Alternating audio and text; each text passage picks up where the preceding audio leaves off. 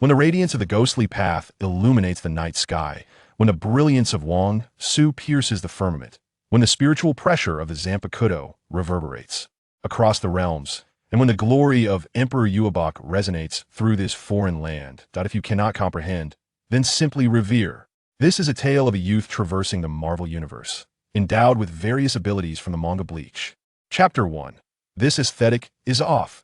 In a villa district of City S.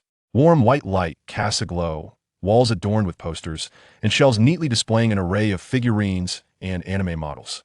This is an expansive basement, spanning over 1,000 square meters. A young man, clad in a white t-shirt, sits at a table, his handsome face illuminated by intense focus. He is meticulously assembling the latest Gundam model that has just arrived. Despite the air conditioning, beads of sweat trickle down his brow not from heat, but from exhilaration. He has awaited this cherished, exceedingly rare collectible for quite some time, and it has finally arrived.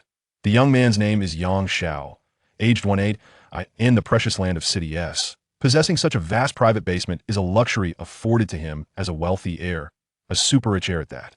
Yang Xiao is still in high school, and due to his youth, wealth, and striking looks, he finds himself the object of affection from many girls, a veritable winner in life's lottery. In the eyes of others, regrettably, he is not the protagonist of a CEO falls in love with me story, a notion he finds utterly repulsive. That in truth, the opposite is the case. He harbors no interest in flaunting wealth or courting girls. His sole passion lies within the realms of the two-dimensional. He is an avid aficionado of all things anime, not merely in jest, but as a deeply devoted enthusiast. Daily, the school's most beautiful girls seem to coincidentally encounter him multiple times, yet he remains oblivious, for his heart belongs only to the goddesses of the anime world. Those school beauties pale in comparison to even Chibi Marukakin in his eyes. Among his many beloved anime characters, he has recently become enamored with Megumi Kidō from Sikano, How to Raise a Boring Girlfriend. Yang Xiao, come up quickly. Your uncle is here. The voice of his father echoed through the wall-mounted speaker. Reluctantly, Yang Xiao set down his Gundam and ascended. Upon entering the living room, he immediately spotted his uncle seated on the sofa, sipping tea. His uncle, who conducts business in Japan, seldom returns, and upon seeing Yang Xiao, he waved cheerfully. Come here, kid. See what I brought back for you. Yang Xiao regarded his uncle with a glimmer of anticipation. His uncle had always treated him well, bringing gifts each time he visited Gundams, Transformers, racing cars, helicopters, and more. Recently, he had even discreetly gifted Yang Xiao girl figurines without informing his father, which was simply splendid. Tada! Look, this is a model of the Tesseract, given during the promotional events for the Avengers. Age of Ultron and Tokyo IV managed to acquire it. What do you think? Do you like it? As he opened the box, a finely crafted cube emanating a soft blue glow revealed itself. Strikingly realistic, nearly indistinguishable from its cinematic counterpart. Yang Xiao let out a sigh. Feeling a tinge of disappointment, he found no charm in this object whatsoever. Although he was an avid fan of the anime world, he held little knowledge or interest in American comics. His understanding was limited to the superficial insights gleaned from a series of Marvel and DC films. Despite his dissatisfaction, he could not allow it to show on his face, so he forced a smile and said, "That's fantastic. Uncle, you're truly impressive." Watching his uncle strut over to chat with his father, Yang Xiao shook his head, clutching the cube as he made his way to the storage room. Finding a corner, he tossed it aside and muttered, "Humph, what a waste of space." At the moment he closed the door, he failed to notice that the previously dim model suddenly trembled as if electrified, emitting a radiant light that illuminated the entire storage room. The next day, during physical education class, Yang Xiao sat beneath a tree engrossed in his comic book. Just as he was deeply absorbed, someone patted him on the shoulder, startling him. Turning around in irritation, he discovered it was his desk mate, Wang Qingqing. Speaking of Wang Qingqing, she was a child from a humble background, excelling academically and serving as the class monitor. With her delicate features and tall stature, she was quite striking. However, her tomboyish demeanor somewhat overshadowed her beauty. Otherwise, she would surely outshine all the school's beauties. Wang Qingqing's mother sold pancakes at the school gate, and the diligent girl never shied away from acknowledging her mother's work. After school, she would often lend a hand at her mother's stall, unconcerned about the gazes of her classmates. One day, a group of city inspectors overturned her mother's pancake stall. Yang Xiao happened to be passing by, and the grease from the stall splattered all over him. The inspectors, brazen and unapologetic, continued to assault Wang Qingqing and her mother. Then, with a single phone call from Yang Xiao, those inspectors mysteriously vanished, and even the principal began frequenting the pancake stall thereafter. From that day forward, Wang Qingqing viewed Yang Xiao in a new light, however. He merely considered it a trivial act of retaliation. "Hey, this is for you. Happy birthday," Wang Qingqing said, glancing at Yang Xiao from the corner of her eye. Is today my birthday?" Yang Xiao feigned confusion. "Isn't it? I saw it in the student records," Wang Qingqing replied, momentarily taken aback. "Oh, that? I just filled it in randomly. You needn't bother with a gift." Yang Xiao returned his book. "You." Wang Qingqing tossed the box down and ran off with reddened eyes. Yang Xiao picked up the box, tucked it into his pocket, and smirked. What's with the attitude? I could be Sunder too." Witnessing this exchange, their classmates could only sigh, destined to be single for life. Yang Xiao returned home with a gift from Wang Qingqing.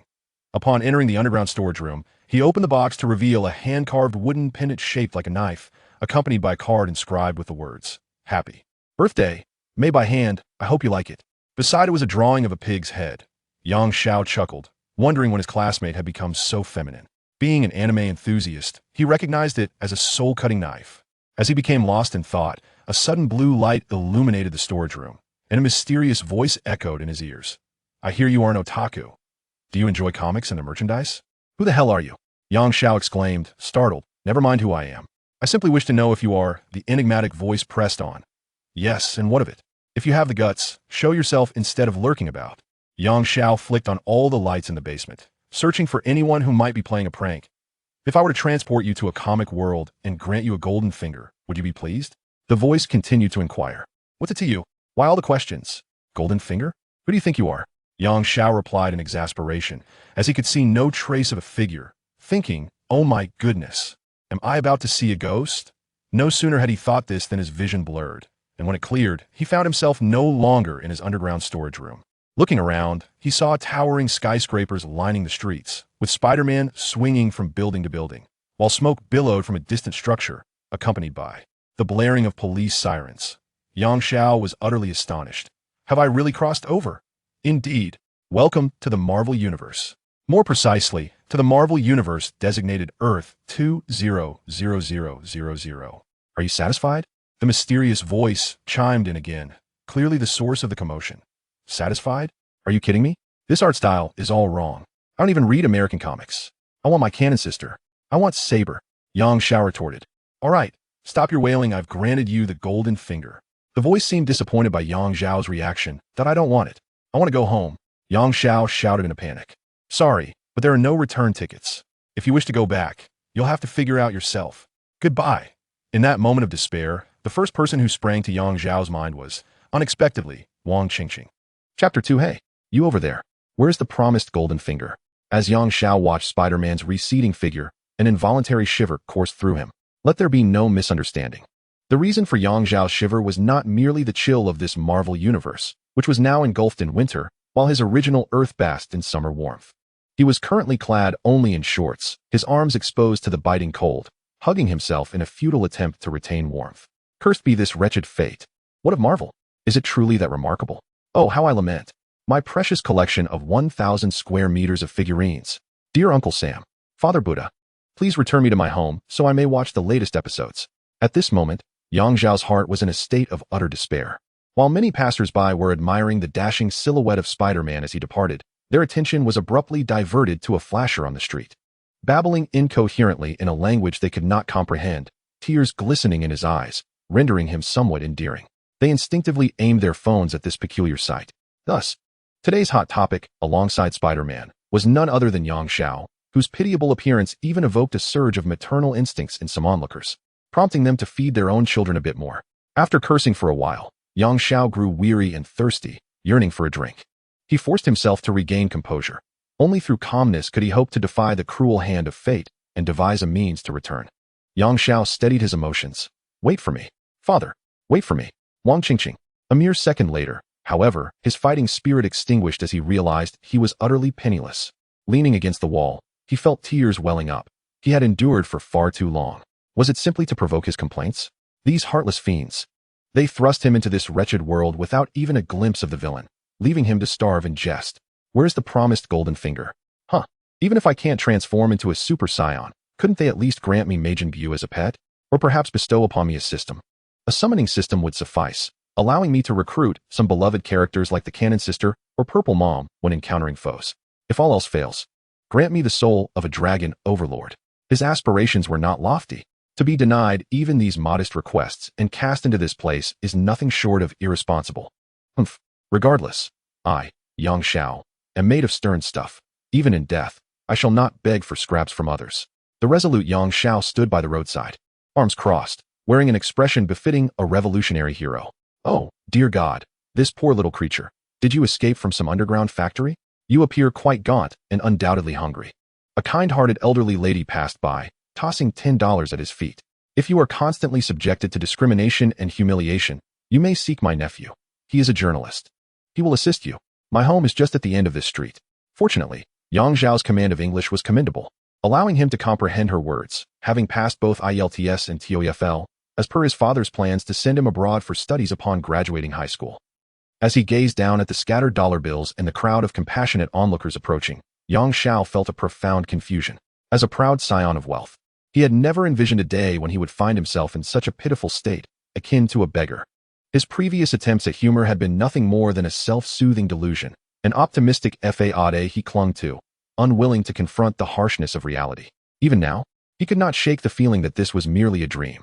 It was not a matter of weakness. Rather, an overwhelming urgency gripped him. This could not be true.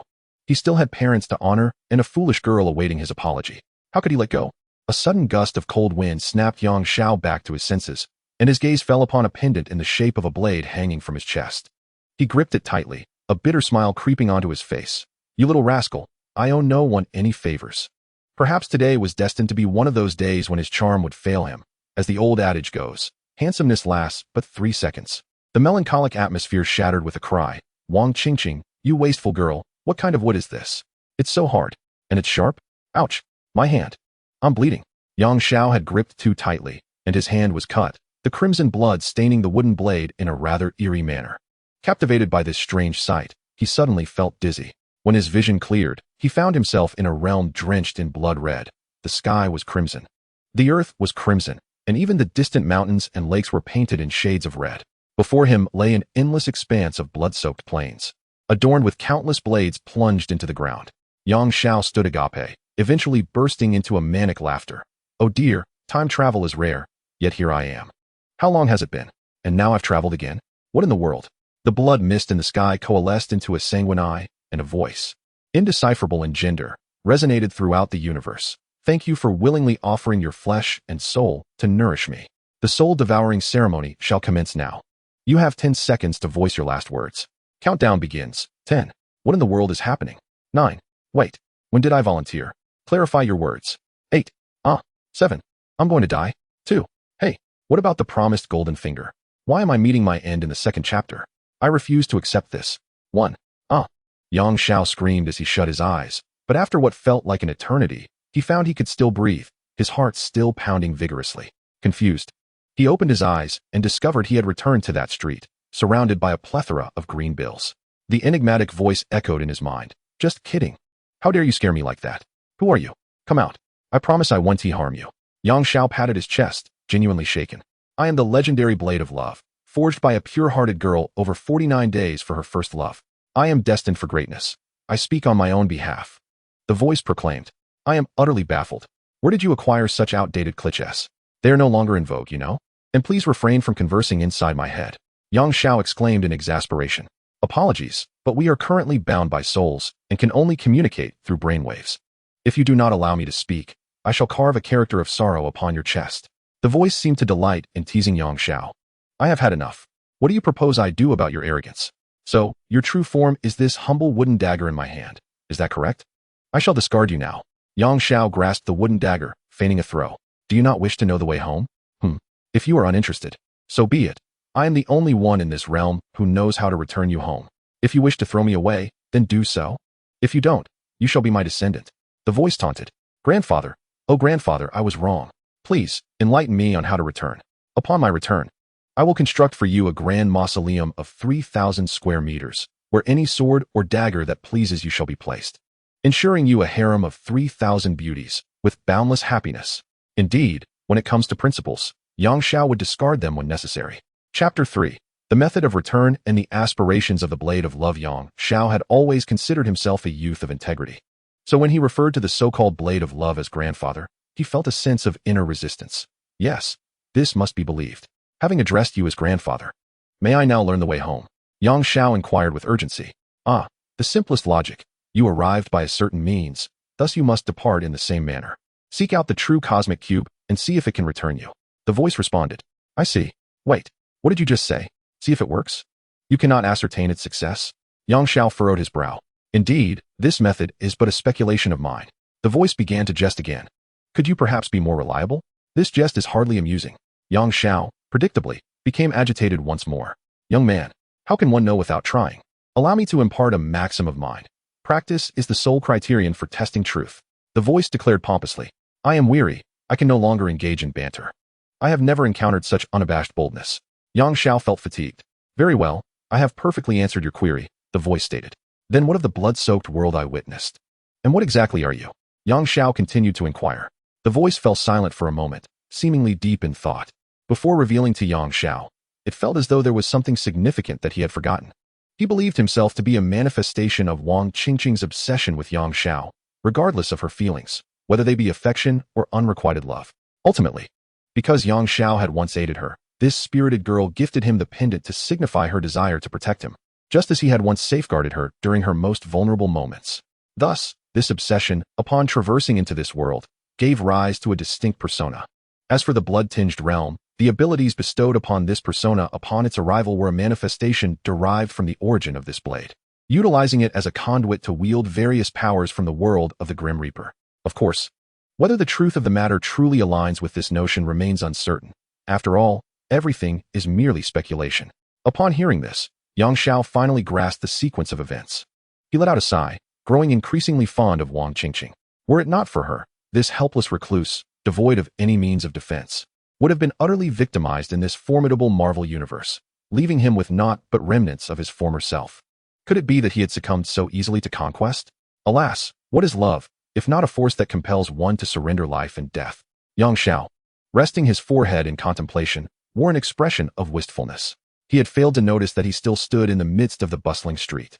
Now more individuals, stirred by compassion, perceived him as a boy with a story, a tender youth bearing the weight of experience, who could even strike a pose. Consequently, the number of passers-by tossing coins his way grew steadily. Thus, he became a peculiar anomaly among travelers. Having secured his first fortune through the serendipitous aura of a beggar shortly after his arrival, one must admit, it is indeed a cause for celebration. Silently, Yang Xiao bent down to gather the coins scattered on the ground, counting approximately $300 or $400. He first ventured into a clothing store to purchase a new outfit, then dashed to a CAF to order a cup of coffee. As he settled down and savored a sip, he exhaled contentedly. Ah, at last, I have come to life. Gazing through the glass at the bustling streets of New York, Yang Xiao steadied himself and mused within his mind. Now that I possess a direction to return home, I must endeavor wholeheartedly to pursue it. We are companions now, are we not? I cannot simply refer to you as you perpetually, can I? Do you have a name? Of course I have a name. Did I not mention that I am called the Blade of Love? Came the reply. That name is rather lackluster. I assent it. Let us choose another. How about the Dragon's Whispering Sword? Sounds quite majestic, does it not? Yang Xiao suggested. If you name yourself Dragon Proud Sky, then I shall be called Dragon's Whispering Sword, the voice retorted. Very well, then let us opt for something more understated and call you Little Red instead. Yang Xiao finally countered, feeling a sense of satisfaction. Little Red, you say? The voice seemed agitated. Indeed, from this day forward, we shall be partners, striving together towards the ideal of returning home. Yang Xiao continued to jest. I've told you not to call me Little Red. You are utterly ridiculous. At last, the voice reached a state of exasperation, and Yang Xiao relished in his small triumph. After a lengthy debate, yielding no resolution, Yang Xiao fell silent for a moment, cradling the wooden sword pendant with a melancholic expression. Sigh, since you exist because of Wang Qingqing, shall I call you a Qing? The wooden sword remained quiet for a time before finally conceding. Very well, out of sympathy for your plight, I shall allow you to keep this memory. Stepping out of the CAF and gazing upon the bustling city, a surge of bravado filled Yang Xiao as he proclaimed, Marvel, we are here. Tremble, world. Let us unite and boldly declare our dreams. He shouted internally. Find the cosmic cube and then return home. Yang Xiao declared. We are destined to conquer the realm of Marvel. Hey, a Qing, did we not agree to be of one heart? Where is the unity we promised? Your ambition has inadvertently slipped out. Yang Xiao could not help but tease. Cut it out, a Qing retorted, somewhat disdainful. Cut it. Are we not here for a serious purpose? Do you have any idea how anxious my parents and Qing will be? If I indulge in frivolities, it could take ages to return. What if it stretches into years? How could I bear it? Yang Xiao wore a serious expression. I'll do as I please. And you're already calling out Qing so affectionately? You're not worried about the time. You're just afraid that if you return late, Wang Qing will have grown up, right? Hypocrite. A petty person is simply being dramatic. A playful voice teased as Yang Xiao grew flustered. You're the petty one. You are the sharpest blade in the world, aptly dubbed the Petty Blade. From now on, you shall be known as Petty Blade. Yang Xiao exploded in exasperation. Such a childish little brat. A Qing mocked him. You are the childish one, was Yang Xiao's feeble retort. Thus, amidst their continuous banter, the duo raced under the setting sun. Although one was eager to return home, while the other was filled with a playful spirit, it mattered not. For from this moment forward, they were partners, were they not? Chapter 4. May I employ the art of ghosts?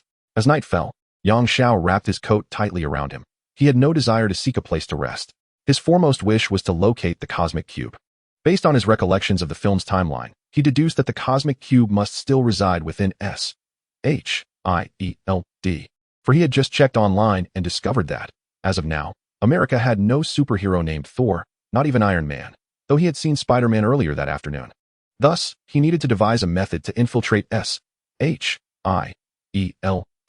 However, such an organization was not easily penetrated. The most effective way to draw their attention was to become a villain of notorious reputation, endowed with formidable powers, rendering the police utterly helpless. Of course, the good-hearted Yang Xiao could never commit any malevolent acts, so he had to adopt a different approach. He would scour the streets for dark forces, utilizing a Qing's abilities to vanquish evil and promote justice. Gradually, as he garnered fame, he would undoubtedly attract the notice of SHIELD, especially since the various powers depicted in Death God bore a striking resemblance to those of superheroes. If he were to masquerade as a superpowered hero, the visual and auditory effects must be nothing short of spectacular. Thus, Yang Xiao inquired of a Qing, "May I utilize the art of the supernatural?" A Qing replied, I neglected to mention that our time in this realm is quite brief, and many abilities are yet to be fully manifested. Therefore, the only power at your disposal currently is your own biceps. To completely acquire all skills and the soul cutter, a considerable amount of time is required. Alternatively, what? Perhaps allow me to consume souls, preferably those of the strong. After all, although my powers have mutated in this world, I still require spiritual energy to enhance my strength. Hey, why do you suddenly seem so malevolent? Have you transformed into a cursed sword? Besides, does this world even possess souls? Nevertheless, this is the swiftest method. Otherwise, you shall have to wait patiently. As for whether souls exist in this world, just observe those lingering at the hospital entrance. Are they not souls? This is my first encounter with a ghost. But is it not excessively wicked to actually devour them? This world lacks the soul society and the concept of reincarnation. I am uncertain where these souls may go, but based on your memories, I know that the lowest realm, referred to by Odin as one of the 9 realms, is known as the land of the dead, where souls can reside. Its sovereign is Hela, a true goddess of death. Her lover, Thanos, relentlessly slaughters beings across the universe to please her. Upon their demise, these beings are drawn into the land of the dead. What transpires after entering this realm remains unclear. Yet one thing is certain.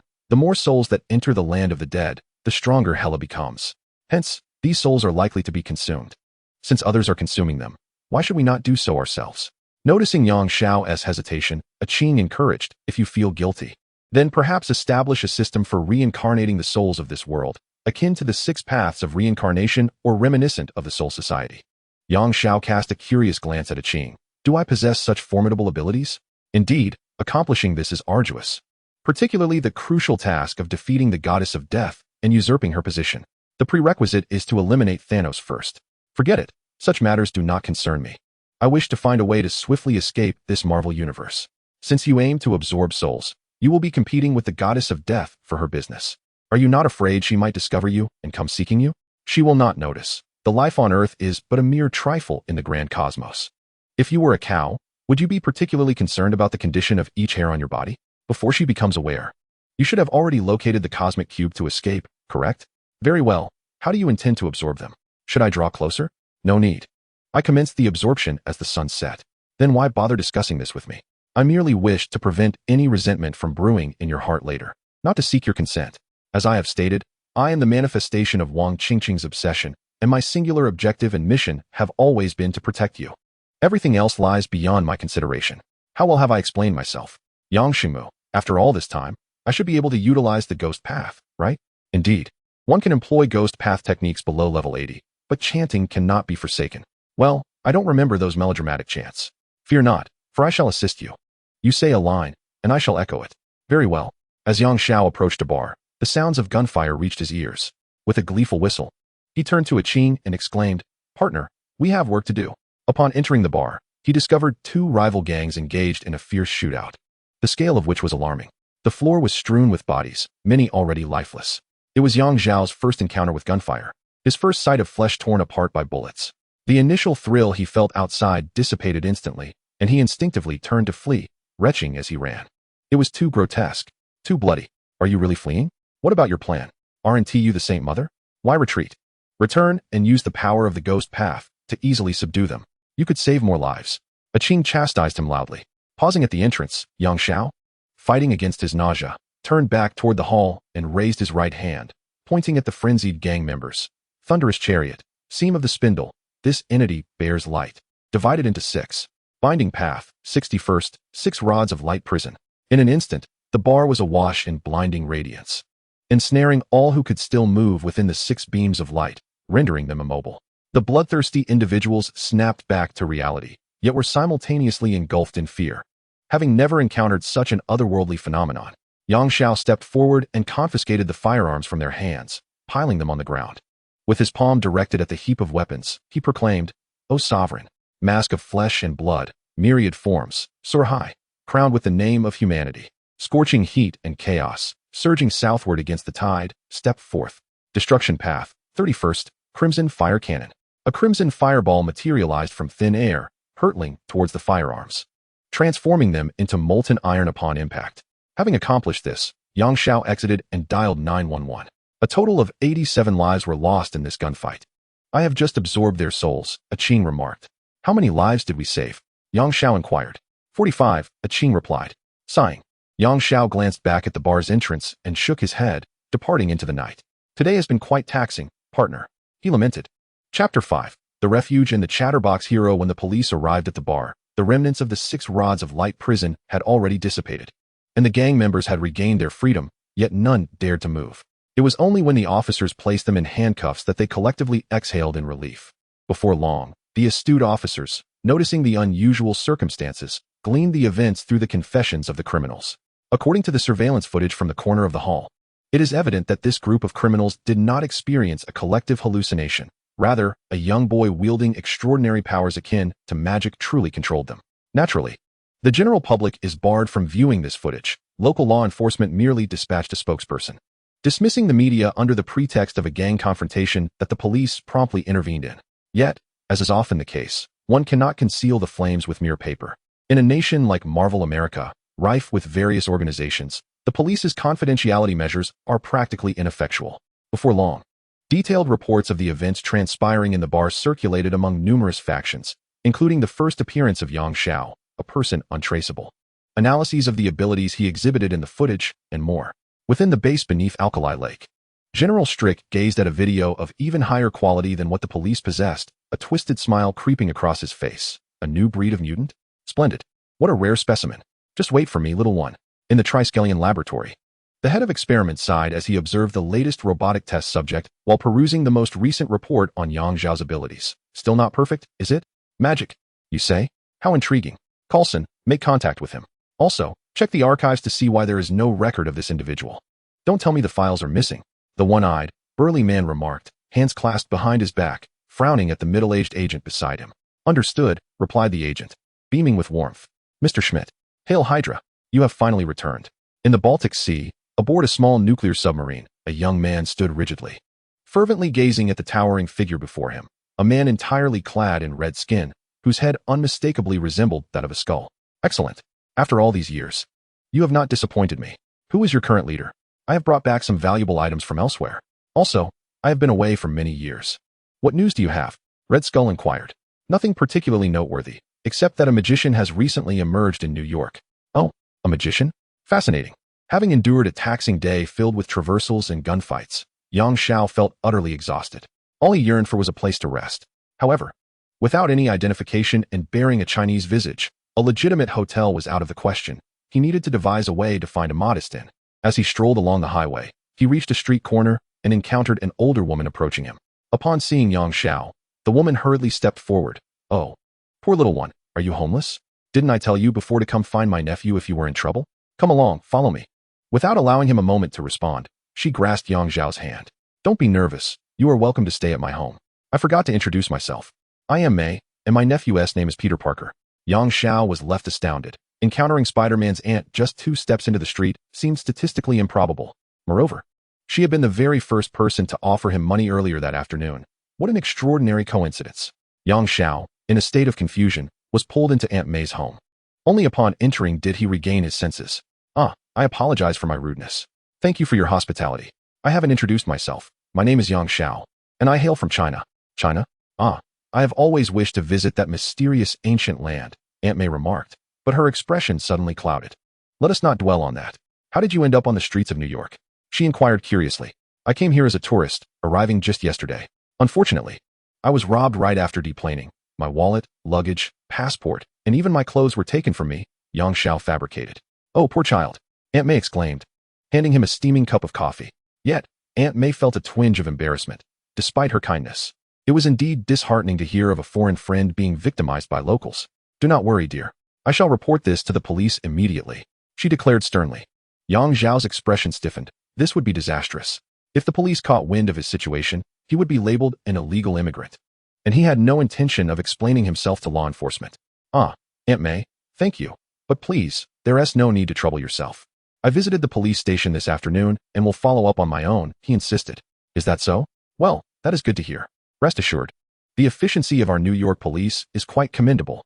"Indeed," Yang Xiao replied, feeling somewhat awkward, uncertain of what to discuss next. At that moment, the living room door swung open, and a young man entered. He had short, golden brown hair, a chiseled face, and striking blue eyes. A camera hung around his neck, and if not for his weary demeanor, Yang Xiao might have thought him a handsome rival. "Yang, this is my nephew Peter. Peter, this is Yang, who was robbed at the airport yesterday. He will be staying with us for now, and I hope you don't mind sharing your room with him tonight," Aunt May said. Upon hearing the word robbery, Peter Parker instinctively tensed, momentarily stunned before shaking Yang Xiao's hand. "Hello, Yang. Welcome to my home." He then turned to Aunt May, stating, "I've already had dinner. I'm going to take a shower," and promptly retreated to the bathroom. "Yang, Peter is usually very welcoming. He might just be too tired today. Please don't take it to heart," Aunt May reassured him. "It's perfectly fine, Aunt May." Once Peter emerged from his shower, he was indeed revitalized. Just moments ago, he appeared ready to fall asleep standing. Yet now he was bombarding Yang Xiao with questions. "You're from China? How do you say I want to eat pizza in Chinese? I heard the Great Wall was built by a king named Qin. Is that true? How long is the Great Wall? Hey, I've been to a Chinese restaurant, but honestly, it's not as delicious as the legends say. Are all Chinese guys as thin as you?" The questions flowed endlessly, and while Yang Xiao initially responded politely, he soon wished to silence him. "Hey, Qin, is there any way to make him stop talking?" Yang Xiao silently pleaded for assistance. "Yes, you could knock him out," came the reply. "Is there a less violent option? If one wishes to avoid violence, it is best not to entertain such thoughts. After all, we are speaking of Spider-Man." Thus, it was that the thoroughly exhausted Yang Xiao succumbed to slumber amidst the incessant chatter of Spider-Man, only to find himself plagued by a dream in which a multitude of spiders nipped at his posterior, rendering him unable to awaken. Chapter 6. A green maiden falls from the sky. Yang Xiao was a recluse, and he prided himself on being the epitome of a homebody. For he possessed a unique ability that he had never shared with anyone. Every time he fell asleep, he would embark on dates with various anime goddesses in his dreams. Although the first half of the night was marred by a nightmare of spiders biting him, the latter half was blissfully spent in the company of goddesses, such as the enchanting Shakugan no Shana, who graced his dreams as a companion. Thus, in order to prolong his rendezvous with these divine entities, Yang Xiao would slumber until the following noon, provided no alarm disrupted his repose. At 1 o'clock in the morning, while Yang Xiao reveled in the embrace of Shakugan no Shana's lap pillow, his dreams suddenly began to tremble violently, ultimately shattering like glass into myriad fissures. From these crevices surged torrents of crimson blood, swiftly inundating the room, a scene reminiscent of a horror film. "Qin, are you the one causing this chaos?" Yang Xiao fumed in his dream. "Yes, awaken. I sense that the situation is dire." Thus, Yang Xiao stirred from his slumber. Upon waking, he found that Peter Parker had vacated the room. The sound of persistent knocking echoed from the door, likely locked from the inside, as Aunt May called out anxiously, "Peter, Yang, hurry out. There's trouble outside, flames are everywhere. Our building is about to catch fire." Yang Xiao contemplated that Peter might have leapt from the window in his Spider-Man guise to assist those in need, dismissing it as a mere fire incident. He hastily approached the door, eager to lend a hand. Once downstairs, as he stepped outside with Aunt May, he quickly realized that the situation was far graver than any simple fire. The street was littered with crumbling walls and overturned vehicles engulfed in flames, emanating a noxious odor. The roads had been rendered uneven and pockmarked, as if they had endured the ravages of war. What on earth, Ah Ching, have I been transported again? How could the streets transform so dramatically during my slumber? You dare to question? You slept like a log.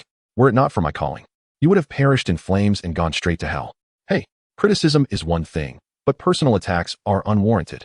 Why must I descend to hell upon my demise? You are the one destined for hell. Just as Yang Xiao engaged in a verbal sparring match with Ah Ching, he caught sight of a vehicle careening towards them from a distance, spinning wildly. Startled, he realized that unless he devised a plan, both he and Aunt May would soon be reduced to mere pulp. There is no time to lose. Yang Xiao, utilize your ghostly powers. Very well. With the scattered bones of beasts, spires, crimson gems, and steel wheels, let the winds move and the stillness cease. The clash of long spears resonates throughout the void city. Beika number 63, Thunder Roar Cannon. In an instant, a golden tempest erupted from Yang Xiao's hands, coalescing into a massive golden shockwave that obliterated the vehicle before him into nothingness. The shockwave surged forward, carving a deep chasm several hundred meters long into the already dilapidated street before dissipating. Hey, Ah Ching, are you out of your mind? Why did you make me choose such a destructive path? Is it really necessary? Anything below 30 would suffice, right? What if someone gets hurt? Did you not say that the cooler it is, the better? The more dazzling the effects, the stronger the sound and light, the better to attract S-H-I-E-L-D. I did say that, but the premise is to avoid harming others. Have we hurt anyone? The people on the street have long since taken cover. Yang Xiao and Ah Ching began to argue in their minds, oblivious to Aunt May, who was watching them as if they were extraterrestrials. Oh my god, am I getting old and hallucinating? Did I just see Yang transform into Superman? Hearing Aunt May's exclamation from behind, Yang Xiao smiled wryly. In truth, he felt immense gratitude towards her. After all, he was alone in this world, and she had taken him in unconditionally. If possible, he wished to continue basking in this rare warmth, especially since he had yet to repay her kindness. However, it seemed imprudent to stay at her house any longer. After all, she was merely an ordinary person, and in her eyes, he must appear quite dangerous. I'm sorry, Aunt May. I didn't mean to hide the truth. No need to explain, my child, Aunt May interrupted, gazing at Yang Xiao with kindness. I've lived for decades. I possess a certain skill in reading people. I saw that he was a good man, which is why I married him, and it has proven true. From the first moment I saw you, I knew you were a good child. Besides, you just saved me. So, do not worry, if you wish. You can stay in my home for as long as you like. Yang Xiao was genuinely touched. He had not anticipated Aunt May's understanding nature. But no buts, child. I believe you and Peter will become good friends. Aunt May smiled mysteriously. Yang Xiao was momentarily stunned. What was happening? Did Aunt May somehow know that Peter was Spider-Man? Just then, Yang Su suddenly heard a tremendous roar from the sky as a massive green figure was hurled from a tall building. Boom. The ground was smashed into a large crater. Aunt May, run away. Hide. Quickly. Yang Xiao shouted anxiously, sprinting towards the crater to intercept the giant. Be careful, child. Aunt May recognized that it was not the time for conversation and ran to safety. Watching her retreating figure, Yang Xiao breathed a sigh of relief.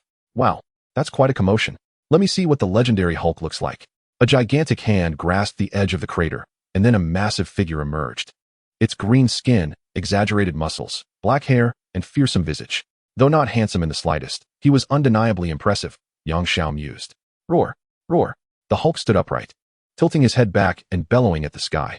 In response, a deeper, more guttural roar echoed down from above.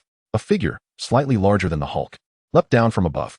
If one could describe the Hulk's appearance as cool, this creature could only be characterized as fierce and brutal. Its skin was a mottled grayish-yellow, marred with numerous pits, revealing muscle fibers in many places. An exoskeleton had sprouted on its chest and abdomen, while fish-like fins adorned its back. In short, it was exceedingly ugly, yet equally savage. Yang Xiao squinted his eyes, as a memory surged back to him. The current scene was reminiscent of a moment from the film The Incredible Hulk. The grotesque being before him must be the soldier who, through the use of super soldier serum and gamma rays, had replicated the Hulk. What was its name? It seemed to be nicknamed Abomination or something of the sort, but he couldn't recall precisely. A peculiar smile curled at the corners of Yang Zhao's mouth. So, this was the one who had cast the Hulk aside? And so what? Just moments ago, Qing had informed Yang Zhao that he could now wield the Zanpakutō. Come on, my blade longs for action. Qing roared within Yang Zhao's mind. Chapter 7. Mantis Hero, Transform. Yang Zhao's appearance captured the attention of the two hulking figures, albeit only momentarily. They cast a glance his way before simultaneously disregarding him, perceiving him as no different from an ant. Observing the two mountains of flesh grappling once more, Yang Zhao felt quite displeased. Qing, which Zanpakutō can we use now? Damn it, they actually underestimate me. Us. Understood. Just remove me from here, hold me in your hand, and take a deep breath. All right, Qing, I'm ready. Watch this. Suddenly, Qing erupted in a brilliant golden light, so intense it was blinding. Yang Zhao felt a surge of joy. Golden light. Could it be the blade of Kenpachi Zaraki? The very sword capable of shattering asteroids upon its initial release. Though it appeared somewhat unrefined, it embodied the strength that a true man should possess. As the golden glow faded, Yang Zhao's expression shifted from excitement to bewilderment. The weapon in his hand was not Zaraki's Zanpakutō. Rather, it was a scythe shaped like two crescent moons. If Yang Zhao's memory served him right, this was the weapon of Neutra Gilga, one of the Espada. What a disappointment. Where was the promised Zanpakutō? Even if one were to categorize the swords of the Espada as Zanpakutō, couldn't one have chosen a ranged weapon? Was this implying that I must engage in close combat? Against the Hulk? No less two of them. Not to mention, this brute tends to be indiscriminate when he fights. Damn you, Qing. We were supposed to show off together. Qing retorted, is it my fault? The ordinary souls absorbed from the vicinity of the hospital, and such had yet to be transformed into the Soul Reaper Zanpakutō before you consumed them with advanced Kidō. Zanpakutō is not the same as Kidō. If we liken the transformed souls to currency, a specific amount of spiritual particles can be exchanged for a Zanpakutō, which would have no usage restrictions and would automatically be added to my transformation list. The benevolent souls transformed into spiritual entities can be utilized to procure the Soul Reaper's Zanpaket. The malevolent souls absorbed in the bar previously had committed numerous heinous acts in their mortal lives. Thus, in the world of the anime Bleach, they would inevitably transform into hollows upon death. Consequently, their souls can only be converted into Zanpaket for the Arankars. As for the long-range assault you seek, well, just take a look at yourself. At this moment, you are but a hollow. Yang Zhao cast his gaze downward, his pupils narrowing in shock as he realized a gaping hole pierced through his chest. Therefore, as the wielder of Neutra Gilga's Zanpaket, you not only possess an extraordinary defense akin to the steel skin of the Arankars, but you are also capable of unleashing his ultimate technique, the Flash of the King of Hollows. Of course, the exchange between Yang Zhao and Qing was a mere exchange of consciousness, completed in the blink of an eye. Yang Zhao hastened towards the two, wielding his scythe, observing that the green giant was still at a disadvantage. In the sky, a helicopter was frantically firing at the abomination, attempting to divert its attention to assist Hulk. The creature, exasperated, leaped into the air, preparing to bring down the helicopter. Now is the moment. With a swift turn, an Arankar ability akin to teleportation, Yang Zhao appeared behind the monster, swinging his massive scythe and sending it flying. The monster screeched in agony as it tumbled through the air, a massive gash torn into its back, green blood gushing forth, impervious to bullets. Before the creature could reach the ground, Yang Zhao executed another swift turn, intent on finishing the battle. However, it seemed the monster was now ready. As Yang Zhao materialized behind it, the creature's massive hand grasped him. Having never engaged in a fight before, Yang Zhao was caught off guard. For he was but a recluse. Held by his legs, he was smashed left and right, reminiscent of how Loki was pummeled by the green giant in the Avengers. After the onslaught, the monster stomped on him twice with great force, letting out a disdainful snort. Disgusting little insect, let us see how you bounce back.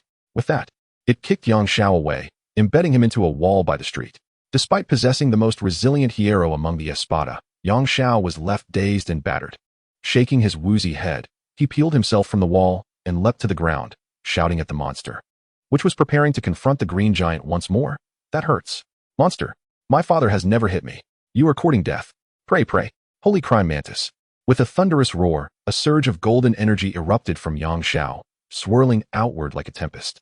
As the golden light dissipated, 4 additional arms sprouted from his form, totaling 6, each wielding a colossal scythe resembling a mantis's blade. I'm exhausted. Let us wrap this up so I can return home and continue my slumber. Behemoth, do not dare to blink. For in the instant you do, I could sever your head multiple times." With that proclamation, Yang Xiao vanished from his spot, reappearing as the monster found itself missing an arm, its emerald blood spewing forth like a torrent. The creature writhed in unbearable pain, howling in torment. He picked up the severed arm from the ground and swiftly turned to run into the distance.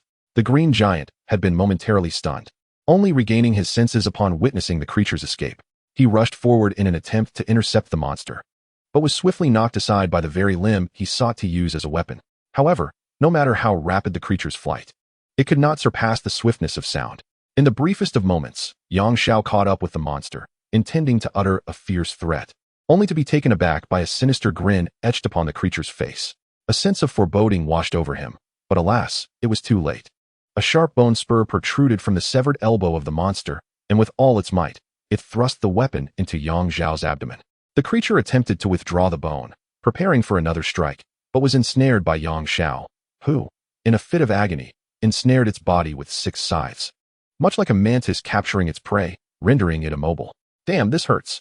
Since you are so ruthless, I shall not hold back," Yang Xiao declared, extending his tongue, a signature move of neutral jirga, and gradually concentrated a golden orb of light at its tip, which swelled larger and larger. With a forceful throw, he propelled the monster into the sky, and at that moment of helplessness, the golden orb transformed into a thick beam of energy, surging toward the creature. Amidst the brilliance of gold, the monster's anguished cries echoed as it disintegrated into ashes, while the potent burst of energy continued its ascent into the heavens, piercing through the atmosphere and obliterating a recently acquired Stark Industries military satellite belonging to the U.S. military before dissipating. Having accomplished this feat, Yang Xiao, having lost copious amounts of blood, was utterly exhausted. He could barely stand, relying on his sides as makeshift crutches to prevent himself from collapsing. The reason he refrained from allowing a Qing to revert to her original form and sought to staunch his own wounds was due to the unsettling awareness of multiple malevolent gazes fixated upon him. Moreover, a Qing sensed that among these watchers, some were even more formidable than the creature he had just vanquished. He was acutely aware that, given his current state, he could not afford to lose the apprehension others held towards him. Otherwise, he would meet a grim fate, either being slain or dissected for research. While Yang Xiao remained vigilant, he suddenly noticed the green giant, who had been momentarily disconnected from the fray, hoisting him onto his shoulder. With a mighty roar, the giant leapt several times, vanishing into the night. "All right, for the sake of your support, I shall give it my all. Everyone, stand clear. I'm about to unleash my power. No, wait. I'm going to act cute." Chapter 8, Ding. The green giant's affection level, 10086. Yang Xiao was now exceedingly weak, gravely injured, and drained from blood loss. His exertions during the battle had left him utterly depleted. Yet, he maintained the state of Saint Crying Mantis, for if he were to revert, the green giant might inadvertently crush him. Indeed, the green giant was currently engaged in a frenzied parkour across the buildings, carrying Yang Xiao. Should he revert to his normal form, it would surely end in calamity. He would suffer multiple fractures, internal bleeding, and ultimately perish, leading to the conclusion of this tale. The green giant sprinted out of New York City and finally found a concealed location before gently setting Yang Xiao down. After a few deep breaths, he, much to Yang Xiao's astonishment, began to shrink in stature and his skin faded to a normal hue, transforming into an ordinary man. Having exerted considerable energy in his battle with the monster, he staggered a few steps closer to Yang Xiao before collapsing onto the ground. The two rested in silence, both lacking the energy to speak. Yang Xiao relinquished the state of the holy crying mantis, tearing his clothing into strips to bandage his wounds and staunch the bleeding. He now realized that even with a golden finger, navigating the Marvel universe was no easy feat. It appeared that he could no longer afford to be so arrogant, nor could he underestimate his foes. After all, he was merely a recluse, his combat skills were laughable, and his battle instincts were virtually non-existent. Presently, he felt akin to a child wielding a firearm without the slightest notion of how to use it. After a brief interlude, Yang Xiao's bleeding ceased, and he finally breathed a sigh of relief. Regaining his composure, he turned to the Hulk and said, "Hello, Dr. Banner. Thank you for saving me. My name is Yang Xiao. Do you recognize me? I have been away from America for quite some time and have only just returned. Those who once knew me, friends, colleagues, superiors, are now either seeking to capture me or have been harmed by another version of myself." Banner rose from the ground, exhaling a heavy sigh of despair. "Have you also been hurt by another version of me? It is not surprising. Even if you were not harmed, I am often portrayed as a notorious criminal, leaving devastation in my wake. I am a demon, so it is understandable that you are aware of my existence. Moreover, you need not thank me. Had it not been for you, I would have been the one injured. Doctor, regardless of the circumstances, please accept my gratitude, Yang Xiao insisted earnestly. In that state, you saved me, and during your struggle with that creature, you did not appear to be as brutal or devoid of reason as the rumors suggest. This indicates that you have begun to gain some control over it. Yang Xiao endeavored to console him. Alas, what I have accomplished is merely the extent of my capabilities. Banner replied, his expression still one of sorrow.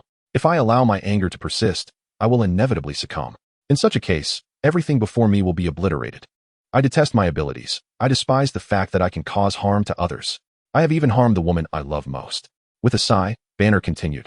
I believed I would spend my life hiding in desolate places to ensure the safety of others. Can you assist me? I have attempted to take my own life numerous times, yet every time, that inner beast emerges, rescuing me only to wreak havoc. However, today I have encountered you. Yang, you are the most formidable individual I have ever met. You managed to vanquish the creature that can overpower me. How can I assist you? I lack the capability to render you a normal person. No, that is not what I mean. Banner's eyes gleamed with fervor as he gazed at Yang Xiao. When I am consumed by rage, you possess the ability to restrain me, and you could even kill me, as long as you are by my side. I will not harm anyone. Can you help me? Yang, I wish to no longer live in the shadow of that inner demon. Are you suggesting that we must remain inseparable from now on? Two grown men cohabiting? Oh, dear God, that would be dreadful. Yang Xiao stared at Banner incredulously, at a loss for words. Do not be so quick to refuse, Yang. Even if we are together constantly, I will not intrude upon your personal life. We need not share the same room. I can reside next door. Furthermore, if it troubles you when we go out, I will maintain a respectful distance, ensuring you have ample time to react. I observed your speed in battle. It is remarkably swift. As Yang Xiao continued to furrow his brow in hesitation, Banner spoke up once more. Moreover, don't you think having me around is quite impressive? The Hulk, the Nightmare of America, the Green Demon, and so forth. My nicknames are anything but ordinary. Upon finishing, Banner unexpectedly showcased his muscular physique, his eyes wide open and fixed intently on Yang Xiao, brimming with anticipation. If you find this troublesome, then you might as well kill me now. I shall not resist. Yang Xiao stared at Banner in a daze, internally lamenting, good gracious. The Hulk is being adorable. Have I mistaken him for someone else? Is this a case of impersonation? The invincible Hulk, please come forth. Someone is tarnishing your reputation. Yang Xiao, I suggest you acquiesce to him. Our current system of deathly powers is far from fully realized. With his presence, you will have an ally before it is completely loaded. Do not forget, this world is perilous. A Qing's voice echoed in Yang Xiao's mind. Very well, Banner. I agree to your proposal. However, one thing is certain. I shall not harm you, for from this day forth, you shall be my friend. Yang Xiao declared with righteous fervor, resuming his performance. After all, life is but a stage. In truth, Yang Xiao was incapable of killing the Hulk, not now. At least, because he understood well that the angrier Banner became, the greater his strength, making him ever more difficult to slay. As Banner once said in the films, the person who can kill me has yet to be born. Banner rose from the ground and approached Yang Xiao, excitement radiating from him as he embraced him. Together, Yang Xiao and Banner made their way to the city. As Yang Xiao intended to move out and bid farewell to Aunt May and the others, ding, due to an inexplicable chain of events, player Yang Xiao successfully wooed the Hulk, achieving a favorability score of 10,086, with one teammate and one team leader. From henceforth, facing monsters would pose no challenge. Players are encouraged to continue striving, seeking healers, ranged fighters, and mages to form a 5-member party for dungeon raids. Aching, enough already. Is this truly entertaining? You mentioned wanting a system to aid you when you first arrived, so I merely imitated that to satisfy you. What's the issue? That was in the second chapter. It's been so long, who remembers? Besides, you're being overly petty, holding a grudge over a single statement all this time. I haven't even complained about you. Do you possess the memory span of a fish? Have you forgotten your own words from just these few chapters? Have you aged prematurely, you fool? You are the fool. And your entire family are fools. Huh. You call me a fool, and yet refuse to admit it. I am but a mere obsession. Where would I have family? Who says you have no family? Am I not your family? Wait, doesn't that mean I am admitting to being a fool? Blast. You've ensnared me in your logic.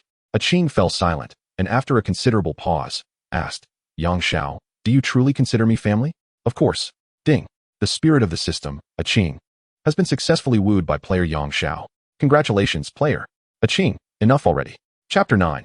Aftermath and invitation the following day. As one of the most advanced cities in the United States, New York naturally attracts considerable attention. Consequently, The significant event that transpired last night has rapidly disseminated across various media outlets throughout the nation. The direct participants in this incident included the entire personnel of the Queen's Precinct, General Ross, and his subordinate forces from the military. The residents of the Elmhurst area in Queens, the well-known Hulk, a similarly formidable creature, and an Asian superhuman capable of transformation. The entirety of the battle was captured on video, meticulously edited, and subsequently went viral online, leaving the American public in a state of astonishment. In response to this situation, General Strike expressed during a media interview that he predicts that, aside from the Hulk, the other two individuals are mutants. He advocated for stringent penalties against mutants for their destructive actions in residential areas and called upon the government and military to acknowledge the grave consequences of this event and to take action against mutants. Colonel Rhodes also spoke on behalf of the military, stating that, while it may seem unbelievable, there is evidence linking the disappearance of a military satellite procured from Stark Industries, designated number 26, to the Asian man capable of transformation. Hank, representing the mutants, asserted that there is no direct evidence proving that they, Yang Xiao and the Abomination, are mutants. Furthermore, he noted that the grayish-yellow behemoth, which caused the most destruction to city infrastructure and vehicles, is in evident opposition to the Asian man. The latter acted heroically, ultimately defeating the monster, which does not warrant labeling him as malicious. Rather, he should be regarded as a savior of the city. Both SHIELD and Hydra are discreetly monitoring the situation, while the Ten Rings gang observes with keen interest. George, a student at the California Institute of Technology, has a penchant for researching various mysterious phenomena around the globe. Today, enjoying a day of leisure, he indulged in a late slumber. Upon waking, he found himself bored and began scrolling through videos online. Upon encountering the most trending footage, he clicked on it, initially expecting yet another humorous or absurd clip. To his astonishment, within a second, he leapt to his feet upon witnessing the Hulk engaged in a fierce battle with an even larger beast. The visceral impact of each blow was akin to cinematic quality. The Hulk is a familiar figure to many, and seeing him being overpowered, despite his own history of destruction, invoked a sense of hope in George that the Hulk would ultimately prevail against the creature. Perhaps it was the grotesque appearance of the monster, far more hideous than the Hulk, that fueled this sentiment. After all, we live in a world that often values appearances. As he continued watching, George glanced at the progress bar, realizing it was nearing its end, leaving him yearning for more. Suddenly, an Asian youth appeared on the screen, seemingly frail yet kind-hearted, and shouted across the digital divide, "Hey, get out of here. You'll die?" Regrettably, George was not warned, as no one in the comments alerted him to the impending danger. Below, the Asian youth engaged in combat with the monster, though the fight was brief. It was visually spectacular. If the earlier confrontation with the Hulk was a raw display of brawn, the clash with the Asian youth was a spectacle of digital effects, particularly highlighted by the final move, where a shockwave erupted, leaving George breathless in awe. As the video concluded, George was left breathless. His face flushed for quite some time before he finally regained his composure and let out a resounding shout. Many others shared a similar reaction, and thus, Yang Xiao's notoriety was swiftly approaching that of the Hulk. Concurrently, the online discourse surrounding this battle was rife with diverse opinions. However, the prevailing consensus among the public was that the grotesque monster had instigated the destruction of the city before encountering the Hulk. According to General Ross, it was the Hulk he had summoned to thwart the monster's rampage. Ultimately, the Hulk faltered, and it was then that an Asian man emerged to vanquish the creature and salvage the city. Although he inadvertently destroyed a satellite in the process, had that immense shockwave been directed forward rather than skyward, countless lives in New York could have been lost. Moreover, who could have foreseen the coincidence of a satellite being directly above the Asian man? He was unaware of it. Consequently, following these events, the public's perception of the Hulk improved somewhat, while Yang Xiao basked in unanimous acclaim. As for the rumors regarding his being a mutant, no one seemed to care unless evidence was presented. This led to a burgeoning trend online, wherein people began to bestow nicknames upon Yang Xiao. Given that New York already boasted a superhero in Spider-Man, discussions grew fervent, with a plethora of names suggested, such as Scythe Man, Mantis Man, and Swift Wind Man, the latter due to his incredible speed that evaded the naked eye. The debates were incessant, with many arguing that the names were unworthy of such a formidable Asian youth, deeming them too pedestrian, and yearning for something more grandiose. A few hours later, someone proposed that since Yang Xiao wielded a scythe-like weapon, he should be dubbed Grim Reaper, referencing the scythe used by the personification of death in Western mythology. This suggestion received overwhelming approval, with exclamations of Grim Reaper? How cool! Consequently, newspapers and television news outlets began to adopt the moniker used by the online community. Days later, on the highway leading to California, Yang Xiao, Having bid farewell to Aunt May, and Banner were seated in the second-hand pickup truck purchased with Banner's savings, cruising with rock music blaring from the stereo. Young. This music is dreadful. I prefer something more lyrical, Banner remarked from the passenger seat. Oh, Banner, have you never watched a movie? Long road trips are always accompanied by rock music. Besides, I bought this album, so we'll listen to my selection. By your logic, I purchased this truck. So why are you insisting on driving? You don't even have a driver's license. I don't have a license, do you? When I transformed, my clothes were obliterated, leaving me with nothing but my underwear. So of course, my license was lost. But I have applied for a replacement. And I'll receive it in the next city. By the way, where did you buy those underwear? They seem remarkably stretchy. And doesn't it hurt when your underwear constricts during your transformation? Let us not digress. All right. I admit this is my first time driving. And I'm quite excited. I just turned 18 last week, and my father ordered a car for me, but unfortunately, I didn't have the chance to obtain my license before arriving here. What? This is your first time driving? Oh my God. Pull over. Why the panic? Given our capabilities, would we truly sustain injuries even if we were to encounter a mishap? It's not solely our fault. If we happen to collide with another vehicle, it is they who would be harmed. Oh, for goodness sake. Are we not stopping? I must admit, after spending a few days with Yang Xiao, Banner's talent for sarcasm has remarkably improved. At last, the two arrived in Malibu, California, after nearly 3,000 miles and 5 arduous days of driving. Yang Xiao stepped out and commenced the 7th set of the middle school radio gymnastics. What other choice do we have? If I were to take a plane or a train and suddenly lost control, the casualties would be numerous. Hey, Yang, are you practicing Chinese martial arts? Don't mind the details. I'm just stretching. By the way, I've been meaning to ask, what brings you to California? I'm here as a guest. A guest where? At the home of a wealthy magnate. You've heard of Stark Industries, haven't you? The owner of that company has invited me. A few days ago, you helped me purchase a phone, right? I barely got online before someone hacked into it. An individual claiming to be Jarvis, the butler, said he wished to invite me to his master's residence. If I decline, he threatened to collaborate with the military to sue me for damaging a military satellite. Conversely, if I accept, he would help me resolve this matter. Oh, I'm certainly familiar with that company. It's the leading arms dealer in America. Congratulations on getting entangled with them. To correct you, Banner, it's not just me. It's we who have attracted their attention. Chapter 10. The first meeting of the wealthy offspring. Additionally, thanks to the reader 1234 for the generous tip of 100 Chidian coins. Following the address provided by Jarvis, Yang Xiao and Banner arrived at Tony's residence located at 10880 Malibu Street. Wow, Yang, this guy truly knows how to indulge, Banner exclaimed, gazing at the stunning seaside villa before him. Indeed, this mansion is so spacious it could accommodate 100 people. Let us proceed inside. As they approached the front door, a gentle electronic male voice greeted them. Welcome, Mr. Yang and Dr. Banner. Mr. Stark is waiting for you in the living room. With that, the door automatically opened, and upon entering, they discovered a lively gathering in the living room, where Tony was surrounded by dozens of women, with only one man present. A well-groomed gentleman with a striking beard approached, embracing two beautiful women, wearing a carefree expression. Ah, our Grim Reaper has arrived. Oh, let us see who else is here. Wow, Dr. Banner? The Hulk? Which moniker do you prefer? Have you become this little brat's sidekick?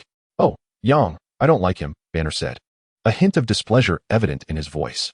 As Yang Xiao had anticipated, if Spider-Man was loquacious, then Tony Stark was undoubtedly sharp-tongued. This seemingly carefree yet inwardly proud man was confident and arrogant, rarely holding others in high regard. All right, gentlemen, this is a rare occasion. Don't squander the opportunity. Let us discuss matters after we conclude this. With that, Tony whisked the women upstairs. Yang, I now perceive you as truly remarkable. Indeed, you, too, are a wealthy heir. Yet the disparity between you and him is astonishing. Banner complained about being invited over only to be left aside, which he deemed quite rude. Yang Xiao wore an expression of deep understanding, yet inwardly mused. This is the true essence of enjoyment. As a second-generation rich individual, I have yet to experience such indulgence.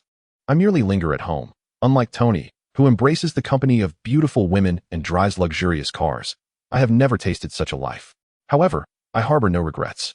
The greatness of the virtual world is beyond the comprehension of mere mortals.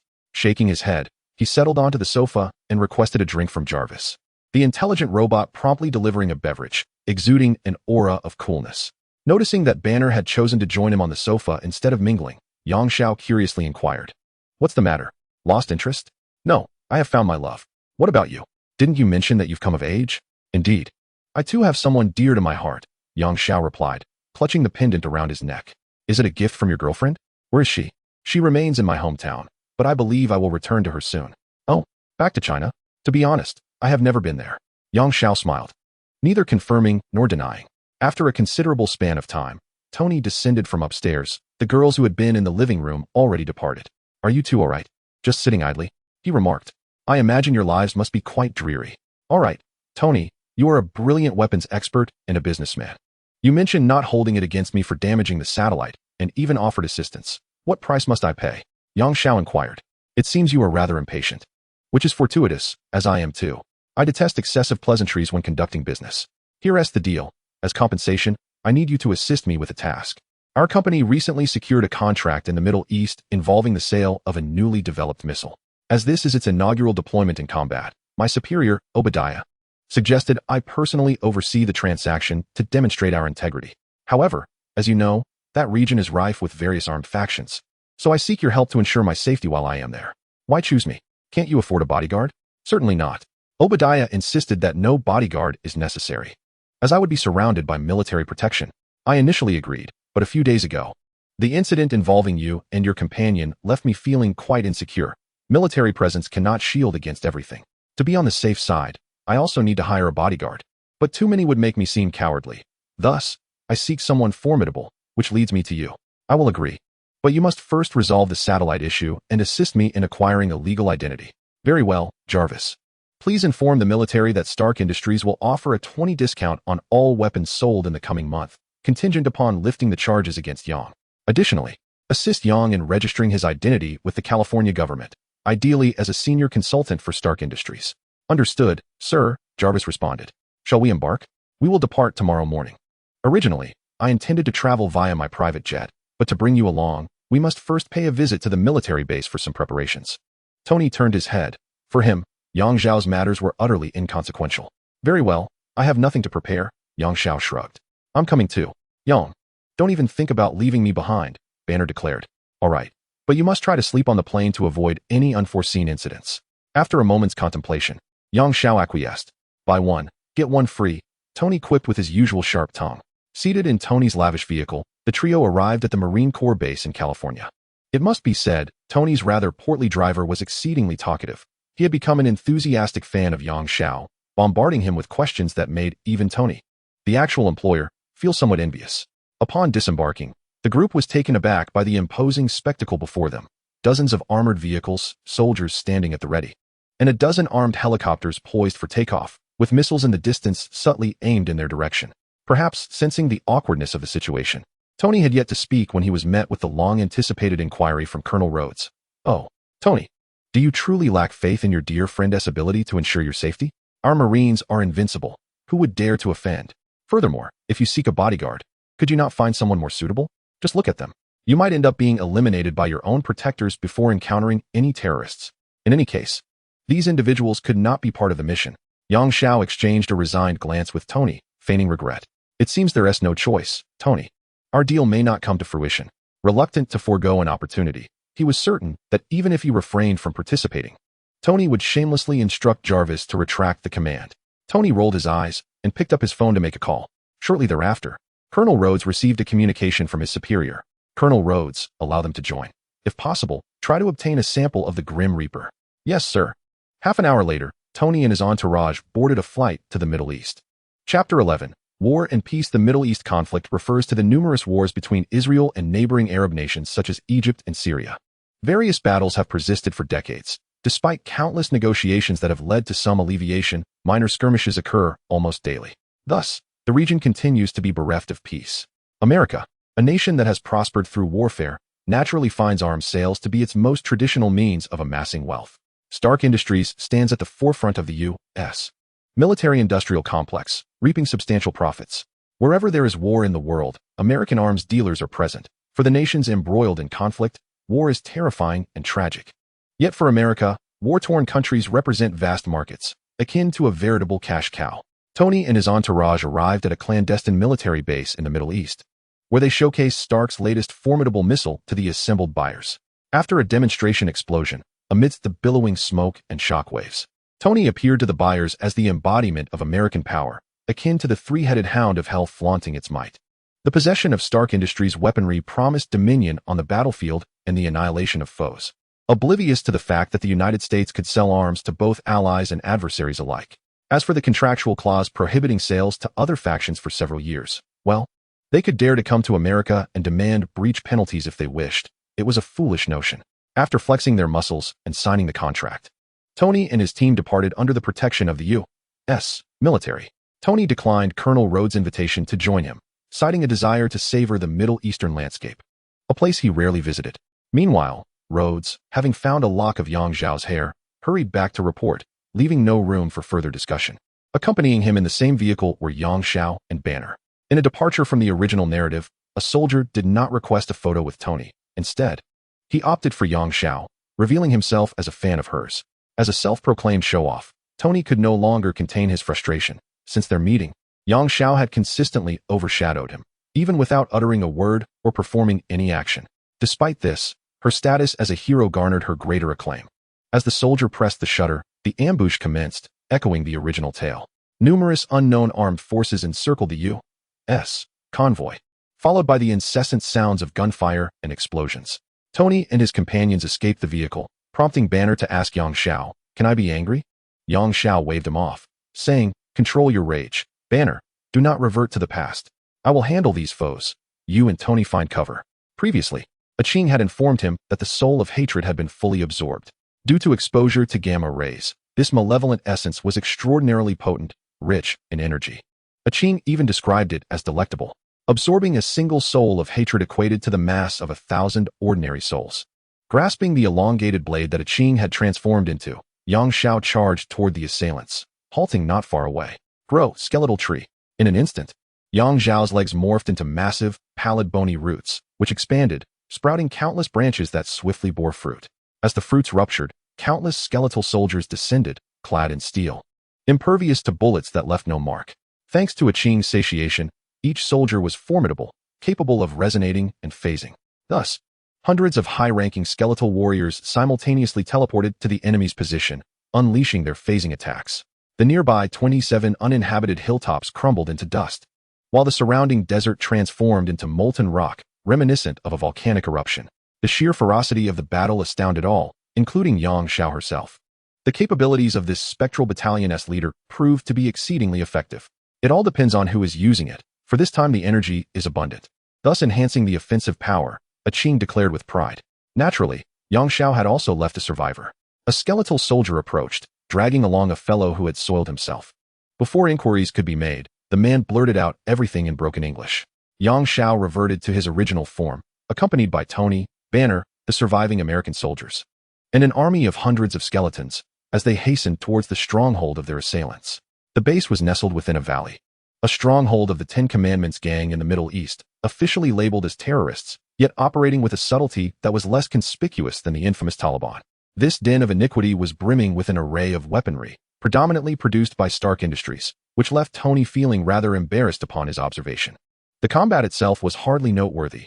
Yang Zhao dispatched a solitary skeletal soldier to resolve the matter, extracting the bald chief and a doctor named Aizen, before unleashing a powerful illusion to collapse the cave. This was followed by a series of explosive detonations as the stockpile of arms ignited.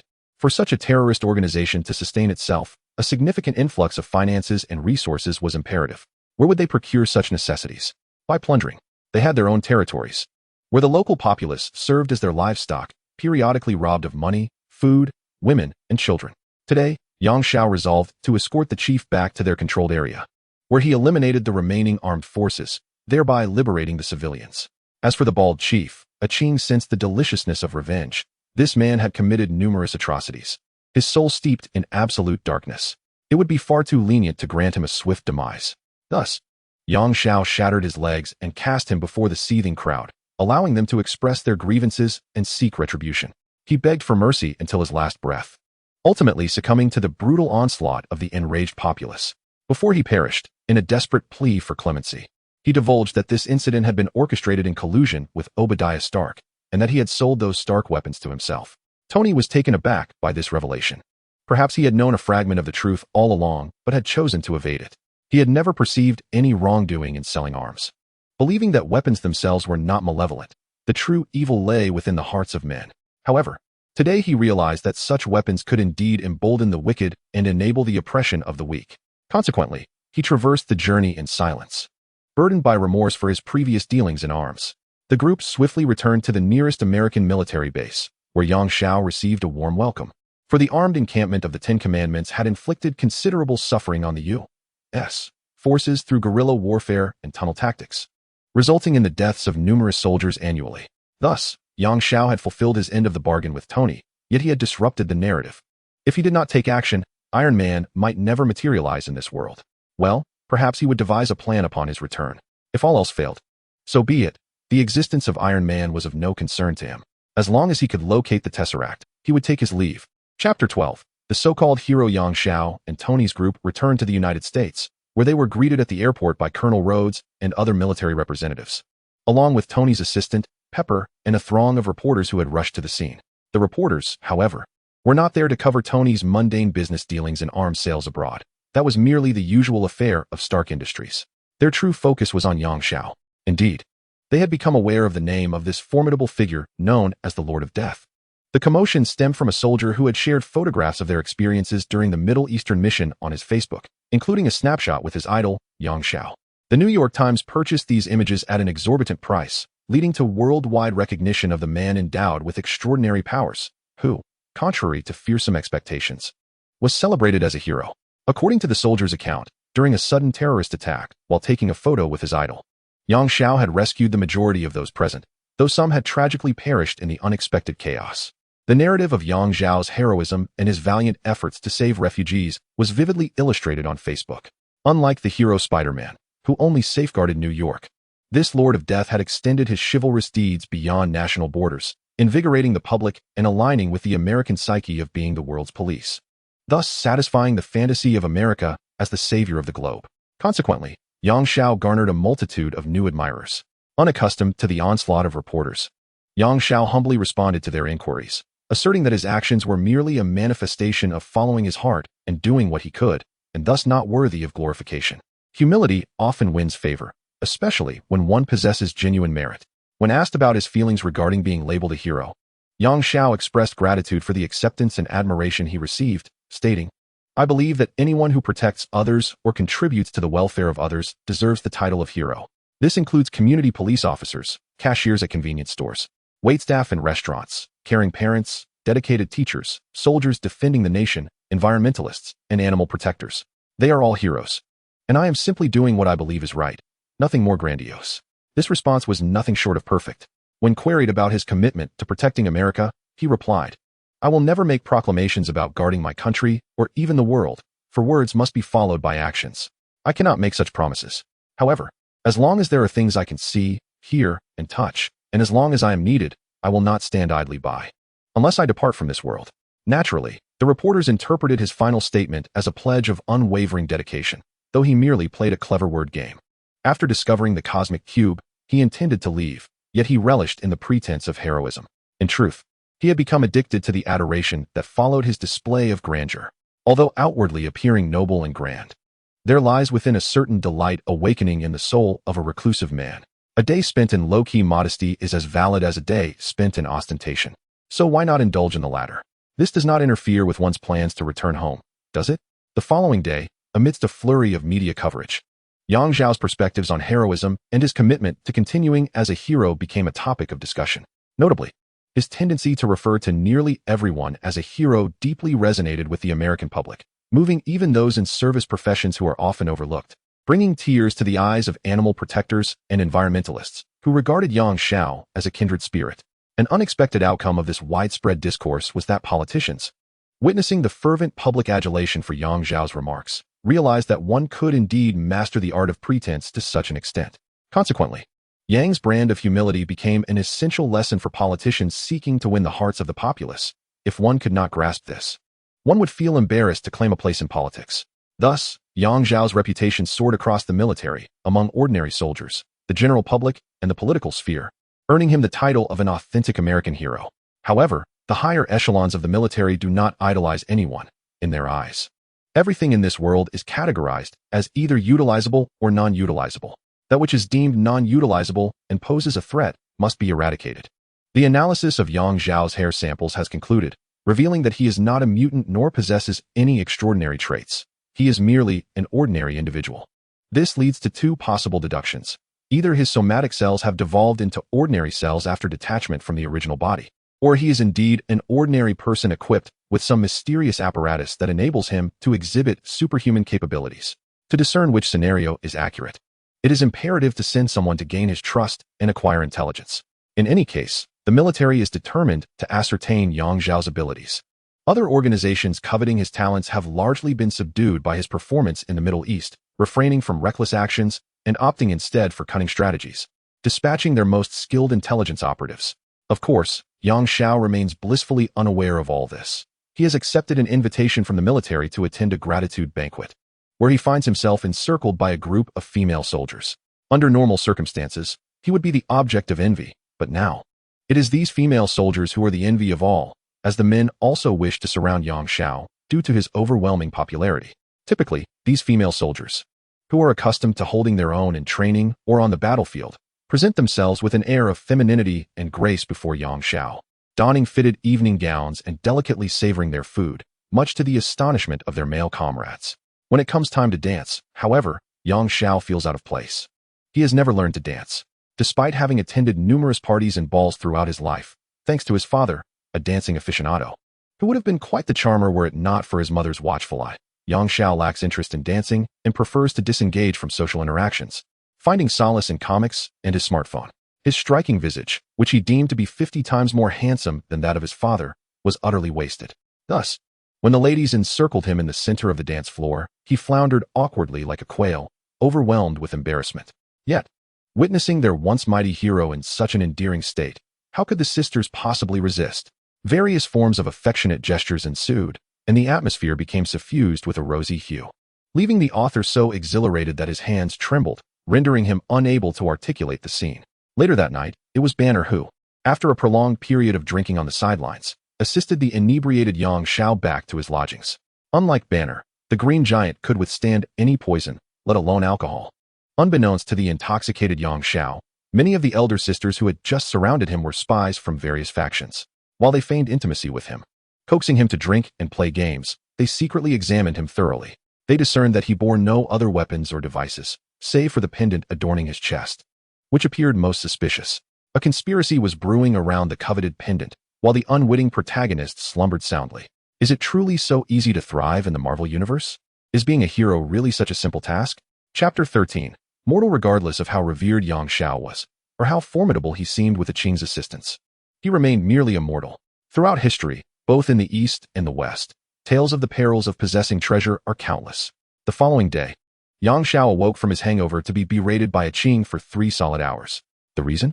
During the previous night's revelry, he had been oblivious to a Qing's warnings as someone approached his pendant, which should have triggered a response. Instead, Yang Xiao appeared utterly dazed, as if he had lost his wits. A Qing assumed he was lost in the embrace of indulgence. Yet the truth was that Yang Xiao had indeed failed to hear a Qing's voice, possibly having been drugged. A Qing found himself powerless to intervene with those who touched the pendant, as his strength could only manifest through Yang Xiao. When separated, Yang Xiao was but an ordinary man, and a Qing merely a crafted artifact. This realization incited a Qing's fury. The essence of his existence was to safeguard Yang Xiao, and the previous night had nearly culminated in theft. Had it succeeded, Yang Xiao would likely have found himself on an autopsy table within a mere 48 hours. Consequently, Yang Xiao wrestled with guilt, refraining from offering any explanation and silently enduring a Qing's ire. He felt fortunate that his protagonist aura shone brightly the previous night, rendering the spy's intelligence utterly diminished, thus sparing a Qing from theft, an explanation he could only hope sufficed. Reflecting upon his missteps, Yang Xiao resolved that he could not perish before returning home. He must not fall before achieving victory.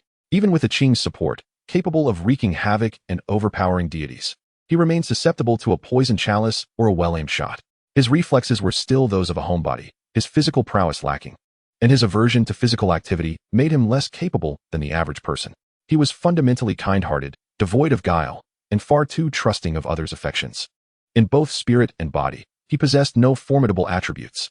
It has been several days since I entered the Marvel Universe, and my survival relies entirely on a Qing. A Qing, I yearn to possess a heart of a warrior and a body of strength. Assist me. I cannot bestow upon you the heart of a warrior.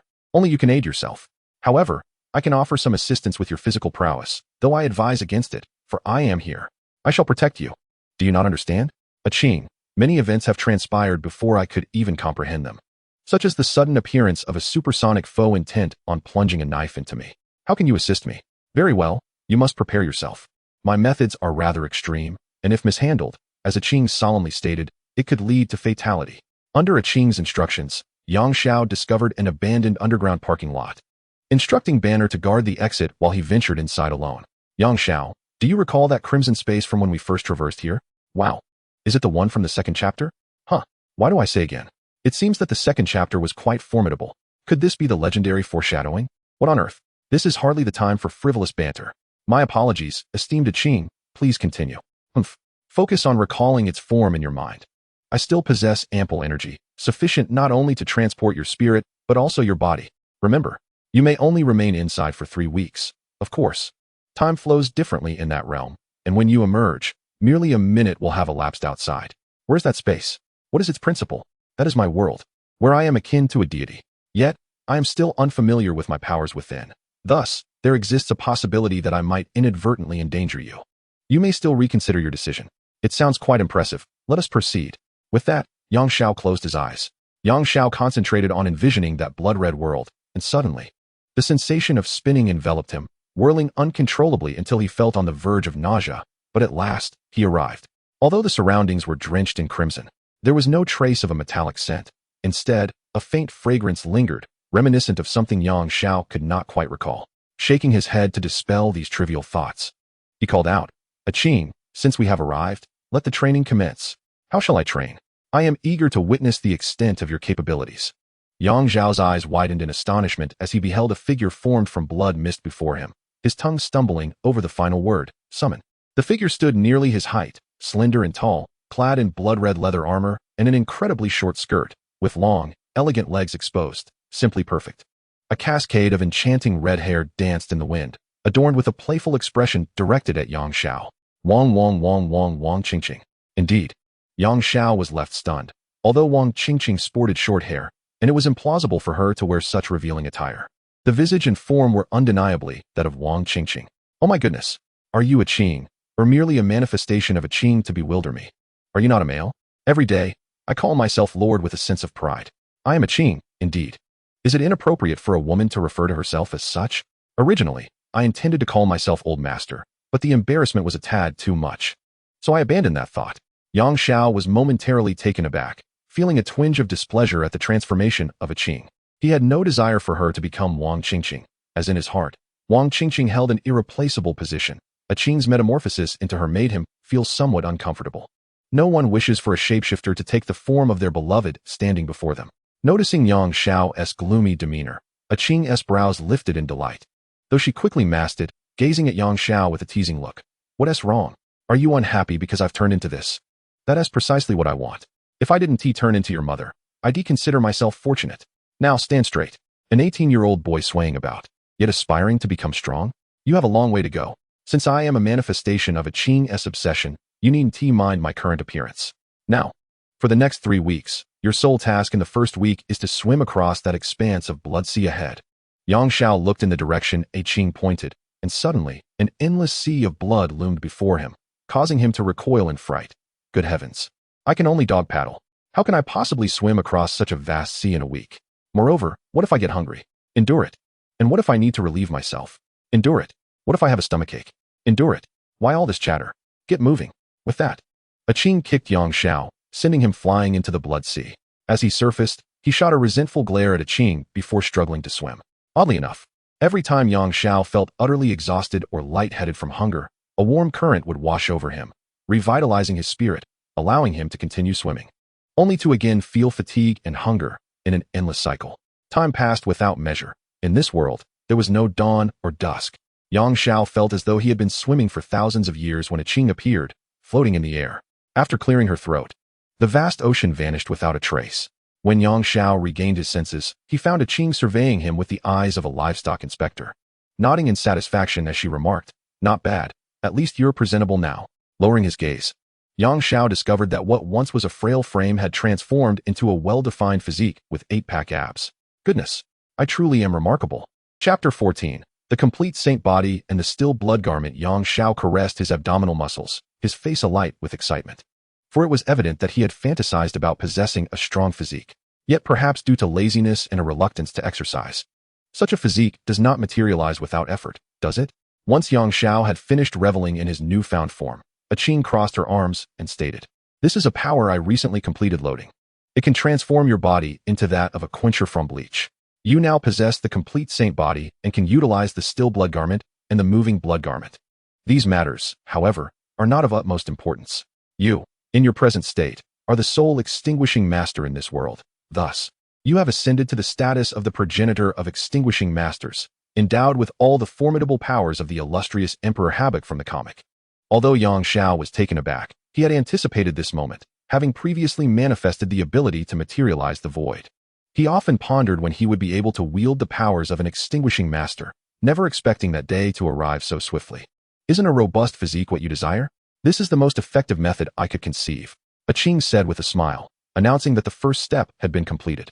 The second step involved tempering his body to unleash its latent potential. The ensuing 7 days would be dedicated to resilience training. "Now, activate your blood stasis armor." Before Yang Xiao could fully comprehend the situation, he felt an intense constriction in his body. Turning his head, he beheld a colossal crimson giant grasping him with a massive hand, tightening its grip until he could scarcely endure the pain and struggled to breathe. It was only at that moment that he regained his senses and activated the blood stasis armor, causing countless vein-like patterns to emerge upon his skin. The so-called blood stasis armor infuses energy throughout the bloodstream, resulting in formidable defensive capabilities. Perhaps due to Yang Xiao's insufficient mastery or the overwhelming strength of the giant, the armor only withstood the onslaught for a brief period. Soon, Yang Xiao's body succumbed to the pressure, the bones creaking ominously as his eyes began to roll back. "Is this all you can manage, Yang Xiao? Are you unable to endure even for 7 seconds? Yang Xiao found himself unable to breathe. The air from his lungs forcibly expelled. With foam gathering at the corners of his mouth, he struggled desperately, yet his strength waned, diminishing until his head finally drooped. "Alas! Release him, blood spirit. He has fainted." Qing observed Yang Xiao's plight with a twinge of sympathy. No sooner had the words left her lips than a cerulean flame ignited around Yang Xiao. The giant's grasp was seared, emitting a crackling sound as it hastily discarded Yang Xiao, howling in agony. Yet this was not the end, regardless of how the giant thrashed and rolled. The flames refused to be extinguished, instead growing ever more fervent. Ultimately, the fire enveloped the giant, reducing it to mere motes of starlight, which then coalesced into Yang Xiao's being. Oh, the absolute subservience of the spirit? Indeed, truly worthy of an extinguishing master. Qing remarked nonchalantly. But isn't this a form of cheating? It fails to provide the intended resilience training effect. With a snap of her fingers, a multitude of armored crimson giants materialized around them, each adorned in heavy armor and wielding an array of weaponry, great swords, long spears, and even bows and arrows. Thus, still in a state of unconsciousness, Yang Xiao was first impaled by a spear, lifted into the air, then struck by a meteor hammer that sent him hurtling away. Before he could touch the ground, he was cleaved by a green dragon crescent blade, followed by a crushing blow from a Fong Tian Hua Ji, and finally, 3 arrows from a powerful bow struck his back. Each assault bore the weight of thousands of pounds. Every weapon that encountered Yang Xiao was incinerated into luminous particles by the Tsangyan flames, subsequently absorbed by him. The giants, releasing their grasp in time, remained unscathed and summoned new weapons with a mere wave of their hands, continuing their assault on Yang Xiao. During this tumultuous exchange, Yang Xiao awoke from his daze, only to be rendered unconscious once more by an intensified barrage of attacks. Each time he regained consciousness, the frequency and force of the assaults escalated. Thus, he oscillated between consciousness and oblivion countless times. Now, it was arduous for him to discern that, at intervals, the gravity of his surroundings doubled. The giant's weapons danced like phantoms, and Yang Xiao was struck with such velocity he appeared as a mere blur. 3 days elapsed, and he no longer felt pain, regardless of where he was struck. Consequently, he ceased to lose consciousness. 5 days in, he had mastered the ability to swiftly adjust his posture, discerning precisely where he had been hit. As a week had passed, the giant's attack speed became imperceptible to the average observer, with the sound of their weapons breaking the sound barrier echoing throughout. Yet, to Yang Xiao, these movements unfolded in slow motion. A mere twist of his body allowed him to evade their strikes.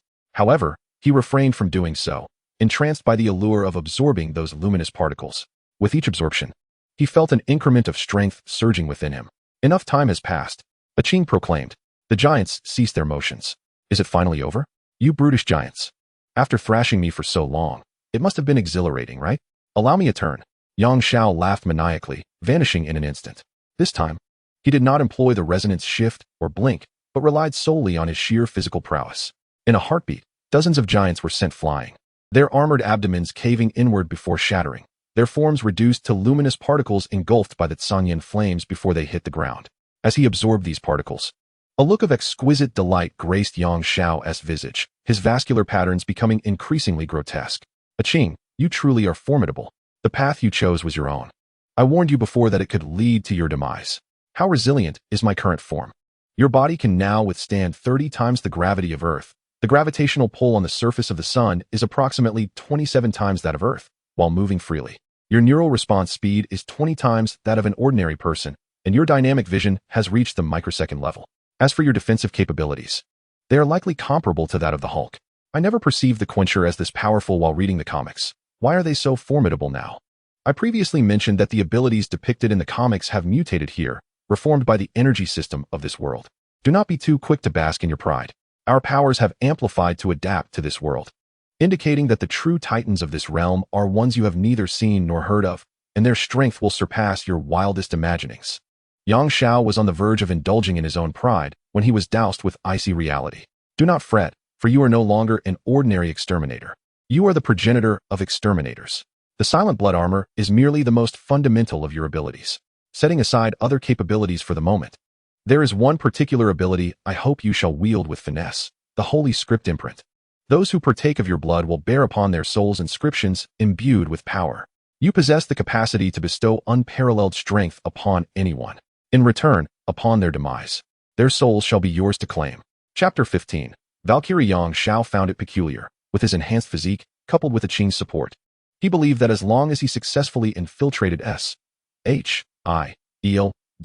and located the Tesseract, or awaited the unfolding of events alongside Thor or Loki, he would inevitably seize the cosmic cube. At that moment, he could effortlessly depart from this perilous realm. Yet, why did Qing insist that he adeptly harness the power of the Holy Script Imprint? Qing elucidated that Yang Xiao had already achieved numerous sensational feats since his arrival in this world. He was no longer akin to the flutter of a butterfly's wings, but had ascended to the stature of a dragon's wings. Heaven knows whether the narrative would unfold as it once did. Moreover, the notion of returning home through the cosmic cube remained speculative, even if it were feasible. The means of utilizing it was shrouded in mystery, devoid of an instruction manual. Thus, to guard against unforeseen circumstances, Yang Xiao could not embark on this journey alone. Even with Banner by his side, it would be insufficient.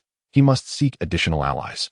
Hence, the ability of the Holy Script Imprint was of paramount necessity. As for how to find trustworthy individuals to bestow this power upon, that would be a matter to address later. For now, the pressing concern was to complete the final 7 days of rigorous training. The prior training had been for survival. Though encountering someone capable of harming him on Earth was improbable, what if beings from beyond the planet sought to attack him? Therefore, from this moment forth, he would engage in practical combat training. You possess the mightiest shield and have become adept in defense. Yet, you also wield the mightiest sword, which is I. Yet you do not utilize it effectively. Thus, we shall commence practical combat training. I shall personally serve as your instructor for the next 7 days and nights. I shall not grant you a single moment of respite. With that, Qing conjured 2 Soul Reaper's blades, tossing one to Yang Xiao. From this instant until the conclusion, your silent blood armor shall be rendered unusable, and you shall not unleash the power of the blade in your grasp. I shall soon approach to strike you. Your only task is to avoid perishing too swiftly. Yang Xiao's reflexes had vastly improved, yet he still could not perceive Qing's movement. By the time he realized he was involuntarily soaring into the air, he had already been struck. A long, gaping wound stretched from his lower right abdomen to his left shoulder, blood gushing forth, while before him stood a figure with long, crimson hair, as vivid as the blood he spilled, and eyes of a striking red hue. The visage, reminiscent of someone he had long cherished, was now marred by a fierce expression. Seeing your incredulous demeanor, allow me to clarify. My previous inability to grant you the powers of the Soul Reaper does not imply that I cannot in my own realm. I have proclaimed myself the deity of this world. The rules of the game are dictated by my will. The swordsmanship I currently wield is that of the first Kenpachi, Yichiru Uno Hana, whose blade is destined to claim lives with every swing, leaving no room for superfluous movements. Benkai, all shall perish. In an instant, Yang Xiao felt the air grow heavy, the surrounding light dimming incessantly, as an endless tide of blood surged forth from an unknown source. enveloping the area where the two stood. Within him, his own blood seemed to respond to an unseen force, swiftly escaping from his wounds and merging with the surrounding blood. The coagulated blood that intertwined with Yang Xiao's essence appeared to come alive, becoming more agile. In the blink of an eye, Yang Xiao realized that this agility was not merely a figment of his imagination, but a stark reality. These blood entities transformed into countless blades of crimson, slicing towards him from every conceivable angle. There were so many that evasion was futile, perhaps due to the abundance of his own blood within them. They possessed an intimate knowledge of every inch of his body, every muscle and organ's distribution and position. Before long, Yang Xiao was reduced to mere bones. The skeletal figure trembled and fell, prompting Qing to furrow her brow. With a wave of her hand, a mass of blood encapsulated the skeleton, and instantly, Yang Xiao was restored to his former state. Where is your sword? Do you merely hold it as an ornament in your hand? Will you only dodge, closing your eyes to accept your fate when evasion fails? You must retaliate. Repel all that assails you. Under Qing's guidance, Yang Xiao finally began to withstand the onslaught. He desperately defended against the incoming blood blades. Though he still suffered wounds, he was no longer dispatched in an instant. At times, he even wielded his skeletal arms to block the strikes, enduring the torment without a single cry. There is a saying, after all, one must embrace madness to survive. From being effortlessly slain to fending off attacks while inching towards Qing's position, and ultimately breaking through the barrage of blood blades to reach within 10 meters of her. Yang Xiao spent 3 arduous days in this endeavor, during which he endured 187 instances of dismemberment and was beheaded 623 times. The blood blades moved too swiftly for the eye to follow. In their presence, his dynamic vision was but a farce. He had to rely on his instincts, feeling with his heart and perceiving the direction, speed, and force of each blood blade's assault. When Yang Xiao finally managed to reach Qing with his own Zanpakutō, she smiled. Congratulations. You have at last earned the privilege to stand before my blade. Now, be honored to be struck by it. The 6th sword technique. Light of the flowing blade. No matter how attuned Yang Xiao became, he could not anticipate this strike. It was as if a bolt of lightning cleaved through the pitch-black night, and he was bisected. Upon revival, the same technique caught him once more. The 3rd time, however, Yang Xiao evaded. Excellent. Progressing swiftly. The 9th sword technique, shadowless. The 10th, tempest slash. Thus, after 7 days, Yang Xiao finally stood ready to exchange blows with Qing. Clad in crimson armor, Qing exuded an air of grace and valor, while Yang Xiao, drenched in blood, engaged her in a fierce duel at a speed nearly imperceptible to the naked eye. The clash of their blades sparked fire. Qing's long hair danced in the wind, and the creaking of her armor joints resonated, evoking an adrenaline rush merely by observation. The Valkyrie appears invincible, consistently discovering a chink in Yang Xiao's armor to inflict a wound. The bloodied warrior swallows the mingled sweat and blood, tirelessly swinging their weapon. At last, the Valkyrie is struck, a deep gash carved into her chest. The armor fractures, revealing pale skin and a gaping wound. Blood staining her fair complexion of vivid crimson, brutal yet strangely alluring. Both combatants cease their onslaught. The previously intense atmosphere of life and death dissipating into an awkward and ambiguous silence. Qing clutches her chest, casting a furtive glance at Yang Xiao. Well, we were just fighting madly. I saw nothing. Truly, Yang Xiao assures, bewildered by Qing's peculiar gaze. Qing turns away. Enough. You have suffered greatly these days. While I can infinitely restore your body here, I cannot interfere with your mind. If you were to break down or lose your sanity, I would be powerless to assist. It seems your resolve is remarkably steadfast. I now believe that, in due time, you shall possess a heart as unyielding as that of the strongest warrior. However, remember this, power is not easily obtained. You are fully aware of the heavy price you've paid and the suffering endured. Therefore, do not squander it, nor become ensnared by it. And time is running short. Prepare yourself. We must venture forth. As Qing turns her back, Yang Xiao fails to notice the flush of her cheeks and the unmistakable shyness she can no longer conceal. At the very least, one must remain true to their original intentions. Chapter 16. The Shift of World Lines. Part 1. 30 years ago, in the slums of Siberia, a small boy clutches a rusted model airplane, helplessly observing the quarrel between his parents. I've had enough. Anton Vanko, I truly have had enough. In the 3 months since your return from America, have I ever treated you poorly? I have comforted you, encouraged you. Yet what do? You drown yourself in vodka. You sit there, weeping over a pile of blueprints. Look at poor Ivan. He found a toy in the rubbish yesterday, spent the night fixing it, and this morning he said he would sell it to buy us bread. You are less than a child. In the corner of the room, a burly man sits despondently on the floor, taking a swig from a bottle, tears flowing uncontrollably from his eyes, unresponsive to the woman's scolding. The small boy, named Ivan Vanko, was born in the Soviet Union. Shortly after his birth, his father defected to America, and he and his mother followed. In America, he enjoyed a childhood that lasted until 3 months ago. 3 months prior, his father had a fierce argument with a colleague, after which a group of men in black suits escorted the family to the airport, expelling them from the United States. At that time, the world was predominantly under the influence of two nations, the United States and the Soviet Union. Returning to the Soviet territory was impossible, for his father was a defector scientist, facing execution if he returned. Exiled from America, they found themselves unable to survive within the realm of its influence. In a small town near the Arctic Circle in Siberia, a family lived incognito, struggling to survive in a slum. The biting cold and hunger, along with the father's despondency, weighed heavily on the once gentle mother, pushing her to the brink of frustration as she frequently lamented her husband's descent into alcoholism. Little Ivan tugged at his mother's sleeve, holding a toy airplane in his hands, gazing at her with hopeful eyes. The moment his mother's furious visage met Ivan's innocent gaze, her expression softened, and she affectionately ruffled his hair, saying, "Good boy, Ivan. How clever you are to fix your toy. You will surely grow up to be a greater scientist than your father. Are you going to get us something to eat?" Ivan nodded. His mother glanced at his father in the corner, sighed, and instructed, "Anton, I'm going out to get some food. Take good care of the child while I'm gone. I'll be back soon." With a gentle smile at Ivan, she stepped outside. However, Ivan's mother never returned.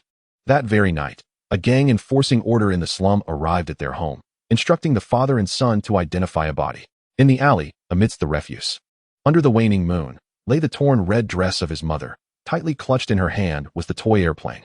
These haunting images marked the first gnawing of fate upon young Ivan's soul. His father's drunken stupor was shattered. From that moment on, he became more reserved. Yet he shed his despair, finding a job unrelated to science. He resolved to raise Ivan properly. Unable to afford tuition, he personally imparted knowledge to him. He recounted his own experiences, sharing tales of injustice endured in America, where envy led to the theft of his research. Alas, Ivan suffered from aphasia, and in an attempt to soothe him, Anton gifted him a pet bird. 15 years later, Ivan had not become the great scientist his parents had envisioned. Despite possessing scientific acumen equal to any esteemed scholar, he had joined a gang known as the 10 Commandments. The gang aided him in locating the murderer of his mother, a man named Alexei Body.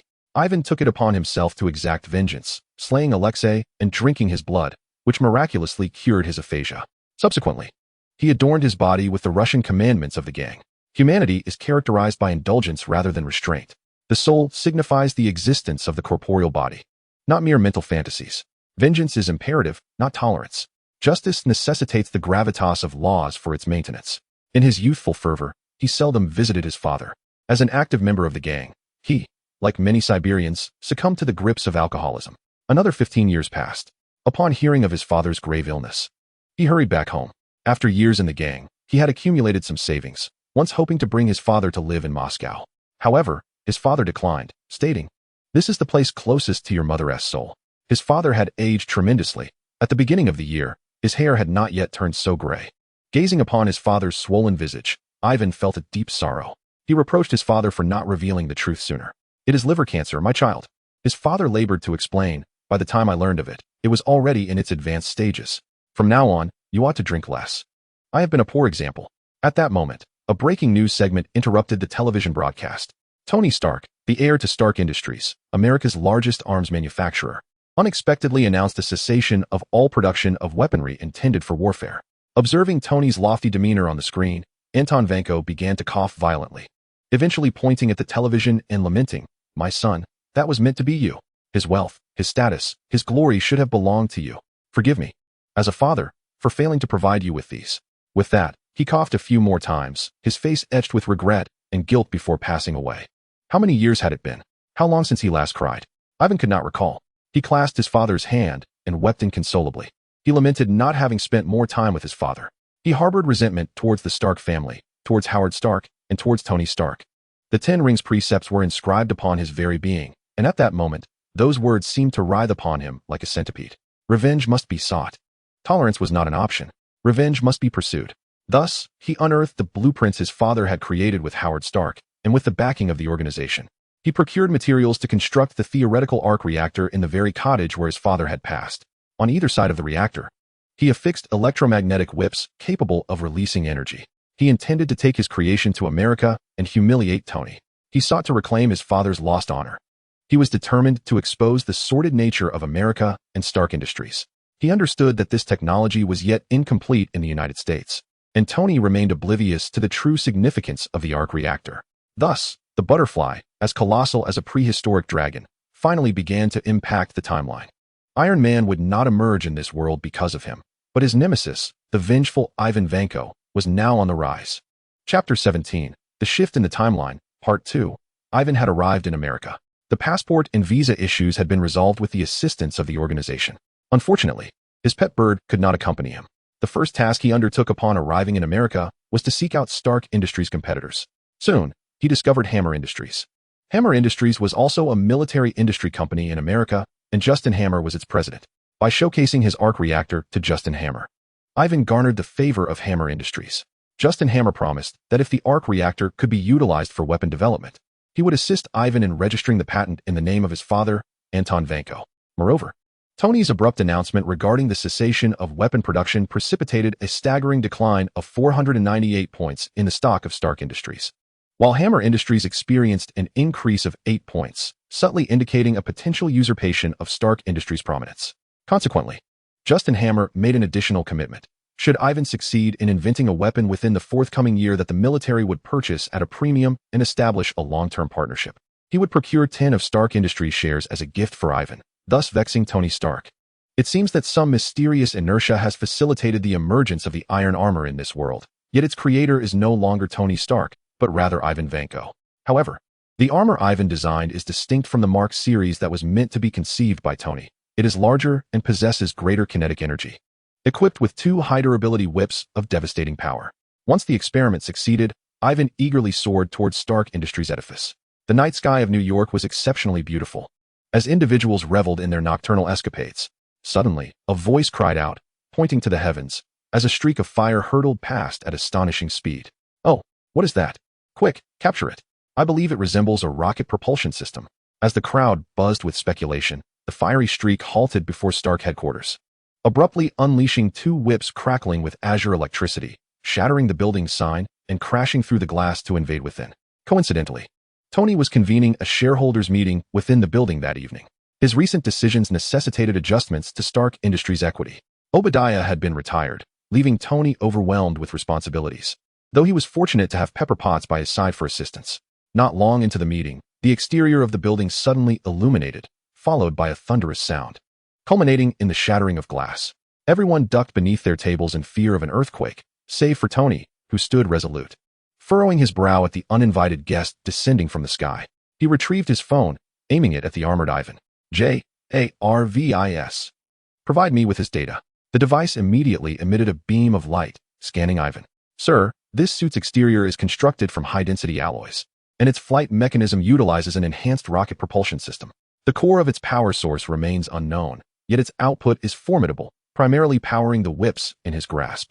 Based on the current assessment, I recommend an immediate evacuation." JARVIS reported. Tony Stark." Ivan mocked in English tinged with a Russian accent, reveling in his derision. "You have lost. Your father has lost. Clearly, the deceiver shall not attain true victory. Fear not. Had I intended to kill you, I would have acted already. You cannot escape. Remember this, son of a liar. I am Ivan Vanko. When next we meet, I shall prepare a grander surprise for you." With that, he prepared to depart. "I don't believe this is over yet, armored gentlemen. You have yet to compensate for the damage inflicted upon our building." Tony exclaimed loudly and pressed a button beneath the table. Instantly, a dozen machine guns emerged from the walls of the conference room, automatically locking onto Ivan, and unleashed a barrage of gunfire. Although Ivan's armor was bulletproof, it was merely a prototype, and he was forced to retreat under the onslaught. Enraged, he swung his whip to deflect the bullets, but the sheer volume overwhelmed him. Reluctantly, he retreated rapidly and, with a leap, ignited his thrusters and soared into the air. "Trying to escape? You're far too slow." Tony pressed another button, and a small missile launched from a corner of the building, spewing blue flames, far outpacing the fleeing Ivan. It soon caught up to him and exploded, illuminating the night sky with a fiery glow. Like a wounded bird, Ivan plummeted from the sky. The reactor on his chest was destroyed, and his armor was severely damaged. He crashed hard to the ground, fracturing numerous bones and racked with pain. just before losing consciousness. He heard the distant wail of sirens and saw two men approaching him in the abandoned parking lot. When Ivan awoke, he found himself lying in a bed. An Asian youth sitting nearby with a smile on his face. "Does it still hurt?" the young man inquired. Ivan moved his body and discovered that all his injuries had healed, and he felt no discomfort at all. He sat up and curiously asked, "Did you save me?" "Of course," replied another person who entered the room, handing him a glass of water. Ivan accepted the water, exclaiming, "This is truly miraculous. I sustained such severe injuries. How did you heal me?" "Because I bestowed upon you the gift of recovery, and thus you have recovered. Of course, this assumes you weren't fatally injured. That armor, despite its damage, still possesses remarkable cushioning properties. Its quality is indeed impressive." "Bestowed upon me recovery? What do you mean?" The young man smiled mysteriously and offered no further explanation. Understanding the hint, Ivan refrained from pressing further and sincerely expressed, "Regardless, thank you for saving me. My name is Ivan Vanko. I must take my leave, Mr. Yang. You are wanted throughout New York. Where do you intend to go?" "My armor is destroyed, and I have already endured humiliation from Tony. I wish to return to Siberia and stand before my father's grave to tell him that his son is exceptional, superior to Howard's son, because I have triumphed. After that, I shall return to repay you. I have always yearned for fairness and detest injustice. Therefore, I shall never owe anyone anything, nor shall anyone ever owe me." Observing Ivan's resolute demeanor, Yang Xiao sighed for a moment and beckoned, "Before you depart, allow me to gift you something." "What gift?" Yang Xiao bit his finger, squeezed a drop of blood into the cup, and handed it to Ivan. "Drink this." Ivan hesitated briefly before gulping it down. "What is this?" "It is called balance, signifying fairness.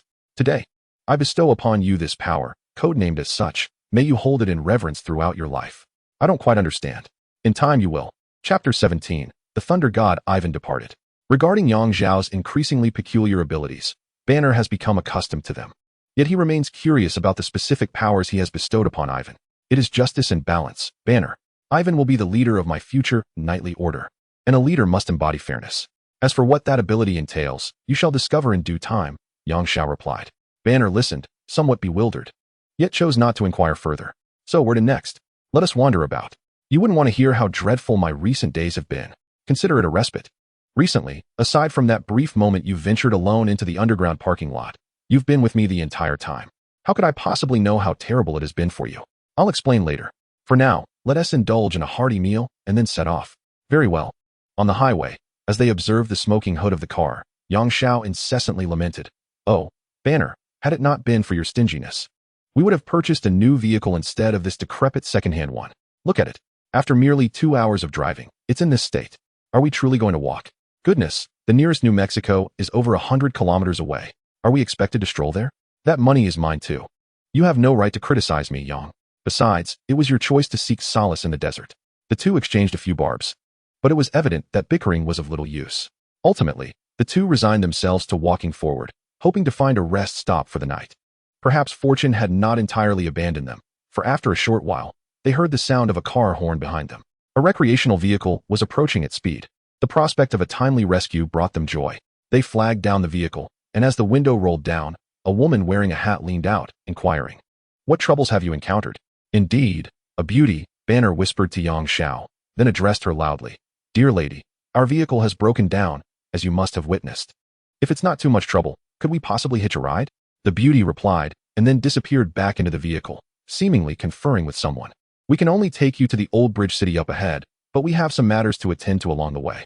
If you're willing to wait, please hop in. Thank you ever so much." Yang Xiao and Banner climbed aboard. Inside, another beautiful woman and an elderly gentleman occupied the vehicle. The two were engrossed in reviewing notes and images on their computers, hardly acknowledging their presence. The driver, a beautiful woman chewing gum and humming a tune, glanced at them and gestured toward the seats beside her. "Feel free to sit." The RV was arranged like a meteorological station, and aside from the driver, who appeared relaxed, the other two wore expressions of fatigue. "Jean, as your father's friend and elder, I must insist that you cannot remain so obsessed." The old man admonished the girl who was popping out of the roof to collect data. "Trust me, Uncle Eric. Recently, there have been 17 instances of precise predictions to the second. Simple. You are an astrophysicist, not merely a meteorological scholar. I have conveyed to you that atmospheric fluctuations are significantly related to my research. If I were not entirely confident, I would not have summoned you all the way from the East Coast." While the two were engaged in their debate, another girl named Darcy interrupted them. For outside the vehicle, a dazzling, disc-shaped aurora illuminated the sky. Do you see that? That is the omen I spoke of, the extraordinary aurora. Darcy, drive forward. We must collect data up close, exclaimed Jane with excitement. Yang Xiao and Banner, seated in the rear of the vehicle, also witnessed the celestial phenomenon. Based on my years of study on radiation, such a peculiar aurora cannot be of natural origin. It must be man-made, Banner asserted confidently. The elderly man named Eric, upon hearing this, paused and turned to Banner. My God, you are Banner? I apologize, my eyesight has faded with age, and the darkness obscured your presence. You have been missing for nearly 2 years, my friend. I am Eric Selvig. Eric, why has your hair turned white? I barely recognized you. Banner replied. Oh, I used to resist aging and dyed my hair, but recently I have come to embrace the natural course of life. Where have you been these past 2 years? Just as Banner was about to respond, the vehicle suddenly swerved. Darcy, what are you doing? Jane shouted. Did you not see the tornado forming beneath the aurora? I do not wish to lose my life for 6 credits. Before them, a towering tornado rapidly approached, prompting Darcy to quickly turn the vehicle around. In the chaos, it seemed they struck a person, causing Darcy to slam on the brakes. Miraculously, upon hitting the individual, the tornado ceased its advance. Jane was the first to leap from the vehicle, shaking the unconscious man while apologizing. I am so sorry. Sir, please do not die. I beg you, do not die. Lying on the ground was a tall, muscular man with tousled blonde hair, whose proportions rivaled the sculptures of the Louvre, save for his unkempt beard. After being jostled, he awoke. Jane sighed in relief, patting her chest, and inquired of the others who had exited the vehicle. Where did he come from? Did you all see that? The blonde man pushed Jane aside and staggered to his feet like a drunkard, shouting, Hammer! Hammer! My hammer! Then looked up, exclaiming, Father! Heimdall! I know you can hear me. Open the bridge and send me back. After a prolonged silence without response, the blonde man turned to Jane and asked, Hey, you! Which realm is this? Alfheim or Nornheim? His tone and manner were rather brusque. New Mexico, Darcy replied, shining her flashlight on the blonde man. You dare to point such a meager weapon at me, Thor, God of Thunder? He demanded, taking a few steps closer to Darcy. Startled, Darcy instinctively fired her stun gun, hitting him. The blonde man convulsed momentarily before collapsing once more. You scared me to death. Although, you are quite handsome. We must take him to the hospital, Eric exclaimed. His incessant cries of Thor, Thor, leading me to suspect his mental state was questionable. A few of them hoisted this self-proclaimed Thor into the vehicle. Observing Jane, who was reluctantly studying the mysterious circular patterns on the ground, Eric urged, We need to leave, Jane. With a sigh, Jane could only board the car, turning back every few steps. Just as they drove away, a meteor streaked across the distant sky. After transporting Thor to the hospital, Jane said to Yang Xiao, Well, this is Old Bridge City. I shall leave you here. You'll have to find your own way from now on. Aren't you going to invite us to your home for a brief respite? Yang Xiao asked with a smiling demeanor. What are you planning? I hope you harbor no ulterior motives. Otherwise, I shall stun you like that burly fellow earlier, and I won't take you to the hospital. Darcy interposed before Jane, his expression one of vigilance. Don't be alarmed. Both Banner and I are quite fatigued today, and besides, Banner is a good friend of Dr. Eric. We are not villains. Moreover, if you could provide some warm drinks and a place to rest, I would not mind assisting you in return. What kind of assistance? Jane inquired, her curiosity piqued. A significant lead that would aid your research. Very well. Darcy, though reluctant, found himself unable to resist the fervent gaze of the scientifically inclined Jane. Chapter 18, Spiritual Pressure. The audacious Yang Xiao brought Banner to Jane's research station to indulge in refreshments, setting aside for the moment their escapades. Meanwhile, at the municipal hospital, Thor slowly regained consciousness. Upon realizing that others intended to draw his blood for testing, he erupted in fury. Unruly mortals! You dare to assault the son of Odin, the God King. In a fit of rage, Thor unleashed a torrent of blows upon the surrounding doctors and nurses, rendering the security forces powerless. With a triumphant laugh, he declared, You are no match for me. However, before he could bask in his victory, a doctor stealthily administered a dose of anesthetic, causing him to roll his eyes and succumb to unconsciousness. Poor Thor. Back at Jane's research station, Yang Xiao, having eaten his fill, let out a contented burp. Jane crossed her arms, her expression one of indignation. Are you finished? Can you now divulge the lead? To anyone's eyes, Jane was undeniably a beauty, tall and curvaceous. Her strikingly intelligent face exuded an air of sophistication. Of course, Yang Xiao was not a lecher, nor had he developed feelings for Jane. Rather, he admired her character. Her resilience and unwavering dedication to her goals made her a rare gem. It seemed he had found a promising candidate for the second member of his knightly order. Yang Xiao had yet to disclose to Banner the reasons behind his formation of this order. beyond merely seeking allies to assist him. He desired to leave behind a protective force for this world after his departure, since he had ventured here, and this was a tangible reality. It was a world filled with individuals who had aided him and whom he cherished. He could not remain in this world as his original one still held his parents, and there were those he had yet to love. Yet, leaving this world was equally bittersweet, for new bonds had been forged. Thus, my future knights, please, guard this world on my behalf. Of course, Yang Xiao does not demand that all knights remain in close proximity at all times. The knights are free to pursue their own lives and only gather to resolve issues when summoned. Before Yang Xiao's departure, he served as the convener. After he left, the leader would take charge of the knightly order.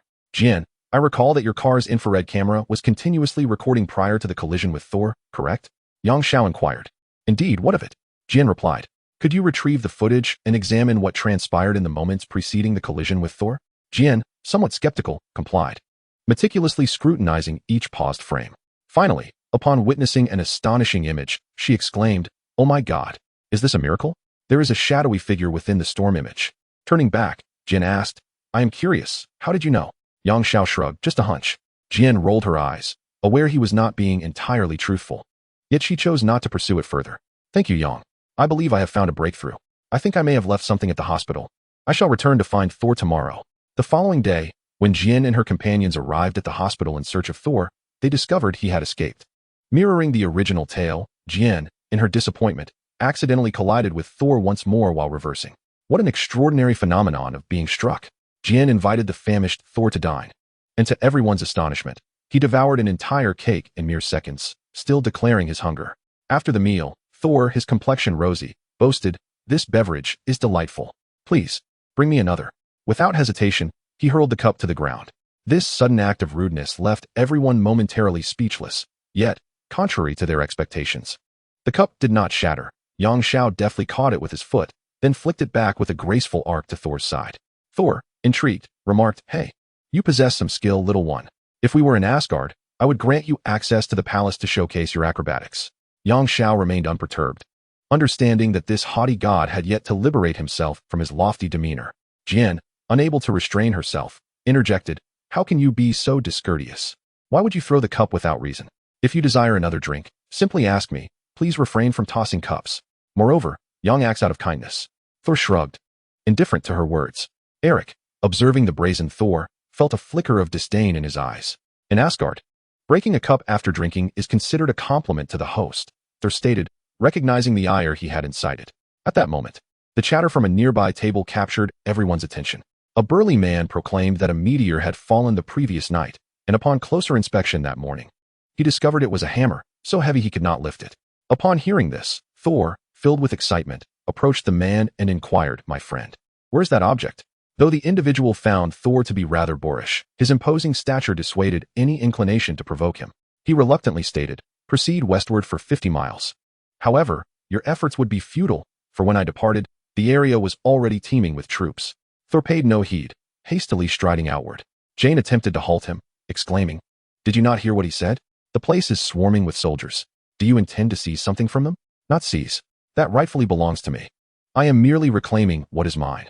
If you are willing to drive me in search of my hammer, Mjolnir, I shall divulge everything you wish to know." Jane hesitated, poised to acquiesce, when Eric beckoned her aside, cautioning, "Jane, he is perilous. Please, do not proceed. Keep your distance. Have you not heard him rambling about his hammer? He is a madman. Assist him." Just as Jane was resolutely refusing Thor, Yang Xiao interjected, "You need not concern yourselves with your safety. Even if he is indeed a lunatic, I can protect you." "You?" Darcy scoffed.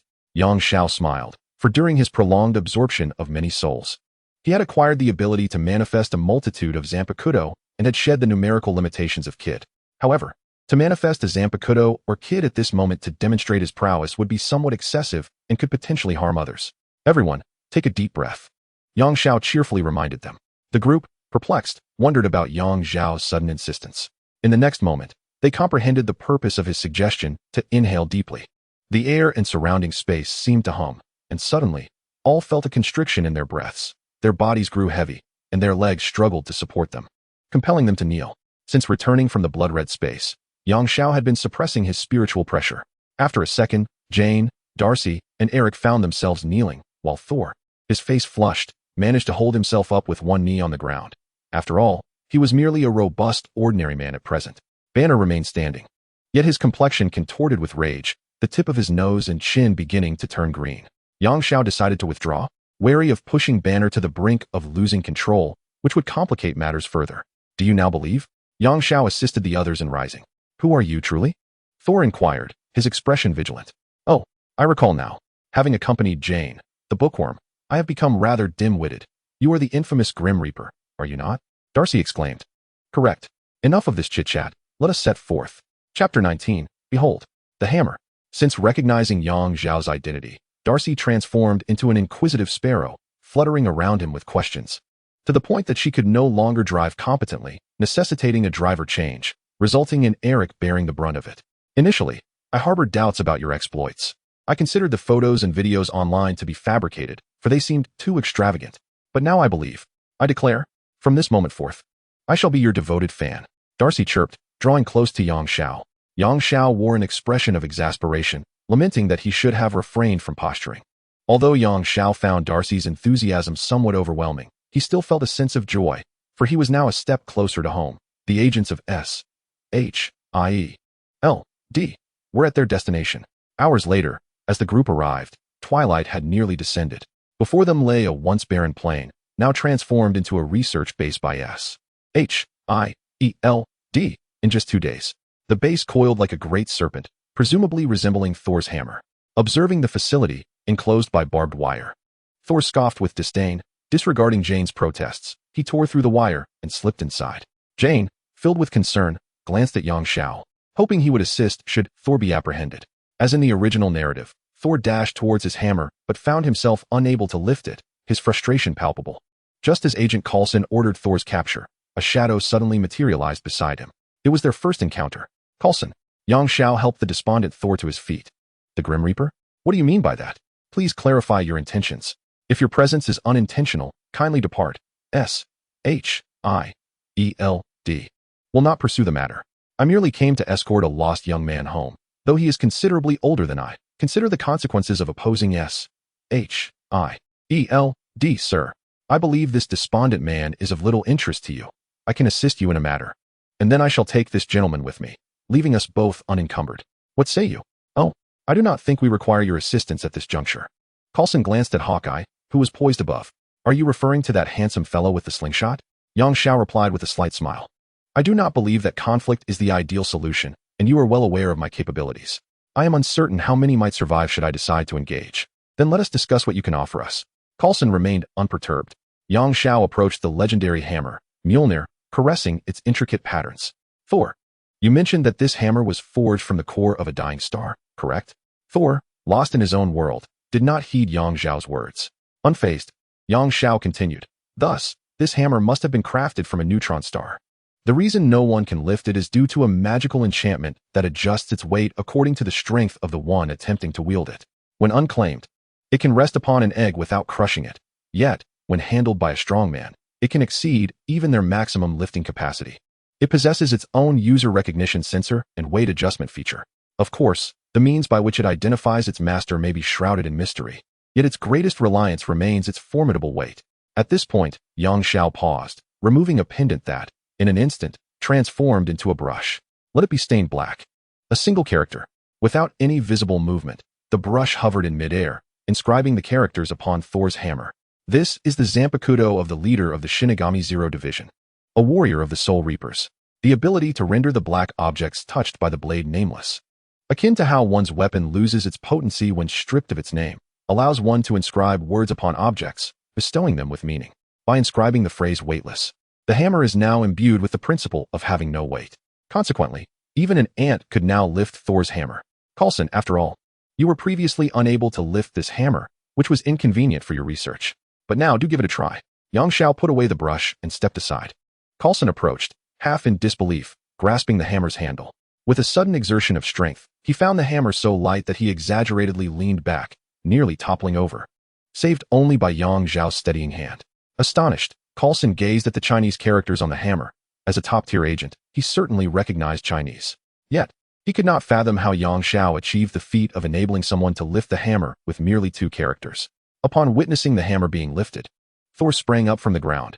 This is impossible. Mjolnir does not acknowledge me, yet it recognizes a mere mortal? Father, surely you jest. He frantically attempted to seize the hammer, only to be halted by Yang Xiao, who clung to him resolutely. All right, Coulson. Take the hammer back to your headquarters for further study. In exchange, please do not impede my departure with Thor. Yang Xiao proclaimed. Very well, as you wish, sir. You may leave. However, I will report the events of this evening to the director. Be my guest, Yang Xiao shrugged, leading the still struggling Thor away. Yang, if you are so formidable, why not help me reclaim Mjolnir? Are you afraid of them? You coward. On the journey back, to prevent Thor from going into a frenzy, Yang Xiao bound him with rope. Your loss of the identity of the god of thunder and the denial of Mjolnir's recognition are not my doing, Thor. It is solely your own fault. Even now, do you still seek to place the blame on others? Yang Xiao's patience was wearing thin. Thor, taken aback by this, fell silent, his bravado dissipating, resembling a helpless child. Observing him in such a state, Jane felt a pang of sympathy and couldn't help but offer a few comforting words. Though they bore little effect, Yang Xiao realized that Jane and Thor likely had mutual feelings for one another. Now, do not be disheartened. A solution will present itself. Furthermore, you need not worry about what SHIELD will do concerning your hammer. With Earth's current technology, they are incapable of studying it. Thor glanced at Yang Xiao before turning to Jane and asking, Is there any alcohol? There is none in the car. I want alcohol. Unable to dissuade him, Jane stopped at a bar along the way to drop Thor off, then asked Eric to accompany him. Later that night, Thor returned, carrying a drunken Eric, whom he unceremoniously tossed onto the bed before turning to Jane. I apologize, Jane, I was quite rude earlier. I always believed myself to be the finest individual in the world, yet in truth, I am impulsive, prone to anger, and act without considering the consequences. I have paid dearly for this. Just now, at the bar, I saw my brother. He informed me that our father has passed away, and I, the instigator of war against the frost giants, shall face eternal exile. As Thor spoke, tears streamed down his face. I love my father. Yet, I have been so willful, betraying his teachings. I am unworthy of being the king of Asgard. Perhaps my brother is the better choice. Observing Thor's expression of remorse, Jane said nothing, merely gazing at him with gentle understanding, serving as a quiet listener. Gradually, Thor's heart began to settle. He sketched the 9 realms and the structure of the world tree in Jane's notebook, recounting the general conditions of each realm, sharing tales of his homeland and childhood. The two lost track of time, one enthusiastically narrating while the other listened intently. The glow of the fire cast a warm hue upon their faces as they forgot the passage of time. Chapter 20. The Destroyer. The following morning, a few individuals gathered at a nearby restaurant for a meal. Revitalized, Thor no longer wallowed in despair. He devoured his food with the same vigor as before. Yet today, no one found his behavior rude. Instead, they regarded him as generous, having learned of his true character through Jane. As they ate and conversed, the atmosphere was harmonious. Suddenly, Darcy stared blankly at the entrance, his cup slipping from his grasp unnoticed. Following his gaze, they beheld 3 men and a woman, seemingly escaped from the set of The Lord of the Rings, grinning widely outside the glass doors. Thor rose and hurried towards them. Volstagg, Hogun, Fandral, Sif. He embraced them warmly before introducing them to Yang Xiao and the others. Long time no see, Thor. The son of the priest has fallen to mingling with mere mortals, remarked the aristocratic Fandral. We have come to bring you back. I cannot return, my old friend. I have committed grave mistakes and am enduring the punishment of exile. Loki has claimed that father has passed away, Thor replied solemnly. The visitors from the celestial realm exchanged glances, and Hogun declared, Your father has not died, Thor. He has merely fallen into Odin's slumber. Loki is a deceiver. He has usurped the throne and is wreaking havoc in Asgard. We cannot allow him to ruin it. Is what you say truly so? Thor furrowed his brow. We have come for this reason. The warriors of Asgard do not lie to their leader. To us. You are the future king of Asgard. Volstagg exclaimed passionately. I am sorry, but I cannot fight alongside you. I have lost all my powers. I am now but an ordinary human. Thor sighed. The celestial visitors attempted to persuade him further, when suddenly, a tremendous roar echoed from outside. In the distance, resembling Thor's own arrival, a fierce storm twisted the earth, flashes of lightning illuminating the sky as a colossal silver iron giant appeared outside the town. Is it truly the destroyer? Thor exclaimed. Jane, you and the others must evacuate the civilians. I will confront him. No, you are an ordinary man now. How can you battle that creature? Jane grasped Thor's arm, preventing him from rushing out. All of this began because of me, and it shall undoubtedly end because of me. Thor spoke gravely, his voice imbued with an unprecedented solemnity, reminiscent of a sacred oath. Unable to restrain him, Jane cast a desperate glance toward Yang Xiao. pleading for his assistance once more. Yang Xiao responded with a light-hearted smile. This is a trial he must endure. Observing Jane's continued expression of entreaty, he relented, adding, "Very well, at the very least, I shall ensure his safety." After Thor dashed out, Sif and the others followed suit, jesting that should Thor perish in battle, they would bear the guilt for eternity. However, as they hastened toward the destroyer, it had already begun to stir. The silvery stripes on the destroyer's body undulated violently, a surge of golden energy coursing rapidly within, ultimately coalescing at its helmet. The visor of the helmet opened, unleashing a beam of golden energy that obliterated everything in its path. Houses, vehicles, and roads lay in ruins as terrified screams filled the air, yet to no avail. How despicable! Attacking innocent civilians. Has Loki lost his mind? Thor exclaimed. Hogun, there's no time. Quickly, throw me. In compliance, Hogun hurled Thor toward the feet of the destroyer. Thor rose, gazing up at the destroyer. Loki, I know you can see and hear me, for it is you who commands the destroyer. I am responsible for all that has transpired. Yet the others are blameless. If you desire, take my life and end this madness. From the throne of Asgard, Loki observed his brother through the eyes of the destroyer, his gaze momentarily flickering. The destroyer, too, retracted the impending golden flame, turning away. Yet in an instant, Loki's resolve wavered. The destroyer swung around, delivering a powerful blow that sent Thor flying. As he soared through the air, Thor coughed up blood and succumbed to unconsciousness upon hitting the ground. Jane, witnessing this harrowing scene, was paralyzed with fear, rushing forward heedlessly. Thor, what has happened to you? You cannot be hurt. You promised.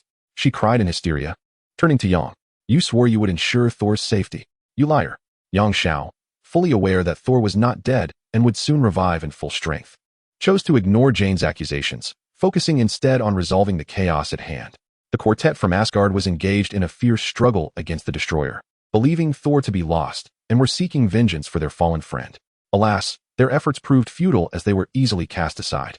As Yang Xiao approached the destroyer, he caught Sif, who had been propelled backward. Brave warrior, I admire your courage. Please step aside and allow me to handle this, he said gently. Mortals have no place in divine battles. Are you out of your mind? Sif retorted disdainfully. Yang Xiao shook his head. I apologize for the offense. With that, he effortlessly flung Sif aside and extended his palm toward the destroyer. Iron sand wall, monk's tower, scorching iron flame, resolute and ultimately silent. Binding path, 75, 5 iron pillars. Suddenly, the sky darkened, and 5 colossal iron pillars descended, each rectangular, approximately 30 meters tall and 5 meters wide. 5 iron pillars toppled the destroyer, pinning down its limbs and head.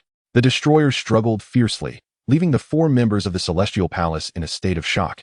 Even Loki was taken aback. When did Midgard, Earth, acquire such formidable strength? Vandal gulped, murmuring to himself. After a prolonged struggle with no success, the destroyer ceased its efforts. The areas under pressure transformed into liquid and flowed away, reconstituting its form while rapidly gathering energy to unleash upon Yang Xiao. If Yang Xiao evaded, countless civilians would be harmed. Thus, he could not flee. He was the chosen one, a bastion of iron, a dragon in motion, a lion's roar, a tiger's growl, a wolf's dash, severing heaven and earth before collapse. Binding path of 81, severing space. A transparent glass-like barrier manifested before Yang Xiao, deflecting the golden energy beam. Binding path of 70, 99, celestial bind. 9 colossal undead, larger than the destroyer itself, emerged, suspending its limbs and head into the air. Now it's my turn to attack. Iron tube. A murky emblem subtly emerged, embodying untamed talent. The tide surged, denying paralysis for a moment, hindering eternal slumber. The crawling steel princess and the self-mutilating clay puppet fused, rebounding and extending to the ground, acknowledging its own powerlessness. Breaking path of 90, black coffin.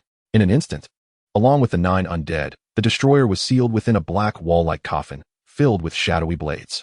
When the black coffin vanished, the destroyer's body was riddled with numerous piercing holes.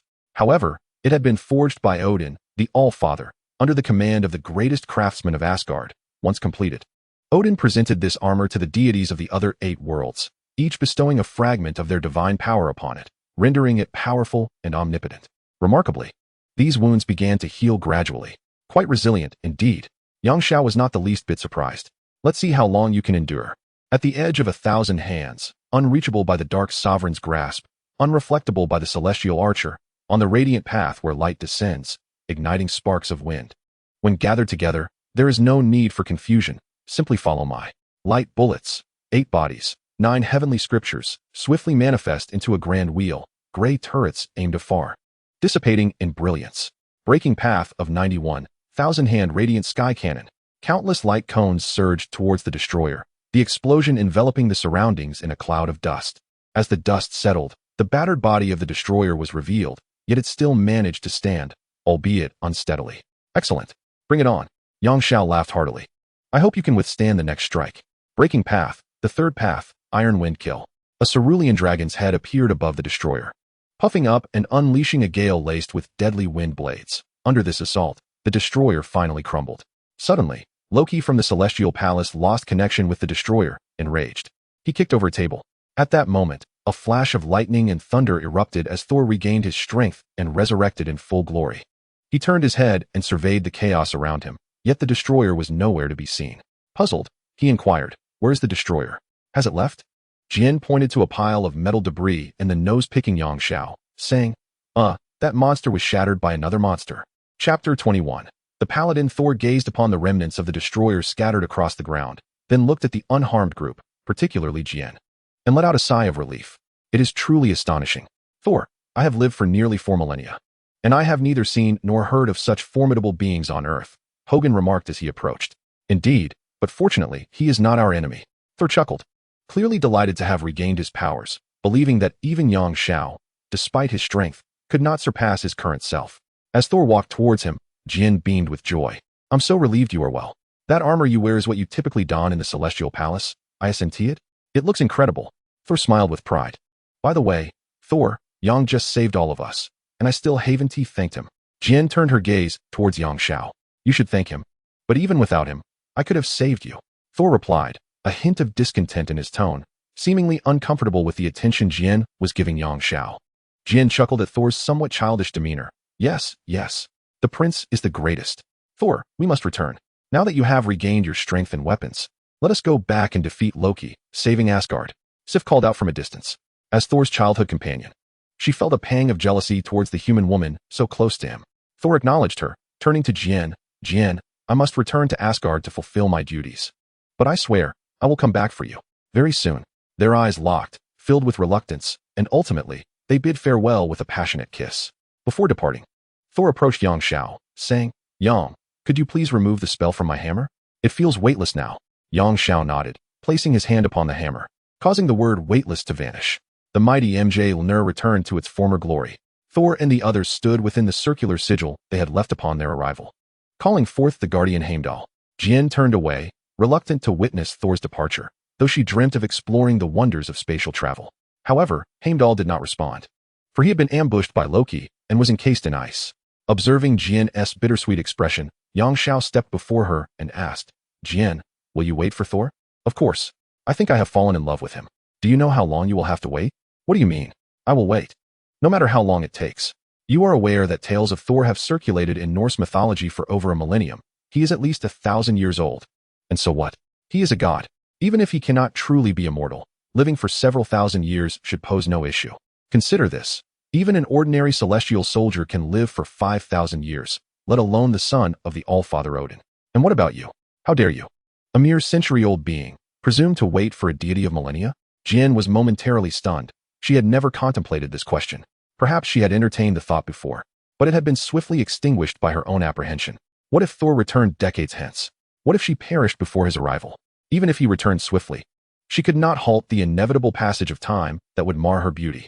Would Thor remain beside her, this aged woman? As these thoughts coursed through her mind, a deepening terror enveloped her. Are you reminding me of these things to encourage me to abandon Thor? Or do you wish to pursue me? Though you possess great strength, you are not of my preferred ilk. I must apologize. Jian fixed her gaze upon Yang Xiao's eyes. No, you misunderstand, he replied. I speak not out of any personal interest.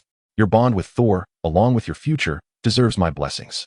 Yet if you allow this to continue, as you age while he remains eternally youthful, it does not seem to me a form of happiness. Then what? If I could provide a solution to this dilemma and grant you extraordinary powers, would you be willing to try? Jian looked at Yang Xiao in disbelief. Are you jesting? How could that possibly be? Would you consider it? He pressed. First, tell me how. Yang Xiao unwrapped a piece of chocolate and, with a swift motion, sliced his finger, allowing a drop of blood to fall upon the confection. It's quite simple. Consume it. Oh, Yang, That is truly disgusting. Are you certain you are not jesting? You have witnessed my powers, Jian. I am no ordinary human. My blood, one might even call it holy, is extraordinary. If you do not understand, think of it as the blood of the divine, akin to the blood of Christ in Western lore. It can perfect your soul. Oh, my God, are you blaspheming? This is utterly unbelievable. The God of Thunder has manifested. My proposition does not seem so strange, does it? Or do you, like those fervent believers, consider Christ supreme and wish to see me burned as a heretic? No, I am merely astonished. Will consuming it truly grant me longevity to rival Thor? As long as I remain alive, Jian, unless you are slain, you will find it exceedingly difficult to die of natural causes. Very well. I hope you are not deceiving me. Meanwhile, Thor, frustrated by Heimdall's silence, inadvertently glanced over to see Yang Xiao offering something to Jian. She accepted it with a smile and, astonishingly, swallowed it. Thor's fury ignited. Damn you, Yang. What have you given Jian to eat? I have yet to depart. After Jian consumed the chocolate, she felt her heart race, her vision blurred, and her blood surged like molten lava. Her body convulsed, and she could not suppress a scream. Thor, witnessing her distress, was both alarmed and enraged. What have you done? Answer me. What have you inflicted upon Jian? He cradled her, stroking her hair. Jian, you will be fine. I am here. At that moment, a brilliant arc of electricity erupted around Jian, repelling Thor with an invisible force. She then levitated into the air. A pair of pale, thunderous wings unfurling from her back, while a jagged halo emanated an overwhelming pressure from her head. Thor was utterly astonished by this peculiar phenomenon. As the god of thunder, he had always considered himself the progenitor of lightning. Yet today, he found himself genuinely frightened. He could not be mistaken. The multiple wings resembling lightning that adorned Jane's form were imbued with a ferocious power. It was a level of strength that he could only aspire to achieve through sheer exertion. This represented the most unadulterated essence of thunder. In the sky, Jane opened her eyes. Unlike her usual blue irises, her gaze now radiated with brilliant lightning, appearing extraordinarily divine. Goodness, Jane had transformed into an angel. I must be losing my mind. First encountering the god of thunder, and now my dear friend has become an angel. Darcy, who had remained silent, murmured to herself. Yang Xiao addressed the bewildered Jane, saying, "You have ingested my blood, which bears the true name of thunderous power, symbolizing all the might of lightning in this realm. From this moment forth, it shall also serve as your true name. You are the second knight after the illustrious one. May the glory of the holy knights accompany you." Since the moment that drop of blood had begun to transform her body, Jane felt as though she had entered into a spiritual contract, forging a profound connection with Yang Xiao. The instant her soul became inscribed, she realized she possessed the conditions to remain by Thor's side, with the corresponding obligation to become a member of the knightly order, ready to answer the call when needed. "We are honored because of you, your majesty." Jane knelt respectfully and saluted. "I, Jane Foster, of the Holy Knights, report to you." Chapter 22, The Invisible Empire. Yang Xiao stepped forward to assist Jane to her feet. "The world was born from chaos, my knight. After countless years of evolution, it has attained a semblance of order. Yet, chaotic souls still linger, ever eager to drag the world back into the depths of turmoil." His voice resonated with an ethereal quality.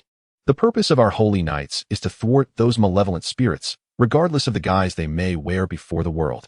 From this day forth, as a bearer of newfound power, you will serve as a member of the knightly order, ready to be summoned when your strength is required to vanquish evil.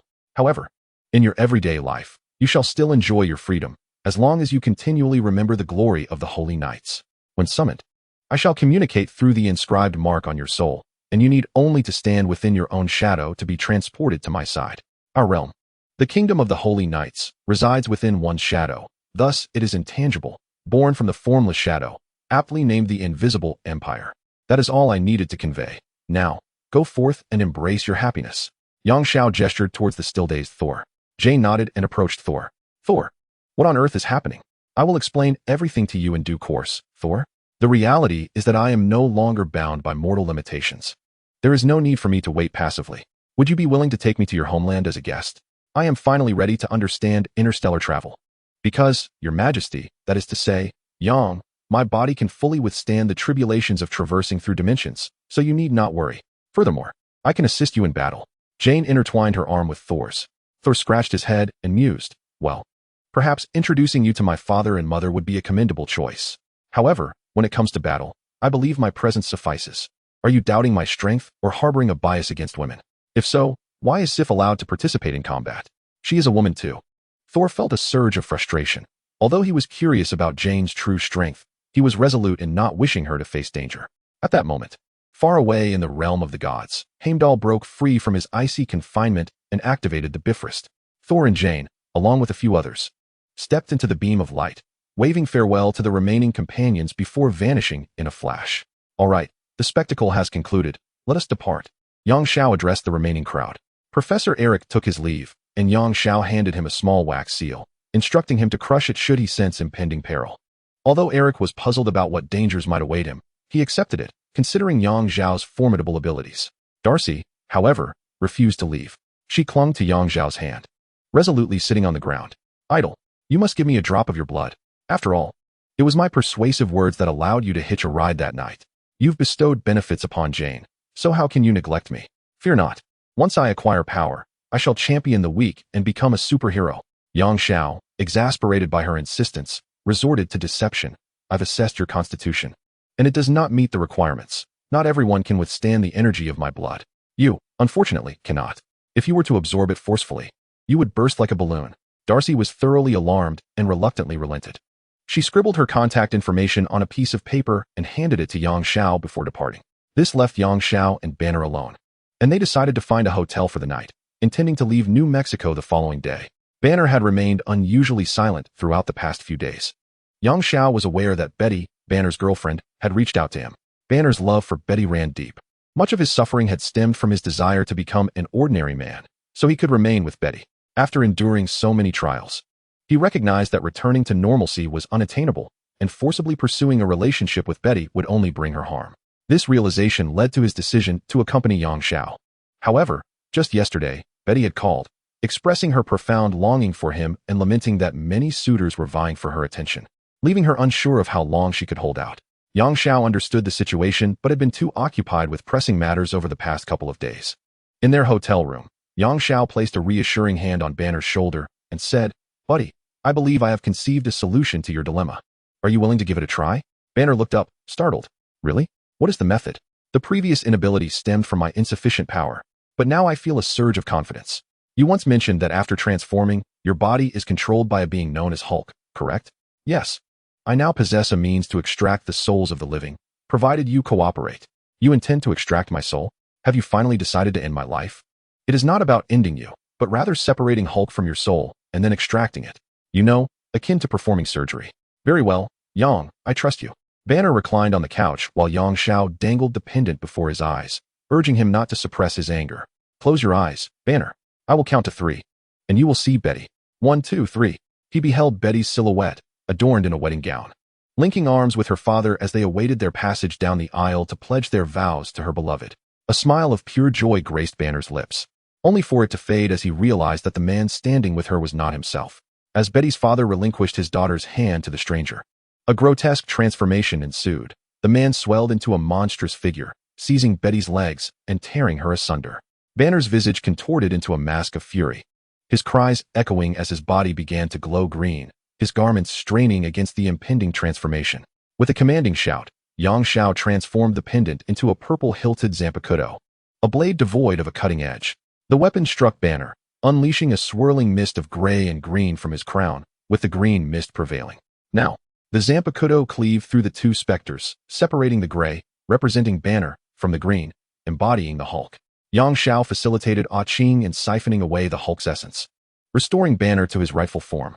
A minute later, Banner awoke, and Yang Xiao exhaled a sigh of relief. From this moment forth, the Hulk has vanished. You need not fear your rage anymore. Yang Xiao smiled warmly. Of course, your transformation ability remains intact. That is a facet of your physicality that no one can erase.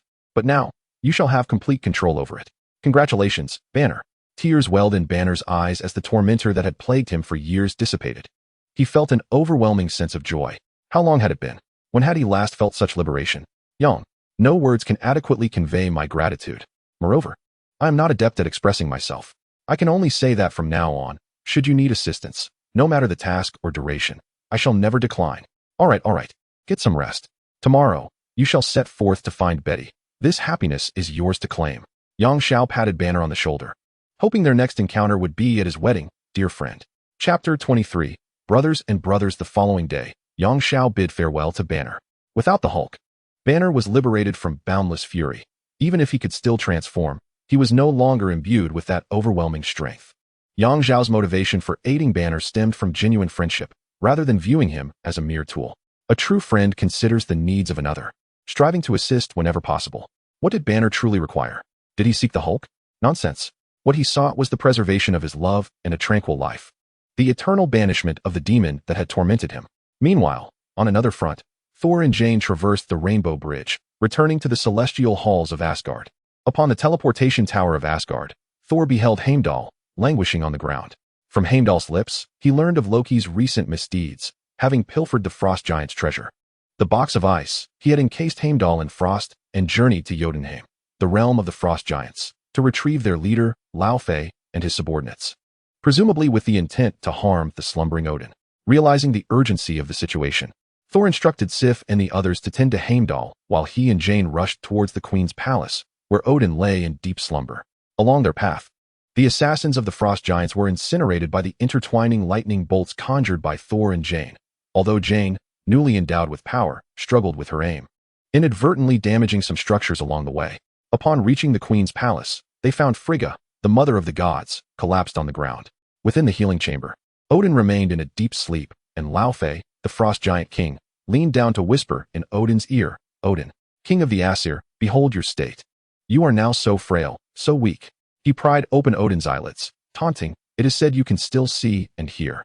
I hope this is true, for then you shall know that your demise is wrought by Laufey." With these words, he conjured an icy blade, poised to sever Odin's head. In a moment of peril, Loki, wielding the staff of the God King, launched a surprise attack on Laufey. "And your death shall be at the hands of Odin's son, Loki." With a mighty blow, he shattered Laufey into fragments. Frigga rose, rushing to embrace Loki. "You have saved your father, my son. I swear to you. These accursed frost giants shall pay for their folly." Loki vowed earnestly. At that moment, Thor arrived. "Loki, you deceitful trickster, what a splendid performance you put on." Thor pulled his mother behind him, confronting Loki. "Why did you not reveal to Mother how you sent the destroyer to slay me and my friends? How you unleashed the destroyer to massacre innocents in other realms? How you orchestrated the frost giants' invasion? You are a born liar, and you always have been. You dare return? Very well, step aside and do not hinder my quest to obliterate Jotunheim." Loki countered, unleashing a golden energy from his staff that sent Thor flying, then soaring through the roof towards the teleportation platform. "Thor," Jane gasped, rushing to assist him. "Are you all right?" "I'm fine. Although I cannot foresee Loki's intentions, I am certain they are malevolent. I just heard him declare his intent to destroy a world. We must stop him." Loki, now in possession of the box of ice, placed it upon the teleportation platform, aiming it towards the location of Jotunheim, activating the Rainbow Bridge. Instantly, the entire platform was encased in the box's power, which surged forth to Jotunheim, invoking a cataclysm akin to divine retribution. The land quaked, and the giants screamed in terror, yet their cries were in vain. Within moments, the planet lay ravaged and desolate. Thor and Jane rushed to the scene. "Oh, look, you have brought a mere human along. How utterly infatuated you are." Loki scoffed derisively at Thor. With a swift gesture of his right hand, a formidable bolt of lightning struck Loki, causing him to stagger backward for quite a distance. Had it not been for the protection of the God King's scepter, he would not have endured so easily. "Is this what divinity has come to? Even a mere mortal like myself can withstand you? How feeble the gods are," Jian retorted. "Humph. Though I am unaware of how a mere human could attain such strength. You shall not prevail. The Rainbow Bridge shall endure until Jotunheim is reduced to fragments. No one can thwart the might of the frost box." "Why are you doing this, Loki?" Thor shouted in fury. "It is, of course, to demonstrate my worth to Father, to prove who his most exceptional son truly is. When he awakens, he will realize it was I who saved him, I who vanquished the abominations of our enemies, and I shall be the rightful heir to the throne. Unlike you, who foolishly storms into the enemy's lair relying solely on brute strength. A true king relies on wisdom, and you are unworthy of the crown. Even though we have harbored deep-seated grievances against the giants for ages, you cannot annihilate their entire race." "Why not?" Loki gazed at Thor, a peculiar smile spreading across his face. "What is this newfound attitude towards the frost giants? Do not forget, it was you who instigated this war. As you wished, the conflict has commenced. But war is cruel. It is either your demise or mine. What has brought about this sudden compassion? The brash instigator of war suddenly speaks of morality? How ludicrous. I acknowledge my past foolishness, brother. That is why I have changed." "You have changed?" "Huh. I have changed too." Loki hurled a scepter, knocking Thor down.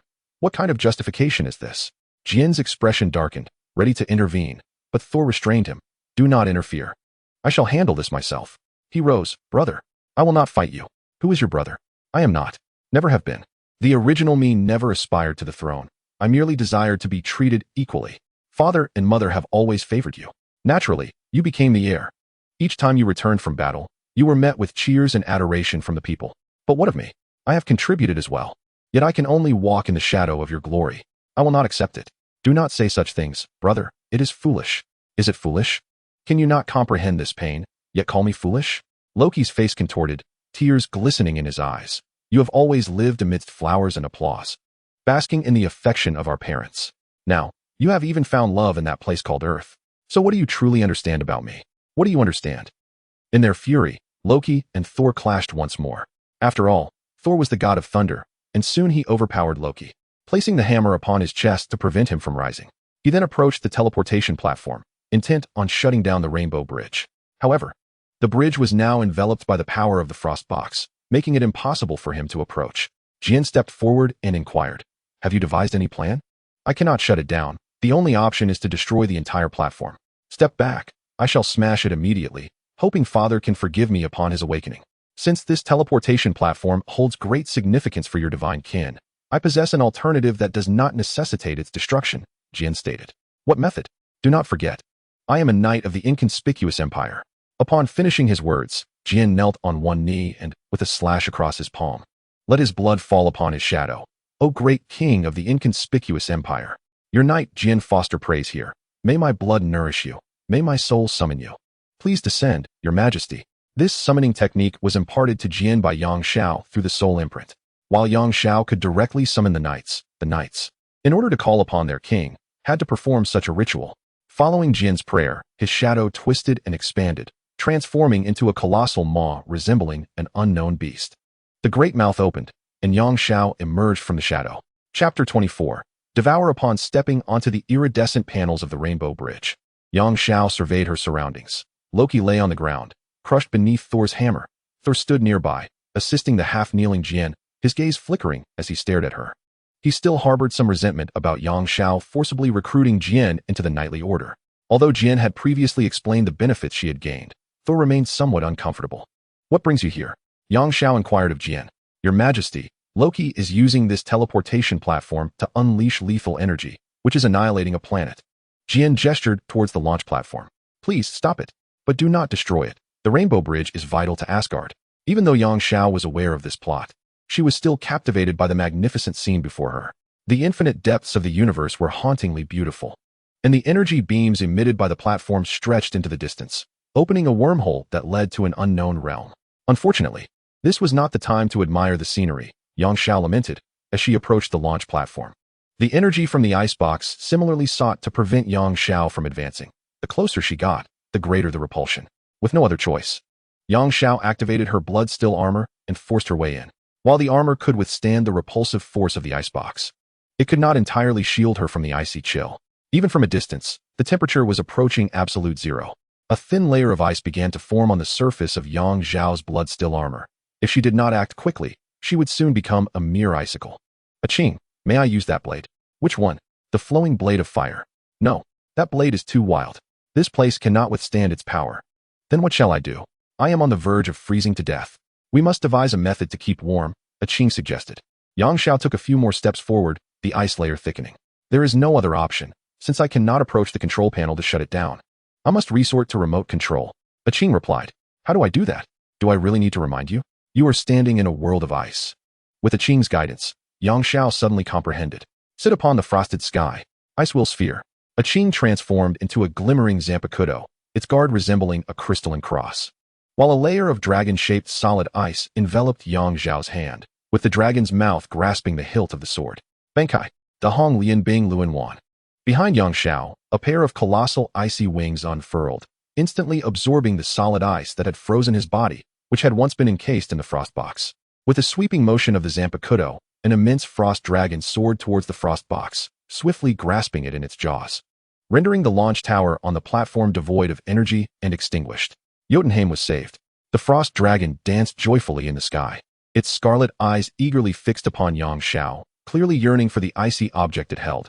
Astonishingly, the dragon exhibited a semblance of consciousness. Aching. What is the meaning of this dragon?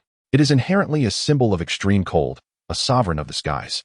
Upon arriving in this world, its power seems to have been amplified, reaching this extraordinary level, so the emergence of sentience is hardly surprising. Can it consume the frost box? Absolutely. Only it possesses the capability to absorb it. After all, it is the most formidable ice-type Zanpakutō in history. Yang Xiao nodded at the frost dragon, which let out a jubilant roar before tilting its head back and swallowing the frost box whole. Following this, the dragon's body radiated an increasingly brilliant blue glow, growing larger in size. Ultimately, it let out a resounding cry towards the heavens, and with a belch reminiscent of satiety, it exhaled a tremendous icy blue breath into the sky. The force of this breath was so potent that it instantly froze a deserted floating island of Asgard into shards of ice. Aching. The ice wall has indeed become significantly stronger. It has upgraded. However, I cannot rely solely on it for combat in the future. Not every situation is suited for an ice-type Zanpakutō, yet it would be too regrettable not to use it. It truly feels like a double-edged sword. Nay. After absorbing the frost box, the ice wheel will automatically convert into spiritual energy, which can then enhance any of your other abilities. You know, spiritual energy is the foundation of all your powers. Such marvel. Does this mean I could use a fire-type Zanpakutō to absorb the power of flames? Or a water-type to harness the essence of water? Over time, wouldn't I become strong enough to vanquish the pantheon? Your thoughts are fanciful. Absorption is indeed possible. But you must locate primordial treasures akin to the frost box. Is the sun considered the origin of fire? Many fantasy novels I've read claim there are essences of fire upon the sun. You have clearly indulged too much in fiction. That is the realm of fantasy. This is not. King Odin awakened and approached the Rainbow Bridge, expressing gratitude for Yang Xiao's gallant assistance, commending Thor for regaining his power, and lamenting the actions of Loki. Nevertheless, he still harbored affection for his younger son and decided to detain him before deliberating on appropriate punishment. The guards escorted Loki at the forefront, with Odin, Thor, and Jane walking in the middle, while Yang Xiao trailed behind. Just as they neared the end of the Rainbow Bridge, Loki halted and declared, "Father, I could have succeeded. For all of us. The enmity between giants and us has persisted for millennia. I nearly brought it to an end. Why will you not acknowledge me? Why?" Odin opened his mouth to speak, only to be interrupted by Loki. "I know, Father, you have always favored Thor, while I am merely a remnant of the frost giants. Yet I love you. I have done all this for your validation, but it has resulted in this. I see no future. Before me lies only darkness. Father." Loki then turned to Thor. "I have never bested you, Thor. Yet I will never be captured by you." With that, he broke free from the guards and leaped from the Rainbow Bridge. Thor and Odin sprang up simultaneously, seeking to apprehend Loki, but alas, it was too late. Loki floated towards the impending closure of the wormhole, his fate uncertain. To express gratitude for Yang Xiao's assistance, and to soothe the hearts of those affected by disaster, the Celestial Palace organized a grand banquet. At the feast, Hogun boasted with wild abandon, holding a leg of lamb. "In the towns of Midgard, I charged forth. With a mighty roar, I cleaved the destroyer's belly with my axe, and then brought it down." Are you implying that you merely fell on your back? Let me think. The one rolling in excrement after falling would be you big beard. Vandal interjected, prompting laughter from the crowd. "Humph. I merely wish to say that retreat is also a tactic. I am old, my strength wanes, but my wisdom remains." Hogun continued to argue defensively. With this lively character, the atmosphere of the banquet remained buoyant. "Come, let us toast to the true hero Yang. Cheers." Vostag raised his goblet, standing beside Yang Xiao. "Thank you. You have saved the Celestial Palace, and you have earned Vostag's friendship. Midgardian." Everyone raised their glasses to Yang Xiao, who graciously accepted their goodwill, winning the admiration and favor of all present. Thus, the hall was filled with joy, save for Odin and his wife, as well as Thor. Odin and his wife mourned the loss of a son, while Thor grieved for his brother. Deep down, Thor had always harbored affection for Loki. Since childhood, he had excelled in everything, striving to set an example for his brother. Every time he received praise from their parents, he shared all his rewards with Loki. He had always believed he was a responsible brother, yet now he felt disappointment in his negligence, as he had rarely considered his brother's true feelings. Hence, neither felt inclined to partake in the festivities. After the banquet, Thor introduced Jane to his parents. Although surprised that Thor was not with the favored Sif as parents, they silently supported any love that Thor cherished and deemed worthy. Clearly, after witnessing Jane's formidable strength, they no longer regarded her as a frail earthling. Thor and Jane received the blessings of the king and queen of the gods. Chapter 25, The Cosmic Cube. This matter at hand was concluded. Jane decided to stay in the Celestial Palace with Thor for a while.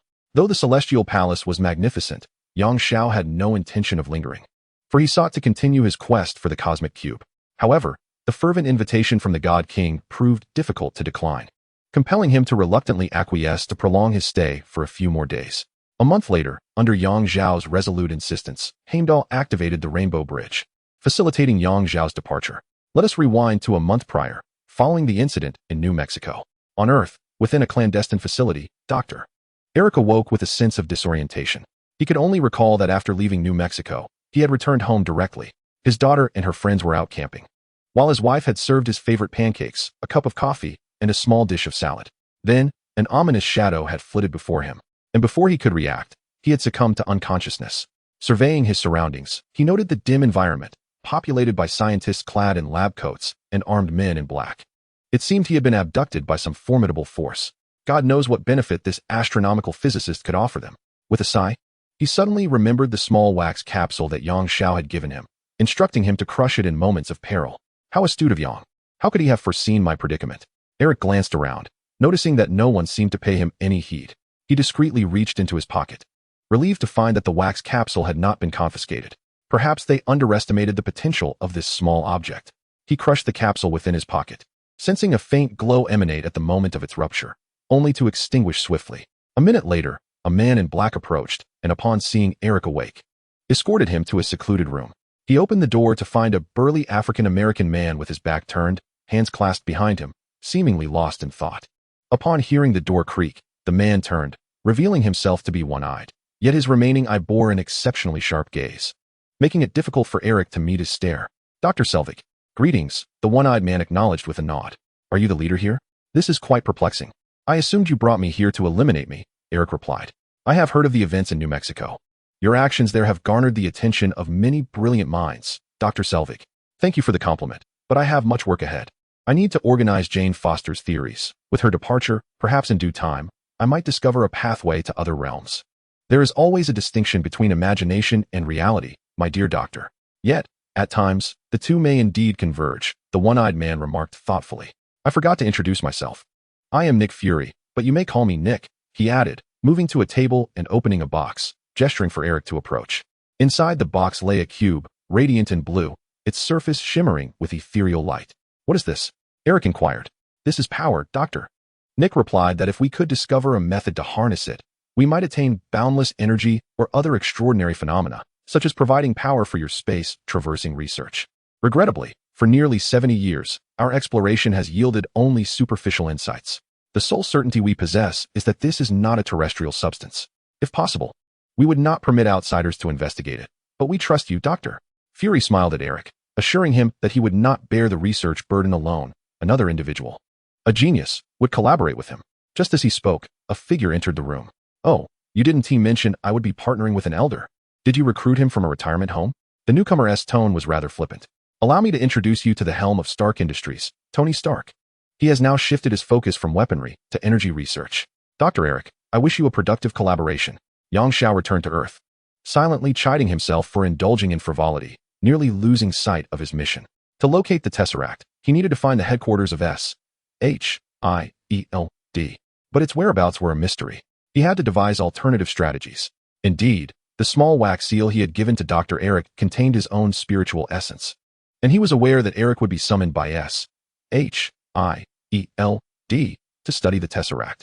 Thus, should Eric crush the wax seal, he could sense his location through the spiritual energy. Now, having become distracted in his revelry, he almost forgot his purpose.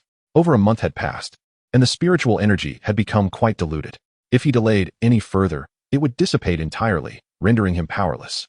Fortunately, it was not too late to mend his ways. He traced an unusual rune in the air with his hands and chanted, Heart of the South, Pupil of the North, Fingertip of the West, Toe of the East. Gather with the wind, disperse the rain. Bind the path of the 58th technique, pursue the sparrow. This was one of the few tracking spells in the realm of the supernatural, and in an instant, he discerned Eric's precise location, which was not too far away, a delightful surprise indeed. Within the SHIELD base, the pace of research had accelerated significantly due to Tony Stark's involvement. More astonishing than in the original narrative, Tony even extracted a small portion of the Tesseract's energy, storing it in his specially designed energy ring. Although this amount was negligible compared to the tesseract itself, Tony calculated that if converted into electrical energy, it could power the entire planet for 20 years. It is worth mentioning that following Ivan's previous ambush, the experience deeply affected Tony, prompting him to research and ultimately create his own suit of armor and energy reactor. The energy ring designed for storing tesseract energy was a byproduct of his exploration into the reactor, constructed from a new element synthesized by Tony, exhibiting greater stability than any material found on Earth. Thus, they activated the tesseract, which in turn emitted a signal that was intercepted by the Chitauri, confirming its presence on Earth. Just like in the original narrative, they rescued Loki, who was adrift in space, providing him with a scepter to lead the charge on Earth. Consequently, when Yang Xiao arrived at S.H.I.E.L.D., Loki was already facing off against the agents. Of course, with the Mind Scepter in his possession. Many agents were under his control, leaving S.H.I.E.L.D. at a distinct disadvantage. "Where is Tony Stark?" Fury inquired, firing his weapon while addressing Agent Hill nearby. "He told me yesterday that today is Cooper's, Pepper Potts, birthday, so he won't be coming. Damn it. We need him now. We can't reach him, sir." His phone is answered only by his AI assistant, Jarvis, who has been instructed to intercept any calls and messages today. "What about his energy ring?" "He took it with him yesterday, sir." Fury's gaze flickered as he fell silent, resolutely guarding the tesseract and continuing to fire. Unfortunately, Loki, being a god of Asgard and wielding the Mind Scepter, had already reduced S.H.I.E.L.D.'s agents to a mere handful. Watching Loki advance, even the typically unflappable director felt a twinge of anxiety. The tesseract must not fall into enemy hands. "I believe you are in need of assistance." A voice suddenly called from behind. Fury's single eye widened, and he swiftly turned, aiming his weapon at the newcomer. "Is that you, Death?" "Yang." Chapter 26. You again? Upon seeing Yang Zhao's unexpected arrival, Loki's previously sinister grin froze in place. "What are you doing here again?" He vividly recalled Yang Zhao's interference in his plans to annihilate Jotunheim. "Ah, we meet again, Prince of Asgard. Quite astonishing that you are still alive. Your parents and brother mourn you, believing you to be dead. Why not return and offer them some comfort?" Yang Xiao suggested with a smile. "The former Loki is no more. I have been reborn and possess no parents or siblings." Loki bellowed in fury, akin to a raging bull. He aimed the Mind Scepter at Yang Xiao, preparing to strike as if to pierce him through. Way of destruction, first strike. Yang Xiao countered with a technique of his own, unleashing a small shockwave from his fingertips that collided with Loki's attack, resulting in a mutual cancellation of their powers.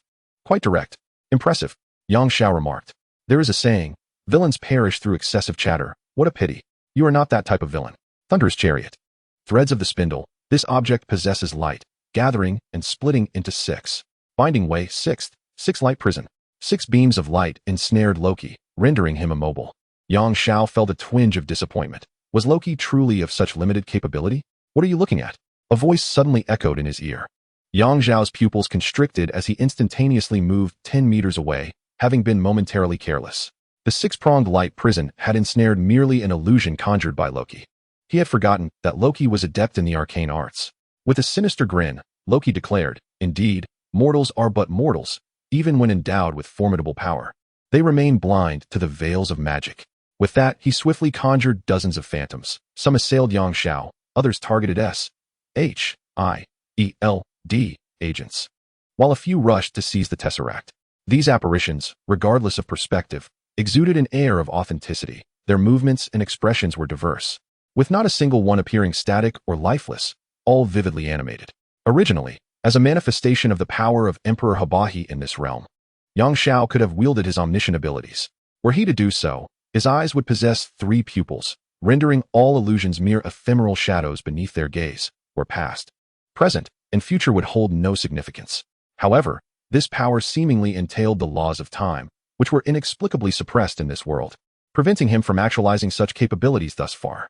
Consequently, Yang Xiao remained a mere mortal, left with the options of testing each phantom individually or employing overwhelming force to scatter them, causing the illusions to dissipate under the strain. Testing them one by one would be exceedingly slow, and by the time he finished, Loki might have already absconded with the tesseract. On the other hand, utilizing a shockwave to disperse them appeared feasible, yet Yang Xiao was perilously close to the tesseract. If the vibrations were too intense, it could provoke a catastrophic explosion, leaving no survivors aside from himself and Loki. In this moment, the only viable method was to combat Loki's illusionary magic by blinding his own senses in return. Sing. Clear insect. Yang Xiao unleashed a Zanpakutō, the soul-cutting blade of Captain Urahara from Bleach. Bankai. Clear insect's final form, Yamakushi. The spiritual pressure released by the Zanpakutō morphed into a colossal, elliptical barrier, enveloping both Yang Xiao and all of Loki's phantoms. Within this barrier, all sensory perceptions, hearing, sight, smell, and energy detection, were stripped away from everyone but Yang Xiao himself. Thus, within this sanctum, Loki became blind, deaf, and unable to wield his magic. He was rendered powerless. As a result, the phantoms quickly vanished, revealing Loki's true form, which had circled behind Yang Xiao, poised to stab him in the back with the Mind Scepter. Should he strike, Yang Xiao would succumb to Loki's mental control, and for a fleeting moment, Loki's face bore an expression of assured triumph. Yet, in the next instant, Loki's confidence shattered as he realized he had inexplicably become blind and deaf, perceiving nothing but the scepter in his hand, feeling utterly disoriented. This development was beyond what he had anticipated, plunging him into a state of panic. Loki frantically waved the scepter, shouting, "Cursed mortal, what sorcery is this? Have I been bewitched? Defeating me in such a manner is hardly honorable, human." Yang Xiao observed Loki, who flitted about like a headless fly, and frowned in contemplation. Should he eliminate him or return him to Asgard for the oversight of the All-Father? To slay him would not invoke fear. After all, the Tesseract had already been located, within reach, and perhaps he would soon return home. However, he felt a pang of guilt towards Thor and his companions, considering the familial bonds that were evident. Conversely, sparing him posed its own risks. Loki was notoriously cunning, and who could ascertain whether he might escape? The Tesseract lay tantalizingly close, and the thought of reuniting with his parents and Wang Qingqing filled him with an overwhelming desire to abandon everything and rush home. As he wrestled with his indecision, a sudden radiance emanated from the gem atop the Mind Stone. The black barrier of the Enma cricket shattered with numerous fissures, and in the blink of an eye, the protective spell was undone. Yang Xiao stood in astonishment, realizing he had overlooked a crucial detail. The Mind Stone embedded in the scepter was one of the 6 Infinity Stones. A force of that caliber could easily dismantle illusions in mere moments. Yet, one perplexing question lingered in his mind. Loki could not possibly wield the Mind Stone to disrupt the barrier, as he had indeed been stripped of his magical powers. The gem acted autonomously. Why would it choose to save Loki? Was it a legendary artifact come to the aid of its master? Impossible. Loki could not be the true master of the Mind Stone. It was merely lent to him by its rightful owner. Thus, only 2 possibilities remained. First, the Mind Stone possessed self-awareness, bound to protect Loki until he was rendered obsolete. Second, the gem had just been remotely controlled by an unseen entity. Regardless of which scenario was true, Yang Xiao needed to exercise utmost caution. The prospect of a powerful presence surveilling their every move was truly terrifying. Loki, regaining his senses and strength, remained on guard, shaken by the turn of events. Yang Xiao felt overwhelmed. The situation had nearly resolved itself, yet his indecisiveness had led to this predicament. Now, it appeared that all illusion-based abilities were rendered ineffective. The inability to utilize both destructive and illusionary powers was deeply troubling. Suddenly, an epiphany struck him, and he called out, "Everyone from S.H.I.E.L.D. retreat. Unleash your claws, Shikishima Kazashi." Another Zanpakutō was released. This one bearing an unusual appearance, featuring 3 blades, with faces resembling that of an infant, their features eerily obscure. Yang Xiao swung the blades around him, and from the mouths of the infant faces emanated a swirling purple mist. Before long, the vicinity surrounding the Tesseract was enveloped in this violet haze. This was the Zanpakutō of Neutra Gilga, captain of the 12th Division of the Godii 13 in Bleach. The purple mist could sever the signals from the brain that commanded movement, rendering anyone who inhaled it paralyzed and incapable of wielding any power. In essence, it was a form of poison. Though this ability may seem somewhat unscrupulous, it is, alas, the best course of action available at present. Loki has succumbed. His hands hang limply at his sides, and with a clatter, the Mind Scepter falls to the ground. Gradually, his thighs give way under the weight of his body, bending until he collapses onto the earth. Yang Xiao approaches, gazing at Loki's pale visage, and heaves a sigh. "Ah, Loki, I believe a mind as astute as yours must recognize that you have been exploited. Yes? You are merely a pawn in this game, a mere vanguard serving a purpose for another being, and once that purpose has been fulfilled, your fate will not be a pleasant one. I understand your lack of agency. And now, I shall return you to Asgard." Yang Xiao intends to use the soul imprint to notify Jian, requesting her to summon Heimdall to open the Rainbow Bridge and escort Loki back. Thunderous chariots, the gaps of the spinning wheel. This object possesses light, converging and dividing into 6 Binding Path 6, 6 Rods of Light Prison. Yang Xiao seals Loki with a ghostly technique, neutralizing his poison, and as he prepares to inform Jian through the soul imprint. Suddenly, Loki, bound and confined, begins to writhe, a flash of light enveloping him as he transforms into another person, a girl. This girl boasts a sleek, short hairstyle, a slender figure, and her features reflect both delicacy and a hint of valor, now smiling at him. Yang Xiao? It has been far too long. Wang Qingqing. Loki, once again casting an illusion, finds joy in observing the complex emotions playing across Yang Xiao's face: anticipation, deep-seated affection, and disbelief. Although he cannot discern who Yang Xiao perceives. The greatest enchantment of this magic is its ability to reveal to the enchanted individual the person they cherish most and the one they regret most. Why are you treating me this way? Release me. Wang Qingqing, trapped within the 6 Rods of Light prison, pleads playfully.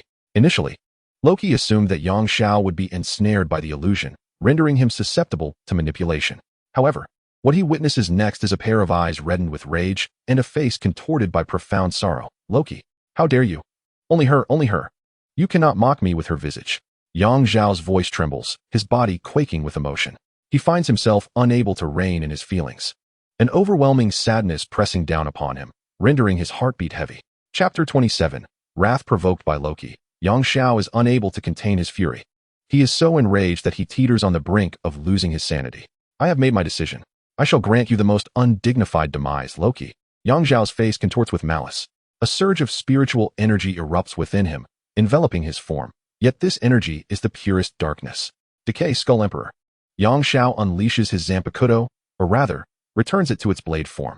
This is the second blade of Hueco Mundo, the Zanpakutō of the Emperor Aizen.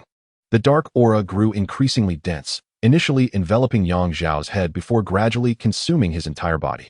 He transformed into a skeleton, while the ethereal energy coalesced into a grand cloak, resembling black flames, draped upon him. A golden crown adorned with thorns rested upon his skull, and several golden chains trailed behind him on the ground. Within the eye sockets of his skeletal visage blazed azure flames, and tendrils of black steam emanated from his mouth as he advanced step by step towards Loki. This was the headquarters of S.H.I.E.L.D., a site designated for the storage of high-energy artifacts such as the Cosmic Cube. Thus the floor was constructed from a unique, exceptionally durable material. Yet, wherever Yang Xiao tread, the ground and the depths beneath it disintegrated into black ash. An overwhelming spiritual pressure accompanied each of his steps, intensifying with each advance. By the time he stood before Loki, not only had Loki lost the ability to maintain his transformation, reverting to his true form, but he also found himself unable to stand, collapsing to his knees, arms straining to prevent his full prostration. The 6 luminous shards binding Loki within the prism of light, upon contact with a mere fragment of Yang Xiao's dark essence, disintegrated as if exposed to a corrosive substance.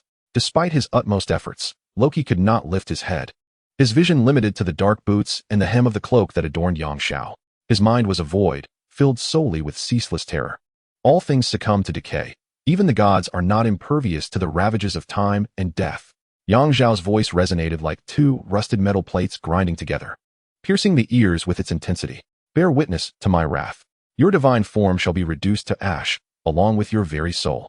With a skeletal hand, now pallid and bony, he reached towards Loki's crown, black flames licking at his palm, flickering embers cascading onto Loki's head, transforming his once dark locks into a pale hue that swiftly fell away. I bestow upon you the gift of death, Loki, Yang Xiao proclaimed. At that critical moment, a radiant pillar of multicolored light descended from the heavens. An elderly figure, clad in armor and crowned, rode upon a pure white unicorn, arriving amidst the brilliance. The resonating cry of the unicorn accompanied the majestic elder, who bore a staff that radiated an extraordinary glow. Odin, Yang Xiao bellowed, his dark flames surging in response to the arrival. He observed, astonished, as the gentle light emitted from Odin's staff managed to counteract his deathly black flames. This luminous aura enveloped Loki, restoring his fallen hair to its original state. Yang, a distinguished guest of the celestial realm, my youngest has always had a penchant for mischief. Heimdall has been watching over these events closely and has just relayed everything to me. Might you, for the sake of an aging father, allow me to take him back to Asgard? I shall punish him and provide you with the closure you seek. Though the All-Father resisted the black flames, it was a strenuous endeavor, his voice lacking its usual vigor, revealing his advanced age. I require no pity from you, nor shall I return to Asgard. Before Yang Xiao could respond, Loki interjected with fervor. The God King paid no heed to Loki, struggling to withstand the dark flames unleashed by Yang Xiao. Sweat trickled down his single eye, yet his gaze remained serene. Yang Xiao, adorned with a skull, betrayed no emotion as he halted his actions. The God King of Asgard.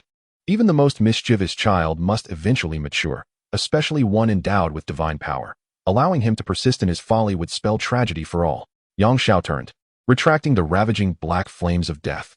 Take him away, before I change my mind. I shall not forgive him, yet I am moved by your paternal love for him. I hope you and Thor can reform him. The God King's taut nerves relaxed as he lifted the fallen Loki, departing upon the Rainbow Bridge. Regrettably, Yang Xiao remained oblivious to the fact that the once-dropped scepter of the mind vanished along with Loki's departure. Restored to his human form, Yang Xiao approached Director Fury. Director Fury, the hindrance has departed. Now may I borrow your cosmic cube?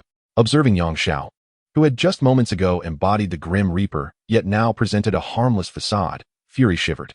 This was the first time he witnessed Yang Xiao's capabilities. His oceanic aura and terrifying prowess rendered the title of death most fitting. Thus, could he decline? The inquiry was merely out of courtesy. Should he display ignorance, it might well cost him dearly. What do you intend to do with it? Research? Out of respect for S.H.I.E.L.D.'s reputation, Fury sought a way to save face, even though Yang Xiao owed him no explanation. Not taking it away, but using it here. To Fury's surprise, Yang Xiao replied. Fury stepped aside, gesturing for Yang Xiao to proceed. Approaching the cosmic cube embedded in the machinery, Yang Xiao could no longer maintain his composure. How long had he yearned for this moment? Countless days and nights dreaming of returning home. His beloved homeland and family. I am coming back. Wang Qingqing. Upon my return, I shall apologize. I will buy you many gifts as thanks for your birthday present to me. And I must confess my feelings to you. Overcome with exhilaration, Yang Xiao's hand trembled as he reached for the cube. Finally, he extracted the cosmic cube. Cradling it in his hands, tears streaming down his face. Aching, is it not this cube that transported me across worlds? Sense it, and see how to wield it. We are going home. He called out to Aching in his heart. Let me try? Aching responded promptly, seemingly swept up in Yang Xiao's enthusiasm. A minute passed. 10 minutes passed. Half an hour after a prolonged wait marked by Yang Xiao's anxious expression, Aching finally spoke. Yang Xiao, this cosmic cube is indeed a divine artifact of this realm. The cube is merely a shell. At its core lies a deep blue gemstone, seemingly imbued with extraordinary power, capable of breaking through spatial barriers and enabling teleportation. Aching exclaimed, excellent. This must indeed be the fabled space stone among the 6 infinite gems. Can you harness its power? Yang Xiao pressed on. Yes, I was just becoming acquainted with its strength. Then what are we waiting for? Take me home. Yang Xiao urged excitedly. Aching was silent for a long while before responding.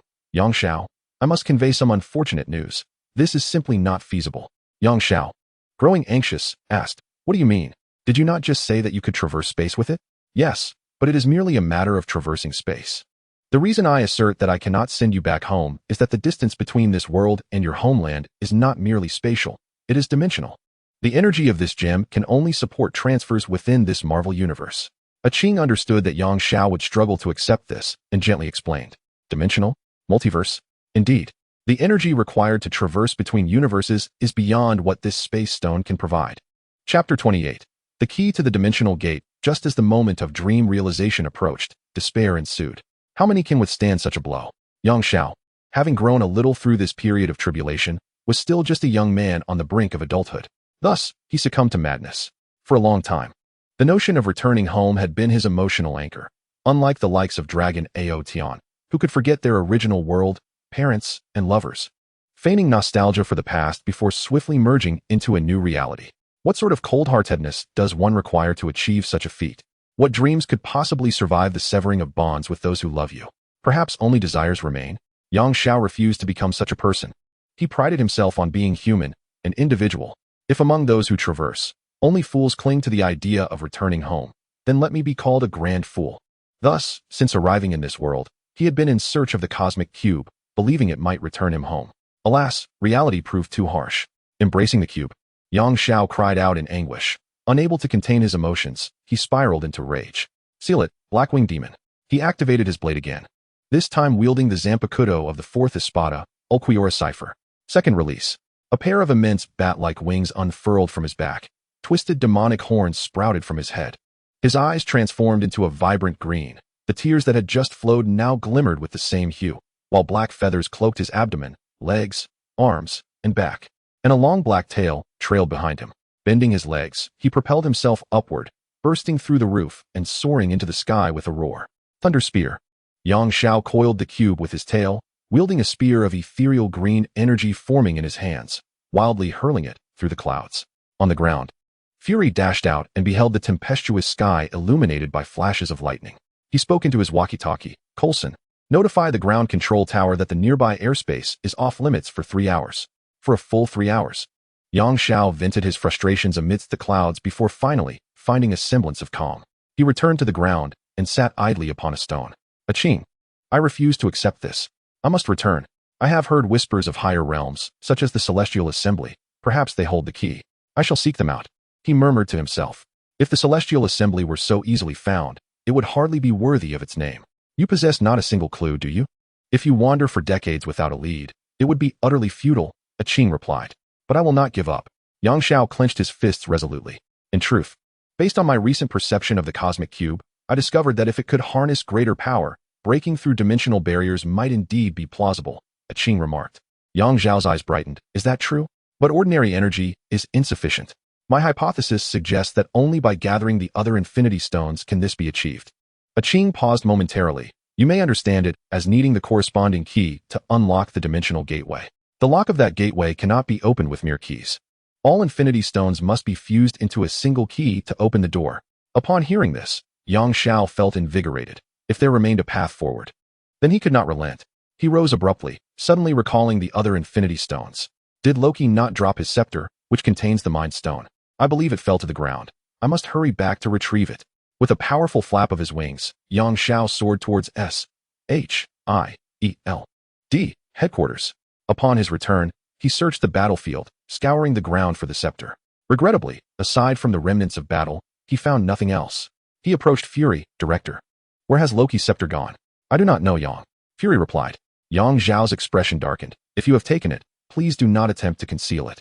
Director, that item is of utmost importance to me, but we truly have not taken it. Fury furrowed his brow. If you do not believe me, you may review the surveillance footage. If even the recordings cannot be falsified, can you still call yourselves S.H.I.E.L.D.? Yang Xiao scoffed. I swear. Fury exclaimed, clearly exasperated. I observed that scepter closely. It remained there after falling from Loki's grasp, but once that horse-riding elder took it away, it vanished. Yang Xiao frowned. Are you certain of this? Absolutely. Meanwhile, in Asgard, Odin sighed deeply as he walked along the grand avenue leading to the palace. Enough with the pretense. I know you are not in your true form. I did not expect that during your absence. Your mastery of illusion would improve to such an extent that you could deceive my eyes for so long. Loki, shackled in special restraints, chuckled softly. Blame your age, father. I am unaware of when your true form escaped, yet I hope you can remain composed and refrain from causing further chaos. Especially regarding Yang. That human, do not provoke him again. You have personally witnessed his strength, my child. Perhaps he is indeed formidable, to the point that even you, the king of the gods, harbor trepidation. However, I cannot relent, my father. The being who bestowed upon me the scepter and enabled me to seize that wondrous cosmic cube is beyond my capacity to contend with. Do not attempt to thwart me, for inciting his wrath would bring calamity upon Asgard. What, pray tell, have you encountered during your time of absence? Odin inquired. I cannot divulge, father. That name is taboo. Yet, I beseech you, do not allow the celestial palace to intervene in this matter. The Mind Scepter still resides in my grasp, and I remain under surveillance. As Loki spoke, his image began to waver, flickering like a stuttering frame, gradually becoming indistinct. Forgive me, father. On Earth, outside the S.H.I.E.L.D. headquarters, Yang Xiao chose to trust Fury's words, believing that if the God King had not somehow taken the scepter, it must still be in Loki's possession. As for whether Loki would hide away and cease to appear, Yang Xiao held no concerns. He understood that Loki's mission was to locate the cosmic cube and subsequently open a portal to unleash the Chitauri army upon Earth. Thus, as long as the cosmic cube remained within his grasp, he had no doubt that Loki would go to great lengths to reclaim it. Yang Xiao sought a conspicuous, desolate location, both to attract Loki's attention and to prevent collateral damage in the event of conflict. Consequently, he discovered a secluded lake nearby, where he conjured a towering structure upon the water's surface, radiating brilliant light, while he sat cross-legged atop the tower, awaiting Loki's arrival. Yang Xiao. The Infinity Stones are not easily found. Currently, only 2 reside on Earth. Have you considered how challenging it would be to gather them all? Aching queried. And what of it? No matter how daunting the obstacles, they can only be overcome by charging forward. Yang Xiao straightened his back. If I allow fear of difficulties to deter me, then I might as well abandon any hope of returning home. Even if the path to success is as arduous as a miracle, I shall persevere to the end. I vow, even if it requires a miracle, I will manifest it for you. Indeed, I believe in you. Qing encouraged. Really? You have such faith in me? Why? Yang Xiao inquired. Qing remained silent. Because those who believe in miracles are themselves remarkable, akin to miracles. Therefore, I cannot allow you to remain stagnant. I shall do everything within my power to assist you until the very end. Ignite life for me, let it blaze forth. Chapter 29, Captain the S.H.I.E.L.D. Headquarters, which had been ravaged by the battle between Yang Xiao and Loki, has now been restored.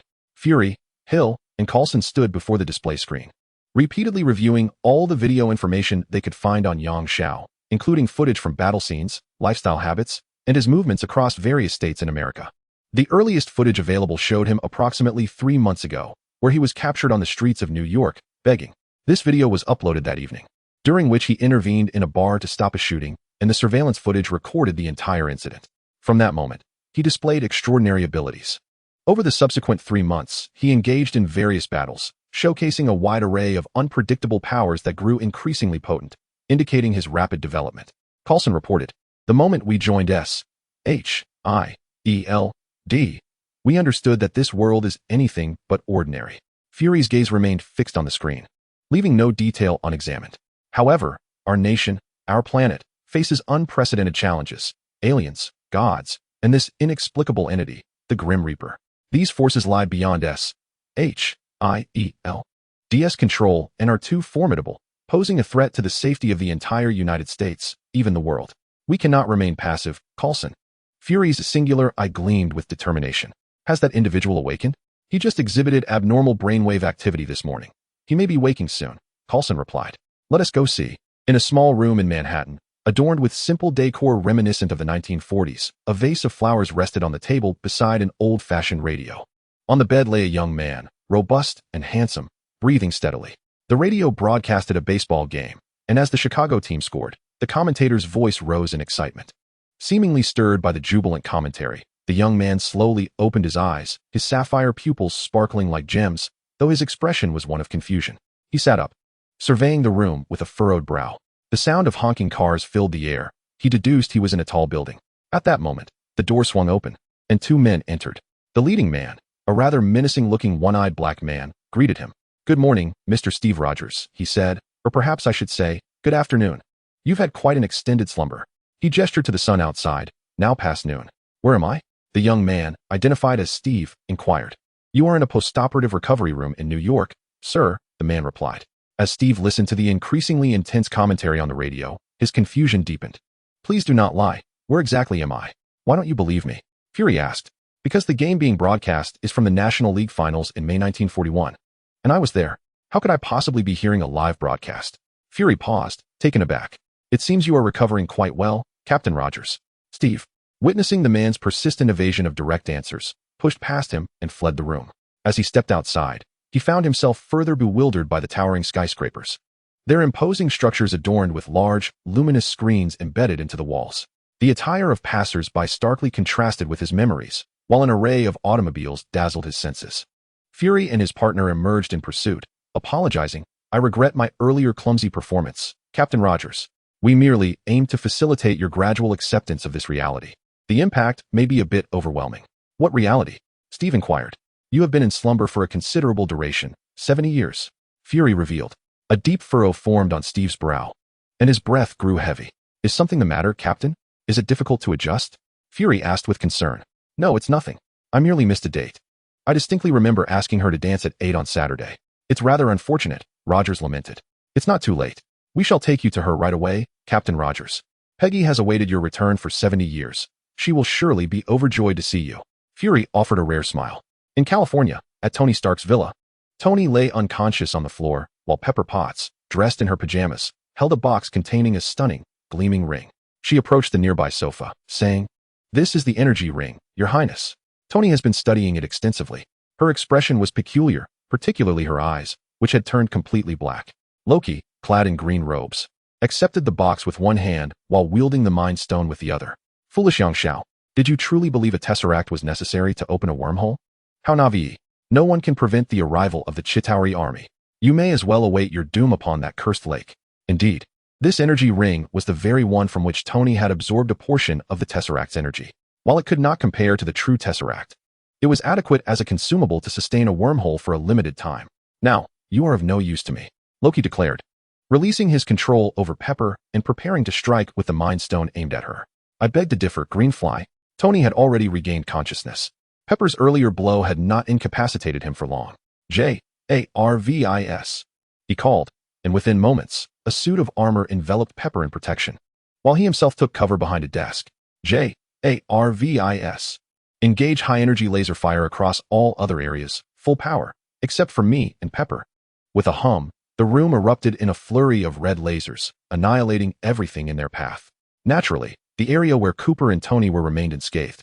Loki had momentarily teleported outside the villa just before the lasers fired and wore a grim expression. Time is of the essence. I shall spare you for now. When the Chitauri arrive, you will kneel before me, awaiting my judgment. In New York, within the intensive care unit, an elderly woman, her face etched with wrinkles and hair ashen, lay on the bed with her eyes closed, breathing rapidly and unevenly. She appeared frail, Captain. Her moments of lucidity were fleeting. Fury spoke softly from the side. Steve settled beside the bed, taking Peggy's gnarled, aged hand in his own and pressing his lips to it. Peggy stirred, her eyes fluttering open to meet Steve's gaze, seemingly unperturbed. Steve, I have been able to see you clearly of late. I know this is a sign that my time is drawing near. You have been away for far too long. So long that I can scarcely recall how much time has passed. Regret and sorrow filled Peggy's visage, yet she managed a difficult smile. But God bless. In my final moments, it is you who has come to guide me from this world. Thank you, God. The captain could not suppress his tears. Indeed. How could I ever abandon my dearest girl? You still owe me a dance. Are you ready to repay that debt? Just to be clear, after all this time, I still cannot dance, so if I tread upon your toes, please do not call me foolish. Step on me, Peggy replied, her face radiating tranquility and joy. Unable to bear the weight of such profound sorrow, Fury and the others quietly exited the room, leaving the last rays of the setting sun for the two of them. When love is true and enduring, what matters the passage of day and night? Chapter 30. The Avengers. After visiting Peggy that evening at S.H.I.E.L.D. headquarters, Steve was in the basement, throwing punches. He reflected on his struggle with the Red Skull 70 years ago, his own entombment in ice for 7 decades, and how Peggy had waited for him all that time. The pent-up resentment in his chest ached, compelling him to strike harder. Fury entered. What's the matter, sleepless? I've been asleep for 70 years, Director. I believe I've rested enough, Steve replied, continuing to pummel the heavy bag. Then you should venture out. Witness the world's changes, Fury suggested, stepping closer. Before I fell asleep, the entire world was engulfed in war. Now I awakened to find victory and peace. But I am a soldier. What can I do in this era of tranquility? Steve wiped the sweat from his brow. Indeed, the war has been won. Yet humanity continues to repeat certain mistakes, Fury remarked, patting Steve's shoulder. Are you here to assign me a mission, Director? Steve untangled the bandages from his hand. Do you wish to return me to my former life? No, I have come to enlist your aid in saving the world. Fury handed Steve a folder filled with documents detailing a discovery made along the flight path of your crashed plane, a chance for humanity to harness limitless energy. The documents outlined the research progress on the Tesseract over the past 70 years, as well as its current status, which has been taken. Who has taken it? Steve furrowed his brow, clearly harboring no fondness for those vying for the Tesseract. Initially, a being named Loki claimed it. He is not of this earth, but rather a self-proclaimed god from Norse mythology. Subsequently, a man named Yang Xiao defeated him and took the Tesseract for himself. If you choose to join us, I will provide you with all the details. Steve did not immediately acquiesce. He had yet to discern the true nature of S.H.I.E.L.D. He abhorred warfare and pondered the possibility that this so-called S.H.I.E.L.D. might seek to exploit him for world domination. Much like the Red Skull did during the Nazi era, would he be complicit in their malevolence? He hoisted a sandbag and shoved the documents into his satchel, striding out with purpose. Stark Tower. Thanks to Tony Stark's brilliant intellect and relentless efforts, approximately 30% of New York now benefited from the innovative energy provided by the arc reactor. Fresh from a press conference, Tony's face radiated excitement. His company had made significant strides in the energy sector, propelling him to the status of the wealthiest individual in America. Over the next 2 years, He intended to vanquish the old energy titans, allowing renewable energy to dominate the American market and subsequently, the world. Of course, his triumph would not have been possible without the unwavering support of Pepper Potts, his devoted aide. Following the Loki incident, he cherished her even more. At that moment, he held 2 flutes of champagne, offering one to Pepper. What do you think? I performed admirably at the press conference today, did I not? As a reward, will you stay with me tonight? Just as Pepper was about to respond, Jarvis interjected, I'm afraid the elevator's programming has been altered, sir. No sooner had he spoken than Agent Coulson emerged from the elevator. I apologize for intruding so late, but I have urgent matters to discuss. What is it? Tony replied with evident impatience, recalling Pepper's insistence against using complex elevator procedures for guests, which ultimately allowed anyone to enter. It's about saving the world, Coulson stated. We are aware that Loki has stolen your energy ring, and it is believed that it will be used to open a portal. We do not know what will be transported, but it is likely to be perilous, so we must be thoroughly prepared. Why do you need me? Is SHIELD seeking a loan? For specific matters, please consult our finance department, Tony quipped carelessly. We require your strength, Tony. Your armor is highly advanced. I hear you have developed it to the 5th generation? Coulson gazed at Tony earnestly. We are preparing to revive the Avengers initiative, and you are to be a part of it. Meanwhile, at a military base in Russia, Black Widow Natasha Romanoff also received a call to return to headquarters.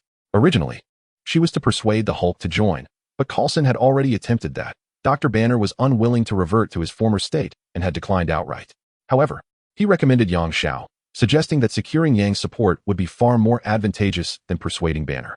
Upon returning to headquarters, Natasha's mission was to convince Yang Xiao, but she was cautioned to avoid inciting his ire, as troubles were already abundant.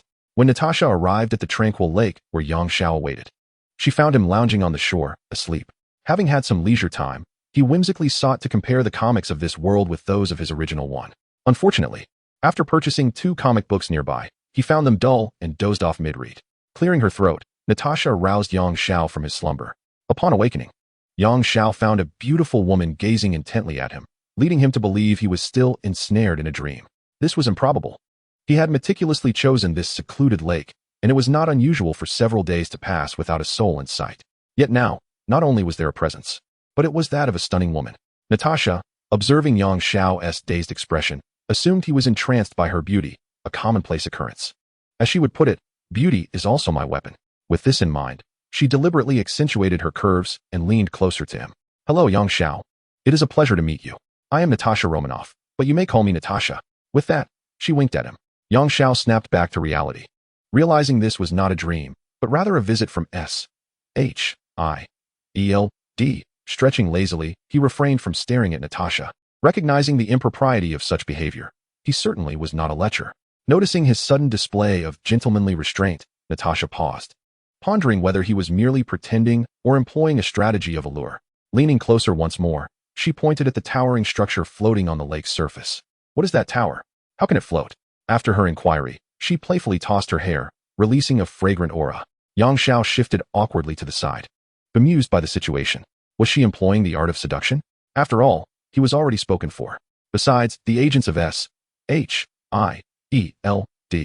seemed rather timid, sending a woman to persuade him instead of addressing him directly. Do not fret. That tower is merely a trivial illusion, Yang Xiao fabricated. What brings a solitary woman like yourself to such a remote place? Recognizing Yang Xiao's lack of understanding, Natasha decided to abandon her subtlety and speak plainly. Well, I come from SHIELD. We wish to invite you to join a team. Time is of the essence. If we fail, the Earth may face dire consequences. We need your strength, she stated earnestly. I must decline, he replied. What? You refuse without even considering? Natasha's voice rose, clearly displeased with his response. In truth, she had harbored anticipation about meeting this figure known as the Grim Reaper, who had consistently stood on the side of justice, earning him the admiration of many Americans. I do not perceive any immediate threat to the Earth. Perhaps you could devise a more plausible reason for your recruitment? Furthermore, I have no intention of joining any organization, Yang Xiao retorted disdainfully. He was still awaiting Loki's arrival and had no time to indulge SHIELD. With a swift motion, Natasha tossed a photograph at him, rolling her eyes. The image depicted a small box containing a glowing ring. What is this? Yang Xiao inquired. A trinket crafted by Tony Stark, merely infused with a fragment of the Tesseract's energy. Oh, and I have heard it was taken by Loki. Surely, Such a trivial item would not capture the interest of the Grim Reaper, would it? Natasha remarked with a hint of mockery. Yang Xiao listened, contemplating briefly, his pupils contracting. What a cunning Loki. I have miscalculated. Chapter 31, Alliance Consultant. With the realization of Loki's intentions, Yang Xiao felt a surge of embarrassment and indignation. He had employed a waiting strategy, anticipating the arrival of his adversary. Alas, his foe was not a foolish rabbit, but a wily fox. Previously, Yang Xiao had taken pride in his intellect, basking in a sense of superiority. He had been waiting by this remote lake, believing he had the situation under control, exuding a relaxed demeanor akin to Jiang Taigong fishing. Now, however, he felt utterly humiliated, especially upon gazing at the towering structure he had erected, which seemed to glow with foolishness. Very well, since this involves Loki, I shall lend you a hand. However, let me be clear, I cannot join your S.H.I.E.L.D. Yang Xiao maintained a stern expression, waving his hand as the ethereal particles used to construct the tower were absorbed into his being. He picked up the cosmic cube, which he had previously used as a pillow, and fashioned a backpack from the ethereal particles to securely stow it away. What a convenient ability. Natasha marveled at this extraordinary sight. Let us proceed. I hope your S.H.I.E.L.D. has located Loki's whereabouts. Yang Xiao brushed off the debris from his trousers. However, S.H.I.E.L.D. had yet to ascertain Loki's location. Within the S.H.I.E.L.D. headquarters, the captain had indeed joined, for he recognized Loki as a malevolent deity that must be thwarted. Tony Stark also became involved, aware that he was to confront Loki, the thief who had pilfered his possessions. Naturally, Tony believed he alone could handle Loki. His Mark VI armor would undoubtedly deliver a sound thrashing to that scoundrel.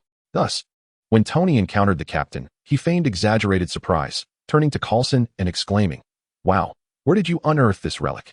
He then addressed the captain. "Times have changed. Old soldier, are you still planning to take the field with a shield? Please, you might not even reach his hair."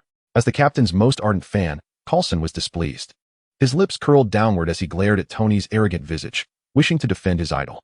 Just as he was about to speak, he was interrupted by Steve. "I have reviewed your dossier, Tony Stark. Your accomplishments are undeniable, yet you are Howard Stark's son, and he was my dear friend. Thus you ought to address me as uncle." Coulson relished the moment as he witnessed Tony momentarily speechless, and his idol displaying a sharp tongue. He silently celebrated with a victorious fist pump. 1 point for the captain. At that moment, Natasha entered with Yang Xiao. Tony, having previously met Yang Xiao and aware of the latter's life-saving deed, greeted him warmly. The captain, though familiar with Yang Xiao's dossier, remained cautious, unaware of his true intentions regarding the cosmic cube. Fury, who had been gathering information on Loki's tracking from Agent Hill, approached Yang Xiao. "Welcome to your new role, Grim Reaper. Do not misunderstand, Director. I am here not to join your S.H.I.E.L.D. Yang Xiao waved his hand dismissively. "I will assist you until Loki's schemes are dismantled, after which our collaboration will cease." Fury's single eye flickered. "I respect your choice, Mr. Yang Xiao, but allow me to bestow upon you the role of team advisor during this period." Yang Xiao shrugged indifferently. "By the way, Yang, I haven't introduced you yet. This is Tony, whom you know, and this is Steve Rogers, the Captain America from World War II. He will be the leader of this operation team," Fury continued. "I did not consent to anyone leading me, Fury," Tony interjected from the side. Ignoring Tony, Fury pressed on. "I have named this team the Avengers, and you are now an advisor to this alliance. What a name. I could lend each of you a suit of armor. How about calling it the Iron Legion?" As Tony saw that Fury was dismissive of him, he turned to Coulson to vent his frustration. Unfortunately, having offended Coulson's idol earlier, Tony found himself ignored. Meanwhile, the Avengers were fervently forming, while Loki was making the final preparations to transport the Chitauri army. Just moments ago, a certain entity had issued him a warning through the Mind Stone to hasten the opening of the wormhole. Controlled by Loki, Dr. Eric was busy fine-tuning the data. After all, although Tony's energy ring stored the power of the Tesseract, it was still not comparable to the genuine article, making it significantly easier to manipulate. The controlled Hawkeye stood guard at a height, ready to deliver a lethal strike to any intruder. All surveillance in their vicinity had been dismantled by the experienced Hawkeye, and every exit had been sealed, rendering S.H.I.E.L.D. incapable of locating them for the time being. "How much longer?" Loki inquired of Eric. 3 hours. "My lord," Eric respectfully replied. "Very well. I shall first venture out to divert S.H.I.E.L.D.'s attention. Once the time is up, open the wormhole for me, understood?" Loki commanded as he grasped the scepter. "At your command." Loki arrived at a bustling commercial street in New York. a satisfied smile gracing his lips as he surveyed the throngs of people. He forcefully slammed the mind scepter onto the ground. Foolish mortals, kneel before me. The gem atop the scepter emitted a wave of light, compelling all those illuminated to drop to their knees. Instantly, the once bustling street fell silent, while those untouched by the light were paralyzed with fear, fleeing in terror and screaming. Silence! I command you, Loki bellowed, unleashing a broader wave of light from the mind scepter. All those screaming found themselves unable to utter a word, and those attempting to flee discovered their legs no longer obeyed them, as if ensnared by a petrifying spell. Listen, the world is now quiet, Loki proclaimed from an elevated platform, beginning his speech like a king. The hearts of humanity are restless. Only through dominion shall your hearts find peace. Cease your self-deception. Do not struggle in pursuit of so-called freedom. Understand that true liberty can only be attained through subjugation. Now, bow your heads and accept my rule. Become my subjects. Loki, seemingly in a frenzy, shouted loudly as he gazed at the throngs of people kneeling on the streets, his face flushed. Fifth Avenue, New York. Discover Loki. Director. Agent Hill vociferously called for the director at SHIELD headquarters. Through the surveillance equipment, Fury and Yang Shao observed Loki amidst the prostrate crowd.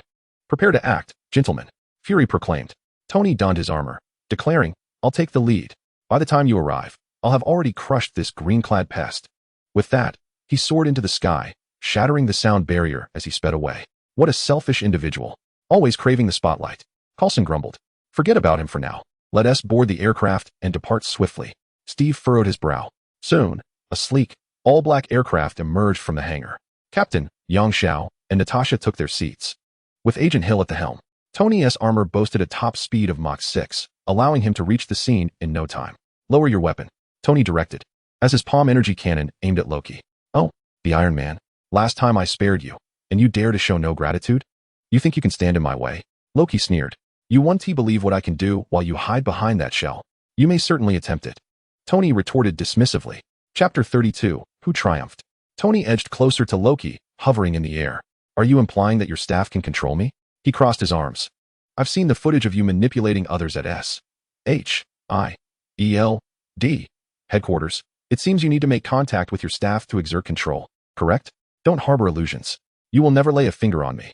Indeed, while Loki required physical contact with his staff to brainwash and fully control someone, he could still manipulate minds without such direct interaction. Had he not noticed the citizens kneeling around them? Their minds were not ensnared. Only their bodies were under his influence. Observing Tony's arrogance, Loki wasted no time and unleashed a beam from his staff, only to have Tony effortlessly evade it. Didn't I tell you? You can't touch me, nor can your attacks. Tony continued to taunt. Yet, he failed to notice that the beam had the capacity to curve, launching an assault from behind. Warning. Energy attack detected from behind. JARVIS alerted. Alas, it was too late. Tony, having underestimated Loki, was struck. The back armor has sustained an unknown energy attack, sustaining 5 damage. Please increase combat distance, sir. JARVIS reported. Startled, Tony Henti anticipated the potency of Loki's staff. He had to increase the distance, yet he couldn't resort to mini-missiles or other weaponry. As the duplicitous Loki was positioned amidst the crowd, one misstep, and the innocent civilians would suffer. That shell of yours seems quite sturdy. What's the matter? Not retaliating? If you don't fight back, you'll only receive blows. Loki cackled madly, relentlessly unleashing energy waves towards Tony with his staff. Tony could only dodge incessantly, leaving him at a loss for how to handle the situation. Aren't you supposed to be the former king of Asgard? It's no wonder your throne is unsteady. Resorting to taking civilians as hostages shows you are unworthy of royalty. Tony attempted to provoke him, hoping to draw him to a less populated area. Unfortunately, this tactic proved futile against Loki, who merely smirked, unmoved by the taunts. Turtle Man, spare yourself the effort. I have no interest in tangling with you. You cannot thwart me, so summon everyone from your SHIELD. Perhaps, if I feel generous, I might entertain you, Loki called out to Tony. Crushing you does not require so many. Tony retorted, growing anxious. He had made quite a show before arriving, and now 10 minutes had passed since he had come here. The thought of others arriving only to find him alone was a source of embarrassment. Just as he was at his wit's end, a whistling sound echoed from the sky, indicating that his comrades had indeed arrived. Steve was the first to leap from the aircraft, donned in a custom-made Captain America uniform crafted by Coulson, wielding his shield as he sprinted towards Loki. Surrender the energy ring, Loki, the captain commanded, his agile physique allowing him to navigate through the kneeling civilians without losing speed. He raised his shield, deflecting all of Loki's attacks effortlessly. The captain was not intimidated by the prospect of being ensnared, for he was a master of close combat, confident that Loki could not breach his shield's defense. At last, the captain closed the distance and hurled his shield at Loki. The shield pierced through Loki, or rather, it penetrated his illusion. Without a sound, Loki teleported behind the captain, thrusting his scepter forward, only to be evaded by the captain's agile roll. Retrieving his shield, the captain assumed a defensive stance. It seemed that this Loki was proving to be quite formidable. Yang Xiao and Natasha also descended from the aircraft. Natasha, you find the ground forces and assist them in clearing the way for the civilians. I will handle the rest, Yang Xiao declared, then with a sudden burst of speed, he appeared before Loki. You certainly know how to stir up trouble, don't you, Loki? Loki's expression stiffened. What? Here to uphold world peace again? Let me assure you, the energy ring is in my possession, and I will not relinquish it. Furthermore, you had better hand over the Tesseract, or you will deeply regret it. Oh, and how do you intend to make me regret it? Yang Xiao inquired with a smile. Loki ceased his words, fixating nervously on Yang Xiao. It had been over 2 hours since he had emerged. If he could just hold on a little longer, no one would be able to prevent the arrival of the Chitauri army. Yet he knew that Yang Xiao was far too powerful for him to contend with. I do not always grant you mercy, Loki. This is your final warning. Surrender the energy ring. Otherwise, the consequences you face will be far graver than mere death. Do not doubt my words. You must understand, you are on the verge of instigating a war. Many lives will be lost. Those who are too weak are destined for elimination. This is a universally acknowledged truth. Loki argued vehemently. Yang Xiao, I disdain you. You possess such formidable power. Why do you not know how to wield it wisely? You could easily transcend all on this planet. Why then do you submit to the so-called justice? Power is justice. Oh, is power truly justice? Yang Xiao's expression turned icy. I am more powerful than you. So does that mean I can now bring you to justice in the name of righteousness? Loki's pupils constricted, sensing an imminent danger. A feeling akin to the inability to draw his next breath. Natasha had already instructed the ground troops to evacuate many immobile civilians, clearing a wide area around Yang Xiao and Loki. Very well. The uninvolved have been cleared away. Now speak. What punishment do you desire? I shall oblige. Yang Xiao fixed his gaze on Loki, resembling a cat toying with a mouse. Loki bit his lip, sweat beading on his forehead. If you surrender the energy ring, I might consider sparing you. Observing Loki's anxious demeanor, Yang Xiao jested, feeling more like a villain, while Loki appeared as a frightened lamb cowering in the corner. Loki, suppressing his fear, retorted defiantly. I am right here. Come and search if you dare. Oh, Yang Xiao smirked playfully. As you wish, but first, I must bind you. How shall I proceed? Suddenly, he snapped his fingers. That will do. Binding Technique 99, second level ceiling. Initial binding halt. Countless enormous bindings materialized from the void, swiftly enveloping Loki. Assessing Loki, now resembling a dumpling, Yang Xiao inquired. How is this? Ample respect, I trust. This is the highest level of binding. If you are willing to surrender the energy ring, I shall release you. Otherwise, these bindings shall tighten evermore. Loki remained silent, struggling in vain. Unfortunately, the more he fought, the tighter they became. Yang Xiao loosened the bindings around his mouth. Stop wasting your energy. It is futile. Have you made up your mind? Will you surrender the energy ring? At that moment, Loki, who had appeared tormented, suddenly smirked. Is it not enjoyable? Watching your enemy struggle like an ant beneath your might? Do you not feel a peculiar sense of accomplishment, of happiness? Thus, Yang Xiao, you and I are of the same ilk. Do not deny it. Recklessly unleash your power. Come, strangle me. Kill me. Set yourself free. Yang Xiao was taken aback. He had been acting strangely, seemingly toying with Loki. Yet he realized he had been unleashing his own darker impulses. It seemed Loki had manipulated him with his mind scepter. If he did not awaken to this, he might fall prey to his inner demons and commit unspeakable acts. Indeed, I cannot underestimate you, Loki. But this ends now. My patience has worn thin. If you refuse to surrender the energy ring, killing you will suffice. Yang Xiao declared. Do you truly believe you have secured victory? Yang Xiao. Only wisdom can dictate success and failure. Loki's eyes widened dramatically as he gazed into the distance, a wicked smile curving his lips. The time has come. I invite you to witness the most magnificent theatrical production, the Song of War.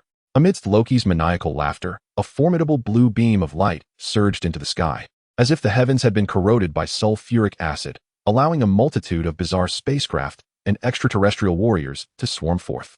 Chapter 33, Battle. Part 1. Witnessing the apocalyptic scene unfolding in the distance, Yang Xiao felt an overwhelming fury rising within him. He longed to slay Loki with a single stroke. Yet he feared that the protective instincts of Loki's divine father would interfere, delaying his mission to eradicate the Chitauri army. With a resolute incantation, he invoked the binding spell, 99, number 2.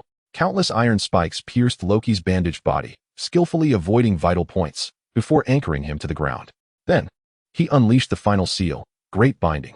A colossal swastika-shaped stone monument descended from above, pinning Loki down, akin to the way the Five-Finger Mountain restrained the Monkey King. Stay put here while I deal with the Chitauri forces. Yang Xiao glared at Loki, seized the Mind Scepter from the ground, and swiftly dashed towards the battlefield, where Tony and Captain America had already advanced ahead of him. Upon his arrival, he found Captain America and Natasha injured, while Tony valiantly held the line alone.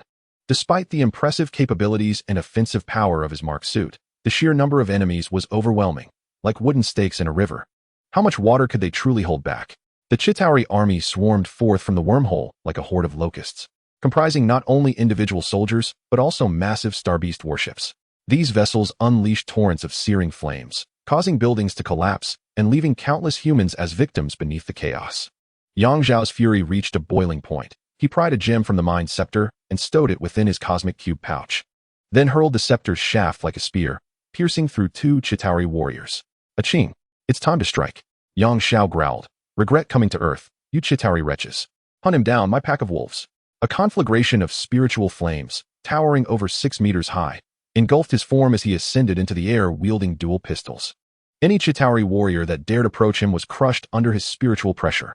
The weapons he now wielded belonged to the most formidable among the Espada of Hueco Mundo. Infinite replenishment of Zero.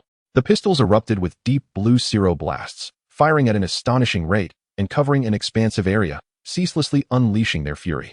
The Chitauri forces, be they foot soldiers, pilots, or Starbeast warships, were incinerated in the azure flames with each strike.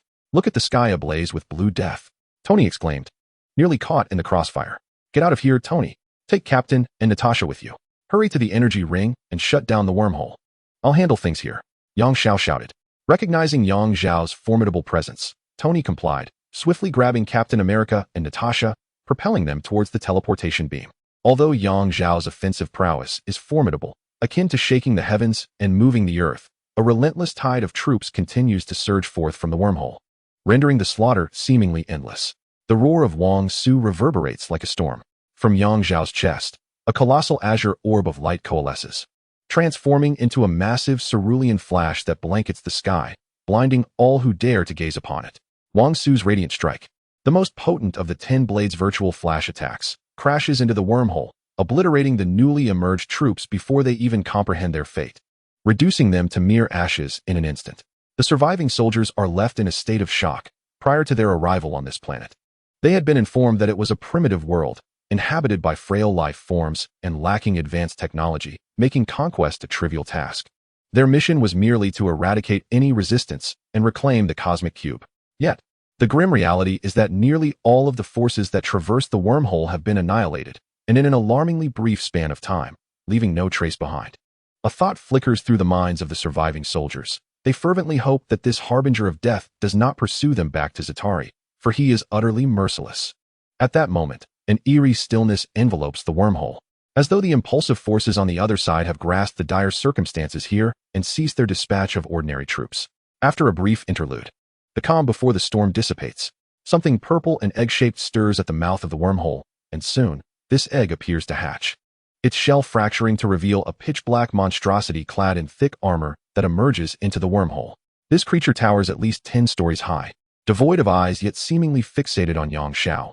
It lacks wings, yet hovers motionless in the air. Its mouth consists of numerous jagged mandibles that constantly undulate, revealing glistening fangs, while saliva drips incessantly from its lipless maw. Despite its lack of human expression, Yang Xiao can sense its insatiable hunger for him. The creature bears some resemblance to humanity, possessing similar limbs and an upright stance. However, its claws are elongated, appearing more as crafted weapons than natural appendages. Yang Xiao raises his firearm and unleashes a virtual flash, leaving only a minor scorch mark upon its hide. The creature exhibits no inclination to evade.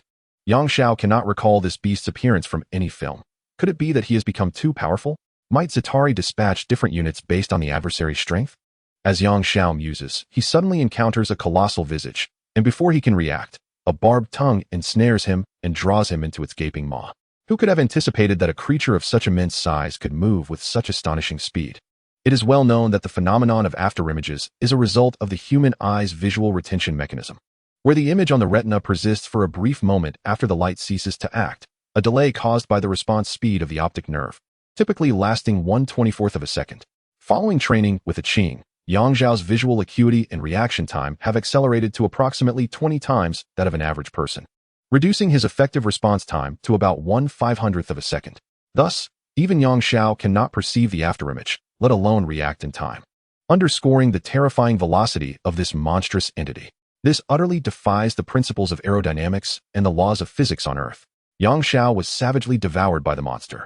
Despite activating his blood stasis ability, he sustained numerous injuries from its bites. Decay. Skull Emperor. Yang Zhao had no choice but to transform into the form of the dual-bladed Beilegan Emperor, enveloping himself in the black flames of death, subsequently corroding a large hole through the monster's tongue. Ack! The creature, in agony, expelled Yang Zhao. He gasped for air, still shaken by the terrifying experience. Even more infuriating was that the Zatari, taking advantage of the monster swallowing Yang Zhao, dispatched a multitude of soldiers through the wormhole. In no time, their forces swelled to overwhelming numbers once again. How delightful! Congratulations! You have truly provoked my ire. Yang Zhao narrowed his eyes, a dangerous smile curving his lips. He retracted the blade of the Skull Emperor and drew his Zanpakutō. Everything is reduced to ashes. Flow. Blade. Like. Fire. What Yang Zhao withdrew was not merely a sword. It was a manifestation of flames. Behind him, an immense halo of fire blazed fiercely, spreading to the air, setting the entire sky ablaze. The Zatari's minions followed in the footsteps of their fallen comrades, unable to withstand the intense heat, transforming into charred remains. First style, cleaving slash. Yang Zhao executed a shunpa, appearing behind the monster, severing its right arm in the process. The creature let out a wretched howl, swiftly turning to retaliate against Yang Zhao. Due to the overwhelming power of the flowing blade like fire, he had unleashed an excess of spiritual energy, allowing him to perceive the monster's movements. In its rapid motion, the beast would initially shrink in size, only to grow larger before its foe.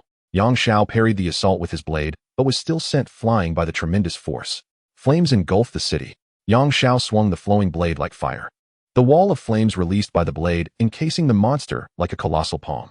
The creature struggled within the fiery barrier, but each contact with the flames resulted in devastating blows. A single slash of the torch. Another burst of flame erupted from the Zanpakutō, enveloping the monster in a swirling inferno, the sizzling sounds of its flesh echoing as it cried out in distress. Just as Yang Zhao believed he had resolved the battle and allowed himself a moment of respite, a dragon's head, reminiscent of a Western dragon, emerged from the wormhole. The aperture was too small for its body to enter. Only its head could protrude. The dragon opened its mouth, unleashing a stream of black dragon breath that extinguished both the monster and the surrounding flames. Yang Zhao stood in stunned disbelief. What is happening? More. Chapter 34, Battle. Part 2. As the dragon's breath washed over it, the flames on the monster were extinguished, leaving no trace of burns. The massive eyes of the dragon's head gazed down at Yang Zhao, akin to an elephant scrutinizing an ant. It was distinctly displeased with this formidable little ant. As a supreme star beast, it was inherently powerful and, unlike other star beasts that were fashioned into battleships, it had served in the Chitauri army for over 3,000 years. The Chitauri, with their advanced technological prowess and the backing of a formidable leader, were virtually invincible in the starry realms, rarely requiring its intervention. Thus, it spent the majority of its time in a colossal hibernation chamber, specially prepared for it aboard the mothership. However, it was unexpectedly awakened this time, much to its displeasure, prompting it to unleash its morning ire upon its foes. It opened its maw, seemingly brewing a sphere of dark energy within. The creature it had just rescued appeared to sense the impending doom and hastily flew to perch atop the dragon's head, evading the attack's radius. Yang Zhao's gaze sharpened. He could feel the exaggerated power of the black energy sphere within the dragon's mouth. Should he be struck directly, it could spell his demise. Although he could evade the assault aimed at him, what of the city behind him? What of the innocent civilians? The dragon's attack commenced, a pure black beam of energy, broader than Yang Zhao's previous flashes, shot forth with such speed that it ignited the very air into a crackling display of lightning. The celestial prodigy, the iron-forged walls, the dragon's flight, the lion's roar, the tiger's growl, the wolf's dash, all converged before collapsing, severing the heavens and earth in a spectacular display. A translucent wall of glass-like material stood against the beam, but alas, the dragon's might was overwhelming. the barrier shattered in an instant. The attack surged forth, its velocity too great for Yang Xiao to chant his incantation in time to utilize his techniques. Once again, the barrier crumbled. The black beam pierced through 9 barriers before it finally dissipated. Yang Xiao's breaths grew labored. Today's exertion had been excessive. He recognized that he could no longer afford to delay. It was imperative to conclude matters swiftly. Bankai, Yang Xiao bellowed. Wait, you've expended too much energy today, and your body cannot withstand the might of the Bankai. Rijin Jaka. Do not presume your perfected form can be recklessly wielded. You have yet to fully master the powers of Emperor Yawatch. Qing intervened. What? Did you not assert that once the Zanpakutō is fully activated, it could be used at will? Yang Xiao queried anxiously. Indeed, but Rijin Jaka is exceptional. As the oldest and most potent Zanpakutō, it demands the wielder possess the capacity to wield it. Upon activation, your body's temperature will exceed that of a stellar surface. Do you truly believe you can endure that now? Qing asked. Yang Xiao felt disheartened. What was he to do? Sit idly and await his fate. Just then, Tony's voice crackled through his earpiece. Yang, we've devised a solution for the energy ring over here. Hold on a little longer. We will soon deactivate the transport device. Upon hearing this, Yang Xiao felt a surge of hope. Holding on for a while longer was feasible. How could he have forgotten that weapon? Shatter. Kyoka Suigetsu, the illustrious captain of the Indigo Dai team, wields a Zanpakutō of such formidable power that it is nearly insurmountable. A blade, glimmering with a silvery light, has replaced the flowing blade in Yang Xiao's grasp. With the blade pointing downward, it emits a soft, melodic hum. The second assault of the colossal dragon is poised for execution, yet upon witnessing the ephemeral beauty of the mirage, it stands transfixed, oblivious to the explosive chaos erupting within its own maw. In the eyes of the dragon, Yang Xiao appeared to be obliterated by its own onslaught. With no one left to thwart its attack, it envisioned unleashing its ultimate move, laying waste to the entire city, finally alleviating its morning ire. However, in truth, it accomplished nothing, merely gaping in astonishment at the self-inflicted injury it had wrought. The monstrous entity atop its head also succumbed to the hypnosis of the mirage. Now perceiving the dragon's head as an adversary, it clawed wildly, not knowing the material of its claws, which soon gouged a significant crater into the dragon's skull. Perhaps, given a little more time, it would reach the very marrow of its brain. The essence of the mirage lies in the deprivation of the 5 senses, inducing complete hypnosis. The instant one lays eyes upon the blade, they are eternally ensnared by the mirage's illusion. Yang Xiao commanded the beast to crawl into the dragon's maw, then directed the dragon to consume it. Yang, we have succeeded. The wormhole will close in 10 seconds. Tony's voice crackled through the earpiece. Excellent. Yang Xiao responded with approval. As the countdown reached its conclusion, the wormhole began to lose its sustaining energy and commenced its automatic closure, contracting in size. The dragon's neck, ensnared within, was gradually severed by the forces of space, until finally, with the wormhole's complete closure, the dragon's head tumbled down. Yang Xiao ascended onto the fallen head and inquired of Qing, does this creature possess a soul? Indeed, it does, and a potent one at that. Once I absorb it, you shall become even stronger, Yang Xiao. Qing's voice brimmed with joy. After all, the absorption of ordinary souls had become insufficient for Yang Xiao's advancement. Yet, he could not shake the feeling of unease. He had not anticipated the perilous nature of this world. Indeed, no matter how powerful the superheroes on Earth may be, they pale in comparison to those unknown formidable entities. It was laughable how he had previously held himself in such high esteem, akin to a frog in a well. New York, the most developed city globally, had nearly faced annihilation, spared only by the intervention of heroes. Yet, tragically, thousands of citizens had perished. The city bore the scars of destruction, with hospitals overflowing with the wounded. Simultaneously, citizens across the nation watched the live broadcast of the battle, their admiration for Yang Xiao, who valiantly resisted the alien invasion almost single-handedly, deepening. Nearly everyone was chanting Yang Xiao's name, reveling in the victory. The bodies of the extraterrestrial foes, including the dragon's head, were collected by S.H.I.E.L.D.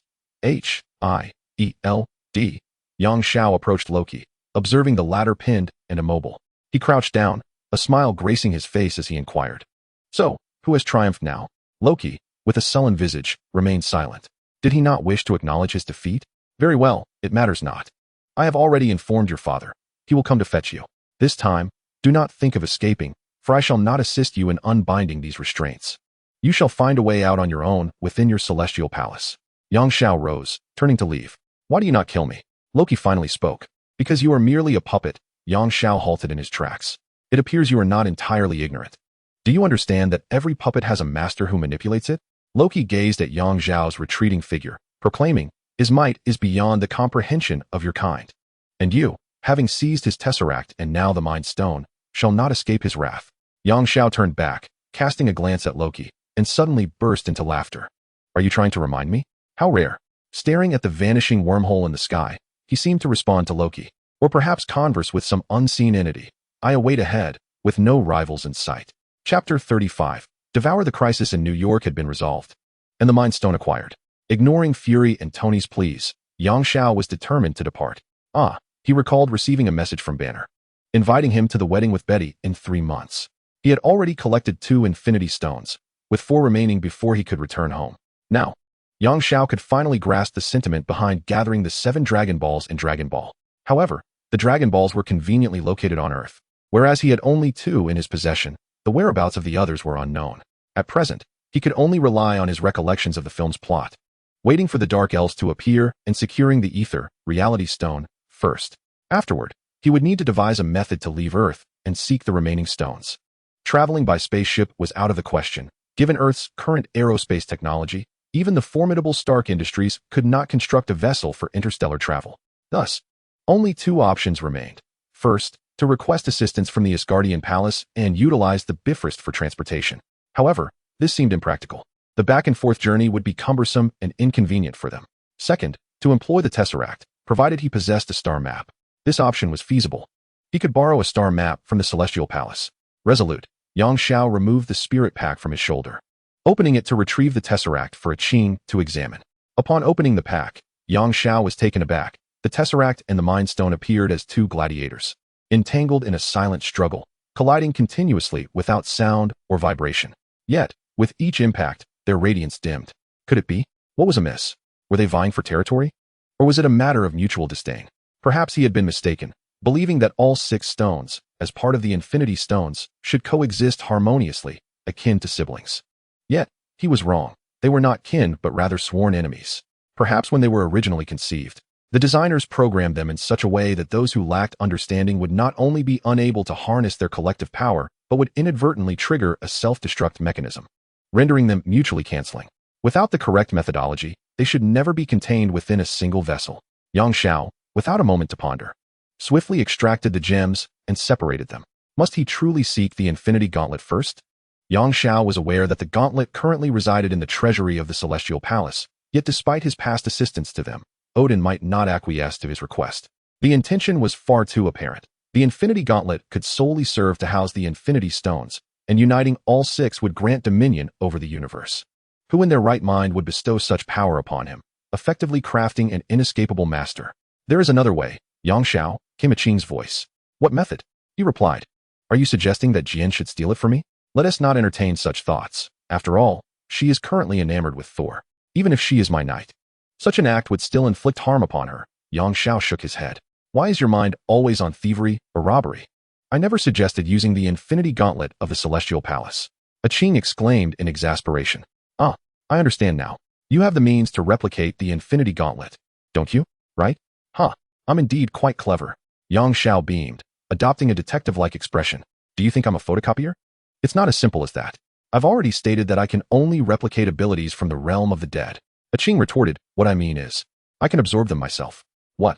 Yang Zhao was taken aback. "Why didn't you mention this earlier? I wasn't aware of it until just now. But when they collided moments ago, I felt an inexplicable connection, as if I were meant to be close to them. Yet, I cannot recall why." A Qing's voice was filled with confusion. "How wondrous. Why do I feel as though you are the true protagonist?" Yang Zhao joked. "So, how will you absorb them?" "Simply place me among them," a Qing replied. "During the absorption process, you must refrain from utilizing my powers and rely solely on your own strength, which means you can only wield the abilities of a quencher. However, you have yet to master them proficiently. For safety's sake, find a secure and tranquil location. Refrain from wandering about, and maintain a low profile for a while. I estimate it will take about half a month." In accordance with her advice, Yang Zhao rented a room at a nearby farm, a place seldom visited by others. The ensuing days marked the most leisurely and comfortable period Yang Zhao had experienced in the Marvel Universe. Each day, he gazed upon the endless wheat fields, the distant cattle grazing in the small pasture, cowboys strumming guitars while singing cheerful tunes, and the lazily drifting clouds above, all amidst the fresh air. This state of relaxation was truly delightful. With a blade of grass between his teeth, resting his head upon his arms, he lay in the meadow. As he closed his eyes, he envisioned the smiling faces of his parents, the shelves filled with his figurine collection, his classmates at school, and the fleeting glance of Wang Qingqing as she stole a look at him. Once again, the thought of Wang Qingqing brings a sharp pang to my heart. Suddenly, a swift sound cuts through the air. Though Yang Zhao's eyes are closed, his senses remain acutely attuned. He springs away, sliding a considerable distance. In the spot where he had just lain, a gleaming long knife is embedded. My apologies. I slipped. A somewhat comical voice exclaims. The newcomer, clad in a tight-fitting black and red costume with a mask that reveals only his eyes, would almost resemble Spider-Man if not for the knife strapped to his back. Isn't this a classic entrance? Mr. $1 million? Oh, you might not know yet, but someone has offered me $5 million to bring you back alive. Or $1 million if you're dead. However, I find alive to be quite troublesome. Dead seems preferable. To be or not to be, that is the question. Where have I heard that before? Never mind, I can't recall, nor do I care to ponder it. But if you cooperate and come back with me willingly, I might just find you a couple of lovely ladies along the way as a reward. The stranger rambles on. Yang Zhao clutches his forehead. Could this be the infamous Deadpool, known as Marvel's greatest chatterbox? Why are you holding your head? Are you ill? A terminal illness, perhaps? Don't die just yet. First, answer me whether you will cooperate. If not, then you can die afterward. What a splendid proposal. I am indeed clever. Deadpool exclaims as he pulls the knife from the ground, tilting his head expectantly at Yang Zhao, awaiting a response. Can you tell me who is looking for me? Yang Zhao inquires. First rule of mercenaries. Keep the employer's identity confidential. You don't even know that? Oh, I forgot. You're not a mercenary. Still, I advise you to learn more about our industry while you still can, even though your time may be short, Deadpool replies, his tone becoming monotonous after excessive chatter, resembling the droning of a fly, exasperating the listener. Here is another question. If I offered you $6 million to kill the person who hired you, would you do it? Yang Zhao decides to tease him. Deadpool cocks his head, contemplating for a moment, then suddenly slaps his thigh. Absolutely. Why refuse a business opportunity? Lately, I've had this feeling that wealth is on the horizon. I'm so excited. I'll have to hit the casino tonight. He jumps up and down in a fit of joy, continuing, but that doesn't contradict our original plan, right? Here's the deal. You accompany me to meet my employer, he pays me, then I kill him, and you pay me afterward. Let us see. How much does that add up to? Never mind, it's a lot of money. Oh my god, I'm going to be rich. Yang Zhao stands in stunned silence, bewildered by the absurdity of the logic. Deadpool sheathes his knife, whistling cheerfully, and declares, come along. Since you've given me such a brilliant idea for my fortune, I'll generously treat you to a view of some pole dancing. Let us go. The tip is on me. Chapter 36. Deadpool. Yang Zhao, of course, has no intention of following Deadpool, as he harbors no interest in who wishes to capture him. After all, if an ant were to hire a mantis to catch you, would you seek out the ant to eliminate it as a future threat? Surely, one would rather take a nap instead. Mr. Deadpool, I must confess. I was merely jesting with you. I have no intention of returning with you, nor have I hired you for 600,000 to commit murder. You see, I have but 2 pieces of chocolate left in my pocket. Yang Zhao exclaimed, retrieving the nearly melted morsels from his trousers. Would you care for one? Deadpool paused momentarily before surprisingly accepting a piece and tossing it into his mouth. Given that you've generously shared half of your wealth with me, I shall forgive your deceit. Wait, is that truly how you perceive this? Yang Zhao thought he would be met with a blade rather than such unexpected leniency. Truthfully, he felt a twinge of emotion at the absurdity of the moment. That was rather cool, wasn't it? Alas, since you refuse to accompany me, I must resort to ending your life. You know how dearly I cherish my little coins. Without those tiny angels, I would surely perish. So, return my sentiments, you scoundrel. Now, Yang Zhao could no longer wield a Qing's power for battle. He could only rely on the abilities of the Quincy. Fortunately, he had long since transformed into a complete holy body. Otherwise, in this dire predicament, he might have been obliterated by Deadpool. Deadpool unsheathed his dual blades, performing an intricate flourish. Mr. 1 million, you could have become Mr. 5 million, but alas, you have forfeited that chance. My mood has soured. Yet I graciously offer you a choice. Would you prefer to be pierced through the heart, or have your head severed? Neither. Yang Zhao chuckled. Such a pity. You have relinquished your opportunity. Deadpool bent at the waist, propelling himself into a deep crater before swiftly advancing towards Yang Zhao. His right blade angled menacingly toward the neck, while the left aimed for his waist. Yang Zhao contracted his abdomen and recoiled, evading the strike aimed at his waist, then raised his left arm to block the attack toward his neck. The veins in his arm stood out vividly as his blood-stopping garment activated, with a resounding clang. Deadpool's blade was unexpectedly deflected, leaving only a faint white mark on Yang Xiao's arm. Deadpool was baffled. His weapon, crafted from adamantium, was amongst the hardest and sharpest on Earth. Yet, this individual was proving to be an exceptionally formidable opponent, unlike the usual targets he encountered. Is it not rather unfair for you to wield a weapon all on your own? Yang Xiao maintained a grin. I shall not lend you my blade. Unless you pay me rent, $10,000 per second. But judging by your appearance, it seems you lack such funds, Deadpool lamented. Who said I needed to borrow your weapon? I possess my own. Yang Xiao replied. Where? I see nothing. Is it concealed within your garments? Or are you about to perform magic? Deadpool's eyes sparkled with anticipation, akin to a child eager for a magic show. Quincy Holy Crossblade. Yang Xiao brandished his right hand, revealing a pitch-black crossblade. While ordinary Quincy's could only condense their spiritual energy into a crossbow, Yawatch possessed the ability to summon a blade, a skill that Yang Xiao, endowed with Yawatch's powers, could also wield. Now that is indeed magic. Deadpool whistled in awe. Then, the two individuals commenced their fierce duel. One was a mercenary endowed with extensive experience, while the other was a being who had undergone rigorous training under a Qing, rendering him almost inhuman.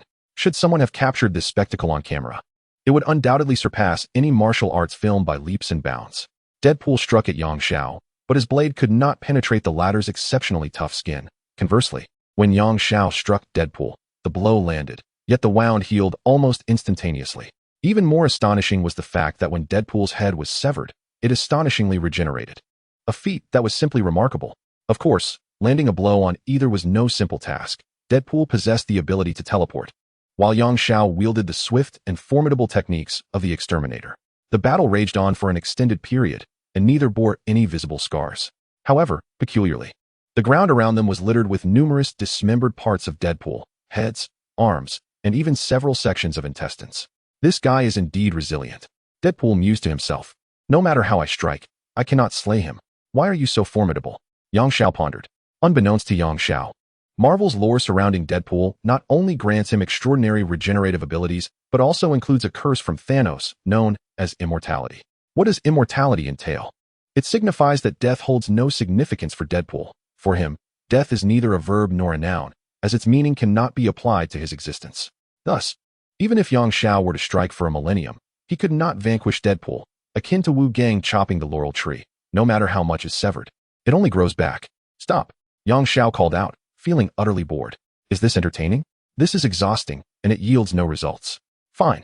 I shall fetch a cup of coffee. Would you like one? I can bring it back for you. Deadpool sheathed his sword and kicked at his own severed head, exclaiming, How revolting! Yang Xiao was momentarily speechless, completely unable to comprehend Deadpool's thought process. Upon Deadpool's agreement, he teleported to a nearby location, where a hovering motorcycle awaited him. Goodness! Where did this advanced technology come from? No wonder I didn't hear any sound when he arrived, Yang Xiao observed, his eyes widening in astonishment. He dug a hole and buried the dismembered parts of Deadpool to avoid startling the farm owners who passed by this spot every evening. Before long, Deadpool indeed returned with coffee. Taking the cup from him, Yang Xiao said, I apologize, but I currently have no cash on me. No worries, just remember this. One day I shall slay you, and then I can collect $1 million. Deadpool declared nonchalantly, taking a hearty sip of his coffee. Although Yang Xiao doubted Deadpool's ability to threaten him, he still felt a chill down his spine. After finishing his coffee, Deadpool drew his sword once more. I say, Mr. Deadpool, why are you so obstinate? You cannot harm me. Yang Xiao lamented, finding this individual exceedingly vexing. $1 million, my friend. Those who do not strive will perish from hunger. Deadpool proclaimed earnestly, charging at him with his sword. Do you truly believe you would die from hunger? Yang Xiao parried the attack and severed half of Deadpool's head. I may not starve, but I will die poor. In the blink of an eye, the resurrected Deadpool continued his relentless onslaught. Yang Xiao could no longer endure it. This wretched fellow was indeed unyielding. He lured Deadpool away from the farm to a more secluded location and, with a sudden move, seized his teleportation belt. Sanctified be the domain of divine hymns.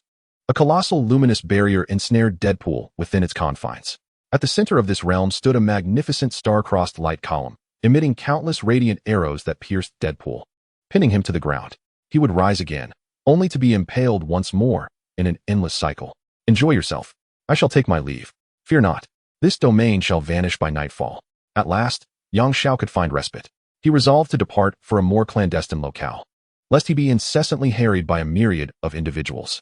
Asgard, the realm of the divine. Jane and Thor had been inseparable of late, indulging in adventures across distant lands. Odin, seated upon the throne of the All-Father, gazed upon Loki, whom he had finally managed to bind, and sighed. Clearly, you have disregarded my counsel, my child. Loki merely scoffed. What will you do to me?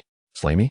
Odin shook his head, his expression one of sorrow. By the name of the Allfather of Asgard, I hereby strip you of your princely title and confine you to the dungeons. With a mere gesture, 2 guards seized Loki and escorted him away. In 6 months, will the celestial bodies converge, linking the 9 realms? The queen's prophecies always catch one off guard. Alas, my 2 sons, one lost in love, the other steeped in malevolence. Chapter 37. Fragments of life. 20 days had elapsed since the day Aizen promised to complete her absorption of the gemstones, half a month. And Yang Xiao had been unable to contact her during this time. He could only watch as the blue and yellow gemstones spun around the blade of her pendant, now diminished in size, while Aizen's blade shimmered with newfound brilliance. Anxiously, Yang Xiao paced, silently praying, may Aizen remain unharmed. Aizen's world, a blood-red expanse, where 3 suns hung in the sky, the original blood-red sun, a yellow sun, and a blue sun. Aizen had transformed into a giant, her form rivaling the surrounding mountains. She lay upon the earth, seemingly in slumber.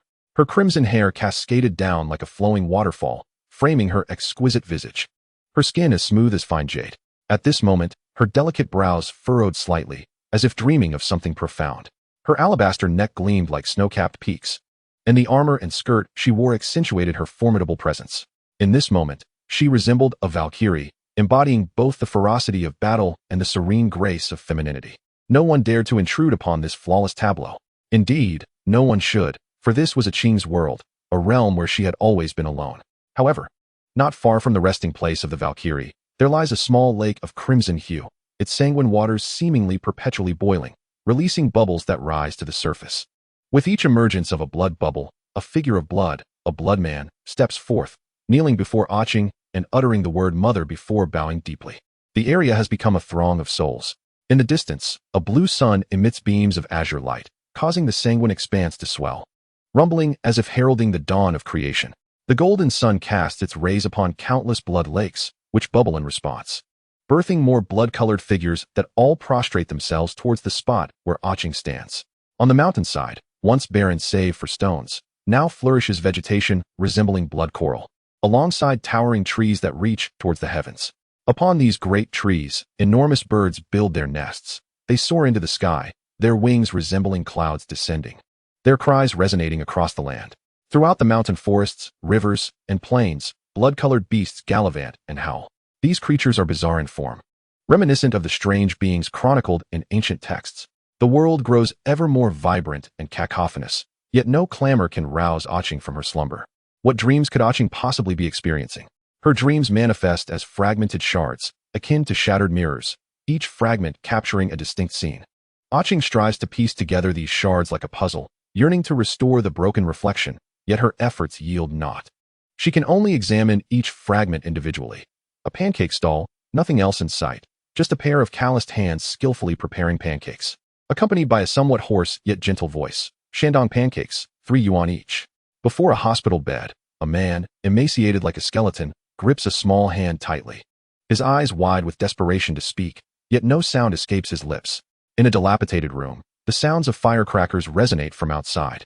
As a woman with a pallid complexion holds forth a new red cotton coat, her face beaming with a broad smile, her outstretched fingers are wrapped in blood-soaked bandages.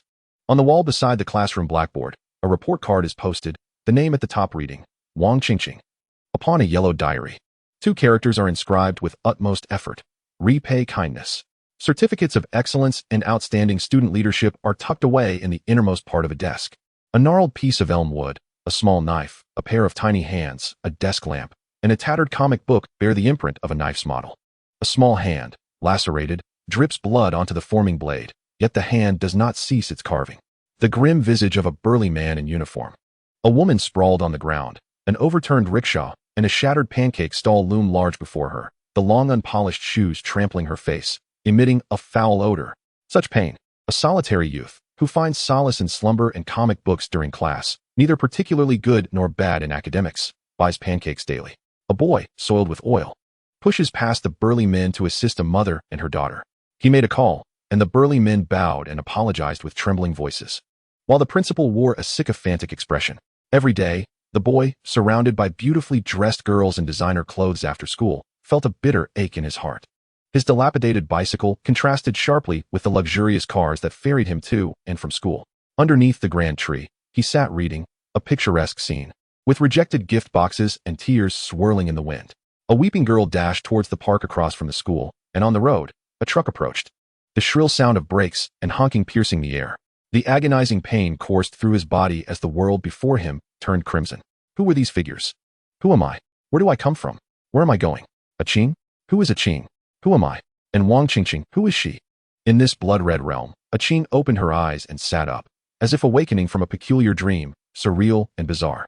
How strange, she murmured, realizing that the images from her dream were shrouded in a thick fog, becoming indistinct. Suddenly, she was startled by the sight before her. Why had her world transformed into a zoo? And there were people? Wait, why could she reach the clouds with a mere stretch of her hand? Had she grown so large? A Qing's awakening elicited cheers from the blood-colored beings kneeling around her. Mother, mother, mother. A Qing was taken aback, nearly biting her tongue. What was happening? Even a sow could not bear so many offspring. She looked up and saw 3 suns in the sky. And it began to dawn on her. These blood beings and animals were souls she had unconsciously absorbed while merging with the infinity stones, encompassing various creatures and humans. It seemed she had fallen asleep, and thus these souls had not been directly transformed into spiritual essences, but had fortuitously remained. Reborn in the blood lake under the influence of the yellow sun, the soul stone, becoming the life forms of this realm. With the aid of the blue sun, the space stone, the blood-red space had expanded immensely and was growing at a geometric rate. A Qing closed her eyes. Carefully attuning herself to the 2 suns above, she had now begun to grasp their essence. Yang Xiao, observing the pendant that had fully consumed the 2 stones, dropped to the ground. He hurriedly picked it up and noticed the blade of the pendant gleaming with blue and yellow light, and with a flash, he found himself in a Qing's blood-colored world. The first thing he saw was a toe, towering several times higher than his own. He looked up and could only see a Qing's upper body above the clouds. My goodness! Yang Xiao's eyes bulged in astonishment. A Qing, it's been so long. You've grown so tall. Seeing a Qing's lack of response, he cupped his hands around his mouth and shouted into the sky. Hey, a Qing, can you hear me? No sooner had the words left his lips than a gigantic hand broke through the clouds, reaching down, followed by a Qing's upper body bending downwards. The palm hovered before Yang Xiao, signaling him to ascend. He climbed onto the palm and, like a wisp of cloud, rose through the layers of mist, discovering an endless sea of clouds, the 3-colored sun, and the radiant smile of a Qing basking in sunlight. Chapter 38. Daughter's tears. Above the clouds stood an extraordinarily majestic blood-red palace, floating like a city in the sky amid the ocean of clouds. Its architecture featured layered pavilions, soaring eaves, and interlocking brackets, all exuding an air of solemn grandeur. Atop the palace, the 3 suns mingled, while the clouds below roiled like the sea, presenting a myriad of atmospheric phenomena. A Qing's enormous hand delivered Yang Xiao to the steps of the blood-red palace, saying, You can visit this palace often. It possesses remarkable healing properties. Staying inside for just a moment will rejuvenate you. Furthermore, you may also bring your invisible empire's paladins here to recover. Additionally, everyone's strength will rapidly increase in this realm. Is it truly that powerful? A Qing, it seems the 2 gems you absorbed are indeed exceptional. But why can I allow the knights to enter? Can they physically come in as well? Didn't you mention that traversing dimensions is quite challenging? Is this still within the Marvel Universe? Yang Xiao inquired. Do you see that blue sun? A Qing reminded him. That is the space stone.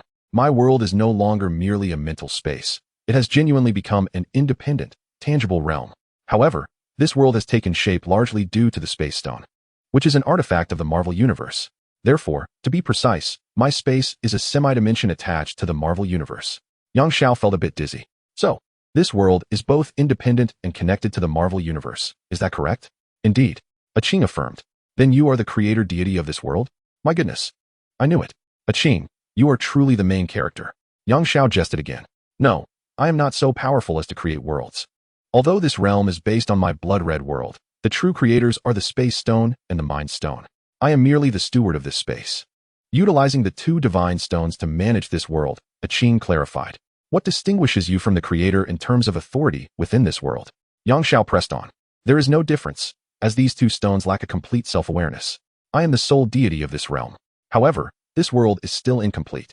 I believe that once we gather all 6 stones, not only will we be able to return home, but this world will also be perfected, a Qing responded.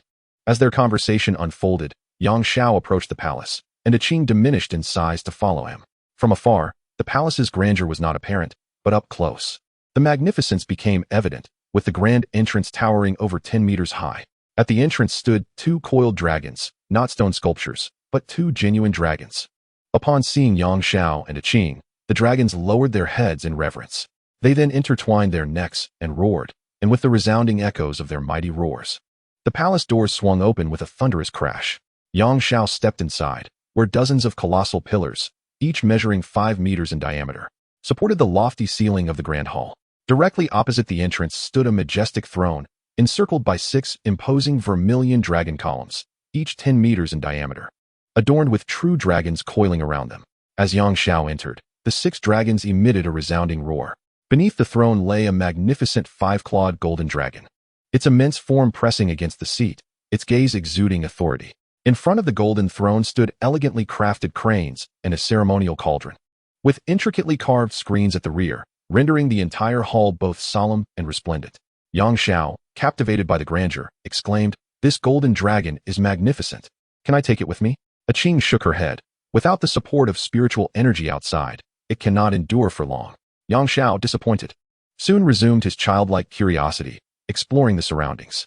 His fingers brushed against the dragon's whiskers, which felt simultaneously as soft as noodles and as resilient as rubber. "You could try sitting on it." Seeing Yang Xiao's innocent demeanor, Qing felt an inexplicable joy. "Really?" With a leap, Yang Xiao bounded onto the throne, closing his eyes in sheer delight. "If only I could bring my phone in here, I'd take some handsome selfies." In an instant, he sensed something extraordinary. His power surged dramatically. The exhilarating sensation was akin to riding a rocket, an experience previously unimaginable.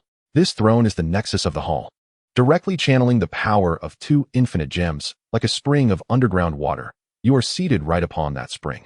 Although this power is trivial compared to that of the infinite gems, it is more than sufficient for you at present, Qing explained. After sitting for a while, Yang Xiao descended and inquired, "By the way, our initial goal for absorbing the gems was to leave Earth in search of other infinite gems. Can you now take me to traverse the Marvel Universe?"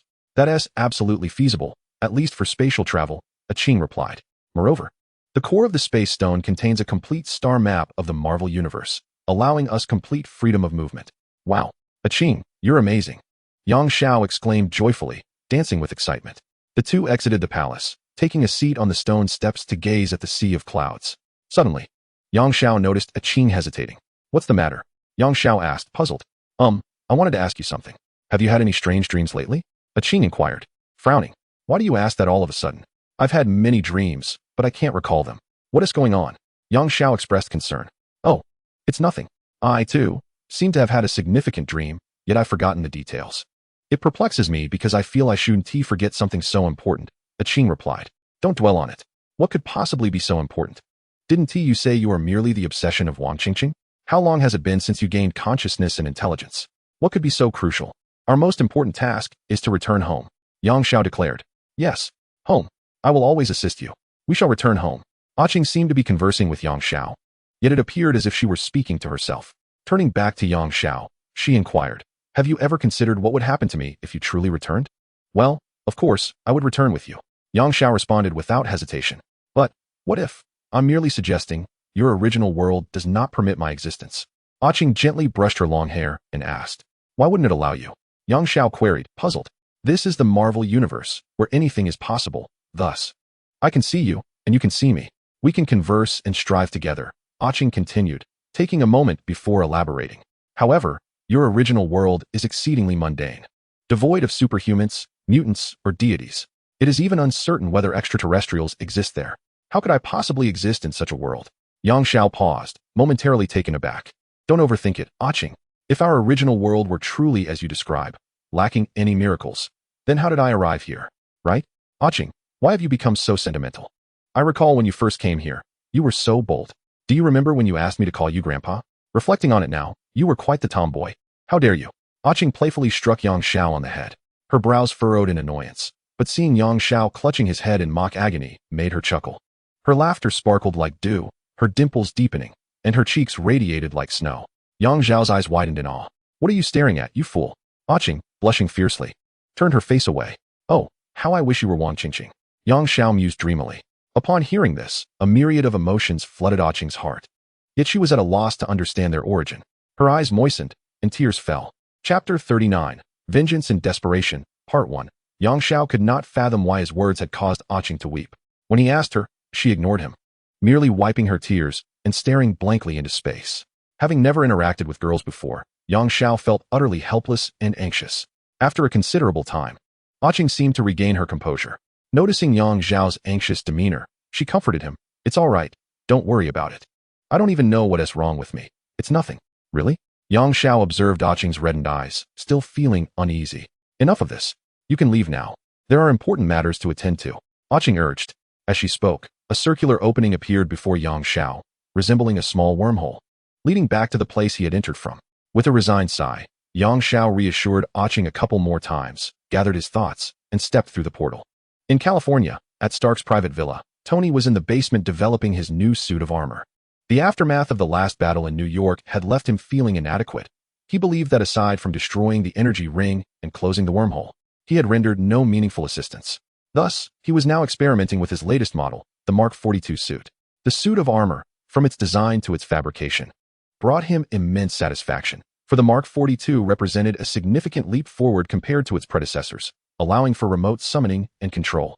After all, as a CEO and public figure, it was impractical for him to don the armor or carry a portable version at all times.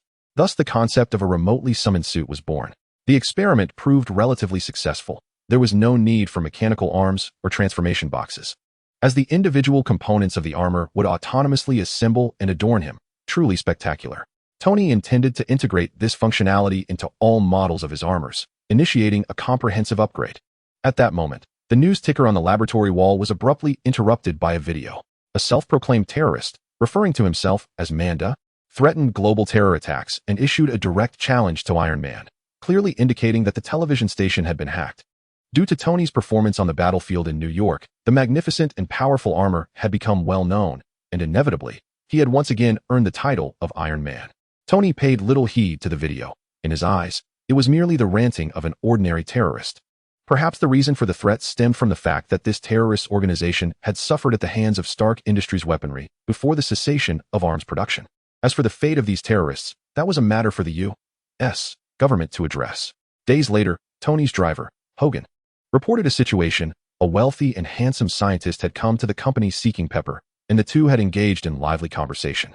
Pepper was the only woman to have ever truly captured Tony's heart over the years, so he took this matter to heart and conducted a discreet investigation into the man, recalling that he had encountered this individual at the 1999 scientific summit. That evening, Tony set aside all his tasks and prepared a candlelit dinner, eagerly awaiting Pepper's return to surprise her. It must be said that Tony was an undeniable master of romance. His ability to create an enchanting atmosphere was unparalleled. While charming Pepper and lifting her spirits, he also expressed his apologies for neglecting her in recent days and revealed his own insecurities. After gaining her understanding and sympathy, he summoned all 42 models of his armors, donned one himself, and together with the mechanical suits, they took turns dancing, urging her to guess which one was truly him. All the while showcasing his recent research achievements. Unbeknownst to Tony, a tempest was brewing against him. Over the past few days, Yang Xiao had seen the brazen Mando on television, realizing that the time for Dr. Aldrich Killian's revenge against Tony had arrived. At the 1999 scientific summit, Dr. Killian had been a disabled man, a cripple. He had presented his research to Tony, only to be met with indifference and disdain, nursing a grudge ever since. Now, with his research having borne fruit, the day of reckoning was imminent. The scientific organization he founded is a branch of the Hydra Group. Although it was established later than Hydra, its influence should not be underestimated. In 1999, he was stood up by Tony, spending a night alone on the rooftop, feeling the chill of the wind, while Tony indulged in flirtations. That night, he experienced profound humiliation and despair, contemplating jumping off the building but lacking the courage to do so. Now, many years have passed, and the research from those days has finally borne fruit. Since it emerged from despair, he decided to name it the desperation virus. He intends to use this virus to make Tony experience the bitter taste of despair. In New York, within the Grand Hall of the Chinese Theater, Yang Xiao had been there for quite some time. Having heard that an artistic performance from China would take place that evening, he was curious about what this world's version of China would be like. But he had never had the opportunity to see it until now. Tonight, he could finally witness the performance of this artistic troupe. Moreover, today was Christmas, a holiday Yang Xiao did not particularly care for. Accompanying the troupe were a batch of small goods from China, mostly handcrafted items. In his hands, He held a clay figurine of Zhu Beiji, his face filled with nostalgia, recalling how his grandfather had bought similar clay figures for him when he was a child. The small clay figures of the four disciples from Journey to the West had been his childhood favorites. One could say that his obsession with figurines stemmed from his childhood affection for those clay figures. After purchasing the figurine, Yang Xiao wandered around and noticed workers putting up posters. The poster displayed the program for that evening's performance, with the most striking image being that of the thousand-handed guanyin. Yang Xiao found it intriguing to learn that this dance series was also quite popular in America. Just then, he heard a loud thud behind him. Turning around, he discovered two men had collided, one of whom dropped his suitcase, spilling numerous metal fragments across the floor. Upon closer inspection, he recognized one of the men, Tony's hefty driver, Hogan. Yang Xiao was taken aback. What a coincidence to encounter a storyline here. The situation seemed perilous. Hogan might steal the young man's metal pieces, leading to an uncontrollable explosion. This could not be allowed, especially with so many people around. Particularly the dance troupe in the back, all of whom were Chinese. He felt compelled to save them. As Hogan bent down to pick up the pieces, he attempted to discreetly hide one of the metal shards. Just then, a hand gripped his wrist, causing him to wince and drop the piece. Long time no see. Mr. Hogan, how is Tony? Yang Xiao helped Hogan to his feet and pulled him aside to greet him. Yang, what are you doing here? I must tell you. Do not cause any trouble. The suitcase this man is holding was given to him by someone I have been tracking, and I suspect he poses a threat to Tony. Hogan exclaimed, freeing himself from Yang Xiao's grip in his urgency. Yang Xiao, once again grasping Hogan's arm as he turned to pursue the man, said, Wait a moment, Mr. Hogan. Please let him go. As for those who may pose a threat to Tony, I will handle them this time. What do you say?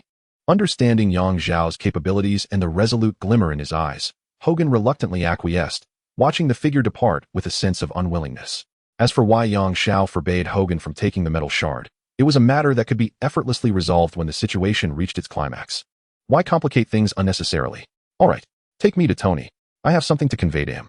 Yang Xiao patted Hogan's shoulder, adding, It has been ages since I last rode in your car. How about a little spin? Chapter 40, Revenge and Desperation, Part 2. Upon their arrival at Tony's villa, Yang Xiao found that both Tony and Pepper had already retired for the night. Respecting their rest, he made himself comfortable in the guest room under J.A.R.V.I.S.S. arrangements. The following morning, as they shared breakfast, Tony and Pepper indulged in their affectionate antics, oblivious to their surroundings, leaving Yang Xiao in a state of bemusement. Ahem, Tony, are you not the least bit curious as to why I sought you out? Yang Xiao inquired while observing the couple feed each other. Tony shrugged nonchalantly. If you wish to speak, you will. Yang Xiao rolled his eyes. I am here to save your life. I believe your enemies are already aware of your address. You mean someone intends to kill me? Perhaps I am being immodest, but aside from you, I cannot fathom who could possibly pose a threat to me, Tony replied, brimming with arrogance. Who instills such confidence in you, Tony? Is it your extensive collection of armors? Yang Xiao probed. How did you know? That is classified. I have not disclosed this to anyone but Pepper, Tony exclaimed, his expression one of disbelief. Thus, the situation is clear. I can easily uncover your secrets. Tony, do you still doubt my words? Yang Xiao asserted with a serious countenance. Tony furrowed his brow, reflecting on the adversaries he might have. What if Yang Xiao's claims held truth? Yet, he reassured himself that he had developed numerous armors precisely for such predicaments. Do you know who seeks my demise? Tony fixed his gaze on Yang Xiao. Not long ago, there was a video from terrorists threatening you, Yang Xiao replied. At that moment, the doorbell rang. Oh please. It can't be terrorists, can it? Is someone sending bomb-laden parcels to my doorstep? Tony murmured as he activated the door surveillance. To his surprise, the visitor was a stunning woman. He opened the door, allowing her entry. You're not a terrorist, are you? Surely you're not a human bomb, given your beauty. Tony quipped, instructing J.A.R.V.I.S. to scan her before permitting her into the living room. You don't remember me? I am not the least bit surprised, Playboy, the woman smiled. I wish to speak with you privately, away from here. She glanced pointedly at Yang Xiao and Pepper at the dining table. Please don't tell me there's a 12-year-old waiting in the car outside, eager to meet his father.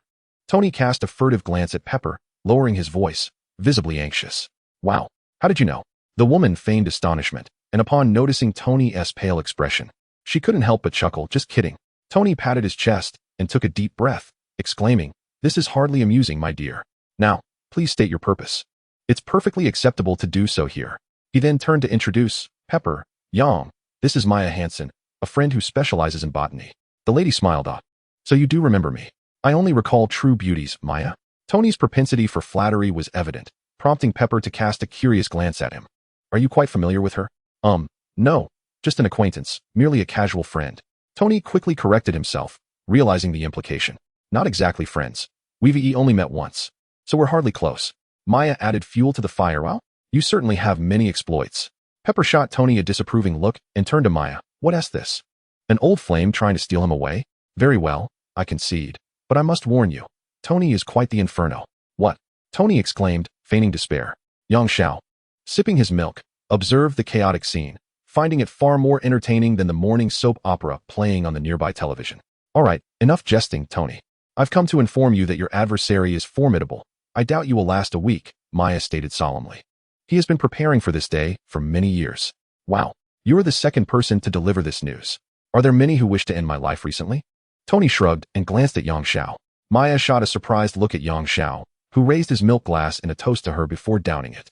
Standing up, he addressed Tony. Tony, now I invite you to witness something extraordinary. Let Jarvis display the live satellite feed from your villa. Though perplexed, Tony complied. Moments later, the large screen in the living room revealed a remarkable scene. Several armed helicopters approached from a distance, suddenly swaying as if intoxicated, each launching a few missiles. However, the missiles did not target Tony's villa, but rather plunged into the sea nearby. After a few exchanges, the helicopters began firing at one another. The outcome was evident. The helicopters were obliterated in midair, their wreckage cascading into the ocean. In the living room, Tony and his companions gaped in astonishment, exchanging puzzled glances. Tony, enlarge the image and see what's on the wall of your villa facing the sea, Yang Xiao said with a smile, offering no further explanation. Upon magnifying the image, it became clear that a knife was embedded in the wall. Indeed, that very knife had been thrust there by Yang Xiao upon rising that morning, manifesting as the blade known as Mirror Flower Water Moon. The blade, embedded in the wall, radiated a blinding white light. Undoubtedly, those who came to assault Tony had been hypnotized. In their eyes, Tony's villa appeared to be destroyed, yet in reality, they had turned their weapons upon each other, leading to their demise. I remember now. You are the Grim Reaper, aren't you? Maya, regaining her composure from her astonishment, scrutinized Yang Xiao once more, finally recognizing him. I am your superior, Mr. Yang. Maya approached with excitement, particularly thrilled about the moment when she transformed into a skeletal figure to defeat Loki. Oh, that was simply magnificent. So imposing. Little stars sparkled in Maya's eyes. It must be said that, as a woman, her taste is rather unique. How do you possess the video of that encounter? I recall that battle took place at the SHIELD headquarters, Yang Xiao inquired with a frown. The place where I work is called the organization. Mr. Yang, even SHIELD's secrets are not difficult for us to obtain, Maya replied. Yang Xiao suddenly understood. After all, they were a part of Hydra's research department, and SHIELD was rife with Hydra spies, making the acquisition of such information hardly surprising. Mr. Yang, I have a somewhat unreasonable request that I hope you will consider. I am genuinely curious about your abilities. May I conduct a minor study on them? I am aware of your diverse powers, and even one would suffice. I assure you that my research will remain confidential. Maya seemed to have forgotten her original purpose for being there, persistently hounding Yang Xiao with various odd requests. Rein in your curiosity. Yang Xiao, visibly annoyed, maintained a stern expression. Given that you came to offer a warning, I shall overlook your impertinence, recognizing that you still possess some semblance of conscience. Maya hung her head, clearly disappointed. All right, since you are here, your words will undoubtedly carry more weight than mine. You should inform Tony of who his true enemy is. After all, that individual is your employer. Yang Xiao glanced at Tony. What is going on, Maya? Tony sat up straight, inquiring. Maya recounted, in detail, Dr. Killian's research and his vengeful plans, explaining the terror of the extremist virus. Those who have been transformed by this virus not only possess immense strength, but are also exceedingly difficult to kill, endowed with remarkable regenerative abilities, capable of raising their body temperatures to extreme levels, allowing them to shatter or tear apart any armor with their bare hands. It is practically the nemesis of the Iron Man suit. One could assert that, aside from the risk of overheating and exploding, the extremist virus represents a new direction for human evolution. Dr. Killian utilized it to cure his own disability. Chapter 41, The Extremist Revenge, Part 3. Upon learning the situation, Tony sighed deeply. Is it really because I stood him up that he wishes for my demise? How twisted is his psyche. But you indeed trampled upon his dignity. Tony. Pepper glanced at Tony. Since you promised to meet him on the rooftop, you ought not to have broken your word. At the very least, you could have sent Hogan to greet him. That was his own lack of sincerity. Tony retorted, surprised that Pepper was defending him. Couldn't he have returned to my company the next day to discuss matters? Couldn't he have emailed me? Must it be on that rooftop? You are merely making excuses. Excuses for your own libertine behavior. Pepper shot a sidelong glance at Maya. Tony realized that Pepper's jealousy had yet to subside, and wisely chose to remain silent. All right, I have promised Hogan to help resolve this matter. Yang Xiao clapped his hands, signaling for everyone to quiet down. Mr. Yang, your capabilities are remarkable. I could easily take you to the headquarters and subdue Dr. Killian, thereby resolving the issue, Maya suddenly suggested. This may lead to future troubles. Yang Xiao replied, glancing at her. Even if we manage to deal with Dr. Killian, there are still numerous subjects of the Abyss virus at large. Once Dr. Killian is dealt with, these forsaken individuals will be leaderless, and who knows what chaos they may unleash. It appears you already have a plan in mind? Tony inquired. What strategy do you propose to gather them? Demonstration of strength. Yang Xiao smiled slightly. In fact, I've already taken action. All those helicopters have been destroyed. The individuals involved are surely aware of this, yet they may remain oblivious to the reason behind it, perhaps attributing it to a new weapon devised by Tony. They will undoubtedly become wary moving forward. If Maya were to return and inform Dr. Killian that I am responsible for all of this and that I intend to obliterate the headquarters, what do you think will occur? They will undoubtedly muster all their resources for defense. Maya's eyes sparkled with realization. Will they not relocate? After all, your reputation precedes you, Yang Xiao. What if they hide upon hearing your name? Tony interjected. That's precisely why Maya must bring back information that implies a significant chance of overcoming me. As a scientific organization, they cannot resist the temptation to defeat me and study my capabilities, Yang Xiao responded. What information? Maya asked. What do you think Dr. Killian and his Abyss subjects are most confident about? Yang Xiao inquired of Maya. Surely, it is their physical strength and near-immortal regenerative abilities, Maya answered. Then, you shall inform them that my abilities have always relied on external forces. I am fundamentally just an ordinary person. If they were to strip me of my specialized equipment, I would be utterly defenseless, Yang Xiao declared. Will they believe that? Maya questioned, concerned. What reason do they have to trust that I could acquire such crucial intelligence in such a brief span of time? Because you have witnessed it firsthand, standing right beside me. Moreover, I have taken a liking to you at first sight and trust you implicitly, Yang Xiao stated, astonishing her. Just then, a sudden heat emanated from the pendant around his neck, causing Yang Xiao to stifle a cry of pain. Of course, this is all to deceive them. Sensing that a Qing appeared displeased, Yang Xiao hastily clarified. You will simply say that I was captivated by your beauty at first glance and even gifted you an item, a gift that will eliminate any doubts they might have about you. What gift? Maya's heart raced, sensing that something fortuitous was about to transpire. Yang Xiao poured a glass of milk, pricked his finger to extract a drop of blood, and let it fall into the cup. Once you drink this, you will understand. Though uncertain of what was happening, Maya instinctively felt that this was an extraordinary opportunity. Without hesitation, she took the cup and drank it down in one go. In the initial moments, Maya felt only a warm sensation in her stomach, but soon after, she became lightheaded and fainted. As she collapsed to the ground, her body gradually radiated an overwhelming glow. When the light dissipated, everyone beheld that she had transformed entirely into steel.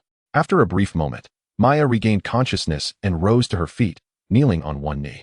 Her knee bore a hole into the robust floor of Tony's residence. Invisible Empire, Knights of the Holy Cross, reporting to your majesty, she declared.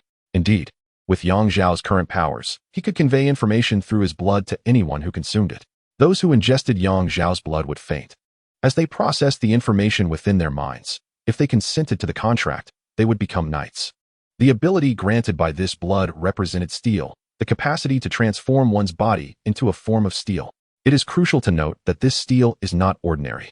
It is composed of spiritual particles bestowed by the blood, arranged according to the structure of iron atoms, vastly superior to mundane steel, much like the distinction between coke and diamond.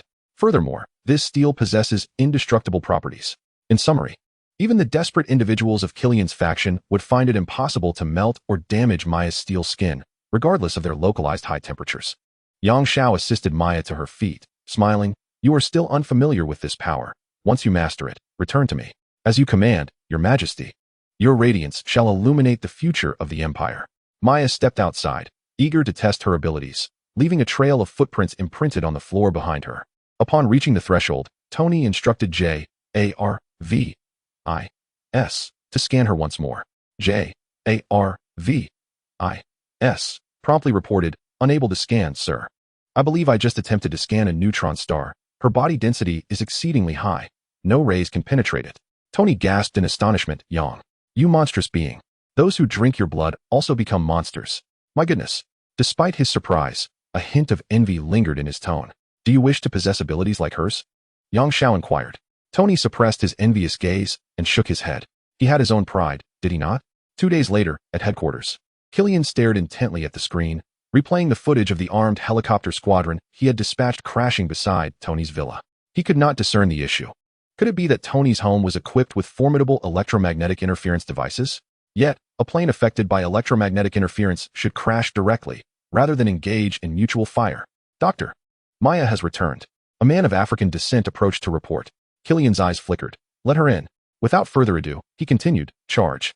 Chapter 42, The Desperate Revenge, Part 4, back already? How has your old flame fared? Killian offered Maya a glass of red wine, smiling as he asked, May I share in your experiences? If you are referring to Tony, then yes, he is a wealthy man. How could he possibly be doing poorly? Maya replied, taking the glass and sipping from it. However, the spot where her lips had touched the glass suddenly cracked. She had yet to master her abilities. Being so close, Killian certainly noticed the anomaly, his gaze sharpening. It appears you have encountered quite a bit in these few days, Maya? Indeed. If you are interested, I would be glad to share my insights with you. Maya set down her wine glass and settled onto a nearby sofa. I wish to hear the details. Killian followed her. 3 days later, in Killian's office. Maya, did the Grim Reaper specify today? Killian inquired, his tone brimming with excitement. Could you truly deceive him into relinquishing his weapon? If so, I shall report your contribution to headquarters.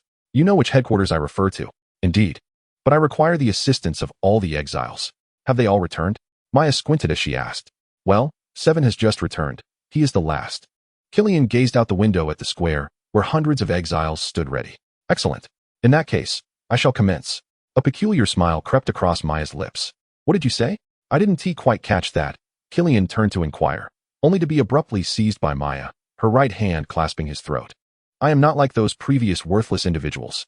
It is a disgrace that His Majesty bestowed power upon them, and they failed to show gratitude, indulging themselves while disregarding the glory of the empire. Maya's body began to transform into a metallic form, her voice gradually losing its human quality. Before His Majesty arrives, it is my duty as a knight to rid us of your filth. How could I allow His Majesty to dirty his hands? Maya's grip tightened. Cough, cough. Are you insane? Maya, what do you mean by this? Killian gasped, his body heating up as if molten lava surged through him. His hands, now ablaze, reached out to grasp Maya's right arm, attempting to wrench it free. Yet, no matter how fiercely Killian struggled or struck at Maya, only the sound of metallic clashing resonated in vain. Have you forgotten? The exile virus was developed by us together. I understand it as well as you do. Killian protested. With her idle left hand, Maya effortlessly severed Killian's arm. Furthermore, in my presence, the bodies of the exiles are as fragile as paper. Behold, I have torn off your arm. Killian gasped in agony, but in an instant, his arms regenerated. Oh, you can heal without supplemental alloys? Maya's metallic visage betrayed surprise. It seems you have ingested a more perfected strain of the exile virus unbeknownst to me. But what of it? Maya crashed through the walls of the office, dragging Killian along. The sound of the collapsing wall drew the attention of the exiles in the square, who stood dumbfounded at the sight of their leader being hoisted like a chicken. A few nearby reacted swiftly and rushed forward to assist. The fastest among them was 7. He picked up a steel pipe from the ground, heated it with his hands until it glowed red, and then hurled it at Maya like a javelin. Maya held Killian in front of her as a shield, and the pipe pierced through him. Are your subordinates all brainless? Maya scoffed. You are a hostage now. Though I have no need for you as such, killing you outright would disrupt the scene. I must spare your life to draw them in to rescue you. Killian, pierced by the steel pipe, suffered no significant harm. The metal had melted within his fiery body, and in a short while, the wound had healed. 7 finally reached Maya. But before he could react, Maya's long legs severed him in two. A single blow was all it took. Maya crushed 7's skull and, hoisting Killian, took a few steps forward. A dozen desperate souls barreled towards her, clinging frantically, some wrapped around her arms, others her legs, and some even around her neck. If this scene were to be witnessed by book enthusiasts, they would undoubtedly scoff, remarking it was akin to the eunuchs from the Deer and the Cauldron bringing down Ao by St. Cross rotating blade storm. Maya's skin sprouted half-meter-long steel blades, her body spinning at high speed, creating a blurring vortex. Like a meat grinder, those who clung to her were shredded into pieces. Yet, under her control, Killian remained alive. Is this all you can muster, you insignificant pests? Maya's demeanor grew increasingly exuberant. If this is your level, I shall not entertain you any longer. Steel Demon, Judgment of Hell. With this indomitable spirit and resilient physique, In the name of the Invisible Empire's Holy Cross Knights, I declare you guilty. Maya stepped forward with her iron right leg, which radiated a blinding white light, and forcefully stomped the ground. Instantly, a circular depression with a radius of 100 meters formed, as if struck by a meteorite. Her hair stood on end, resembling countless sharp spikes piercing the sky. Transformed into steel, it remained undisturbed amid the tremendous shockwave. In her grasp, Killian was utterly disfigured. His lower half was obliterated by the overwhelming force, and his upper body was riddled with countless holes, yet he clung to life. In the crater, many incomplete, desperate souls wailed, their low-level despair virus lacking the alloy fragments needed for recovery, leaving them at risk of overheating and explosion. On the outskirts of the pit, the few remaining desperate souls, terrified, turned and fled, desperate to distance themselves from this female demon. Thinking to escape, eradicate evil to the fullest, Maya extended her 5 fingers toward the fleeing figures. Iron Snake, grant them the kiss of death. Serpent Claw. Maya amassed a tremendous amount of spiritual pressure, unleashing a wave of energy shaped like a colossal serpent towards the fleeing individuals. Amid their screams, they were reduced to mere sparks in the sky. By the time Yang Xiao and Tony arrived, scarcely a soul remained alive, and none intact. Upon seeing Yang Xiao, Maya hurriedly cast Killian's mangled body before him. Kneeling on one knee, "Your Majesty, the evil head is here. No one can obscure the glory of the knights." This time, Yang Xiao did not assist her. He surveyed the gruesome scene of slaughter, his brow furrowed tightly.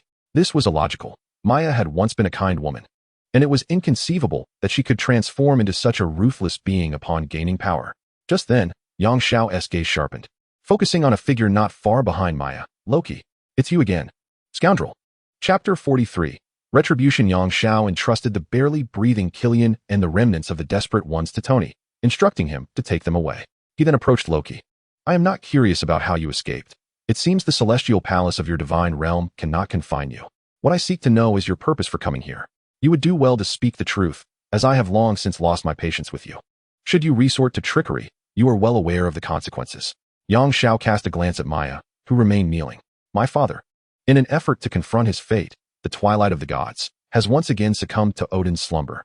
In response to Yang Xiao's inquiry, Loki exhibited no trace of fear, instead smiling. "No one in the divine realm, save for him, can confine me, not even my foolish brother. Thus, my escape was hardly a challenge. As for my intentions, I have come to seek you out." Loki gazed at Yang Xiao's face. "Upon my arrival on Earth, I discovered you were engaged in the pursuit of justice. You even bestowed power upon that woman ahead. It was merely an act of goodwill, seeing her flounder. Oh, is that how you extend your assistance? By wielding your darkness and malevolence to manipulate the minds of others?" Yang Xiao's voice rose, tinged with anger, as his spiritual pressure inadvertently leaked out, momentarily stifling the air around them. Loki, unable to withstand the immense pressure, collapsed to his knees. "Without the Mind Scepter, I can no longer exert complete control over others." Loki struggled to articulate. "I can only amplify the darkness within their hearts. If a person truly possesses a pure heart, my magic is utterly ineffective against them." Yang Xiao furrowed his brow. "Then why impose this upon Maya? What advantage does it confer upon you? I merely wish to assist you. Furthermore, once my cube takes effect, the potential of those ensnared by my magic will be unleashed." Loki summoned all his strength to lift his head and meet Yang Xiao's gaze. "Believe me, I harbor no ill intentions. On the contrary, I come bearing goodwill. If I must disclose my purpose, I seek your assistance." "You? Request my aid?" Yang Xiao was incredulous, a sardonic smile gracing his lips. "What makes you think I would help you?" "Because you are a hero, Yang," Loki replied. Yang Xiao paused, a peculiar expression crossing his face at being lauded as a hero by a villain. He truly did not know how to respond. "Before my father fell into slumber, my mother, through prophetic arts, glimpsed the future. Soon, the key celestial bodies of the world tree will converge, and the 9 realms will be interconnected. At that time, unforeseen events will transpire, not only in Asgard but even on Earth, where beings from other worlds may intrude. It is imperative to note that not every inhabitant of Earth possesses your strength. Conversely, among the 9 realms, your human realm is relatively feeble. Given my understanding of you, you would not stand idly by, would you?" Loki continued. "Moreover, my mother mentioned a formless darkness that is brewing, though she could not discern its specifics. Thus, I implore you, should calamity arise, let us be able to support one another across the divine realms. You certainly possess the gift of eloquence, managing to extricate yourself with mere words. Yet, in the brief span of our conversation, countless lives have been extinguished here. Although these individuals were not virtuous, their lives should not have been taken so readily. Yang Xiao glared at Loki, accusing him of having summoned the Chitauri army in New York, leading to the massacre of countless innocent lives. Although he claimed to be compelled by circumstance, he bore responsibility. I spared your life, yet you show no remorse and return to Earth to sow chaos once more. You speak with eloquence, attempting to obfuscate the truth with your righteous rhetoric. Rest assured, once this crisis has passed, I shall accept the consequences of my actions. Loki, feeling a surge of urgency, acknowledged his involvement in the deaths of these individuals. Yet he was taken aback by the strength of this woman. I feared her compassion might lead her to hesitate against these wicked beings, leaving her vulnerable. Thus, I sought to guide her with my magic. I merely directed her. All her thoughts and actions stemmed from her own subconscious desires. I imposed no ideology upon her. Nor did I brainwash or hypnotize her. Yang Xiao furrowed her brow. Let us set aside other matters for now. First, you must lift the enchantment upon her. The magic has long since been dispelled, Loki replied. During her battle, her power was so formidable that the magic I cast upon her was overwhelmed. Yang Xiao, skeptical, approached Maya. You have taken lives today. Are you aware of this? I am aware, yet they are guilty. Maya replied, still kneeling. Can you ensure that each of them was a villain? Have you considered uncovering the truth before passing judgment? If among them was someone coerced into becoming a test subject, you would be committing a grave sin today. Yang Xiao pressed. I am willing to bear that sin, Your Majesty. If even a single villain escapes today, countless innocents will suffer. Justice is the protection of the majority at the cost of the few. Maya stood resolutely. Yang Xiao narrowed her eyes.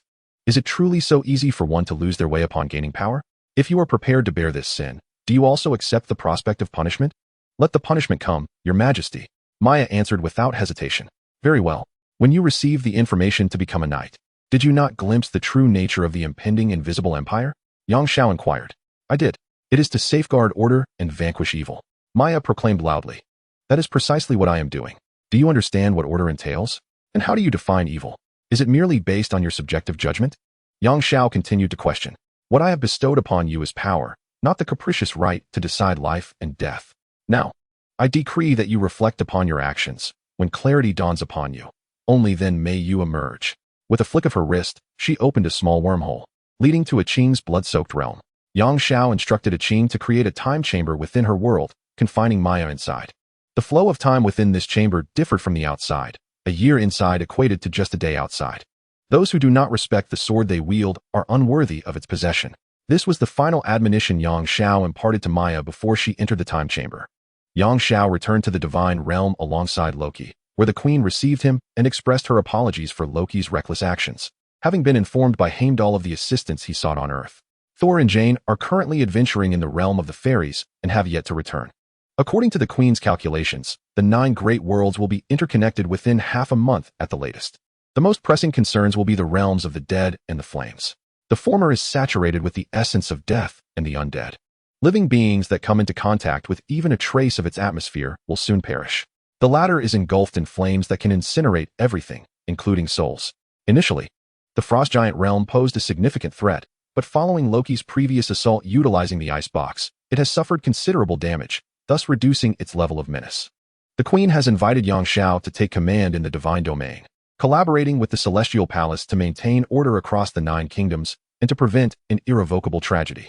Chapter 44. The Connection of the 9 Realms, Part 1. 10 days later, following a spatial disturbance, the 9 kingdoms of the world tree became interconnected. Each realm experienced a palpable tremor. This disturbance was not as overt as an earthquake, yet it was felt by all, resonating not only through the earth, but also through the skies and the cosmos, and within all living beings. Qing, can you feel it? What is this energy of disturbance? Indeed, it bears a striking resemblance to the power of the spatial gems, yet is far more ancient. Can you trace this power back to its source? Certainly. Shall we proceed now? Qing inquired. Yes, I must uncover the cause of this connection among the 9 worlds. Yang Xiao replied. Very well, prepare yourself. I shall transport you. Qing reminded. This time, Qing did not open a wormhole for their spatial movement. Instead, they transformed into a beam of light, and before Yang Xiao could sense the passage of time, they had already arrived at their destination. It was a peculiar place, where countless root-like galaxies formed a vast net-like expanse. This luminous web resembled the roots of a plant, intertwining and converging at the center to create a true root structure. Surely above this lay the trunk? This is the root of the world tree. Qing informed Yang Xiao. Absolutely stunning. Yang Xiao exclaimed. The spatial disturbance originated from here. Didn't it? Indeed. Do you see that black hole at the center of the tree roots? That is the source. This colossal black hole exerts an unparalleled gravitational force, attracting the surrounding galaxies towards itself. Its pull is so immense that it can influence distant galaxies across vast astronomical distances, with the Milky Way being one of them. It maintains a connection to the 9 supergalaxies, each inhabited by an intelligent race. However, due to this gravitational force, it incessantly consumes smaller galaxies in its vicinity, resulting in an excessive accumulation of mass that surpasses the limits of space and time. Consequently, periodically, it forms a singularity that annihilates vast amounts of mass, releasing super energy, which in turn generates the spatial disturbances among the 9 realms and creates numerous small wormholes, enabling their interconnection. Wow. Ah-Ching, I am truly impressed. I actually understood that. Yang Xiao marveled. So, does this mean it is a super disaster? Can we prevent it? Are you jesting? That is a black hole. And a super black hole at that. In the vast expanse of the Marvel Universe, it is unlikely that there exist many black holes of such magnitude. A typical black hole does not even permit light to escape its grasp. Are we truly more formidable than photons? Ah-Ching spoke with an air of condescension, as if addressing a fool. Then can't you transcend space? Yang Xiao retorted, unwilling to concede defeat. In the face of peril, we could simply traverse dimensions and flee. As they approached the black hole, all known laws of physics ceased to apply. In that realm, the concepts of time and space lost all significance, obliterating the very notion of existence. Do you truly believe we have a chance of escape? Ah-Ching replied gravely. Yang Xiao paused, recalling his promise to the Queen of the Divine Realm to resolve this matter, with the most expedient solution being to identify the root cause and eliminate it once and for all. Initially, he perceived this task as not overly challenging.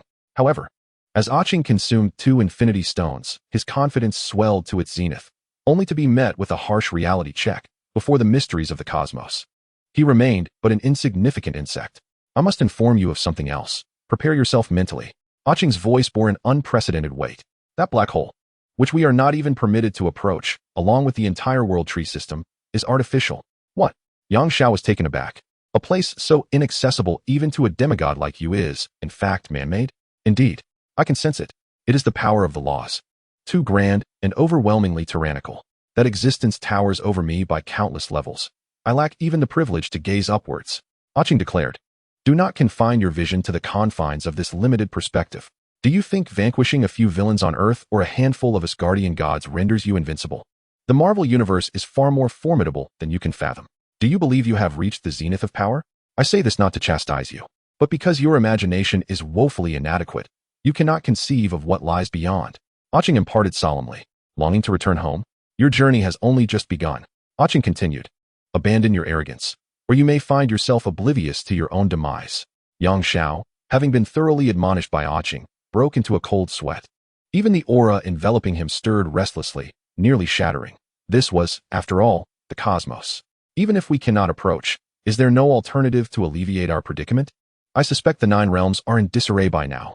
Yang Xiao inquired. There exists a temporary solution. I can endeavor to draw closer, and then I will unleash my realm to absorb the energy emitted from the singularity of the black hole. Ah-Ching explained. However, your physical form cannot withstand the strain of such gravitational forces, so you cannot remain with me. I will first send you back to Asgard, where you can assist the 9 realms. This task falls to me. Can I utilize the powers of death? Yang Xiao asked. Since you have absorbed the space stone, the limitations of distance no longer bind us. Regardless of how far apart we may be, you can still harness my strength. Ah-Ching elucidated. For reasons unknown. Yang Xiao felt a profound unease at the thought of parting ways with Ah-Ching, and his spirits plummeted. Very well. I shall complete my task swiftly and reunite with you. Ah-Ching observed Yang Xiao's demeanor with a hint of delight, though he concealed it, urging, hasten, regain your composure. There are those in need of your assistance. In the realm of Jotunheim, the land of frost giants, vast glaciers that once sustained the giants have melted away, replaced by a sea of fire. Ferocious creatures from the fiery domain traversed through a wormhole to this land, and before they could discern the situation, they were assaulted by the frost giants, who perceived them as invaders. Naturally incensed, the beings of the fire realm did not hold back, leading to a fierce conflict, with the frost giants suffering grievous losses due to their elemental disadvantage. In the Elven Kingdom, the light elves basked in the sun, relishing this cherished pastime throughout their long existence. Suddenly, the sunlight was veiled by ominous clouds, which appeared almost sentient, swirling and undulating until they coalesced into a skeletal figure cloaked in shadows, wielding a colossal scythe. The encroaching black mist swiftly engulfed the nearby light elves, transforming them into ash. On Earth, peculiar disappearances were occurring across the globe, in seas and forests, where countless unknown colossal beasts emerged, catching governments unprepared. Similar upheavals were unfolding in various realms, plunging them into chaos. Chapter 45. The Connection of the Nine Realms. Part 2. The first great war between heaven and earth erupted as Odin brandished his spear. The furious Vanir tribe incited a cataclysmic battle. In the Sibyl's prophecy, Vanaheim, one of the three worlds atop the world tree, is home to one of the two divine races among the nine realms, the Vanir. The Vanir and the Aesir of Asgard, the two mightiest races, have been embroiled in conflict since time immemorial. Long before the Aesir flourished and constructed their magnificent celestial realm in Asgard, a protracted war broke out between the Aesir and the Vanir. The conflict was ignited by a Vanir goddess named Jurvik, who arrived in the Aesir's domain bearing a mission from her kin, seeking to debate which of the two divine races deserved the veneration of humanity. However, the Aesir deemed her intentions malevolent, and Odin, the chief of the gods, was the first to cast his spear at her, declaring war, with the other gods following suit in their assault. Yet, Jurvik proved to be a goddess of magic. Although the gods attempted to slay her with their spears and flames on 3 separate occasions, each time she resurrected. Consequently, the enraged Vanir formally declared war on the Aesir. This marked the first grand and brutal war since the inception of chaos in the world, the establishment of the World Tree system. Warriors from both divine races fought valiantly on the battlefield, their weapons stained with the blood of their foes. The conflict persisted for many years, as both factions suffered significant casualties. Ultimately, both races, gravely weakened, could no longer withstand the toll of war, compounded by the covetous eyes of powerful beings from other realms. They chose to cease hostilities temporarily, seeking to recuperate. As an alternative to warfare, a proposal for a contest emerged. The one who could garner the most faith from the indigenous people of Midgard, humanity, would be deemed the more powerful. Thousands of years have elapsed, and the Aesir, possessing the Rainbow Bridge, adept at strategy and propaganda, have gained the upper hand. Humanity, particularly the Norse people, widely extol the renown of the god king Odin and his Aesir kin, while the Vanir remain largely unrecognized. This time marks the occurrence of the Nine Realms convergence, an event that transpires once every 10 millennia. The Vanir perceive this as a fortuitous opportunity, with over 2,000 years remaining until the conclusion of their wager.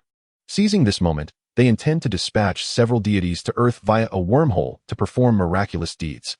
They are confident that should the Earth's denizens witness the grandeur of the Vanir, humanity would inevitably become their devoted followers. The Vanir have chosen to send Freya, the goddess of fertility, and Njord, the god of summer and the sea. Freya, endowed with extraordinary beauty and exceptional wisdom, derives her divine name from her passion for uniting lovers and ensuring that those blessed by her bear healthy offspring. Yet, she also embodies the essence of masculine beauty, rendering her a formidable warrior. Clad in armor and wielding sword and shield, she frequently graces the battlefield. Njord, Freya's father, possesses the power to bless farmers with summer harvests and calm the tumultuous seas, safeguarding fishermen and their vessels.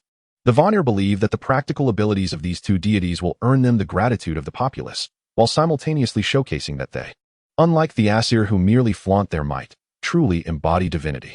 Thus, when Yang Xiao returned to Earth from Asgard to render assistance, he encountered this father-daughter duo. Unlike the Aesir, who were protected by Heimdall, the all-seeing guardian, the Vanir had not set foot on Earth for a millennium. Their only means of glimpsing Earth was through the enigmatic crystal ball of the witch Gullveig, who, due to her peculiar nature, never divulged her visions. Consequently, the Vanir's impression of humanity remained akin to that of the Paleolithic era, a time when humans first learned to wield fire. A feat aided by the Vanir's god of harvest. When Freya and Njord beheld the towering edifices and sprawling structures, as well as the myriad vehicles racing along the roads, they were momentarily taken aback, questioning whether they had arrived in error. Through the unique divine power of the Vanir, they scanned the throngs in the streets, ultimately affirming that they were indeed on Earth. Njord, having manifested a projection upon the sea through his divine capabilities, shared a vision that confirmed the happiness of the fishermen in this world. He observed fishing vessels exceeding 100 meters in length, alongside even larger ships measuring over 300 meters, though he could not recognize them as aircraft carriers. Such grand vessels rendered maritime disasters a rare occurrence.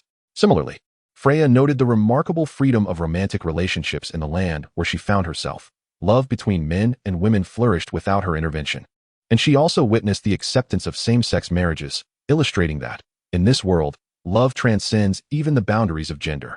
Thus, The father and daughter deities found themselves engulfed in confusion, feeling utterly superfluous in a world that seemed to have no need for their divine existence, let alone the prospect of showcasing miracles and garnering faith.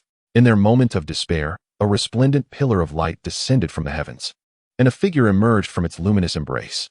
They would never forget that this was not the hallmark of their nemesis, but rather the fabled rainbow bridge. Consequently, when Yang Xiao appeared within their line of sight, they were met with their wary glances. Suspecting that the divine realm had discerned their intentions and sent a messenger to thwart them. Dear friend from Asgard, I beseech you to halt your approach. Maintain a safe distance for the well-being of us both. Otherwise, should conflict arise, the consequences would be dire.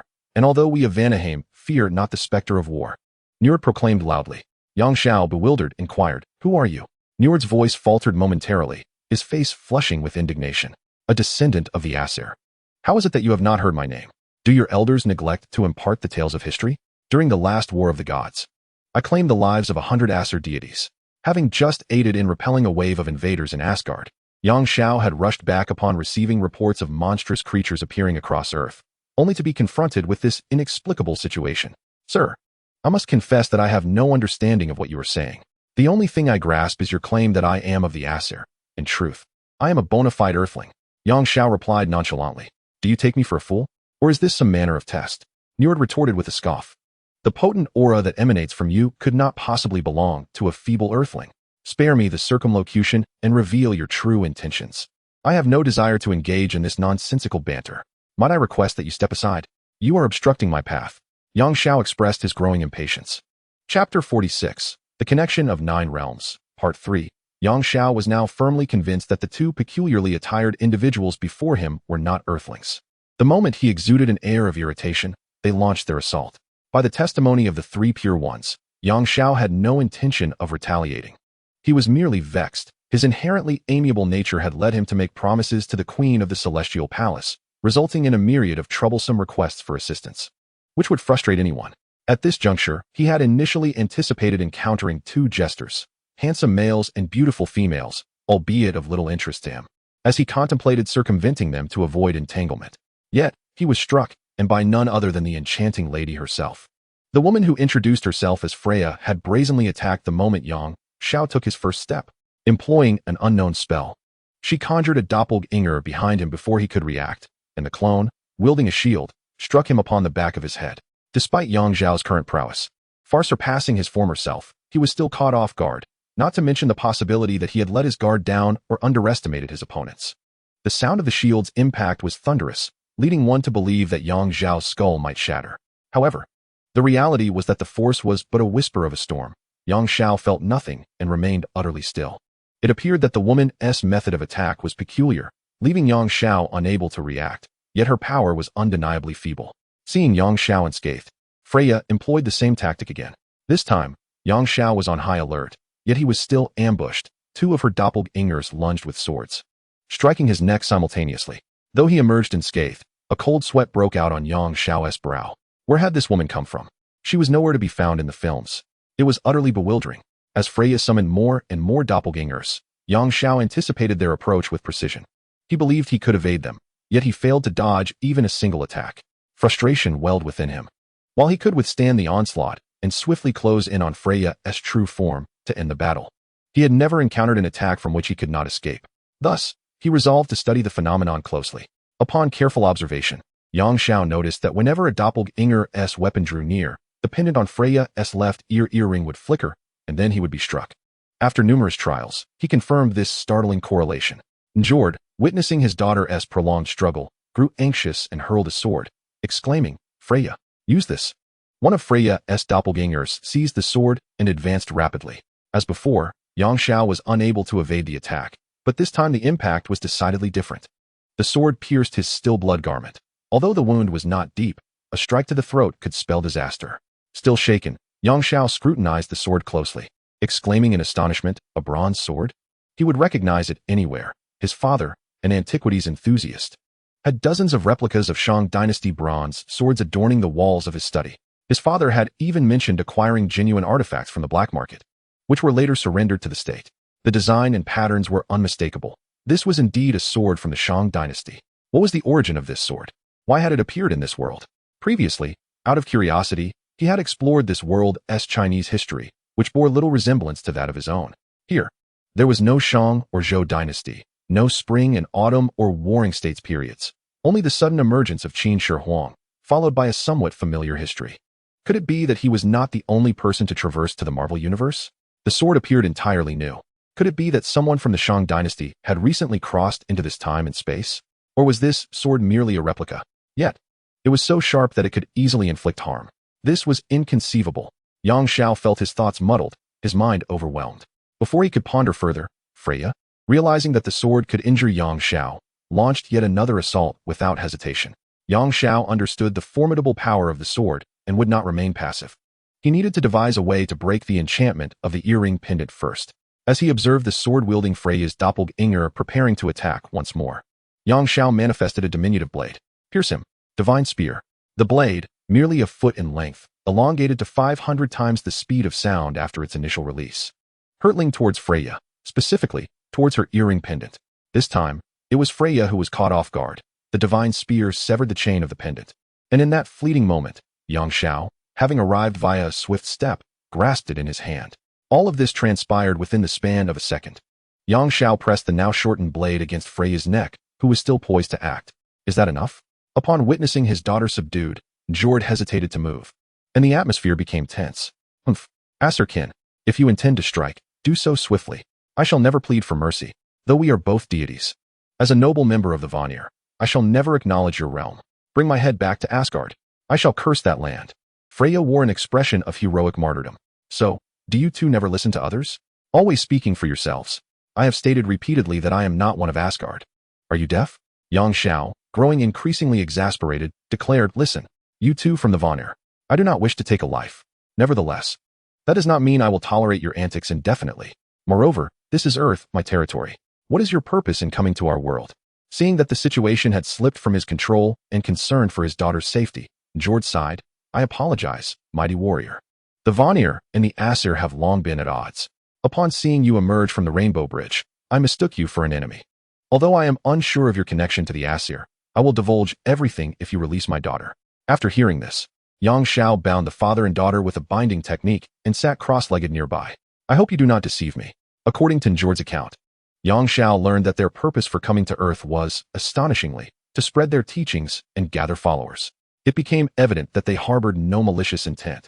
The father and daughter had come, equipped with two sacred artifacts temporarily bestowed upon them by the higher-ups of the Vanir to protect themselves from the formidable Aesir. The first artifact, known as Eternal Moment, was an earring, specifically the blue diamond adorning it. It was said to be tied to a poignant love story within the Vanir. Legend has it that in ancient times, a pair of Vanir lovers were cursed by a jealous demon. Although the man appeared healthy, his days were numbered. As he neared his end, the woman prayed tearfully, hoping that the ancestors of the Vanir would grant them more time, even if just for a fleeting moment. The ancestral deity answered her prayer, transforming her tears into a sapphire, allowing their souls to reside within it, eternal as the gem itself. From that moment on, the gem possessed the extraordinary ability to pause time. Everything, except for the user, would come to a standstill. Of course, the suspension would not last long, merely a fraction over a second. Thus, Yang Xiao found it impossible to evade the attacks, for no matter how swift his reflexes were, to others, he appeared frozen, utterly motionless. The second item of interest was a bronze sword, whose origins remained a mystery. The Warner Divine clan only knew of its exceptional sharpness, capable of cutting through anything. However, the specifics of how they came into its possession were shrouded in ambiguity. Was there truly no legend associated with this sword? Yang Xiao, eager to pursue this thread, hoped it might lead to another path home. Though sparse, a singular rumor circulated widely. Njord stated, it is said that this sword was a gift from the lover of the witch Gerviag. Chapter 47. The Connection of Nine Realms, Part 4. With misunderstandings resolved and explanations provided, Yang Xiao decided to release them for the time being. While still in the Celestial Palace, Heimdall had informed Yang Xiao that Earth, as one of the most affected areas in the connection of the Nine Realms, faced considerable turmoil. The adversaries now present were formidable indeed. These monsters hailed from Nidavellerheim, the realm of dwarves, and Varthium, the realm of dark elves, towering over 100 meters, and some colossal enough to thrive in the ocean, reaching sizes exceeding 600 meters. Their collective movement could even trigger tsunamis. The military deployed all its might, including nuclear weapons. Yet, Some of these creatures were merely thick-skinned and brutish, susceptible to lethal strikes from various artillery or missiles if aimed at their vulnerable spots. Conversely, other beasts functioned akin to nuclear power plants, excelling in energy-based attacks. One such titan, which had seized New York Harbor, merely trumpeted, plunging the entirety of New York into darkness and disrupting communications along the entire eastern seaboard of the United States. Yang Xiao rushed to confront these monsters, but Njord and his daughter seemed intent on clinging to him. They claimed that, given the perilous state of Earth, their assistance would be limited. However, remaining by Yang Xiao's side would make a difference. They had witnessed his formidable prowess, and being near him would attract attention, allowing them to perform divine feats. In doing so, they would gain the admiration of Earthlings alongside Yang Xiao, thus fulfilling their mission. Unexpectedly, this seemingly simple-minded Njord revealed himself to be quite the cunning fox. Yang Xiao, pressed for time and reluctant to resort to forceful measures to expel them, begrudgingly acquiesced to Njord's request. Before long, the group boarded A.S.H.I.E.L.D. aircraft, hastening to New York Harbor. From a distance, they beheld several islands standing side by side, their jagged peaks piercing the heavens. As they drew nearer, it became evident that these were not islands at all, but rather the spines of some colossal creature. Njord and Freya exhibited no surprise, for their homeland of Vanaheim also housed such gigantic beings, albeit characterized by gentle temperaments and a penchant for tranquility, rarely instigating calamity. Yang Xiao, along with two companions, leaped from the S.H.I.E.L.D. aircraft, allowing it to depart first in order to prevent the colossal beast from unleashing an electromagnetic pulse that could render the craft incapacitated and plunge it into the sea. The creature lay dormant, its massive back barely breaking the surface of the water. As the trio landed upon its back, it remained undisturbed. Yang Xiao pondered the proximity of the beast to the shore. Awakening it could prove troublesome and might incite a rampage, potentially triggering a tsunami that could endanger innocent civilians along the coast. Consequently, he instructed the father-daughter duo, Njord and his child, to stand clear while he hovered above the beast, contemplating a strategy. After a moment of reflection, Yang Xiao resolved to eliminate the creature swiftly, allowing it to perish in its slumber. Bankai, God-killing spear. In an instant, an overwhelming spiritual pressure emanated from him, propelling him into the air while his Zanpakutō elongated to an impressive 13 feet before he struck downward. The seawater did little to impede the speed of his blade as it cleaved through the ocean, severing the beast and sending up a magnificent spray of water and crimson blood. Njord and his daughter stood in astonishment, mesmerized not only by Yang Xiao's formidable power, but also by the elegance and grace of his movements, which bordered on the exquisite. Just as they believed the beast was doomed, the ocean erupted, a monstrous, grotesque head surfacing from the depths, with spines adorning its visage and resembling a volcanic lizard. It bore vicious teeth and 4 eyes that glimmered a terrifying crimson. The sheer size of its head rivaled that of the Egyptian pyramids. Yang Xiao had erred. Without confirming the true orientation of the creature, he had struck only its tail. Enraged, the beast roared skyward and opened its maw, revealing an array of sharp appendages that shot forth with astonishing speed, surrounded by dazzling arcs of electricity. Yang Xiao deftly evaded the onslaught and retaliated with a slash aimed at the creature's neck. The beast, cunning enough to sense the danger, twisted away. Yet a substantial chunk of flesh was still severed from its body. Furious, the creature unleashed a devastating electromagnetic pulse cannon from its gaping maw and swung its head to broaden its attack radius. Binding Art Number 81, Break the Void. Yang Xiao invoked a spell, yet the defense proved futile. He had underestimated the beast's might. The barrier shattered in less than half a second. This scene evoked memories of the time when the Chitauri invaded, reminiscent of the formidable dragon head from that confrontation. As before, Yang Xiao could not retreat, for behind him lay the city. To flee would mean erasing New York from the map. However, this time he was reluctant to rely on multiple barriers to absorb the attack, followed by using a mirage technique to conclude the battle, as that felt too simplistic. Njord, do you not proclaim yourself the god of summer and the sea? Your moment to shine has arrived. The ensuing battle may be fierce. Use your divine powers to calm the waves and prevent a tsunami from engulfing the city. Yang Xiao called out to Njord while shedding his upper garments, revealing a robust torso, a manic smile dancing at the corner of his mouth. Come forth, you behemoth. I've been rather agitated lately, and you have sought me out. Do not weep. Unleash your fury, O wrathful beast. A palpable wave of spiritual pressure erupted from Yang Xiao, compressing the nearby ocean surface by several meters. The massive creature's head was forced down, causing its formidable electromagnetic cannon to miss its target, crashing into the sea and creating a substantial crater. With the water slow to return, Yang Zhao's form underwent a dramatic transformation. In mere moments, he morphed into a towering giant nearly 400 meters tall, boasting 12 sturdy legs. This giant possessed the ability to traverse space instantaneously, appearing above the beast before descending, all 12 legs simultaneously crashing onto the creature's spine. The sound of shattering vertebrae echoed, followed by the thunderous roar of water being violently displaced, creating a deep depression in the ocean's surface, akin to the impact of a meteorite. Ultimately, the beast emitted a wretched cry, reminiscent of a punctured balloon.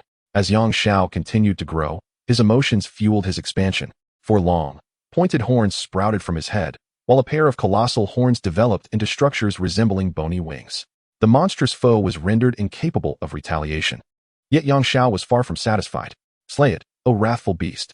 Fully transformed into his demonic visage, Yang Xiao opened his maw and released a deep purple orb.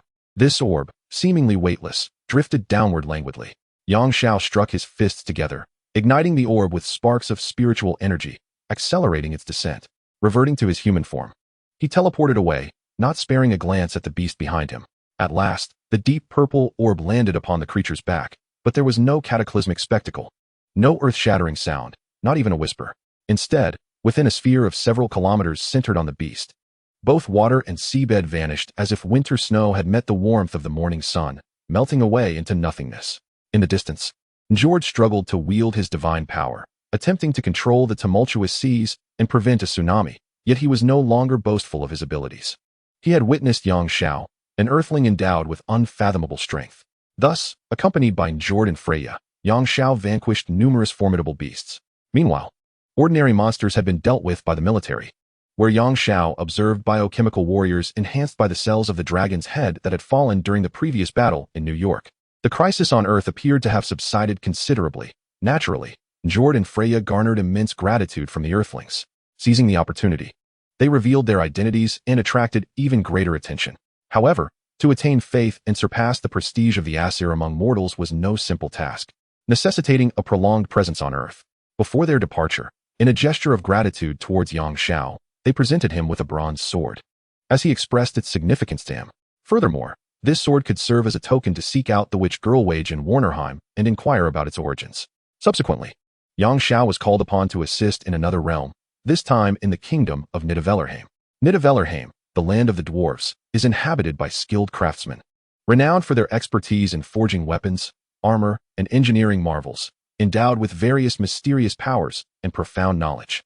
The dwarves are generally amiable and warm-hearted, cherished by other races throughout the ages. Though this realm is peaceful and conflict-averse, it has long been the target of envy, as many are aware of the dwarves' exceptional forging skills, prompting ambitious individuals to aspire to claim them as their personal armory. Over the years, the dwarves have crafted numerous world-renowned treasures, including the Destroyer of Odin, the Infinity Gauntlet, the Hammer of Thor, the Scepter of the God King, the Eye of the Mage, and the Rainbow Bridge Teleportation Tower, among others. They accept various commissions and orders, provided the clientele are not of malevolent intent and align with their tastes, thus granting them access to the treasures they forge. On the eve of the convergence of the 9 realms, the revered elder of the dwarven clan, Orfer Morgan, passed away.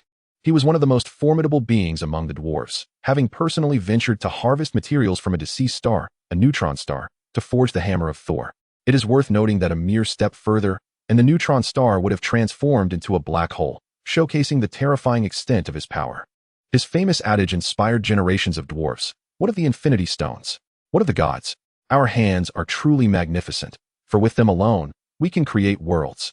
At the elder's funeral, the dwarves adorned him with a crown of steel and placed the hammer he wielded throughout his life upon his chest, a testament to his illustrious and legendary existence. This hammer was a gift from the previous generation of dwarven masters, marking his coming of age, for he was the most outstanding and youngest disciple of the former master. Whenever Orifer swung his hammer, the creator deity would marvel. This was the highest praise the dwarves could bestow upon their esteemed elder. Adhering to ancient customs, the dwarves sang the oldest hymns in the Morgan tongue, the universe's most ancient language, as they carried the elder's remains to Ironthorn Mountain, the sacred mountain of the dwarven realm, interring him alongside the masters of yore. For millions of years, the dwarves have not established a nation, yet internal strife has never marred their existence. Owing to their exalted virtues and disciplined habits, but most importantly, their hearts forged through trials and tribulations, hearts that have been tempered alongside their crafted items. Indeed, the dwarves do not mourn, for their hearts, akin to the forging hammers they wield, are resilient and proud. Their sole expression of respect lies in their legacy, passing down the wisdom and experience of their ancestors, the virtues, pride, and pursuits of their forebears, and the quest for truth. One day, we dwarves shall pierce through the mists and uncover the essence of the world. One day, we dwarves shall craft our own universe with our own hands. Following the conclusion of Master Orifer's funeral, the dwarves returned to their homes, resolved to uphold the master's legacy by continuing their exploration of the world's mysteries through the art of forging. They have delved deeply into the study of various celestial bodies, including stars, planets, and cosmic nebulae, as well as an array of materials, solids, liquids, and gases. Through these elements, the dwarves have forged countless treasures that resonate with power across the realms. In their research of space, beyond constructing the Bifrost for Asgard, the dwarves have developed their own interstellar gateways. Their vessels are even capable of surpassing the speed of light. However, outsiders still perceive them as relics of a bygone era, merely seeking their expertise in crafting cold weapons and armor. They remain silent about this misconception, for engaging in conversation about their true pursuits often yields little interest or understanding. How many races, after all, dedicate their existence to the pursuit of truth? If one cannot comprehend, then so be it. Thus, in terms of overall strength, the Dwarven Kingdom ranks among the foremost of the 9 realms. Yet, akin to the Elven Kingdom, they are content with peace, shunning conflict. It is no exaggeration to assert that within their domain, invaders would find it impossible to inflict harm upon them. Shortly after Master Orifer's funeral, the 9 worlds reconnected, and soon thereafter, they quelled a myriad of monsters, bizarre creatures, and supernatural entities that emerged from various realms. With nothing more than a hammer, they subdued the foes. Alongside the tombstone of Master Orifer, as the hammer he wielded throughout his life had gained sentience, exerting a divine force that maintained order across the land. Within 1,000 miles of the sacred mountain, no wormholes could be opened. Any invaders attempting to breach this vicinity would be obliterated by the thunderous strikes emanating from the hammer, regardless of their distance from the sacred site. Logically, the Dwarven Kingdom should have never sought aid from the divine realms, yet unexpectedly, they did reach out, specifically to Yang Xiao. The dwarves seemed to possess considerable knowledge about him. They were aware that he had previously visited the roots of the World Tree. This was known to them as their outpost resided there, hosting an exploration team akin to the polar research stations in Yang Xiao's original world. The sudden appearance of Yang Xiao at the roots of the World Tree startled the dwarves. For the supermassive black hole located, there was no trifling matter. Stranger still were the events that unfolded after Yang Xiao's departure. Near the black hole, a spatial entrance materialized, expanding until it reached a significant size before stabilizing. A considerable portion of the black hole's energy pulses was siphoned off by this entrance, with only a fraction radiating into the 9 realms. It is important to note that such spatial fluctuations connecting the 9 realms occur only once every 10,000 years. The dwarves established their outpost here 3 million years ago, having observed the spatial tremors on 130 occasions. The previous 129 occurrences bore no distinction. However, this latest tremor, the 130th, manifested in an unprecedented manner, undoubtedly linked to Yang Xiao. Initially, although the dwarfs were curious about how Yang Xiao accomplished his feats, they intended to observe him discreetly without intruding. However, the circumstances compelled them to seek him out, for the energy absorbed by that space was overwhelming. 400,000 years prior, after exhausting the energy of their own planet in pursuit of an everlasting source, they had discovered this black hole, which became their eternal energy reservoir. They hollowed out the planet of the Dwarven realm and implanted a super energy collector at its core, which absorbed energy from nearby stars, though this was insufficient for their consumption. Thus, every time a spatial disturbance occurred, it marked their bountiful harvest. Yet this time, the yield was dismally scant. If this continued, the dwarfs would face dire straits in the coming millennia. Consequently, they approached the divine realm, hoping to arrange a meeting with Yang Xiao to inquire about the situation. Chapter 49, Connection of the 9 Realms, Part 6. Yang Xiao encountered 2 visitors from the Dwarven Kingdom. Both were men, standing roughly 1 meter tall, yet remarkably muscular. Each bore a hammer at their waist, their features resembling those of humans, albeit with slightly larger noses, vivid red long hair, horned helmets, and full beards. Unlike the denizens of Asgard and Vanaheim, their attire was not reminiscent of the medieval period. Rather, they donned armor akin to that of Iron Man, with helmets that appeared ancient and somewhat mismatched with their armor's aesthetic. As Yang Xiao scrutinized the 2, they likewise assessed him, murmuring in an unintelligible tongue before stepping forward. One of them struck his chest with the hammer and then, in English, for the Marvel Universe's lingua franca is indeed English, proclaimed, We are the forgers from Nidavellir. Albert Felton and Loken Nancy, extending our greetings to you, sir. Greetings, esteemed forgers. I have been informed by the denizens of the divine realm regarding your purpose. Due to the personal nature of this matter, I would like to escort you to a more secure location for our discussion. What say you? Yang Xiao nodded slightly. The two dwarfs, understanding, agreed, though they were uncertain of Yang Xiao's intended destination. Did he plan to take them to Earth? Yet even there, they could not escape Heimdall's watchful gaze. With a wave of his hand, a diminutive wormhole materialized behind him, just large enough for a single person to traverse. This was a privilege granted to him by a Qing, allowing access to the Crimson World at any time. The dwarfs paid little mind to it. They possessed miniature devices capable of opening small spatial doors.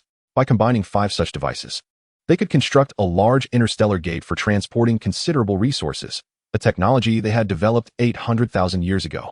Their current teleportation devices came equipped with dialing functions. As long as they had the 3-dimensional coordinates of a destination, they could transport themselves there, just like making a phone call. They had arrived in Asgard by this very means. To them, it seemed that Yang Xiao had also mastered some form of spatial technology, and they presumed this wormhole led to Earth. Based on their experience and keen perception, it was evident that the wormhole was remarkably stable, posing no imminent danger. The trio ventured forth, with the two dwarves immediately sensing an anomaly upon exiting the wormhole. They raised their hammers defensively, acutely aware of the true visage of Earth, which bore no resemblance to their current surroundings. Before their eyes lay a landscape drenched in a sanguine hue. The sky, mountains, and lakes were all painted in crimson. Even the creatures roaming the ground and the birds soaring above were red. 3 suns illuminated the heavens, with only 2 exhibiting different colors. In the distance, numerous crimson-skinned individuals fished in the lake and hunted in the woods.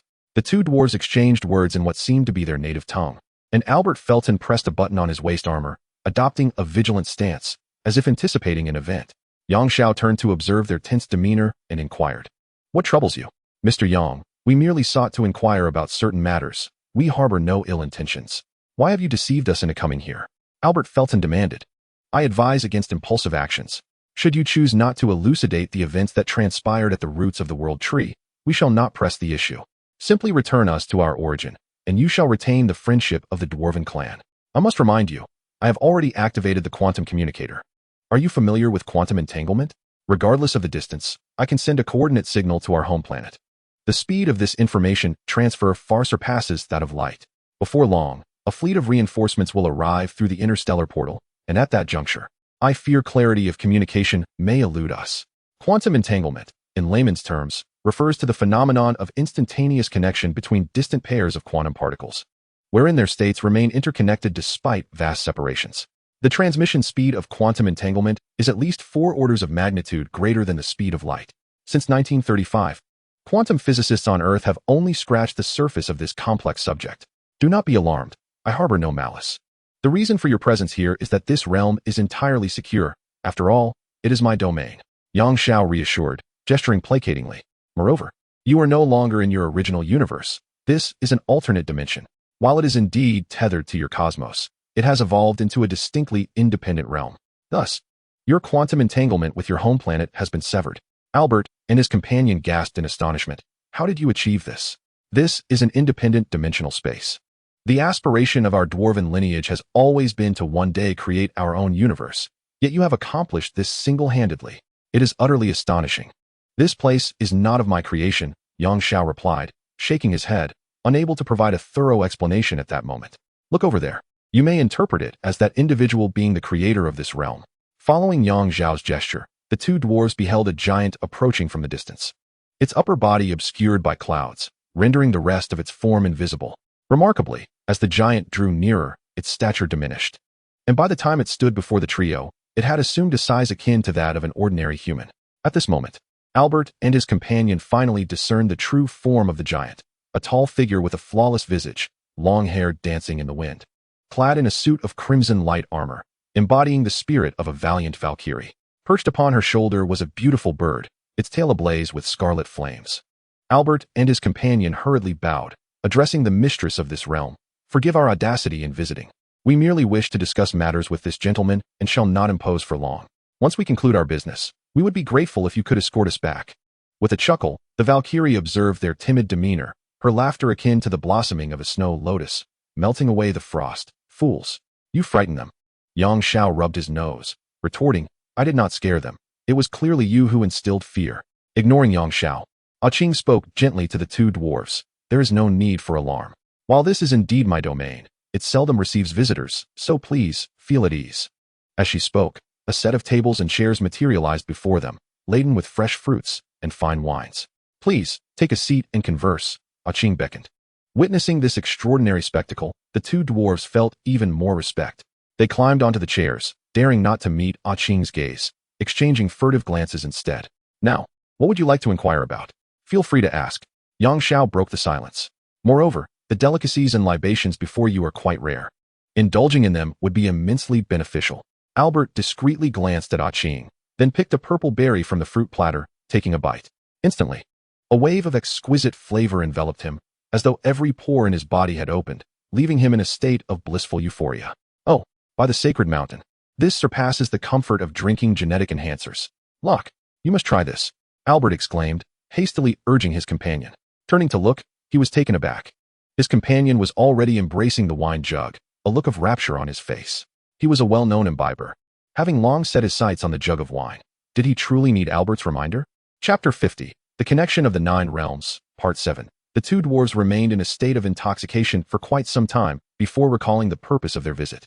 They quickly set aside the berries and wine jug, straightening their posture. Forgive us, Mr. Yang, we have lost our decorum. Please, elucidate the matter regarding the world tree. Albert stated candidly. There's nothing particularly mysterious about it, Yang Xiao replied. Qing and I have uncovered the reason for the connection among the nine realms. It lies at the roots of the world tree. This connection has caused calamities across all worlds. Therefore, to swiftly put an end to this catastrophe, Qing and I have resolved to tackle the issue at its source. Although this approach may not resolve the problem entirely, it can significantly mitigate the losses experienced across the realms. The large spatial entrance near the black hole you see is the world you currently inhabit, Qing's world. This realm possesses the ability to absorb a portion of the energy emitted by the black hole's singularity. Praise your power. The two dwarves stood and bowed to Qing once more, then sat down. So it is. Since you possess such formidable abilities and have seized the power of the black hole ahead of us, we have no objections. That power does not belong solely to our dwarven kingdom. We have no right to monopolize it. Naturally, to the victor belong the spoils. Upon hearing their words, Yang Xiao felt an instant affinity towards them. It appeared that the virtues of the dwarf race were indeed as commendable as their reputation suggested. Despite possessing formidable strength, they exhibited no arrogance, a stark contrast to the haughty demeanor often displayed by the Americans, which left Yang Xiao accustomed to such arrogance. In deep reflection, given the Americans' might and technology, they were hardly worthy of even serving the dwarves. In comparison, the Americans, as a powerful entity, still fell short in terms of ethical conduct. However, our dwarf kingdom's demand for energy is increasing day by day. Hence we are in dire need of the energy from this black hole. Should you be inclined, we are willing to exchange anything we have crafted for it. Albert continued. Noticing the silence from Yang Xiao and Qing, Albert appeared somewhat anxious. He turned to Qing, earnestly stating, Your power rivals that of true deities. Unlike those pretenders from Asgard, we understand that you lack for nothing, for in your own realm, your words manifest reality, and with but a thought, anything you desire materializes. Yet, Mr. Yang is different. We can see that while he is indeed strong, he cannot be compared to one who reigns over realms. I believe that the items we have forged over millennia should be of interest to him. After speaking, Albert turned to Yang Xiao, seeking his approval. Yang Xiao nodded, indicating for him to proceed. Locke, bring forth that item for our esteemed guests to behold. Locke, clearly less loquacious than Albert, complied with a nod. He produced a small box from his abdomen armor and retrieved a small orb, seemingly crafted from an unknown gemstone, translucent and radiating a gentle glow. Locke tossed the orb into the air, and it appeared to defy gravity, spinning gracefully as it hovered. In the next moment, a three-dimensional projection emerged, centered around the orb. This projection resembled a sophisticated operating system, its interface adorned with intricate symbols and cryptic writings, overwhelming to the eye. Locke positioned himself beneath the orb and pressed an icon on the interface. Instantly, a chair materialized behind him, and he sat down with ease. This was truly remarkable. Though the interface was a virtual projection, the chair had transformed into a tangible object, akin to Qing's miraculous ability to conjure matter from nothing. Seemingly noticing Yang Xiao's bewilderment, Albert could not suppress his pride. Do not be astonished, Mr. Yang. What you witnessed was not mere conjuration. It is a spatial storage device invented by a nameless master of our dwarf race 100,000 years ago. It can hold a certain mass of items. And after years of development, this technology has been integrated into our operating system. Now, each of us carries a personal space that has reached a stellar capacity. In other words, it can contain a star, not the diminutive yellow sun that orbits your Earth, but a supergiant like Betelgeuse, which is approximately 900 times the diameter of your sun. Locke then accessed another interface, which appeared to be a list, richly illustrated with descriptions of numerous items. Albert pointed at the interface and said, "Mr. Yang, Locke and I have made considerable preparations for this endeavor.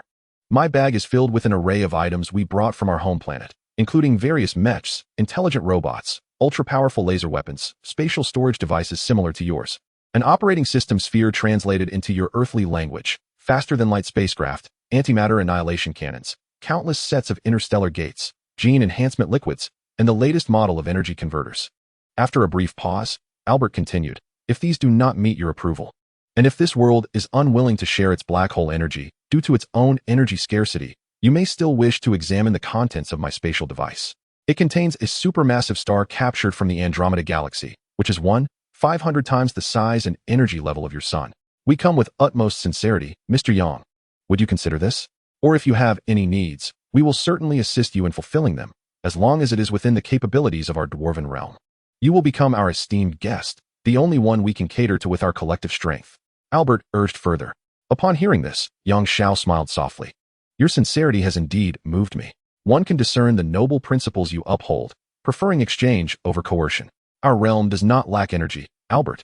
What we seek is merely for the beings within this cosmic system to live in tranquility, and for this calamity to pass swiftly.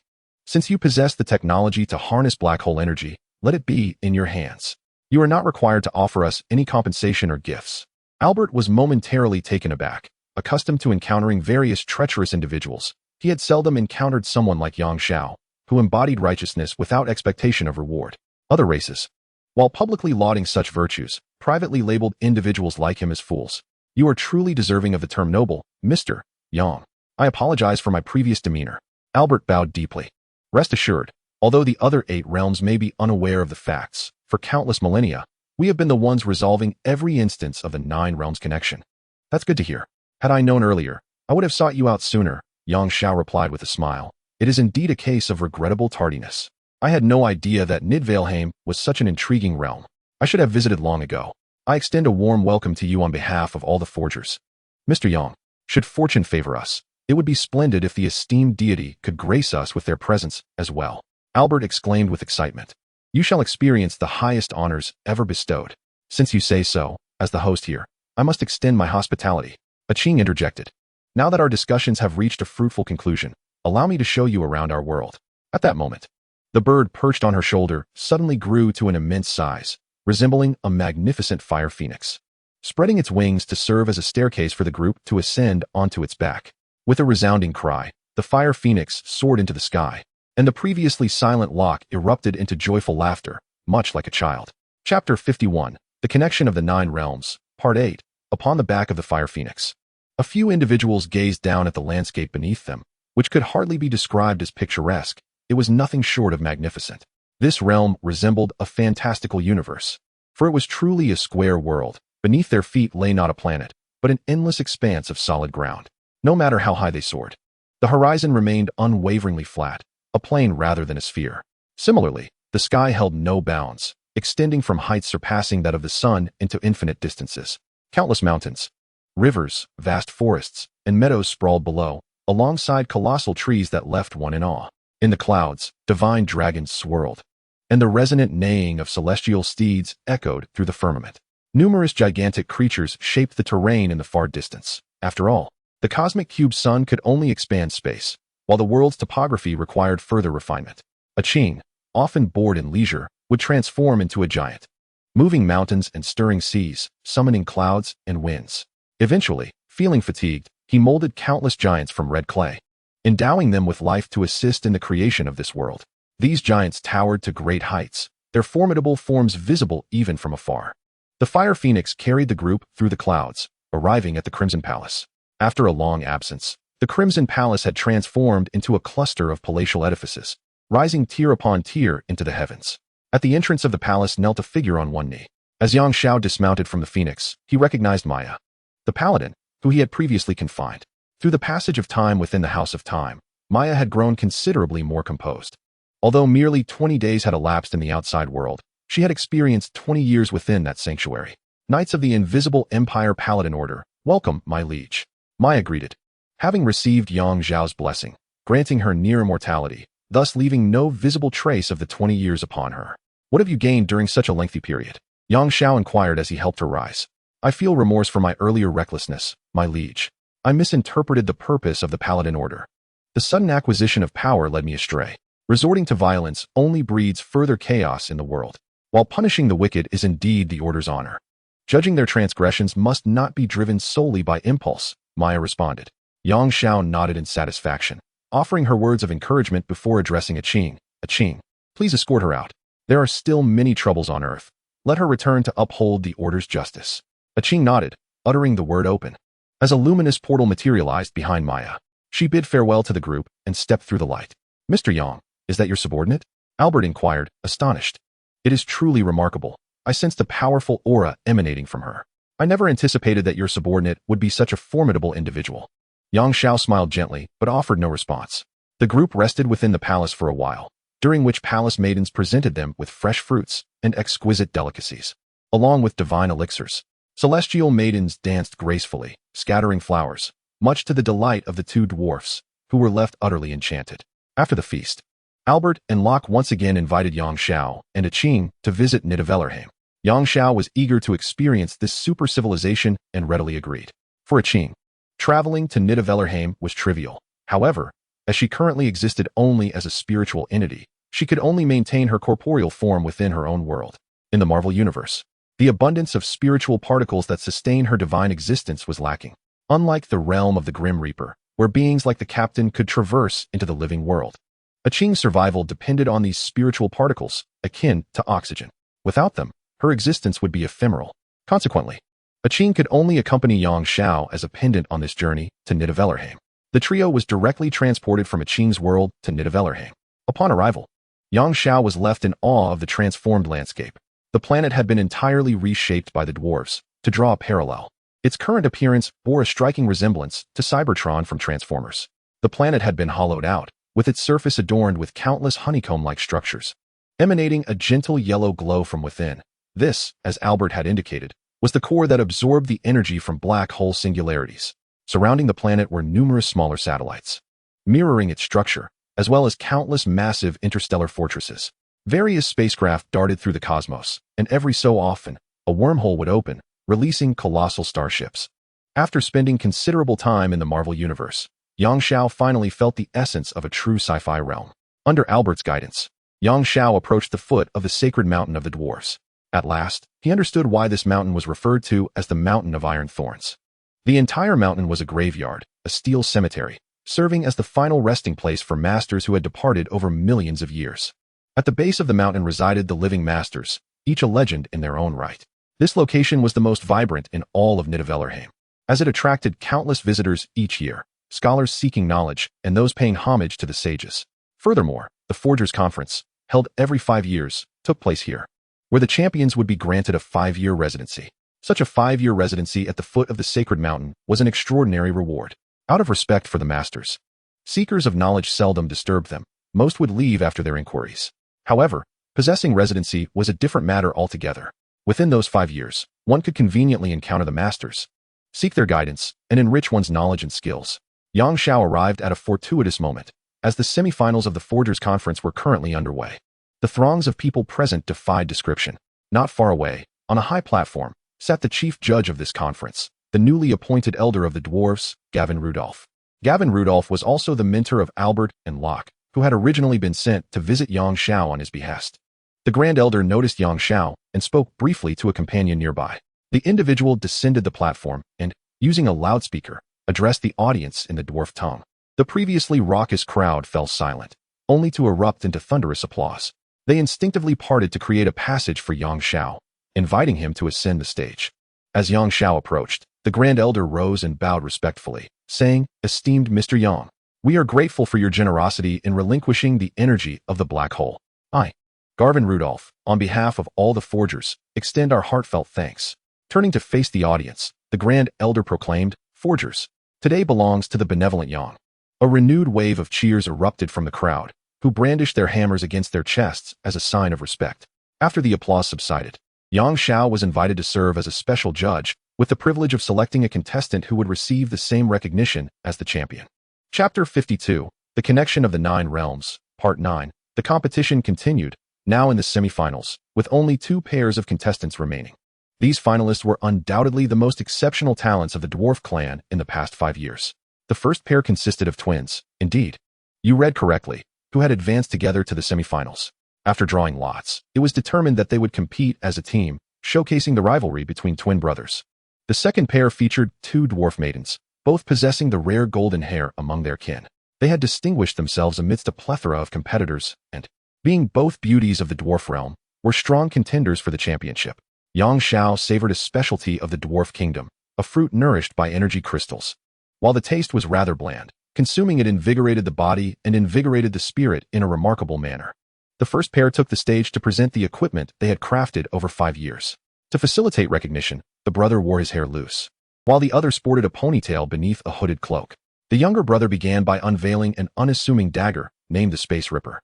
As its name implies, this dagger possesses the ability to slice through space, not in the literal sense, as true space cannot be so easily severed. Instead, the dagger is capable of cutting through subspace.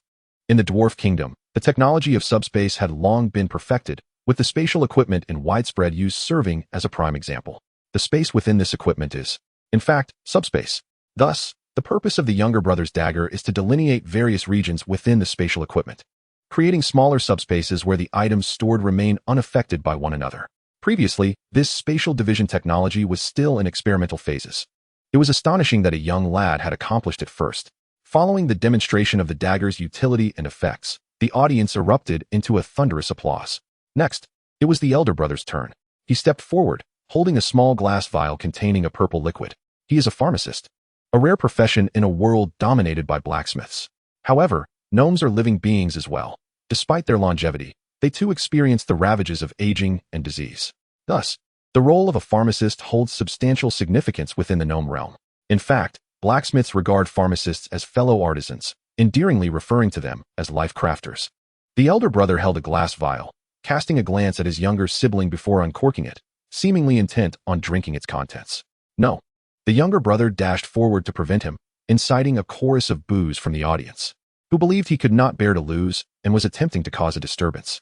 Silence. The Grand Elder interjected, demanding the contestant to clarify the situation. If not, you will be disqualified. The Grand Elder addressed the younger brother with gravity.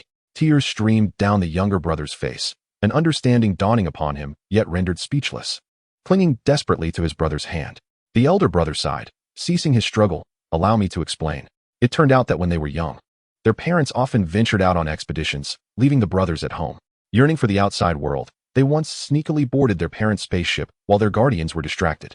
Unbeknownst to their parents, they embarked on an adventure, only to be discovered upon reaching their destination. Their parents were furious. Yet the pressing circumstances compelled them to return the children home first, but misfortune struck. The elder brother paused before continuing. We later learned that the place our parents explored was none other than the realm of the dead, the lowest of the 9 worlds. This revelation stirred a commotion among the audience, some faces contorted with anger. Yang Xiao, puzzled by the reaction, was approached by Albert, who whispered, among the 9 realms, 2 are forbidden, one being Heimdallr's underworld, the realm of the dead, the other, Muspelheim, the land of flames, fiercely guarded by the fire giant Surtur. These places are perilous, and unless absolutely necessary, we are forbidden from venturing there. Ignoring the tumult, the elder brother continued. The calamity struck in the moment of our return as we were ambushed by the creatures of the underworld. Our mother perished instantly. Our father sustained grave injuries, and my brother was caught in the chaos, while I miraculously escaped unscathed. Soon after bringing us home at the cost of his own life, our father succumbed to his wounds. Thus, we were raised by our neighbors. As he narrated this, the audience grew markedly quieter, their sympathy for the brothers palpable. They had hoped that the worst was behind them, aspiring to forge their lives and achievements as a form of atonement for their deceased parents. Perhaps believing that if it were not for them, their parents would still be alive. Tears welled in the elder brother's eyes. Yet the curse of fate had not yet ceased. For the past decade, his younger brother's health had deteriorated. The injury inflicted by the underworld creatures on his back had begun to turn gray and rot. He endures inhumane suffering every single day. We have consulted numerous pharmacists, yet all have proven impotent against his affliction. This ailment does not merely affect physical cells. Even gene therapy fails to provide a remedy. For many years, my brother has clung to life through gene enhancement serum. Thus, I have resolved to become a master apothecary, driven by the desire to heal him. Recently, the gene enhancers have ceased to be effective, and my new remedy remains underdeveloped, as I still lack numerous essential materials. However, time is not a luxury I possess. Therefore, I intend to seize the opportunity presented by this conference to utilize the materials provided by the hosts to concoct a new potion. Now that my elixir is complete, I require but the final ingredient, my own soul. Only my soul can harmonize with my brother's, for we are identical twins. So, please, let me go, dear brother. This is your chance at life, and the pinnacle of achievement and honor for me as your elder brother. I spoke softly to him. My brother, already in tears, shook his head vigorously, causing his hood to fall away and revealing his neck, which was covered in moss-like death spots. Yang Xiao was moved. The bond between these brothers was profound and heart-wrenching. The elder, too, sighed deeply. What a fine child. This is precisely why we prohibit journeys to the land of the dead. Despite its bounty of coveted materials, that realm is not meant for the living. For us, even a mere whiff of its deathly aura is a sure path to demise. It is miraculous that this child has survived to this day. Yang Xiao stepped forward, snatching the vial from the elder brother's grasp, inquiring, "For your sibling, are you truly willing to make any sacrifice?" Indeed, though astonished by Yang Xiao's question, the elder brother responded resolutely. Yang Xiao then turned to the younger brother. "I possess a method to heal you without sacrificing your brother's life. Are you willing?" "Of course," the younger brother replied with joy, albeit with a hint of skepticism. Yet, considering Yang Xiao's esteemed status in the land of dwarves, he held a glimmer of hope that perhaps there was a solution. "Very well," Yang Xiao declared, slicing his fingertip and allowing a drop of blood to fall into the vial he had just seized. "Both of you, take a sip of this." Unlike the knights before them, upon consuming Yang Xiao's blood, the brothers did not lose consciousness. As members of the long-lived dwarf race, their constitution was remarkably robust, albeit they found themselves momentarily weakened and breathless. After a brief interlude, radiant spiritual energy erupted from them, blindingly brilliant. Once the light subsided, all present beheld a miraculous transformation. The brothers' dwarf-like stature had increased to that of ordinary humans. The most astonishing change was observed in the younger brother. Not only had the death spots vanished, but his skin had become as smooth as jade, and his previously frail form now bore a newfound strength. Most strikingly, a third eye had manifested upon their foreheads. The power they had acquired was named Thyself. The eye upon their brows could perceive all that lay before them, allowing for complete replication. The two brothers knelt on one knee, declaring, "Knights of the Paladin Order, reporting to you, Your Majesty." They had just absorbed the information from the Invisible Empire. "Tell me your beliefs," Yang Xiao inquired solemnly. "My belief is in truth, Your Majesty. I shall dedicate my life to the pursuit of truth," the younger brother responded. "I do not wish to lose anyone ever again. It is for this reason that I have gained my strength," the elder brother replied. Reflecting inwardly, Yang Xiao pressed on. "What sacrifices are you willing to make for your beliefs?" "Our very selves," the brothers echoed in unison. "Excellent. From this day forth, you shall be members of the Invisible Empire. Utilize your powers wisely." Yang Xiao assisted them to their feet. "At your command, Your Majesty." The elder brother then withdrew, forfeiting the competition, while the younger brother advanced. Next, the second group took the stage. This competition was particularly intriguing, as it featured two enchanting gnomish maidens, igniting a fervent atmosphere upon their arrival. Their creations included one that could digitize living organisms, transforming life into data to achieve a semblance of immortality, and another, an upgraded energy converter capable of materializing energy. However, the latter's lack of creativity and the widespread breakthroughs in experiments led to its unfortunate elimination. Following this was the final round. The audience could discern that regardless of who ultimately claimed the championship, the victor would enjoy a 5-year residency at the Holy Mountain, while the runner-up could gain the favor of Yang Xiao, the esteemed judge, receiving the same privilege. Ultimately, after a rigorous selection process by the judges and the head judge, one girl emerged as the champion. Subsequently, Yang Xiao spent 2 more days exploring, marveling at various extraordinary technological creations, and visiting the core of the planet to observe a colossal energy collector. This astonishing invention demonstrated an efficiency in absorbing black hole energy surpassing even that of a Qing, suggesting that it would not be long before the connection between the 9 realms concluded, leading to the closure of the portals between worlds. At this critical juncture, Yang Xiao received a communique from the divine realm, inviting him to join in the rescue of the giant kingdom in Jotunheim. The wormhole between Muspelheim, the land of flames, and Jotunheim, home to the frost giants, was the largest within the Nine Realms connection. Thus, at the onset of this connection, friction arose between the two realms. The beings from both nations were far from benevolent, and disagreements quickly escalated into violent confrontations, spiraling into a full-blown war. Due to the frost giants' vulnerabilities, they were initially overwhelmed in the conflict. However, under the leadership of their new king, Hadō, they achieved localized victories, as this was, after all, the giants' territory.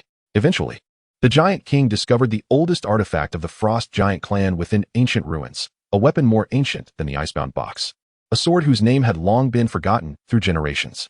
Yet, all giants knew of its legendary power. It could freeze flames, stars, and entire galaxies. The giants rejoiced, for although they could not unleash the full might of the divine sword, they believed in their king's ability to vanquish the accursed flames and even retaliate, transforming the fiery realm into a land of eternal winter. With the power of the divine blade, the invading forces of the Flame Kingdom found themselves in retreat, suffering heavy casualties, while the frost giants rallied with newfound vigor, shedding their previous despondency as they prepared for the final battle. At that moment, an indescribable roar emanated from the other side of the wormhole, a sound so profound it seemed capable of piercing the very soul.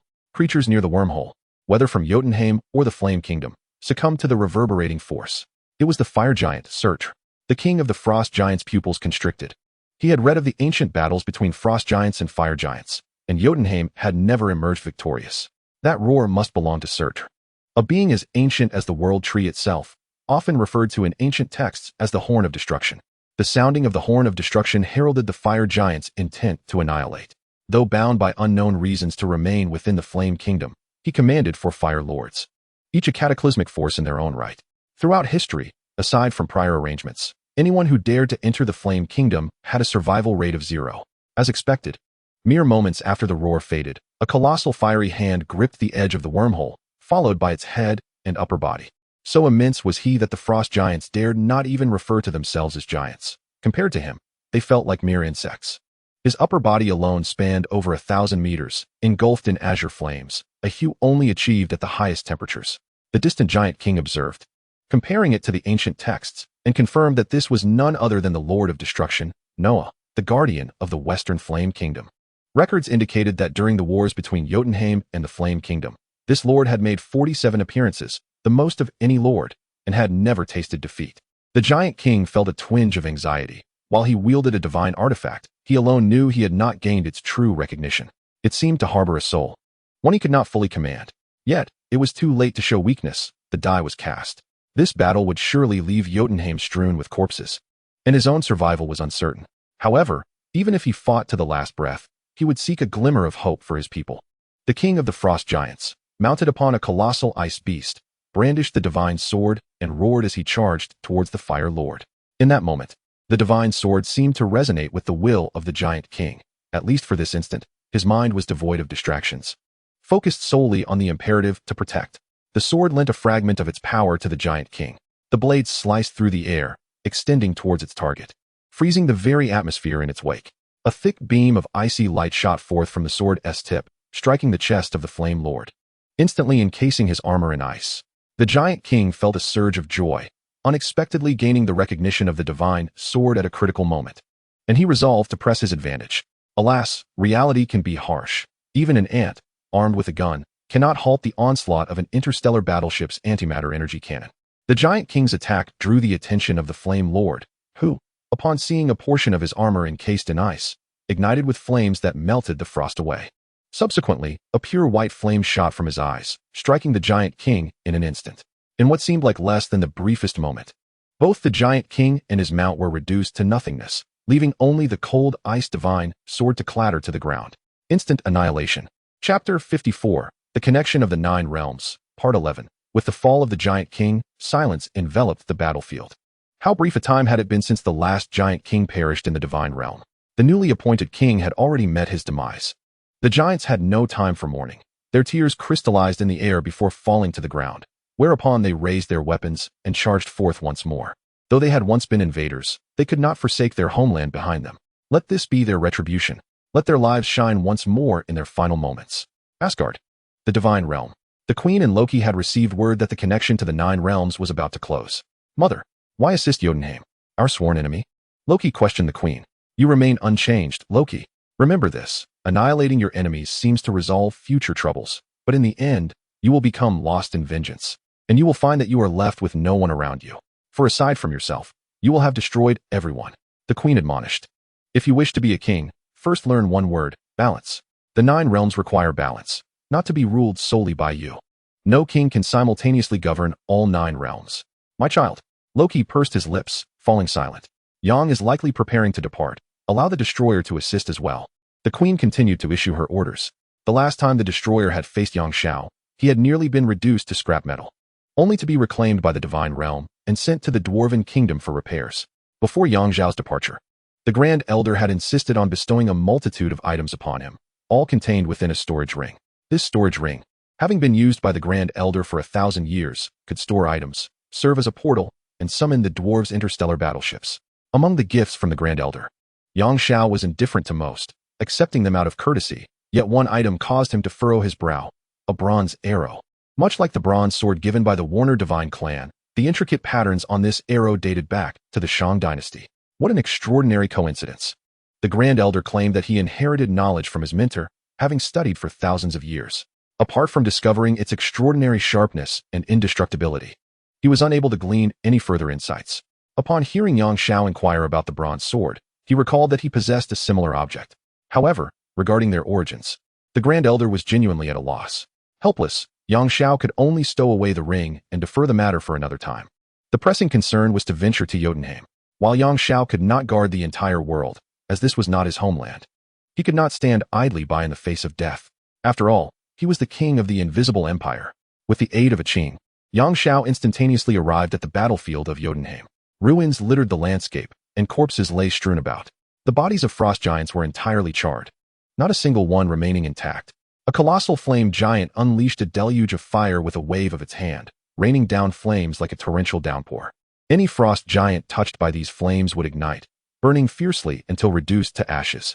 Conversely, when the flames fell upon the soldiers of the fiery kingdom, their offensive capabilities surged. Despite this, not a single warrior among the frost giants chose to retreat. Soon, the pile of bodies grew ever larger.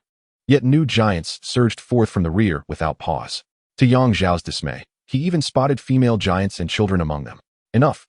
Yang Xiao could no longer contain his spiritual pressure and let out a thunderous shout. The dark clouds that had enveloped Jotunheim for countless years were shattered by his spiritual might, allowing sunlight to pour through. Bathed in the light, Yang Xiao resembled a deity. Cease the slaughter. Otherwise, none shall endure my wrath, he warned the Lord of Flames. The Lord of Flames exhaled 2 streams of pale fire from his nostrils. Seemingly mocking Yang Xiao's audacity, he continued to command his forces to kill, paying no heed to Yang Xiao's presence. Yang Xiao's fury boiled over. I will count to 3. You have 3 seconds to reconsider. 1, 2, 3. With a powerful thrust of his foot, the ground cracked, and he leaped into the air, hovering above. Bankai, black rope of divine retribution. A towering black-armored warrior, nearly 1,000 meters tall, manifested beside Yang Xiao, clad in heavy black armor. A thick black rope was bound to his back, and he wielded an enormous sword measuring hundreds of meters in length. Under Yang Xiao's command, the King of Divine Retribution charged towards the Lord of Flames, crushing countless flame legions beneath his feet. Only then did the Lord of Flames acknowledge Yang Xiao. Turning to face him, taking a deep breath, he unleashed a colossal beam of fire that shot towards the King of Divine Retribution with lightning speed. The King of Divine Retribution was too immense to evade and was struck directly. However, the flames could not scorch him in the slightest. A spiritual entity?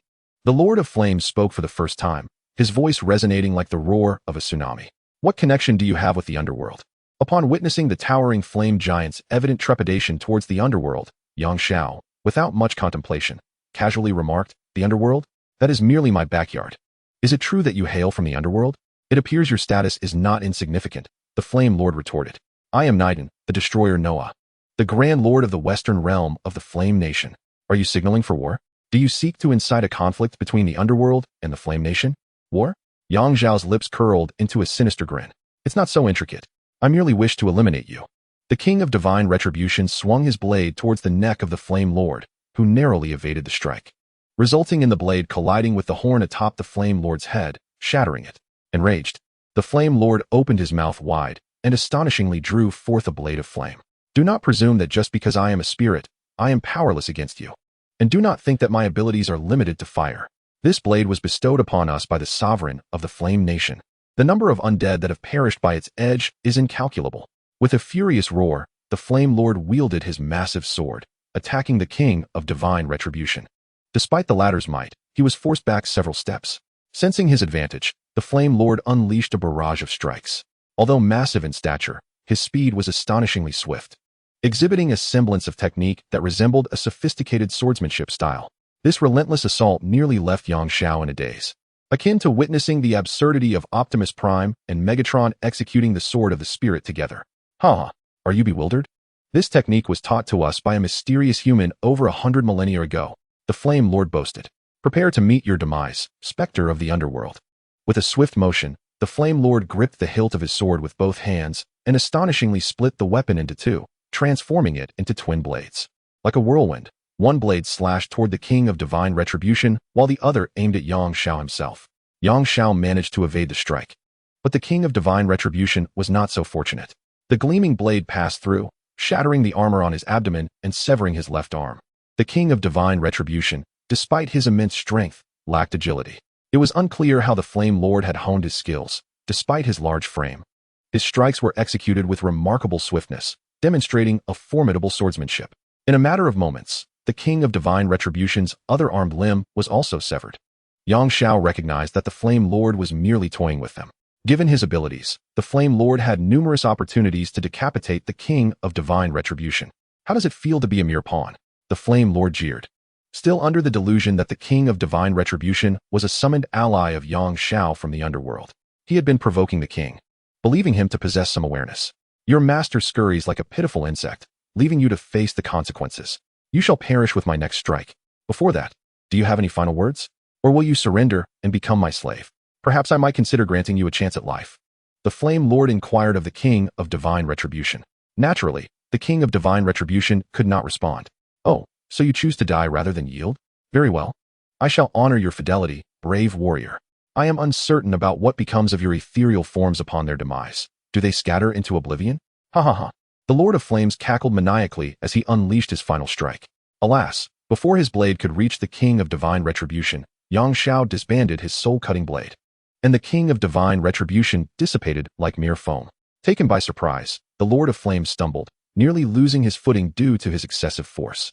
He raised his blades in a defensive posture, suspecting that the king had employed some form of stealth or illusion. Yang Xiao had underestimated his adversary, perhaps influenced by his previous triumphs over formidable beasts on Earth, leading him to subconsciously disdain these colossal foes. For while these creatures were indeed powerful, they often moved sluggishly, appearing as living targets ready to be dispatched. Yet, Yang Xiao was now confronted with a harsh reality. With onlookers present, including the armies of Jotunheim and the Flame Kingdom, as well as the newly arrived destroyer from the Divine Realm, Yang Xiao realized that Loki must be the one orchestrating this chaos. What a predicament! Loki was likely watching this unfold in real time, perhaps even reveling in his misfortune. Just as Yang Xiao had surmised, Loki, seeing the predicament through the eyes of the destroyer, smirked wickedly, remarking to himself, "You are not invincible after all." He commanded the destroyer to charge into the fray. Knowing that should the beast he could not defeat fall to the destroyer, his own renown within the divine realm would soar, bringing him ever closer to the throne. As the destroyer advanced, it unleashed searing energy beams from its mask. Unfortunately, these beams struck the Lord of Flames with no more effect than a drop in the ocean. Oh, a mere insect from the divine realm wishes to flail about? The Lord of Flames scoffed. He crouched low, flicking his fingers, sending the destroyer hurtling like a cannonball, disintegrating midair into several fireballs that shot into the atmosphere of Jotunheim, raising his twin blades. The Lord of Flames prepared to command his army for a renewed assault when suddenly, a resounding horn echoed from the wormhole. This was the call to retreat. Enough of this play. The farce must come to an end. The Lord of Flames yawned. According to his will, he had no intention of annihilating Jotunheim.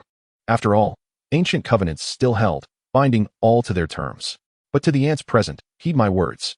No matter who you are, or from which realm you hail, should you dare to defy the majesty of our Flame Kingdom, this battle shall be your last. With that, he turned towards the wormhole, gesturing for the fiery legions to withdraw. The instigator of war. You think to depart so easily? Yang Xiao bellowed, leaping in front of the Lord of Flames. Great sage bow. A colossal spirit bow materialized before the Lord of Flames, automatically drawing back its string as a massive spiritual arrow shot forth towards his visage. This great sage bow possessed attributes akin to the newbie spear that pierced Christ, ensuring both precision and penetration, an apex of quelling archer attacks. The spiritual arrow struck the Lord of Flames squarely in the face, causing his head to snap back sharply as he staggered 2 steps in retreat. Yang Xiao believed that his head had been pierced, preparing for his next move, when unexpectedly, the Flame Lord stood firm and halted. Upon closer inspection, it was evident that the arrow had not penetrated. Rather, the Flame Lord was biting down on the ethereal arrow, preventing it from entering. The Flame Lord spat out the projectile, his eyes transforming into perilous slits. "You wretched child of the underworld. Out of respect for Hela, the Lord of the underworld, I spared you, yet you show me no gratitude? Do you truly think that merely summoning assistance and exchanging blows with me grants you the audacity to challenge my might?" The azure flames enveloping him suddenly extinguished, yet the temperature around him surged dramatically. The flames had become so intense that they lost their color, invisible to the naked eye. As a denizen of the underworld, you ought to comprehend this. Our flame nation exists on a higher dimension than your underworld, surpassing the other 7 realms. This corporeal form is merely a projection. We adhere to ancient pacts, never allowing our true selves to descend upon other worlds, for they cannot withstand our presence. The Flame Lord paused momentarily. However, you persist in testing my limits. Are you truly forcing my hand? Even if my true form cannot manifest, I can infinitely amplify the power of this projection. In that case, the entirety of Jotunheim would evaporate, and the ultimate responsibility would rest upon your underworld. The temperature emanating from the Flame Lord escalated, turning the ground beneath him into molten lava. Yang Xiao hesitated. The Flame Lord was already prepared to depart, and prolonging this standoff for the sake of pride could potentially endanger this realm. At that moment, a horn sounded from the wormhole, urging him onward. The Flame Lord snorted, casting a warning glare at Yang Xiao before vanishing into the wormhole. As he observed the retreating Flame Legion, Yang Xiao felt disheartened. It seemed that aside from interrupting their assault, his efforts had amounted to little. Ultimately, it was they who chose to withdraw. Indeed, there are greater forces beyond comprehension. Shortly after the Flame Legion's departure, the fabric of the 9 worlds trembled, reminiscent of the initial connection between the realms, as spatial disturbances erupted. The wormholes linking the worlds gradually closed, signaling the end of the 9 realms' convergence. The next opening would not occur for another 10,000 years. At that moment, the quantum communicator gifted to Yang Xiao by the elder gnome flickered, revealing a message from the newly inducted gnome brothers of the Knightly Order. Prior to his departure from the Gnome Kingdom, Yang Xiao had instructed them to search for traces of ether particles in Vathium, the realm of the Dark Elves, informing them that the ether particles were buried deep within the earth. After much effort, the brothers had located the precise coordinates of the ether particles. But lacking the means to extract them, they sent the spatial coordinates to Yang Xiao and awaited further instructions. Utilizing the teleportation function of his storage ring, Yang Xiao arrived at the designated location. Before him lay a vast underground plaza. At its center stood a towering pillar, within which a swirling mass of deep crimson liquid continuously morphed in shape. This was it. Yang Xiao's eyes lit up as he approached. Chapter 56. Infinite. Yang Xiao approached the pillar that housed the ether particles, gazing at the continuously twisting and extending stream of liquid particles. He called out to Aching. Aching, although I have long heard that these ether particles are one of the infinity stones, I still need to confirm this. Could you assist me in sensing their true nature? All right. Let me take a look, Aching replied. What followed was a period of waiting. Yang Xiao lavished praise upon the 2 gnomes, then sent them on their way. He was left alone, and after a considerable time without a response from Aching, he found himself engulfed in boredom. In a reckless moment, he plunged his hand into the pillar to touch the ether particles. As the adage goes, at the moment Yang Xiao's fingers brushed against the ether particles, they surged up his arm and swiftly enveloped his face, penetrating through his orifices. Yang Xiao then succumbed to unconsciousness. He fell into a dream, a vivid one, where his perspective mirrored the fabled godlike omniscience, yet he was not the protagonist. At the dream's inception, Yang Xiao perceived nothing but darkness, and he was oblivious to his own existence. Time held no meaning in this realm. It could have been a second or an eternity. Suddenly, he sensed a presence, not through sight, but via some peculiar sensation reminiscent of a primal human instinct, one that might have devolved over time. This entity gradually manifested before him, resembling a heart pulsating rhythmically. Out of sheer boredom, Yang Xiao began to count the beats of this entity. Upon reaching 108,000 beats, its rhythm intensified and grew more fervent, culminating in a sudden halt. In that moment, it felt as if something had shattered, and for the first time, A vivid image emerged within Yang Zhao's perception. The entity resembled a squid, albeit with only 6 appendages, swaying aimlessly. One of its tentacles seemed to blow bubbles, each luminous bubble containing swirling celestial bodies. Another, the most robust of the tentacles, shattered the formed bubbles with immense force. One tentacle was shrouded in mist, within which countless indistinct figures twisted and turned. Wherever a tentacle passed, the scene oscillated between the bizarre and the desolate, only to dissipate swiftly. One tentacle traced intricate paths, captivating Yang Zhao to the point of near obsession. The final tentacle, though seemingly frail, had the remarkable ability to reassemble the bubbles shattered by the mightiest appendage. Yang Zhao was entranced, watching the repetitive spectacle before him, oblivious to the passage of time. Eventually, weariness set in, yet he found himself unable to escape. He was acutely aware that he was ensnared within a dream. Time passed, and even the squid itself began to feel a sense of ennui. Yang Zhao could distinctly sense its agitation and weariness. Finally, the squid could endure no longer. It seemed to erupt in frustration, destroying all the bubbles it had previously created, and then commenced to inflate its body. Its form grew increasingly swollen, expanding until, at last, it exploded. 5 of its 6 tentacles transformed into 5 gemstones. Propelled into the unknown by the force of the explosion, the 6th tentacle, suffering the brunt of the blast, could not coalesce into stone and instead became a swirling mass of liquid, drifting aimlessly. Ultimately, its head also morphed into a colorless gem, which vanished without a trace the moment it was formed. The remaining parts of its body transformed into various waves of energy, dispersing in all directions, cooling to form matter, which expanded to create the cosmos. Within this cosmic space, matter moved, and the timeline began to spin. It was only then that Yang Zhao comprehended what he had witnessed. This was the act of creation. The Taoist saying goes, from the limitless comes the ultimate. That squid must embody the ultimate, while the chaotic state preceding its appearance represented the limitless. Yang Zhao understood everything. So this is how infinite gemstones came into being. It seemed there were not merely 6, but perhaps one had escaped. Could this be the legendary Tao 50, with one having eluded capture? After what felt like an eternity in his dream, Yang Zhao beheld the unfolding of the universe, akin to the descriptions of modern astrophysicists. The cosmos was divided into enormous galaxies by the force of gravity, and as the universe continued to expand, all galaxies were receding from one another. Although this evolutionary process painted the most beautiful tableau in the universe, Yang Zhao began to feel drowsy. He was utterly exhausted, yet alas, one cannot sleep in a dream. It was not until he heard someone repeatedly calling his name, a voice seemingly emanating from beyond the cosmos, that he jolted awake. The dream shattered like a mirror. And just before departing from this realm, he glimpsed a blue light through the fragments of his dream, an image of a person racing toward him, standing upon a giant sword. Seemingly aware that his dream was about to awaken, that figure sighed, lamenting, alas. Once again, I have missed the chance. Then Yang Zhao awoke. He found himself resting on Qing's lap. As she gently wiped the sweat from his brow, her face etched with concern. Yang Zhao realized that it was Qing who had roused him. How did I end up here? He inquired. When I examined the ether particle, it went smoothly. I quickly confirmed it was one of the infinite gemstones.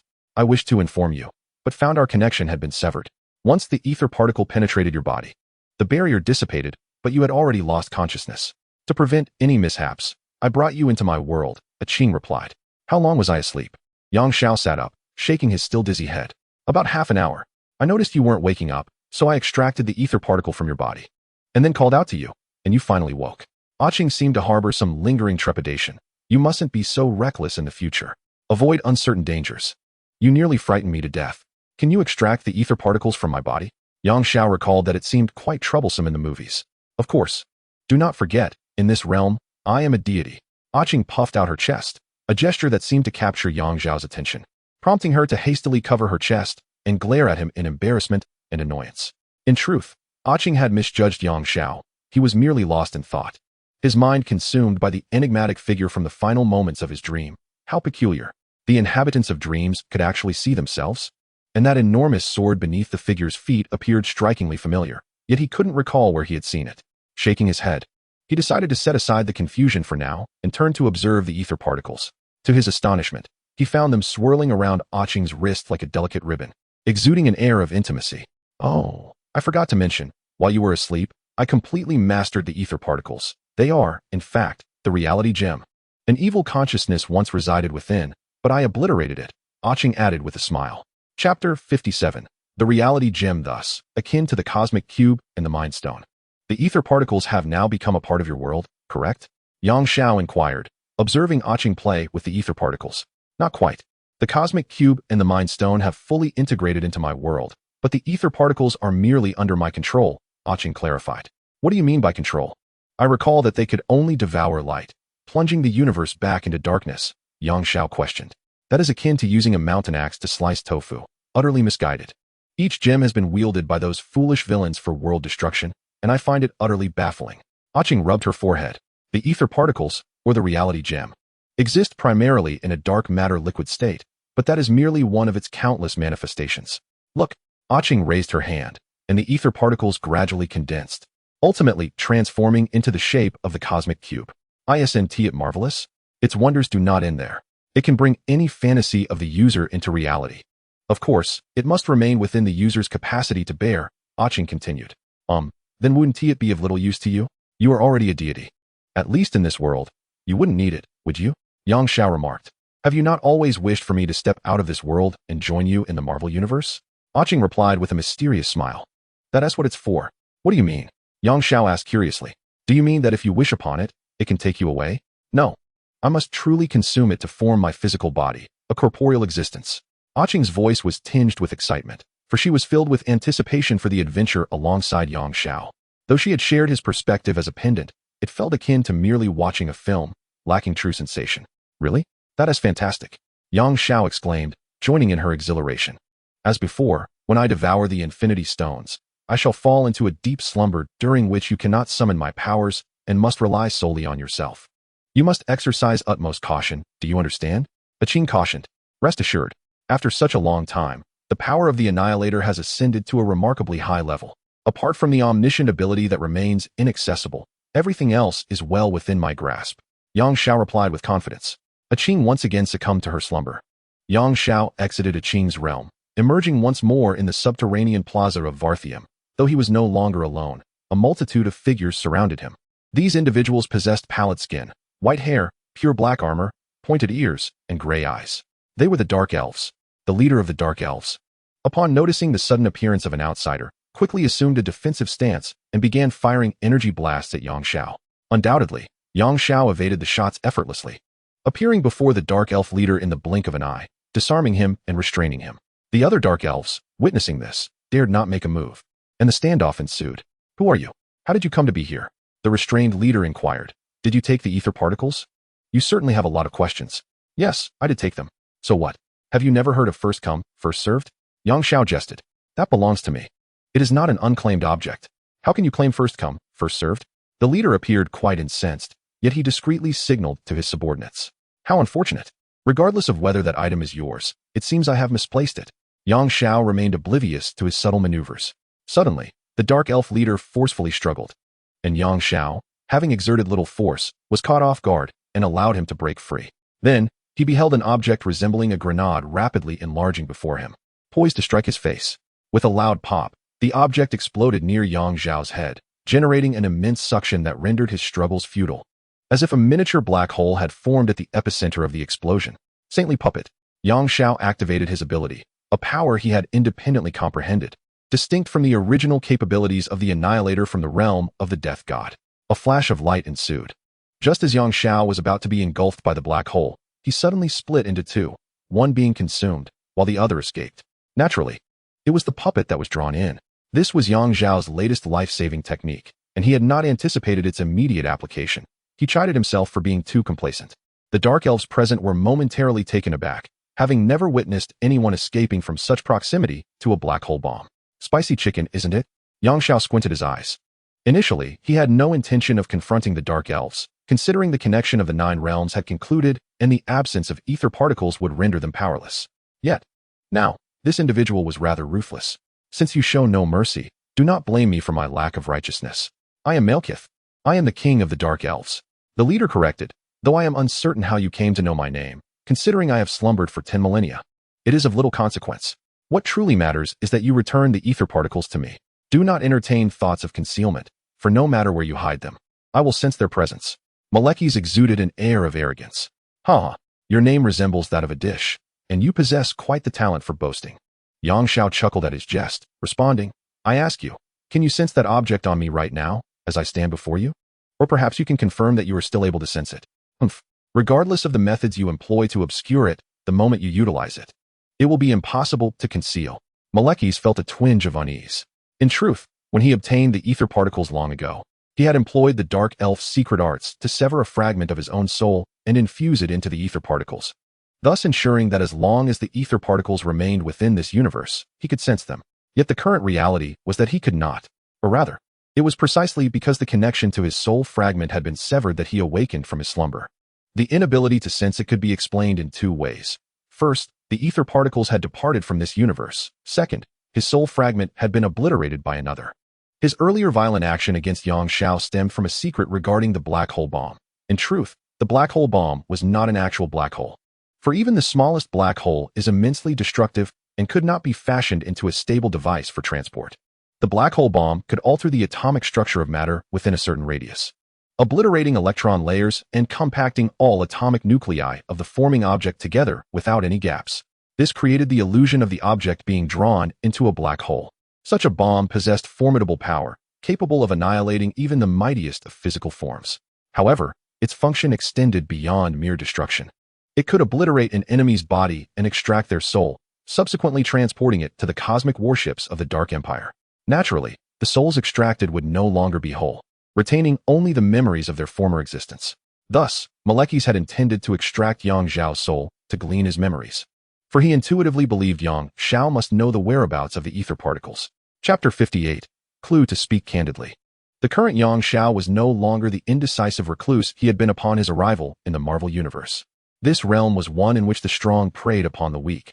Naivety and compassion alone would not usher in greater order. Therefore, he gradually began to construct an invisible empire, sowing seeds of justice and punishing malevolence. Yet even so, upon encountering the Dark Elves, Yang Xiao initially resolved to escort them to the dungeons of the Divine Realm, granting them a chance at redemption. One must offer an opportunity, mustn't one? However, the Dark Elves, true to their malevolent nature, engaged him with lethal intent, leaving Yang Xiao no choice but to retaliate. If I cannot contend with the Lord of Flames, can I not handle you? Even if I can only wield the power of the Exterminator now, Yang Xiao vowed fiercely within his heart. The sanctum shall seize the altar. Yang Xiao's right hand erupted with a brilliant luminescence as he pressed it against the ground. Instantly, a colossal pentagram formation enveloped the entirety of the underground plaza.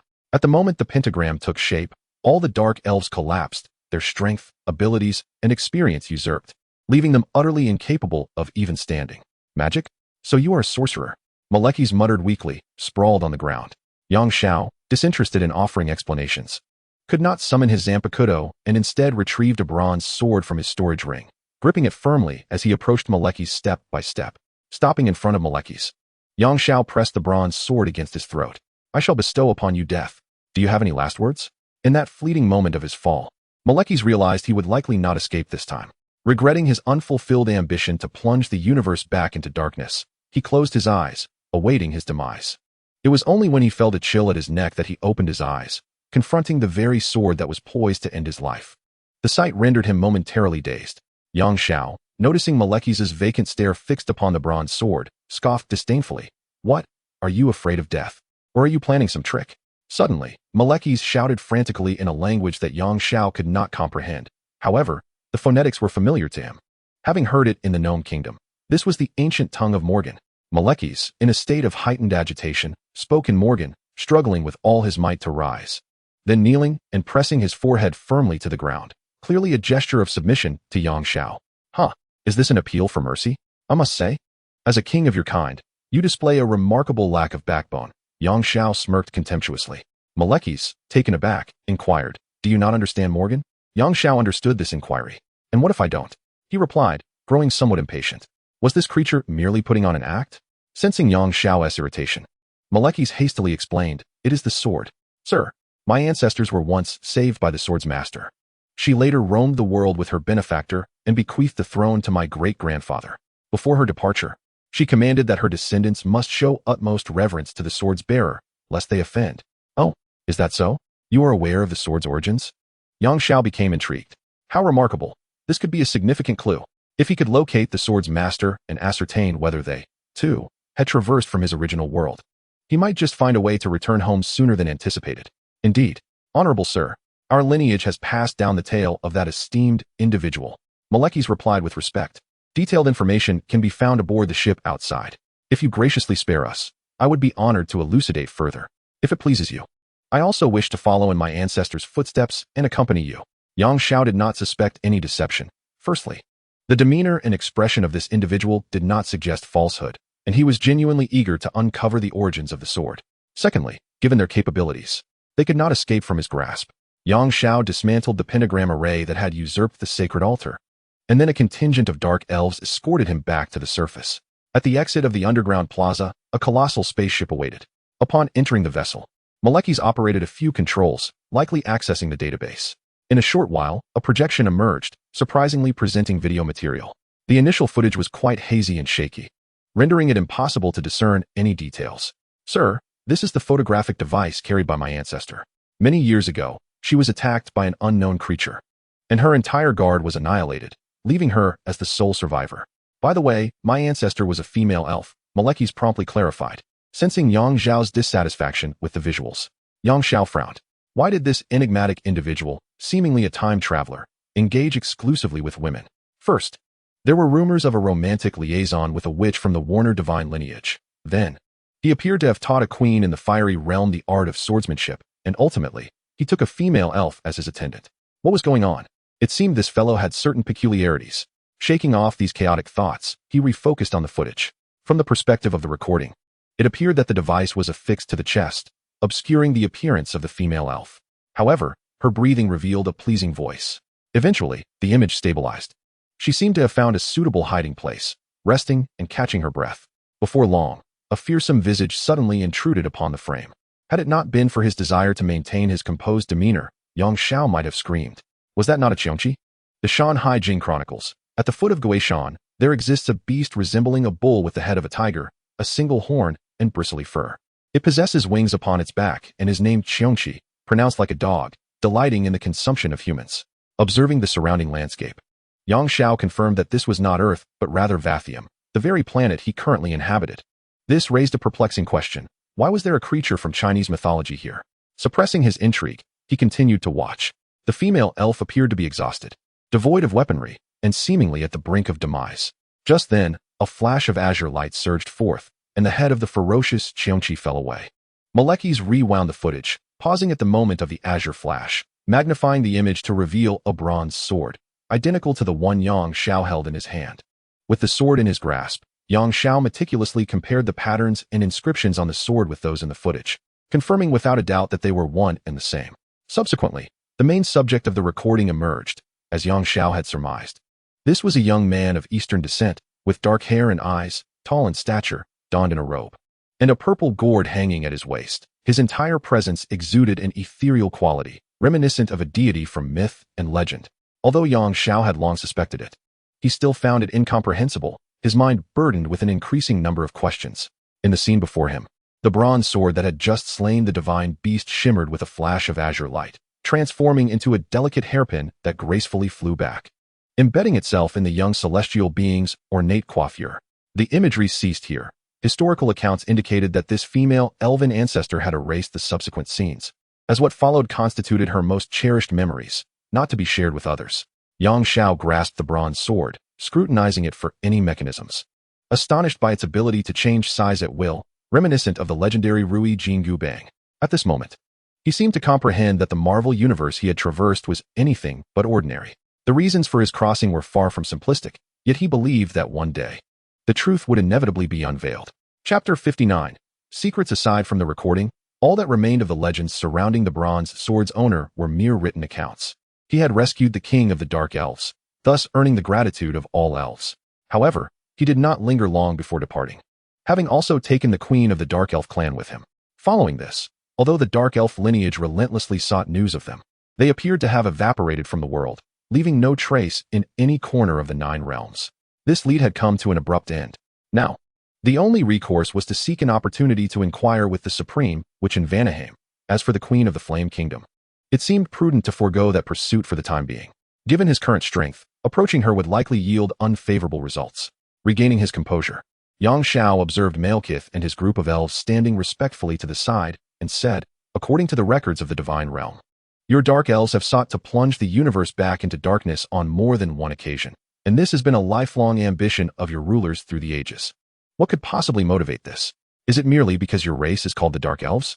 Yang Xiao was convinced that in this world, there is no evil without reason, nor is there goodness devoid of purpose. While good and evil may appear instinctual, they are rooted in underlying motives. When one harbors goodwill towards another, it is often born from love. Conversely, malice stems from hatred, jealousy, insecurity, or greed, leading one to wish for destruction. Of course, there exist those who are inherently destructive, the deranged and the perverse. However, Yang Xiao did not believe that a single dark elf could embody such perversion. Could an entire race truly be so twisted? Such a depravity could not possibly endure for millennia without a compelling motive. Malekith regarded Yang Xiao with gratitude, exclaiming, "Esteemed sir, you are the only individual in many years willing to understand our dark elven kin. Others hastily label us as demons, attacking us on sight, perceiving us as a race that ought not to exist. How can we argue against such unjust perceptions? The Nine Realms are indeed wondrous in their own ways." Malekith's gaze became unfocused, as if he were reminiscing about events from long ago, perhaps secrets of the Nine Worlds that no one had shared with you before. Yang Xiao nodded, urging him to continue. "Then allow me to describe the layers of the world tree from the bottom up." Malekith began to narrate. At the very bottom lies the realm of Heim, a place better described as a mysterious void than a mere planet. It is a domain inaccessible to ordinary beings, for it is the land of the deceased, the origin of all legends concerning hells, the underworld, and the space of death. Only the souls of the departed may enter, residing in a dimension apart from the tangible world. This realm embodies death. Next is Muspelheim, the realm of flames, where all forms of energy-based life flourish. Here, life is not composed of matter but exists purely as energy. As long as energy persists, life endures. Like Heim, this world occupies a higher dimension, where ordinary beings cannot survive. The inhabitants of this realm can only traverse to other worlds through quantum projection, as their power is overwhelming. Thus, this realm represents annihilation. What Heim? Another peculiar domain, is entirely composed of dark matter, which, as is well known, constitutes the mass of the entire universe. What humanity perceives as matter is merely a small fragment of the cosmos. Countless years ago, this dark matter planet, along with its denizens, the Dark Elves, did not belong to the World Tree system. They originally thrived in the realm of dark matter, devoid of any illumination. However, at some point, an unknown powerful entity forcibly relocated their entire planet into this luminous system of the World Tree without seeking their consent. They are ill-suited to this environment. Akin to placing a salamander from subterranean caverns into a sunlit pond, they simply cannot adapt. Thus, they are compelled to resist, refusing to compromise. If the conditions of their existence cannot be altered, they shall endeavor to transform their surroundings. Hence, they repeatedly attempt to consume light using ether particles. Therefore, Wadheim symbolizes darkness within the World Tree system. Additionally, there are realms representing creation, such as the Dwarven Kingdom, and those embodying life and nature, like the Elven Realm. But I shall refrain from elaborating further. Malekith paused momentarily. So, can you understand us? In this radiant world, we Dark Elves find it exceedingly difficult to adapt. Consequently, the reproductive capacity of our race is dwindling, and soon, without external intervention, we shall face extinction. Yang Xiao nodded, then shook his head. I can comprehend your efforts for the survival of your race. However, if you truly harness ether particles to transform the World Tree system into dark matter, have you considered that the lives of beings in other worlds will be obliterated? Do unto others as you would have them do unto you. Out of respect, Malekith refrained from retorting, yet inwardly, he remained unconvinced. Survival of the fittest is the law of existence for all creatures, regardless of one's comprehension of it. Yang Xiao discerned his defiance and let out a sigh. Alas, I cannot impose my will upon you. I have never engaged in such acts. Yet, if I relinquish you to your own devices, I am filled with trepidation. Therefore, I shall designate a place for you. Yang Xiao intended to assign them to a Qing's realm, enlisting her assistance to carve out a territory that would transform into a region of dark matter, where the Dark Elves could reside. Inquiring about Malekith's opinion, he anticipated hesitation, but to his surprise, Malekith responded with unbridled delight. Not only had the issue of survival been resolved, but it also symbolized a tacit allegiance to Yang Xiao, fulfilling the wishes of their ancestors. Without further ado, Yang Xiao exchanged a brief word with Malekith, instructing him to remain where he was while he ventured into a Qing's world to ascertain her progress in absorbing the etheric particles. Then, under Malekith's astonished gaze, he stepped into a spatial portal, vanishing from the sight of the assembled elves. Upon entering a Qing's realm, Yang Xiao was immediately struck with terror. It was raining, blood rain. Crimson clouds obscured the light of 3 suns. The air was so dense it was nearly suffocating, and all beings of the blood realm knelt weeping upon the ground. In the distance, colossal waves crashed upon a blood sea, while towering mountains sank below the surface, only for new peaks to rise in their stead. Yet, Qing was nowhere to be found. Qing. Chapter 60, Awakening. Qing, where are you? Yang Xiao called out anxiously as he walked, having searched for over 2 hours. Typically, upon entering the space, Qing would seek him out. Yet now, even if she were asleep, she should have been nearby the entrance he had used to arrive. Yang Xiao inquired among the inhabitants of this world. But these blood beings were equally oblivious to Qing's whereabouts, only expressing an inexplicable sorrow that rendered them all prostrate in tears. Ultimately, beneath a grand tree, Yang Xiao discovered Qing, or rather, a statue that bore an uncanny resemblance to her. The statue was so lifelike, seated beneath the great tree, eyes closed, identical to how she appeared during their last parting. Furthermore, the statue was composed of an unknown material that mirrored the hue of etheric particles. If nothing amiss had occurred, this must indeed be Qing, though the reasons for her transformation remained a mystery. Yang Xiao, nearly driven to madness, thought little of the circumstances. He approached and grasped the statue's arm, shaking it vigorously, as if such actions might rouse Qing from her slumber. The moment his hand made contact, he felt a sudden shift, and when he looked again, he found himself in a small room, specifically, a young girl's boudoir. Surprised, he surveyed the surroundings and then caught sight of a girl seated at a desk by the window. The silhouette was all too familiar. It was Wang Qingqing. Wang Qingqing.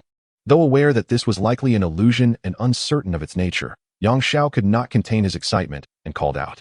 Regrettably, the girl seemed impervious to his voice, engrossed in her task. Yang Xiao approached and beheld Wang Qingqing engrossed in her craft of wood carving.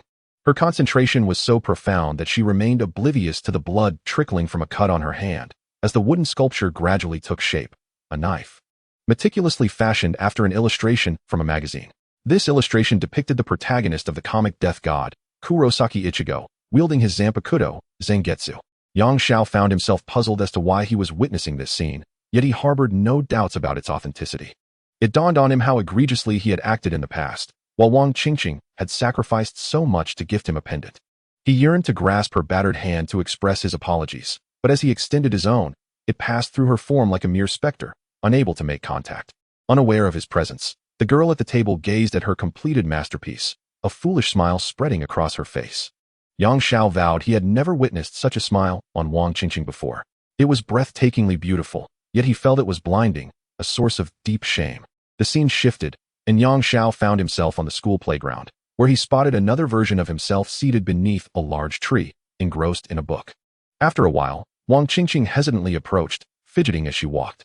"Hey, this is for you, happy birthday," she exclaimed, offering a box containing the wooden pendant. Her head turned away to hide her crimson face. "Oh, is today my birthday?" Yang Xiao replied mockingly. "Is it not? I checked the class records." Wang Qingqing, momentarily shedding her shyness, grew anxious. "Oh, that? I filled it in at random. You can keep the gift." Yang Xiao, who had been observing, could no longer contain himself upon seeing Wang Qingqing's suddenly tear-filled eyes, rushing forward and shaking his fists at himself. "Bring it on, you scoundrel." Yet he could not alter the course of events. Wang Qingqing fled, sobbing, leaving the box behind, and the despicable Yang Xiao did not pursue her to apologize. Even in his folly, Yang Xiao grasped that this was surely Wang Qingqing's memory. His heart ached for her, and despite knowing he could not touch her, he resolved to follow her, hoping to provide her with some semblance of solace. He trailed Wang Qingqing as she dashed out of the playground, out of the school gates, and continued running toward the opposite side of the street. Yang Xiao recalled that across from the school lay a park. That foolish girl must be seeking a secluded spot to weep, he thought to himself. Between the school and the park lay a roadway, typically patrolled by traffic officers during school hours to ensure the safety of students from passing vehicles. However, at this moment, during class time, no officers were present. A large truck barreled down the road at an astonishing speed, and Yang Xiao was certain it was violating traffic regulations. Immersed in her sorrow and oblivious to her surroundings, Wang Qingqing failed to notice the approaching truck. "No, don't." As the imminent collision approached, Yang Xiao's heart raced with desperation. With a heart-wrenching cry, he leaped in front of Wang Qingqing, raising his arms in a futile attempt to shield her from the oncoming truck. Alas, in this realm of memories, he was but a mere specter, and all efforts proved fruitless. The truck passed through his ethereal form, and the jarring screech of brakes pierced the air. Then, With a deafening crash, Yang Xiao watched in horror as Wang Qingqing was hurled away, her school uniform stained with crimson blood. Frantically, he rushed towards her, desperately trying to lift her, his voice a cacophony of pleas. An ambulance. Please, call for an ambulance. Yet, no one was around. Even if there were, his cries fell upon deaf ears. The security guard at the school gate was neglectful, nowhere to be found. While the reckless truck sped away, Yang Xiao flailed helplessly, akin to a monkey attempting to grasp the moon in water. Unable to assist Wang Qingqing in her time of need, he cried out in anguish, pleading for someone to save her. Tears blurred his vision, and gradually, he found himself shifting perspectives, as if he had become Wang Qingqing herself, engulfed in excruciating pain. Slowly, the agony faded, and Wang Qingqing's spirit floated from her body, ascending towards the campus, ultimately vanishing into the pendant-shaped box nestled in Yang Xiao's pocket. The scene concluded, and the world of memories trembled, shattering like fragile glass. In the realm of Qing, Yang Xiao awoke. Qing also stirred. No, it was Wang Qingqing. She had finally awakened. With tears streaming down his face, Yang Xiao beheld the crumbling statue from which a woman emerged. Overcome with emotion, he rushed forward to embrace her. I'm sorry. I'm so sorry. Wang Qingqing, forgive me. Thank the heavens. He still had a chance to apologize. Yang Xiao sobbed uncontrollably. No, thank the heavens, for I can still see you. Wang Qingqing gently patted Yang Xiao's back. Thank the heavens, for I can finally confess my feelings. Yang Xiao, I like you. Chapter 61, Shaping Form After a Long Embrace. Yang Xiao finally released his hold, and the two exchanged silent glances, a universe of unspoken words reflected in their eyes. The notion of a glance spanning a millennium could not be truer. The farthest distance in the world is not when I stand before you, yet you remain oblivious to my love. Rather, it is when you stand right before me, and I fail to recognize you for who you truly are. The most profound distance is not when love exists yet cannot unite, but when we are together, and I cannot discern the one I cherish most in front of me. Hand in hand, they settled beneath the great tree. Wang Qingqing, Yang Xiao began, but was interrupted by her playful reproach. Still calling me Wang Qingqing? She teased. Then how about Qingqing? Yang Xiao replied tenderly. Wang Qingqing nodded, her cheeks flushed. Qingqing. Yang Xiao summoned his courage. I know it's a bit late, but I must confess, I like you. I've always liked you. Since our first year of high school. Although back then, I didn't recognize my feelings as love. I often enjoyed provoking you. Wang Qingqing joyfully covered her mouth. Finally, she had waited long enough. Qingqing, I am at a loss for how to atone for my transgressions. I caused your accident. How distressed must your mother be? You are her only kin. The only thing I can do is to swiftly locate the other infinity stones and return home to care for her. Yang Xiao spoke solemnly. In the original world, I do not know if you ultimately perished, but thankfully, your soul has been preserved, and soon you shall possess a body formed of etheric particles. Thus, we can return together. Yes. Wang Qingqing nodded with a smile. By the way, do you still remember your past as a Qing? Yang Xiao inquired. Why do you ask that? Do you have an affection for the original Qing? Wang Qingqing pouted. Don't be jealous of your own self. Yang Xiao sighed. All right. Let us not dwell on a Qing. Tell me, how many female knights have you taken in? I am not wronging you, am I? Wang Qingqing's brows furrowed. Oh, it seems you still recall. That is good. Yang Xiao exhaled in relief. Do not change the subject. I am awaiting your explanation. Wang Qingqing exclaimed. Yang Xiao inexplicably shivered inwardly. Would she become a fierce matron like my mother in the future? Since you possess the memories of the former Qing, you should know that I harbor no improper intentions towards them. Look, Jean Foster is Thor's girlfriend, and I have hardly exchanged words with Maya, right? The other knights are all male, Yang Xiao elucidated. Seeing that Wang Qingqing was still somewhat perturbed, Yang Xiao comforted her for a long while before she relented. By the lakeside, the two linked arms and strolled leisurely, savoring this rare moment of beauty. Gazing at their reflections in the water, Wang Qingqing suddenly exclaimed, Oh, I now possess a corporeal form, and soon I can venture out with you. My body is composed of etheric particles, allowing me to adjust my shape at will. My current appearance resembles how I looked in school. Doesn't it seem rather plain? She paused, eagerly awaiting Yang Xiao's appraisal. No, Qingqing is the most beautiful. You are a natural model. Look how you elevate this school uniform to a runway-worthy ensemble. Yang Xiao's emotional intelligence was exceptionally high at that moment. Wang Qingqing beamed with pride. It cannot possibly be as good as you say. Hee. After admiring her reflection for a while, she remarked, Indeed. This school uniform is too ugly. With a snap of her fingers, she instantly transformed her attire. A white shirt paired with a complete denim ensemble accentuated her figure to perfection. Is it beautiful? Wang Qingqing inquired of Yang Xiao. Stunning. Yang Xiao gave a thumbs up. Flattery. Wang Qingqing retorted, though inwardly she felt a swell of pride. What about my hairstyle?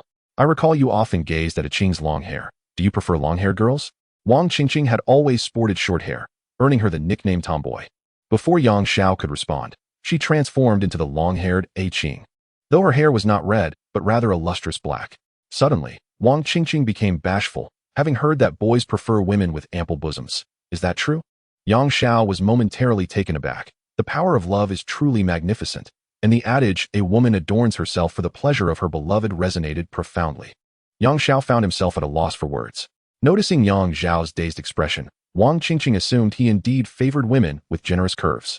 Blushing, she turned away, only to slowly pivot back after a while, her hands shielding her chest, inquiring, "Is this acceptable?" Yang Xiao, gazing at the almost bursting fabric of her shirt, exclaimed, "This is too much. Far too much." After a prolonged commotion, Wang Qingqing finally ceased her antics. "Qingqing, you are beautiful just as you are. There is no need to alter anything for my sake," Yang Xiao stated earnestly. Wang Qingqing's eyes sparkled, and she nodded, her cheeks aflame. "Let us venture outside." Yang Xiao grasped Wang Qingqing's hand. Having acquired 3 of the 6 infinity stones, he pondered the whereabouts of the remaining 3. "Do you have any ideas?" "Fear not. For having absorbed 3 stones, I can sense the others. As long as they are within a certain range, I will be able to detect them," Wang Qingqing replied. "What is that range?" Yang Xiao inquired. 1 light year. Together, Yang Xiao and Wang Qingqing opened the portal and stepped out. They emerged aboard the Dark Elf spacecraft, where Malekith and the others awaited Yang Xiao's command. Yang Xiao had already informed Wang Qingqing of his intention to relocate the Dark Elves to the Crimson World, where she had established a realm of dark matter. After transporting the Dark Elves, Wang Qingqing asked, "How shall we search for the stones? Should we use the Dark Elf ship?" Although Wang Qingqing could traverse space infinitely with Yang Xiao, searching for items required a meticulous approach rather than aimless wandering. "No, the Dark Elf ship is too outdated. I have this," Yang Xiao declared, waving his hand. The storage ring on his finger gleamed. "This is the latest model of the ship, gifted by the Dwarf Patriarch. It is undoubtedly formidable." Chapter 62. Setting off again upon reaching the exterior, Yang Xiao retrieved a spacecraft from the ring. Unlike conventional mass-produced models, this ship was meticulously handcrafted by 1,000 dwarf master smiths, with its power system overseen by the Elder Council. The core engine was the final masterpiece of the previous Elder, symbolizing his life's greatest achievement. The ship was teardrop-shaped, devoid of sharp edges, shimmering like crystal. Upon boarding, the cockpit offered a panoramic 360-degree view, and it operated in complete silence upon ignition. Unlike traditional high-energy jet spacecraft, this vessel utilized a gravity vortex engine, drawing power from various gravitational fields throughout the cosmos. Its maximum velocity reached 1/10 the speed of light, accelerating from a standstill to peak speed in a mere 0.00001 seconds, all while remaining silent and vibration-free, effortlessly overcoming any air resistance. Remarkably, the occupants were shielded by an anti-gravity magnetic field, protecting them from the high pressure that could result from instantaneous acceleration. The secondary propulsion system is a curvature engine, achieving speeds of 4/5 the speed of light. This engine activates after conventional engines accelerate the spacecraft to 1/10 of light speed, making it suitable for medium-range cosmic voyages. The tertiary propulsion system is a superluminal engine, which, by exceeding the universe's maximum permissible velocity, opens wormholes for direct traversal through space. The spacecraft is equipped with a spatial positioning system. By designating 3-dimensional coordinates, one can instantly arrive at the desired location, allowing for acute angular turns during flight. The quaternary propulsion system is an escape engine, designed as an emergency backup to evade black holes when the first 3 engines fail. At the moment of being ensnared by a black hole, it performs a subquantum level projection to facilitate escape. The spacecraft's exterior is exceptionally robust and durable, constructed entirely from silicon atoms with strong interactions. Even entering the core of a star poses no threat. During high-speed flight, it can even penetrate a neutron star. Unyielding and indomitable, it remains helpless against black holes. The weaponry system includes not only conventional high-energy laser cannons, but also super-yield nuclear weapons, antimatter annihilation cannons, black hole catalysis guns intended for use against stars, and a dimensional compression device for emergencies. The black hole catalysis gun, as its name suggests, prematurely terminates the lifespan of a massive star, converting it into a black hole that devours everything in its vicinity. This weapon appears capable of effortlessly obliterating an entire civilization. The dimensional compression device functions as a weapon of dimensional reduction, capable of instantaneously flattening the 3-dimensional world into a 2-dimensional expanse of 0 thickness. One can only imagine the consequences of Earth being compressed in an instant. All of the aforementioned systems, whether propulsion or weaponry, derive their energy through quantum transmission, with the source being the home planet of the gnomes. Thus, this spacecraft can only be utilized within the Marvel Universe. Yang Xiao activated the control interface, and Wang Qingqing was astonished to discover that the operating system was in Chinese. This modification was made at Yang Xiao's request. Let us not forget that the gnomes are proficient in the languages of all 9 realms. Upon opening the interface, a small figure emerged through a 3-dimensional projection. Welcome aboard this spaceship. This figure serves as the ship's intelligent steward. Hey, Yang Xiao, why did you design her to look like me? Wang Qingqing exclaimed, her face flushed with playful indignation, as the small figure was modeled entirely on her likeness. Because I miss you, Yang Xiao replied with a mischievous grin. Humph, smooth talker. Wang Qingqing was immediately disarmed by his words, blushing and burying her face in embarrassment. Master, how may I assist you? The figure, styled after Wang Qingqing, inquired. You still call me master? You pervert. Wang Qingqing angrily seized Yang Xiao's ear, pulling it playfully. Ouch. Ouch, ouch. Let go, Qingqing. That really hurts. It's my first time using this spaceship. Yang Xiao pleaded for mercy. Humph. You seem to be worried about Yang Xiao. Wang Qingqing relented, releasing her grip. But do not call me master while looking like me. It's far too strange. All right. It seems this setting can be modified. After some adjustments, Yang Xiao finally succeeded in having the intelligent steward refer to him as sir instead of master. The 9 great nations should be devoid of infinite gems. We must venture forth to seek them, Wang Qingqing declared. Yang Xiao nodded. Let us first locate the power gem. That collector should know its whereabouts. I wonder if he has issued a search quest to Star-Lord yet. The denizens of the Divine Realm ought to be aware of the collector's precise location. It appears we must make a trip to the Divine Realm. However, before that, we need to visit Vanaheim to inquire about the matter of the Supreme Witch's bronze sword. Yang Xiao felt uneasy. He could not rest easy until this matter was clarified. Onward. Our destination is Vanaheim, Yang Xiao commanded. Certainly, sir, the intelligent steward replied, displaying a celestial map of the world tree on the screen. With a tap of his finger, the image magnified, revealing a planet. Almost instantaneously, the steward announced, Sir, we have arrived. That was quick. Yang Xiao grinned, turning to Wang Qingqing, reminiscent of a child showing off a new toy. I am faster than it. Wang Qingqing replied with a faint smile. Yang Xiao felt deflated. After all, she could traverse the cosmos at will and possessed her own demi-plane.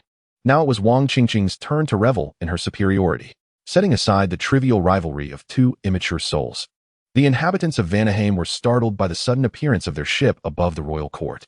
Naturally, they could not recognize it as a creation of the gnomes, for this vessel represented the pinnacle of gnome engineering. The residents of Vanaheim, much like those of Asgard, were divine beings with extraordinary powers. A figure resembling Thor, wielding a hammer akin to his, approached, albeit with a pair of wings sprouting from his back. He flew towards the ship and summoned a bolt of lightning to strike it. However, the attempt proved futile, resulting in his own ejection from the impact. Yang Xiao and Wang Qingqing observed this imitation of the thunder god. Frankly, in terms of lightning prowess, he was not inferior to Thor himself. To avoid any misunderstandings, Yang Xiao decided to clarify their intentions. Together with Wang Qingqing, they disembarked from the ship and stowed it away. Upon reaching the entrance of the royal court, he helped the fallen thunder god to his feet and politely stated, Greetings. Could you lead us to the Supreme Witch? We have a few inquiries to make and will leave promptly afterward. Please do not take offense. Who is the Supreme Witch that anyone may seek her audience? The thunder god scoffed disdainfully. Relying on your impressive vessel, you seem to have lost sight of your own limitations. I advise you to depart swiftly. Otherwise, you may come to regret it. Yang Xiao rolled his eyes, puzzled by the audacity of this individual, whose abilities appeared lackluster, yet whose demeanor was anything but modest. What if I refuse to leave? Yang Xiao inquired with patience. Then do not leave. The thunder god grinned, exuding an air of confidence.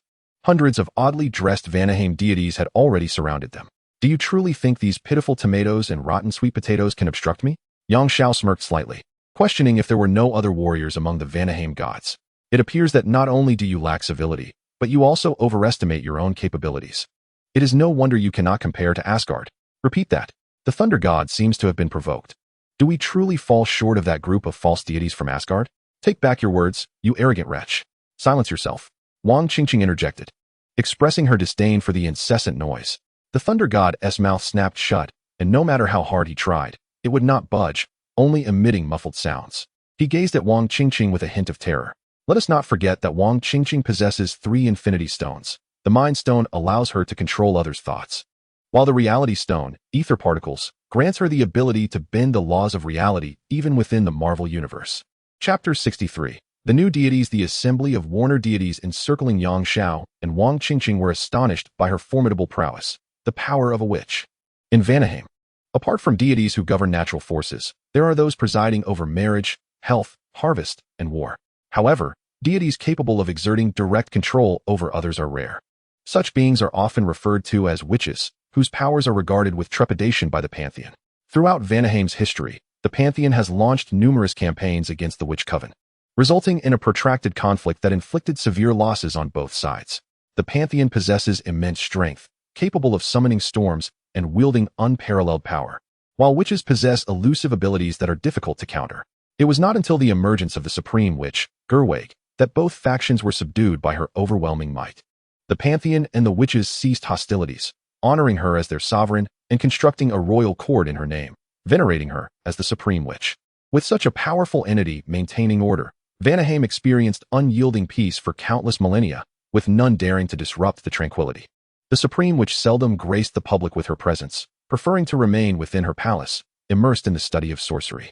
In her specialized laboratory, there exists an underground aqueduct, from which frequently flows the remnants of failed witch experiments. These concoctions, upon entering the rivers, endow the creatures within with formidable strength, leading to relentless evolution. Vanaheim is not solely populated by deities. There are also ordinary mortals.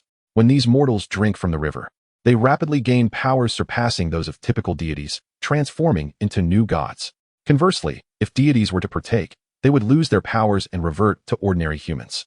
These newly ascended deities, grateful for the river's transformative gifts and the supreme witch who orchestrated it all, formed a protective guard, volunteering to safeguard the royal court of the supreme witch day and night. The deities surrounding Yang Xiao and Wang Qingqing are precisely those new gods, typically arrogant and overconfident. Some of these powerful new gods even look down upon the established pantheon. They fear neither heaven nor earth, yet instinctively harbor dread towards all witches. Thus, upon witnessing Wang Qingqing wielding powers reminiscent of witchcraft, they felt a twinge of fear. However, in steadfast adherence to their mission to ensure that outsiders do not disturb the supreme witch's serenity, they could not falter. The counterfeit thunder god fell silent, as another colossal stone giant, resembling a small mountain, stepped forward. "Gentlemen, please exercise restraint. We are unaware of your connection to the witch coven, but even witches must not recklessly invade the royal court." With that declaration, he struck the ground with his spiked club, creating a substantial crater. Yang Xiao chuckled in exasperation. It seemed this band of brutes was incapable of rational discourse. He disdainfully refrained from employing the powers of the Grim Reaper or the Exterminator to vanquish them, advising Wang Qingqing not to resort to excessive measures. Why use a sledgehammer to crack a nut? He retrieved an energy weapon gifted by the gnomes from his ring and aimed it at the stone giant's club, firing a shot that instantly vaporized the weapon. Though the giant's visage was carved from stone, an expression of panic and embarrassment emerged upon his face. Retreating would be humiliating, yet advancing would surely spell his doom. Another figure clad in heavy armor reminiscent of a medieval knight charged forth without uttering a word. Fearing to confront Wang Qingqing, he directed his spear at Yang Xiao. Yang Xiao shot him in the knee, causing the valiant knight to kneel. Then, a goat-headed creature stealthily circled behind Yang Xiao, brandishing a wooden staff from which a massive fireball erupted, hurtling towards him. The fireball swelled in size as it approached, eventually growing as large as a bus. Yang Xiao deftly sidestepped, and the fireball struck a newly emerged deity observing from afar. Remarkably, the fireball consumed its target in an instant, leaving no cry of agony, only ash. The spell seemed to exert a great toll on the goat-headed mage, who panted heavily, propping himself up with his staff to avoid collapsing. A creature with crimson skin, horns atop its head, and bat-like wings, resembling a demon from the Christian scriptures, screeched as it ascended into the sky, diving down while exhaling dark flames. Yang Xiao switched to a handheld electromagnetic railgun, a weapon that emitted no sound or light during firing, rendering it invisible to the naked eye. Its power, however, was extraordinary, as the demon-like deity was reduced to a mere pile of mangled flesh midair. "Who else dares challenge me?" Yang Xiao called out loudly. The remaining new deities finally grasped the gravity of their situation, falling silent in fear. One new deity, resembling a slender bamboo stalk, sprinted towards the side gate of the royal court, his ability seemingly super speed, trailing a flash of purple lightning as he went to deliver news. After a brief interval, the grand gates of the royal court swung open, revealing a cloaked figure whose gender was indiscernible. The voice, raspy as if a rusty iron rod were being scraped, intoned, "Esteemed guests, please enter." "Are you the Supreme Witch?" Yang Xiao inquired. "No, I am her apprentice."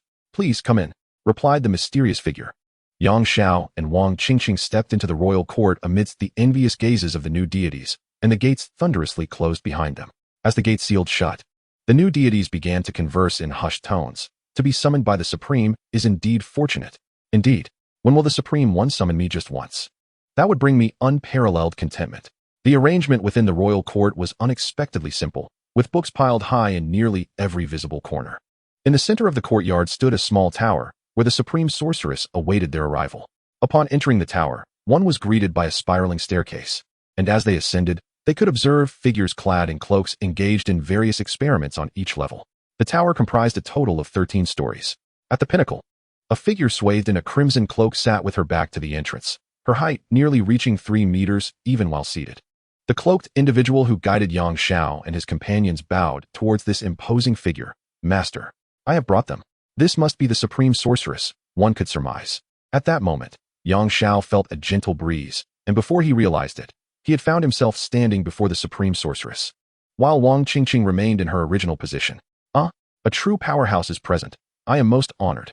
The Supreme Sorceress observed Wang Qingqing's stillness with a hint of surprise, her voice unexpectedly sweet. Yang Xiao suppressed his disdain. In that fleeting instant, he sensed that he could have been slain countless times without even a hint of awareness. Wang Qingqing let out a huff, dissatisfied with the Supreme Sorceress's display of power. Feeling it akin to a show of intimidation, extending her hand, she exerted force to unleash the power of the reality gem. Aiming to shatter a bookshelf nestled in the corner of the room, a display of strength. Who couldn't he manage that? However, an unexpected occurrence transpired. The reality gem had no effect on anything within this chamber. "Little girl, I can perceive the immense power residing within you. It is the strength of an entire world. Yet, this is not your realm." The Supreme Sorceress's voice, though melodious, bore no trace of emotion, resembling that of an unfeeling automaton. "This is my domain." Her proclamation resonated like that of a sovereign deity, causing the entire tower to tremble. "Forgive me. I neglected to introduce myself." The Supreme Sorceress rose, her head nearly brushing against the ceiling. "I am Gulevig, the witch who rests in this realm. The title of Supreme Sorceress was bestowed upon me by the beings of this world. I have inhabited this place known as Vanaheim for several 100,000 years. Prior to that, I hail from a realm you may or may not have heard of, the Life Tribunal. That was my former abode. And I am one of the 7 judges of the Life Tribunal. In essence, I am a fragment of the Life Tribunal itself. Like the Creator, it divided into 7. Not into infinite gems, but into 7 living entities. Chapter 64. The mist. The infinity gems have never been invincible. Even when gathered together, encased within the infinity gauntlet, and wielded to annihilate the universe with a mere snap, they are indeed insurmountable for mortals and ordinary deities. Yet, the peculiar nature of existence reveals that no matter how formidable a being may be, there exists something of even greater supremacy above it. However, unless one reaches that echelon, they lack the qualification to even be aware of it. Only when one is swiftly vanquished by another does one realize their own insignificance. The Court of Life stands as one of the few entities capable of restraining the boundless powers of the Infinity Stones. In fact, the might of the Infinity Stones holds no sway over it. Indeed, the Court of Life can render the Infinity Stones mere ordinary stones in an instant. Just as the Creator God, an entity resembling an octopus, split into 7 Infinity Stones due to its disdain for its own overwhelming power. The Court of Life similarly underwent a division for akin reasons. Not a native deity, the Court of Life transcends even the Creator God, for it governs all existence. To articulate this through a Taoist lens, all Creator Gods embody existence, while the Court of Life embodies the void. More precisely, it personifies the will of the void, the very essence of the Tao incarnate. The Supreme Witch is but 1/7 of this undivided persona. Consequently, Wang Qingqing's reality stone proves useless against her, incapable even of demolishing the surroundings. Of course, this 1/7 persona is no longer the complete Court of Life, nor does it wield that omnipotent power. Yet, the notion of Wang Qingqing attempting to vanquish her with the Infinity Stones is nothing short of a farce. Fear not, dear ones. I harbor no ill intentions towards you. My other 6 personas and I dwell in solitude across the cosmos, each relishing our own tranquility, for we abhor conflict and chaos," declared the Supreme Witch. "Since you insist on meeting me, do reveal your intentions." Yang Xiao and Wang Qingqing exchanged glances, both overwhelmed by the unexpected nature of their encounter. Who could have anticipated that a mere inquiry would lead them to such an extraordinary being? Yang Xiao retrieved a bronze sword from his storage ring. This was given to me by Njord, the sea god of Vanaheim. He mentioned that this sword is connected to you, hence our visit to inquire about it. The information regarding the sword's original owner holds immense significance for me, so if you possess any knowledge, I would greatly appreciate your guidance. The Supreme Witch accepted the bronze sword, caressing its intricate patterns as she lowered her gaze. It was only then that Yang Xiao discerned her visage. Her stature was approximately 4 times that of a human, rendering her face, though considerably larger than a typical human's, extraordinarily beautiful. Her hair shimmered silver. But what captivated most was her pair of eyes, which seemed to encapsulate the cosmos, swirling with the stars. A nostalgic expression graced the Supreme Witch's face. What compels you to inquire about the origins of this sword? I suspect that its former owner and I hail from the same realm. Yang Xiao replied, his excitement palpable. Oh, the Supreme Witch cast a surprised glance at Yang Xiao, her eyes morphing into orbs resembling black pearls. Indeed, your soul does not belong here. She then shifted her gaze to Wang Qingqing, her brow furrowing. There is a crimson mist enveloping your soul, obscuring my vision, blocked by the veil of a blood-red world. She could not see clearly. The Supreme Witch turned her attention back to Yang Xiao. I fear I must disappoint you. Like yourself. The former owner of this sword is indeed not from this world, yet they are also not from your original realm. When I encountered him 300,000 years ago, he was already on the brink of death. I revived him, yet for reasons unknown, he lost the power of immortality. Aging at a pace swifter than that of a mortal, he was a proud individual, often taciturn and rarely smiling, as if he had endured much. He frequently spoke of a female elf, expressing remorse for his perceived wrongs against her. The Supreme Sorceress continued, stating that his wounds resided not in the flesh, but within the soul. I possessed the means to transform his soul to align with this world, thus healing him. Yet he refused, unwilling to abandon the dignity of his race and civilization, even in the face of death. I held deep respect for him and tended to his needs. Yet alas, the time left to him was painfully brief, merely 5 years. For beings such as us, who are immortal, 5 years is but the blink of an eye. The Supreme Sorceress lamented, recounting how, before his demise, he entrusted me with his sword, stating that he had no other way to repay me but through this lifelong gift. Of the 6 weapons he had carried, only this sword remained. As for the nature of the world he hailed from, he spoke not a word, focusing instead on his adventures across the 9 realms of the world tree, all of which he had traversed. The tone of the Supreme Sorceress hinted at regret, expressing a wish that upon his passing, his soul might return to its homeland. Unfortunately, his soul dissipated the moment he breathed his last. Upon hearing this, Yang Xiao let out a deep sigh, astonished that such a formidable being faced such a desolate end. And realizing he was not a fellow countryman, but perhaps a traveler from a parallel world, he had believed he was finally on the path home, only to discover another lost stranger in a foreign land. Yet, Yang Xiao remained curious. Why was there a traveler from another realm? Was it mere coincidence or an inevitability? What or who had precipitated these events? Yang Xiao felt that his quest for answers had only deepened the fog of uncertainty before him. Thank you for revealing everything to us, O Supreme Sorceress. I apologize for the intrusion. However, since this sword is a relic bestowed upon you by its owner, I must return it, Yang Xiao declared. The Supreme Sorceress nodded in acknowledgement. There is one more matter, as we are all wanderers in this land. We have long yearned for home. I seek your wisdom. If I were to gather 6 infinity stones, would I truly be able to return home? Or must I collect 7? Seizing the opportunity to inquire of such a powerful being, Yang Xiao pressed for clarity. 6 will suffice, the Supreme Sorceress replied. The 7th stone, the stone of self, is no longer within this universe. You will not find it. However, I implore you to uphold your promise, using them solely for traversing dimensions back home, rather than for malevolent purposes. Should you stray from this path, I shall erase the power of the infinity stones, she warned. Rest assured, Wang Qingqing interjected, we shall wield them wisely. Yang Xiao and Wang Qingqing bid farewell to the Supreme Sorceress and boarded their vessel, departing from Wannerheim. Regardless of the outcome, they had resolved a lingering concern. Now, all that remained was to seek out the remaining infinity stones. Next stop, Asgard. Yang Xiao commanded the intelligent steward of the spaceship as they set out to gather information about the location of the collector. Their next target, the Power Stone. Chapter 65. The collector Yang Xiao and Wang Qingqing arrived in the realm of the gods, where they were received by the Queen and Loki. As a hero who had saved the world on multiple occasions, Yang Xiao was met with an overwhelming welcome. Upon learning of his arrival, a crowd had gathered around the celestial palace. Their thunderous cheers would even evoke envy in Thor. Is Odin still asleep, your majesty? Yang Xiao inquired. Not yet. It seems this slumber of Odin is unlike any other. Yang, my prophetic abilities cannot foresee the future. It appears the crisis in the realm of the gods will be arduous to endure. The queen replied.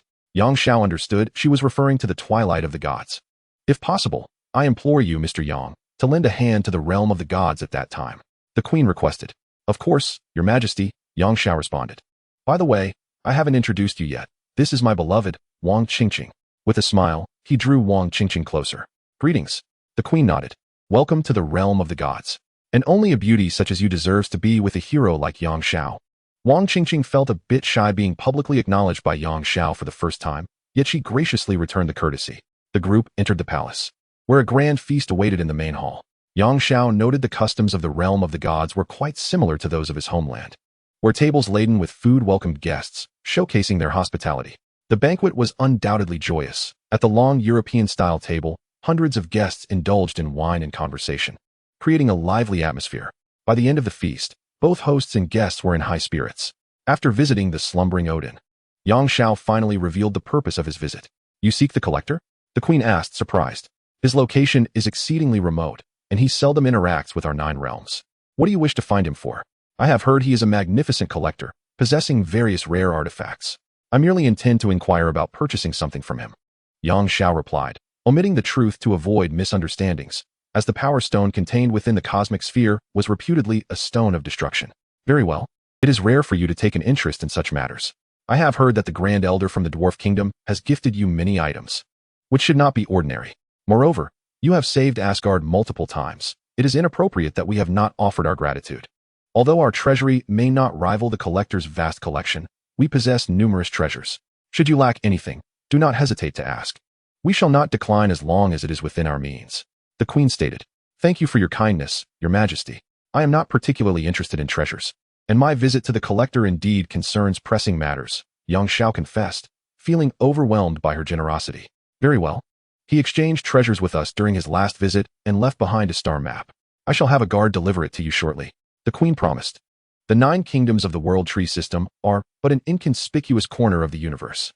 Indeed, to refer to it as a corner is already quite an exaltation.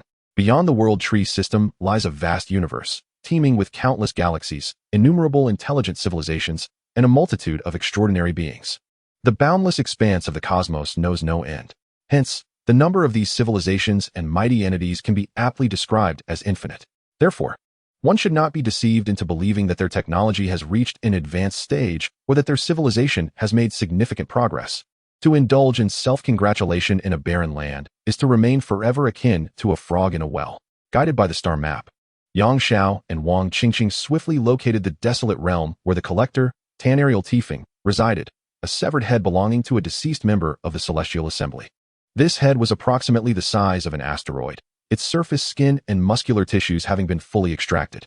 The extraction was conducted by an interstellar mining company known as the Tawan Group, which, in reality, was controlled by the collector himself. The current extraction included blood, brain matter, and bones, items that typically hold little market value due to the rarity of locating the remains of the Celestial Assembly. Over the years, this collector had profited immensely from such endeavors. Thus, when Yang Xiao encountered this wealthy individual, he was met with a flamboyantly dressed man with white hair, adorned with smoky eye makeup, a vest crafted from the pelts of unknown beasts, and jewelry fashioned from precious metals. At that moment, he held a goblet filled with the brain fluid of the Celestial Assembly. Have we a distinguished guest? The collector raised his glass in a toast to Yang Xiao. How may I assist you? You know me? Yang Xiao was puzzled, as he believed he had never met this man before. Do not underestimate the connections and insights of a collector. The savior of the 9 great nations, the collector chuckled. I've heard of your exploits in the 9 nations. I did not expect to find such a formidable presence there. He sipped the brain fluid and continued. What brings you to me, O savior? The cosmic spirit sphere. Yang Xiao stated bluntly. Wow, you startled me. I had just dispatched a mission to locate that item. How did you come to know? The collector feigned surprise, patting his chest. While I am aware that many factions covet that object, I did not expect word to have reached you. Yang Xiao furrowed his brow, pondering whether the competition had already commenced. Who did you hire for the search? That Starduke? He inquired. Starduke? Who is that? I do not recognize him. The collector shook his head. Why should I divulge who I am employing? Yang Xiao pointed to a transparent storage cabinet nearby. Break the barrier. Charge. A shock wave emanated from Yang Xiao's finger, shattering the cabinet along with a plant contained within. The resurrection tree of the Mygandam planet. What have you done? The collector lamented, distressed, for each artifact here was a priceless treasure. May I inquire whom you hired to seek the cosmic spirit sphere? Yang Xiao repeated his question. You scoundrel! Maniac! Vandal! The collector erupted in a tirade of curses. Bang! Another artifact lay in ruins, this time a slightly damaged helmet. The collector hastily fell silent, realizing that submission was his only option. The recent commotion had been loud, and the guards should have heard it. Yet, the outside remained eerily quiet. He could surmise what had transpired just before Yang Xiao's arrival. I have incapacitated everyone outside, including your two maidens, Yang Xiao remarked, seemingly reading the collector's thoughts. For the third time, I ask, whom did you employ to seek it out? Gamora, the daughter of Thanos. The collector replied, cautiously eyeing Yang Xiao's fingers. I discovered that a member of a raider team recently unearthed the cosmic sphere amidst the ruins of Morag. I offered a bounty of 4 billion star coins, promising a reward to whoever brings me the magic sphere. I never anticipated that Thanos' daughter would take on the task. And where are Gamora and the cosmic sphere now? Inquired Yang Xiao. On Xander. The collector answered, promptly providing the star map. You could simply wait here with me. After all, once Gamora retrieves the sphere, she will come to exchange it for money. Yang Xiao, aware of the ploy to buy time, shot him a glare before turning to leave. Outside, Yang Xiao took Wang Qingqing's hand and asked, Qingqing, you have been unusually silent. What troubles you? No, Yang Xiao. I was just in conversation with the master of this head planet. Truly, being a member of the celestial group, his soul remains undying even after eons, Wang Qingqing replied. Is he that formidable? Yang Xiao exclaimed. What level of soul strength must one possess? However, he is in great torment, for these miners are incessantly extracting his brain matter, causing his soul to weaken progressively. Wang Qingqing sighed with sympathy. Thus, he requested that I consume him, to grant him a swift release. He no longer wishes to endure this living death. Indeed, the essence of true divinity differs fundamentally from that of mortals.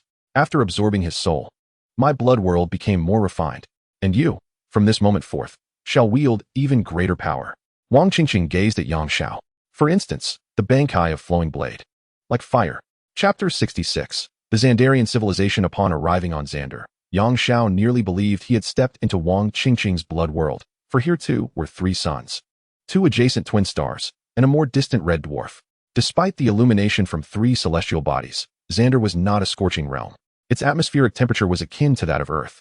After a thorough scan by the ship's intelligent steward, it was confirmed that the upper atmosphere of this planet was teeming with countless nanoscopic particles. Upon magnification, these particles revealed themselves to be an array of intricately structured nanobots. These suspended nanobots could directly absorb any radiation emanating from space, including various rays and visible light. They transformed the absorbed stellar energy into a storable form, channeling it through invisible nanoscopic conduits down to the surface. Thus, thanks to the presence of these nanobots, the planet remained unscathed from the scorching heat of its 3 suns. Yang Xiao couldn't help but marvel. This place is infinitely more advanced than Earth. These nanorobots possess 2 additional functions that Yang Xiao remains unaware of: defense and surveillance. The defense mechanism entails the ability to rapidly coalesce into a barrier when faced with an external threat, effectively obstructing the path of invading adversaries. Although these barriers are minuscule, they can infiltrate the engines of enemy spacecraft, wreaking havoc on their internal structures and obstructing the engines, thus rendering them powerless. Regrettably, against the backdrop of the advanced dwarf black technology spacecraft, this form of defense proves utterly futile. This vessel is not equipped with conventional fuel engines. It is seamless, devoid of any external openings, and even the most rudimentary engine surpasses the technology of this era by hundreds of thousands of years, boasting a gravity vortex engine, let alone the hyper-advanced superluminal engines capable of spatial jumps. As for surveillance, Yang Xiao has come to experience it firsthand, as these nanorobots have already reported his ship's location to the control console, and now the Shandar defense fleet has encircled him. Vessels ahead. You have unlawfully intruded upon the airspace of this planet.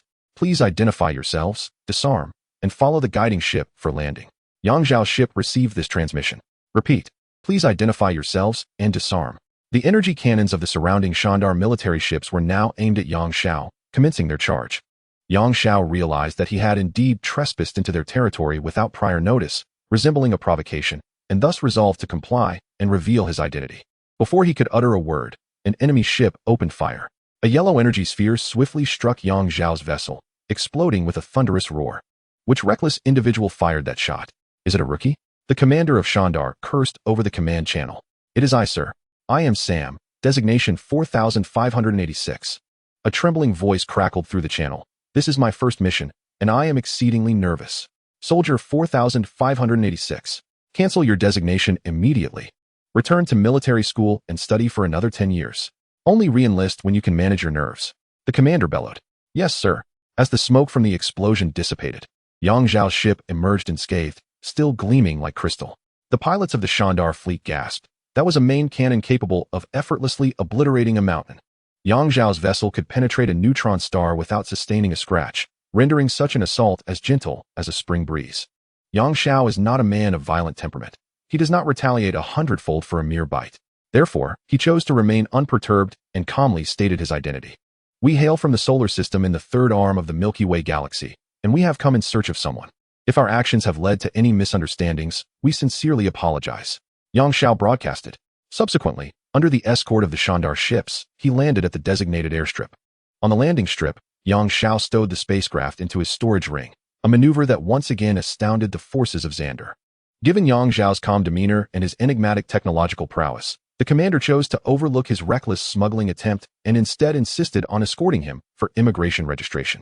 Naturally, Yang Zhao acquiesced. The population of this planet was no less than that of Earth, and to locate Gamora, it would be expedient to engage with the local government. Thus, cooperating did not seem a burdensome task. After completing the immigration registration, before Yang Zhao could even submit a request to the Xandarian government for assistance in finding someone, he encountered the very person he sought.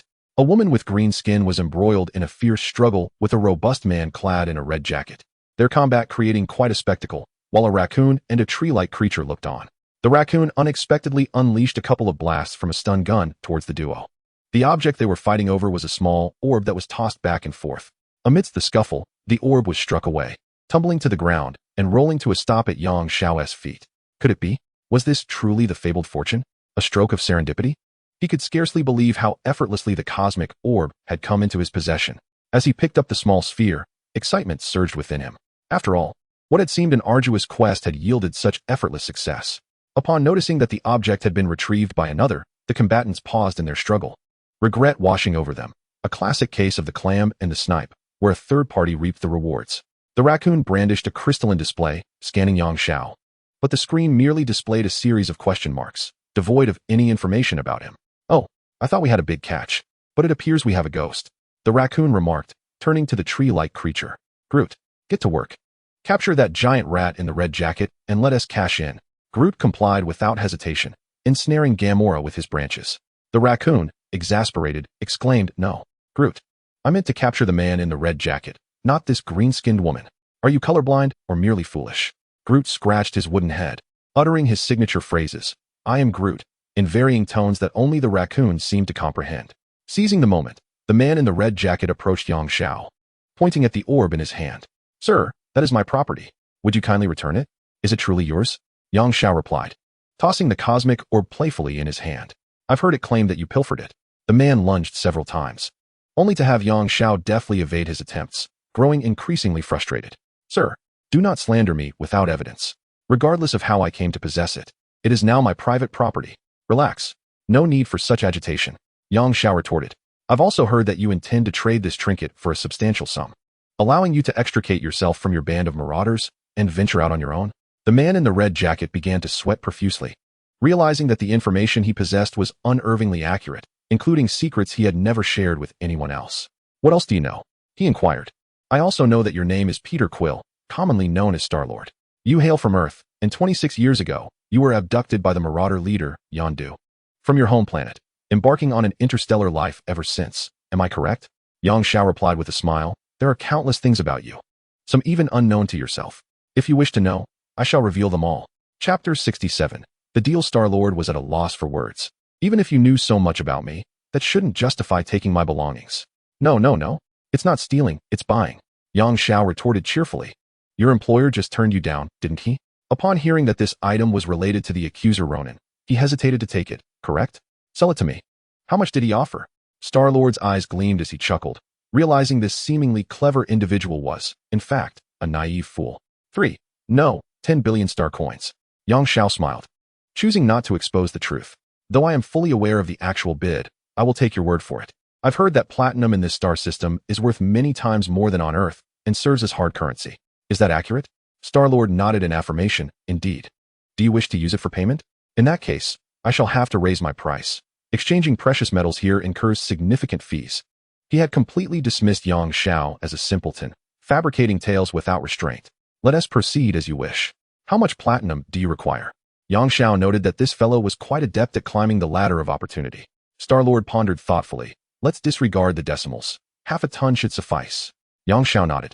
Retrieving a massive cube from his storage ring, one of the many material gifts bestowed upon him by the gnome elder. This was a pure platinum block weighing approximately 1 ton. Here is 1 ton. Since I am in a generous mood today, I shall gift you the remainder. He patted Star-Lord on the shoulder and turned to leave. Star-Lord stood in awe of Yang Xiao's inexplicable ability to conjure objects from thin air. Only after Yang Xiao had departed did he rush toward the platinum block, kissing it fervently, exclaiming, I've struck gold. Ah! Once his laughter subsided, he sensed a shift in the atmosphere. The crowd around him sparkled with avaricious glints in their eyes, particularly the raccoon, whose eyes appeared on the verge of popping out. While Yang Xiao possessed a storage ring to contain items, Star-Lord did not. How could he possibly transport a ton of weight? He was no Hulk. You little rascal. You think you can swindle me? Yang Xiao chuckled wickedly from a distance, watching as Star-Lord was engulfed by the throng. I must say, you are rather cunning. Wang Qingqing teased from the side.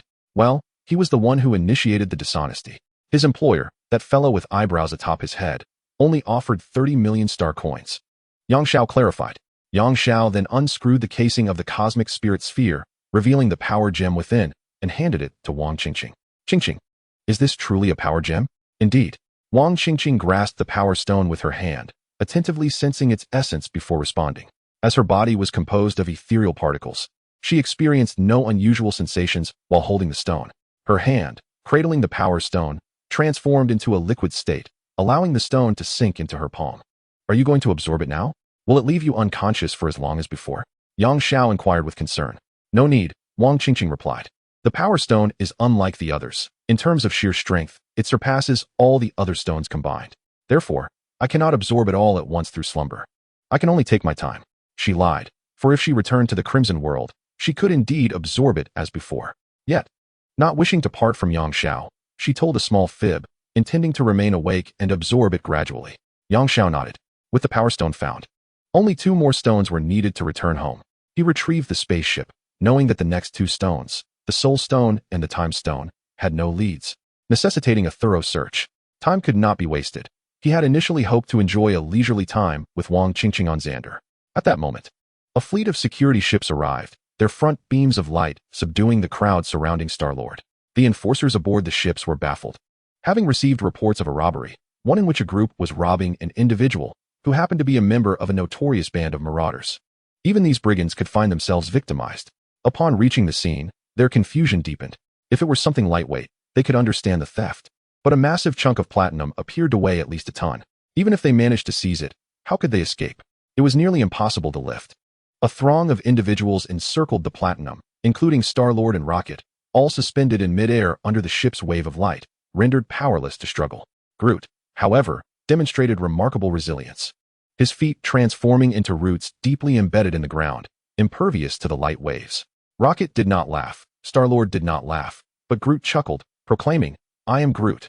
Everyone present understood his meaning, which conveyed his immense bravado.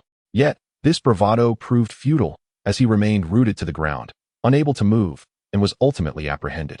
I am the victim. That piece of platinum belongs to me. How can you arrest me? Star-Lord vocally protested as he was led onto the ship. This is merely for the investigation, sir. The enforcement captain retorted with a derisive scoff, unconvinced by the claims of this repeat offender. Suspecting the origins of the platinum were anything but legitimate, likely stolen or seized from elsewhere. Wait a moment. Yang Xiao, having observed the unfolding drama, approached and utilized his ring to collect the platinum. Esteemed officer, you are indeed mistaken. This gentleman was merely assisting me in safeguarding the platinum. I had an urgent matter to attend to and requested his help. I never anticipated such an incident would occur. Yang Xiao turned, grinning at Star-Lord. Am I right? My friend? Star-Lord gritted his teeth and nodded. This fellow was making a blatant threat. But what could he do? He had no choice but to concede, not wishing to be thrown back into prison.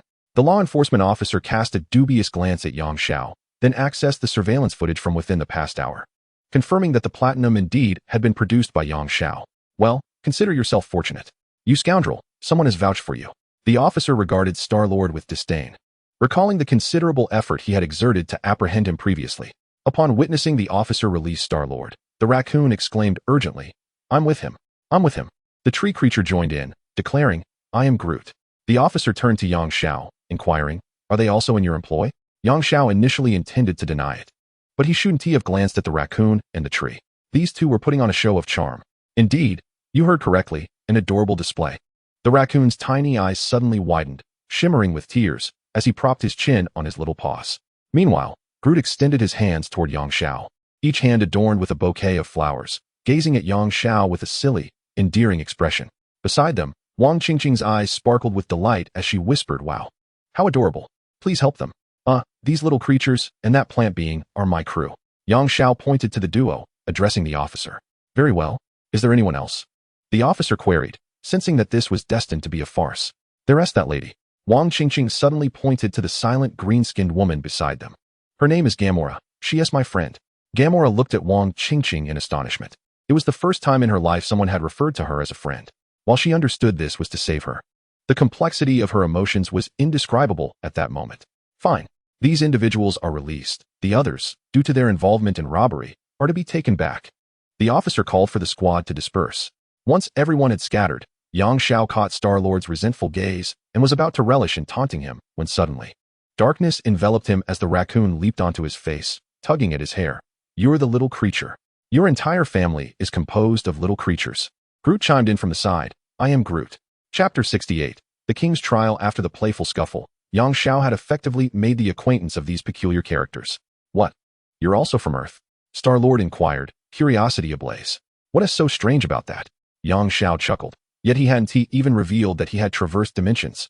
"But I don't recall Earthlings being capable of such long-distance interstellar travel. Has Earth's technology advanced so rapidly in the 20-plus years I've been away?" Star-Lord's eyes widened. "Or perhaps you, like me, were abducted by aliens?" "No, I flew here on my own." Yang Xiao rubbed his nose. Star-Lord regarded Yang Xiao with an incredulous expression, clearly finding this hard to believe. Yang Xiao pointed to the nearby spacecraft. "Behold, that is my ship." A few lively souls turned their heads, following Yang Xiao's finger, and beheld a teardrop-shaped crystal spaceship, gracefully suspended in the air, shimmering with an enchanting brilliance under the sunlight. "My heavens, is that a ship crafted from gemstones?" Star-Lord stood in awe. "I have traversed the star realms for many years and have never encountered such a beautiful vessel." Gamora murmured, "Goodness, it can hover without any propulsion? What kind of technology is this?" The tech-savvy raccoon exclaimed in astonishment. "I am Groot." The tree-like creature joined in the exclamations, though unfortunately, no one understood his words. On the planet Xander, a myriad of interstellar species thrives, accompanied by an array of spacecraft, from colossal warships to petite private shuttles. They had grown accustomed to various types of ships, yet Yang Xiao's vessel left them utterly astounded. As they emerged from their astonishment, Gamora and Groot maintained clear eyes, while Star-Lord and the raccoon displayed a rather possessive glint. "Alas, while my ship is indeed stunning, it has also attracted the envy of many due to its beauty and formidable capabilities, leading to constant threats of theft. Regrettably, I am accompanied by only 2 individuals." Yang Xiao lamented, grasping Wang Qingqing's hand and casting a glance at Star-Lord's expression. Sure enough, Star-Lord's eyes momentarily sparkled before he seemed to recollect something and sighed, lowering his head. Upon hearing Yang Xiao mention his 2 companions, the raccoon exploded in outrage. "Ha! You have quite the audacity. Here you are, piloting such a magnificent ship, yet you only have a girl by your side? If it gets stolen, it's your own fault. How about you let me take this ship? Then you need never worry about being robbed again." Groot. The tree-like creature tugged at the raccoon, shaking his head. "You say we shouldn't bully them?" The raccoon retorted, staring at Groot. "You fool. Do you have any idea of the ship's worth? If I can fully comprehend its workings, I shall become the greatest inventor and mechanic." Yang Xiao simply smiled, observing this exchange without interjecting. At that moment, a voice echoed from the distance. "You rascal. I've finally caught up with you." A blue-skinned alien, flanked by a dozen oddly shaped companions, advanced towards them. Clad in a black leather coat, this individual regarded Star-Lord with a mix of anger and a hint of fondness. However, upon noticing the crystal atop his head, which appeared not to be mere ornamentation but rather a natural growth, Yang Xiao couldn't help but quip, "Do you happen to know Ultraman?" "I couldn't help it. He looked just like him." The alien glanced at Yang Xiao, questioning, "Who are you?" "Even I, the notorious Ravager Yondu, do not recognize you." Yang Xiao shook his head, admitting that his familiarity stemmed from the cinema. "Yondu, clearly unwilling to linger on this matter, had come in search of Star-Lord. "Quill, come with me." Star-Lord, of course, was reluctant, but now surrounded. He needed a plan to escape. Catching sight of Yang Zhao's ship out of the corner of his eye, an idea suddenly struck him. "Yondu, do you see that ship over there? It is worth a fortune. It is worth more than all your ships combined." Of course, Yondu has noticed that vessel. "Ha ha ha. Is that your gift to me? Splendid. I never expected you to emerge after so long, accomplishing something at last. It was not in vain that I nurtured you for all these years." He certainly knew that the ship did not belong to Star-Lord, but what of it? He is a cosmic marauder. Who dares reason with a bandit? With a mere wave of his hand, half of the bandits surrounding them dispersed to encircle Yang Zhao's ship, while one of the brigands drew near, intent on discovering an entrance to commandeer it. As the number of assailants diminished, Yondu's attention was also drawn to Yang Zhao's vessel, at which point Star-Lord made his move, toppling one bandit and swiftly making his escape. Yondu, furious, bellowed, "Seize him! How could you let him flee when he is so close? You worthless lot!" Subsequently, all but the bandits encircling Yang Zhao rushed to pursue Star-Lord. Yondu approached Yang Zhao. "That ship is yours, correct? I regret to inform you, it now belongs to me." With that, he advanced toward Yang Zhao's vessel. A bandit reported to Yondu that the ship had no discernible entrance and could not be piloted away. Yondu glanced at Yang Zhao, realizing the ship had some anti-theft measures. "So what? Bring our ship over. Drag it away." Yondu commanded. "What if it can't be opened? We shall haul it back regardless." Star-Lord, having distanced himself, turned to see the unfortunate Yang Zhao surrounded by Yondu's men, his ship nearly being towed away by Yondu's massive transport. Guilt washed over him. Was this not too despicable? He sighed, conceding, if capture was inevitable, so be it. Suddenly halting, Star-Lord ran back, shouting, "Yondu, spare them and the ship. If you release them, I will be yours. I will not flee again." He was soon tackled by the approaching bandits and brought before Yondu. Yang Zhao nodded in approval. This Star-Lord fellow was not entirely bad. He had principles. Yondu laughed exaggeratedly. "Once something is in my grasp, I never relinquish it. You, too, shall not escape my control." He then shot a warning glare at Yang Zhao. "Enough of this farce." Yang Zhao stretched lazily. "Yondu, today you shall not take my ship, nor shall you take this Star-Lord, for he has just stolen a ton of platinum from me." Star-Lord, captured and despondent, nearly spat blood upon hearing Yang Zhao's declaration. What was this? First, he was to return the platinum, then became the guardian of it, and now, he was accused of thievery? Who among them was truly the brigand? Thus, to compensate me, from this moment forth, he shall be my servant. He must toil for a century to repay my losses. Yang Zhao proclaimed with a smile. As a seasoned veteran, Yondu would not be easily swayed by Yang Zhao's words. He lifted the hem of his coat, whistled, and one of his sharp arrows sprang forth, hovering ominously between Yang Zhao's brows. "Apologies, but I did not catch any of your previous words. Could you kindly repeat that?" A hint of cruel amusement flickered at the corners of Yondu's mouth. Chapter 69. Yondu, the founder and leader of the Interstellar Pirate Guild, has been at the helm of his band of marauders for many years, establishing himself as a formidable force. His preferred hunting grounds are the Milky Way and Andromeda galaxies, where, despite the presence of diverse intelligent species, there exists no overwhelming and despair-inducing civilization dedicated to maintaining order. He has encountered such a civilization before and vowed never to face them again in this lifetime. Opinions regarding Yondu vary among those who have crossed his path. Some deem him brutal, while others view him as chivalrous. He never preys upon the weak. He eradicates any rival pirate groups he comes across. He spares no one during his plundering escapades, and he sustains several barren planets. He is the cosmic thief, the blue demon Yondu.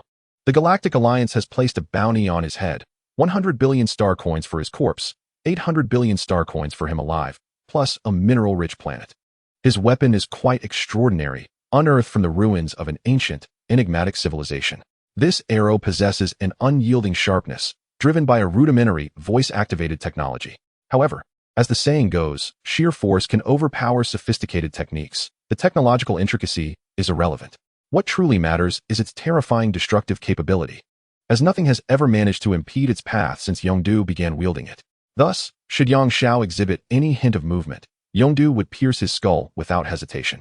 Yang Zhao was well aware of the arrow's formidable nature. It was likely that even his defensive attire would struggle to withstand it at such close range, rendering the situation perilous. Wang Qingqing, feeling anxious, contemplated intervening, but Yang Zhao's gaze held her back. Her extraordinary prowess posed a risk should she slip. The consequences for Yondu would be dire. "Saintly ripple," Yang Zhao intoned softly, and instantly, his form transformed into a ripple-like illusion, rendering any attack from the arrow futile. In essence, no physical assault could harm him.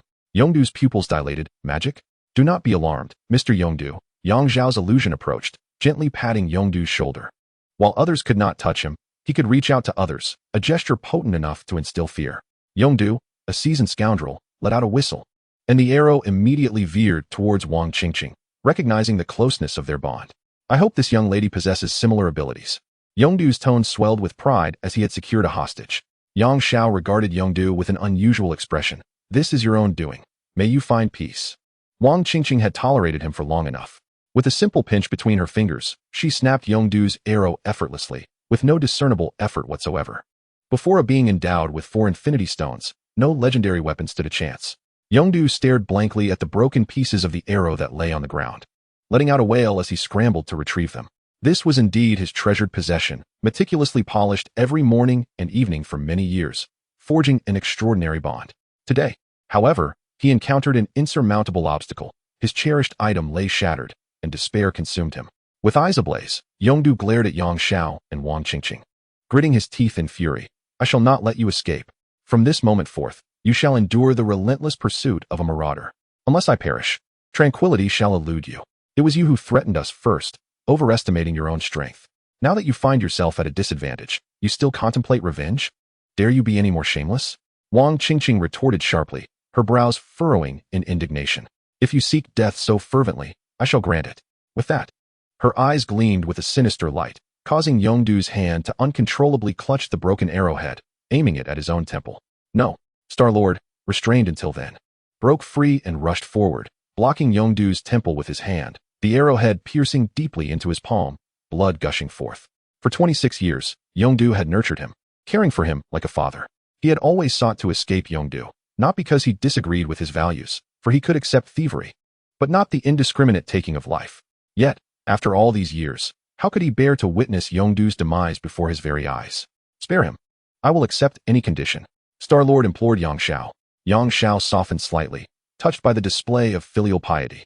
You are indeed fortunate to have adopted such a fellow, he remarked to Yongdu, though the term adopted was used lightly, as he had been plundered from Earth. Yang Xiao removed the broken arrow from Yongdu's hand, hoping that without this lethal weapon, he would possess a greater reverence for life. He then turned to Star-Lord and stated, You have passed my test. Tell me, what is your aspiration? Star-Lord stared blankly at Yang Xiao, uncertain of the reason for such a query. Freedom. Sir, I yearn for freedom. I wish to traverse the cosmos aboard a spaceship, unshackled, doing as I please, and aiding whomever I desire. Oh, has a space pirate nurtured a cosmic ranger? How intriguing. Yang Xiao chuckled. He then pricked his finger and grasped Star-Lord's hand, allowing his blood to drip onto the wound in his palm. What have you done? Star-Lord instinctively recoiled. You don't have any contagious diseases, do you? Blood can transmit viruses. That's common knowledge, you fool. Yang Xiao gazed at the anxious Star-Lord, bemused. Indeed, I am infected with the most perilous cosmic virus, and now you too have been contaminated. You shall not survive the year. Star-Lord gasped, about to inquire further when suddenly an immense force surged from his palm throughout his body, an influx of information flooding his mind, prompting him to crouch, clutching his head. Oh, you haven't lost consciousness? It seems you possess half an extraterrestrial lineage. Your biological father's bloodline is quite remarkable. Yang Xiao mused softly. Soon, a brilliant holy light erupted from Star-Lord, causing all but Yang Xiao and Wang Qingqing to shield their eyes. It was precisely because they had closed their eyes that they failed to perceive, within the sacred light, a fleeting moment wherein Star-Lord transformed into an extraterrestrial being. Transparent as crystal, with an elongated form towering approximately 3 meters high and possessing an enormous head. As the divine radiance dissipated, Star-Lord resumed his original appearance. Yet his presence radiated an unparalleled intensity. The newly appointed knight of the Paladin Order, reporting to you, Your Majesty, Star-Lord proclaimed, kneeling on one knee in homage. What are you doing? Quill, Drax bellowed. Have you been ensnared by his sorcery? Star-Lord disregarded him entirely. Yang Xiao assisted Star-Lord to rise. I bestow upon you the purest of powers. Utilize this strength to realize your aspirations. For now, escort Mr. Drax and his subordinates away. I shall uphold the glory of the invisible empire. Your Majesty, Star-Lord expressed, grateful for the bestowed gifts. He piloted the pirate's vessel, drawing Drax and his crew aboard one by one. At that moment, alarms blared across the sky as a black spacecraft, resembling a colossal eagle, descended at an astonishing speed. Conventional anti-aircraft weaponry proved futile against it. What a lively day it is, Yang Xiao remarked. That must be the legendary accuser, Ronin, right? Yang Xiao inquired of Gamora, who appeared tense. You should be quite familiar with him. Not really. How could he dare assault the planet Xander without possessing the orb? Gamora murmured. Ronin was the epitome of madness, a relentless harbinger of destruction. His ancestry had been filled with lunacy, all seeking to conquer the Xandarian civilization. Yet they had all met their demise at the hands of the Xandarians, without exception. Thus, Ronin's singular life ambition became the annihilation of the Xandarian civilization. Chapter 70. Rampage. Ronin, the malevolent destroyer of civilizations, had committed countless acts of slaughter and was regarded as the most fearsome tyrant in this star region. The Xandarian civilization, being the sole superpower here, held no fear of Ronin, merely finding him a nuisance. The Ronin lineage had begun their incursions against the Xandarian civilization since the days of their forefathers, only to be met with defeat and death throughout generations. The failures of his ancestors did not deter Ronin. Instead, they fueled his hatred, rendering him cold-blooded and ruthless, inflicting the anguish of destruction and loss upon every frail civilization he encountered. Thus, the number of those who despised him was incalculable. Now, his vessel had breached the defensive perimeter of the Xandarian planet. He must surely be aware of the planet's formidable strength. Without a formidable ally, this would be tantamount to courting death. Aside from the Power Stone, what other support could he possibly possess? Could it be that Thanos was aboard his ship as well? Ronin's ship shattered the defenses of the Xandarian Air Force and was rapidly descending. Just before landing, the cannon at the front of the ship unleashed a colossal purple energy blast, obliterating the nearby spacecraft base. Yang Xiao felt not only curiosity at Ronin's arrival, but also anticipation.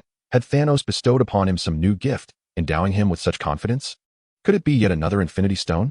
If that were the case, it would be truly splendid. He vividly recalled the instance when Thanos had lent Loki the Mind Stone. Ronin descended from the spacecraft, wielding an enormous hammer and clad in armor, resembling a formidable Japanese warrior. Adorning the side of the hammer was a gleaming stone. My goodness, could it truly be a gem?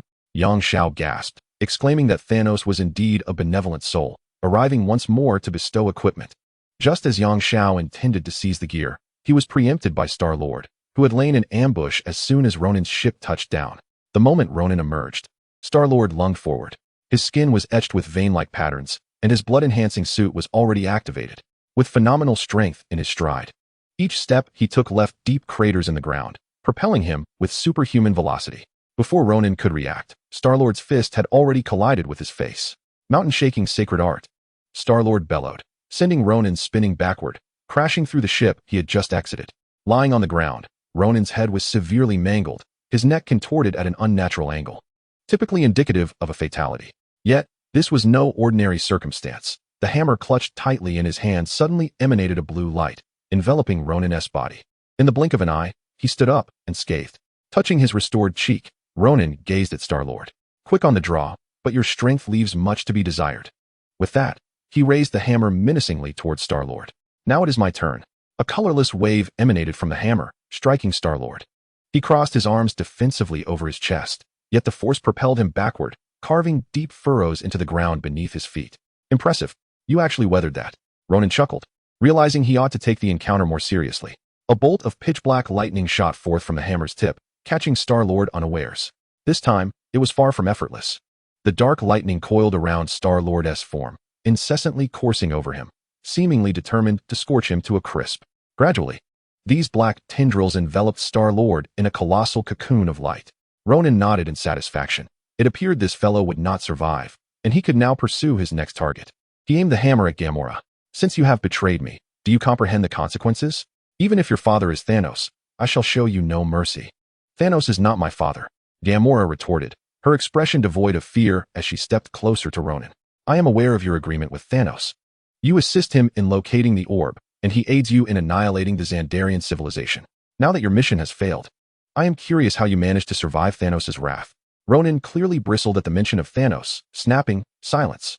Sharp-tongued woman, do not presume that beyond Thanos, there exist no other formidable powers in this world. And do not think that only Thanos can aid me in obliterating this wretched planet. He pointed to the hammer in his grip. Do you see this gem? This stone was gifted to me by the Dark Elves. As long as I possess it, I am an immortal being. As for its other capabilities, allow me to demonstrate a spectacle. Upon finishing his words, he forcefully struck the ground with the hammer in his hand. The gem atop the hammer suddenly emitted a burst of violet light. In an instant, the earth within a radius of thousands of kilometers around Ronin cracked open like a spider's web. From the fissures in the ground, magma surged forth, erupting skyward like a high-pressure fountain. Buildings, spacecraft, and pedestrians were engulfed by the searing magma, creating a scene of utter devastation reminiscent of hell itself. Yang Xiao was taken aback. The destructive power of the object in Ronin's grasp was overwhelming. The manner of destruction bore a striking resemblance to the Power Stone. Yet that very stone was in Wang Qingqing's possession. We must act quickly, or more lives will be lost. Wang Qingqing urged from the side. Yang Xiao nodded, about to speak, when he noticed Star-Lord, enveloped in a black cocoon of light, break free, sprouting a pair of luminous wings and soaring into the air. His clothes had vanished, and his muscles bulged as if on the verge of exploding. A multifaceted halo hovered above his head as he unleashed the full power of the Paladin's form. Holy art, mountain shatter. Star-Lord raised Ronin's spacecraft with one hand and swung it down like a hammer, driving Ronin into the earth. Ronin's head sank into his chest, yet the hammer in his grasp glimmered, and his body restored itself. He grinned wickedly at Star-Lord, declaring, "You are foolish. I have told you, I cannot die." Star-Lord's eyes radiated holy light, clearly in a state of rage, devoid of reason, and thus unable to comprehend Ronin's taunts. After all, he had just become a paladin and had yet to master such immense power. He hurled the spacecraft away like a mere stone and darted toward Ronin like a piercing arrow. Holy art, see shift. The magma on the ground converged around Star-Lord, engulfing Ronin like a tsunami. After swallowing Ronin, the wave of magma coalesced into a massive ball, which Star-Lord launched into the air. Holy art, star burst. The magmasphere seemed to be subjected to an immense force, rapidly compressing from the size of a soccer field to that of a fist, before erupting violently. Ronin was shattered into fragments, and his hammer disintegrated as well, yet the peculiar gem appeared unscathed, still radiating light. Under the illumination of the gem, the debris on the ground writhed like insects, as if attempting to reassemble Ronin. However, it would never have the opportunity, as Wang Qingqing approached, picked it up, and examined it closely, her expression turning strange. "What is it, Qingqing?" Yang Xiao inquired, noticing her unusual demeanor. Could it be that this is indeed an infinity stone? No, certainly not. How could an infinity stone be so weak? This is merely a replica, Wang Qingqing stated, shaking the stone in her hand. Its structure perfectly mimicked that of an infinity stone, yet it lacked infinite power and could only substitute other forms of energy. Then what is its power? Yang Xiao asked curiously. The power of souls. Wang Qingqing replied solemnly. This small stone contains the souls of 200 million beings. This is unequivocally the method of demons. Chapter 71, The Demon. 200 million souls. Yang Xiao gasped, for this transcends the realm of inhumanity. This is the handiwork of demons. It is utterly unforgivable to sacrifice such a vast multitude of lives in exchange for power. Just now, I heard that Rogue Ronin claimed this stone belonged to some dark annihilation clan, yet all other information vanished with his demise, which is indeed regrettable. Have you forgotten the power of the Grim Reaper? Wang Qingqing chuckled. What does physical death signify? Is not the Grim Reaper most adept at harnessing the power of souls? Look closely over there. Following Wang Qingqing's, Yang Xiao beheld swirling black mist rising from Ronin's shattered remains, gradually coalescing into a humanoid form. Upon closer inspection, he could still discern Ronin's outline, albeit in a state of instability, as if it could be scattered by the wind at any moment. He requires spiritual energy, Wang Qingqing remarked. He was dealt a severe blow by Star-Lord. His very soul is on the verge of disintegration. With a wave of her hand, a stream of azure spiritual energy flowed into Ronin's essence, gradually stabilizing it and rendering it increasingly distinct. Having accepted the power of the Grim Reaper, a hollow appeared in Ronin's chest, from which an iron chain emerged. This shouldn't be, Yang Xiao exclaimed, pointing at Ronin's chest in confusion. There are no soul societies or hollow realms in the Marvel Universe. How could his soul manifest in this manner? Originally, there were none, but now there is, Wang Qingqing explained. Ever since I entered the Marvel Universe in corporeal form, my Crimson World has transformed into a place akin to the Soul Society for this realm.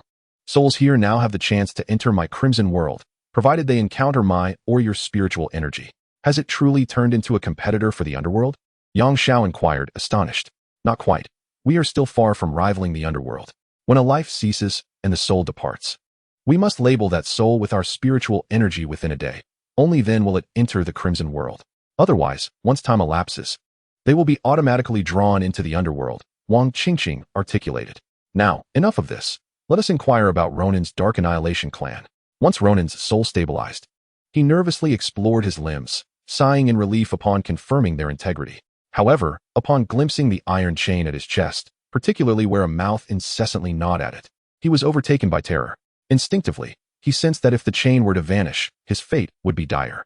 Yang Xiao and Wang Qingqing approached him, asking, "What is the taste of death?" Ronin gazed at Yang Xiao. "Who are you? Why have I become like this? Is this some sort of biochemical experiment? Who I am is of little consequence. What matters is that you are dead, and this is not a biochemical experiment." Yang Xiao replied, "You are now a soul, and one under my control, so behave accordingly. Answer my questions as I pose them." Ronin, evidently skeptical of Yang Xiao's claims, turned to flee. Yang Xiao slightly released a fragment of his spiritual pressure, causing Ronin's soul to collapse to the ground, his very essence becoming unstable. "I shall reiterate. You respond to my inquiries one at a time. Is there an issue with that?" Yang Xiao spoke coldly. The spiritual pressure he exerted was of captain-level intensity. Although merely a fraction, it was overwhelmingly potent for a newly formed soul like Ronin's. Ronin felt as though he bore the weight of a colossal mountain, utterly unable to move even a finger. Every pore of his body cried out in agony. Yang Xiao withdrew his pressure and crouched before the prostrate Ronin. "What is this dark extinction clan you mentioned? Is it a cosmic race?" Ronin gasped heavily. "It is not a race. It is an organization." "What kind of organization?" Yang Xiao pressed further. "I am not entirely certain of their specifics, as my acquaintance with them is recent. However, I know they were once an organization that wielded the power of the Infinity Stones long ago. When the power of the stones surged uncontrollably, the vast majority perished, leaving only a few elders. After countless years of effort, they have finally discovered a method to replicate the powers of the Infinity Stones." Ronin replied, "This method involves utilizing the souls of others, does it not?" Yang Xiao fixed his gaze on Ronin. "How do you know?" Ronin looked at Yang Xiao in confusion. "The one they lent me this time is a rather weak one. I heard that in their more formidable gems, they contain the souls of over 10 billion living beings." "Fool!" exclaimed Wang Qingqing, her teeth grinding upon hearing this. "Do you know where this organization is located?" "I do not know. They approached me this time. They lent me power, which I am to use to annihilate this civilization, and afterward, they will arrive to collect the souls from this planet," Ronin explained. "Excellent. They will come in person? Have you discussed with them how long before the planet's destruction?" Yang Xiao inquired. "A day's time. They will arrive tonight," Ronin answered. "What else do you know? Speak," Yang Xiao demanded. "Nothing more. Absolutely nothing. I truly only just learned of this organization," Ronin hastily assured.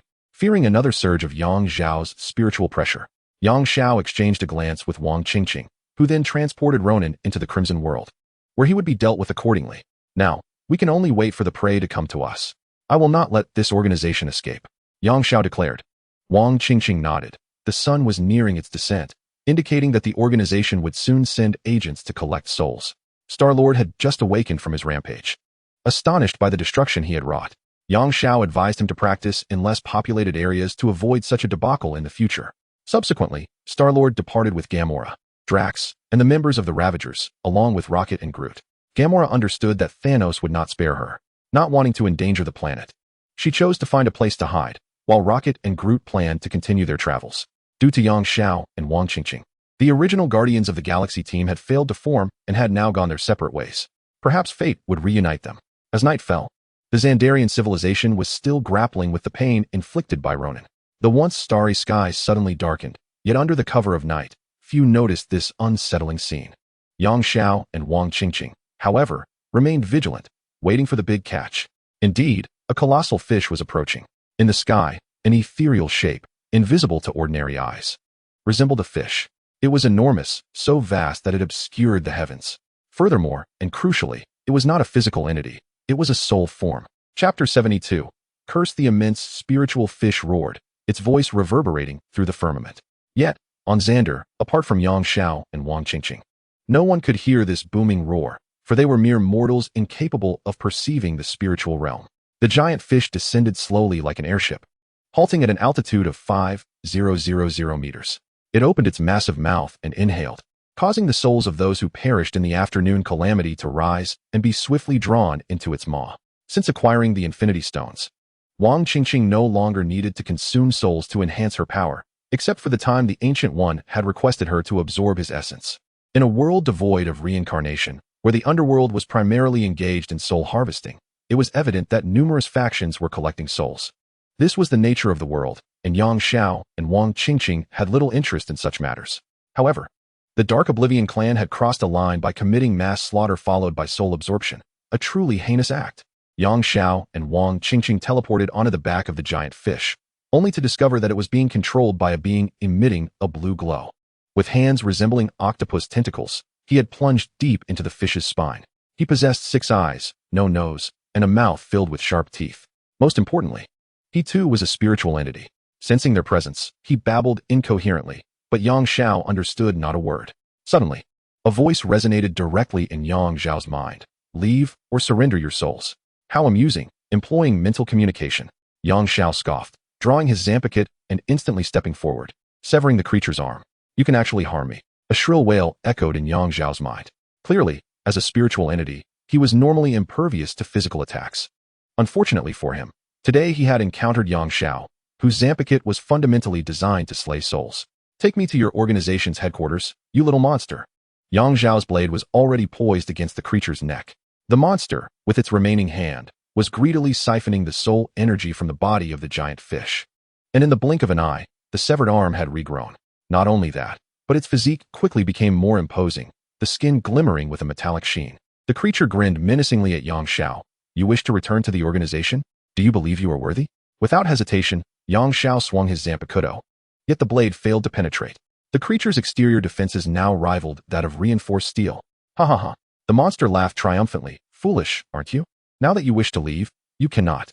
Blame yourself for causing such a ruckus. You have awakened my slumbering companions. Turning around, Yang Xiao beheld dozens of identical creatures sprouting from the back of the giant fish, appearing even more formidable. After a long journey through the stars, I was merely on duty. Now that we have arrived at our destination, it is time for me to rest. You can entertain them. The monster chuckled ominously. Slowly sinking back into the fish's back, Yang Xiao observed the encroaching creatures and remarked, Qingqing, do we appear quite weak? Wang Qingqing smiled faintly. In 1 second, I could eliminate these beings, including the giant fish. Shall I intervene? Yang Xiao shook his head. It has been a while since I wielded my Zanpakutō. Allow me to have my turn. Bankai. Senbenzakura Kagyoshi. Yang Xiao released his Zanpakutō, the blade standing upright and sinking into the fish's spine, creating ripples. Simultaneously, thousands of massive blades erupted from the ripples, shattering like cherry blossoms, their petals dancing in the air, numbering in the millions. The creatures, mesmerized by the beautiful petals surrounding them, touched them curiously. However, there was no further moment. Any creature that brushed against the petals was cleaved into pieces by the blade's aura. The scope of Yang Xiao's Bankai was vast, enveloping the entire space occupied by the giant fish. Not a single creature escaped unscathed. He transformed the fluttering petals into a colossal hand, plunging it into the fish's spine to extract the creature that had claimed it was time for sleep. Apologies for disturbing your slumber. Look at how easily your companions fell apart after such a brief encounter. Yang Xiao teased, gripping the monster with his cherry blossom hand. The creature, gazing at the scattered remains on the ground, was taken aback but felt no fear. I underestimated you. I did not expect you to be quite formidable. With that, it morphed into a puddle of mud, fell onto the fish's back, and then seeped inside. The giant fish trembled violently before letting out a deafening roar, its massive form rapidly shrinking. Within moments, it had reduced to the size of an ordinary human, albeit with a fish head and a body resembling that of a shark. The fish-headed creature spoke human words. After all that time, I never imagined I would only absorb such a meager amount of soul energy. It seems that Ronin has done nothing of significance to this planet. Truly a waste. He turned to look at Yang Xiao and the others, saying, The failure of Ronin is undoubtedly due to you. It seems you wish to lure us closer, am I correct? I am uncertain what you seek to uncover about our organization. Whether you aspire to join us or harbor delusions of exterminating us is inconsequential. Over the years, countless individuals with similar intentions have crossed our path, yet I harbor no interest in your motives. Since this journey has proven futile, I might as well eliminate you to relieve my frustration. I hope your souls do not prove distasteful. With that, he expelled a blood-red orb from his mouth, emanating a powerful aura that radiated outward. This orb, of crimson grade, contained an astonishing 7.8 billion souls. Before your demise, I shall present to you such a formidable treasure. Consider it a privilege. The fish-headed creature spoke with unabashed arrogance, asserting that once you perish, your souls would be absorbed into this orb, merging with it, an honor you should cherish. Yang Xiao waved his hand, summoning a torrent of cherry blossom blades that surged towards the fish-headed creature, disinterested in its prattling. Are you so eager to meet your end? The creature lamented, as it unleashed a blood-red lightning bolt from the orb, scattering the approaching blossoms. A second bolt followed swiftly, striking Yang Xiao and causing him to stumble. Yang Xiao had activated his blood silence attire. Aside from some tattered clothing, he had sustained little harm. Do you believe this red lightning is painless and ineffective? The creature's voice dripped with an eerie tone. This attack may not be formidable, but it carries a curse. A curse conjured by 7-8 billion souls. The first layer of the curse. You shall lose your strength. Yang Xiao watched in dismay as the swirling cherry blossoms gradually dissipated into nothingness. The manifestation of his power fading, and with it, his very strength. He barely resisted the urge to collapse. How does it feel to lose your power? Ah! The fish-headed creature cackled, relishing the torment. The loss of strength is no trivial matter. Ultimately, your heart shall lose its strength. Do you comprehend my meaning? Your heart will cease to beat. As the fish-headed creature observed Yang Xiao's increasing frailty, it grew ever more triumphant, tossing the orb in hand and turning to Wang Qingqing, saying, "Are you his companion? What a pity. Should you willingly offer your soul, I might consider sparing you from suffering." Wang Qingqing sighed and asked Yang Xiao, "Is this amusing? Or shall I refrain from intervening?" Yang Xiao shook his head. "Divine gift of power," he murmured softly. A milky white light surged from within him, drenching him like a gentle rain, restoring the strength he had lost due to the curse. What of the curse? I shall bestow strength upon myself. Yang Xiao strode boldly towards the fish-headed creature. "What manner of being are you?" the creature exclaimed, clearly taken aback. It had never encountered anyone who could rescue themselves from a curse, especially one who could grant strength unto themselves. This was more bizarre than the deathly orb in its possession. As Yang Xiao approached, the fish-head monster inhaled deeply. "Though I am uncertain how you reclaimed your strength, I have long proclaimed that this curse is far from simple. Having shattered the first layer of the curse, the second shall now descend upon you. The second layer of the curse, an illusion." The fish-head monster's voice grew ethereal. Before he could finish speaking, Yang Xiao felt a dizzying shift before him, and when he regained his senses, he found himself no longer on the planet Sandar, but back at the scene of Wang Qingqing's tragic accident. Wang Qingqing lay in a pool of blood, and the driver responsible for the calamity was none other than Yang Xiao himself. No, despite knowing this was merely an illusion, a fabrication, Yang Xiao could not suppress his grief. He did not blame the illusion for casting him as the reckless driver. Deep within, he believed himself to be the true architect of Wang Qingqing's misfortune. No matter how well he treated her or how deeply he loved her, he would never forgive himself. The culpable Yang Xiao opened the truck door, leaped out, and cradled the lifeless form of Wang Qingqing, placing her in the passenger seat. He then drove with fervor towards the hospital, determined to save her at any cost, even within this phantasmal realm. "Oh, at any cost, you say?" Suddenly, Wang Qingqing, lying in the passenger seat, spoke in a haunting and shrill voice. "Then why don't you just die for me, you murderer?" Her eyes, devoid of pupils, rolled in madness as she lunged at the steering wheel, attempting to wrest control from him. The vehicle careened out of control, crashing through the barriers and colliding with a nearby building. It came to a halt, leaving Yang Xiao bloodied and battered, his neck twisted at an unnatural angle. Miraculously, he still clung to life. Trembling, he reached out to caress Wang Qingqing's grotesque visage, a gentle smile gracing his lips as blood foamed at his mouth. "Qingqing, if only I could truly die in your stead, how wonderful that would be." Sunlight illuminated Yang Xiao's blood-soaked face as he continued to smile tenderly, gradually slipping away. In the illusion, Wang Qingqing stared in shock, shaking his lifeless body. "Do you not harbor hatred? Are you not filled with resentment? You know all of this is a lie. So why do you smile like that? I loathe such a smile. It's repulsive. Repulsive. Repulsive."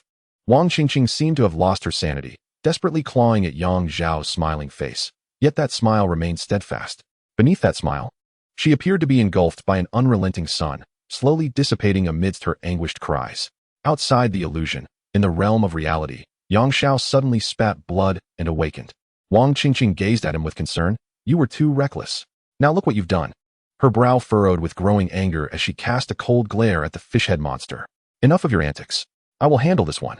Rest assured. I will not kill him. I will extract the location of their organization's headquarters from him." With that, she pointed at the fish-head monster, and beneath his feet, a vortex materialized, swiftly consuming him before he could resist. "Did you just send him to the blood world?" Yang Xiao inquired. "Indeed, not long ago. I carved out a realm in the depths of the blood world, named the Abyss, specifically designed to confine these malevolent souls. Previously, Ronin's spirit was also sent there. I have stated that someone would take care of these wicked beings." "Who?" Yang Xiao inquired, unaware of such an institution existing within the blood world, nor of the presence of those who govern the malevolent spirits. "It is the ancient deity from before. I merely siphoned the essence of his soul, yet preserved a fragment of his consciousness, granting him a new existence within my realm. To express his gratitude, he willingly became the judge of the abyss. In the blood world, 300 million miles beneath the surface lies the abyssal hell. The fish-head monster was transported here by a peculiar vortex, tossed about unceremoniously, rendering him quite disoriented upon his arrival. Once he regained his bearings, he found himself in a dimly lit grand hall, its walls adorned with torches burning with violet flames. Flanking the hall were 2 rows of armored skeletal sentinels, and at the far end sat a colossal figure, towering at over 10 meters. Shrouded in a cloak that obscured its features. Yet, the fish-head monster was certain that the giant was fixating upon him. Confused as to how he had suddenly materialized in this place, he felt emboldened, clutching the necromantic orb containing 7.8 billion souls, rendering him unafraid of any adversary. He contemplated unleashing the orb to intimidate the giant. However, he was struck with alarm when he realized that the orb, which he had held tightly in his grasp, had vanished without a trace, sending him into a frantic search. "Are you looking for this?" A resonant voice echoed from within the hall. The giant, still seated, pinched a red orb between 2 enormous fingers. Return it to me," the fish-head monster bellowed, dashing toward the giant. Alas, as he took a step forward, a cracking sound filled the air. The giant crushed the orb. The souls trapped within surged forth, yet their vast numbers did not incite chaos, as they were swiftly drawn into a colossal vortex that materialized above the hall's ceiling. Dumbfounded, the fish-head monster collapsed to the ground, lamenting, "My orb. It's over. The leader will not spare me. Kill me if you must. I would rather be obliterated than face the leader's wrath." "Oh, how does your leader typically punish his subordinates?" the giant inquired, seemingly intrigued. "You wouldn't want to know? It's nothing but relentless torment. Neither life nor death can be sought." The fish-head monster trembled at the thought. Is he truly that fearsome? I possess some minor techniques myself. Why not give them a try, and we shall compare whose prowess is superior, yours or mine. The giant's tone shifted, and an ominous intuition gripped the fish-head monster.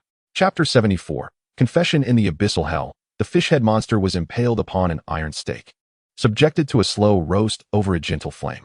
Once cooked, the flesh was sliced away, and a few drops of spirit liquid were poured onto the wound, causing the flesh to regrow, only to be roasted anew. The fish-head monster wailed for mercy, yet his pleas fell on deaf ears as the severed flesh was consumed by the skeletal sentinels.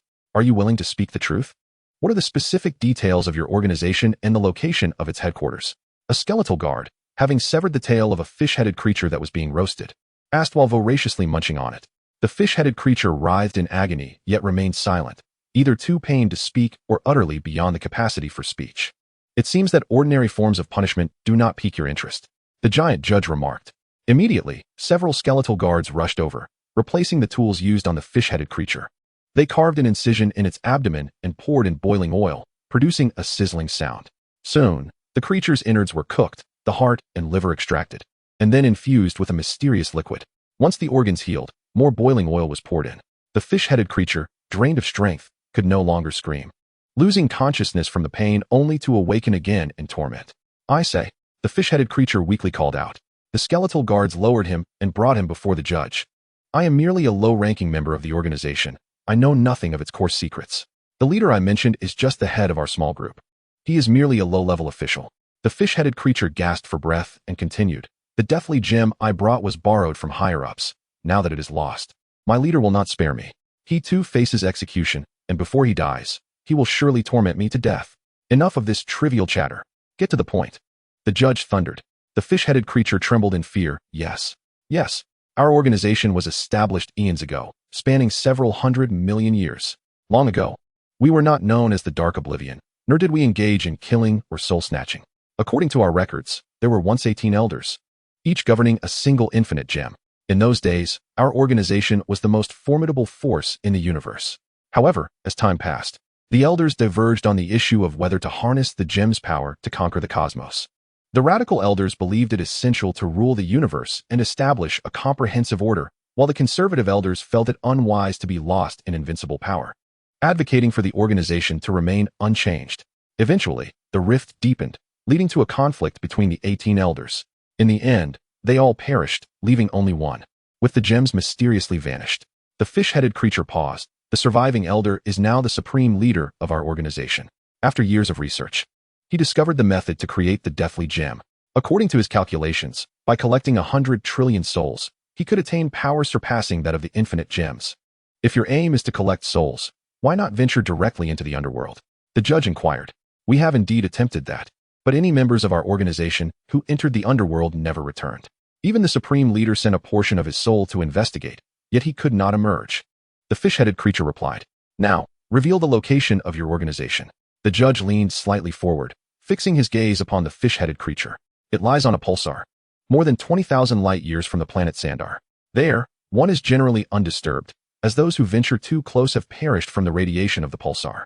The fish-headed creature replied, "Yet that radiation poses no threat to our ethereal forms. Rather, we harness it to convert into energy for the creation and maintenance of wormholes. This is how I arrived this time. If you successfully complete your task, how will you return?" The judge inquired. "With the soul gem. It possesses a magical array that can open a wormhole leading to our headquarters." "Alas, you shattered it," the fish-headed creature responded. The judge's expression darkened.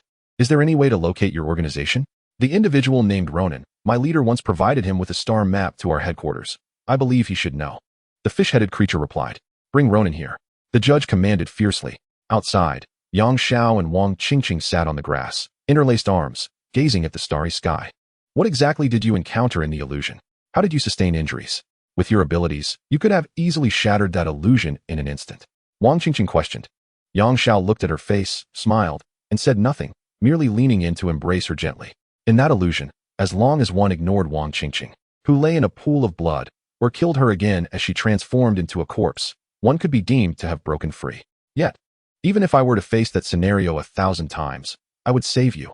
I would never harm you, Yang Xiao silently affirmed within his heart. Wang Qingqing reciprocated the embrace, poised to inquire further when suddenly her body trembled, revealing the situation and location of the Dark Annihilation clan.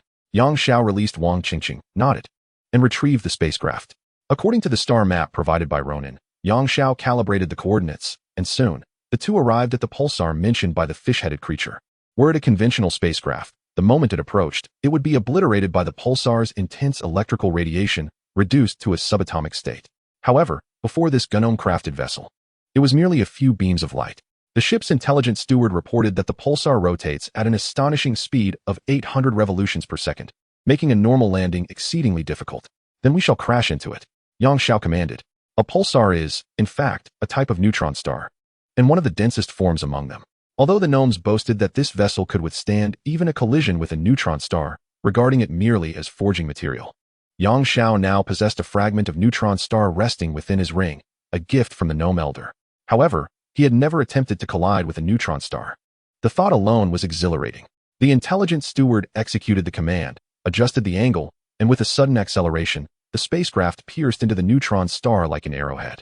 The recent collision triggered a surge of energy from the pulsar, resulting in all celestial bodies within its galaxy being swept by the pulsar's waves. On some planets that had advanced to electrical civilizations, a global blackout ensued. Within a vast crater of the pulsar, a spacecraft was stationed. Wang Qingqing could disembark directly from the vessel, as her form was composed of ether particles. However, Yang Xiao was not so fortunate. Despite possessing the perfected body of a vanquisher, he found himself overwhelmed by the pulsar's unparalleled energy source. Consequently, Yang Xiao donned the protective suit gifted by the gnomes, only to grumble about its constrictive fit, which made him quite uncomfortable. As the two descended from the spacecraft, Yang Xiao immediately sensed the immense gravitational force. Even with the protective suit, the terrifying gravity was palpable. The suit's instruments indicated that the gravitational acceleration at the surface of the pulsar was 1023 trillion times that of Earth. The sheer magnitude of this figure nearly overwhelmed him, but upon noticing that the maximum scale on the gauge was 999 trillion times, he regained his composure. Although the pulsar exerted tremendous gravitational pull, its diameter was relatively modest, approximately 125 kilometers. Thus, after walking for a short while, they encountered a colossal blue semicircular dome, resembling an inverted pot, covering the neutron star's surface. Chapter 75, Dimensional Oblivion. This azure dome-shaped area spanned roughly 2 kilometers. As Yang Xiao and Wang Qingqing drew closer, they discerned that the pot-like membrane was semi-transparent. Given the intense gravity, the membrane's ability to remain intact was not due to any advanced technology, but rather because it too was an ethereal entity, possessing no mass in relation to the tangible world, and thus unaffected by gravity. Yang Xiao pierced the membrane with his blade, attempting to carve an entryway, only to find that the area he cut nearly instantaneously healed. Reminiscent of the adage that a cut in water only causes more flow. Frustrated, Yang Xiao sheathed his sword and resorted to tearing with his hands. Yet, upon ripping through one layer, another immediately regenerated in its place, an endless cycle of growth and resistance. Determined, he resolved to persist. He fashioned a drill-like light cone from his energy and directed it at the membrane.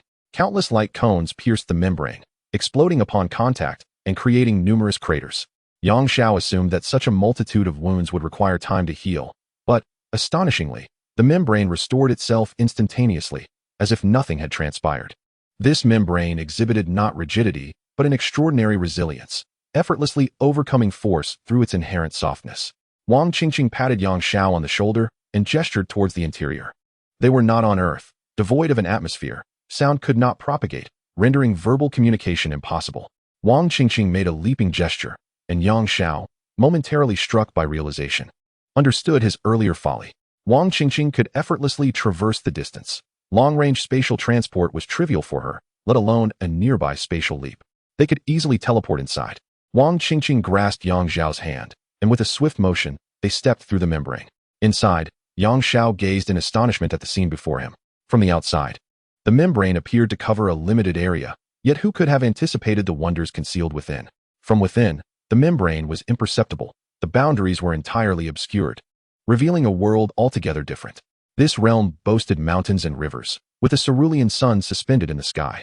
In the distance, against the mountains, stood a magnificent palace, reminiscent of the various temples of ancient Greece on Earth. Before Yang Xiao could fully absorb the view, a squad of golden armored guards descended from the heavens upon celestial steeds. Who are you? How did you enter? Yang Xiao surveyed the imposing golden knights, their steeds adorned with masks. He rubbed his eyes. In his imagination, the Dark Extinction Organization ought to be a realm of ghostly apparitions, littered with skeletons and zombies, haunted by wandering spirits. Yet, what lay before him was perplexing. Had he arrived at the wrong place? Were that accursed fish-headed creature and Ronin deceiving him? Is this the Dark Extinction Organization?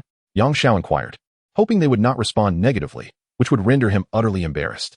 How did you know we were here? Speak. The leader of the Golden Knights unsheathed his sword, pointing it at Yang Xiao. Yang Xiao exhaled, relieved that he had not made a blunder. Take me to your supreme leader, he commanded. To see our supreme leader? You must be in a spiritual form to do so. I see you still possess physical bodies. You must die once before I can take you, the knight leader declared. If you cannot bring yourselves to commit suicide, I shall assist you. With that, he waved his hand, and the knights surged forward, weapons drawn, ready to confront Yang Xiao and his companion. Wang Qingqing furrowed her brow, her eyes flashing with a golden light. Instantly, the weapons of the knights froze in place, and they dismounted, kneeling in a row before Wang Qingqing, awaiting her command. Master. Yang Xiao sheepishly sheathed his soul-cutting blade, having been prepared for a confrontation, only to find that Wang Qingqing had employed the power of the mind gem to subdue the knights to protect him. Lead the way to your supreme leader, Wang Qingqing commanded. As you wish, the knights replied, parting to offer 2 celestial steeds to Yang Xiao and Wang Qingqing.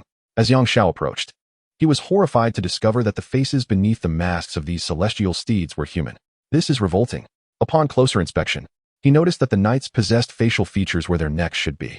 Qingqing, can you discern what has happened to them? Yang Xiao asked. They have consumed too many souls to end up like this, and these celestial steeds are likely sustained by souls as well. Wang Qingqing explained. Neither of them chose to ride the celestial steeds. Instead, Yang Xiao retrieved a hovering motorcycle from his ring, and the two shared the vehicle, following the knights toward the grand palace at the foot of the mountain. Before long, they arrived, and the leading knight entered, intending to announce their presence. However, once he stepped inside, he never emerged again. After a while, as Wang Qingqing contemplated sending another person to investigate, 2 figures unexpectedly emerged from within. One was stout, the other slender, one resembling a pig's head, the other a serpent's. The pig-headed creature burped loudly, exclaiming, "That fellow was utterly inedible." The serpent-headed one retorted angrily, "Yet you devoured it all. That was a gift from the Grand Commander to me. You scoundrel." Ignoring the serpent's complaints, the pig-headed creature turned its attention to Yang Xiao and his companion. "So, are you two the ones causing trouble in the wasteland? A human, and something else that I cannot quite discern? I didn't realize this place had such a grand name as the wasteland." Yang Xiao chuckled. "I thought it would be something like the ghostly caverns, or the like." The pig-headed creature remained unfazed, not easily provoked. "Your silence speaks volumes. The Grand Commander specifically instructed me to bring your souls back, but how could mere weaklings manage to enter this realm?" With a sigh of exasperation, the pig-headed creature's large ears twitched irritably. Turning to the serpent-headed creature, it said, "Hey, Didn't you just accuse me of stealing your food? Now you can take over my task. Once we resolve this matter and return for our rewards, we can split it evenly. Go to hell, pig. The serpent-headed creature roared, striking toward the pig-headed one's neck with a fist clutching a violet orb of light. The pig-headed creature deftly dodged, causing the serpent's strike to miss, and the orb slipped from its grasp, hurtling towards Yang Xiao, who was observing the scene.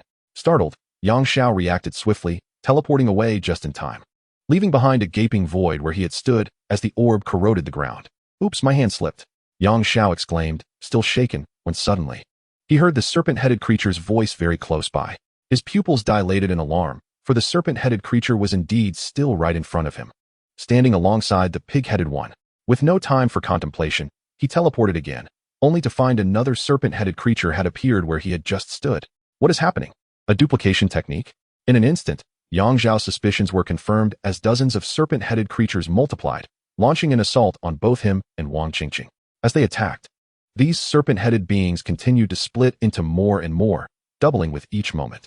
Qingqing, can you locate the original? If we eliminate the original, all these duplicates will vanish. Yang Xiao shouted to Wang Qingqing. There is no original. Each one of them is an original. Wang Qingqing replied. This is not a duplication technique. This is complete fragmentation. Chapter 76, Devouring the Heavens. All things turn to ashes. The blade flows like fire.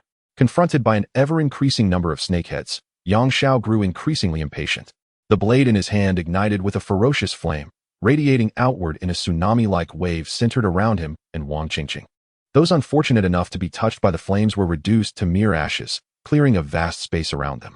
Indeed, how troublesome, lamented the pig-headed man, surveying the battlefield with a sigh. He picked up a charred arm from the ground and began to gnaw on it. The nearby snakehead paid no heed. Even as its own arm was devoured by a comrade, its serpent tongue flickering with dark intent. With a fierce roar, the remaining snakeheads twisted and coalesced into a billowing cloud of black smoke, intertwining in the air to form a massive python several dozen meters long. Charging swiftly toward Yang Xiao, blade of the rising flame. With a swift motion, Yang Xiao unleashed a swirling firestorm, sending the gigantic serpent hurtling backward until it was consumed by the flames. The charred remains of the python crashed to the ground, shattering with a cacophony. Emerging from the scorched carcass was a fiery red serpent, as if shedding its skin. The colossal head of the serpent swayed, expelling not a tongue, but flames. Oh, you've resorted to this technique? Why not employ it from the very beginning? The pig-headed man burped, patting the nearby snakehead. Are you constantly adjusting your attributes based on the enemy's strength? It's been a while since I've seen you in action. Have you mastered this move so quickly? Frowning, Yang Xiao unleashed a flurry of fire blades upon the gigantic serpent, yet to his dismay, the flames were entirely absorbed. Hey, you over there, save your efforts. The same technique will not defeat this little snake. The pig-headed man called out. Why not let that young lady beside you take a turn? I believe she far surpasses you. By the same technique, do you mean fire attacks? Yang Xiao scoffed. Are you certain that all fire-based assaults are ineffective against it? Such boasts. You may soon discover whether this space can withstand what is to come. Bankai. Residual fireblade, east. Rising sunblade. The flames entwined around Yang Xiao's blade extinguished, rendering the Zanpakutō a mere charred stick, exuding wisps of smoke. An overwhelming spiritual pressure swept across the battlefield, sending the colossal serpent reeling far away, while the remnants of ash and debris were swept clean. The snakehead staggered back several steps, yet the pig-headed man remained unfazed, still grinning as he clapped his hands. Ah, impressive. Your power has indeed increased significantly. This promises to be entertaining. He rummaged through his pocket, producing a paper bag and consuming a glob of something gruesome. The giant python steadied itself, undeterred, and lunged forward, its massive tail striking at Yang Xiao. Without a hint of evasion, Yang Xiao stood firm as the serpent's tail approached. Yet, as it drew near, it inexplicably began to blacken and turn to charcoal, disintegrating before it could make contact with him. Fool! Yang Xiao smirked derisively. Are your ears deaf? I spoke of the residual fireblade, east. Where there is an east, there must be a west. Do you not see? Indeed, how could you possibly perceive the true essence of the flames? Yang Xiao continued. Very well, in my benevolence, I shall allow you to witness what a miracle truly is before your demise. The residual fire great blade, the west sun infernal garment.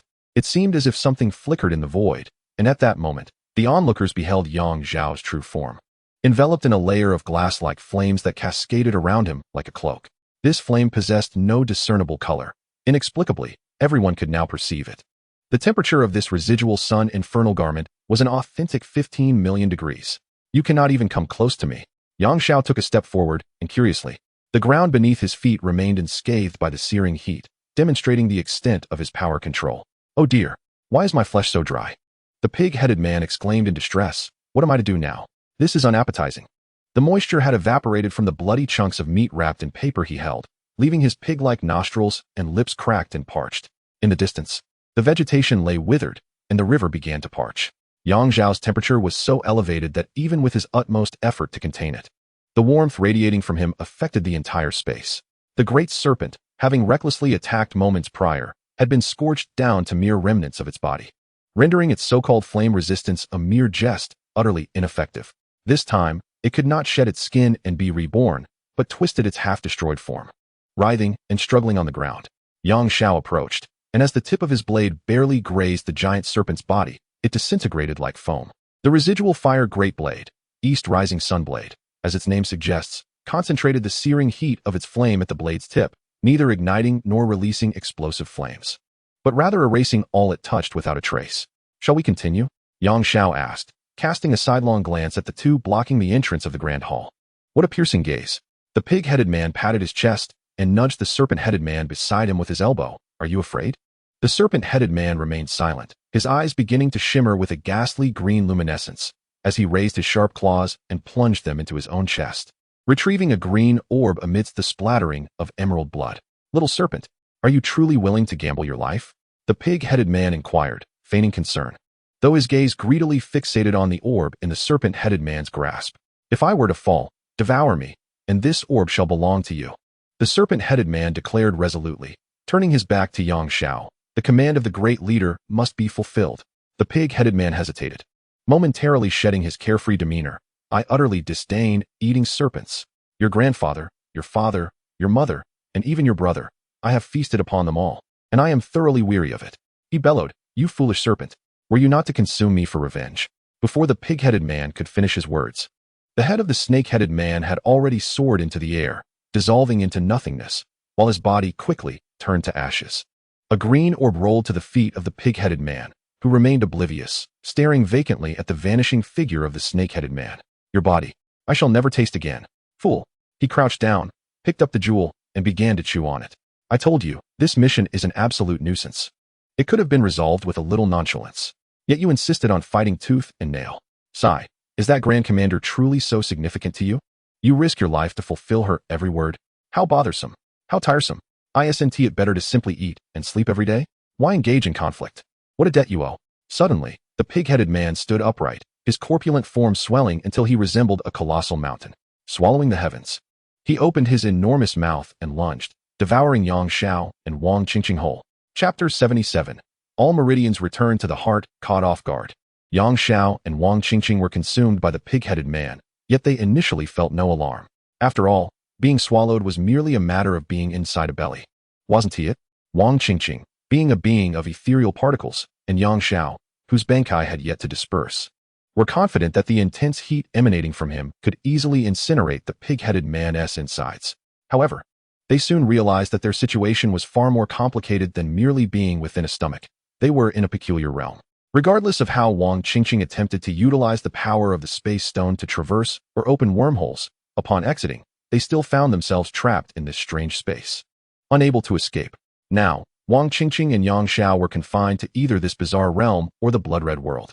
Why was this space considered peculiar? Because it was a realm of utter chaos, devoid of direction or the passage of time. Periodically, Yang Xiao and Wang Qingqing would find themselves repeating the same phrases and actions, despite their clear recollections of having done so numerous times before. Yet they remained helplessly compelled to repeat their actions. In their resignation, they sought refuge in the blood-red world.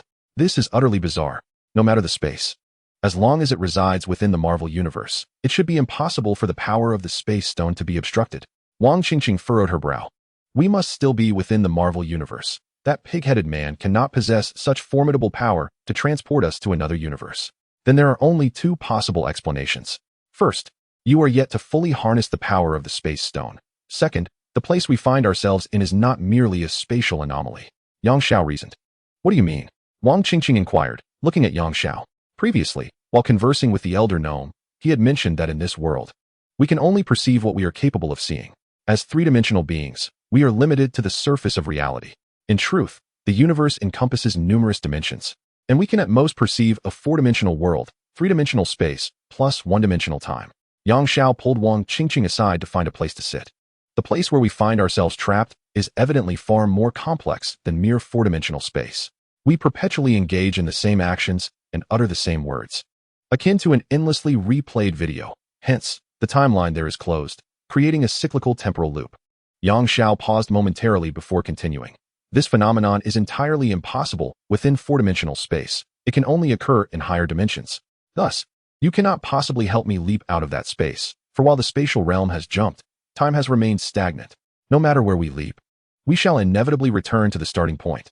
This is precisely why Yang Xiao stated that Wang Qingqing has yet to fully harness the power of the space stone. For only in conjunction with the time gem can the full might of space-time be revealed. It is abundantly clear that Wang Qingqing currently lacks the time gem. How could that pig-headed creature possess such formidable power to confine us within at least a five-dimensional higher space? Wang Qingqing pondered. Have you forgotten the green orb he consumed? That must also be a gem sealing countless souls, seemingly of a higher grade than the one previously utilized by the fish-headed monster. Perhaps the crux of the issue lies therein. Yang Xiao speculated. Previously, the gnomes had encountered five-dimensional beings near the black hole at the roots of the world tree. But regrettably, they had not had the opportunity to communicate before those five-dimensional entities were consumed by the black hole. According to the gnomes, to unravel the mysteries of five-dimensional space requires a substance with gravitational pull akin to that of a black hole or the instantaneous release of immense energy at a minuscule point. Reminiscent of the Big Bang, Yang Xiao recalled. Instantaneous release of power? Wang Qingqing mused, her eyes suddenly brightening as she slapped her thigh. Yes, I possess the power gem. Although I have yet to fully absorb it, I can expedite the process. Once I master the power gem, I can indeed unleash staggering power at a single point. Just as you described. Qingqing, if I recall correctly, you mentioned earlier that the power gem can only be absorbed gradually. Yang Xiao interjected, perplexed. Wang Qingqing's cheeks flushed. She was too embarrassed to admit she wanted to spend more time with him and felt annoyed at Yang Xiao for posing such an ill-timed question, so she remained silent. After a considerable pause, Yang Xiao finally realized he wanted to slap himself for his earlier foolishness. How long do you think it will take for you to fully absorb it? Yang Xiao awkwardly shifted the topic.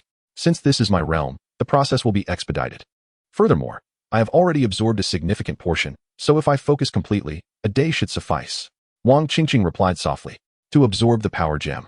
Wang Qingqing fell into a deep slumber once more. Yang Xiao stood vigil by her side, gazing at her serene, sleeping visage. Although this was not his first time witnessing it, he found himself captivated anew. When Wang Qingqing was awake, she exuded a captivating charm, occasionally revealing a hint of endearing innocence that Yang Xiao found delightful. Now, as she slumbered, her serene and exquisite visage filled Yang Xiao with a profound sense of warmth. He yearned to spend eternity simply watching over her. He gazed intently, not once blinking. Time seemed to stretch infinitely until the crimson space suddenly trembled. Yang Xiao was aware that each time infinite gems were absorbed, unusual phenomena would occur within this blood-red realm, and he had grown accustomed to such events. However, this time felt distinctly different. The commotion was unusually intense. The entire crimson expanse resembled a drum, as if a colossal hammer deep beneath the surface was relentlessly striking the drumhead. Thud, thud, thud. The beat resonated powerfully, each pulse striking with rhythmic precision. The ground fissured into countless crevices, and lake waters surged forth, forming numerous rivers. The blood clouds above churned violently in response to the booming rhythm, unleashing a torrential downpour of crimson rain. As the blood rain fell upon the earth, it merged into the rivers, which in turn flowed into the sea of blood. Strangely, the blood within the sea seemed to be diminishing rapidly. The volume brought by the rivers was merely a drop in the bucket, utterly insufficient to halt the desiccation of the blood sea.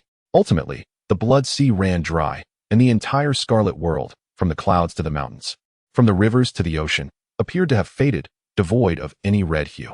Yang Xiao focused intently, realizing that an immense cavern had mysteriously formed at the bottom of the ocean, through which the blood was leaking into the depths. As he approached, the sight became clearer, and he could both see and hear with greater acuity. From that gigantic abyss emerged a brilliant purple light, the source of which was an enormous purple heart.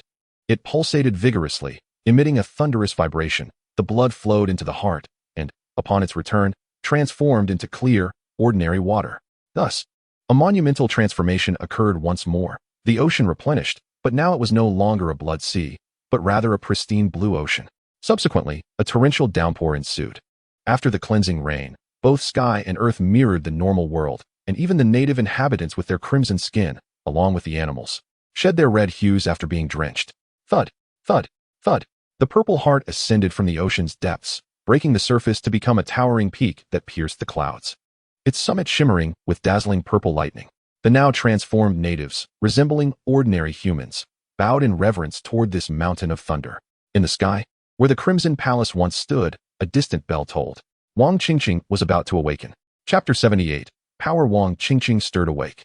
She opened her eyes to behold Yang Xiao's concerned face and smiled sweetly. I merely slept for a day. Why are you so worried about me? Wang Qingqing stretched languidly. The changes here were so drastic. I feared for your safety. Yang Xiao exhaled in relief. Thank goodness you're awake. Wang Qingqing finally noticed the transformation of her world. The former crimson hue had vanished, replaced by a serene sky adorned with white clouds. And the landscape had become vividly picturesque. Wow, I never expected to wake up to such delightful surprises. Wang Qingqing exclaimed joyfully. This place is becoming quite splendid.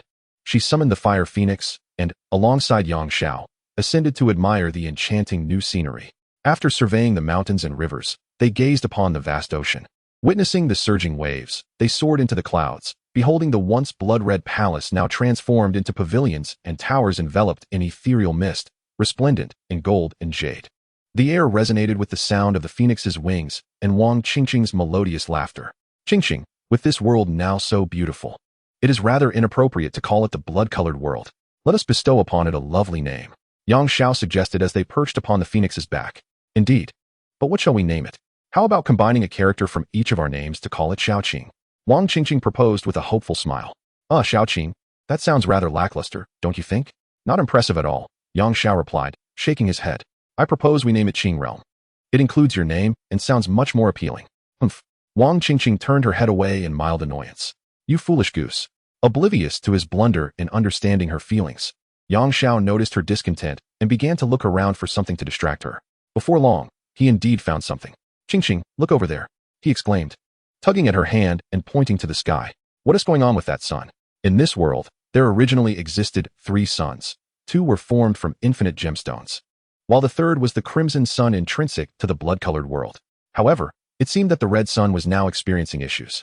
Unlike the rest of the world, which had shed its red hue, this sun remained unchanged, yet cracks were visibly forming on its surface. Wang Qingqing's cheerful expression turned grave. As the master of this realm, she was alarmed that she had previously overlooked such anomalies. There should be nothing beyond her control in this world. She closed her eyes, attempting to sense the disturbance, yet still could not detect anything amiss. While she could still manipulate the sun, altering its position and size, the cracks on its surface remained unyielding. After studying the phenomenon for some time without any resolution, Wang Qingqing ultimately decided to abandon her inquiry. Never mind, we shall address it later, she declared. Let us explore the mountain formed by the power gemstones. Perhaps we will uncover some clues there. The two ascended the great mountain, where the purple lightning formed a protective web at the summit, parting to allow them passage to the peak. As they drew nearer, the two discerned the true visage of the mountain peak, obscured by the thunder. Atop the summit lay countless purple crystals, entwined like roots, intricately woven together like blood vessels, collectively supporting a colossal purple heart. The deep rumbling emanating from the mountain's apex was, in fact, the sound of this heart's pulsation. This heart was strikingly reminiscent of the one Yang Xiao had previously encountered beneath the sea, albeit on a much smaller scale. Yet it still imparted an overwhelming sensation of power. With each beat, thunder coursed through the crystalline roots supporting it, cascading down the mountain and into the depths of the earth. With every throb, the peak ascended several centimeters. The closer Wang Qingqing approached this heart, the faster it pulsated, to the point that when she and Yang Xiao stood before it, they began to wonder if it might race to the brink of explosion. Clearly, an explosion was impossible. As Wang Qingqing extended her right hand to touch the heart, its violent throbbing came to an abrupt halt. A surge of purple luminescence flowed through her fingertips to her wrist, halting there and leaving a peculiar imprint upon her skin. Instinctively, Wang Qingqing recoiled her hand, and the heart resumed its rhythmic beating, though no longer with fervor, reverting to a steady cadence. Gazing at the intricate design on her wrist, Wang Qingqing mused, "Is this what power feels like?" Gently, she turned her right hand, and as her fingers glided through the air, space itself seemed to tear apart, creating numerous fine fissures that drew in a torrent of air, producing a deafening explosion. Startled, Wang Qingqing quickly reined in her power. "Yang Xiao, I believe we can leave now," she exclaimed joyfully, deciding to postpone the matter of the sun for another time. Their immediate priority was to exit. Yang Xiao nodded in agreement, and Wang Qingqing took his hand as they departed the Azure Realm. Upon their emergence, they predictably found themselves once more in that peculiar chaotic space. Yang Xiao ventured a short distance away, then nodded at Wang Qingqing. She raised her right hand. The purple glow of the imprint on her wrist flickering, and with a sudden, forceful strike of her fist, the entire chaotic space seemed to tremble, revealing several cracks in the fabric of reality at the point of impact. A surge of joy illuminated Wang Qingqing's face as she summoned her strength for a concentrated blow at the same spot. With a resounding crash, the chaotic realm shattered. An inexplicable force enveloped Wang Qingqing, Yang Xiao, and the fragments of the space, twisting and collapsing into a singularity, before erupting with tremendous energy. When Wang Qingqing and Yang Xiao finally opened their eyes, they discovered they had emerged, standing once again at the entrance of the temple where they had previously fought. The scars of battle still evident, as if their recent experience had been naught but a dream. However, in stark contrast, the once enormous pig-headed creature that had swallowed them had returned to its normal size, standing nearby with a broad grin. Beside it stood a figure even more bizarre than both it and the snake-headed being. Before them stood a peculiar figure. The left half of the body was that of a graceful and enchanting beauty, while the right half resembled an emaciated old man with parched skin. This strange individual, upon seeing the two, cracked a terrifying and bizarre smile that sent shivers down Yang Xiao's spine. I have awaited your arrival for quite some time.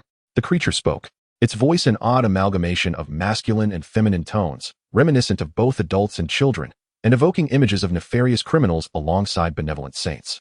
Turning to Wang Qingqing, it remarked, "You have indeed not disappointed me. Truly, you are the descendant who wields for infinity stones. I had anticipated a longer wait before confining you within this five-dimensional space." Wang Qingqing's pupils constricted in alarm. "How do you know of my possession? I sensed your presence the moment you entered this realm. Not to mention, you have skillfully controlled a cadre of my knights using the Mind Stone," the strange figure explained. "Now, it is not my custom to have you linger at the entrance. Please, step inside." With that, the creature led the way into the temple.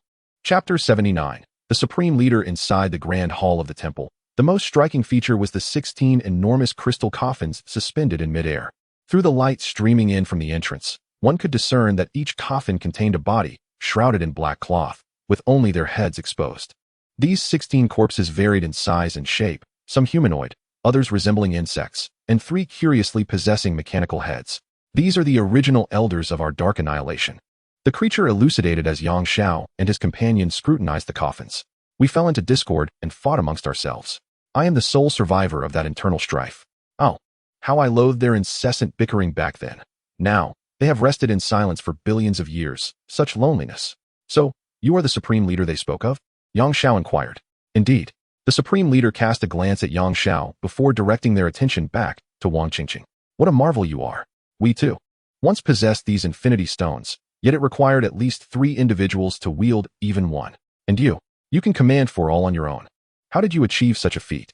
The leader's gaze was unabashedly greedy as it fixated upon Wang Qingqing, feeling uncomfortable under the intensity of that stare. Wang Qingqing shot back with a glare. "I have heard that there were originally 18 elders, and yet you stand alone as the Supreme Leader. Why then, are there only 16 coffins? What has become of the missing elder?"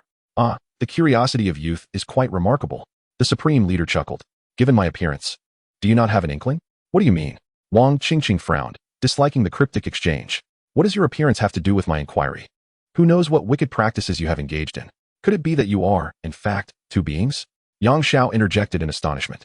"Ah, it seems the young lad possesses a sharper wit."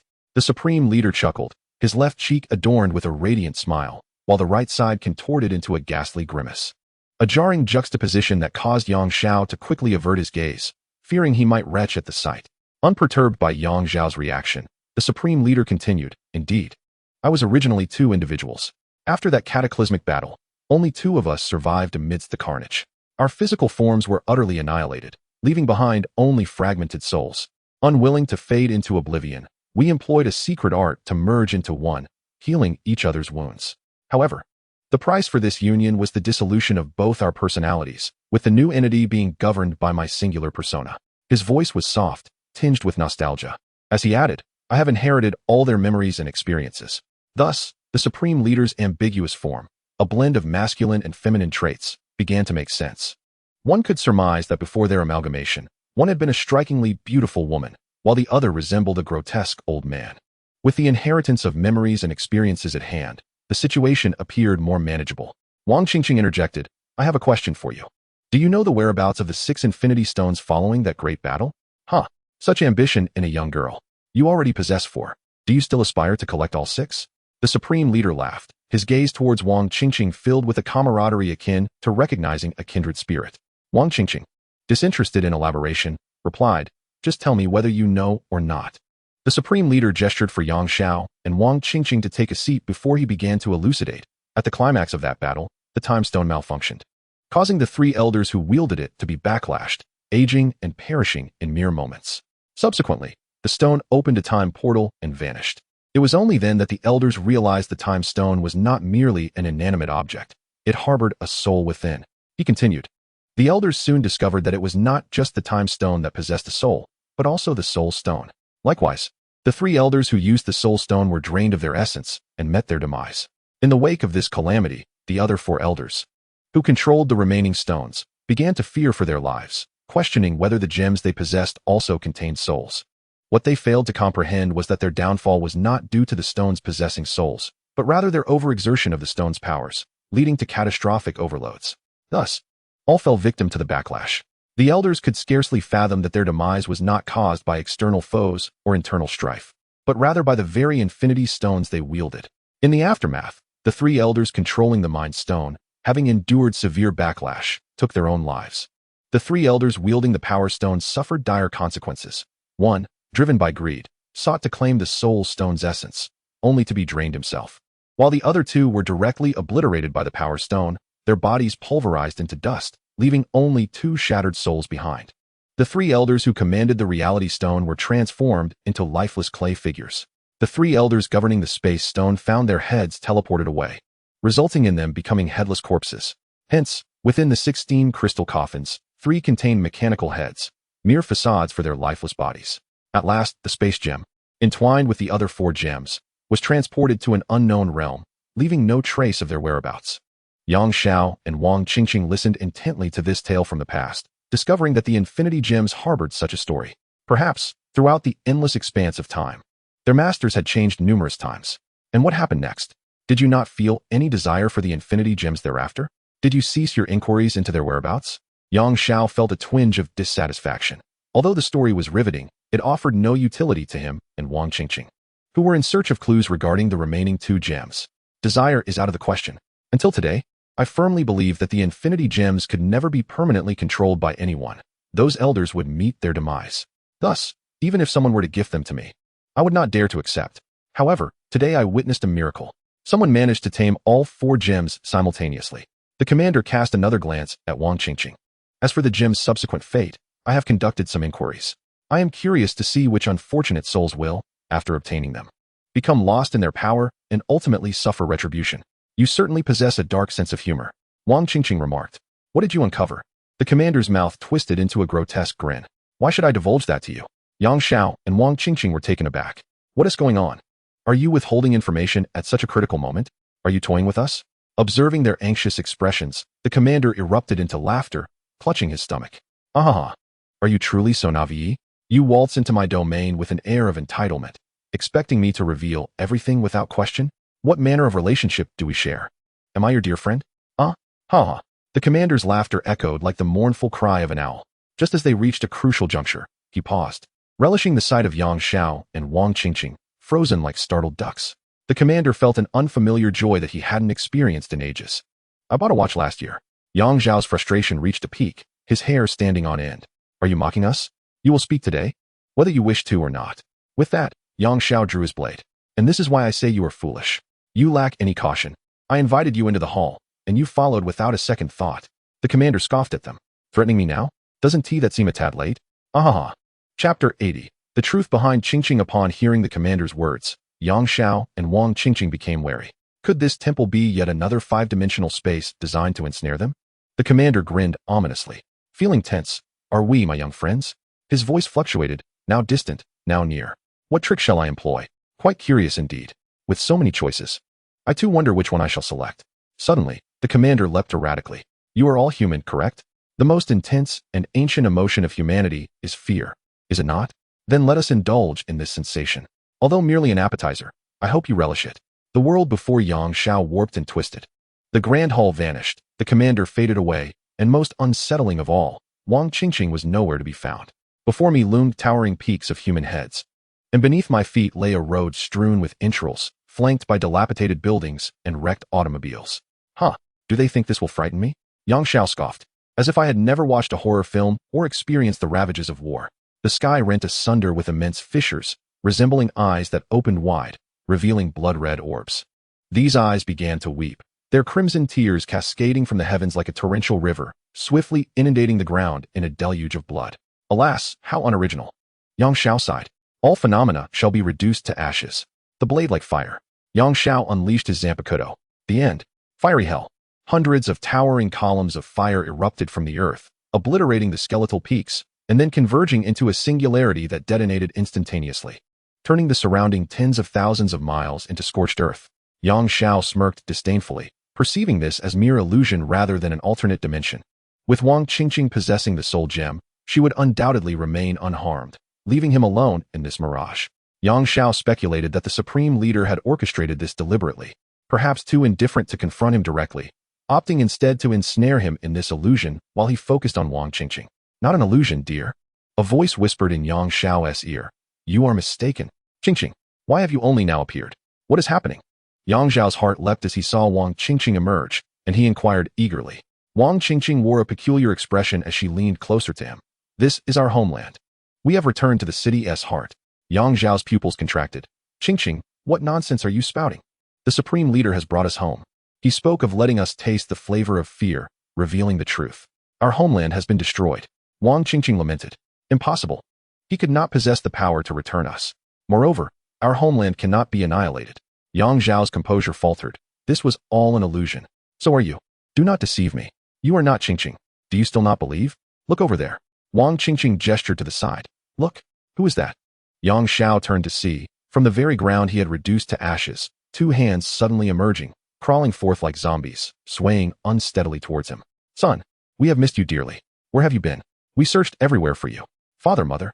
Yang Xiao's heart skipped a beat, his voice trembling as he beheld the two figures before him, his parents. A gaping hole marred his father's chest, while his mother's head was reduced to a mere half.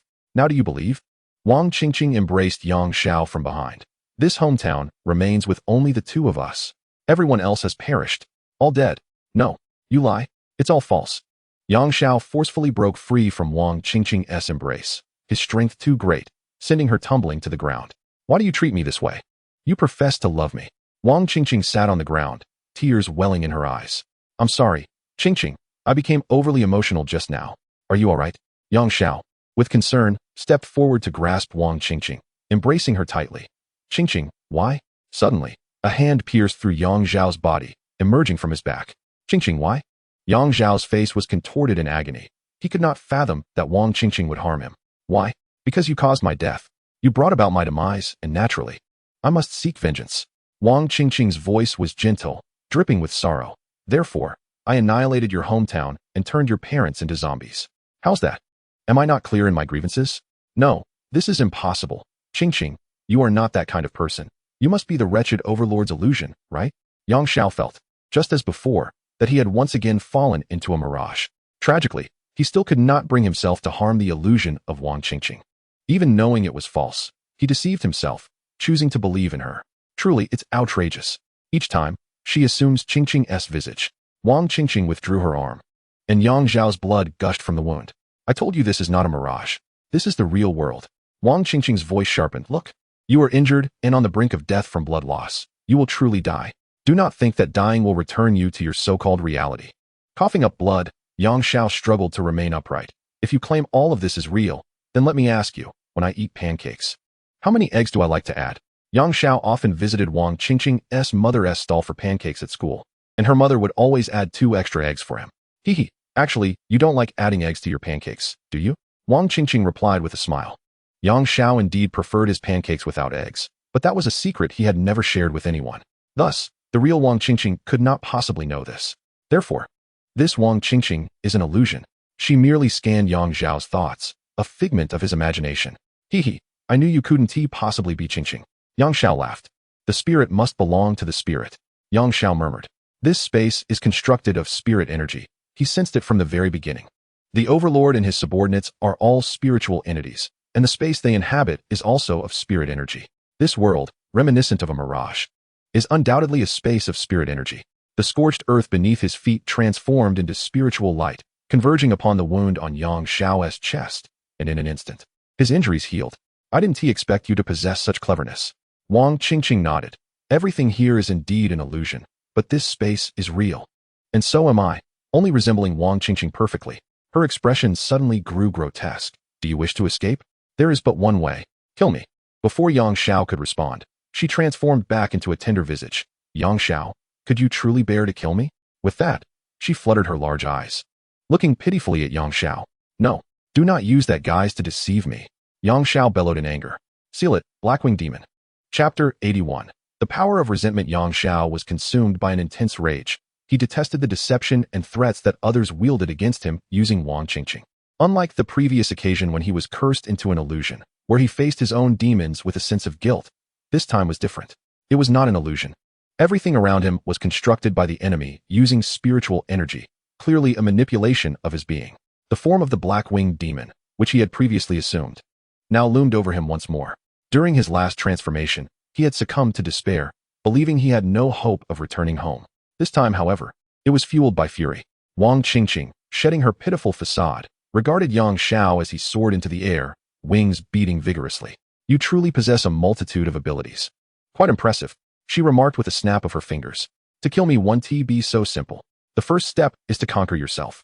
Suddenly, the zombified forms of Yang Xiao's parents fused together, contorting and reshaping until they mirrored him perfectly. This doppelganger not only resembled Yang Xiao, but also embodied the black-winged demon-esque form. This is a mimic, one of the manifestations of my power, capable of imitating all abilities I have encountered, including yours. Now battle him. Just ensure you do not fall victim to your own techniques. Wang Qingqing retreated as she spoke.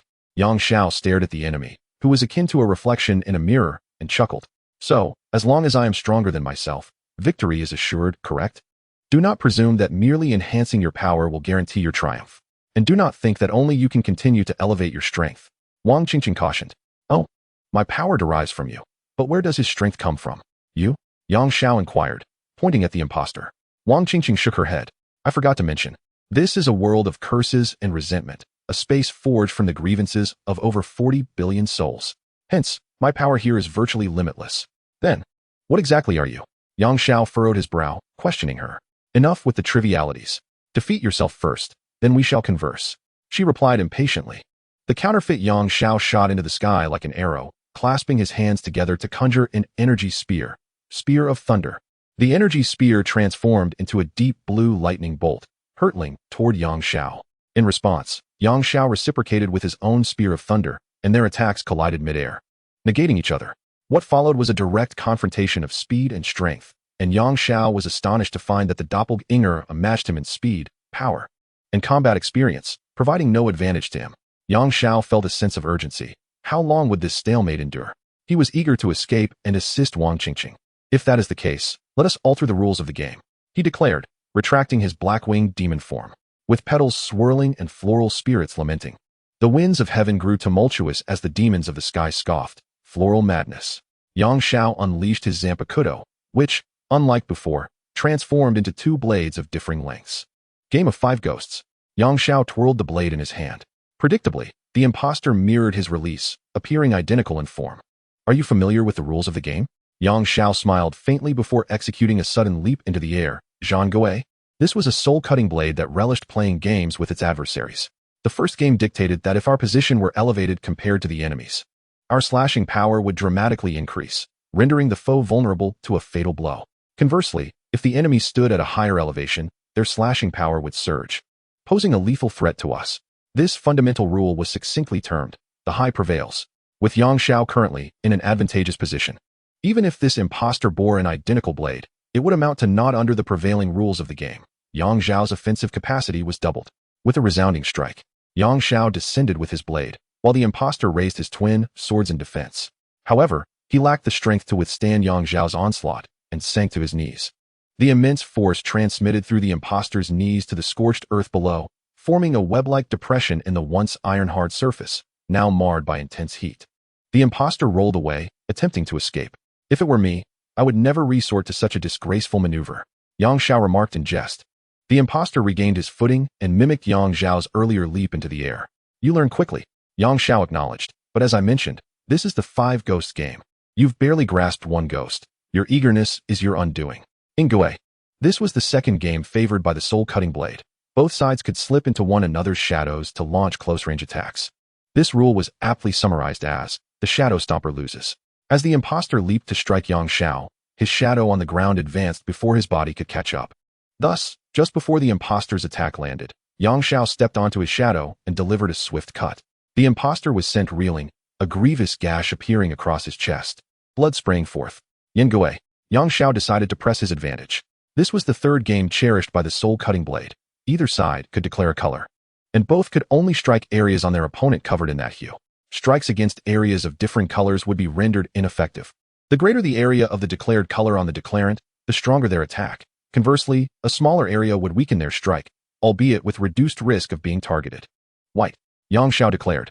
He wore an identical white garment to that of the imposter, yet the latter's white coat was marred with blood, significantly diminishing his white area. Thus, Yang Xiao triumphed once more in this game. Yang Xiao instantaneously moved behind the imposter, stepping once again onto his shadow, and then slashed at the white region of his back. This attack combined the effects of both Ingwe and Yingwe, resulting in a devastating blow that cleaved the imposter in two. Wang Qingqing, who had been spectating from the sidelines, erupted into applause, exclaiming, "Brilliant! Truly brilliant! I never anticipated you could fight in such a manner. This is indeed unexpected. You've passed the first round with an impressive score of 85. For the next challenge, I hope you maintain your composure."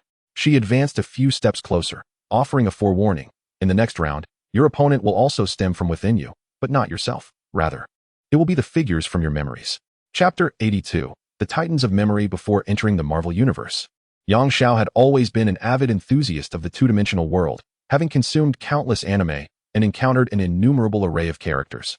Now, this counterfeit Wang Qingqing proclaimed that his forthcoming adversaries would be the beings residing in his own recollections, a notion both thrilling and daunting. For the formidable characters from his memories were far too powerful. Should they engage in a collective assault, he feared he would be reduced to mere rubble. As expected, with a swirl of light and shadow, figures materialized before him, all hailing from various comic realms, while the false Wang Qingqing vanished from sight. Yet, Yang Xiao was acutely aware that she was nearby, observing intently. He rubbed his eyes and focused his gaze. The figure closest to him was a robust individual whom he recognized as Kakarot, Goku from Dragon Ball. Behind Kakarot stood a multitude of characters, Luffy adorned in his straw hat, One Piece, Naruto crouching on the ground, Naruto, the white-haired accelerator, Tora Majutsu no Index, the malevolent Tatsuya with a green-haired infant on his back, Katekyo Hitman Reborn, Tsunayoshi with flames erupting from his head, Katekyo Hitman Reborn, and Natsu, with his fiery red locks, breathing flames, Fairy Tail, among others, including the striking Sebastian, Black Butler. Indeed, there was no shortage of formidable figures from Bleach, including the indomitable Ichigo Kurosaki. Although these anime personas stood before him in vivid reality, Yang Xiao felt no vitality emanating from them. They resembled puppets, lifeless and stagnant. What on earth? How am I supposed to fight against this? Yang Xiao gaped in astonishment at the assembly of powerful entities.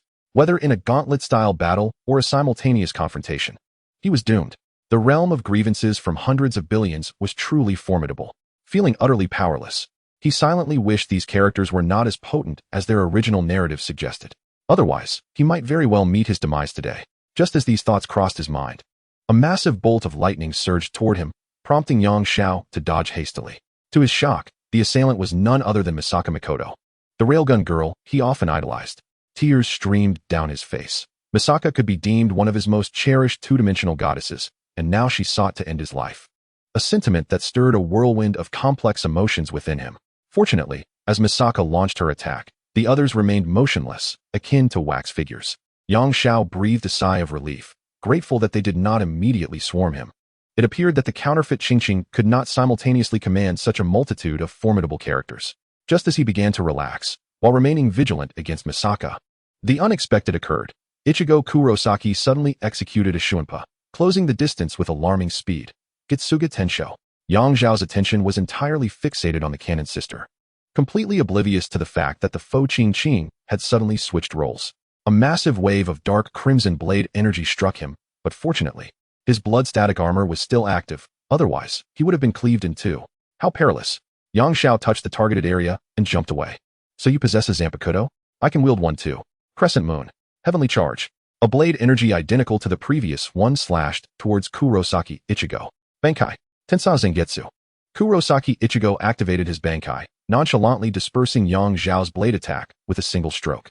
Yang Xiao raised his sword, intending to activate his own Bankai, when suddenly, a violent tearing sound of air reverberated behind him. Rubber machine gun. Ichigo halted as Luffy launched an assault from behind Yang Xiao, his rubbery arms creating afterimages and striking the ground with machine-like precision, causing the earth to cave in and a cloud of dust to rise. As the dust settled, Yang Xiao's figure had vanished. He had instantaneously teleported away. In an instant, he materialized behind the rigid Kurosaki Ichigo, seizing the moment before the Fo Qing could react, and delivered a decisive blow that sent Ichigo flying. Severely injured, Ichigo had lost all combat capability. Although it felt somewhat underhanded to take advantage of the situation, fairness was not the priority at this juncture. One down, Yang Xiao encouraged himself inwardly. It seemed that as long as he could evade the frontal assaults of the animated characters, he could stealthily take down the immobile ones and still have a fighting chance. Oh, have you caught on? I thought you would persist in your futile attempts. The voice of the Fo Qing echoed from an unseen location. Since you've realized, I shall raise the difficulty. No sooner had the words left her mouth than three figures charged forth: Luffy, Naruto, and Misaka Mikoto. To his surprise, the Fo Qing could indeed manipulate multiple animated puppets simultaneously. Shadow clone technique, rubber rocket punch, railgun. The trio's attacks were upon him in an instant.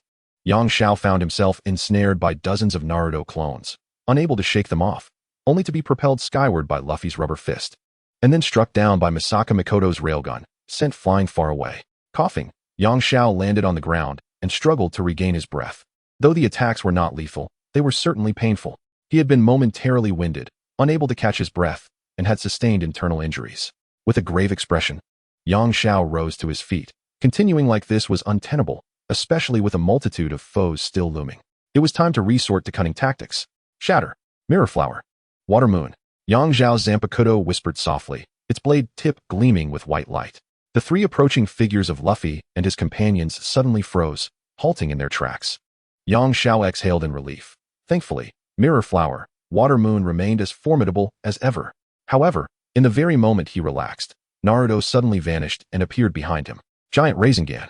Yang Xiao was struck by this immensely powerful technique, tumbling forward uncontrollably. He couldn't comprehend how Naruto could still attack him despite the activation of Mirror Flower. Water Moon. Do you truly believe you are battling against beings of genuine thought and perception? The voice of the false Qing echoed once more, declaring them merely my puppets. Employing your illusionary abilities on mere dolls, I must commend your intellect for sinking to such depths. Yang Xiao rose, gritting his teeth, and retorted. How could I possibly compare to you? You, the coward, hiding away. If you possess any courage, face me directly. Very well, but you must first pass this trial. Should you perish, then I am afraid there will be no chance for a fair fight.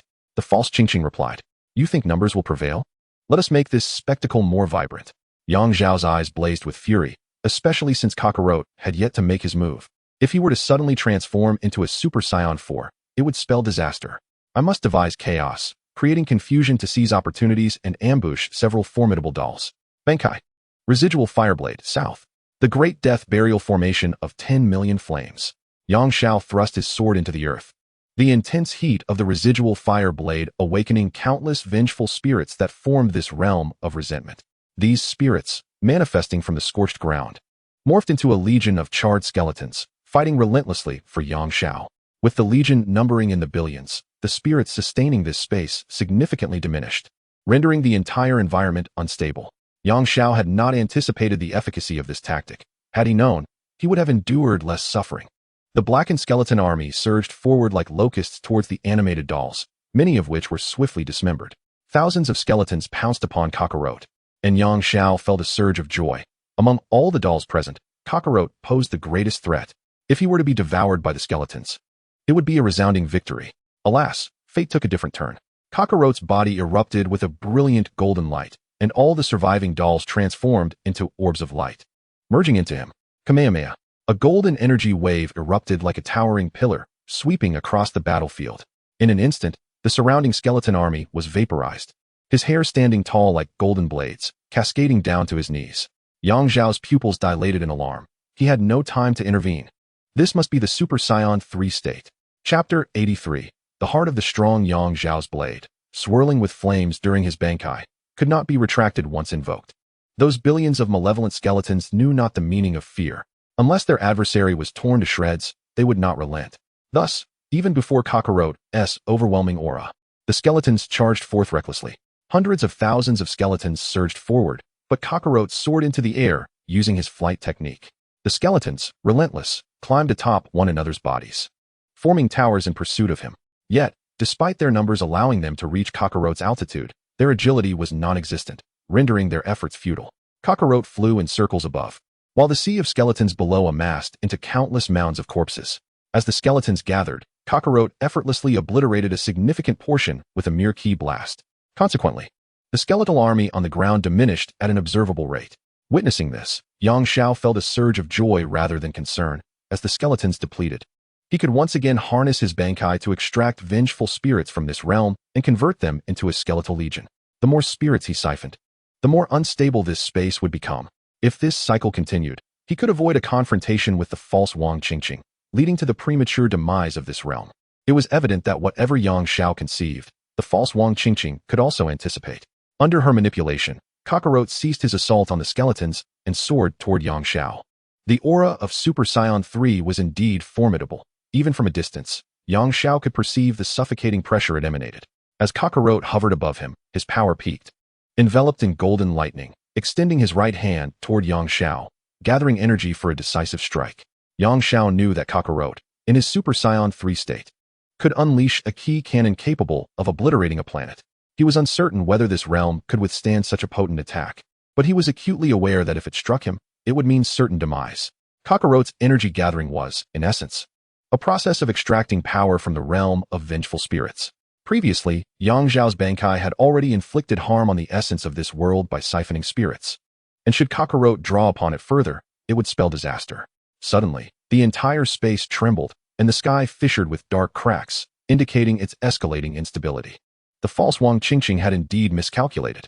She had not anticipated the extent of devastation Yang Zhao's Bankai had wrought upon this realm. It was not merely that he had drained a substantial number of vengeful spirits, but rather that he had removed a crucial structural element, akin to pulling a vital support from a block tower, leaving it precariously teetering. Now, Kakarot's energy accumulation was akin to the final straw for the beleaguered camel. The false Wang Qingqing was compelled to rein in Kakarot, intending to forego the energy gathering and dissipate the power in his grasp. However, at this critical juncture, Kakarot spiraled out of control. No matter how desperately the false Wang Qingqing tried, her connection with Kakarot inexplicably severed. Kakarot continued to gather energy, and due to their proximity, Yang Zhao observed a flicker of vitality emerge on Kakarot's previously vacant face, akin to a puppet suddenly imbued with life. The reason for this transformation was quite simple. Kakarot, along with the other puppets, were animated characters from Yang Zhao's memories. When the false Wang Qingqing replicated them, she had copied not only their personalities but also their memories and experiences, albeit devoid of souls. However, once the other puppets merged into Kakarot's form, he began to manifest a faint consciousness, a consciousness belonging to Kakarot himself. During the process of gathering energy, Kakarot absorbed a vast amount of power, which fundamentally stemmed from the essence of souls. Consequently, his spiritual awareness grew increasingly formidable, ultimately liberating him from the control of the false monarch, Qingqing.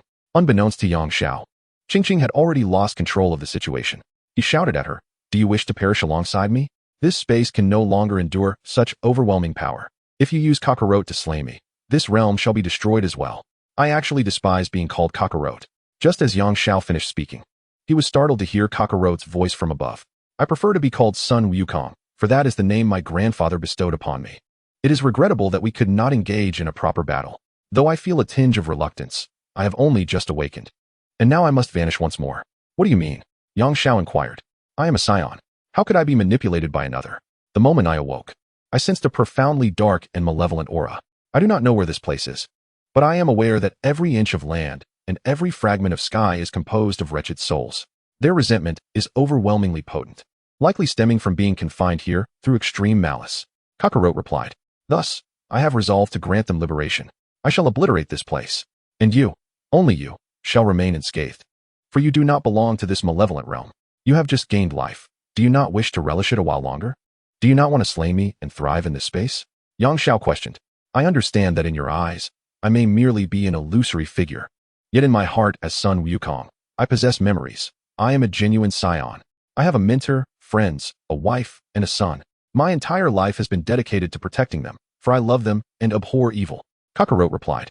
Thus, I cannot stand by and watch these souls suffer eternally in resentment. Even if it means sacrificing yourself?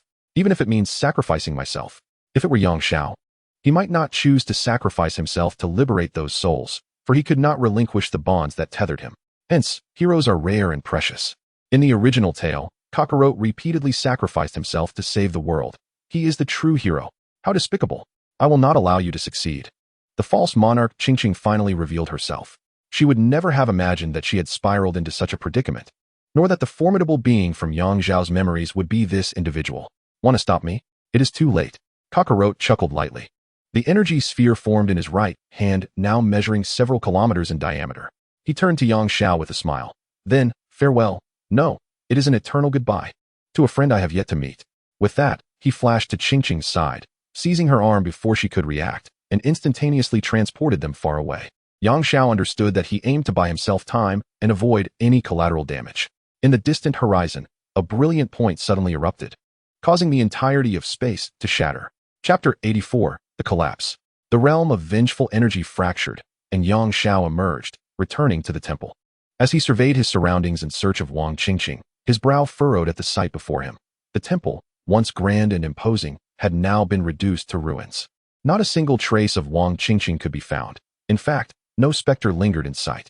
However, it would be inaccurate to claim that there were no shadows. Beneath the fallen pillars of the grand hall lay a figure. As Yang Xiao approached, he discerned that the being trapped beneath was a pig-headed man. His body tragically reduced to half, with only his head remaining intact. The pig-headed man had long since perished, yet his unblinking eyes still conveyed a sense of unwillingness and regret. Yang Xiao gazed into the distance. The world of the Dark Extinction Organization was in utter disarray. The mountains and rivers lay in ruin, and even the sun in the sky appeared incomplete, diminished to a mere half. Further afield, the sky to the northwest had split open, reminiscent of a fractured ceiling, revealing the light of a pulsar from beyond this world. To the southeast, the ground had caved in, forming an immense abyss from which the wails of countless vengeful spirits echoed. What had transpired? To understand this, we must rewind to the moment when Yang Xiao was imprisoned in the realm of vengeful energy. Nervous, are we? Who told you to let your guard down and follow me in? The Grand Commander chuckled with sinister delight, snapping his fingers. Come, taste the flavor of fear. Though merely an appetizer, I hope you savor it well.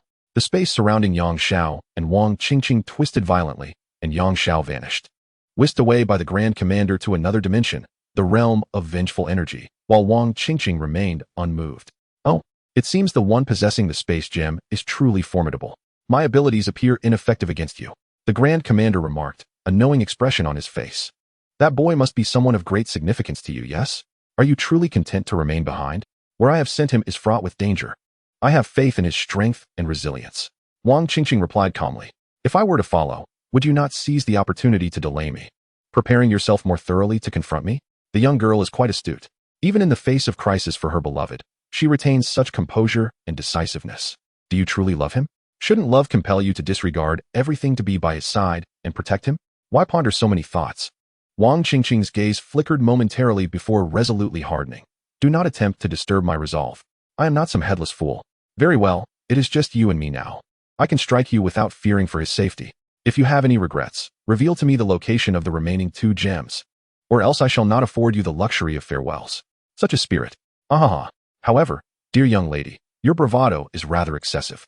I am uncertain as to what fortune allowed you to gather 4 infinity stones.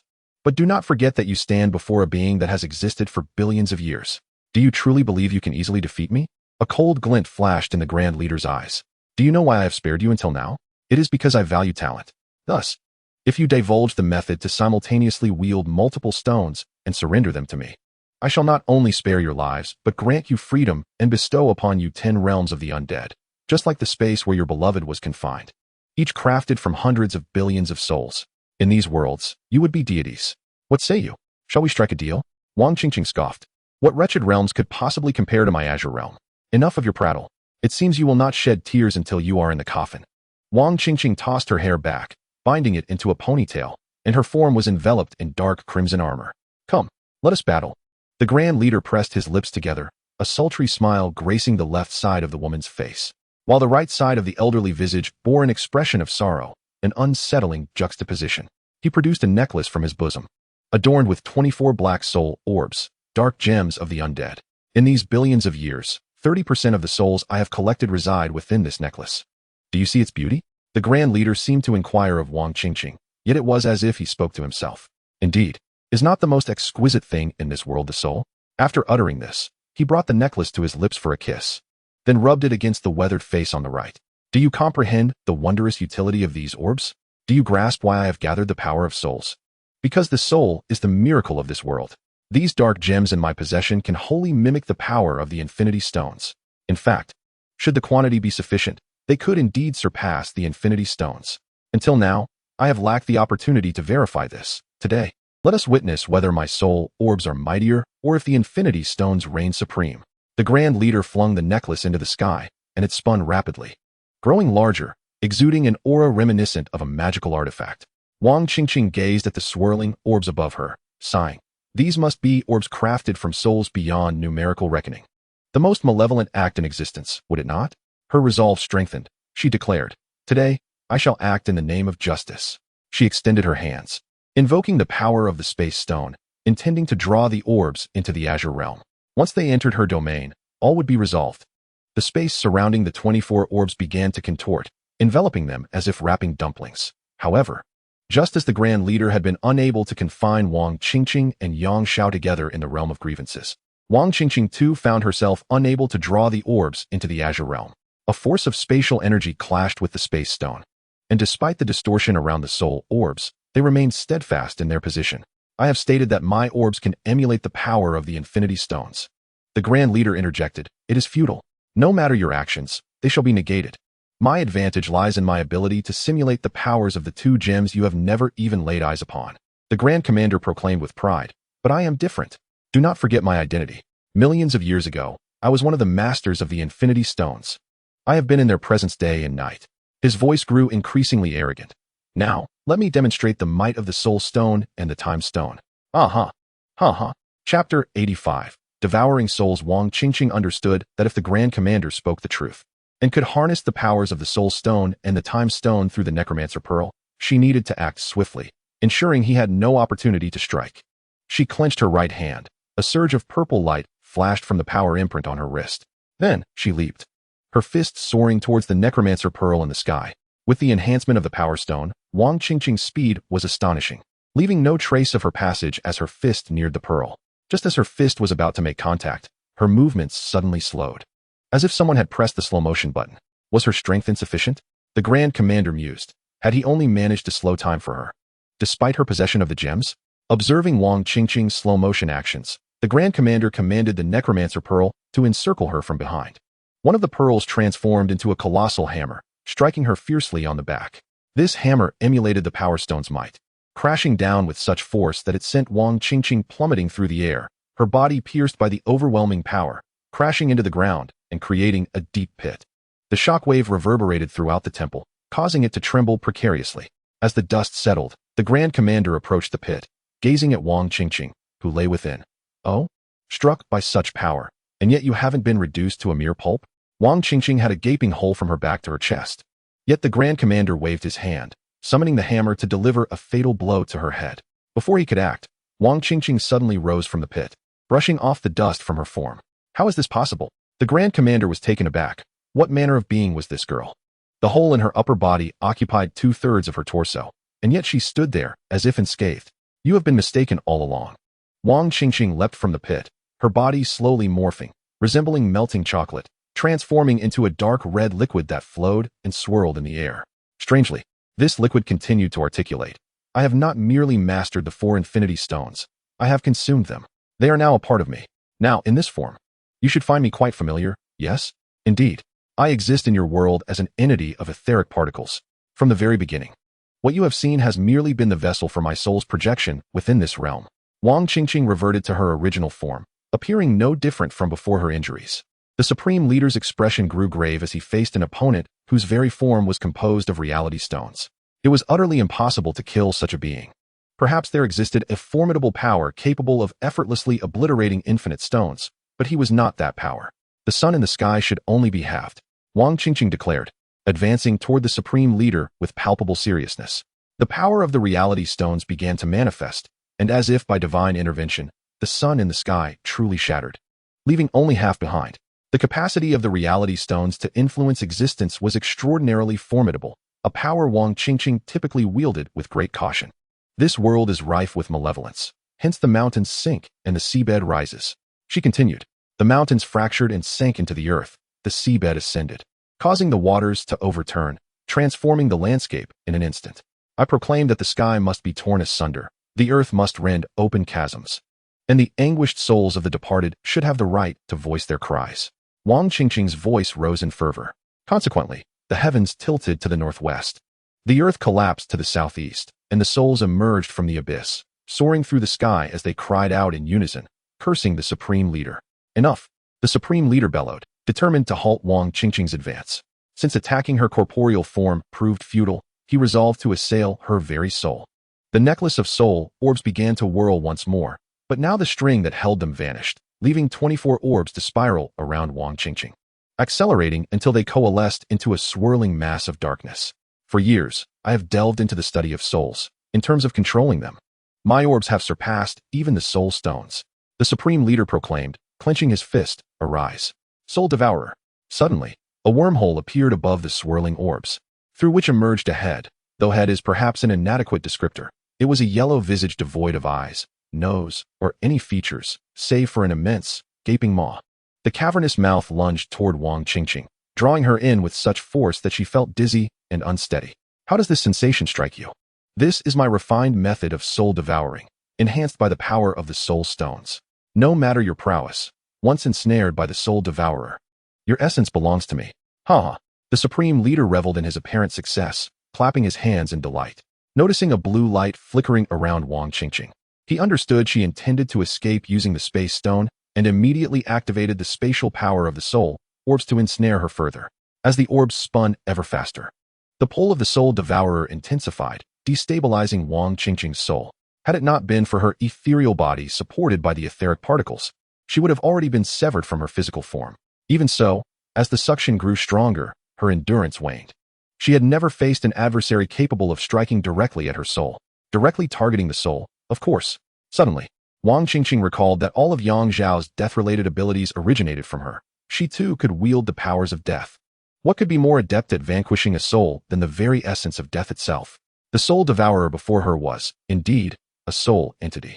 Bankai, Wasp's Thunderwhip. A missile, reminiscent of a queen bee's stinger, materialized upon Wang Qingqing's right arm, augmented by the power of a gem. Its dimensions exaggerated to an astonishing length of over 300 meters. With a thunderous roar, the golden missile pierced the gaping maw of the soul devourer and detonated, unleashing a colossal mushroom cloud akin to a nuclear explosion, accompanied by a formidable shockwave that swept across the land. The soul devourer was obliterated into dust, and one of the orbs encircling Wang Qingqing shattered, scattering fragments into the air. From these shards emanated dark mist, and the spirits that had been imprisoned within the orb finally escaped. The Grand Commander, watching the dissipating souls with a pained expression, gritted his teeth and muttered, "Let us see how many times you can employ this trick." No sooner had he finished speaking than another soul devourer appeared in the sky. If it were the original thunder whip of the queen bee, it could indeed only be used once every 3 days. However, the wielder now was Wang Qingqing, who cast a mocking glance at the Grand Commander. Suddenly, missiles materialized in both her hands. With a simultaneous launch, an even larger mushroom cloud erupted, reducing the soul devourer to mere fragments. Another necromantic orb shattered. The Grand Commander cried out in exasperation as 4 soul devourers appeared in the sky, while another manifested beneath Wang Qingqing's feet. "How will you fight now?" He spat, his frustration palpable. The sudden influx of soul devourers significantly amplified the pull on Wang Qingqing's soul, causing her vision to blur and concentration to wane. Observing her precarious state, the Grand Commander exhaled in relief, thinking that he had regained control of the situation. He focused all his energy on the soul devourers, intent on swiftly siphoning Wang Qingqing's essence.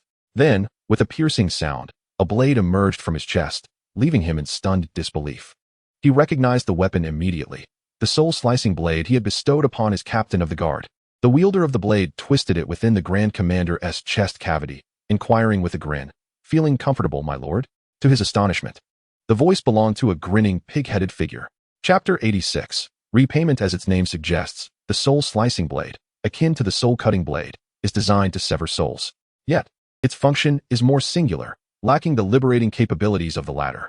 The pig-headed figure had served as the Grand Commander's captain of the guard for eons, dating back millions of years. This blade was not forged by the Grand Commander himself. Rather, it had been discovered elsewhere before settling on this pulsar. In a moment of carelessness, the Grand Commander had once inflicted a wound upon his hand with this very blade. At that time, having consumed countless souls, his ethereal form had begun to solidify, yet the injury from the blade took over 1,000 years to heal, reliant on the consumption of abundant souls for recovery. The blade radiated an ominous aura, capable of cleaving nothing but souls. It could not even pierce the earth. Inside the temple, the area where the soul-slicing blade had pierced the Grand Commander's chest was corroding as if exposed to sulfuric acid, spewing forth black mist. Previously preoccupied with manipulating the necromantic orb against Wang Qingqing, he had failed to notice the surrounding danger, falling victim to a surprise attack. At this moment, Wang Qingqing was on the verge of having her soul extracted. It would be a grave misfortune to abandon her and turn to confront the pig-headed man. "Are you out of your mind?" the Grand Commander questioned with great difficulty. "Quickly withdraw the dagger, and I may yet forgive you this once."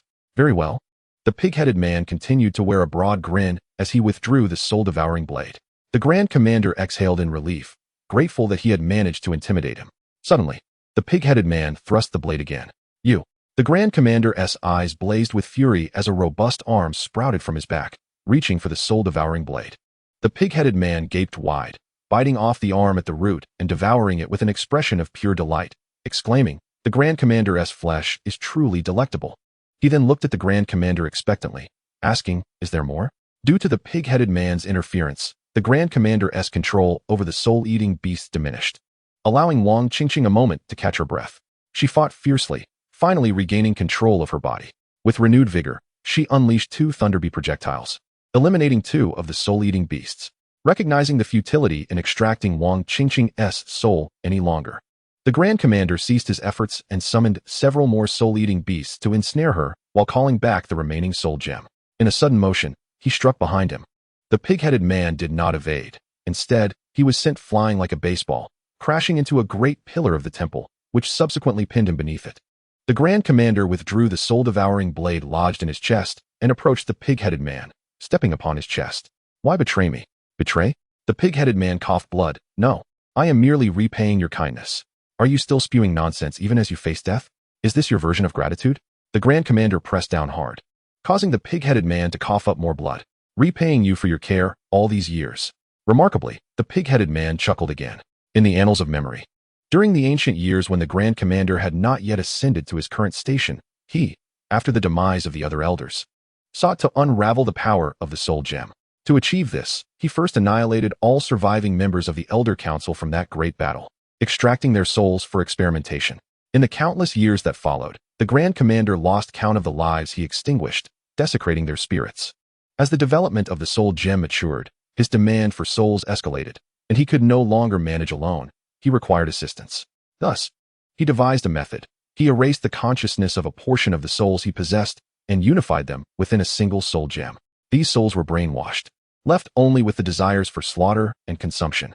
Subsequently, akin to nurturing parasitic insects, these souls devoured one another, with only the strongest surviving. In a quest to forge more formidable warriors, he granted the surviving undead the ability to reproduce and interbreed.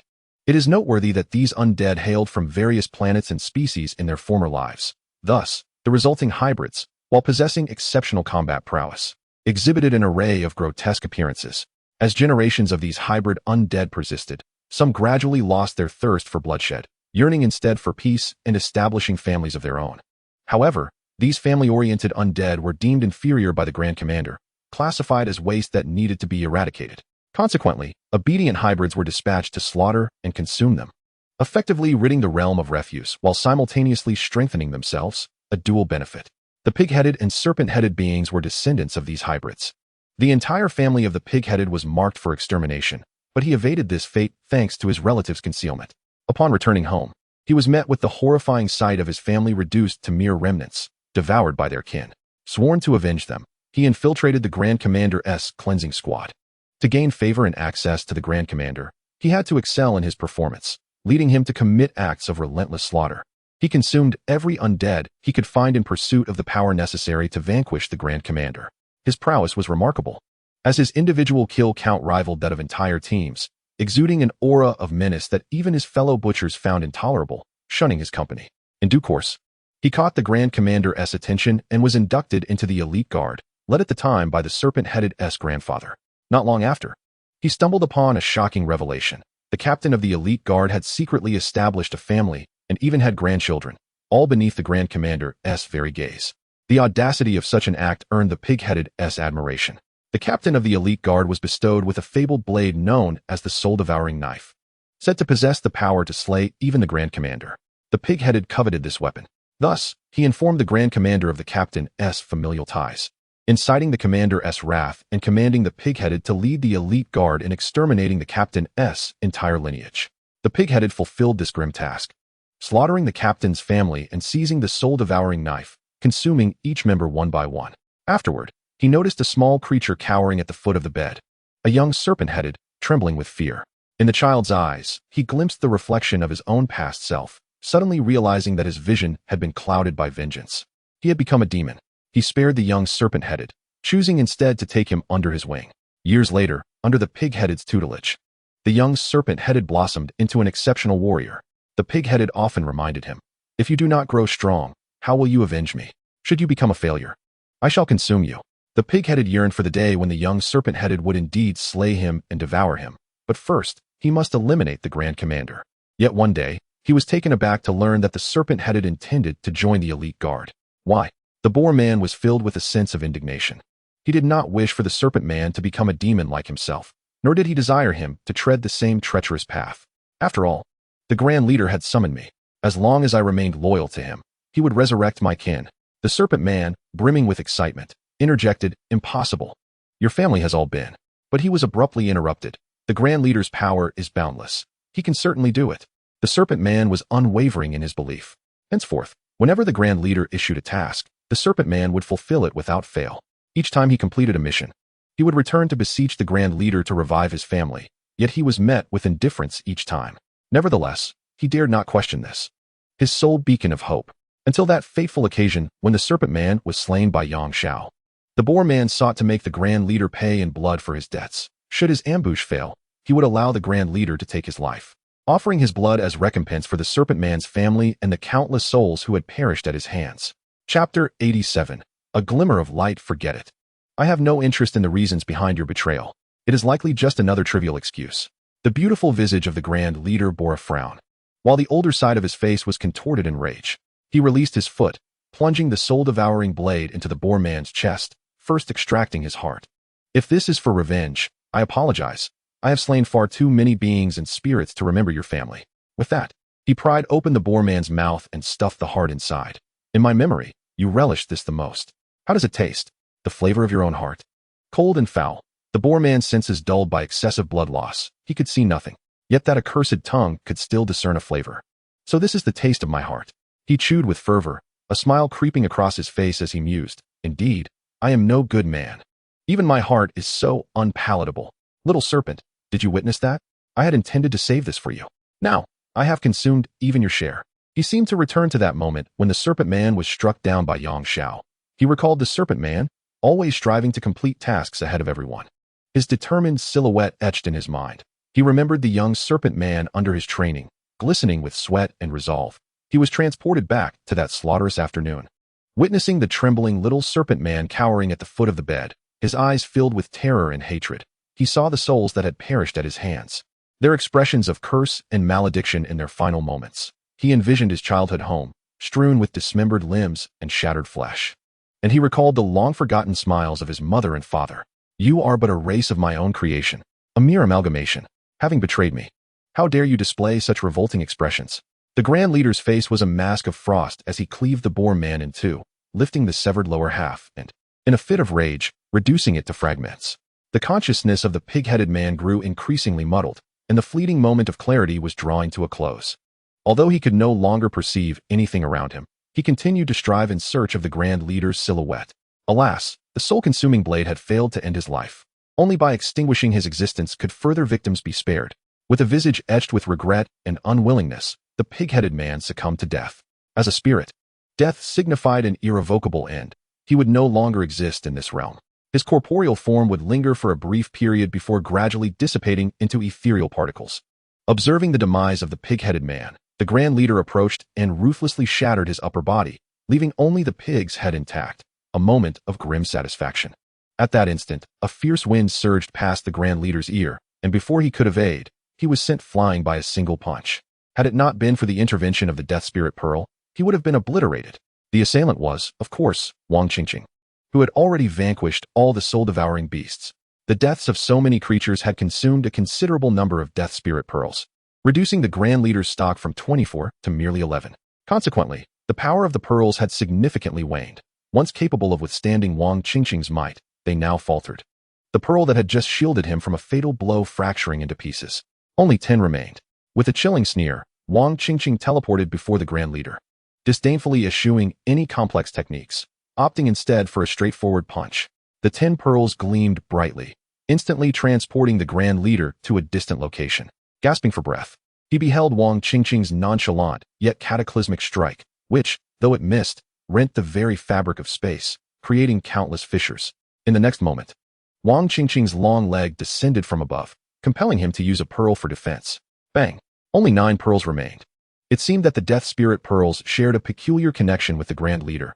As their numbers dwindled, he grew increasingly feeble, his breaths becoming labored and his movements sluggish.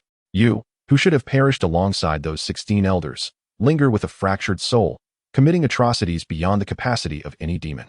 You have obliterated countless civilizations and absorbed innumerable spirits. Your existence is an affront. Wang Qingqing intoned softly, as if recounting a tale or rendering judgment. With her reality gem still activated, her words invoked its formidable power. With only 9 pearls left, the Grand Leader could no longer withstand the might of the reality gem. His body began to swell with ghastly white bubbles, the left side of his exquisitely beautiful face grotesquely blistering as if scorched, his features melting and sagging. Covering his face with his hands, he screamed in agony, for he was on the verge of being obliterated by Wang Qingqing's world-altering power. Ah, you wish to slay me? Do not expect to escape unscathed. The Grand Leader opened his repulsively distorted mouth and swallowed the remaining 9 pearls, his form instantly swelling grotesquely like that of a toad, before he launched skyward with a powerful leap.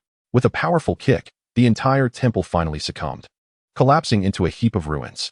The leader of the frogmen, disregarding his melting body, soared into the sky, growing ever larger. He aimed to consume the heavens. Opening his colossal jaws, the already fractured sky and the sunken earth trembled once more. He intended to devour this realm entirely. After all, this space was constructed from the countless souls he had amassed over the years, and he sought to make one final stand. Indeed, the technique that allowed that swine-headed creature to consume both me and Yang Xiao was taught by you. Wang Qingqing exclaimed. Did you think that having suffered once, I would fall prey again? Gate of the infinite blue realm. Wang Qingqing cried out, and suddenly, behind the now gargantuan leader, a blood-red portal, many times larger than he, manifested. 2 immense skeletal pillars leaned against it. The left skull's eyes glowed with a dark, ominous essence, symbolizing death, while the right skull's eyes shimmered with a gray haze, representing despair. Boom! The gate swung open, revealing countless enormous skeletal arms reaching forth to ensnare the leader, dragging him rapidly towards the portal. No, the leader struggled fiercely, but to no avail. Gritting his teeth, he realized that though he had not yet fully consumed this space, it was too late. Only one option remained. He would self-destruct. A violent azure-purple glow erupted from his form, which continued to swell. This is bad. Wang Qingqing felt unafraid for herself, but Yang Xiao was still somewhere in this space. If the leader self-destructed, it would surely harm him. The skeletal arms that clutched the leader retracted into the portal, and then a thick, dark arm emerged, so enormous that it effortlessly grasped the leader by the throat. I come to lend you a hand. A rugged voice echoed from within the portal. Judge. Wang Qingqing suddenly recalled that within her infinite hell, there was a member of the ancient celestial assembly who served as a judge. The giant hand swiftly dragged the leader towards the portal, and Wang Qingqing followed suit, pushing the leader's corpulent body. Finally managing to confine him within the infinite hell, just before his self-detonation. Boom. The gates of the infinite hell closed, gradually dissolving into a shadow, vanishing from sight. When Yang Xiao emerged from the realm of resentment, it was shortly after Wang Qingqing had imprisoned the leader within the infinite hell. Observing the devastated space and finding no sign of Wang Qingqing, he grew anxious. This space was slowly collapsing, and countless souls were finally finding release. They transformed into ethereal figures, bowing in gratitude towards Yang Xiao before dissipating into motes of light. Yang Xiao smacked his forehead. I can bring them into the blue realm. There are spiritual essences there that can sustain their existence. Perhaps Wang Qingqing is there now as well. Chapter 88. A new flight. Yang Xiao opened the spatial passage to the blue realm and leaped inside. The blue realm, infinite hell. After Wang Qingqing and the judge apprehended the supreme leader, his self-detonation was rendered futile. This was Wang Qingqing's domain. One could only explode at her behest. And if she commanded one to lie down, standing was not an option, regardless of one's prior strength. The moment he entered the realm of the abyss, the terrifying spiritual energy within the supreme leader was relentlessly siphoned away, causing his massive form to deflate like a punctured balloon. The design of the abyss was inspired by the 18 layers of hell depicted in Journey to the West, but instead of a king of hell, it was governed solely by the judge. This place housed malevolent souls whose heinous acts warranted eternal punishment, such as Ronin and the fish-headed man. Now, a new inmate was to be added, his crimes so egregious that his punishment would see him cast into the 18th layer of the abyss. Inmate, the nameless spirit of the supreme leader. Sentence, 1 trillion years. Punishment, death 10,000 times daily, in an unending cycle. Upon reaching the abyss, the supreme leader's defiance waned, and he now wailed for mercy, his very essence yearning to escape. Yang Xiao found Wang Qingqing, which brought him some relief.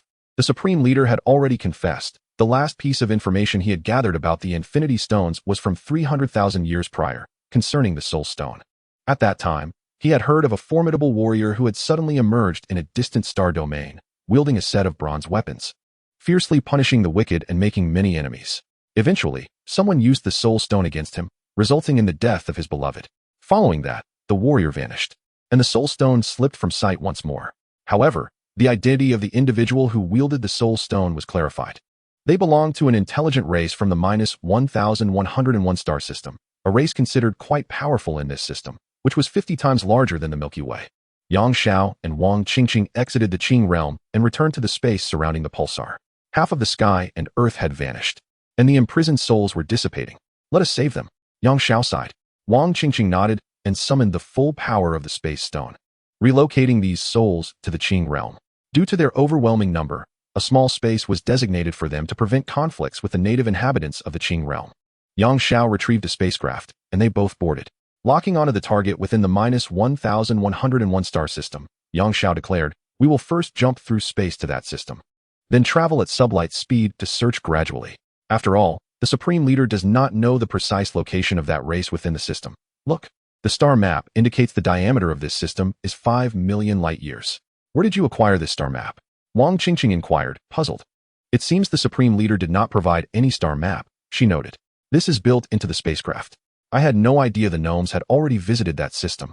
Behold, the initial update timestamp of this stellar map, Yang Xiao remarked, pointing towards the lower right corner of the projection. Wow, 2 billion years ago, Wang Qingqing exclaimed.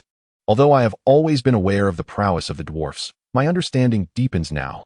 The recently dismantled Dark Extinction Organization, with an origin merely a few 100 million years ago, pales in comparison to the dwarfs who casually cultivate wilderness dating back billions of years, illustrating the terrifying depth of their legacy.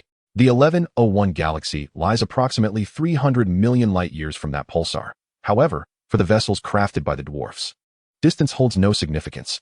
Yang Xiao and Wang Qingqing arrived in this galaxy in less than a second. Compared to the Milky Way, this galaxy is not only more vast, but also radiantly luminous. Vast swathes of colorful nebulae resemble exquisite tapestries woven by celestial maidens, stretching across dozens of light-years. The stars here appear to be colossal. As Yang Xiao's ship navigated, it scanned the surroundings, taking a considerable time to discover a star smaller than the sun. Countless wandering dark planets and meteor clusters brushed past them, and even at such rapid speeds, they seemed to crawl like ants on the grand scale of the universe. How beautiful! Wang Qingqing marveled at the cosmic scenery unfolding before them. Until now, she and Yang Xiao had been embroiled in battle after battle, seldom finding time to leisurely appreciate their surroundings and simply enjoy each other's company. Yang Xiao approached and embraced Wang Qingqing from behind, causing her delicate frame to tremble. Though they had long since expressed their affections, such intimate contact was still a rarity. Qingqing, let us endure a little longer. Once we gather the gemstones and return home, we shall explore our own universe together, shall we? Yang Xiao whispered softly in her ear. Wang Qingqing felt the warmth of his breath, a blush spreading from her ears to her cheeks. She replied softly, burying her face in his chest like an ostrich. She relished this moment of romantic tenderness. The two shared silly smiles as they gazed at the nebulae outside, wishing time would freeze at this instant. Indeed, the ship's panoramic view was splendid, offering an unobstructed glimpse of the cosmic beauty along their journey, leaving nothing unseen. Suddenly, as the ship traversed another magnificent nebula, the intelligent steward of the vessel reported, "Sir, high-energy life forms detected 200,000 kilometers ahead. Unless necessary, it is advisable to avoid." Yang Xiao paused momentarily. What constitutes high-energy life forms? High-energy life forms refer to beings composed purely of energy or formidable stellar beasts. The intelligent steward responded, citing the records of 15,642 expeditions conducted by the Gnome Kingdom's exploration team in this star system. The probability of encountering high-energy life forms stands at 0.3, while the likelihood of encountering star beasts reaches a staggering 37. Why should we avoid them? Can those creatures truly harm our ship's hull? I wish to witness them myself, inquired Yang Xiao. No, in theory, aside from dimensional attacks from civilizations beyond the fifth dimension, conventional forces are incapable of inflicting any substantial damage on this vessel. The steward replied matter-of-factly. The reason for the recommendation to avoid these entities is that high-energy life forms typically possess low intelligence, making communication exceedingly difficult. They exhibit a strong territorial instinct. If they perceive us as intruders, they will not relent. In such a scenario, our ship would automatically initiate self-defense, with a 68% probability of eliminating them outright. According to the embedded protocols and the laws of the Gnome Kingdom, we are prohibited from deliberately provoking other biological civilizations, instigating warfare, or inflicting harm. I am not a citizen of the Gnome Kingdom. I am not bound by their laws. Yang Xiao asserted. I am the master of this vessel. Do I not possess the authority to command you to proceed? Your authority is supreme, sir, replied the steward. As an intelligent steward, I must fulfill my advisory role. However, your will is the foremost principle. Should you insist on proceeding, I shall execute your command. Well then, does the ship possess any cloaking capabilities? If we approach stealthily, we shall go unnoticed, Yang Xiao proposed. The ship's cloaking capabilities are generally ineffective against such high-energy life forms.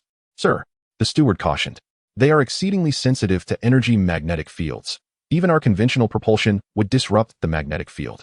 Very well, let us proceed and observe. If we come under attack, simply evade, deactivate the automatic counterattack system, and do not retaliate, commanded Yang Xiao. At your command, sir. Chapter 89, Beast Battle. With a burst of speed, the ship arrived at the location of the previously scanned high-energy life forms. During the earlier conflict in New York on Earth, Yang Xiao had witnessed the ferocity of star beasts, and he still vividly recalled the dragon head that emerged from the wormhole. However, compared to the monstrosity before him now, that earlier creature would scarcely measure up to the size of a toe. Before him lay two star beasts. One resembled a centipede, its body coiling like a serpent, countless appendages firing energy beams akin to laser guns, reducing nearby asteroids to dust within a belt of small celestial bodies. Its head was shrouded in a misty veil, obscuring its features, with flashes of lightning shimmering within the haze. The second beast elicited Yang Xiao's incredulity. Is that not Ultraman? It must be a creature from Ultraplanet, he mused. Despite the fact that this Ultraman sported a thick, long tail, the resemblance was uncanny, particularly with its egg-shaped eyes and prominent forehead. Steward, are you certain that both of these creatures are indeed star beasts? Yang Xiao inquired of the intelligent steward. Yes, sir.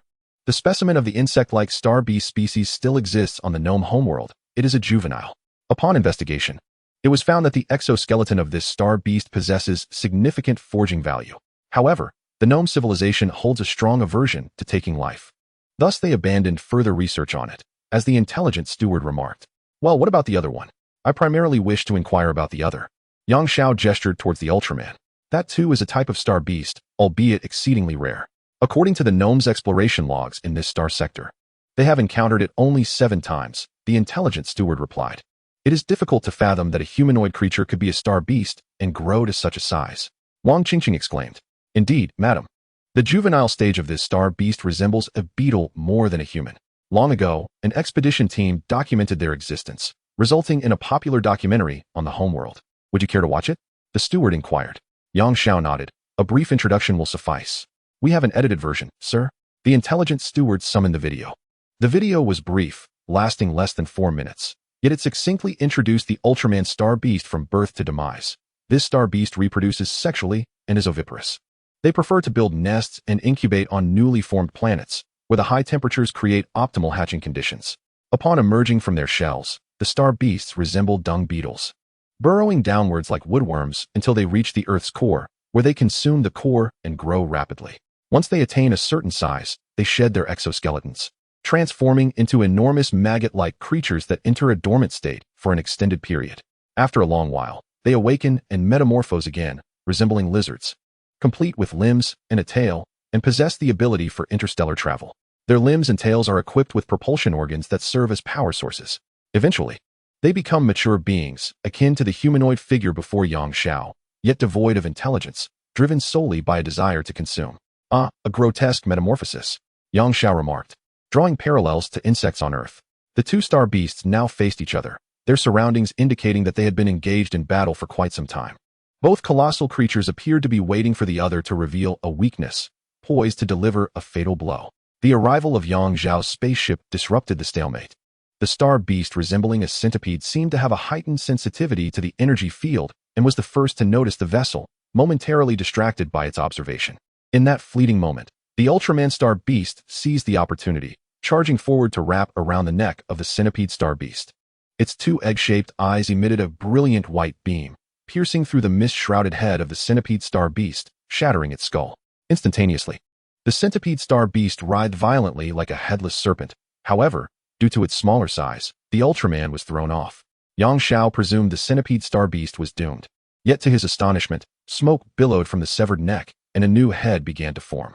It is noteworthy that its head alone is as large as the moon, and its astonishing regenerative ability is utterly terrifying. Just how many tons of flesh must it grow every second? After the centipede star beast regrows its head, its size seems to diminish slightly. It swiftly lunges in front of Ultraman, moving even faster than when Ultraman attempted a surprise attack. Like a serpent, it coils around Ultraman, each of its numerous limbs piercing into his body, unleashing a barrage of laser attacks. In that instant, Ultraman is left battered and bruised. Though sound cannot propagate in the vacuum of space, Yang Xiao perceives this scene to be far more impactful than any auditory effects could convey. The lasers emitted by the centipede star beast are not merely conventional. The areas they strike begin to decay, gradually transforming into a viscous fluid. Despite the grievous state of his body, Ultraman fights valiantly, struggling against the relentless grip of the centipede star beast, which shows no signs of letting up, continuing to inject lasers into him. Ultimately, when Ultraman is reduced to a mere puddle of pus, the beast finally releases its hold, not rushing to indulge in its feast, but rather remaining vigilant against Yang Xiao's spaceship. Is it not said that these star beasts lack intelligence? It seems they are nearly sentient. Yang Xiao inquired of the intelligent steward. That is merely instinct. The steward replied. It senses the formidable power of our ship. Hence it refrains from recklessness. Otherwise, it would have lunged at us to devour us long ago. Yang Xiao nodded, preparing to depart. As he had no intention of confronting the star beast, his curiosity had been piqued, and now that it was satisfied, he felt it was inconsequential. The vastness of the universe indeed adheres to the natural law of the survival of the fittest. It was time for them to embark on their quest for the soul gem. Wang Qingqing, having absorbed the power gem, found her sensitivity to the infinity gem had expanded to a radius of 5,000 light-years. Thus, they would travel at sublight speed, orbiting the center of this star system, each orbit reducing their radius by 50,000 light-years, gradually narrowing their search area until they would inevitably find it. Interstellar travel is invariably lengthy and tedious. Fortunately, Yang Xiao and Wang Qingqing's companionship kept the tedium at bay. They frolicked and laughed aboard the ship, relishing the most tranquil and comfortable days since their arrival in the Marvel Universe. Their bond deepened further, increasingly resembling that of lovers. Yang Xiao, I miss my mother, Wang Qingqing remarked during a moment of quiet. I can never dare to imagine what she looks like now. The thought always brings me pain. Her eyes reddened as tears fell, and due to her ethereal particle composition, the tears transformed back into ethereal particles mid-air, returning to her body. It's coming soon. Qingqing. It's coming. Yang Xiao embraced her, gently stroking her hair in comfort. We have leads, don't we? Soon we shall acquire the soul gem. We are one step closer to finding our way home. Is it not so? Is it? Chapter 90. Deep space signals in the 126th orbit. Wang Qingqing still could not perceive any fluctuations of the Infinity Stone's power. Each galaxy comprises countless stellar systems akin to solar systems, revolving around a central celestial body. A supermassive black hole. In colossal galaxies, such as -1101, the inevitable collision with other galaxies during billions of years of motion leads to their merging, resulting in a size so immense that the Milky Way appears diminutive in comparison. During the merger, the central black holes of the colliding galaxies first coalesce, consuming one another to form a new supermassive black hole. Subsequently, countless stars from both galaxies collide, triggering supernova explosions that give rise to new black holes. These nascent black holes are propelled to the periphery of the newly merged galaxy by gravitational waves, serving as sentinels guarding the galaxy's gate. Typically, a galaxy possesses over 1,000 of these wandering black hole sentinels. However, the -1101 galaxy boasts over 8,000. As Yang Xiao navigated the spacecraft, he needed to exercise utmost caution to avoid these cosmic mines. Although equipped with a star map that indicated the locations of these black hole sentinels, the dynamic nature of the universe meant that black holes were also in constant motion. Thus, the intelligent steward was required to calculate the trajectories of these black holes based on the gravitational wavelengths of the entire galaxy, ensuring the spacecraft would not collide with them. Regardless of the vessel's capabilities, entering a black hole would spell disaster. Throughout the previous 125 orbits, the spacecraft successfully evaded 107 black holes. Through the telescope aboard the vessel, Yang Xiao witnessed a black hole narrowly pass by. Of course, at the event horizon of a black hole, photons cannot escape. Thus, what Yang Xiao observed was not the black hole itself, but the event horizon. At the critical point where photons escape, there exists a brilliant ring of light. Yang Xiao beheld a small star, perilously close to the black hole, being consumed. Such occurrences are termed tidal disruption events, a primary means by which black holes grow. Aside from the marvels of black holes, Yang Xiao and Wang Qingqing also encountered an extraordinarily massive star, one that seemed to defy the principles of physics. Logically, such a colossal star should collapse inward, compressed to its limit by its own gravity, forming a neutron star or directly transforming into a black hole.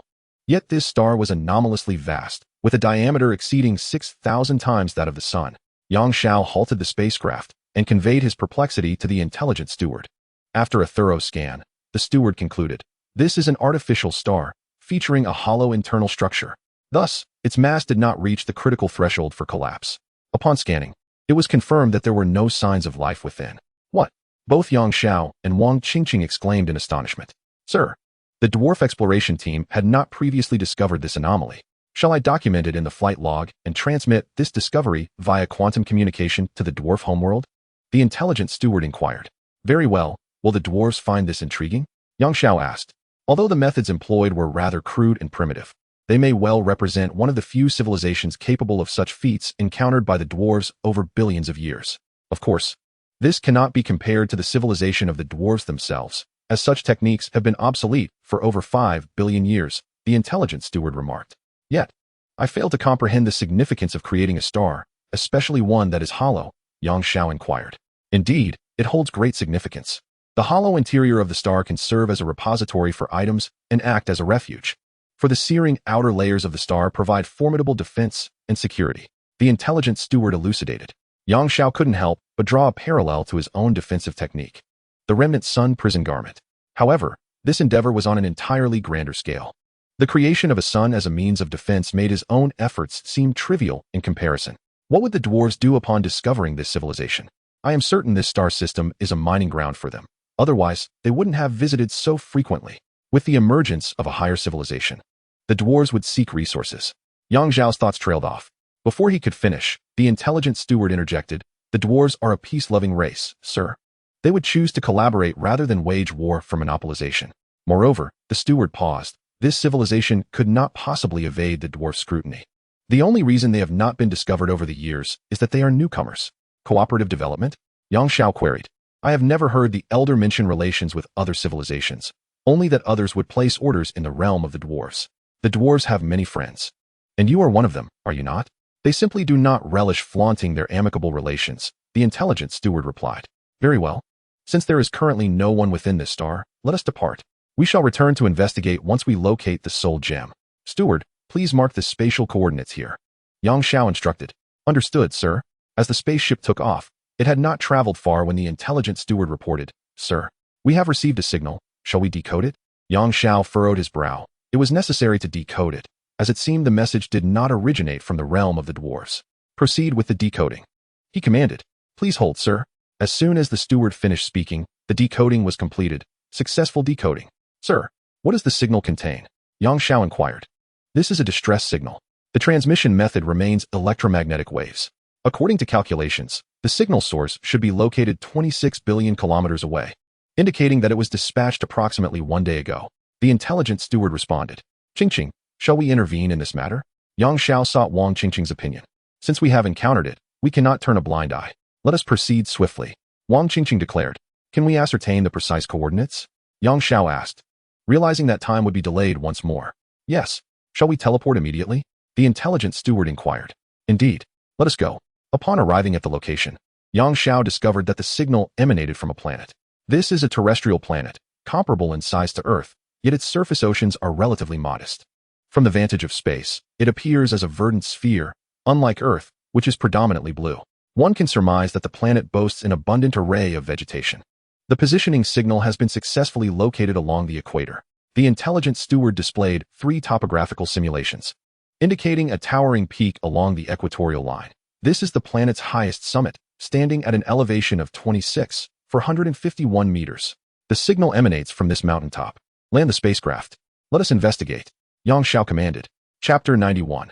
A proxy for trees. The spacecraft descended, and upon entering the atmosphere, the surface conditions of the planet became vividly clear. As Yang Xiao had anticipated, the surface was cloaked in lush greenery, thriving even in the higher altitudes.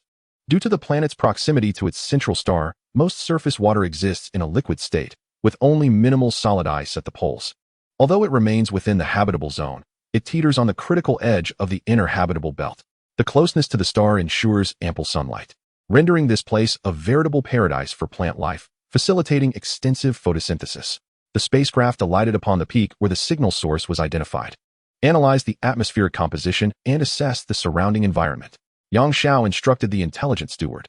The atmospheric temperature hovers around 30 degrees, with a pressure of 21 standard Earth atmospheres. Oxygen content stands at 358, nitrogen at 60, while carbon dioxide and other gases account for 42, with surface gravity measuring 16 times that of Earth. The atmosphere is thick, with a dense ozone layer that effectively blocks nearly all ultraviolet rays. The geomagnetic intensity is comparable to that of Earth. To facilitate Yang Xiao's understanding, the intelligent steward set Earth as the comparative reference. With such a high plant coverage, how is the carbon dioxide content so elevated? Yang Xiao inquired. This planet is home to numerous active volcanoes, which continuously emit gases rich in carbon dioxide. The intelligent steward replied. And what of the animals? With such high oxygen levels, the fauna here must be quite substantial, no? Yang Xiao opened the hatch and stepped outside with Wang Qingqing, inhaling deeply. The air was remarkably refreshing. A crystalline orb floated out alongside them, serving as the intelligent steward's portable vessel. The small sphere hovered before Yang Xiao and then unfurled like a blooming lotus, revealing a diminutive figure. The lotus petals transformed into wings affixed to its back, and the little being began to flutter and dance in the air. Wow! What an adorable sprite! Wang Qingqing's eyes sparkled with excitement as she rushed forward, eager to seize the intelligent steward. The steward, with no recourse, sought refuge atop Yang Xiao's head. Logically, there should be large fauna present. However, my scans reveal no evidence of such creatures. Indeed, I cannot detect any traces of animal life. The voice of the intelligent steward took on a more childlike tone. This is quite peculiar.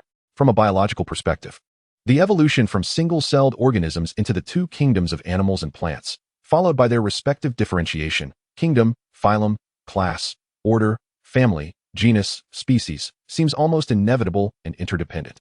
Yet, is it possible that this planet is inhabited solely by plants? Where have all the animals gone? Although this planet is replete with active volcanoes supplying carbon dioxide, it appears that the plants do not require animals at all. Under the guidance of the intelligent assistant, Yang Xiao and Wang Qingqing soon arrived at the location of the signal source. Before them stood a spacecraft embedded within the mountainside, likely a remnant of a crash. The vessel, though somewhat twisted, remained remarkably intact. Its exterior was a silvery hue, resembling a willow leaf, and it seemed to have been here for quite some time, showing signs of age and corrosion. Are there any surviving life forms aboard the ship? Yang Xiao inquired of the intelligent assistant, noting the apparent age of the crash and the improbability of any survivors. The interior of the craft is devoid of life. There are neither survivors nor corpses. The intelligent assistant replied. Yang Xiao furrowed his brow. Something felt amiss. Suddenly, the mountain trembled, and the summit opened its maw like a primordial beast, splitting apart. This towering peak, rising to an altitude of 451 meters, was, astonishingly, a living organism, and that was merely its mouth. The creature devoured Yang Xiao and his companion with the swiftness of a snapping turtle. The darkness within its gaping maw was palpable. However, Yang Xiao and Wang Qingqing were not overly concerned, for they possessed the skills to escape in mere moments. Their curiosity was piqued regarding the nature of this creature masquerading as a mountain. The intelligent assistant transformed into a radiant sprite, glowing brightly and illuminating the surroundings. Contrary to Yang Xiao's expectations, the interior was not a cavernous mouth lined with sharp teeth, but rather a space resembling a tree hollow, surrounded by clearly defined fibrous tubes through which a milky white liquid flowed. Several humanoid figures, clad in astronaut-like attire, appeared disheveled, their lower bodies ensconced within the tubes, their heads drooping as if in a stupor. Yang Xiao and Wang Qingqing approached, eager to ascertain the situation when, without warning, innumerable spiny tendrils shot forth from the walls, threatening to ensnare them. Before they could react, the intelligent assistant sprite intervened, unleashing a barrage of lasers that severed the encroaching vines. Weren't you just saying that this planet is devoid of animals? What is happening now? Does your database contain any records regarding our current circumstances? Yang Xiao pressed the intelligent assistant. The database does encompass numerous similar occurrences, yet I had dismissed them. This appears to be a previously undiscovered new species by the dwarves. The intelligent assistant responded. I can now ascertain that this entity that has swallowed us is not an animal, but a colossal plant. Plants? Yang Xiao contemplated for a moment. Acknowledging that indeed there exist carnivorous plants on Earth, yet the current specimen seemed rather exaggerated. The intelligent steward approached the humanoid beings embedded within the conduit and unleashed a surge of electricity towards them. Under the stimulation of the current, several of the creatures quivered before gradually regaining consciousness. Upon seeing Yang Xiao and Wang Qingqing, they excitedly chattered in a torrent of sounds, which Yang Xiao could not comprehend. Can you translate? Yang Xiao inquired of the steward. Certainly. The dwarf civilization possesses a peculiar penchant for cataloging all languages of different civilizations. The language these beings just spoke belongs to an emerging civilization from millions of years ago in this galaxy. The intelligent steward replied. What they expressed was disbelief at encountering living beings and pleaded for assistance to escape. Ask them if that wrecked ship outside belongs to them, Yang Xiao suggested. After a brief exchange between the intelligent sprite and the beings, the steward clarified the situation for Yang Xiao. The ship indeed belonged to these individuals, who were an expedition team primarily in search of habitable planets due to the severe pollution of their own world, which resulted in numerous compatriots perishing daily from various contaminants. Consequently, they were compelled to abandon their home planet for interstellar migration. These individuals were the Vanguard Scouts, and upon discovering such a lush and beautiful planet, they were nearly overwhelmed with joy. Civilization was finally on the brink of salvation. Upon entering the atmosphere, however, they were suddenly struck by a colossal whip that seemed to emerge from nowhere. Their last memory was of that whip, which was many times thicker than their ship. After being struck, their spacecraft's propulsion system failed, leading to a crash against a mountain. When they regained consciousness, they found themselves in this location. Their lower bodies ensnared within the tube, which housed an unknown substance. Periodically, something would penetrate their lower regions, seemingly injecting them with nutrients to sustain them. Their only task was to be regularly sent into the ship to transmit various distress signals. The entity commanding them was a massive vine with facial features. Their ship resembled bait, with the distress signals acting as fishing lines, and they, mere prisoners serving the tree's designs, would periodically attract unwitting rescuers who, like Wang Qingqing and Yang Xiao, would be consumed and subsequently digested. Are you implying that the plants here possess intelligence? Yang Xiao inquired, furrowing his brow as he recalled the tree-like being named Groot he encountered on Xander. The evolution of plants into sentient beings, while a marvel, is not entirely uncommon in the vast universe. My database records a total of 245 species of intelligent plant life, with 12 residing solely within the Milky Way galaxy. Most of these species are incapable of developing civilizations, somewhat akin to the star beasts, individuals of great strength and intelligence, yet generally lacking in high intellect, the intelligent steward stated. The process of predation by the alligator snapping turtle is rather fascinating. It possesses a vividly red, forked, worm-like appendage on its tongue. These turtles lie in wait, motionless in the water, with their mouths agape, patiently anticipating the approach of prey. Their tongues mimic the movements of a worm, luring unsuspecting creatures closer to their jaws. When the prey ventures near, they swiftly extend their necks, snapping their beak-like jaws shut, thus completing their ambush in a mere 0.5 seconds. Chapter 92. Subordinate civilizations. Regardless of the astonishing intelligence displayed by this plant in setting a trap, Yang Xiao felt compelled to rescue the individuals ensnared. Although they had unwittingly served the interests of the trees, they were clearly in dire straits. Yang Xiao began to excavate the pipeline, preparing to extricate the trapped individuals. During this endeavor, numerous vines attempted to impede his progress, but they were swiftly dealt with by the intelligent steward. As he successfully unearthed the first individual, Yang Xiao grasped his arm and pulled with all his might, only to be met with a horrifying scream. Upon closer inspection, he realized that while he had indeed pulled the person out, only the upper half of the body emerged. The lower half had been entirely consumed. Submerged in the sap-filled pipe, corroded beyond recognition. Only a few green, vine-like tendrils remained, embedded within the cavity, sustaining the individual's life. Listening to his companion's agonizing cries, the remaining individuals were overcome with fear. They regularly sent distress signals to their spaceship through the life-sustaining tube. Initially, they had surmised that their captors were preventing them from escaping. Now they understood that their lower bodies had long been digested. The sap not only possessed digestive properties, but also served to anesthetize them. Yang Xiao furrowed his brow, contemplating whether to extract or sever the tendrils entwined within the individual. He feared that cutting them could result in severe hemorrhaging. Just as he hesitated, the cries of the extracted man diminished, visibly wilting before his eyes. Reminiscent of a scene from the classic film The Smiling, Proud Wanderer, where a character was rendered nearly lifeless.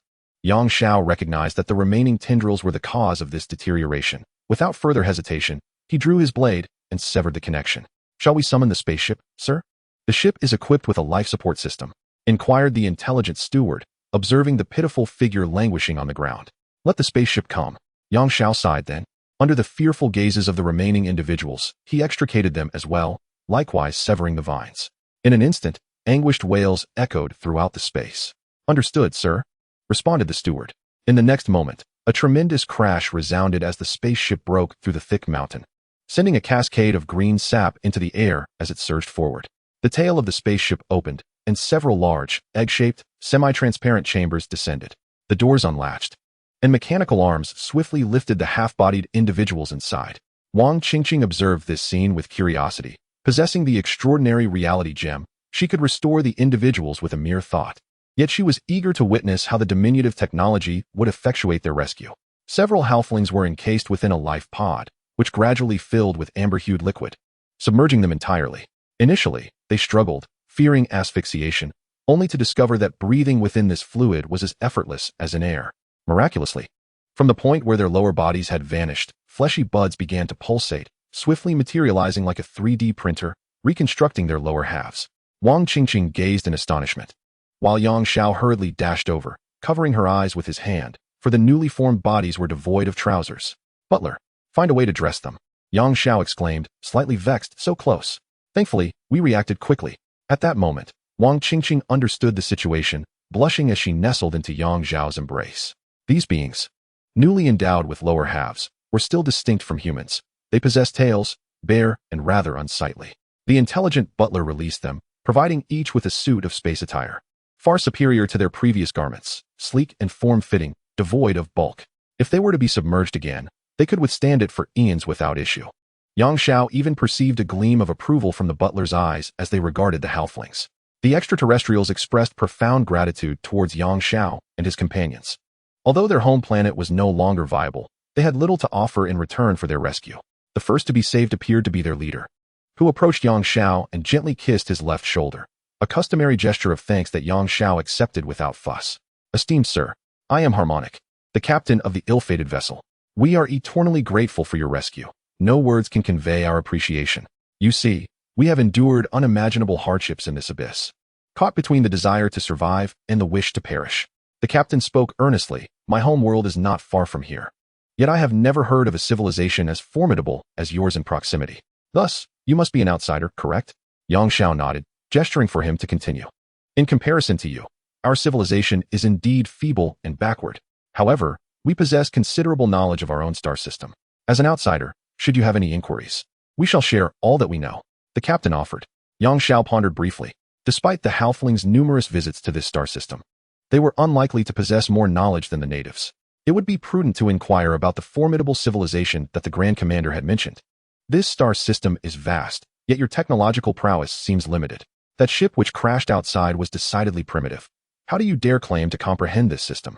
The intelligent butler interjected, skeptical that these underdeveloped natives could possess any significant insight. The captain believed that the intelligent sprite was some peculiar life form. Undoubtedly a companion of Yang Xiao. He promptly bowed to her, saying, "This, young child, our technology pales in comparison to yours. Our understanding of this star system, and indeed the entire universe, is not derived from our own explorations, but rather provided by our principal civilization." Yang Xiao was taken aback to see the intelligent steward displaying an expression of annoyance upon being addressed as young child, despite her appearance as a diminutive, sprite-like girl. She realized that this intelligent steward possessed not only intelligence, but also emotions. The principal civilization? Wang Qingqing inquired curiously from the side. "Are you a mere offshoot of that civilization?" "Esteemed lady, we are not an offshoot. I lack the qualifications for that. We are merely one of the many inconspicuous vassal civilizations of the principal civilization," the captain replied. "If we were an offshoot, we would not have fallen so low as to be unable to protect our own home planet. Then, it seems that this principal civilization is of no use to you, as they do not extend a helping hand in your direst moments. Why do you still choose to be their vassal?" Wang Qingqing asked. "They impart knowledge to us. Or rather, a branch of the principal civilization bestows knowledge upon us," the captain explained. "Without them, we would not even have the opportunity to escape our home planet in search of survival." "And what is the cost?" Yang Xiao interjected. "What must you pay for this knowledge?" "Obedience, sir." The captain sighed. "Whatever their demands may be, we must comply." "Obedience? What kind of demands do they typically make?" Yang Xiao inquired. "Primarily, they require minerals and labor. We possess nothing else that they would find desirable," the captain answered. Yang Xiao began to grasp the implications. She had initially thought that the offshoots of the principal civilization were benevolent beings, spreading the seeds of civilization across the cosmos. It became evident that this was, in fact, a form of covert invasion. It felt reminiscent of the British Empire's treatment of the Indians, training them, imparting fundamental knowledge, then establishing factories and mining operations, with all labor provided by the locals, while the products and extracted minerals were taken away after minimal processing. "Do you not perceive this as enslavement? This is thievery," Wang Qingqing exclaimed indignantly. "And what of knowing? To them, we are merely higher forms of animals. We have resisted in the past, but the consequence was that 1/6 of our planet's land was laid to waste." The captain's tone turned somber. "After that apocalyptic assault, we dared not resist again." Yang Xiao recalled the reason for the captain's quest for a new habitable planet, the severe pollution of their home world. She asked, "The pollution of your home planet must have resulted from mineral extraction and factory waste, correct? Was this devastation not caused by that vassal civilization? Do they not care for your survival at all? Surely, you must still hold some utilitarian value to them? Indeed, they recently imparted to us the technology to construct spacecraft. That vessel outside is one we built after our studies." The captain proudly puffed out his chest. After all, accomplishing actual manufacturing through theoretical knowledge in such a short span of time was indeed an extraordinary feat. Yang Xiao's brow furrowed deeper with skepticism. He could hardly believe that this so-called offshoot civilization would exhibit such benevolence. If they were truly well-intentioned, the captain's planet would not have descended into such a plight. There must be a conspiracy at play. Alas, it was merely a matter of exploiting their survival instincts, seeking new worlds for themselves. Once located, they would continue to be enslaved and oppressed, with the new planet ultimately succumbing to pollution, perpetuating a vicious cycle. "My database is replete with accounts of such despicable civilizations," remarked the intelligent steward. Upon hearing the steward's words, the captain was momentarily taken aback, and the joy of escape evaporated. Indeed, what significance is there in discovering a new planet? It is merely a repetition of tragedy, serving as a pawn for others, while his own race sacrifices countless lives. To merely survive is to invite unending torment and servitude. To rise in rebellion is to face the annihilation of their entire lineage. Observing the demoralized and despondent captain, Yang Xiao yearned to offer solace. He wished to place a reassuring hand on the captain's shoulder and utter, "I shall assist you." However, this main civilization's offshoot was not akin to the previous encounter with the undead overlord. They likely possessed numerous planets and vast star territories. A colossal civilization far from easily vanquished, unless Wang Qingqing could utilize the power gem to obliterate each of their planets one by one. Yet, such an endeavor was impossible. Not to mention that eradicating this offshoot civilization would undoubtedly attract the attention of the true main civilization. It was also true that not every individual within that offshoot was malevolent. The orders to enslave the captain's race originated merely from the upper echelons. rendering it unnecessary to annihilate the entire civilization and harm the innocent. Yang Xiao and Wang Qingqing were not the sort to engage in such brutal acts of world destruction. Thus, the dilemma arose. Should they simply ignore the situation and continue their quest for the soul gem? Such a choice would weigh heavily on their conscience. Deep down, Yang Xiao harbored a sense of justice, a desire to aid those in distress. Hence, he and Wang Qingqing relentlessly sought the infinite gems while meddling in affairs that did not concern them. You could seek assistance from the gnome civilization, request their protection. The intelligent steward interjected unexpectedly. In this star system, there existed a permanent outpost established by the gnome civilization. Although modest, comprising only 3 artificial planets. The small number of gnomes residing there should suffice to accommodate your kin. Why did you not mention this sooner? Yang Xiao inquired. You did not ask, sir. The intelligent steward replied, then turned to the captain. The gnomes are a benevolent, righteous, and orderly race. As long as you are willing to seek their assistance, they will aid you. Regarding that offshoot civilization, should they dare to pursue trouble at the gnomes' outpost, rest assured, I can only tell you that in this universe, the gnome civilization has only friends, never foes. Indeed, any civilization that has encountered the gnome realm invariably chooses to befriend them, regardless of their initial hostility. They depart with admiration and trepidation, unable to comprehend the enigma that is the gnomes, and thus, they worship.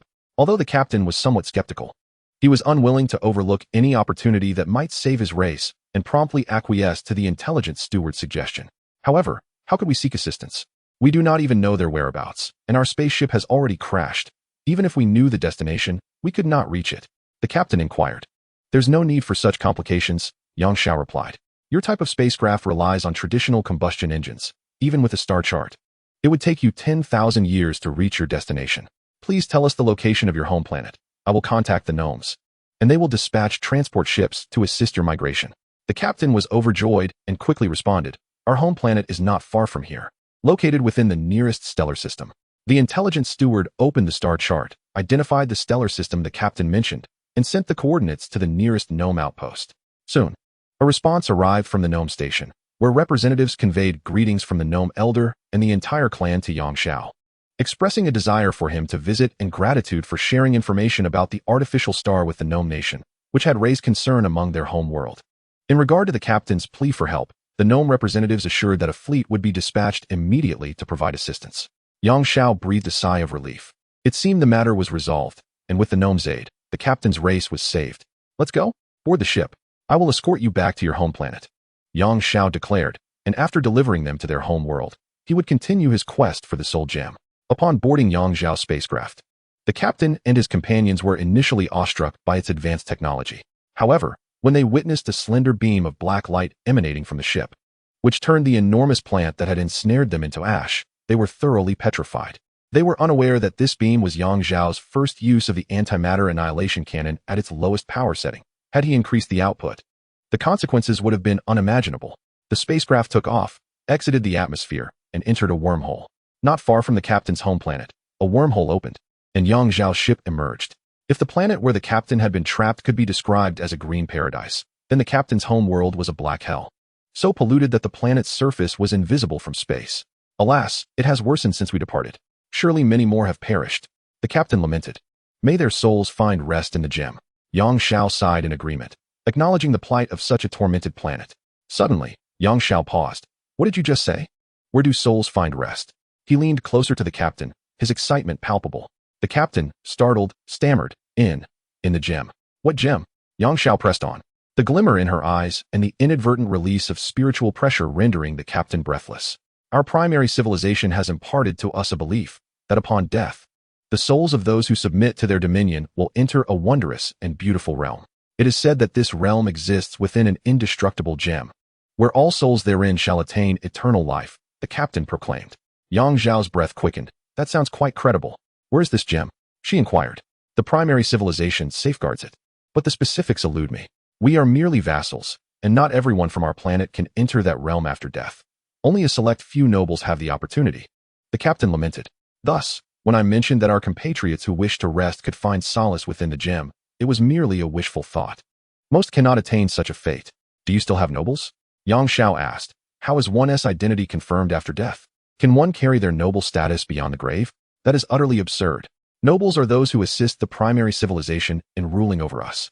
Each carries a crystal known as a spirit gem. Upon death, their souls first enter this gem, after which designated personnel retrieve it to transport the noble's soul back to the primary civilization, ultimately delivering it to the realm of the gem, the captain explained. As for us commoners, we may as well forget it. On this heavily polluted planet, countless souls perish daily, and surely some nobles must also die. If we track the recently deceased nobles and follow those who come to collect the spirit gems, we might just uncover the fabled gem of the primary civilization. I had intended to leave you behind, but now I have made up my mind. I shall go see for myself, Yang Xiao declared loudly. Navigating through the dense clouds of pollution, the spaceship descended. The landing site was a city with a bizarre architectural style. The towering edifices resembled massive termite mounds, and the streets were nearly devoid of pedestrians, exuding a desolate atmosphere. The air was unbearable, each breath seeming to constrict one's lungs. Alas, the inhabitants of this city are on the brink of extinction. The captain sighed. Just leave us here. You attend to your affairs. I understand you have matters to attend to that necessitated your descent with us. The captain and several rescued crew members took turns kissing Yang Xiao's right shoulder. Before you go, tell me, where can I find the nobles? Yang Xiao asked. Nobles are quite fearful of death. Hence, they typically conceal themselves within the underground works of the city. Since the pollution has worsened, they have adorned these subterranean shelters with great opulence, providing clean water and purified air. Should a commoner intrude, they would be swiftly executed, the captain replied bitterly. As for the entrances to these underground works, they are easy to locate. At the center of every city lies a plaza, and beside it is the entrance, usually guarded. Yang Xiao and Wang Qingqing left their intelligent steward aboard the spaceship and bid farewell to the captain and crew, proceeding to the central plaza. Indeed, a squad of soldiers brandishing uniquely designed firearms patrolled the area. Upon noticing Yang Xiao and her companion approaching, they warily surrounded them, demanding, "Who goes there?" Yang Xiao had no time to waste with them. She exchanged a meaningful glance with Wang Qingqing, who understood and activated the power of the mind gem to subdue the soldiers. The soldiers opened the heavy metal entrance, allowing Yang Xiao and Wang Qingqing to step inside. Upon entering the underground complex, Yang Xiao felt as though she had entered an entirely different realm, a stark contrast to the outside world. The air was not only pristine, but also filled with resplendent golden architecture. Elegant golden villas formed a magnificent cluster, illuminated by a large overhead light, resembling an artificial sun. Yang Xiao casually chose a villa and approached the door to knock. However, as she neared the entrance, a laser beam shot out from a circular aperture above the door. Fortunately, she was still clad in a spacesuit crafted by the dwarves, or she might have been caught off guard. This villa appeared to possess an identification monitoring system that would eliminate anyone deemed non-aristocratic on sight. Initially, Yang Xiao intended to take a diplomatic approach, as the nobles had not wronged her directly. As for their oppression of the commoners, she planned to let the dwarven fleet refrain from aiding them, allowing these aristocrats to fend for themselves on this planet. However, given their merciless treatment towards her, she felt no obligation to play the benevolent role. With a decisive kick, Yang Xiao forcefully opened the pure gold door and stormed inside. In the foyer, a plump woman screamed in shock. Thanks to the automatic translation device provided by the intelligent butler, Yang Xiao understood her words. "Damn commoners. How dare you intrude?" Upon hearing the woman's shriek, a butler-like figure rushed down from the upper floor, shooting at Yang Xiao as he descended. In irritation, Yang Xiao waved her hand, using her ghost path to pin the man against the wall, rendering him immobile. "Madam, may I borrow a glance at your spirit crystal?" Yang Xiao inquired, stepping closer to the trembling noblewoman. The lady clutched her chest in fear, exclaiming, "You seek to steal my spirit crystal? I knew you commoners would try. Do you dare to aspire to eternal life? Let me tell you, even if you acquire the spirit crystal, you shall never enter the primordial spirit world after death." "Oh, so that gem world has an official name? The primordial spirit world? Quite an apt name." Yang Xiao mused, "But why can't one enter? You seem quite anxious. Are you perhaps deceiving me?" The noblewoman recoiled, her face a mask of defiance as she retorted, "The spirit crystals are collected periodically. You know neither the time of collection nor the location, and without an aristocrat to deliver your crystals to the emissary of the main civilization, you certainly cannot access the primordial spirit world. Isn't that where you come in? You would inform me." Yang Xiao teased. "Dream on. How could I?" Before the noblewoman could finish, her eyes turned pitch black. "Yes, I will tell you everything. Sir." It was Wang Qingqing who had activated the power of the mind gem. "This power is indeed quite effective," Yang Xiao remarked, "especially against such ordinary individuals." From the noblewoman, she learned that fortuitously, the next emissary of the main civilization would arrive the following day at an underground complex in a neighboring city to the northeast. 2 ambassadors are set to arrive. Chapter 95, Silicon-Based Life. The following day, Yang Xiao and Wang Qingqing, accompanied by their intelligent butler, were guided by the controlled noblewoman to a neighboring city she had mentioned. This city appeared somewhat more prosperous than the previous one, with commoners visible along the streets. Perhaps they were merely actors, put in place to welcome the emissaries of the dominant civilization. Yang Xiao noticed only a handful of individuals meandering back and forth. According to the notice received by the noblewoman, all aristocrats entrusted with escorting the spiritual crystals were required to assemble in this city by noon today, gathering at the venue within the underground works. With the noblewoman paving the way, Yang Xiao and Wang Qingqing successfully entered the assembly hall. As noon approached, the two emissaries arrived punctually at the venue. Yang Xiao gazed in astonishment at the representatives who slowly ascended the stage. These beings were not humanoid at all. Rather, they resembled exquisite artworks composed of countless purple crystals of varying sizes, reminiscent of spiders with 4 legs. Contrary to Yang Xiao's expectations of an introductory speech, the two ambassadors promptly produced 2 boxes brimming with slots and placed them on the ground, instructing the nobles to queue according to their ranks and insert the spiritual crystals into the slots. Intelligent butler, do you have any information on these 2 beings? Or might they be some form of automaton rather than living entities? Yang Xiao inquired quietly of the intelligent butler beside him. No, they are indeed living beings. Though unlike you, they are silicon-based life forms. The intelligent butler responded. My database contains numerous records of similar life forms. It is important to note that while silicon-based life forms are uncommon, they are relatively widespread throughout the universe. However, their existence tends to be highly polarized. They either manifest as weak, primitive beings devoid of even the most basic stress responses, or they dominate as formidable cosmic powers, exhibiting an astonishing level of civilization. So, these 2 must be advanced silicon-based life forms? Yang Xiao posited. Indeed, sir, it is quite apparent. They are not merely advanced intelligent beings. I have just scanned them. The intelligent butler paused. Ordinarily, even the most basic silicon-based life forms possess physical resilience far surpassing that of carbon-based life forms. Their bodies are exceptionally durable, resistant to extreme temperatures and pressures, and they do not require oxygen for respiration. These traits already vastly outstrip ordinary carbon-based life. However, these 2 ambassadors are not typical silicon-based entities. Their physical strength is thousands of times greater than that of diamonds, and they can withstand temperatures exceeding tens of thousands of degrees. Unlike humans or other carbon-based intelligent beings, they lack a centralized brain structure. Rather, their capacity for thought and memory storage is distributed throughout their entire forms. The intelligent steward continued. Observe the purple crystals adorned upon them. They are akin to the amalgamation of computers and hard drives on your Earth, serving both defensive and cognitive purposes. Each of them possesses computational prowess that dwarfs even the most formidable supercomputers on your planet by several magnitudes. How does their computational ability compare to yours? Yang Xiao inquired. His curiosity piqued as he had yet to pose this question to the intelligent steward. Excluding the main brain aboard the spacecraft, my own computational capacity is at a galactic level, the steward replied with a hint of detachment. A galactic level means that I can instantaneously calculate the movement of all particles above the quark level within a galaxy-sized expanse. Yang Xiao refrained from further questioning, almost forgetting that this intelligent steward was the ultimate creation of the previous elder of the gnomes, integral to the ship's core. As the preceding individuals completed the placement of their spiritual crystals, it was the turn of the noblewoman. She retrieved her prepared crystal and approached.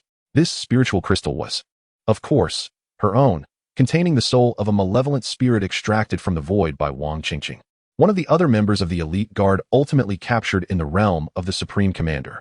Seeing that the 2 emissaries had not detected any anomalies, Yang Xiao breathed a sigh of relief, grateful that they had not raised any alarms. The emissaries remained silent throughout the process, exhibiting no extraneous movements.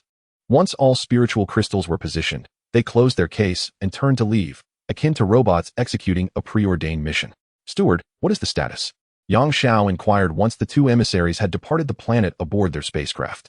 Rest assured, sir, I have just placed quantum markers on them.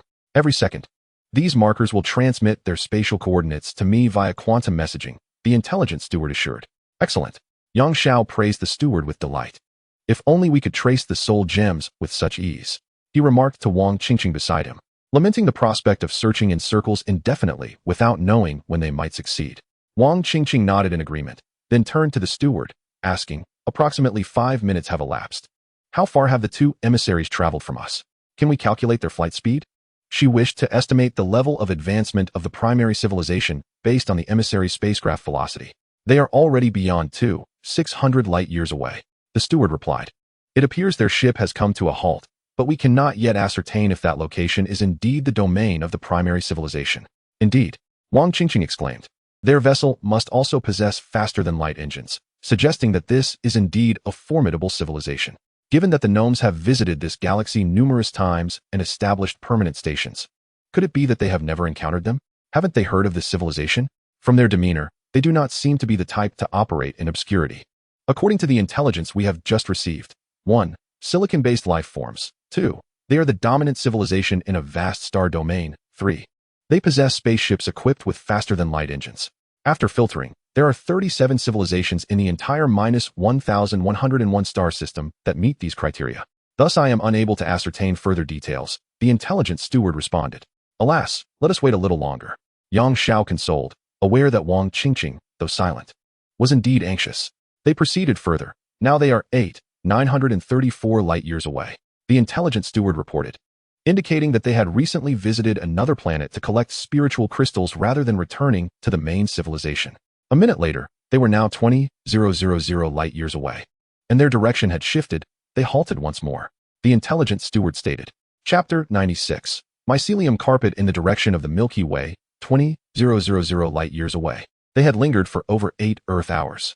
There is a significant possibility this could be the location of the main civilization. Shall we venture forth, sir? The intelligent steward inquired. Alas, if only your quantum marker could transmit video information. Yang Xiao lamented, for then they could ascertain whether this was indeed the main civilization. To transmit complex video information, quantum communication devices are necessary, and at that time, I could not have implanted such devices on the envoy without their notice. I could only leave simple markers, the intelligent steward replied. Very well, let us set forth. Yang Xiao and Wang Qingqing boarded the spaceship. As they departed from the planet, Yang Xiao observed that the gnomes' interstellar transport fleet had arrived, a full 40 colossal fort-like vessels. They were in the process of loading the planet's refugees. They are remarkably efficient, Yang Xiao marveled. It seems that other civilizations are equally benevolent. Indeed, the gnome kingdom is a truly magnificent civilization. Indeed, if only every powerful civilization in this universe were like the gnomes, Wang Qingqing remarked, perhaps the tragedy of this planet could have been averted. Come now.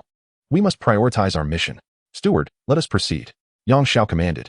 20,000 light-years away, a wormhole opened, and Yang Xiao's spaceship emerged.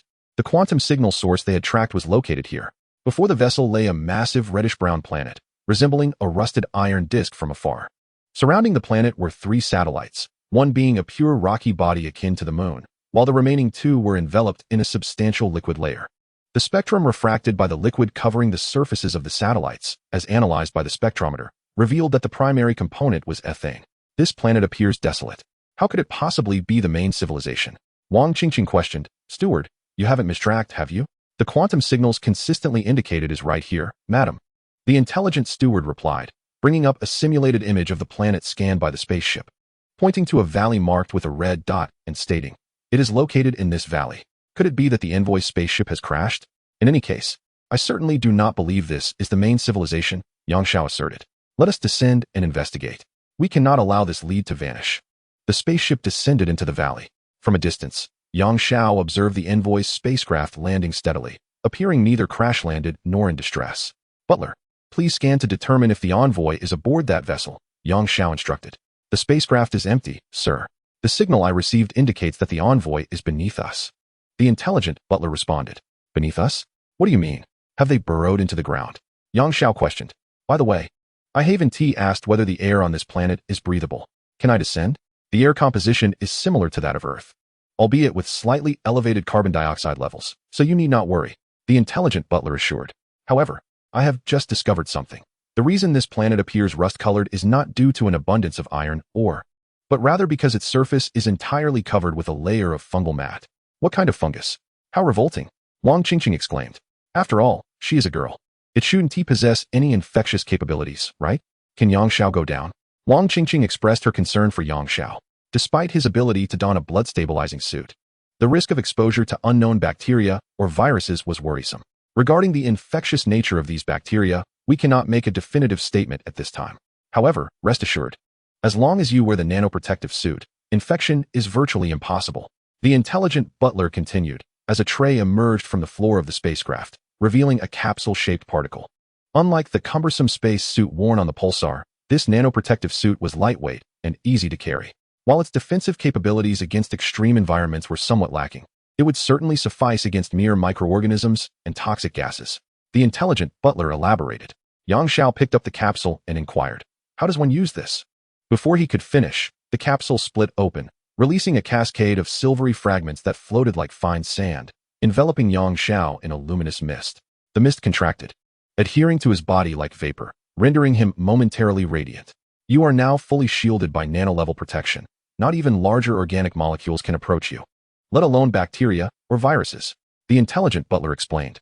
A repulsive filtering field surrounded his eyes, ears, mouth, and nose, allowing only harmless molecules like oxygen and nitrogen to enter or exit, while barring even subatomic particles from intrusion. Yang Xiao felt no trace of the nanoprotective suit on his body, which was truly astonishing. As for Wang Qingqing, if anything could harm a body composed of etheric particles, it would indeed be a marvel. Let us descend and explore. With preparations complete, Yang Xiao was the first to step off the spacecraft. The fungal mat beneath him crunched underfoot, resembling freshly fallen snow, leaving a trail of footprints behind Yang Xiao and Wang Qingqing. How tranquil, Yang Xiao remarked to the intelligent butler hovering beside him. Does this planet lack large organisms, existing solely with these microorganisms? Before landing, the spacecraft had conducted scans, confirming the absence of large organisms on the planet's surface. However, the dense layer of mycelium interfered with the life detection instruments, rendering it impossible to ascertain whether large creatures existed underground. The intelligent steward replied. Yang Xiao nodded as they approached the spacecraft of the main civilization envoy. Since the vessel was unoccupied, it was clear the occupants had descended. Following the footprints they left in the mycelial blanket should lead them to their whereabouts. Yet, after a thorough search, they found no traces other than their own. Look, Yang Xiao, Wang Qingqing suddenly exclaimed, pointing behind him. Turning around, Yang Xiao discovered that the footprints he and Wang Qingqing had made were gradually vanishing. It must be the mycelial blanket you trampled that has regenerated, covering your footprints. The intelligent steward deduced. What do we do now? Didn't you mention the signal source was underground? Without locating the entrance, are we to wait idly here? Yang Xiao inquired. What if this truly is the main civilization, but they reside beneath the surface? Waiting outside would be futile. If we can't find an entrance, let's create one. Wang Qingqing suggested, apprehensive about teleporting directly underground, uncertain of how deep the voids lay. If she were to mistakenly transport herself into solid rock, she would be fine. But Yang Xiao could face dire consequences. Yang Xiao nodded. They had no other choice. Chapter 97. Swarm of insects seeing Yang Xiao in agreement. The intelligent steward instructed them to step back slightly, maneuvering the nearby spacecraft into the air before directing a laser beam towards the ground. In an instant, without a sound, a 30-meter diameter pit was carved into the earth. The edges of the pit emitted a sizzling sound reminiscent of roasting meat. As they prepared to leap into the abyss, suddenly, the entire valley began to tremble violently. An earthquake? Yang Xiao steadied himself, remarking. The tremors persisted for several seconds before momentarily subsiding, only to escalate once more. Warning, a multitude of organisms is approaching. Warning, a multitude of organisms is approaching. The intelligent steward interjected, positioning itself protectively in front of Yang Xiao and Wang Qingqing. From the hole created by the spacecraft, countless bizarre, insect-like creatures surged forth, each the size of a tank. They exhibited varied forms, yet all bore hard exoskeletons and emitted shrill cries as they charged towards the trio. Leading the charge were several rows of monstrous insects resembling oversized ants. Though their foremost appendages were not massive mandibles, but tube-like mouthparts akin to those of mosquitoes. These colossal creatures moved with astonishing speed. And when they were merely 50 meters away from Yang Xiao, they unleashed torrents of green liquid from their tubular mouthparts, raining down like a storm of arrows. The intelligent steward, standing in front of Yang Xiao, extended its slender arms, concentrating luminous energy at its fingertips. Force field, activate. A transparent barrier enveloped the three of them. To Yang Xiao's astonishment, the green liquid splashing upon the barrier emitted a sizzling sound, clearly indicating that these liquids possessed the ability to corrode the force field. These creatures were not merely expelling ordinary acidic fluid. The intelligent steward, while reinforcing the force field, exclaimed, "This green liquid harbors chaotic energy capable of dismantling my energy shield. Such a feat is beyond the capabilities of ordinary organisms." The so-called force field is an energy protective barrier. Unlike conventional physical shields, energy shields are purer and more reliable. Binding path number 39, circular gate. Yang Xiao invoked a spell, conjuring a cerulean circular shield enveloping the outer layer of the force field. When the green liquid struck the circular gate, it showed no adverse reaction, suggesting that the spiritual shield could indeed withstand the assault. At last, the insects approached the trio. Since the initial wave of acidic attacks yielded no effect, the ants bypassed them, positioning themselves behind and effectively blocking any escape routes. Following the ants, a swarm of mantis-like insectoids surged forward.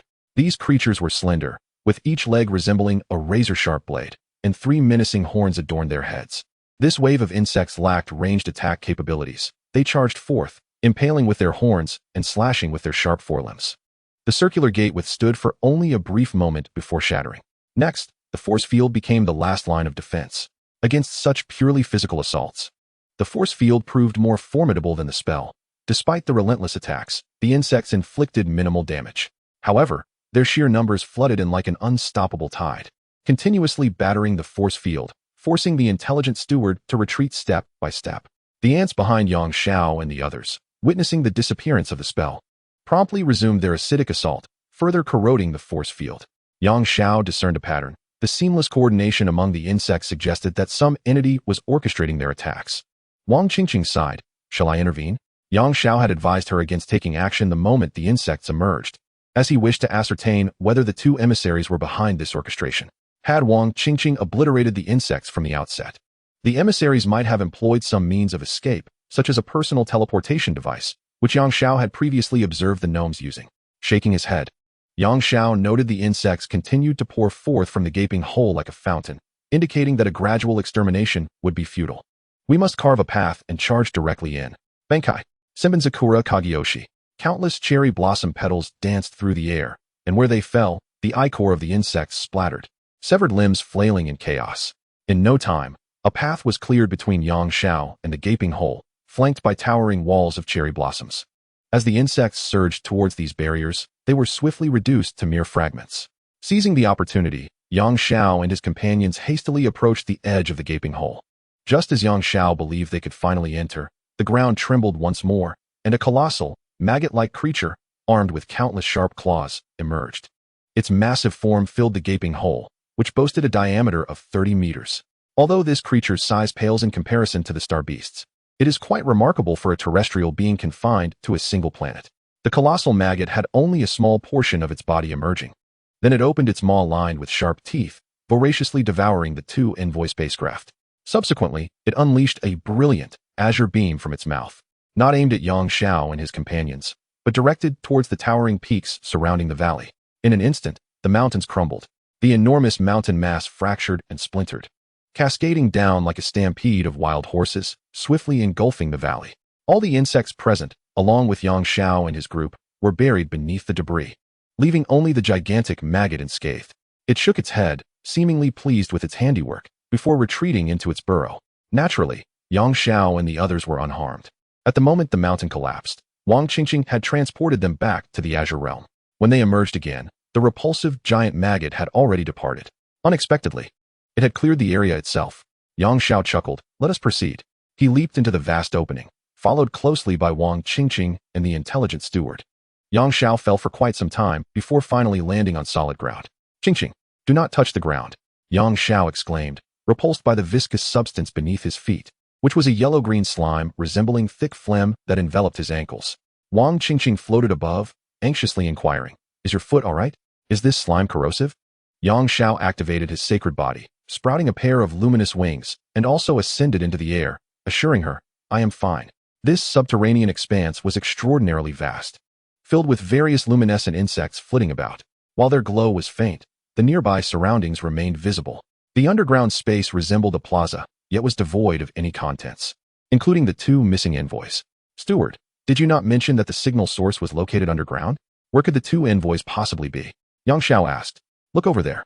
The intelligent steward's eyes suddenly transformed, illuminating the distance like searchlights. At the edge of the plaza, there were hundreds of caves, each potentially leading to unknown destinations. Undoubtedly, the 2 envoys had exited through one of these openings. The slime on the ground did not cover the entire plaza, but formed a straight line leading to one of the cave entrances. I understand now. This slime must be the trail left by that enormous maggot. If we follow it, we might locate the envoys. Yang Xiao declared. Indeed, we should implement additional precautionary measures. Sir, the intelligent steward replied, and with a flap of its small wings, a cloud of golden, pollen-like powder dispersed into the air. These were nanobots. Approximately 2,000 in number. Let them explore the entrances of other caves. If we happen to choose incorrectly, it will not be a waste of time. The intelligent steward explained. Chapter 98. Hatching due to the repulsive slime beneath them, Yang Xiao and his companions floated above the ground as they swiftly advanced through the cave, following the trail left by the colossal maggot. Before long, the cave reached its terminus, revealing a chamber slightly smaller than the previous subterranean plaza, wherein a colossal maggot lay coiled. Force field activate.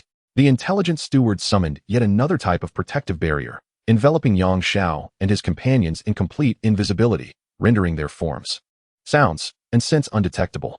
The cave's floor and walls were adorned with numerous crimson crystals, each accompanied by a writhing egg, devoid of shells, resembling quivering jelly. Yang Xiao could even discern the incessantly squirming larvae within these translucent, gelatinous eggs. Every so often, the blood-red crystals emitted a glow that lasted for about 10 seconds. During this brief illumination, the larvae within the eggs would convulse violently. Was this a nursery for the creatures? Could that immense maggot be the mother? No, that couldn't be right. If it were the progenitor, why would it have engaged in battle moments ago? Yang Xiao pondered aloud. The maggot is not the mother. It merely serves as a caretaker. The intelligent steward interjected. I have scanned its body and analyzed the slime on the ground. It lacks even the slightest trace of sex hormones, indicating it possesses no reproductive capabilities, merely a caretaker insect. The maggot, akin to a dog, approached the eggs, seemingly discerning the developmental stages of the larvae through scent.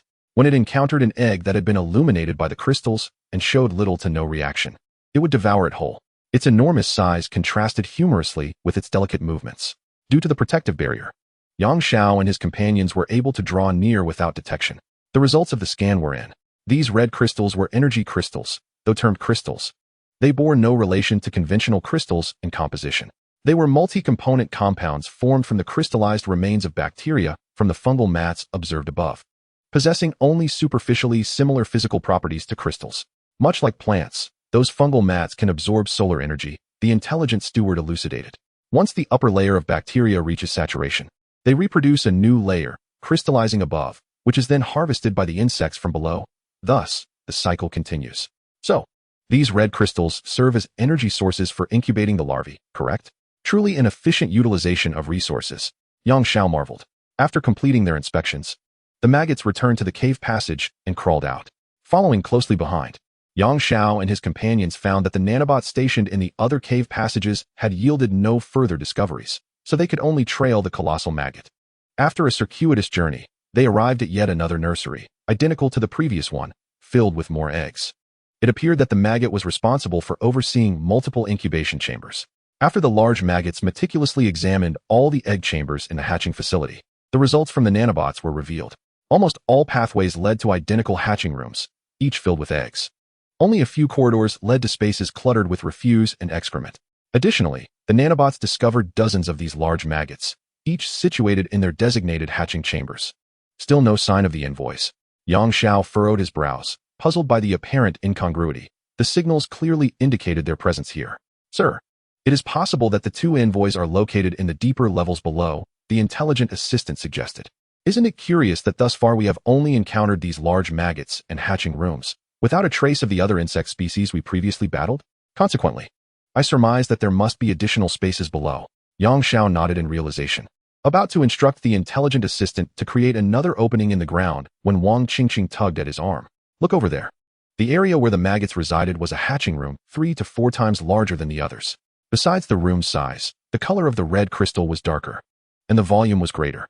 The eggs nearby were of a completely different caliber. While the previous eggs were akin to the size of adults, these resembled elephants in stature, radiating a golden hue.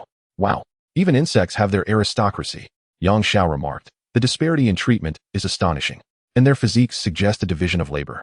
Wang Qingqing added, I once read a book about bees that explained how bees in a hive also have hierarchical roles. Those eggs we just saw hatching must be on par with worker bees. Ah, Qingqing, you're amazing. You know so much, Yang Xiao exclaimed, grasping Wang Qingqing's hand with admiration. Hey, let go. Can't you see the atmosphere? Wang Qingqing blushed, pulling her hand away, just trying to lighten the mood. This cave is so gloomy and oppressive, Yang Xiao thought, aware that while Wang Qingqing possessed a somewhat boyish demeanor, she was still a girl. Ever since they descended from the surface, her expression had been rather dismal, suggesting she felt uneasy in this place. And he certainly did not want his beloved girl to be unhappy. Suddenly, a sound akin to tearing leather pierced the air. A golden egg hatched. As soon as it emerged, it let out a piercing scream, while the large maggots lay coiled on the ground. The newly hatched golden larva began to consume the shell of its former abode. Soon after, more golden larvae emerged, and after devouring their shells, they began to fight amongst themselves. The large maggot's abdomen undulated, and it regurgitated the envoy spacecraft, which, though covered in some mucus, remained largely unharmed. After the spaceship ejected, the large maggot voraciously devoured the mischievous golden larvae one after another, only to later expel them. Follow it.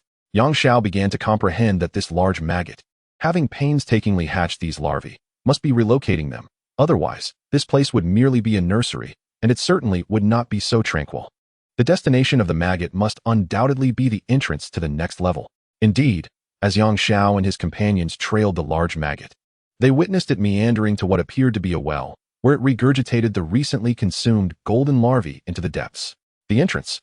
Yang Xiao joyfully clenched his fist. After the maggot turned to leave, he rushed over to investigate. The well seemed exceptionally deep, as even with a powerful flashlight, its bottom remained unseen. Yet, it also felt shallow, for Yang Xiao could distinctly hear the shrill cries of the larvae that had just plummeted, as if they were right beside him. Chapter 99. The Abyss. There is something strange. Yang Xiao sensed an oddity about this deep well, as the sounds he heard did not align with the visuals he perceived. Butler, release more nanobots. Let them descend to explore the path. Yang Xiao stroked his chin and commanded. Certainly, sir. The intelligent butler responded, dispatching hundreds of nanobots to burrow down the well. After a while, beams of light emanated from the butler's eyes, projecting real-time footage from the nanobots into the air. Initially, the screen was enveloped in darkness, accompanied solely by the cacophony of the insects. Then, with a sudden burst, akin to a fish emerging from a muddy swamp, the light flooded in. However, it was excessively bright, rendering everything indistinct. Only after the intelligent butler applied a filter to the radiant image could clarity be achieved. Upon seeing the scene before him, Yang Xiao, who experienced a slight fear of dense clusters, was instantly covered in goosebumps. Not only were there the few golden larvae that had just descended, but an uncountable multitude of smaller, ordinary larvae. The densely packed swarm of these hideous creatures appeared endless. These grotesque insects writhed and undulated together, shrieking with abandon, resembling a veritable abyss. The intelligent butler remotely controlled the robots to adjust the camera angle, finally spotting a high platform in the distance where two figures stood. Were they not the two envoys? What were they doing? Is it impossible to get closer? It's too far to see clearly, Yang Xiao remarked. Getting too close poses a significant risk of detection. To discern their actions, proximity is unnecessary. The intelligent butler replied. By merely assembling these nanobots, we can enhance the focal clarity of the lens. The current dispersed state cannot capture the distant scene adequately. As hundreds of nanobots were combined, they remained minuscule. After all, 100 nanometers is merely 0.00001 millimeters. The lens was adjusted, and Yang Xiao finally discerned the envoys upon the high platform. Their containers for the spiritual crystals lay open on the ground. Amidst them lay a golden larva, colossal as an elephant, its head secured by a silver floating halo. A gash had been inflicted upon its crown, revealing the delicate cerebral tissue within. Motionless upon the ground, it appeared to be in a state of shock or faintness. One of the envoys stood upright on its two hind limbs, wielding a spirit crystal in one forelimb, while the other had transformed into a razor-sharp crystalline blade. Dripping with green blood, evidently, the larva's head had been severed by this very instrument. Its body, reminiscent of a spider's, shimmered with arcs of electricity, causing the spirit crystal to illuminate as if electrified. Subsequently, the envoy plunged the entire crystal into the larva's brain. To Yang Xiao's astonishment, the awakened larva thrashed violently. Yet its head remained fixed, rendering it unable to rise, seemingly engulfed in excruciating pain. After a prolonged struggle, its movements dwindled until it lay still. The envoy removed the silver halo from the larva's head, and in an instant, the wound healed completely. It appeared that this halo not only restrained the larva, but also suppressed its innate healing abilities. After approximately a minute, the once immobile creature trembled, attempting to stand yet failing to do so. Initially dazed, it suddenly emitted a piercing scream that overshadowed the cries of all present insects. Yang Xiao's eyes widened in disbelief as he discerned the larva articulating words. Indeed, confirmed by the translator of the intelligent steward, it was truly speaking. Where's this? It inquired first. Heavens, how can this realm be inhabited solely by insects? was the second utterance. I demand to see the envoy. This is a deception. This is not paradise. These were its final words, for its head was swiftly severed by a nearby envoy. Subsequently, another golden larva was brought forth, similarly donning the silver halo before succumbing to unconsciousness, only to be decapitated and infused with the spirit crystal. This time, the larva managed to rise. Its initial shock giving way to alarm as it beheld its surroundings, yet it remained silent, hastily retreating before turning to flee with desperate fervor, exhibiting remarkable coordination. The envoy appeared satisfied this time, refraining from executing it.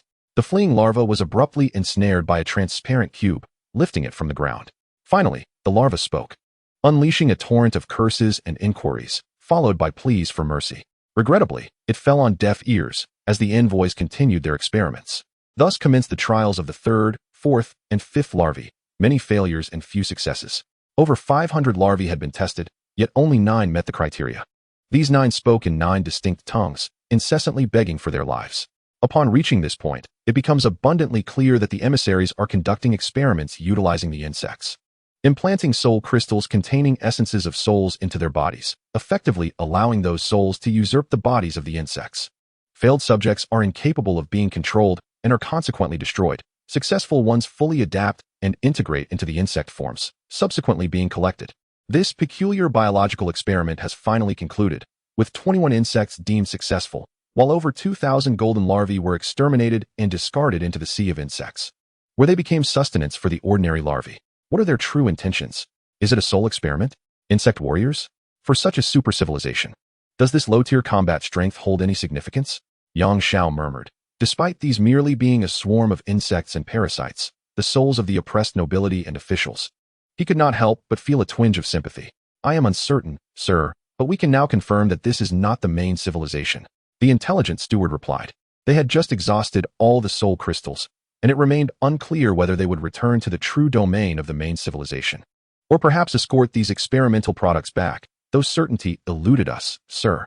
Indeed, time has already been squandered for far too long. We cannot afford further delay. Let us take decisive action, Yang Xiao declared. With the location of the emissaries now unmistakably identified, the intelligent steward summoned a spacecraft. They boarded the vessel and forcefully breached the ground, penetrating within mere seconds to hover above the emissaries. The 2 emissaries, taken aback, swiftly altered the silver halo encircling the insect's head into an oval shape, opening a small spatial gate, clearly indicating their rapid response and intention to flee. Unfortunately, they encountered Wang Qingqing, who possessed a space gem. Their spatial gate was rendered ineffective, subject to her control. Upon passing through the spatial door, they discovered they had not returned to the main civilization but instead arrived in an unfamiliar world, with their internal spatial positioning systems thrown into disarray. They certainly did not recognize this place, for it was the Qing realm. Chapter 100. The prey to interrogate the 2 emissaries. Yang Xiao resolved to bring the intelligent steward into the Qing realm. Otherwise, communication would be futile, a mere cacophony of misunderstanding. The Qing realm had transformed significantly. Above the clouds loomed the Sky City, a metamorphosis of the former blood-red palace. On the ground, various tribes formed by the indigenous inhabitants emerged alongside the Qing realm, and in the extreme south, nations had begun to take shape beneath the earth. At depths of millions of zhang lay the abyss of hell, where any who posed a threat to the Qing realm would be imprisoned to endure suffering. Furthermore, there exists a realm of spirits crafted for the souls of the former Shadow realm, serving as a subspace tethered to the abyss. Additionally, there is the dark matter domain designated for the Dark Elves, now referred to by the indigenous people as the Forbidden Sea of Darkness. The location where the 2 envoys arrived through the spatial gateway was indeed a territory belonging to an indigenous tribe, which also served as their hunting grounds. Ada and Aer are brothers, both hunters from the Shi tribe. Their tribe is named after a stream, as legend has it that long ago. The Great Mother rested on the plains near their settlement. After her departure, a single strand of her hair fell to the ground, transforming into a flowing stream that nourished their tribe. In gratitude for the Great Mother's divine creation and the life-giving waters, they named their tribe after the stream.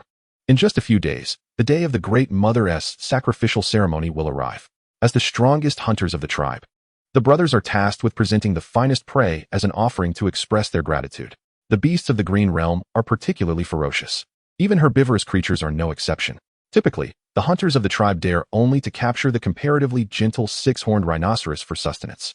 Should they encounter the spiked horses, capable of unleashing a rain of arrows, they must keep their distance. At dawn, the brothers ventured into the mountains in search of prey. By noon, apart from spotting a few formidable raptors with claws larger than both of them combined, they found nothing. While there were a few six-horned rhinoceroses, they would be deemed too meager as offerings, and the other tribes would surely mock them. As for the raptors, their iron feathers and steel plumes would withstand any attempt to fell them, even if they labored for days. This is dire. If we do not secure a catch before sunset, we shall face the ire of the tribe's elder and the high priest. Moreover, the neighboring black-skinned brothers have long coveted our title as the strongest hunters. If they ridicule us or even usurp our place, we might as well run headlong into a six-horned rhinoceros. Hadō exclaimed, his anxiety palpable. The indigenous inhabitants of the Green Realm spoke a dialect akin to Mandarin Chinese. Ever since the Blood Realm transformed into the Green Realm, they shed their crimson skin, adopting the features of Han Chinese with black hair and eyes. Brother, sighing is of no use. Let us press on. If we cannot find anything, we shall not return until nightfall. Encouraged both himself and his brother. At that moment, the brothers heard a whistling wind above them. The experienced duo exchanged glances, crouching low and darting forward. Fortunately, their quick reflexes saved them. The very spot they had just vacated was soon occupied by an owl with 8 heads, descending to the ground, clutching 2 peculiar insects in its talons. Ada and Aer possessed an intimate understanding of the beasts and insects that roamed the mountainous forests. However, they swore to the mother goddess that they had never encountered those 2 peculiar insects, shimmering with a brilliance akin to the jewels adorning the high priestess' chest. These creatures bore a resemblance to the fearsome tarantulas of the neighboring tribe's dark woods, but possessed only 4 legs. A most bizarre sight indeed. The 8-headed owl lowered its head, pecking furiously at the 2 spiders. Despite its formidable beak, capable of shattering the very stones of Iron Peak, it seemed ineffective today. Although the spiders struggled violently, they could not escape its grasp, yet the owl's beak proved powerless against them. Ada and Aer cautiously observed from a distance, their eyes set on the 2 gem-like insects. They believed that capturing these rare creatures would bestow upon them immense honor and surely win the favor of the mother goddess. Perhaps, as the high priest had foretold, she would bless their tribe in the coming year. As they contemplated this, the brothers nearly drooled at the thought, fervently praying for the detestable creature to abandon its pursuit of the insects. True to the legends, the 8-headed owl, known for its fierce temperament and low tolerance, ultimately relinquished its meal, leaving behind a droplet of excrement upon one of the insects in a fit of frustration. Once the owl had taken flight, Ada and Aer emerged from their hiding place, their eyes gleaming with excitement at the sight of their prey. They cautiously prodded the insects with their spears and, finding no immediate reaction, dared to approach for a closer inspection.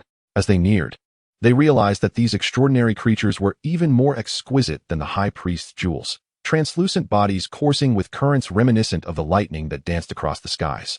The brothers were further astonished. While it was not unheard of for beasts to possess such electrifying attributes, those creatures were typically formidable, making it hard to fathom how the 8-headed owl could have captured them. Without lingering on their thoughts, they bound the 2 insects and hoisted them onto their shoulders. Embarking on their descent down the mountain, the unfortunate quarry captured by these 2 hunter brothers was none other than the representatives of the main civilization. Upon emerging from the spatial portal, they found themselves not in the interstellar port of the main civilization, but rather amidst a picturesque lakeside scene. The spatial positioning system implanted within them was in utter disarray, incessantly reporting errors, rebooting, and then reporting errors anew. Before they could grasp the situation, they were suddenly enveloped in darkness as a massive bird seized them, soaring into the distance. As envoys of the main civilization, they were not easily subdued. Their claws morphed into small-caliber energy cannons, aimed at the bird's abdomen. Yet, to their dismay, the energy cannon emitted no discharge. It was not a lack of energy within them, but rather a strange force suppressing their power, preventing it from escaping their bodies. The oppressive energy could not be released, instead wreaking havoc within. Fortunately, they were silicon-based life forms. Otherwise, they might have perished from their own energy in that instant. Thus, for the first time in their lives, the 2 envoys sustained internal injuries. Subsequently, atop a mountain peak, they were unceremoniously dropped by a colossal bird, which they then beheld in horror, a terrifying creature with 8 ferocious beaks, mercilessly pecking at them. The unfortunate envoys were powerless to retaliate. Although their resilient bodies spared them from death, the terrifying frequency of the 8 beaks striking together exacerbated their internal wounds. After what felt like an eternity, the loathsome bird finally departed, leaving behind a defilement as a final insult. Then, 2 humans approached, inexplicably brandishing spears and prodding them. What an indignity it was for the envoys of a super-interstellar civilization to be jabbed by primitive beings. Despite their fury, they were unceremoniously carried down the mountain. In conclusion, I extend my heartfelt gratitude to the esteemed readers who have supported this humble work. With just a few days left before the new book rankings, I kindly ask those willing to lend their support to cast a couple of votes. Thank you in advance. Furthermore, allow me to express once more, my idol is the esteemed Thunderstorm, and I shall continue writing this book. Wishing everyone well. Chapter 101. The Sacrifice. The two envoys were escorted back to the tribe by Hadō and Aizen. Upon entering the tribal gate, the brothers quickly realized their initial assessment was correct. All the young men in the tribe gazed at them with envy, while the elders approached with commendations, displaying great enthusiasm for their catch. Many young women from the tribe cast sultry glances, hinting that they might welcome the two handsome prizes into their tents that night. The brothers presented their catch to the high priest, seeking his judgment on its sacrificial value. At the first sight of the shimmering prey, the high priest was transfixed. Such exquisite beauty. It seemed to overshadow even the gem adorning his chest. You have done remarkably well, the high priest praised. Truly, you are the mightiest warriors of our tribe. With that, he retrieved several leather pouches from within the dwelling. Take these. They are your reward. The tribe's elder will arrive shortly. Once he sees your remarkable achievement, further rewards shall surely follow. The pouches contained wine, and within 1,000 miles. Only the high priest possessed the knowledge to brew it. This brought immense joy to the two brothers, who had long yearned for this exquisite beverage. The last time they had tasted such wine was during their coming-of-age ceremony, when they had hunted a scale deer, an immensely powerful creature covered in scales with extraordinary defensive capabilities. The elder, pleased with their feat, had gifted them a jar of wine, and from that day forth, the brothers could scarcely forget that delectable liquid. The following day, the sacrificial rites commenced earlier than anticipated, prompted by the high priest's apprehension regarding potential raids from rival tribes seeking to seize the offerings. The high priest immersed himself in the blood of beasts, transforming his entire form into a vivid crimson hue. This act served to commemorate the original sanguine essence of himself and his kin, as well as to convey to the mother goddess their unwavering commitment to their roots.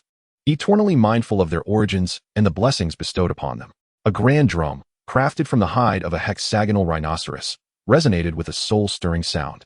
As the entire tribe encircled the altar, gazing proudly at the two bound sacrificial offerings, assured that the mother goddess was watching over them. At the center of the altar stood a towering stone sculpture, an exquisite likeness of the mother goddess, resembling Wang Qingqing with remarkable lifelikeness. Ascending the altar, the high priest first knelt thrice and prostrated himself 9 times before the statue of Wang Qingqing. He then pierced his finger with a knife, allowing his blood to drip into the basin at the statue's feet. O Mother Goddess, please forgive your children for commencing the sacrificial rites prematurely, for we have acquired precious offerings and are eager to present them to you.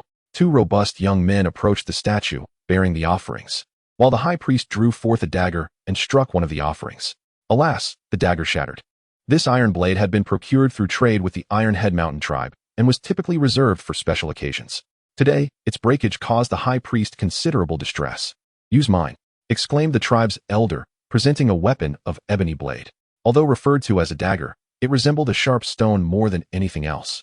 The elder had received this formidable blade during a visit to the island tribe, where it was said to have been retrieved from the foot of a colossal mountain that had risen from the sea. Strangely, this black stone blade was not only exceptionally sharp, but any seawater it sliced through took an eternity to converge again. This black stone knife had been exchanged for a large sack of stream water, renowned among the stream tribe for its healing properties. The 2 envoys, having been manipulated for an extended period, remained unable to resist due to severe internal injuries, rendering them temporarily immobile. Witnessing the high priest wield another black blade, seemingly of stone, they could not suppress their internal scoff. Foolish primitives. Do they truly believe such cold weaponry, relics of the Stone Age, can harm us? How laughable. Then, one envoy's body was cleaved in 2, the cut surface as smooth as a mirror. The other envoy could scarcely believe his eyes. This is impossible. It defies science. They were acutely aware of their own bodily structure. The molecular composition of their bodies approached the threshold of strong interaction. Except for certain specialized weapons or high-energy tools, their forms were practically immortal. How could a stone knife possibly sever them? Little do they know, the black blade is but a fragment of the mighty power gem, a minuscule shard that nevertheless embodies the essence of power itself. In the face of absolute strength, even the most formidable defenses become mere trifles. Observing how effortlessly the obsidian knife cleaved through the sacrificial offering, the high priest exhaled in relief. Had he failed to cut through today, it would have been a desecration of the divine. At that moment, while the mother goddess might show mercy and spare the Creek tribe, Other tribes would surely seize the opportunity to invade. With a benevolent expression, the high priest approached another envoy, ready to sacrifice him as well, thus completing the offerings. The surviving envoy experienced fear for the first time in his life. It is known that silicon-based life forms seldom indulge in such emotions, resembling more machines than sentient beings. As he watched the high priest draw near and glanced at his bisected companion, he reflected on how just a day prior, he had been engaged in similar acts within the nest, now grasping the weight of existence. He realized he might never return to the main civilization. As silicon-based beings lack gender, they are devoid of familial bonds and friendships, those precious connections that humanity cherishes. From the moment they detached from the core of their mother star, they were imprinted with a directive to pursue two lifelong endeavors, expanding civilization and seeking truth. The latter bears resemblance to the dwarven civilization. Thus, this envoy was not yearning for home, but lamenting that this successful experiment could not be brought back to the main civilization, which held significant importance. Upon entering the Azure Realm, Yang Xiao and his companions were immediately met with a peculiar expression on Wang Qingqing's face as she sensed the positions of the two envoys. "What is the matter, Qingqing?" Yang Xiao inquired with concern. "There's no time to explain. We must leave now. We can discuss it later." With a wave of her hand, Wang Qingqing transported Yang Xiao and the intelligent steward to the altar of the Creek tribe in an instant. The sudden appearance of Yang Xiao and his companions startled the high priest and the gathered tribespeople. The high priest brandished the black stone knife defensively across his chest. Yet, upon seeing Wang Qingqing, he trembled, and the knife fell from his grasp, embedding itself into the altar's hard stone floor until only the hilt remained visible. "Mother Goddess! Mother Goddess!" The high priest prostrated himself on the ground, forehead touching the earth, and cried out to Wang Qingqing with fervor. The surrounding tribespeople knelt, weeping, calling out the name of their divine mother, believing that she had answered their devotion and descended among them. As the sole deity of the Azure Realm, Wang Qingqing exercised a hands-off approach to governance, allowing the world to unfold naturally without excessive interference. Having neglected the matters for a considerable time, the result is that the Qing realm has developed to such an extent, unbeknownst to its sovereign, whose attention has been solely fixated on Yang Xiao. To speak solely of the indigenous inhabitants of the Qing realm, there are thousands of tribes, both large and small. And in the south lies a vast nation formed by a coalition of multiple tribes, striving for expansion in a bid for unification. Consequently, due to the diverse customs of each tribe, nearly every day, tributes are offered to Wang Qingqing. However, Wang Qingqing is not a deity from novels or tales. Elevated by faith, she is the creator god, who does not require such rituals. Thus, despite the fervent prayers and offerings of the Qing realm's denizens, there exists no channel of faith or incense to inform her, rendering her entirely oblivious to these acts. Her desire to explore the world is merely a fleeting thought, not necessitating the mediation of faith to ascend to the divine. Now, witnessing a living sacrifice for the first time, her expression was peculiar, her emotions complex. "Arise," Wang Qingqing commanded, feeling genuinely moved by the devotion of the indigenous people. Who among the tribesfolk would dare to rise? Even a mere glance at Wang Qingqing's statue would be deemed sacrilegious, and now, with the Mother Goddess herself present, none dared to stand, let alone meet her gaze. "O Mother Goddess, how could your subjects stand upright in the face of your divine majesty?" The high priest summoned his courage to speak. Although he held the title of high priest, he alone knew he had never truly communicated with the divine, nor had the Mother Goddess ever responded to his prayers. He merely served as a spiritual comfort to the tribe. Wang Qingqing found it difficult to adapt to the sight of so many kneeling before her. And with a flicker of her divine power, she gently lifted the crowd. They trembled, wishing to kneel again, yet found themselves unable to do so. "Are you the leader here? How did you come across these two?" Wang Qingqing inquired of the only one stained in blood who dared to speak. Reporting to the Mother Goddess, "I am the priest of this humble tribe. These two offerings were hunted by our tribe's hunters yesterday, and we hope the Mother Goddess finds them satisfactory," the high priest replied. Upon hearing the high priest mention them, Hadō and Aer swiftly approached, their heads bowed, afraid to meet Wang Qingqing's gaze. "O Mother Goddess, these two prey were taken by my brother and me yesterday on the mountain. But they were merely the spoils left behind by an 8-headed owl. We did not exert ourselves in the hunt and would never deceive the Mother Goddess." The high priest nearly felt blood rush to his head upon hearing this, cursing inwardly. These two wretches did not mention it yesterday. It turns out they merely picked up what was left behind, things even the lowly creatures would not claim. Now, they use them for sacrifice, drawing the Mother Goddess's attention. What if she comes to scold us? This is disastrous. Almost all the tribespeople realized the implications, lowering their heads even further in trepidation, cursing Hadō and Aer for their vanity. Wang Qingqing, however, cared not whether her offerings were second-hand. Her curiosity had merely prompted a casual inquiry. "Hand him over to me." Wang Qingqing pointed to the living envoy. "You have done well. I am quite pleased with this offering. I shall reward you." With a flick of her wrist, Wang Qingqing summoned the lifeless envoy and the obsidian knife embedded in the stone, causing them to soar into the air and merge into a magnificent crystalline long-handled blade, its dark edge gleaming with an ethereal radiance.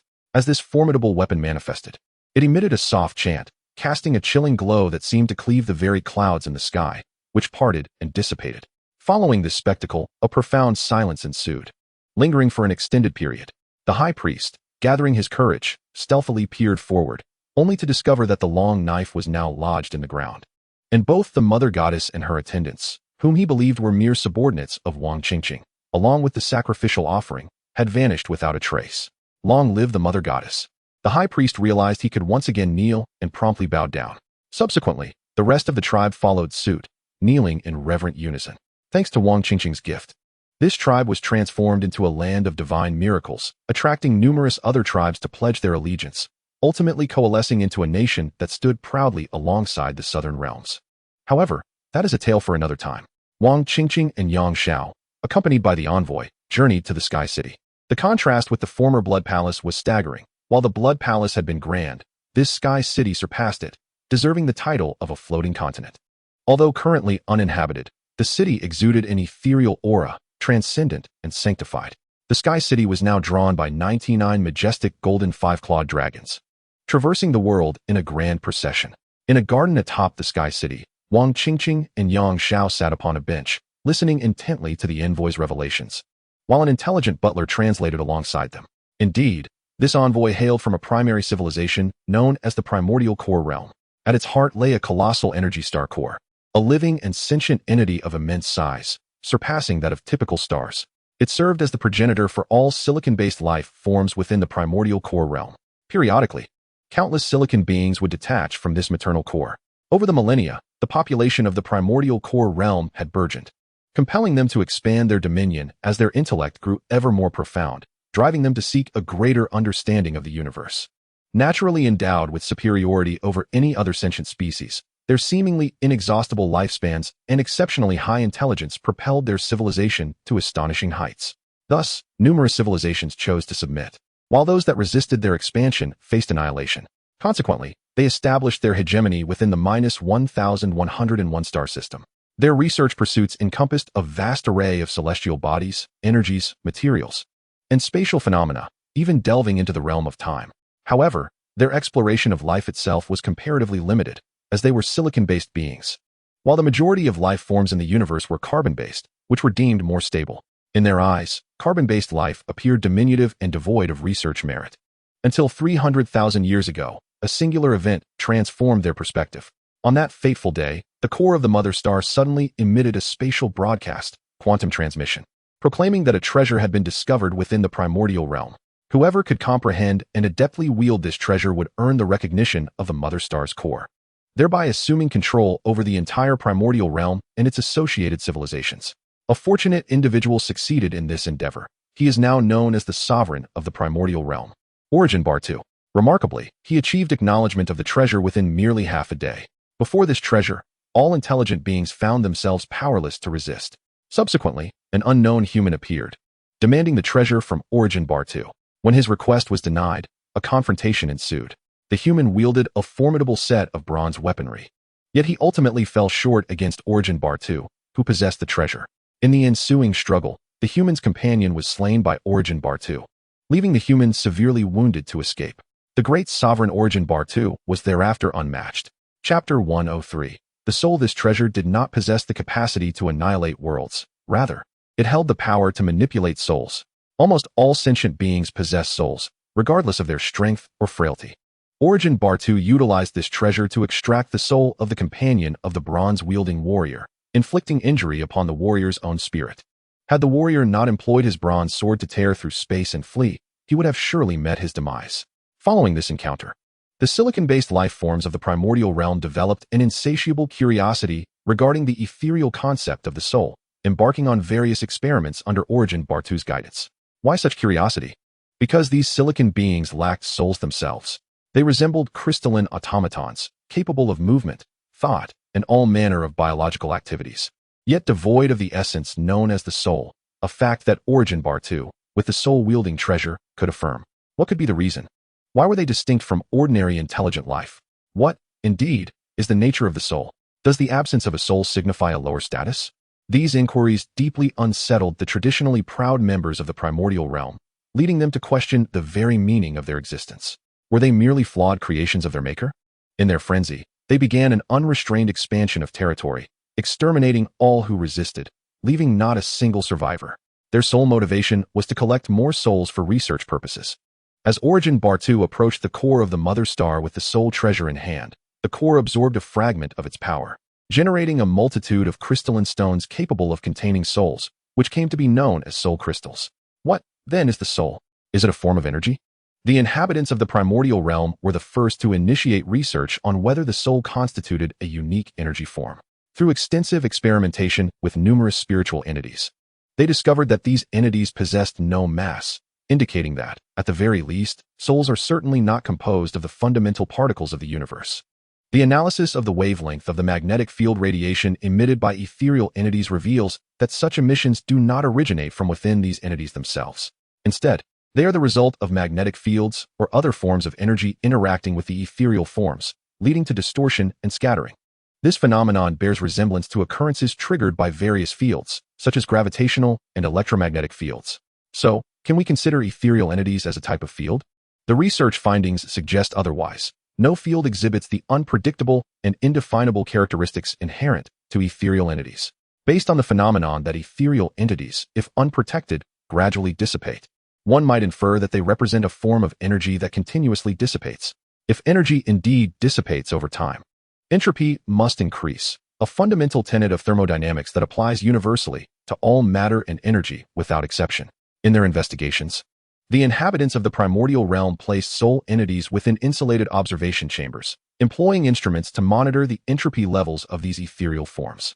However, as the ethereal entities dissipated, there was no observable change in entropy. It neither increased nor decreased, suggesting that these entities may lack entropy altogether, thus not conforming to thermodynamic principles. Consequently, the notion of the soul as a form of energy has been invalidated. Yet, if it is neither matter nor energy, what exactly is it? Over thousands of years, the civilization within the primordial realm has demonstrated a reverence for science that surpasses that of any religious devotee.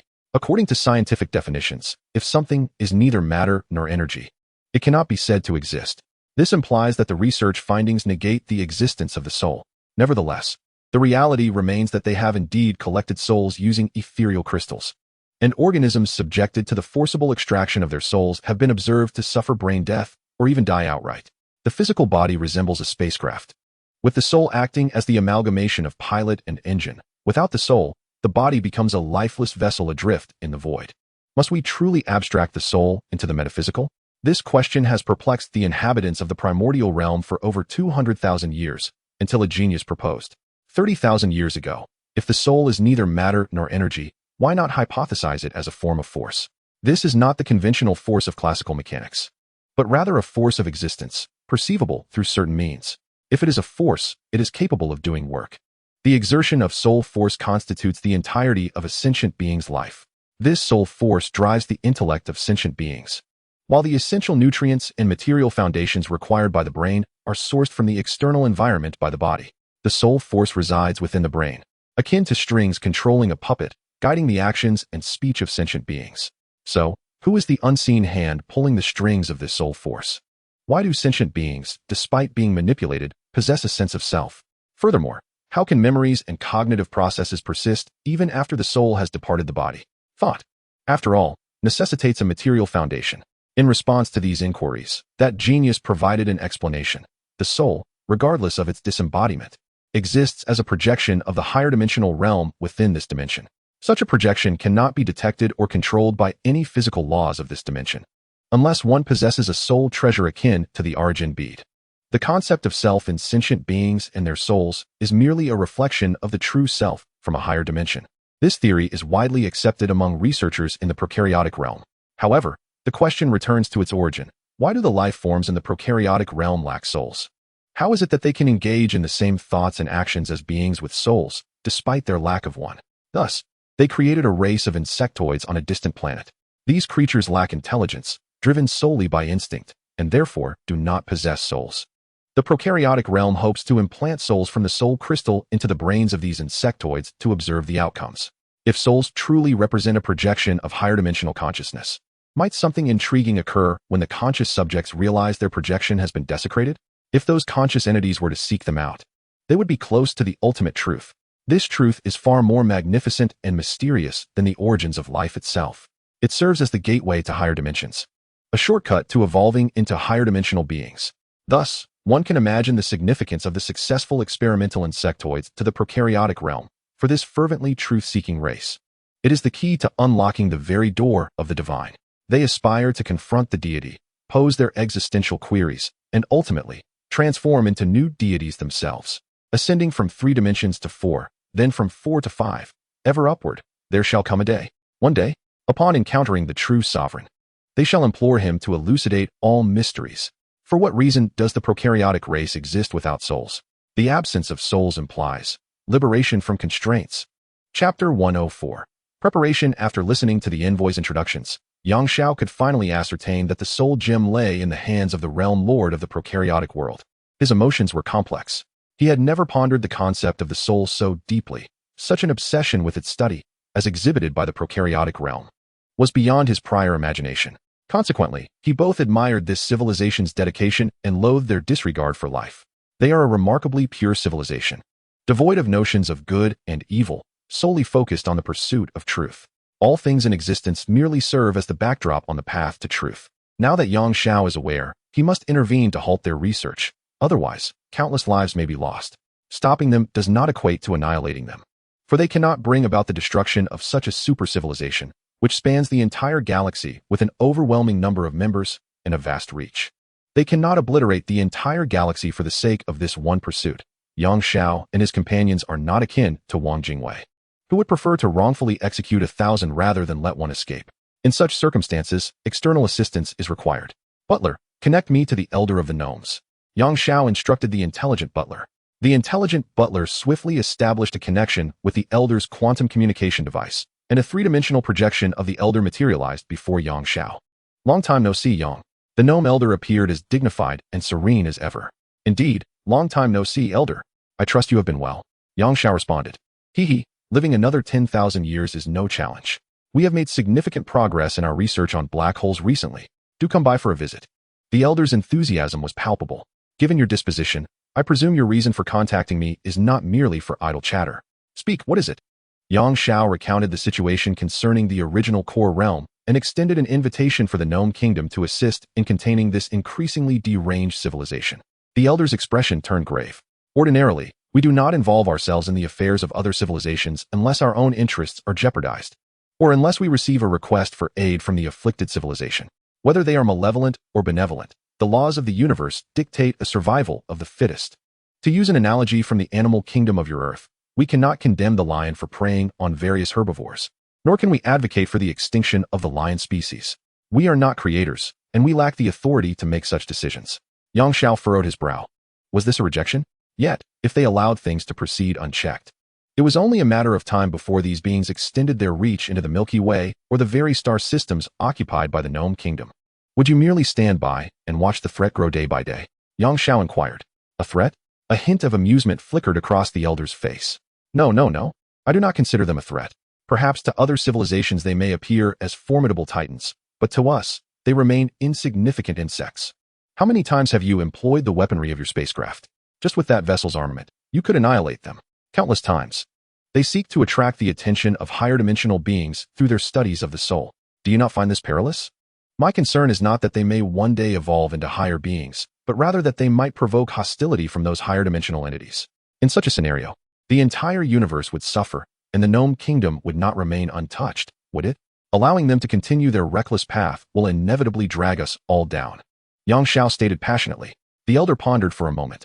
Logically speaking, for higher dimensional beings and their civilizations to exert influence upon a lower dimensional universe, they must reduce their own dimensions to a comparable level, unless they exist at the event horizon of a black hole, where all dimensions intertwine. Or perhaps there is a dimension-independent realm. However, We may be limited in our perspective, for it is entirely possible that those higher-dimensional civilizations possess weapons capable of interdimensional assault. Very well, how do you wish for us to assist you?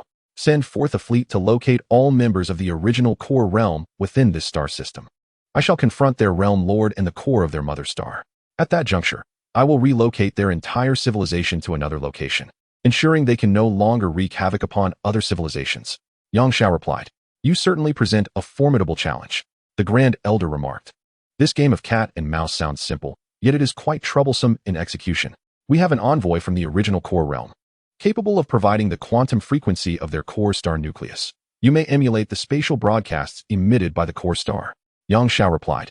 As long as there is a response, can we not pinpoint their location? You sly one. The Grand Elder chuckled. Let us proceed as you suggest.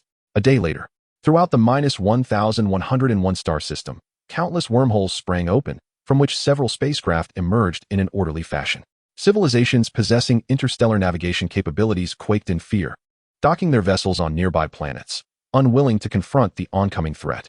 Under the deception of the spatial broadcasts, numerous dispatched envoys and researchers revealed their locations, only to be captured by the Gnome-S ships. The principal civilization of the original core realm had many subsidiary civilizations, most of which had been coerced into joining. Thus, they largely chose to abandon resistance, with some even surrendering willingly, while others, realizing the peril, went into hiding. As for the branch civilizations of the original core realm, they had often played the role of various false armies, committing the most atrocities during the principal civilization's expansion. When faced with a stronger civilization, they immediately lowered their tails in abject servility, revealing their true nature as sycophantic minions. Of course, there were those who valiantly resisted, launching attacks against the gnomes' fleets. Alas, the Gnome Kingdom had always known only friends, not foes. Thus, only allies remained while the enemies went where they belonged. According to the star map provided by the envoy, Yang Xiao and his companions finally reached the star domain of the original core realm. In the distance, they beheld a resplendent, colossal planet, not a star, but a luminous solid body. To label it merely as a planet would be inaccurate. It was, in truth, the very core of the original core realm. And beside the core star nucleus resided the realm's sovereign, Zanpakutō. Almost there, Ching exclaimed. The Soul Gem's true prowess is something you have only glimpsed through the Lich Commander. That was merely a counterfeit version. No one knows the true strength of the original. In the forthcoming battle, we must not be complacent, Yang Xiao asserted. Rest assured, I have everything under control. Furthermore, no one can prevent our return home, Wang Qingqing declared resolutely. Chapter 105. Anomaly. As the spacecraft drew closer to the core star nucleus, Yang Xiao felt an increasing sense of overwhelming pressure. Despite the confidence they had nurtured throughout their pursuit, the sight of the core star nucleus left him profoundly astounded. Such a colossal celestial body, 10 times the size of the sun, was, astonishingly, a living entity. Moreover, it was a singular life form. What an incredible miracle! Regarding the formation of the core star nucleus, the envoy possessed no knowledge, nor was there any record or legend. It was only known that it had spent most of its time in slumber, and over 4 millennia had elapsed since its last awakening. No one knows whether she possesses any means of attack, for throughout the history of the original core realm, no adversary has ever dared to approach the mother entity. Thus, Yang Xiao yearned to procure the soul gem before her awakening, hoping to avoid arousing her attention. Can the steward scan the core mother ahead? What is her true composition? Is she merely an immense silicon-based life form? Yang Xiao inquired of the intelligent steward. Apologies, sir. Scanning is not feasible. The surface of this celestial body is enveloped by an unknown type of force field, rendering all detection methods ineffective. Analyzing the spectrum emitted from her celestial body yields only a few common atomic spectra, the intelligent steward responded. Yang Xiao nodded, initially contemplating a landing for sampling and analysis. But reconsidered, as curiosity often leads to peril. The spacecraft navigated around the colossal core mother and arrived above a vast planet that loomed behind her. This planet was comparable in size to Jupiter in the solar system. However, unlike Jupiter, it was a solid planet. Intriguingly, its surface was blanketed by a thick layer of crystal and other silicates. The planet lacked an atmosphere, allowing for a clear view of the intricate details on the surface. Numerous spacecraft were docked, and countless silicon-based beings, identical in appearance to the two envoys, were gathering, likely in response to news of an attack on the civilizational systems within the galaxy and the capture of the envoys dispatched from the original core realm, preparing for confrontation. In a moment, countless spacecraft ascended, brushing past Yang Xiao's vessel. One could not help but admire the stealth capabilities of this ship. Despite being in the presence of a super-advanced technological civilization, they remained oblivious to Yang Xiao's craft. Where exactly is that origin path? Yang Xiao asked the envoy accompanying him. The envoy suddenly became animated, speaking rapidly. What did he say? Yang Xiao inquired of the intelligent steward. He claims to have betrayed the primary civilization countless times, divulging numerous secrets. He no longer wishes to continue this path and will not utter another word from now on. He demands your execution, the intelligent steward replied. Moreover, he advises us to flee while we still can, for this place is a forbidden zone for souls, and there are no records of any soul beings escaping the grasp of the realm master. Huh, how can that be? Did he not mention a certain individual who escaped 300,000 years ago using bronze weaponry? Yang Xiao scoffed. Another round of translation ensued. The envoy stated that even if that person had indeed escaped, he would not have long to live. His soul was so gravely wounded that it was akin to being deceased.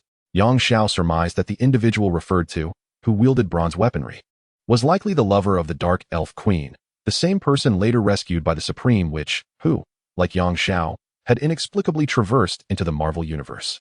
The Supreme Witch had once remarked that when she saved him, his soul was severely injured, and he had refused her offer to transform his essence, ultimately leading to his demise.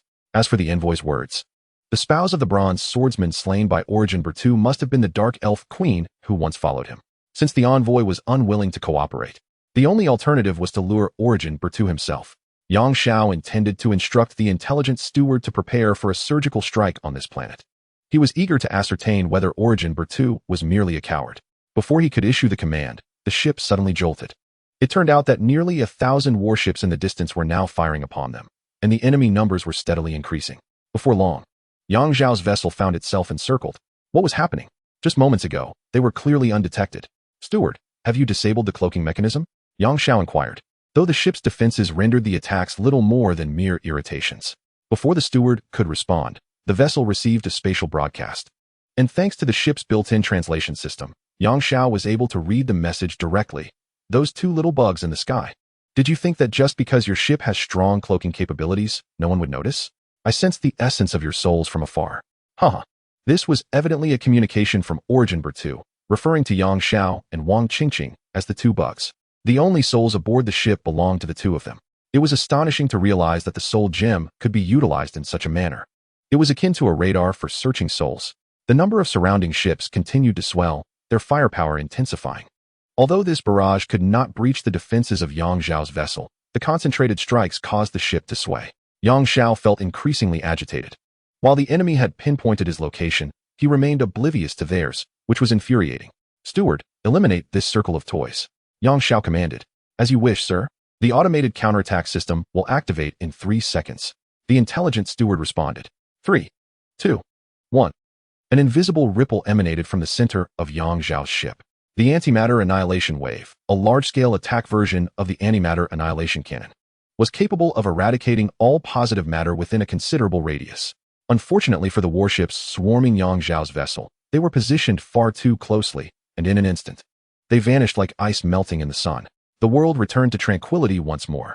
Origin Bertu seemed taken aback by the extraordinary offensive capabilities of Yang Xiao and his companion, taking a considerable time before sending another message. What a surprise. It seems I have underestimated you. In that case, allow me to confront you personally. While Yang Xiao contemplated how this adversary would make his entrance and engage them, he was suddenly struck by a wave of dizziness and difficulty breathing, as if something was lifting his head and drawing him upwards, despite him standing firmly on the ship's floor. Not good. Wang Qingqing exclaimed, waving her hand and transporting Yang Xiao into the green realm. Upon arriving in the green realm, Yang Xiao's expression changed dramatically. He realized that the earlier sensation was likely the power of the soul gem, and he had narrowly escaped the extraction of his soul by Origin Bertu. From such a distance, the ability to manipulate souls is utterly terrifying. No, I cannot cower here like a coward. I must venture out to assist Qingqing.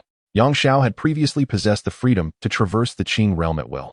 Yet now he discovered that Wang Qingqing had sealed the entire space, clearly to prevent his escape. Qingqing, Qingqing. Yang Xiao was drenched in sweat, acutely aware that Wang Qingqing was equally in peril, yet he could offer no assistance, relying instead on her protection. Never before had he yearned for power as he did at this moment. Because of him, Wang Qingqing had encountered a tragic accident in her original world. Was he truly destined to lose her once more? No. Power. My power. Cursed be it. Answer me. Respond to me, please. Crack. Suddenly, the blood-red sun hanging in the sky of the Qing realm, already marred by cracks from Wang Qingqing's previous absorption of the power gem, now bore countless new fissures. Chapter 106. The rifts of sealing in the Qing realm. The heavens themselves seemed to echo Yang Zhao's desperate cries as the primordial blood sun's surface fissures multiplied, suggesting that something was on the verge of breaking through that sanguine seal. Gazing at this extraordinary celestial phenomenon, Yang Zhao's pupils dilated, his heart raced violently, and his blood surged as if it might burst forth from his body. A pale red beam enveloped Yang Zhao, and in that moment, he felt weightless, as though drawn towards the sun itself. At that instant, Yang Zhao found himself utterly immobilized, unable to utter a sound. His silent blood suit failed to activate, and even breathing seemed an act of the air itself infiltrating his chest rather than a result of his lungs expanding. The experience was not one of pain, yet it was excruciating in its endurance. Yang Zhao was bewildered, fearing that this phenomenon was a consequence of some calamity befalling Wang Qingqing. Minutes passed, though to Yang Zhao, it felt as if years had slipped away. Ultimately, he was drawn before the blood-red sun. Its heat was so intense that his nanotech protective suit disintegrated within moments. His hair and body hair incinerated, leaving him scorched as if he were a shrimp boiling in water. Yet, Yang Zhao felt no discomfort. Rather, he experienced a sensation akin to luxuriating in a hot spring. Gradually, his flesh cooked away, vaporizing to reveal his bones and entrails. While the sacred blood within him, the blood of the Annihilator, seemed to resist, surging upward, though most was obliterated, with only a small fraction desperately fleeing back to Yang Zhao's brain. Then, piece by piece, his bones and organs dissolved into ash, until at last, only his brain remained, reduced to fine particles, leaving behind a crystal the size of a fist, within which a shadow of gray swirled, accompanied by a pulse of crimson. All of this is merely the reality perceived from the perspective of an observer. Yet, in Yang Zhao's sensation, it felt as though he had returned to the womb of his mother before birth, warm, comfortable, as if all worries could be forgotten.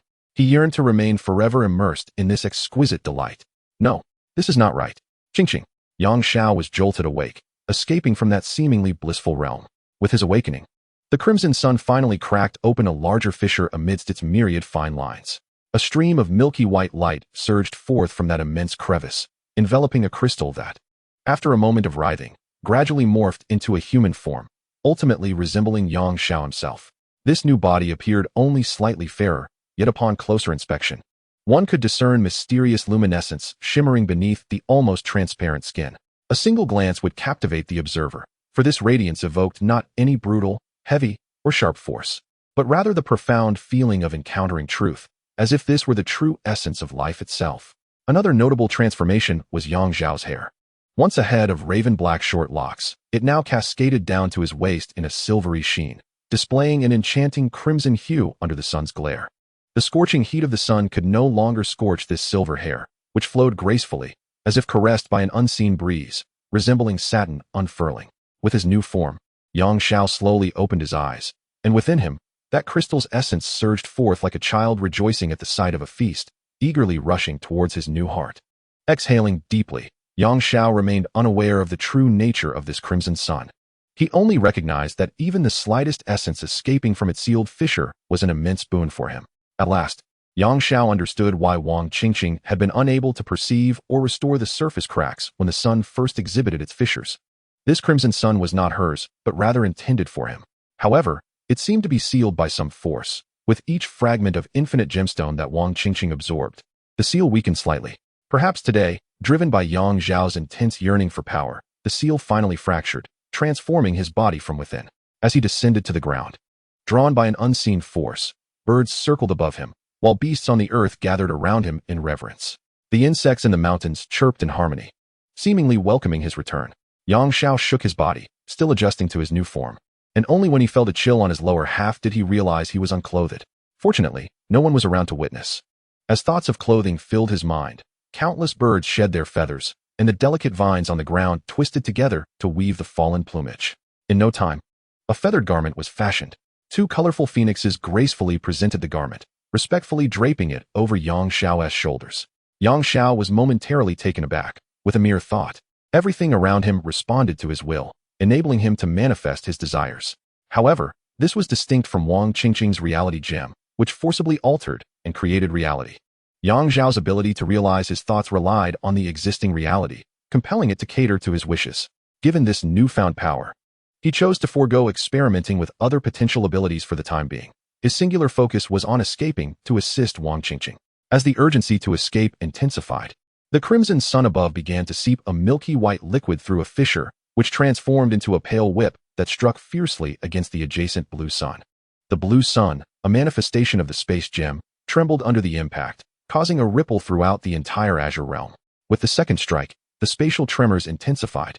By the third strike, a rift in space materialized not far from Yang Xiao, with torrents of air rushing into it, producing a thunderous roar. Observing the rift gradually closing, Yang Xiao seized the opportunity and leapt through. In the core realm, the colossal planet housing the origin crystal had diminished to a mere third of its original size, with 2/3 shattered into a belt of asteroids orbiting the remaining mass. In the distance, thousands of battered ships from the Gnome Kingdom floated aimlessly in space, while Yang Xiao's vessel navigated through the debris, rescuing the injured gnomes. The core mother had awakened from its slumber, a crystalline giant hovering above it, connected by numerous robust crystal tendrils. A luminous halo adorned the giant's forehead, casting a jet-black beam that enveloped another colossal figure in the distance, Wang Qingqing. Transformed into a giant herself, Wang Qingqing's visage was marred by agony. Her lower half had reverted to ethereal particles, a pale gray wraith slowly being drawn along the black beam toward the crystalline giant. Chapter 107. Wrath of Flames. Upon emerging from the rift, Yang Xiao beheld the shattered expanse of stars. His heart ached at the sight of Wang Qingqing's strained expression. A resounding boom echoed through the void. Though sound cannot propagate in space due to the absence of a medium, everyone present felt the reverberation. For Yang Xiao's spiritual pressure had solidified into a tangible force, saturating the core realm with spiritual essence. This essence was thick and viscous, as if submerging the entire realm in glue, causing the motion of all objects within its influence to slow considerably. Yang Xiao, however, was unfettered. He instantaneously teleported above the crystalline giant and bellowed, "Release her." With his hair standing on end, muscles bulging, and sacred blood boiling, Yang Xiao's veins surfaced grotesquely. He unleashed a powerful punch towards the crystalline giant, only to be met by a formidable barrier erected by the core mother. The crystal barrier shattered, causing the colossal form of the core mother to shudder under the impact of his strike. The core entity appeared to be incensed, as a crystalline conduit, approximately the size of Earth, emerged from its surface. A formidable blue-white energy wave surged toward Yang Xiao. The magnitude of the wave rendered evasion impossible, yet he felt no need to retreat. Crossing his arms resolutely across his chest, he enveloped himself within the radiant energy column, bracing for the onslaught. As the energy wave engulfed him, it continued onward, evaporating the remnants of the planet behind him without leaving a trace. When the energy dissipated, Yang Xiao remained unscathed, not even budging an inch from the force of the attack. Clenching his fist, he retaliated, "I command you, release her." This time, the core entity was unable to shield the crystalline giant in time. Yang Xiao closed the distance and struck the giant's heart, penetrating through its very being. Swiftly, he turned around and delivered another punch, piercing through the back of the giant's neck and emerging from its throat. The sheer force of his blow tore the giant's head clean off, causing the halo atop it to flicker a few times before extinguishing. The dark energy enveloping Wang Qingqing dissipated, granting her a moment to breathe, her form diminishing as she weakly floated in the void of space. Yang Xiao teleported to her side, embracing Wang Qingqing. "Qingqing, how are you?" he inquired urgently, his silver hair standing on end, crackling with electric energy. Wang Qingqing managed to meet his gaze, seemingly holding on by a thread to avoid fainting. Just as she was about to explain, she suddenly cried out hoarsely, "Be careful." With a wave of her hand, she attempted to transport Yang Xiao into the azure realm, but whether due to her overwhelming weakness or Yang Xiao's own growth, she was unable to send him through. Behind Yang Xiao, the core entity suddenly manifested countless crystalline giants, akin to the previous one, but slightly smaller. Each giant bore a halo upon its forehead, and a multitude of dark beams shot toward Yang Xiao. He forcefully hurled Wang Qingqing out of the range of the beams, choosing to endure the brunt of the assault alone. "No!" Wang Qingqing screamed in despair, believing Yang Xiao would be unable to escape. Unfortunately, her frailty rendered her powerless to intervene. Enveloped in the black light, Yang Xiao initially felt an overwhelming force tearing at his soul, but then, a layer of milky white light suddenly enveloped his body. The dark beams, as if confronted by a natural enemy, began to gradually dissolve like remnants of snow in spring. The gathered white light coalesced at Yang Xiao's chest, forming a luminous cross emblem, rendering him impervious to any influence on his soul from the crystalline giants, no matter their efforts. Next, Yang Xiao's left eye underwent a transformation, its dark pupil shifting to reveal 3 golden orbs. These pupils no longer resembled those of a human. Devoid of any emotions, love, or hatred, they contained only the past, present, and future. The omniscient and omnipotent abilities of the great Emperor Uebach had fully awakened. The trajectory of fate, the essence of divinity, consumed the cosmos, only to be reborn from the ruins. A benevolent smile graced Yang Zhao's lips. Yet his normal right eye brimmed with a fierce intensity. God proclaimed, "I am creation." As Yang Zhao spoke, a vast cubic luminescent barrier enveloped the frail Wang Qingqing. Yet Satan countered, "I am destruction."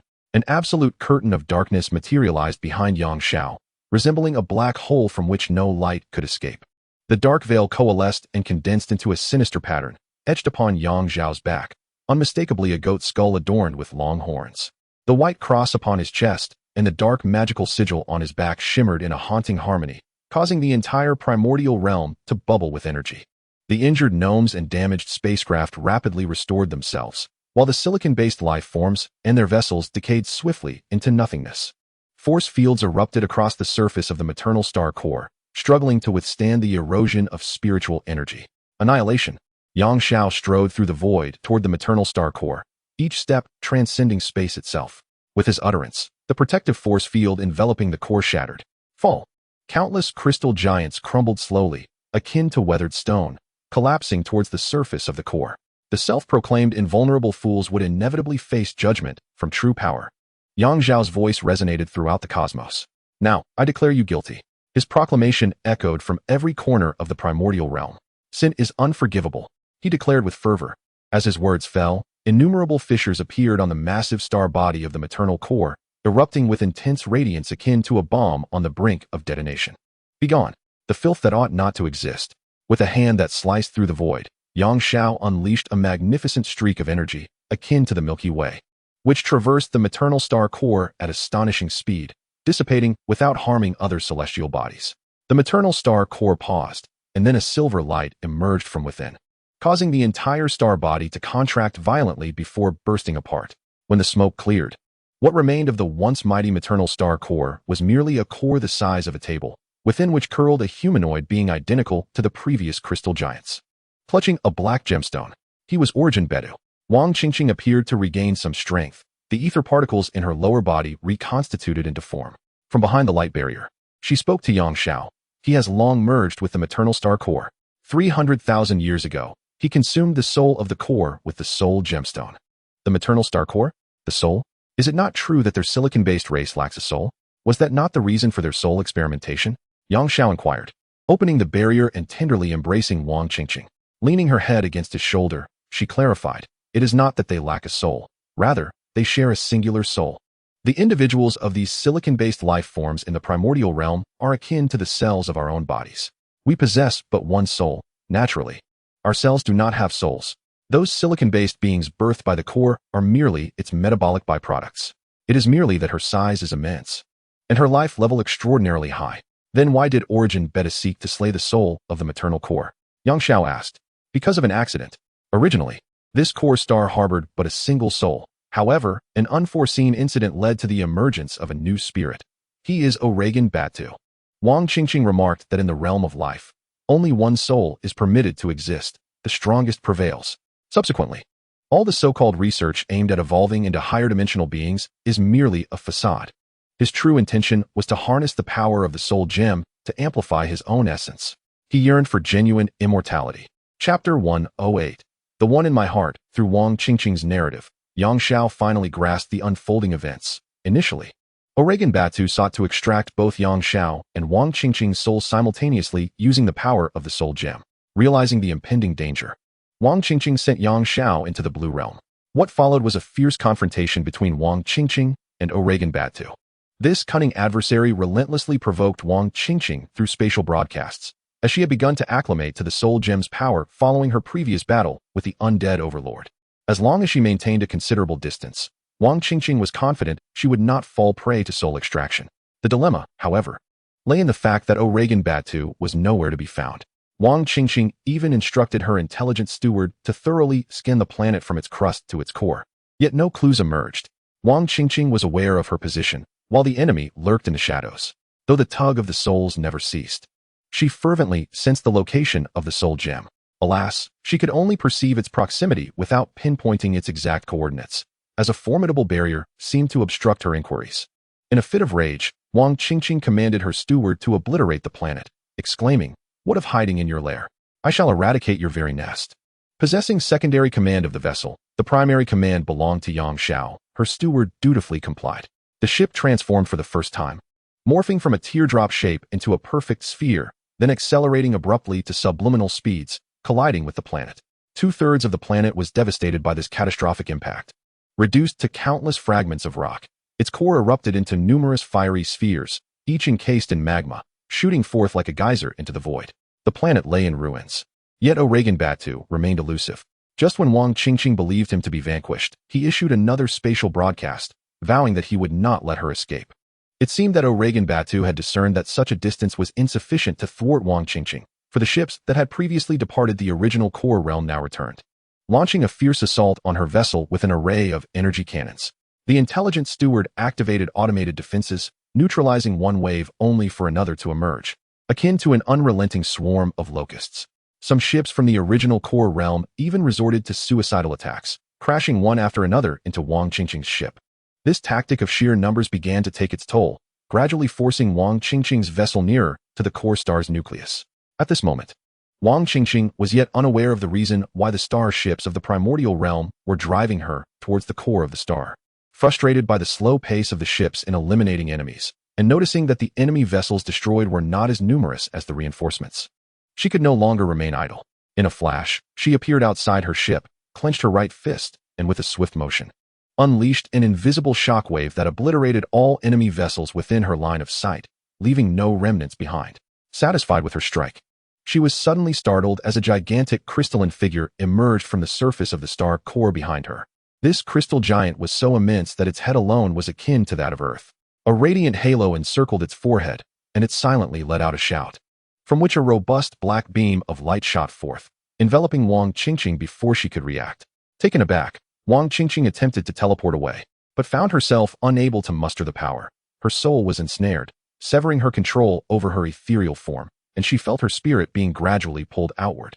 Meanwhile, the intelligent steward aboard the ship, witnessing Wang Qingqing in peril, maneuvered the vessel to her rescue but soon became entangled with the next wave of reinforcements from the primordial realm.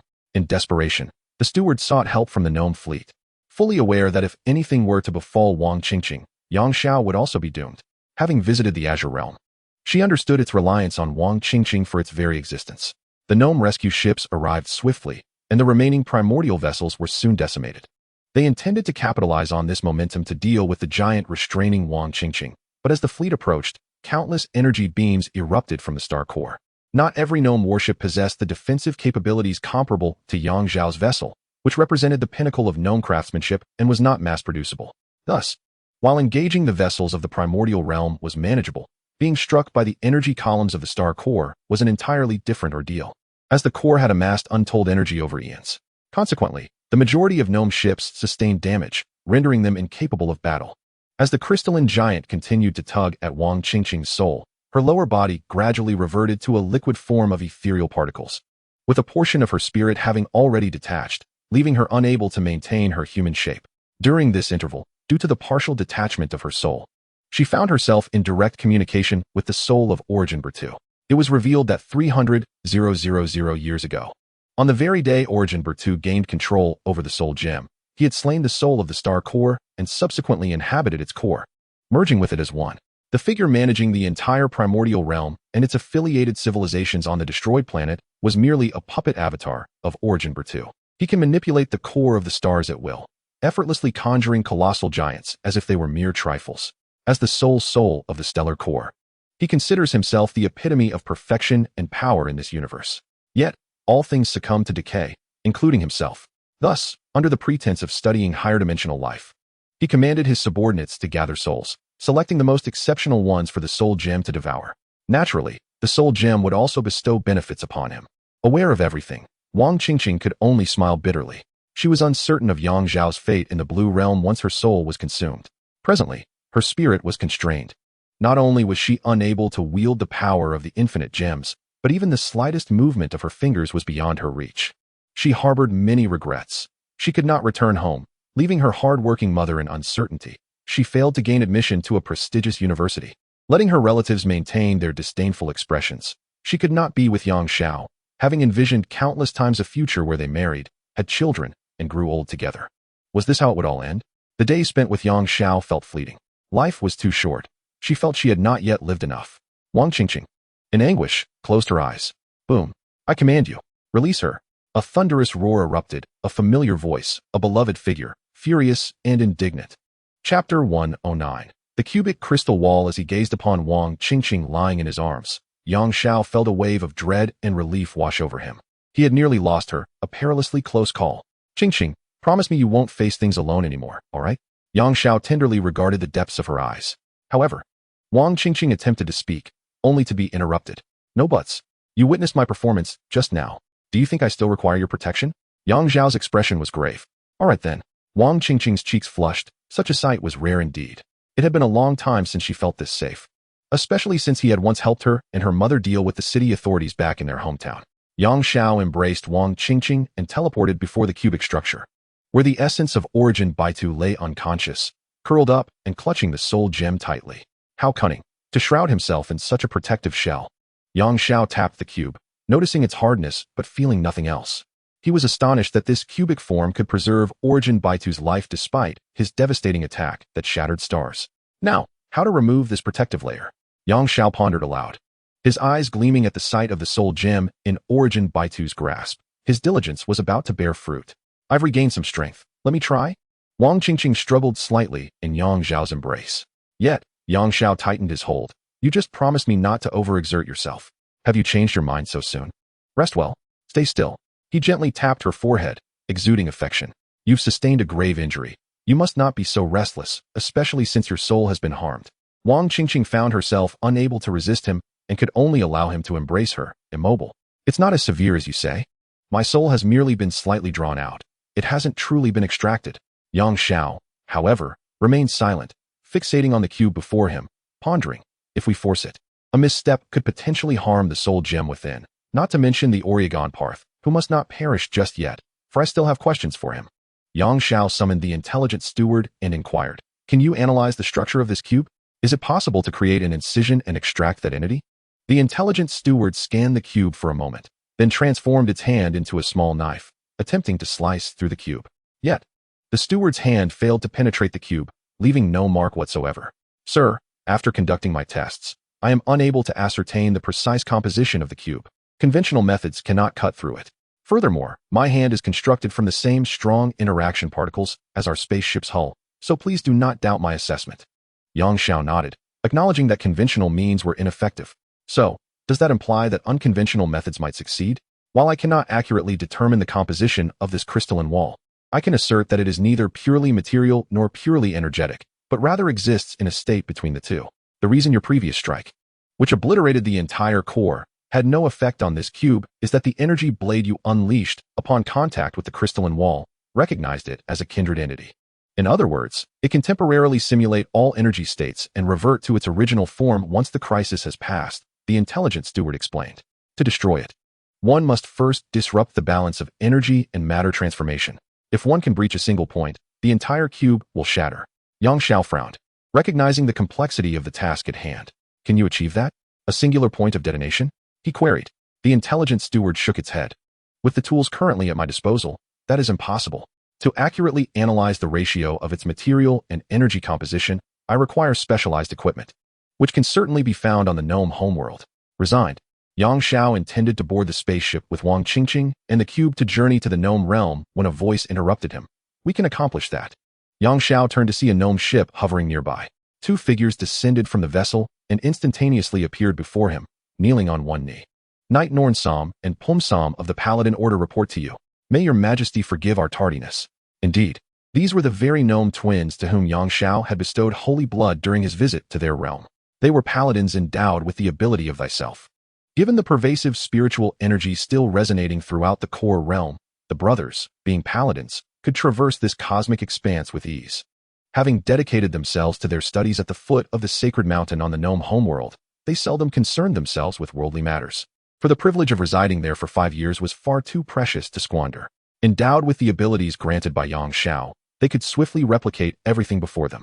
Initially, they were only able to imitate the actions and experiences of others. However, as time progressed, they discovered that anything their eyes beheld could be flawlessly copied, regardless of its complexity.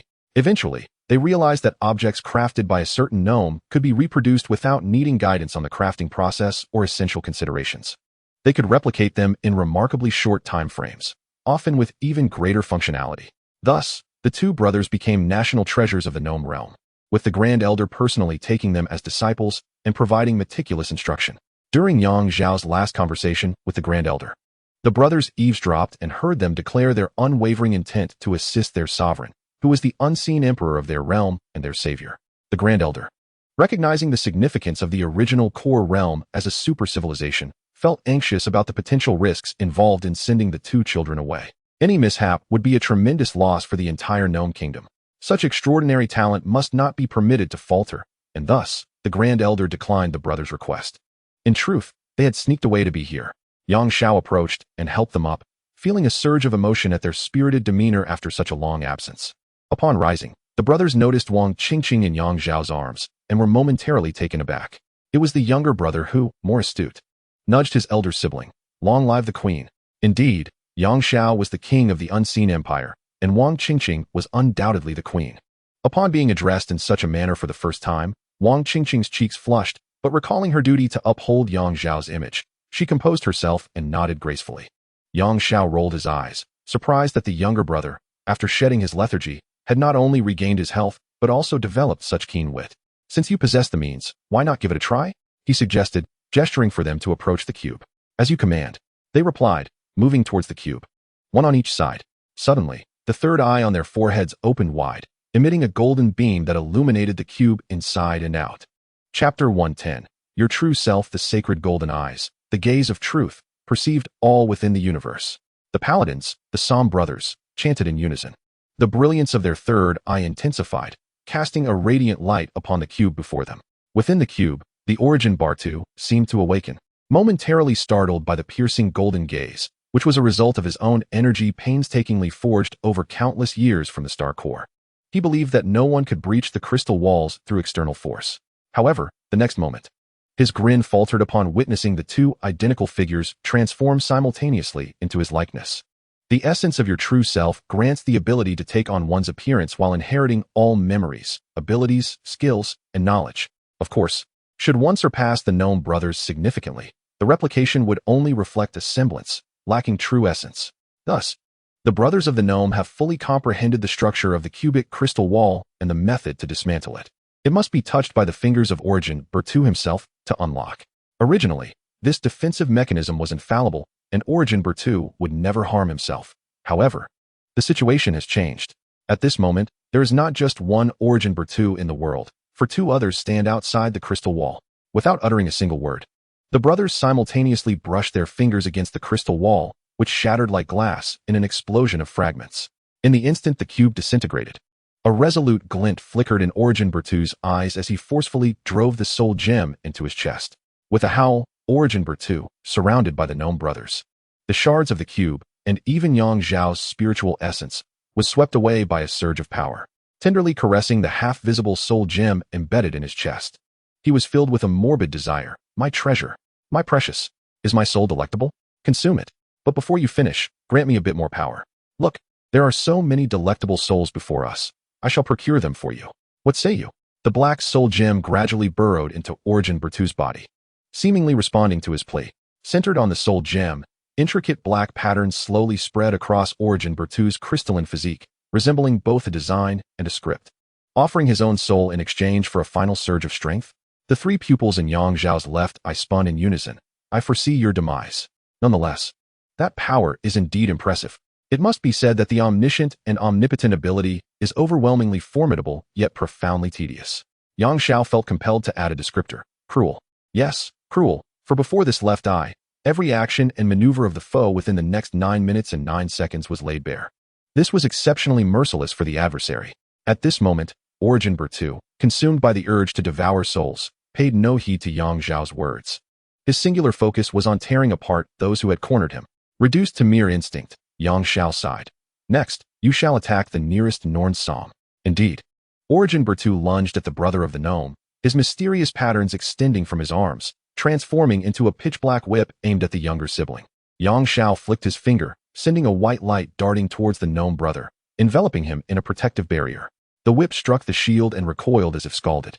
Only for Origin Bertu to be struck by the gnome brother's energy gun, an instrument capable of effortlessly obliterating a small asteroid over 1,000 kilometers in diameter.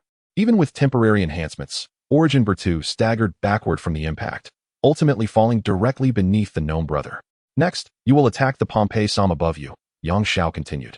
Indeed, the increasingly unhinged Oregon Badu charged forward like a beast, his once crystalline hands transforming into sinister, obsidian claws. Great Sage Bow, the gnome brother bellowed, summoning a colossal spiritual bow and arrow, which shot downwards with tremendous force, sending Oregon Badu sprawling far away.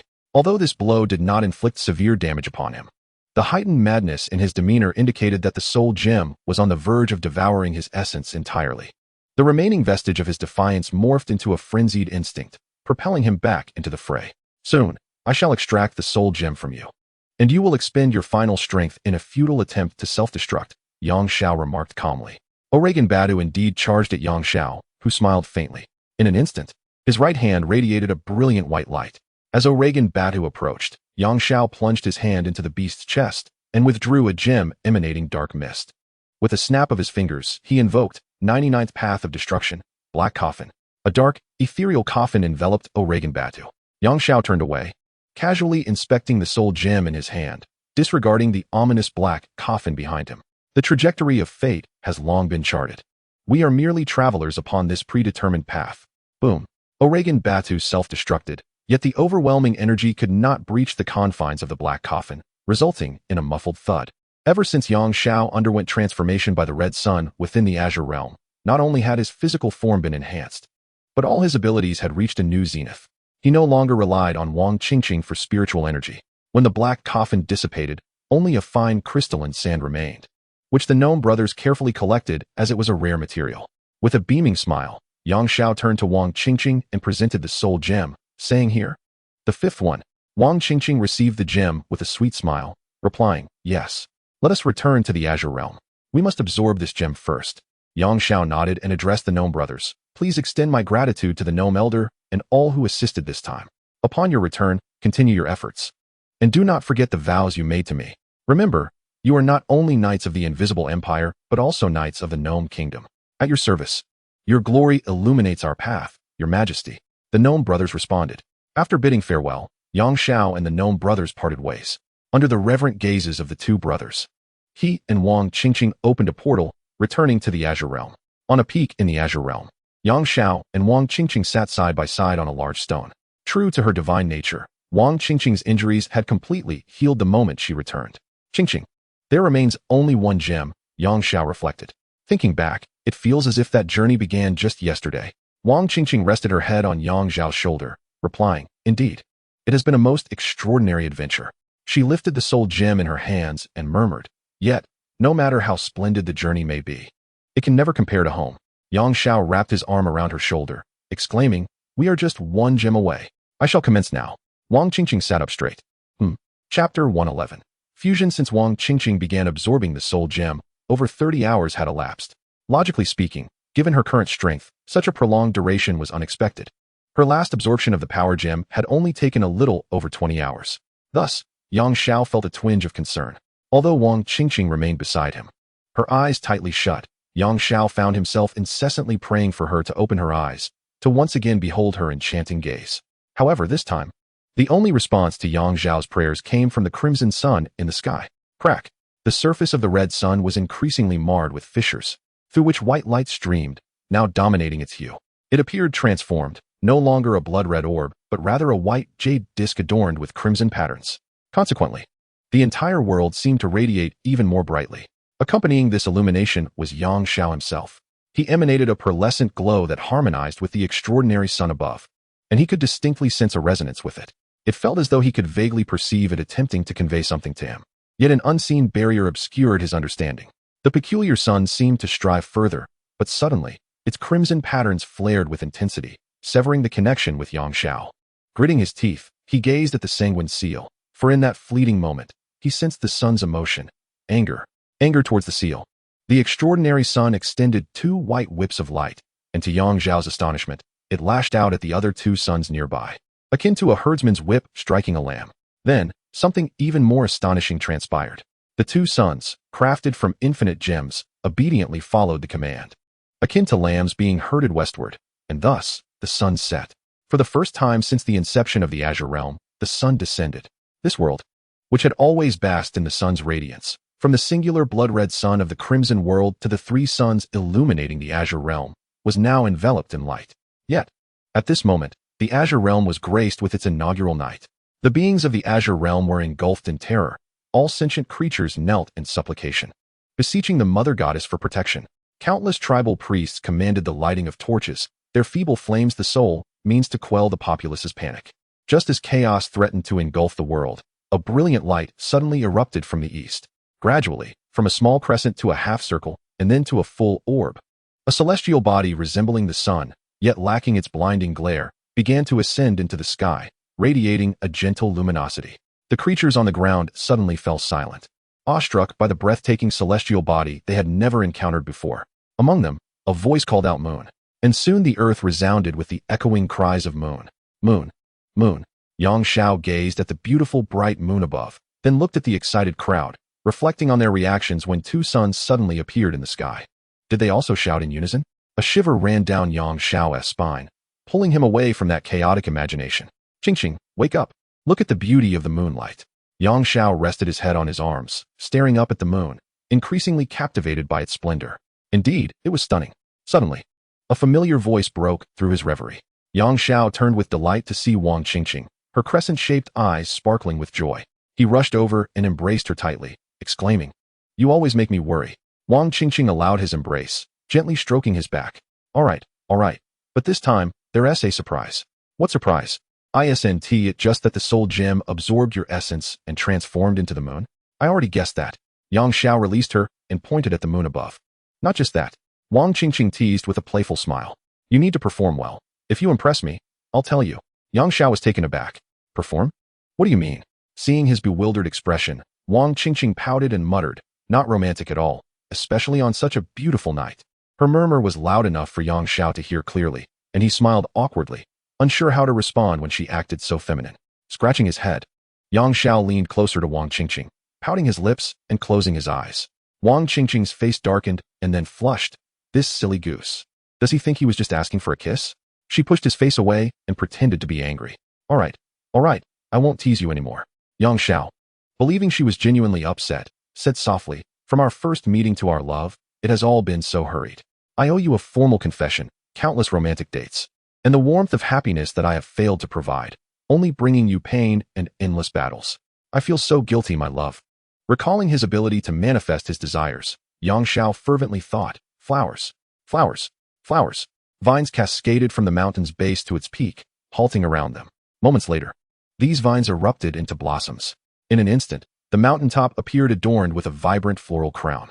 2 magnificent butterflies, carrying a brilliant flower, fluttered toward him. Yang Zhao caught it effortlessly and presented it to Wang Qingqing. "Wang Qingqing, I like you. Will you be my girlfriend? Let the moon above witness my eternal devotion to you." Wang Qingqing accepted the flowers, fervently nodding her head as she covered her mouth, tears streaming down her face. In truth, she had merely wished to hear a few romantic words, never anticipating that Yang Zhao would orchestrate such a grand spectacle. Vines wove themselves into a long bench, where Yang Zhao and Wang Qingqing nestled together, gazing at the moon overhead. Before long, the clouds above transformed into heart shapes, swirling around the moon and elevating their moonlit rendezvous to a climax. May everyone find sincere love, and let it be hoped that even in this virtual realm, what we pursue remains beautiful and kind. Chapter 112. Operation. As the moon sank in the west, 3 suns rose from that very direction. Indeed, you read that correctly. The suns ascended from the west, having descended from the west. This realm, known as the Azure Realm, is not a planet, nor is its surface spherical. Here, the earth is thick beyond measure, and the heavens stretch infinitely high. Consequently, there is no mechanism here to rotate like Earth, creating day and night. Instead, the celestial bodies must tirelessly traverse east and west on their own. Yang Zhao deduced correctly that this luminous moon was indeed transformed from a soul gem.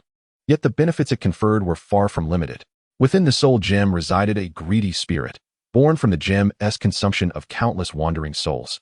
A powerful entity forged through the relentless flow of spirits. Wang Qingqing expended considerable effort to subdue it. Naturally, this avaricious and malevolent spirit was cast into the abyss of hell. Only after vanquishing this entity did Wang Qingqing formally take possession of the soul gem. During her absorption of the soul gem, Wang Qingqing stumbled upon its secret. Every gem possesses its own purpose for existence.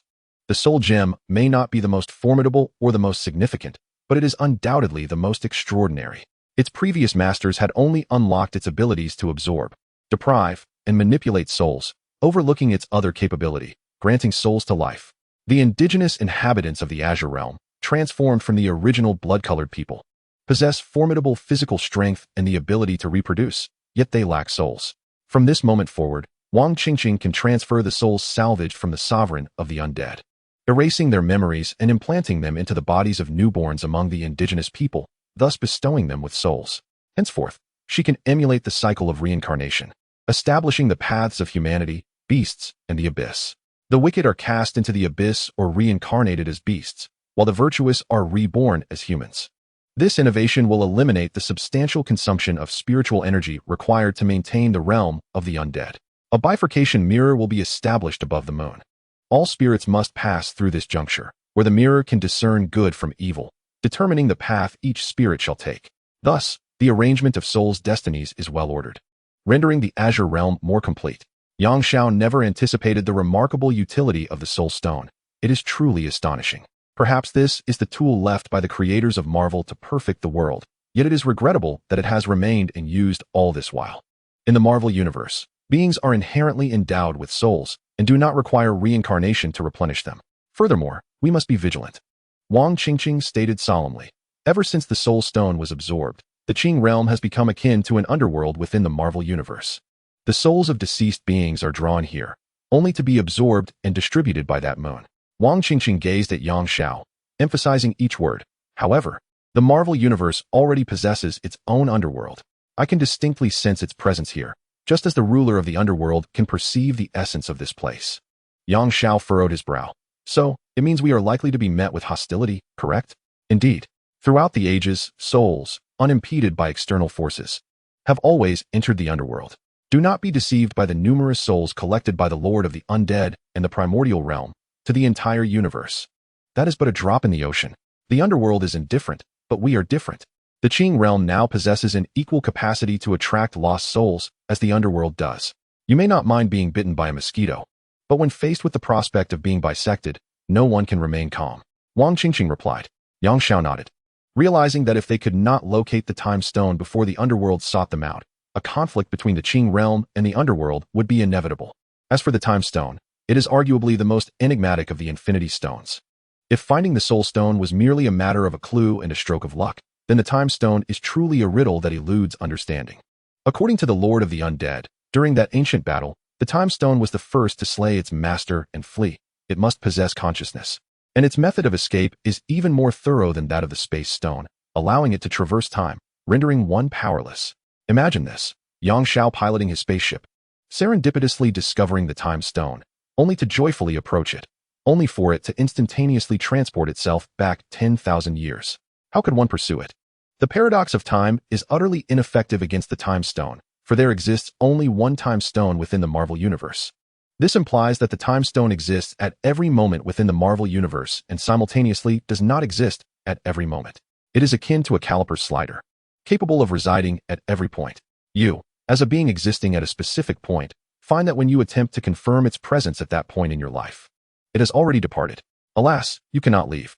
The universe encompasses all directions, ancient and modern, and the cosmos is a three-dimensional space augmented by the dimension of time, resulting in a four-dimensional realm. We are three-dimensional beings, confined to live within this four-dimensional universe, for we are bound by time. The consciousness of me in each moment can only exist at that particular instant and cannot simultaneously inhabit all moments. Only four-dimensional beings can transcend time. Thus, whoever masters the time stone becomes a four-dimensional being, for they can traverse time at will. Thus, Yang Xiao had always been intrigued by the great battle spoken of by the Lord of the Undead. In Yang Xiao's view, no matter how formidable others might be, It was the three elders who possessed the time gem that should ultimately be seen as the victors. Surely, it would be simple to traverse back to a time when everyone was still weak and eliminate them, right? Unfortunately, even though the Lord of the Undead was currently suffering in the abyss, he refused to divulge any information regarding this matter. Perhaps he knew something. Yet he declined to share it with Yang Xiao. Therefore, the urgency to locate the time gem was rendered meaningless. Prior to that, one must first discover a method to control it. Alternatively, one could seek a means to capture it, at the very least ensuring its transport to the Green Realm. That would be splendid. Who else in this world could possibly be privy to the methods of controlling the soul gem? Among those Yang Xiao knew, there was only one, the Lord of the Undead. Let us go. We shall inquire with that old fellow. Yang Xiao grasped Wang Qingqing's hand and declared. Chapter 113. The Blade's Edge at Hand's Reach with the advent of the Mirror of Divergence. The souls within the subspace of the undead in the Green Realm had been extensively allocated, with many ending up in the Inferno. Consequently, the Inferno had become quite lively. In the 18th layer, known as Abyss, the Lord of the Undead, who experienced fleeting moments of life and death, awoke from endless torment. Having been temporarily removed from the torture rack, after such prolonged suffering, he seemed to have forgotten how to stand, how to breathe. He twisted and coiled on the ground, then unfurled, rolling about while emitting unintelligible howls. A skeletal cross rose from the ground, and the tongues of malevolent spirits entwined around the Lord's limbs. Securing him to the cross, Yang Xiao and Wang Qingqing stood a short distance away, nodding at the judge. Awaken, the judge commanded with a wave of his hand. And a bucket of boiling oil appeared out of thin air, cascading down upon the Lord's head. Ah! The Lord of the Undead shrieked in agony as his flesh writhed. Do you remember us? Yang Xiao stepped forward and inquired of the Lord. One of his eyes had been scalded shut, while the other was left with eyelids fused together, revealing but a narrow slit. His face bore an expression of confusion, but after a moment, a grotesque scowl emerged upon his scorched visage. Kill me. His words were barely intelligible. Answer my questions truthfully, and I shall grant you release. Yang Xiao stated. How did the three elders who wielded the time gem manage to control it? Why did it not flee from the very beginning? The Lord of the Undead regarded Yang Xiao with his single eye, casting a fierce glare at Wang Qingqing. His face contorted in an odd expression, yet he remained silent. Will you not speak, or are you unable to? Yang Xiao leaned closer to the Lord. We now possess the soul gem, and we have ample means to compel you to divulge the truth. Do not forget, you are merely a spirit. Do you believe that defiance holds any value? Then go ahead and act. Why waste time asking me? The Lord of the Undead mocked, a sardonic smile gracing his lips. Indeed, the soul gem can manipulate souls and extract all their memories, so why don't you take action? The soul gem indeed possesses the capability to achieve such feats. However, the probability of success is exceedingly low. It is akin to shattering a soul and subsequently reassembling its memories. Should the soul resist vehemently, the chances of failure become significantly heightened. Yang Xiao cannot afford to take such a risk, for this is the sole clue available. Observing the rigidity etched on Yang Xiao's visage, the undead overlord erupted into maniacal laughter. Come, beseech me. You must implore me, and I shall grant your request. Alternatively, you may allow that lady to attempt to see if the mind gem can compel me to speak the truth. Wang Qingqing's countenance darkened, her eyes flickering with a glint of yellow light, causing the overlord's face to momentarily lapse into a stupor, only to contort grotesquely. Swiftly reverting to a sinister grin, it has no effect. Ha ha ha. Are you not utterly disappointed? The overlord, having consumed countless souls over millennia, though constrained and subjected to torment within this abyss, possessed a soul of extraordinary strength. Enduring such protracted cycles of life and death had rendered his will increasingly numb. Inherently, his essence was one of utter darkness, and now even the mind gem could not subdue him, for his malevolence was of a pure and unadulterated nature. You have compelled my hand.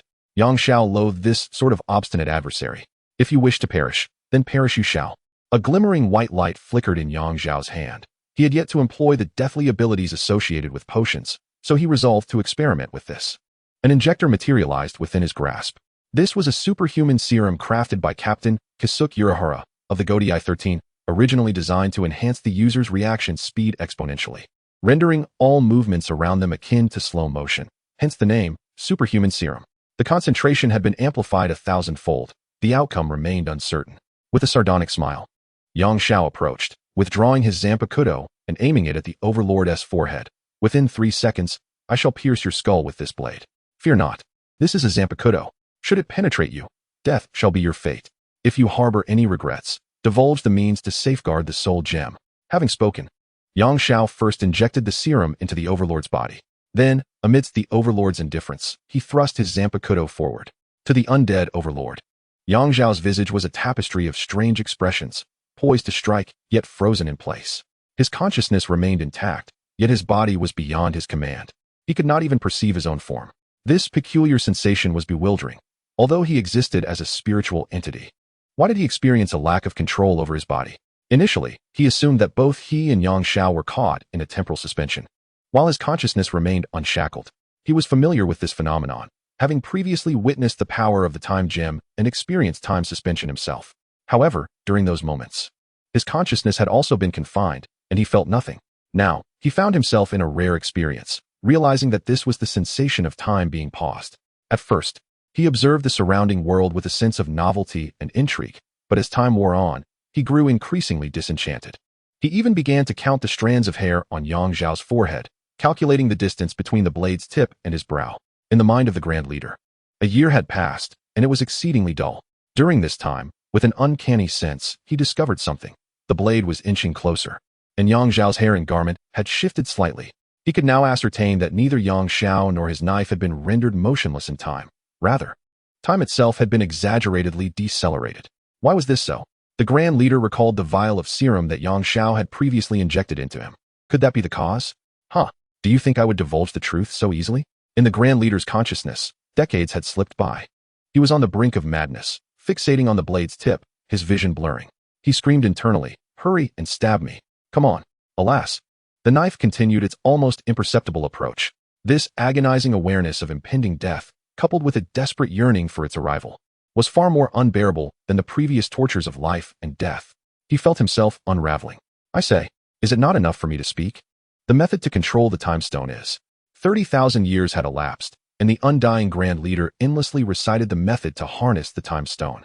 Yearning for a swift demise, yet the knife remained tantalizingly close, yet as distant as the horizon. Outside the Grand Leader's consciousness, in the realm of reality, what he perceived as 30,000 years had merely transpired as 3 seconds.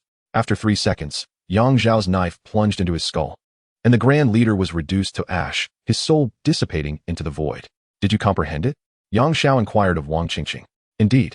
I have repeated it millions of times. I certainly grasped it. Wang Qingqing replied, having utilized the power of the Mind Stone to read his thoughts in that fleeting moment. Splendid. Let us seek the final gem. Yang Zhao joyfully lifted Wang Qingqing and twirled her around. Chapter 114. The Invitation of Flames. Each Infinity Stone possesses its own distinct character, yet they share a commonality. Ordinary mortals may not directly touch them. Thus, the Space Stone resides within the Cosmic Cube, the Mind Stone is encased within the crystal of a scepter, and the Power Stone is contained within the orb of cosmic energy. Therefore, one must find an object capable of housing the Time Stone in order to wield its power. If, when acquiring the Power Stone, Wang Qingqing's body, composed of etheric particles, remained unscathed by its influence, the Time Stone is entirely different. For even etheric particles cannot contain it. Only time itself can encompass the Time Stone. Moreover, it must be time that flows in reverse. When the Time Stone is uncontrolled, its greatest affinity lies with correcting time. If there exists an entity that symbolizes the continuous retreat of time, it will linger, seeking to rectify the errors of the universe. For instance, spilled water being retrieved, withered leaves returning to their branches. This is not mere surface-level sorcery, but a genuine reversal of time. A cup of boiling water sits on the table, cooling down.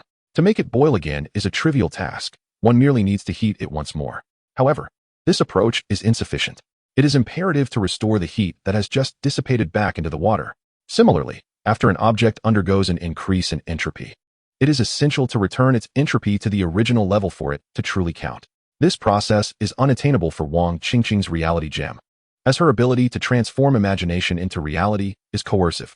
For instance, to heat cold water is not achieved through the recapture of energy, but rather through an instantaneous heating process. Reviving the deceased does not involve reverting them to a state of health, but rather bestowing upon them a new vitality.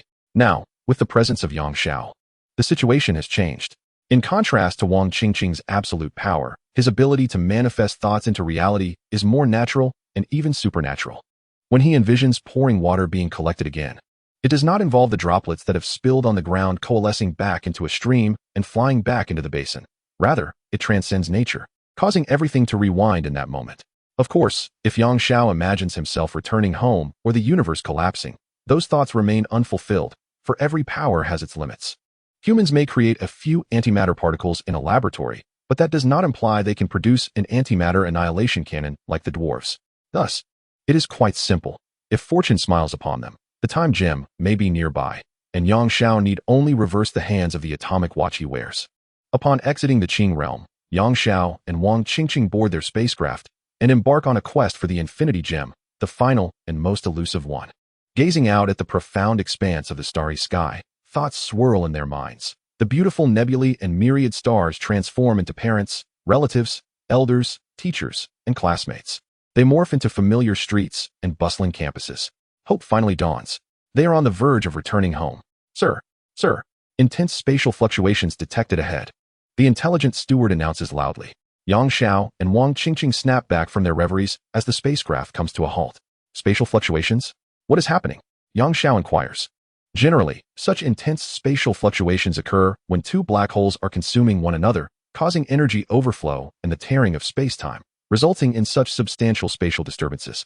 The steward replies. Does that mean there is a black hole ahead? We can simply navigate around it. Yang Xiao remarks. Not a black hole, sir. Furthermore, the range of the fluctuations is too vast. It will be quite challenging to circumvent. The steward responds. Then let us retreat. After all, we are uncertain of the time gem's location. Yang Xiao declares. Understood, sir. The intelligent steward adjusts the spacecraft's course, preparing for takeoff. Just then, the starry expanse where the spatial fluctuations had been suddenly reveals a colossal rift. This fissure is so immense that it could encompass several solar systems. Turbulent spatial currents form, drawing various asteroids, meteors, and nebulae from the surrounding cosmos toward the chasm. Yang Xiao's spacecraft shook violently before stabilizing after increasing its power. What was happening? Could it be an invasion from another dimension? Yang Xiao was left in a state of astonishment. Answering him was a pair of colossal hands. Though the fissure had initially been long, it was relatively narrow. At this moment, however, a pair of clawed hands, adorned with fiery scales, grasped the edges and tore it apart with tremendous force. Although no sound reached their ears, the energy released from the ruptured spatial barrier obliterated the approaching celestial bodies into mere dust. Then, a massive head adorned with prominent, forward-curving horns emerged. Yang Xiao was struck by an uncanny familiarity. After a moment's reflection, he realized it bore a striking resemblance to the protagonist of the film Hellboy, the only difference being that the horns on this creature's head had not been severed. Its emerald-slitted eyes reflected the vast cosmos, sending shivers down one's spine. A voice resonated within the minds of Yang Xiao and Wang Qingqing, the Lord of Flames. Sir, request your presence. It was a forced mental communication. Yang Xiao's pupils constricted. This indicated that this creature's mental prowess surpassed that of both him and his companion. Sir, wasn't he the sovereign of the Flame Kingdom? How had he located them? Wang Qingqing frowned. You are correct. My Lord Surtur is indeed the monarch of the Flame Kingdom. If you have any doubts, please follow me. You shall understand everything upon arrival. Rest assured, we mean no harm. Although there was a previous conflict between this gentleman and one of our lords in Jotunheim, this is an invitation from my lord. So I urge you not to harbor suspicions. Before Yang Xiao could respond, the giant communicated telepathically. Yang Xiao exchanged glances with Wang Qingqing. How did this being know what they had just discussed? Could he read minds? Such an ability was astonishing. It was worth noting that Wang Qingqing possessed 5 infinity stones, one of which was the Mind Stone. While Yang Xiao was no longer the same as before, attempting to read their thoughts would be nearly impossible. I do not possess the ability to read your thoughts. I am merely adept at listening. The giant's voice echoed once more in their minds. Even across the vacuum of space, I can hear your words. Conveying my thoughts through mental projection is my utmost limit. Now, I kindly request that you accompany me. The realm of the Flame Kingdom exists as a self-contained subspace within this universe. If I open such a vast spatial conduit for too long, I fear it may attract unnecessary trouble. Seeing that Yang Xiao's spacecraft remained unmoved, he continued, before my arrival, my lord instructed me to inform you that he may possess clues regarding the object you seek. Yang Xiao, no longer hesitating, gritted his teeth and said, very well. Nothing ventured, nothing gained. He altered the direction of his spacecraft, heading towards the giant. The giant nodded in satisfaction, retracting his head and propping the enormous fissure open with his hands. Once Yang Xiao's spacecraft entered, he forcefully closed it, as if drawing a curtain. The spatial rift twisted and then sealed itself, returning to its original state. Chapter 115. The Land of Fire Giants in the Vast Expanse of Charred Earth. The ground is riddled with orange-red ravines, flowing with searing magma. Countless towering volcanoes erupt violently. Muspelheim, One of the two realms in the world tree's 9 kingdoms that exist in an alternate space is akin to the underworld, to ordinary life forms from the 9 kingdoms. It is a forbidden land. Red and black dominate this world, forming the first impression of Yang Xiao and Wang Qingqing, which aligns closely with their expectations. However, what slightly deviates from their imagination is the absence of colossal giants striding across the land. This entire realm, encompassing mountains, stones, and rivers of lava, is proportionately magnified. In terms of scale, the proportion of these volcanoes and the giants that roam the earth is not unlike that of the great mountains and humanity on earth. Thus, in comparison to the volcanoes, the fire giants appear diminutive, and in relation to the fire giants, Yang Xiao's spacecraft resembles an ant in size. Yet this world is not devoid of titanic beings. The giant that tore open the fabric of space to admit Yang Xiao and his companions is even more colossal than the nearby volcano. As he walks, the ground does not tremble. Instead, he moves with an almost imperceptible grace, leaving behind immense magma footprints where his feet have touched the ground. The spacecraft trails behind this nameless fire giant, the scenery along the way remarkably uniform. In the distance, Yang Xiao glimpses a vast ocean of lava. Butler, I recall that the Gnome Kingdom only designated the underworld as forbidden territory, without mentioning the fire realm. Do the gnomes frequently visit here? Yang Xiao inquired of the intelligent butler. Indeed, their visits are relatively frequent, though most occur with the consent of the fire realm. Compared to the underworld, the fire realm is far more hospitable to the gnomes, the intelligent butler responded. What purpose do the gnomes have in coming here? Why is their treatment so favorable while it remains forbidden for others? Yang Xiao pressed further. Primarily for the forging materials and the exceptional forging conditions. This entire realm serves as a furnace, making energy consumption remarkably efficient.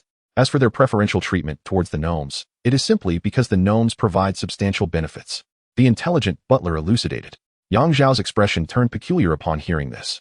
It evoked the impression that the Gnome Kingdom is a developed nation establishing factories in the resource-rich fire realm, perhaps even employing local laborers.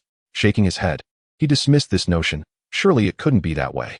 The intelligent butler's next statement confirmed Yang Xiao's suspicions, because the fire giants possess an innate ability to control flames. Some extraordinary fire giants are even forging prodigies, taken as apprentices by gnome masters who come here. Thus, many fire giants are employed by the gnomes to assist in various tasks. Naturally, the products forged here are merely in preliminary stages. The subsequent processes must return to their home planet for completion. The more Yang Xiao listened, the more he found it amusing. This utterly dismantled the fierce image he had of the fire giants. Once upon a time in Jotunheim, Yang Xiao found himself thoroughly humiliated by that arrogant flame lord. The mere recollection of that pompous figure still gnaws at him with a lingering resentment. What kind of remuneration could the dwarves possibly offer to employ fire giants? Surely it could not be currency. Yang Xiao mused with curiosity. Of course, it is not money, nor precious metals or jewels. Such hard currencies are as inconsequential as dirt to the fire giants. Do not forget that these beings are entirely composed of energy. Their forms are not made of matter, but are pure energy. The intelligent steward paused before continuing. Thus, the payment must pertain to energy. Naturally, it is not energy crystals or the like, for the dwarves have always been short on resources, coming here to conserve energy. In truth, the fire giants have no need for such items. What they require are the dwarves' energy controllers. Energy controllers? What does that entail? Yang Xiao inquired. Although energy beings possess seemingly infinite lifespans, it does not mean they are immortal. They too can fall ill.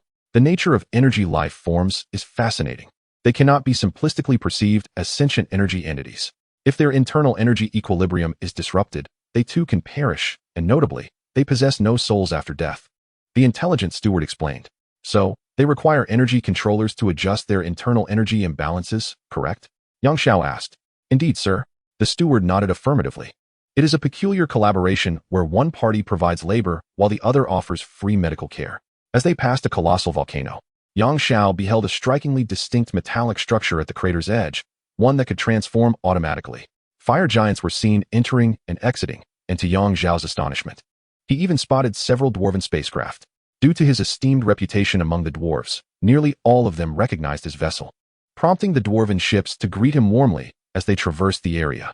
At that moment, Yang Xiao truly felt the joy of encountering old acquaintances in a foreign land. The fire giant leading the way had remained silent since Yang Xiao's arrival, and Yang Xiao was quite intrigued by him.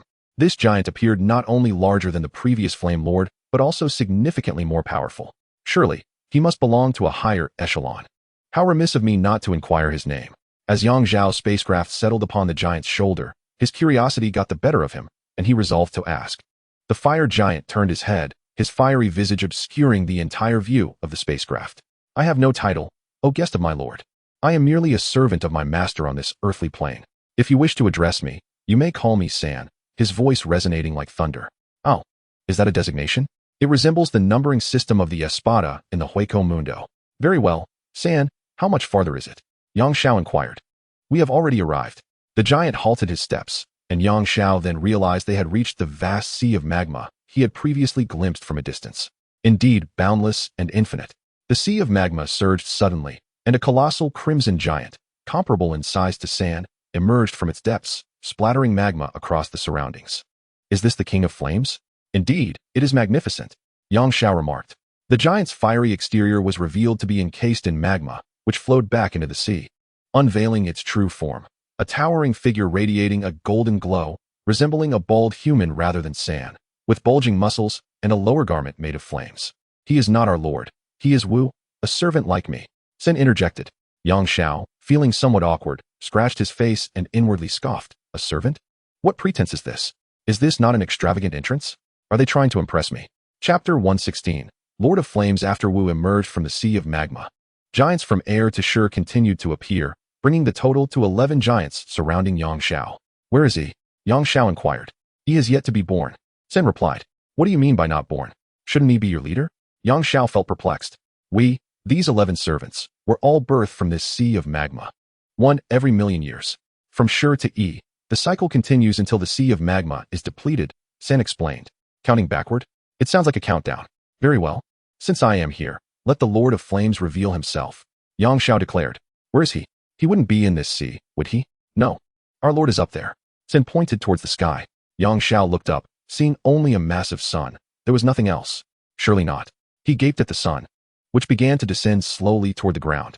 It halted thousands of kilometers above the surface, clearly unable to approach any closer. For even the land of the fiery realm could not withstand such unbearable heat. As it drew nearer, Yang Xiao discerned the sun's uniqueness. Its surface was devoid of sunspots or flares, emanating a pure warm white light.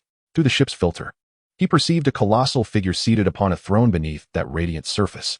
The 11 flame giants stood respectfully on the ground, bowing their heads. Welcome, you outsiders. A voice that reverberated through the universe echoed. I am the lord of this realm, sir. To express their respect, Yang Xiao and Wang Qingqing stepped out of the ship. Upon exiting, Yang Xiao could not help but exclaim inwardly, it is unbearably hot. The entire space felt like a furnace, had it not been for his recent bodily transformation. He would have surely been scorched by the previous state of his blood. Greetings, great Lord of Flames. We are grateful for your invitation. It is our honor. Yang Xiao proclaimed loudly. You must be curious about why I summoned you. Let me speak plainly. The Lord of Flames did not beat around the bush. Stating directly, I do not know whether you have realized it yourselves, but the underworld is tracking you. The reason should be clear to you. I summoned you for 2 reasons. Firstly, because you are friends of the dwarves, and I wish to assist you. After all, this is the realm of flames, and the underworld dares not rampage within my territory. Secondly, I have a small request to make. Yang Xiao was taken aback. Is it possible that the underworld has begun to take action due to the reincarnation system of the Azure Realm, causing a contention for souls that even the realm of flames is aware of? The Lord of Flames spoke courteously.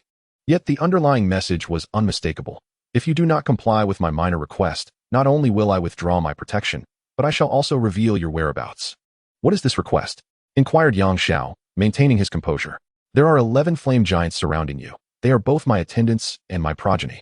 The sea of magma behind you is the manifestation of my wife, the Queen of the Flame Kingdom.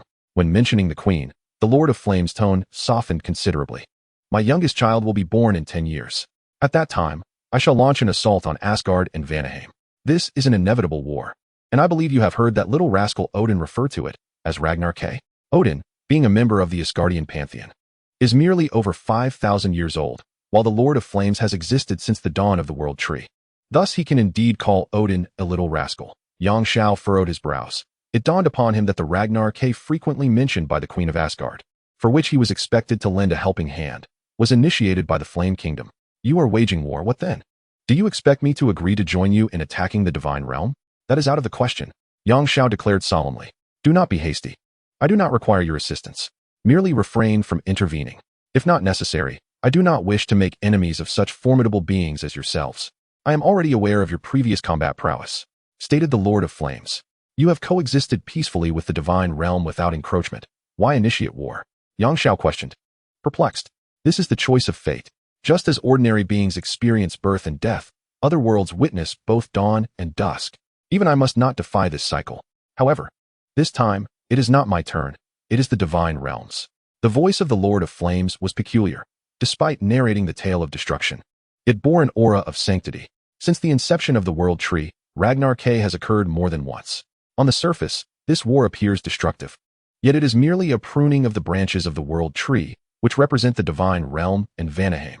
The old divine realm must perish for a new one to emerge. It is all merely a cycle. The Lord of Flames continued, "Of course, we are not the only ones who will ignite Ragnar K. There are others, including those who truly harbor deep-seated grudges against the divine realm. However, all of this is irrelevant to me, as I have already made a promise to intervene. Therefore, I implore you to abandon your plans for war." Yang Xiao has made a promise to the Queen of the Divine Realm, and he cannot go back on his word.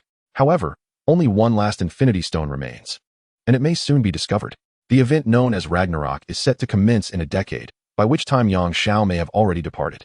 Thus, Yang Xiao's declaration is merely a tactic to intimidate the Lord of Flames into relinquishing his war ambitions. Surely, your gnome companions have informed you that this entire world tree was not formed naturally.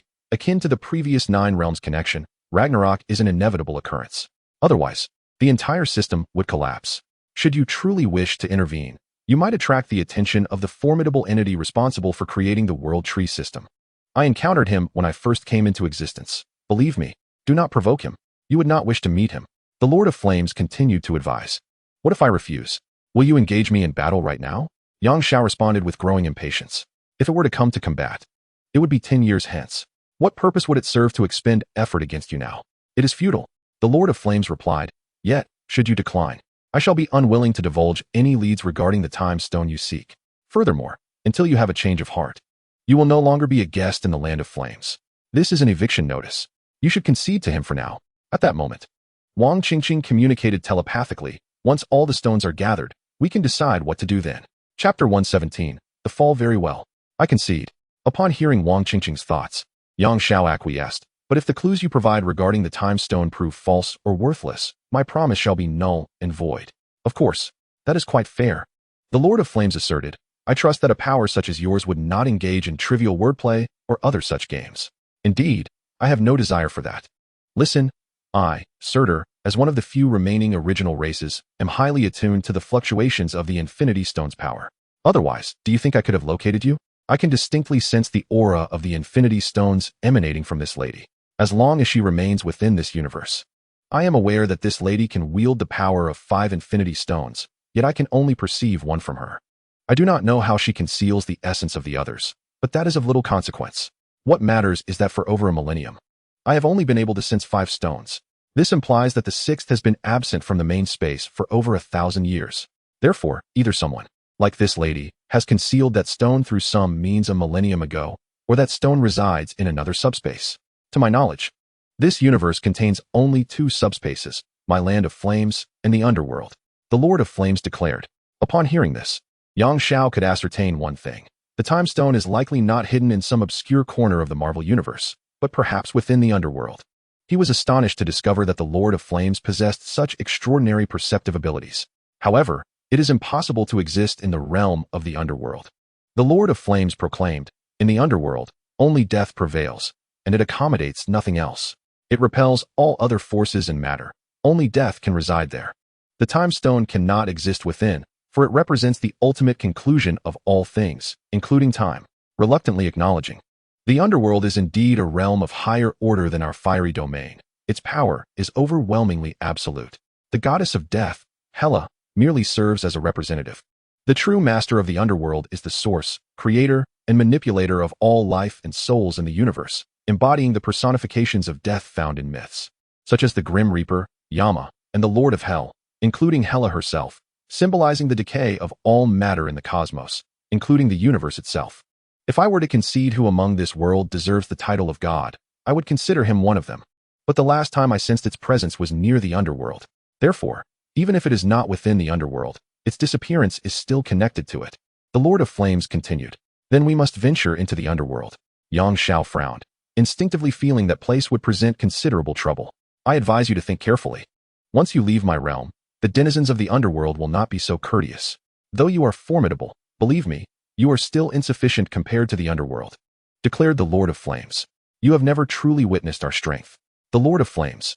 Yang Xiao smiled confidently. Thank you for the information. With that, Yang Xiao and Wang Qingqing returned to their spacecraft, opened a portal, and journeyed back to the Azure Realm. Watching Yang Xiao and his companions fade swiftly away, the Lord of Flames shook his head and soared back into the sky, riding the sun. In the Azure Realm, Yang Xiao and Wang Qingqing sat upon a cloud, nestled together. They had not anticipated the clues would arrive so swiftly, nor the impending clash with the underworld would come so soon. Yang Xiao murmured. Shirtle must not have exaggerated. It seems the underworld is indeed formidable, and we must be prepared. Wang Qingqing softly replied. The underworld, as described by the pair of dwarf twins who had previously visited, emanates a potent aura of death, which accelerates the demise of all living beings that come into contact with it. Furthermore, the warriors of the underworld are immensely powerful.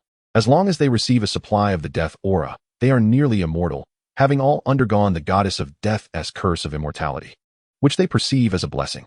Other than that, they were ignorant of any further information regarding the underworld, except for the rumor that the goddess Hela is, in fact, the daughter of Loki, though its veracity remains uncertain. The spacecraft contained information on the location of the entrance to the underworld. The underworld lies at the lowest tier of the world tree, adjacent to the supermassive black hole at its roots, which has historically deterred even the mightiest civilizations, such as the dwarf homeworld, from exploring it. For merely approaching the entrance so close to the black hole risks being consumed entirely. Thus, upon departing the Azure Realm, Yang Xiao and his companions made their way directly to the roots of the world tree. This marked Yang Xiao's second visit to this place, the first having occurred during the convergence of the 9 realms. Although not much time has passed, Yang Xiao found himself steeped in a sense of nostalgia, as if he had traversed realms. The changes here compared to his last visit were monumental. In the vicinity of the black hole, an array of colossal circular structures sprawled across the landscape, each adorned with a delicate membrane that, after a short while, emitted a faint blue glow. What are those? Yang Xiao inquired of the steward, noting their resemblance to the creations of the dwarves. Indeed, sir, the intelligent steward replied. The breakthrough in black hole energy technology that the Grand Elder of the dwarves invited you to witness refers precisely to this. With it, the dwarves' pressing need for energy is essentially resolved. Yang Xiao nodded in admiration. The dwarves had truly epitomized the phrase man can conquer nature. Is the entrance ahead? Yang Xiao took a deep breath and turned to Wang Qingqing, asking, Are you ready? All set. Wang Qingqing replied with a bright voice, as she extracted over a dozen unassigned spirits from the Azure Realm, securing them at the front of the spacecraft. With the arrival of the spirits, the space in front of the vessel shimmered like a rippling water surface, and after several waves, it unveiled a passageway. This ingenious method of unlocking the gates of the underworld had proven unexpectedly effective. As the spacecraft traversed the passage, they finally entered the underworld. Upon arrival, Wang Qingqing's expression soured, for the underworld repelled all powers of the infinite gems, severely suppressing her strength. Thus, Yang Xiao would have to rely solely on himself. The entire atmosphere was saturated with an essence of death, which, to Yang Xiao, resembled mere particles imbued with formidable corrosive and aging capabilities. Chapter 118. The Underworld. Upon entering the underworld, Yang Xiao experienced a peculiar illusion. It felt akin to a version of the blood-red world he had previously encountered, yet here, the hue was a deep gray, illuminated only by the faintest glimmers of light, rendering visibility exceedingly poor. This world was bizarre. Aside from the aura of death, there was a conspicuous absence of any magnetic field, and naturally, no presence of oxygen or nitrogen. Chaos reigned, making it difficult to discern direction. With the absence of a magnetic field, the spacecraft lost its conventional propulsion, prompting Yang Xiao to retract the vessel and proceed on foot alongside Wang Qingqing. The ground, composed entirely of bones, aptly complemented the ambience of this realm. Each step produced a crunching sound as the bones shattered, releasing ethereal blue flames that ascended into the air, accompanied by haunting wails that lingered around Yang Xiao and Wang Qingqing for a long time. The surrounding essence of death enveloped them, yet it could do them no harm. It merely thickened, until a layer of gray mist enveloped them, resembling 2 gray cocoons. Finding the situation increasingly vexing, Yang Xiao's cross emblem suddenly blazed with brilliance, erupting in a radiant white light that swept away the surrounding essence of death, illuminating the area within 100 miles in an instant. Thus, enveloped by the luminous dome extending 100 miles, Yang Xiao resembled a wandering sun, moving forward alongside Wang Qingqing with unwavering purpose. Although Wang Qingqing's powers were severely suppressed, she astonishingly sensed the presence of the infinity stones in the distance. Though faint, it was undoubtedly the energy of the infinity stones. This certainty invoked a heightened alertness in Yang Xiao and his companions. If a formidable entity from the underworld wielded the time stone, it was highly probable that its powers would remain unrestrained by the confines of the underworld. It was imperative to acknowledge that Wang Qingqing could no longer even unlock the Azure Realm, rendering her unable to influence any matters pertaining to the underworld, including spatial dimensions. This corroborated the words of the Lord of Flames. This world indeed had a true sovereign. He mirrored Wang Qingqing's position within the Azure Realm, being the sole deity of this domain. As for Yang Xiao, inexplicably, his strength remained unaffected, akin to Wang Qingqing's inability to contend with the Red Sun within the Azure Realm. After a considerable journey, they finally beheld something other than the skeletal terrain ahead. It was a narrow river, its waters murky, spanned by a grand crystal suspension bridge, adorned with golden edges, dazzling under the radiance emanating from Yang Xiao. Strangely, this bridge was suspended by a single strand of hair. On the opposite bank stood a giant. No, the skeletal remains of a giant, over 10 meters tall, clad in heavy armor, wielding a rusted colossal axe. He was crouched, seemingly in slumber, impervious even to the brilliance surrounding Yang Xiao. The bridge hung suspended, necessitating its lowering for passage. However, Yang Xiao desired no such inconvenience. Embracing Wang Qingqing, he intended to traverse the river with a mere instant step. A peculiar phenomenon ensued by the riverbank. No matter how he employed the instant step, he remained stationary, failing to move even a millimeter, let alone cross the river. A spatial blockade? Yang Xiao was taken aback. Throughout their journey, he had grown somewhat dismissive of the underworld, believing nothing could hinder his advance. He could charge through unimpeded. Yet, the current predicament was unexpected. He was certain his powers were intact, indicating the river itself held some peculiar enchantment. Alas, Wang Qingqing was unable to harness the power of the space stone at present. "Hey, skeleton over there, lower the bridge." Yang Xiao, with no other recourse, shouted towards the towering skeletal giant. The skeletal giant remained unresponsive. Did he possess no sense of hearing? One of the techniques of destruction. Charge. Yang Xiao pointed towards the giant's axe, unleashing a white shockwave that surged across the river. The shockwave thickened as it traveled through the air, ultimately resembling a barrel. Yang Xiao was astonished. After his transformation, even the most rudimentary technique of destruction had become remarkably fierce. Upon impact, the shockwave struck the giant's axe with a thunderous clang, causing the entire arm of the giant to tremble. The giant finally stirred, turning its head with a sound reminiscent of grinding bones. Suddenly, blue flames ignited within its hollow eye sockets, and it slowly rose to its feet. After some stretching of its limbs, it faced Yang Xiao and his companion, declaring, "The living should not tread here. This is the realm of the dead." As a mere skeleton, it possessed no vocal cords. Its voice emanated from the friction of two bones in its neck, a peculiar phenomenon, yet the sound was utterly grating, akin to a sharp object scraping against glass, a sound Yang Xiao despised above all. "Lower the drawbridge, you skull," Yang Xiao reiterated. "The living cannot cross this bridge."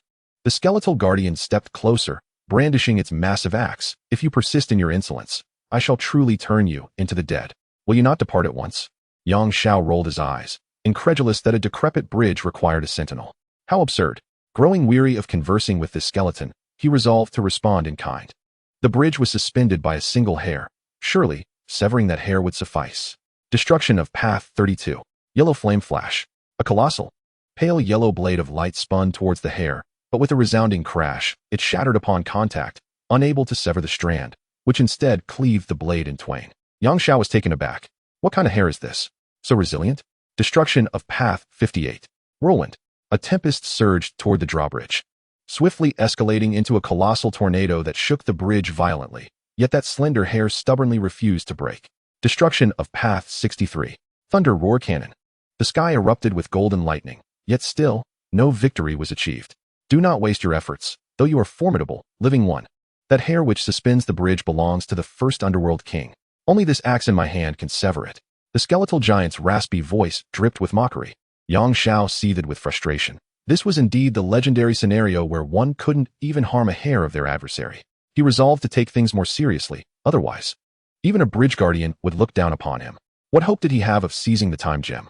You underestimate humanity. Yang Xiao glared at the skeletal giant. Startled by Yang Zhao's sudden surge of aura, the skeleton took a small step back. Let your blade gleam. Sheath concealment. A Zanpakutō appeared in Yang Zhao's hand. Unsheathed and remarkably smooth. This was, in fact, a failed creation of a Zanpakutō. It could neither initiate its Shurkai nor its Bankai. And no sheath in existence could contain it due to its excessive sharpness. With his left eye closed, Yang Zhao raised the sword, aiming at the hair across the chasm. Huh, such a short blade cannot reach this side. You wish to sever the underworld king's hair? The skeletal giant mocked. As the words left its mouth, a low hum resonated through the air. The blade in Yang Zhao's hand emitted a faint chime, a slender glimmer slicing imperceptibly towards the opposite bank. Bang! It resonated like the sound of a broken guzheng string. A lock of hair was severed. Chapter 119. The weight of the withered bones with a thunderous crash. The suspension bridge descended after the hair was cut. Yang Zhao and Wang Qingqing stepped onto the bridge, advancing cautiously. The skeletal giant, Modgud, who had been frozen in place, snapped back to reality, raising his axe to block the passage of the two. Halt. This river was known as Jile, a name signifying eternal separation, delineating the boundary between the living and the deceased, thus creating a chasm between life and death. Consequently, Yang Zhao, as a living being, was unable to leap across the river. This was not a mere spatial blockade, but a fundamental law of this realm.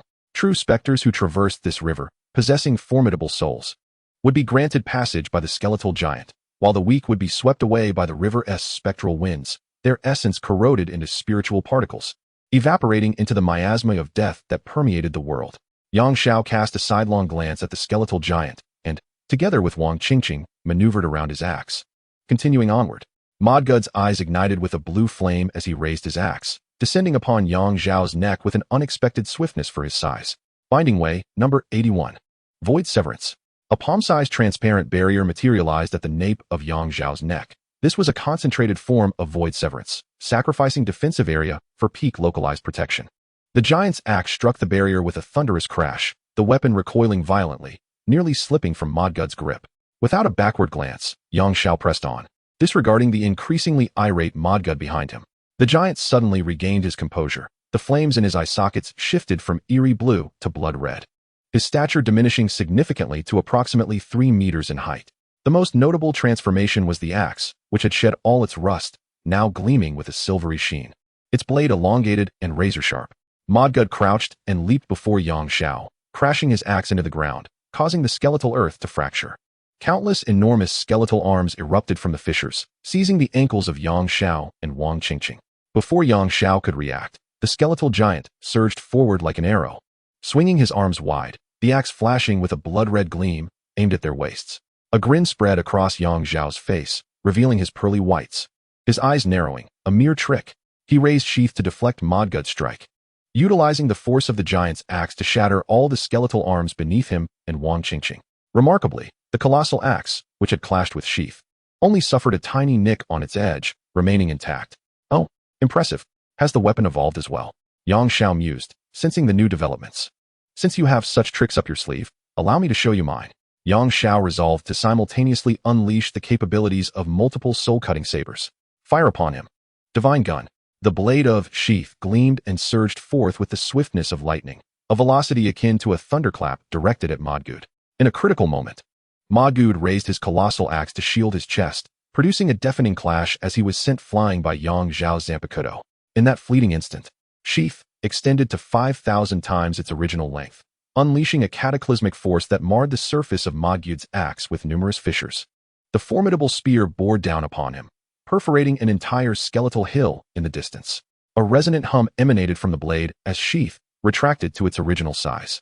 Let us proceed, Qingqing, Yang Zhao remarked, satisfied with the efficacy of his assault, as he pulled Wang Qingqing onward. However, after just a few steps, the ground trembled violently, and from behind the distant hill came a chilling roar, a whoa. The skeletal hill abruptly fractured, collapsing into 2 halves, and a vortex of obsidian flames, accompanied by a fierce gale, swept up the bones from the ground, hurtling them towards Yang Zhao. Amidst the inky flames stood Modgud, his mighty axe shattered, leaving only a fragment still affixed to its handle. The dark fire consumed his heavy armor, ultimately transforming into a sable cloak, while the remnants of his axe morphed into a long-handled scythe, as he charged at Yang Zhao with a furious roar. What a classic image! Yang Zhao marveled. Waxing crescent. Yang Zhao unleashed a massive blade of dark red energy from sheath. infused with the relentless momentum of heaven's lock moon cut and the inherent sharpness of sheath itself, swiftly cleaving through the advancing Madgud. The force of this strike was overwhelming. Even as Madgud attempted to defend with his scythe, he was bisected, his body cleaving apart and collapsing to the ground. Raising an eyebrow, Yang Xiao mused, surely this settles it? To his astonishment, the two halves of the skeleton managed to rise, reassembling themselves. Playing tricks, are we? Yang Xiao's patience waned, and a layer of frost quickly enveloped the sheath. Let the dance commence. Sleeves of white snow. Yang Xiao drove his Zanpakutō into the ground, invoking the final dance of the white tree. A chilling aura emanated from the blade, spreading forth as a sharp frost that reached the ground beneath Madgud. The earth between Yang Xiao and Madgud froze entirely, and soon, Madgud was encased from below, resembling an ice-carved tree. Observing the encased Madgud, Yang Xiao sighed, pondering why this fellow could not simply feign death and allow him passage. Must it escalate to such extremes? He approached, gently striking the ice pillar with the hilt of his sword. With a crash, the ice shattered, scattering remnants across the ground, along with Madgud's frozen form. Yang Xiao sheathed his Zanpakutō and continued onward with Wang Qingqing, oblivious to the fact that the ice remnants on the ground gradually transformed into a dark liquid, seeping into the skeletal earth. As they took a few steps, the ground began to undulate like the waves of the sea, filled with countless eerie cries echoing throughout the expanse. In the spot where Yang Xiao and Wang Qingqing stood, bones coalesced into a colossal hand, fingers folding together like a mountain, ensnaring them within. This skeletal hand dragged Yang Xiao and Wang Qingqing deeper into the earth, and the further they descended, the greater the pressure they endured. A voice resonated in Yang Xiao's ear. No entry to the underworld. How dare you trespass? Experience the weight of the bones in this skeletal hell. The surrounding pressure intensified, rendering their escape impossible until Wang Qingqing emitted a muffled groan, prompting Yang Xiao to panic. In her current state, Wang Qingqing resembled an ordinary person, devoid of any strength, relying solely on the ethereal particles that sustained her, which were evidently weakened. Yang Xiao seethed with anger. This accursed skeleton was insufferable. Then do not blame me. Devour. Chapter 120. Devour. A gigantic, exaggerated soul-cutting blade manifested in Yang Xiao's hand. Its body inverted, the hilt connected to the spine at the blade's tip, lacking a guard. The enormous, sharp edge epitomized its sole purpose, to sever. He swung it vigorously upward. A golden blade of energy erupted from the depths of the bones, cleaving the earth and soaring towards the heavens. The densely packed skeletons surrounding them failed to obstruct the trajectory of the devourer, leading countless skeletal forms to vaporize instantly. Yang Xiao embraced Wang Qingqing and ascended to the surface, then turned to swing the devourer, shattering the nearby crystal suspension bridge, which fell into the river below. Casting a disdainful glance at the sea of bones, Yang Xiao remarked, "Qingqing, stepping on these skeletons is utterly revolting. The spacecraft is unusable now. Let me create something for us to ride." Wang Qingqing nodded in agreement, having been equally repulsed by the skeletal remains. Saintly spirit subjugation.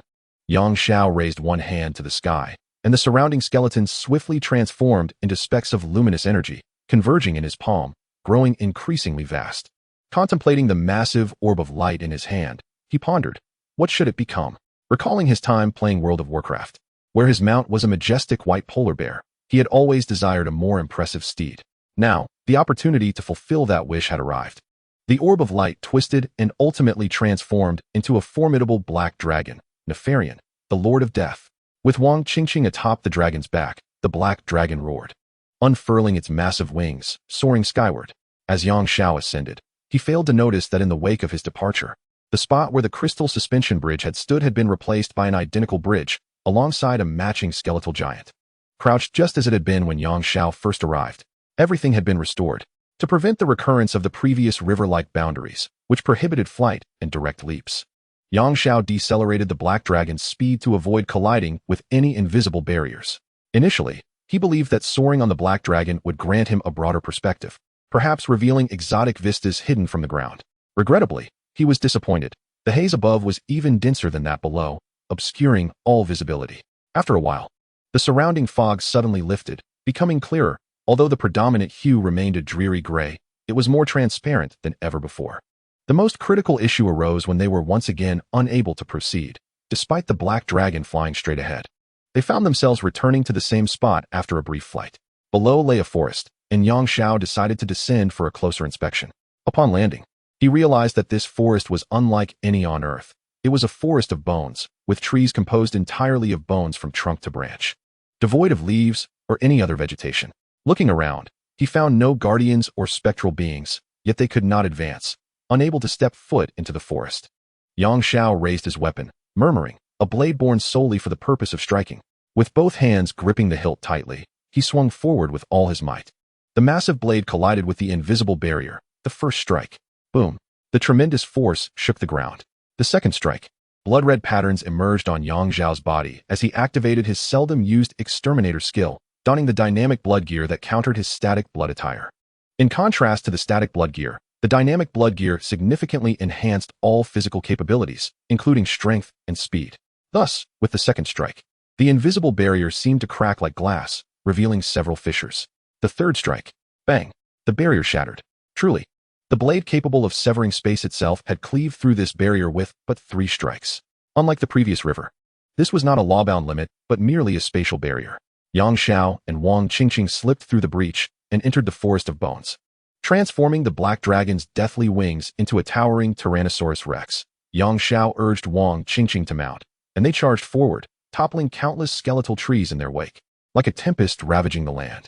Strange, apart from these skeletal trees, there seems to be nothing else in this forest. Why establish a barrier? Wang Qingqing inquired. I don't know. Why ponder so much? We shall soon traverse this forest. Yang Xiao replied. No sooner had he spoken than he felt a chill at his neck, as if droplets were falling upon him. Is it raining? He wondered, glancing skyward. The sky remained shrouded in fog, yet there was no rain. How odd. Yang Xiao touched the damp mark on the nape of his neck, bringing it to his eyes, only to discover that it was not water, but rather the foul-smelling blood. Hastily, he commanded the Tyrannosaurus Rex to halt. Something seemed amiss. He cautiously surveyed his surroundings, yet he found nothing unusual. Look over there, Wang Qingqing exclaimed, pointing at a large skeletal tree not far away. This tree, starting from its treetop, began to transform gradually into a crimson hue, slowly spreading downward until the entire trunk was awash in red.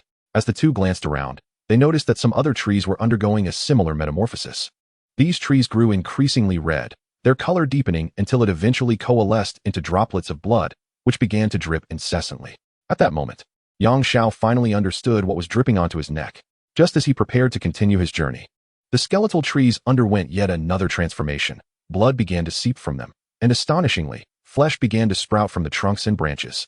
The writhing, pulsing red flesh was enough to make both Yang Xiao and Wang Qingqing feel nauseated. What kind of cursed place is this? Yang Xiao cursed under his breath. Urging the Tyrannosaurus Rex onward, he had no desire to linger in this repulsive place. The trees in the forest continued their transformation, and from the bloodied branches, enormous fleshy orbs began to form, pulsating like beating hearts. The Tyrannosaurus Rex charged through, toppling numerous mutated trees, and squashing the fleshy orbs beneath its weight. Wang Qingqing, with her keen eye, noticed that the crushed flesh was not merely a pool of blood but contained creatures with limbs. What on earth? Trees can sprout flesh and give birth to monsters. This forest was exceedingly vast, with trees numbering in the millions. If each tree bore 10 monsters, that would amount to billions. No wonder there was a barrier here, not to keep outsiders out, but to prevent the horrors within from escaping. Indeed, events were unfolding in the most dire direction. Countless fleshy orbs burst open, releasing a horde of small blood-red monsters, bald-headed with long, pointed ears, diminutive in stature, yet boasting long arms and sharp claws. Goodness, are these not goblins? Yang Xiao pondered, bemused by the presence of such peculiar species in the underworld. Could they also be denizens of the undead? Chapter 121. The demonic embryo gazing upon the overwhelming swarm of red creatures. Yang Xiao felt a headache approaching. Judging solely by their aura, these diminutive monsters emitted no trace of death. Instead, they exuded a strange, malevolent energy that Yang Xiao had never encountered before. This sinister aura was not of death, but of greed and possession, pure, unadulterated desire. As the small monsters landed and stood upright, they encircled Yang Xiao and Wang Qingqing. Their green glowing eyes wide with fascination, drool trickling down to their chests. Perhaps due to their keen instincts, they sensed the danger emanating from Yang Xiao, causing them to surround him without daring to advance. Yang Xiao, who suffered from a mild case of trypophobia, found himself intensely uncomfortable facing the throng of small monsters and their glowing green eyes. Pursue him, pack of wolves.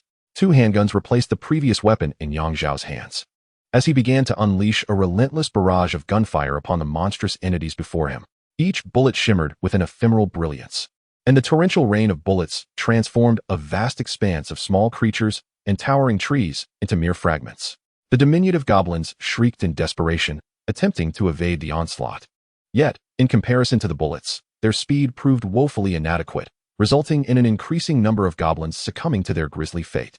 Yet, these minuscule beings refused to disperse.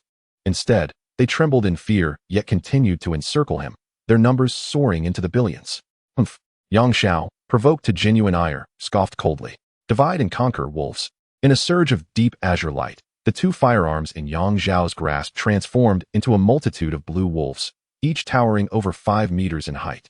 The pack howled collectively to the heavens before swiftly plunging into the throng of goblins, tearing, devouring, and trampling their way through, swiftly clearing a substantial area around Yang Xiao, leaving chaos in their wake. This relentless pack pressed on, methodically eliminating goblins until, from a distance, the remnants of their spiritual essence dissipated. In this onslaught, nearly 10 million goblins were extinguished, and the remaining creatures dared not approach. Some fleeing into the distance, while others scurried through the fissures Yang Xiao had cleaved in the barrier. Yang Xiao exhaled in relief, taking hold of Wang Qingqing as they mounted the Tyrannosaurus Rex and continued their journey forward. After a while, yet another horde of goblins obstructed their path. However, their trembling legs betrayed their fear, making their stance precarious, yet they still gathered in droves to block Yang Xiao's advance. Amused by their audacity, Yang Xiao contemplated the absurdity of these insignificant creatures daring to impede his progress, unaware of their own limitations. His gaze swept over the band of goblins, inadvertently catching sight of countless others encircling something behind them, seemingly guarding it with fervor. Yang Xiao dispatched a few more goblins, inching closer to unveil the mystery concealed behind their wall. There, he discovered a massive, obsidian egg, pulsating ominously with countless veins that writhed incessantly. He could even hear the heartbeat of whatever lay within.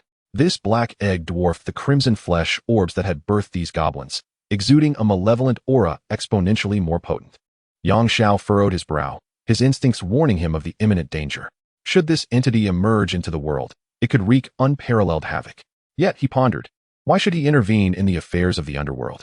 He bore no allegiance to it, even if he were inclined to assist. What if this demonic embryo birthed something formidable? It would only impede their quest for the time gem.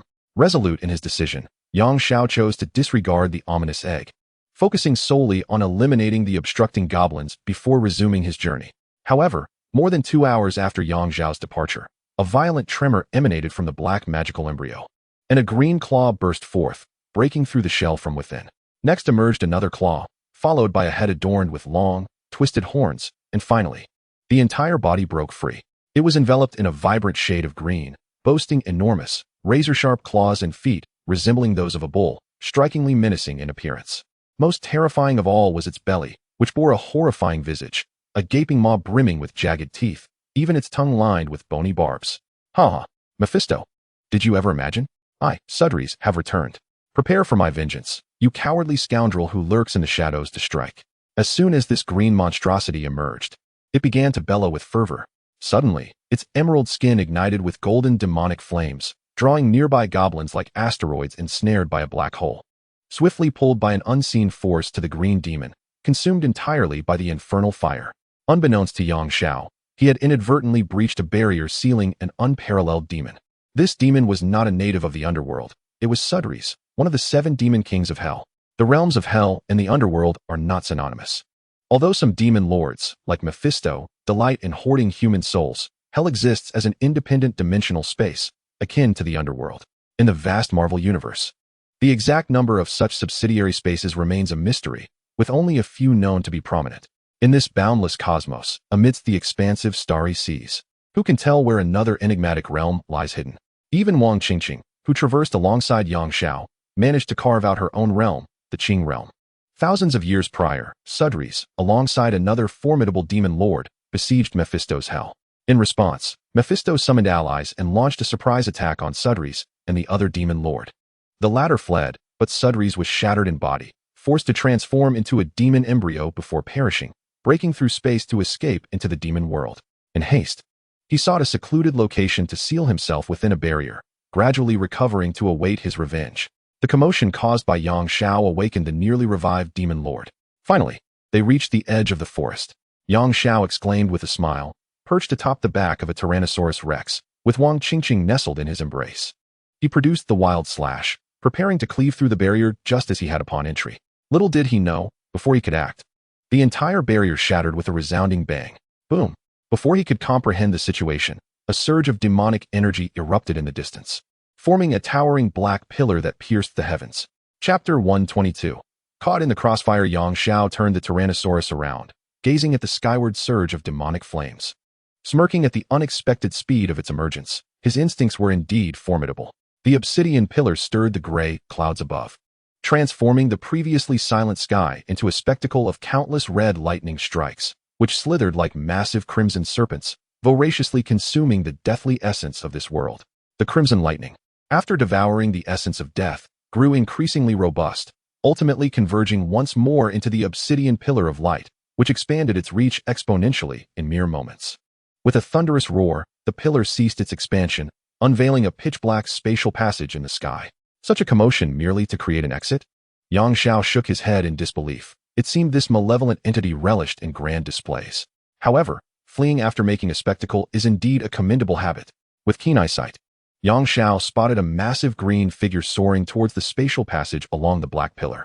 A presumptuous fool, creating chaos in my realm, destroying my crystal bridge, stealing my underworld's power, and now attempting to escape?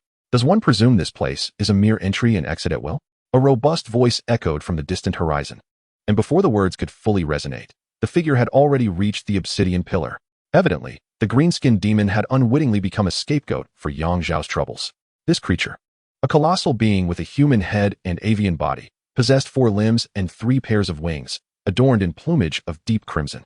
Upon reaching the black pillar, its formidable claws grasped fiercely, tearing the pillar apart as though it were mere parchment. With the destruction of the pillar, the spatial passage in the heavens also sealed, and the realm of the underworld gradually returned to its former state. Sudris, interrupted in his teleportation, felt his magical flames flicker with fury as he bellowed. Who dares to disturb me? An insignificant insect provoking even this demon king? He scrutinized the avian figure beside him, a sardonic smile creeping across his face. I wondered who it could be. Turns out you are merely a pet raised by the underworld king. Foolish bird, do you still recognize me? In that moment, the birdman discerned Sudris amidst the shattering of the pillar, and his heart sank. This being was notorious for his brutality. He had been present during the ambush war eons ago. Aren't you supposed to be dead? The birdman inquired. Humph. The entity capable of slaying me has yet to be born. Sudris seethed, anger igniting within him at the mention of unpleasant past events. I had intended to seek out that scoundrel Mephisto first, before addressing you denizens of the underworld, but it seems you are more eager than I anticipated. Do not blame me for my lack of courtesy then. With that declaration, a gaping maw in his abdomen opened wide, expelling a mass of green liquid that swelled into a massive bubble, lazily drifting towards the birdman. Generally, upon witnessing such seemingly innocuous attacks, one might develop a sense of disdain. However, the birdman was gripped by sheer terror and fled at an astonishing speed. If you can escape, how could I ever claim to be a demon king? Sudris, expressionless, pierced the green bubble with his sharp claws. With a pop, the fleeing birdman, much like the bubble, abruptly expanded before disintegrating into dust. This is no mere foolish bubble attack. Rather, it is a reflection assault. Any adversary whose shadow has once graced the smooth surface of the bubble, regardless of their strength or whether they are corporeal beings or entities of energy, will inevitably become a true reflection. As the vessel of the reflection, the bubble, shatters, so too shall the reflection be obliterated. Just as Sudris revels in his triumph, the ground beneath him suddenly trembles, shaking once, then twice, and a third time. This is certainly not an earthquake. Instead, it is a colossal being approaching from the distance, causing the earth to quiver under its immense weight. Before him stands an enormous golden skeleton, its shins towering above the clouds, rendering the rest of its form invisible. Only its massive feet and a small section of its lower legs are visible. The golden skeleton strides forth, crossing over Yang Xiao's head as it advances towards Sudris. Such a magnificent creature is something Yang Xiao has only witnessed in the realm of flames. Meanwhile, the journey Yang Xiao undertook for 2 hours pales in comparison to the giant skeleton, which covers the distance in mere strides, halting before Sudris. O Lord of Hell, you have unwarrantedly invaded my underworld and slain my kin. The Lord of the underworld is enraged. You must provide an explanation, or he shall not hesitate to see your fall once more. Cherish your new lease on life. A thunderous voice reverberates from the heights above. Such grandiose words. If the Lord of the underworld wishes to issue threats, why does he not come himself? What is this? Once bold enough to launch a surprise attack, yet now lacking the courage to confront me directly? Sudri scoffs derisively. Then come with me to meet the Lord of the Underworld. The golden skeleton's voice carries a hint of ire. The ashen clouds above roil tumultuously as a colossal golden skeletal arm descends, reaching out towards Sudri's. Unfazed, Sudri's employs the same tactic, his gaping maw in his abdomen expelling green bubbles before puncturing them. Unexpectedly, the golden skeleton's immense form does not shatter. Rather, its downward motion momentarily halts before resuming its descent. After slumbering for so many years, it seems the Lord of the Underworld's little one has indeed matured. Sudri's is not particularly astonished. He comprehends that this massive golden skeleton is likely the result of the Lord of the Underworld's meticulous crafting. If it were to be easily vanquished, such a ruler would be woefully inadequate. Suddenly, the two horns atop Sudri's head gleam with a brilliant green light, and a thick beam of green energy shoots forth, fracturing the golden skeleton's immense arm. An illusion? Yang Xiao, observing from afar, is taken aback. It is strikingly similar. The method of attack and the fluctuations in power, while possessing subtle differences, are nonetheless remarkably alike. The golden skeleton retracts its broken arm, its form gradually diminishing, the golden hue intensifying as it shrinks. When it reaches a height of merely 10 meters, it radiates a dazzling brilliance that is nearly blinding. Compressing its size to increase density? Yang Xiao's eyes brighten with intrigue from his distant vantage point, astonished to discover that the golden skeleton possesses such capabilities. After the density and strength of his body had increased countless times, Sudri's similar phasing attacks became utterly ineffective. The golden skeleton did not need to evade. Those assaults left no trace upon him. Remarkable. Sudri's could not help but commend, stating that in terms of creating war puppets, this generation of the Underworld King surpassed all predecessors. Very well. The farce must come to an end. Even if I am to meet your Underworld King, I shall seek her out myself. Sending mere minions to retrieve me is an affront. Upon finishing his words, Sudri's expelled a black horn from the gaping maw in his abdomen, raised it to his lips, and puffed out his cheeks to blow. The horn emitted no sound. However, the indomitable golden skeleton opposite him seemed to dissolve like overcooked noodles, collapsing into a heap. The decaying horn. Little skeleton, it is a privilege for you to witness it. Sudri's retracted the horn. In the next instant, he vanished from sight. In the distance, Yang Xiao strained his vision in search, yet found no trace of the Demon King. Just as he pondered whether the Demon King had departed using some arcane method, a voice echoed from behind him. Children, after watching this spectacle for so long, what are your thoughts? Chapter 123, Appetite Binding Path Number 81. Severing Void. Yang Xiao was startled by the voice that emerged from behind, hastily conjuring a defensive barrier. When he turned around, he indeed saw Sudri's standing a short distance behind him, his grotesque green visage adorned with a menacing expression. Little one, your vigilance is lacking. But your reflexes are quite swift, Sudri's remarked, scraping his sharp claws against the severing void, producing a shrill screech. Yang Xiao's mind raced as he contemplated why this being sought to provoke him. Your aura is formidable, significantly stronger than those before. I am curious why you choose to hide here while the weak bear the brunt. It is a shameful act for a strong one, Sudri stated. I am not allied with them, Yang Xiao replied, frowning. Wow, cowardice is one thing, but to lie so freely, such a powerful entity, aside from Mephisto, I have yet to encounter another. The darkly disdainful demon, King Mephisto, interjected. Believe it or not, if there is nothing further, please step aside. I have other matters to attend to, Yang Xiao retorted, at a loss for words. Your Underworld King is indeed unfortunate to have a subordinate like you. Very well. Allow me to clean house for her. A glint of ambition flickered in Sudri's eyes. He was well aware that Yang Xiao was not a native of the Underworld. As a demon king, he had recognized from the outset that, like himself, Yang Xiao bore no trace of deathly aura. His interest in Yang Xiao stemmed from the powerful, pure, and abundant energy he sensed. He sought to devour this essence. As one of the 7 demon kings of hell, he embodied the most insatiable and primal of sins, appetite. Regardless of the form of life, from the moment it is born into the world, it begins to consume everything around it to satisfy its own needs. Take Earth as an example. From the very beginning, the most primitive organic macromolecules relied on devouring their surroundings to form the original cellular structure, subsequently evolving into unicellular organisms. These then consumed surrounding organic entities, gradually differentiating into plants and animals, each following its own evolutionary path. The process of evolution is inherently a process of consumption.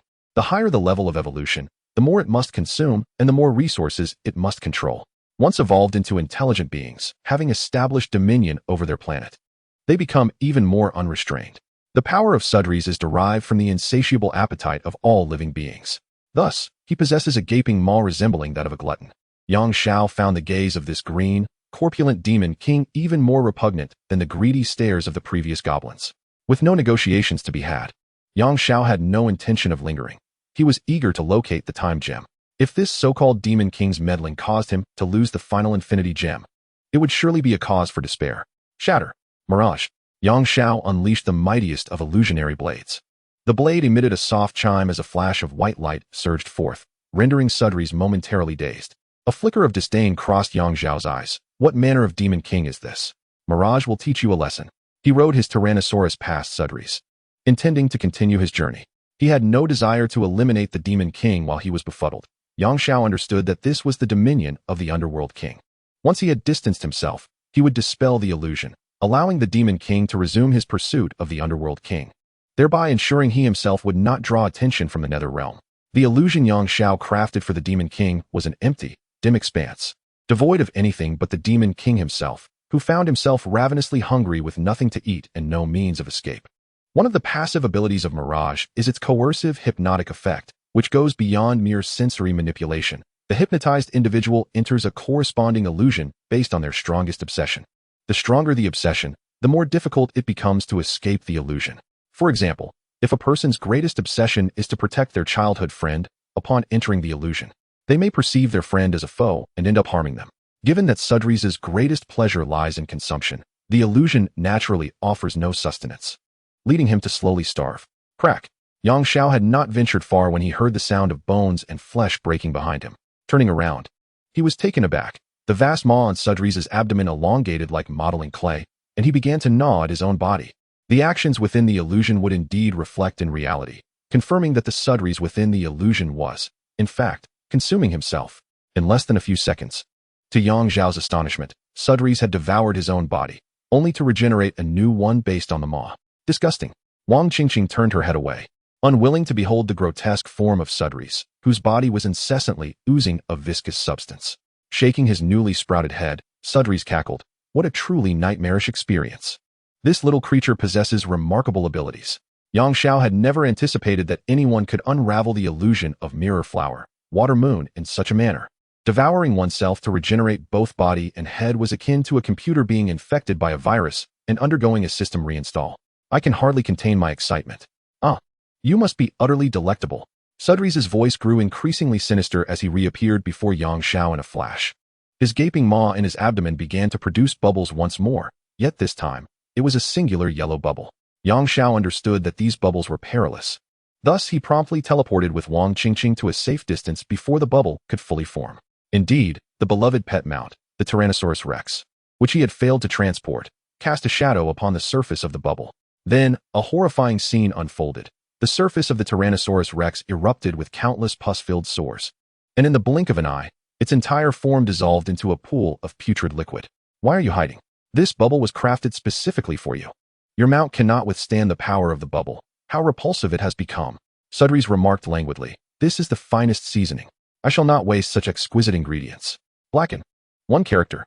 In response, Yang Xiao transformed his Zanpakutō into a colossal brush. Since Mirror Flower, Water Moon, was temporarily ineffective against him, it was time to employ a different weapon. Grasping the brush-like Zanpakutō with one hand, Yang Xiao inscribed the characters for Blacken in midair. The area surrounding Sudries, along with the bubble he had just expelled, was instantaneously engulfed in darkness, as if drenched in ink. The blackened realm was now under the dominion of the one character. Consequently, in the next moment, Sudries and his bubble were stripped of their names, and this realm was no longer referred to as the underworld. Entities bereft of their names by one character would lose all their power, for they were no longer their original selves. Strike. White brush one character. With a swift stroke of the brush, the previously inked black tip transformed into white. Yang Xiao inscribed the word and upon Sudries. The concept of white brush one character was to bestow a new name upon an entity that had been blackened and stripped of its original name. Thus, Yang Xiao had redefined Sudries' new name as Ant. This signified that the formidable demon lord would now be rendered as feeble as an ant. Chapter 124. Ant Devourer enveloped in a shroud of ink, Sudries resembled a colossal black maggot. As Yang Xiao inscribed Ant upon him, his form shattered, transforming into countless diminutive black ants that scurried about chaotically. Within this darkened expanse, Yang Xiao had redefined one of the 7 demon kings of hell. the sovereign of a realm of torment, as an ant. Gazing upon the frenzied swarm at his feet, Yang Xiao pondered whether to incinerate them. For once he released one character, this demon lord might very well revert to his former self. Once again, Yang Xiao found himself contemplating the prospect of relying on this demon king to draw hatred and capture the attention of the underworld. Just as he hesitated, the swarm of ants began to exhibit peculiar behavior. Each ant's head swelled, and their mandibles elongated and sharpened. They commenced devouring the ink surrounding them, specifically the areas stained by the one character, voraciously consuming the inky darkness. Furrowing his brow, Yang Xiao stamped his foot, crushing dozens of black ants beneath him, releasing a torrent of black ink from their flattened bodies. Their vitality rivals that of cockroaches. Even at this juncture, they dare to consume? Yang Xiao felt a twinge of admiration for this gluttonous demon king. Do you truly believe that the power of my one character is something you can simply devour? As Yang Xiao spoke, the ant swarm acted like crazed beings intoxicated by gasoline. At the sound of his snap, flames ignited around them, engulfing the ants in black fire. The swarm was charred and blended with the surrounding inky abyss. Yang Xiao sighed, initially contemplating sparing its life, but it seemed he had been a bit too heavy-handed. Just as he prepared to dissipate the one character, he observed the once charred remains of the ants, now writhing and rapidly spreading outward, quickly enveloping the entire inky domain. The darkness around Yang Xiao began to recede and concentrate, ultimately coalescing into a portly black demon king, Sudris. Just as I anticipated. Your power is indeed delectable. Such a unique flavor, I have never encountered since my emergence, Sudris proclaimed. The dense blackness appeared to be absorbed by his skin, and soon, he reverted to his green-skinned demon king form. A friendly reminder. The energy I have consumed can no longer pose a threat to me, Sudris warned as Yang Xiao raised his brush. Is that so? Do you believe that the darkness you have devoured ceases to be darkness? Although Yang Xiao was astonished by this creature's tenacious vitality, the one character was not so easily vanquished. Dusk, O dark night, trouble shall come to pay a visit. Let us share a bowl that scatters souls and sends them flying. On the road to the underworld, blossoms flourish, blooming as accompaniments to exquisite feasts. Drenched in pitch blackness, divided into 8 portions, the inky flames rose to char, indulging in the feast. After satiation, a pile of bones remains. Erected tombstones to mourn the sorrow. Here, my lord, resurrection becomes impossible. To become a sacrifice is also unattainable. No turning back from this slaughter. Yang Xiao chanted a mournful incantation. A colossal, pitch-black mausoleum burst forth from within Sudris, expanding into a grand edifice surrounded by a dense cluster of tombstones. The power of the one character cannot be seized by anyone, nor can anyone be immune to it, Yang Xiao declared, gazing at Sudris, who lay suppressed within the mausoleum. Bloodied, yet gradually reverting to his original form. For the first time, a look of astonishment crossed Sudris' face. The things I, Sudris, have devoured can somehow emerge on their own. This is truly exhilarating. At this moment, Shatters found himself imprisoned within a dark-hued tower, his flesh and blood transforming into wisps of black smoke, being absorbed by the sepulchre. Yet, he exhibited no signs of panic or disarray. What a marvelous power it is. The one who typically devours others is now being consumed. To Sadaris' astonishment, his voice took on a tone of delight. The sepulchre resembled a vast stomach, and at this moment, Shatters, the Dark Lord, was merely food within this belly, undergoing digestion. If only I could wish for such a demise as my final resting place. His legs and claws had nearly been entirely digested. Yet how unfortunate it was that he still harbored a grudge. Such a pity. The gaping maw in his abdomen opened, not spewing forth strange bubbles, but instead producing another identical Shatters. The sight was so breathtaking that Yang Xiao felt a wave of nausea. Once the new Shatters emerged from that great mouth, the old body swiftly dissipated into black smoke, absorbed by the sepulchre. However, the new form was unaffected by the sepulchre's influence. I recall mentioning that the energy I have consumed cannot affect me again. Now, you should grasp my meaning, yes? Shatters glided to the wall of the sepulchre, passing through it like a specter, encountering no hindrance whatsoever. Clearly, the power of the sepulchre had become utterly ineffective against him. Yang Xiao sighed, sheathing his soul-cutting sword. The Ikamanji, this self-proclaimed Lord of Hell, may not be the strongest adversary Yang Xiao had encountered, but his tenacity was certainly unprecedented. Do you insist on entangling with me to the bitter end? Yang Xiao inquired. I am not your enemy.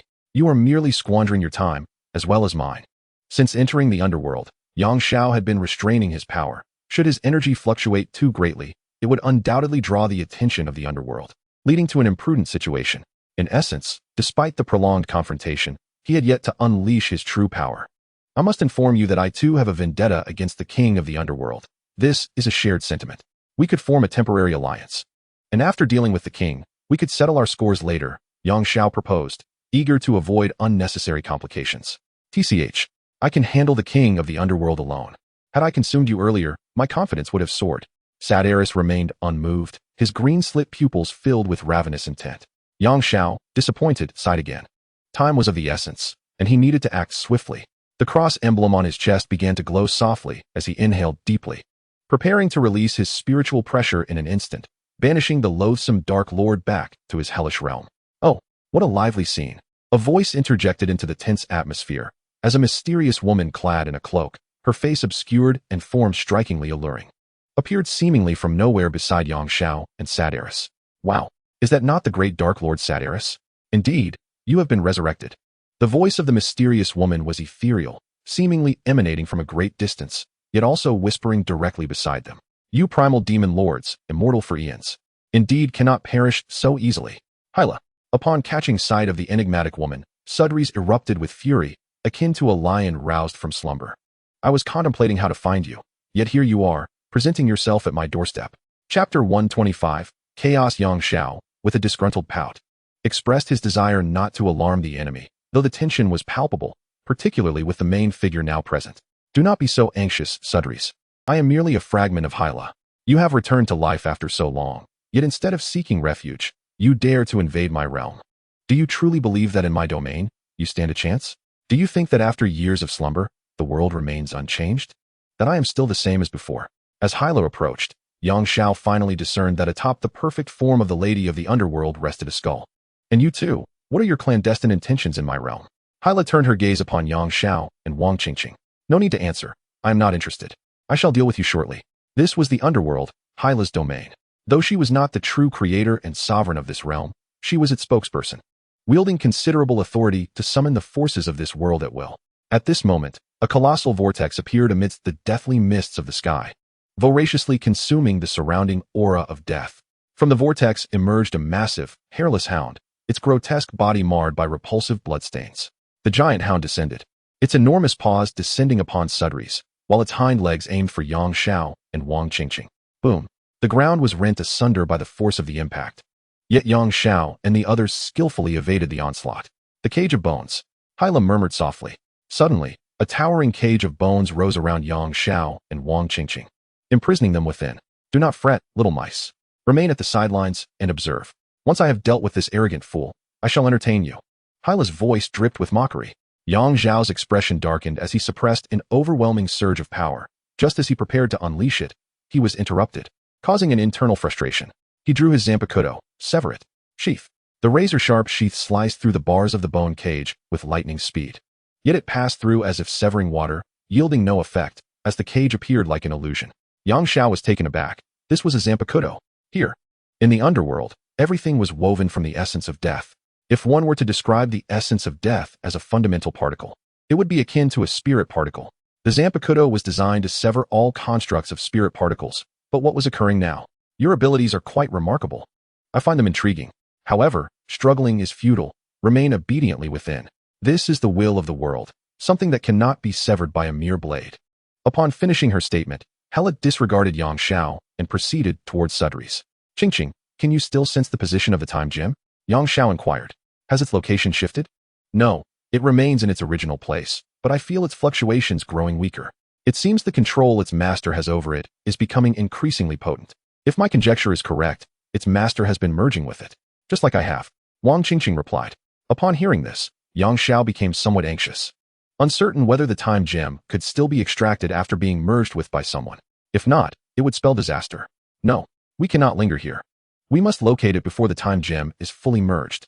Yang Xiao clenched his fists. The urgency of the moment was palpable. He embraced Wang Qingqing, whispering softly in her ear, close your eyes. Qingqing, no matter what happens next, do not open your eyes. I do not wish for you to witness me in such a state. Meanwhile, Hellas' avatar had mounted the blood-spotted great hound, caressing its head. Garm, do you see that grotesque green-skinned fat man ahead? He is one of the legendary 7 demon kings of hell. He possesses some prowess, but he is merely a glutton. Does he not bear a striking resemblance to you?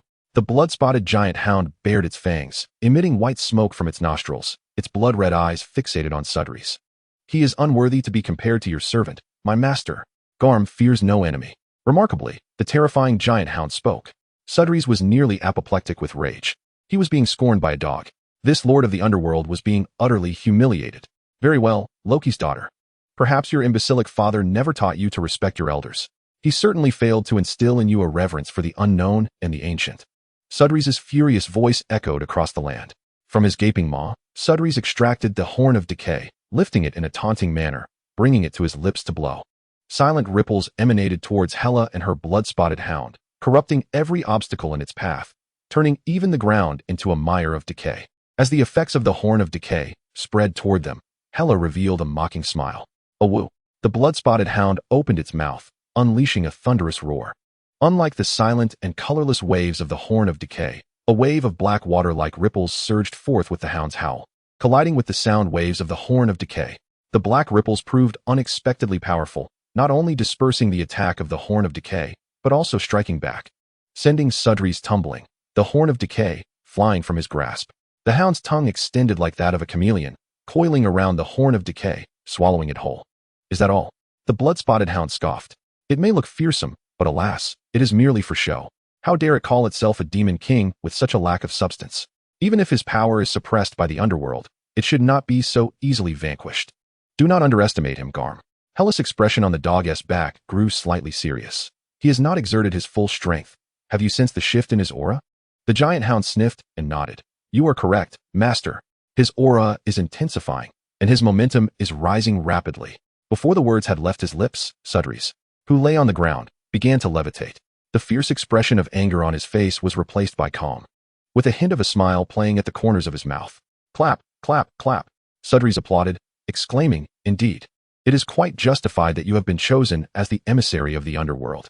Even a mere dog, with your limited resources, you have managed to cultivate it to such strength.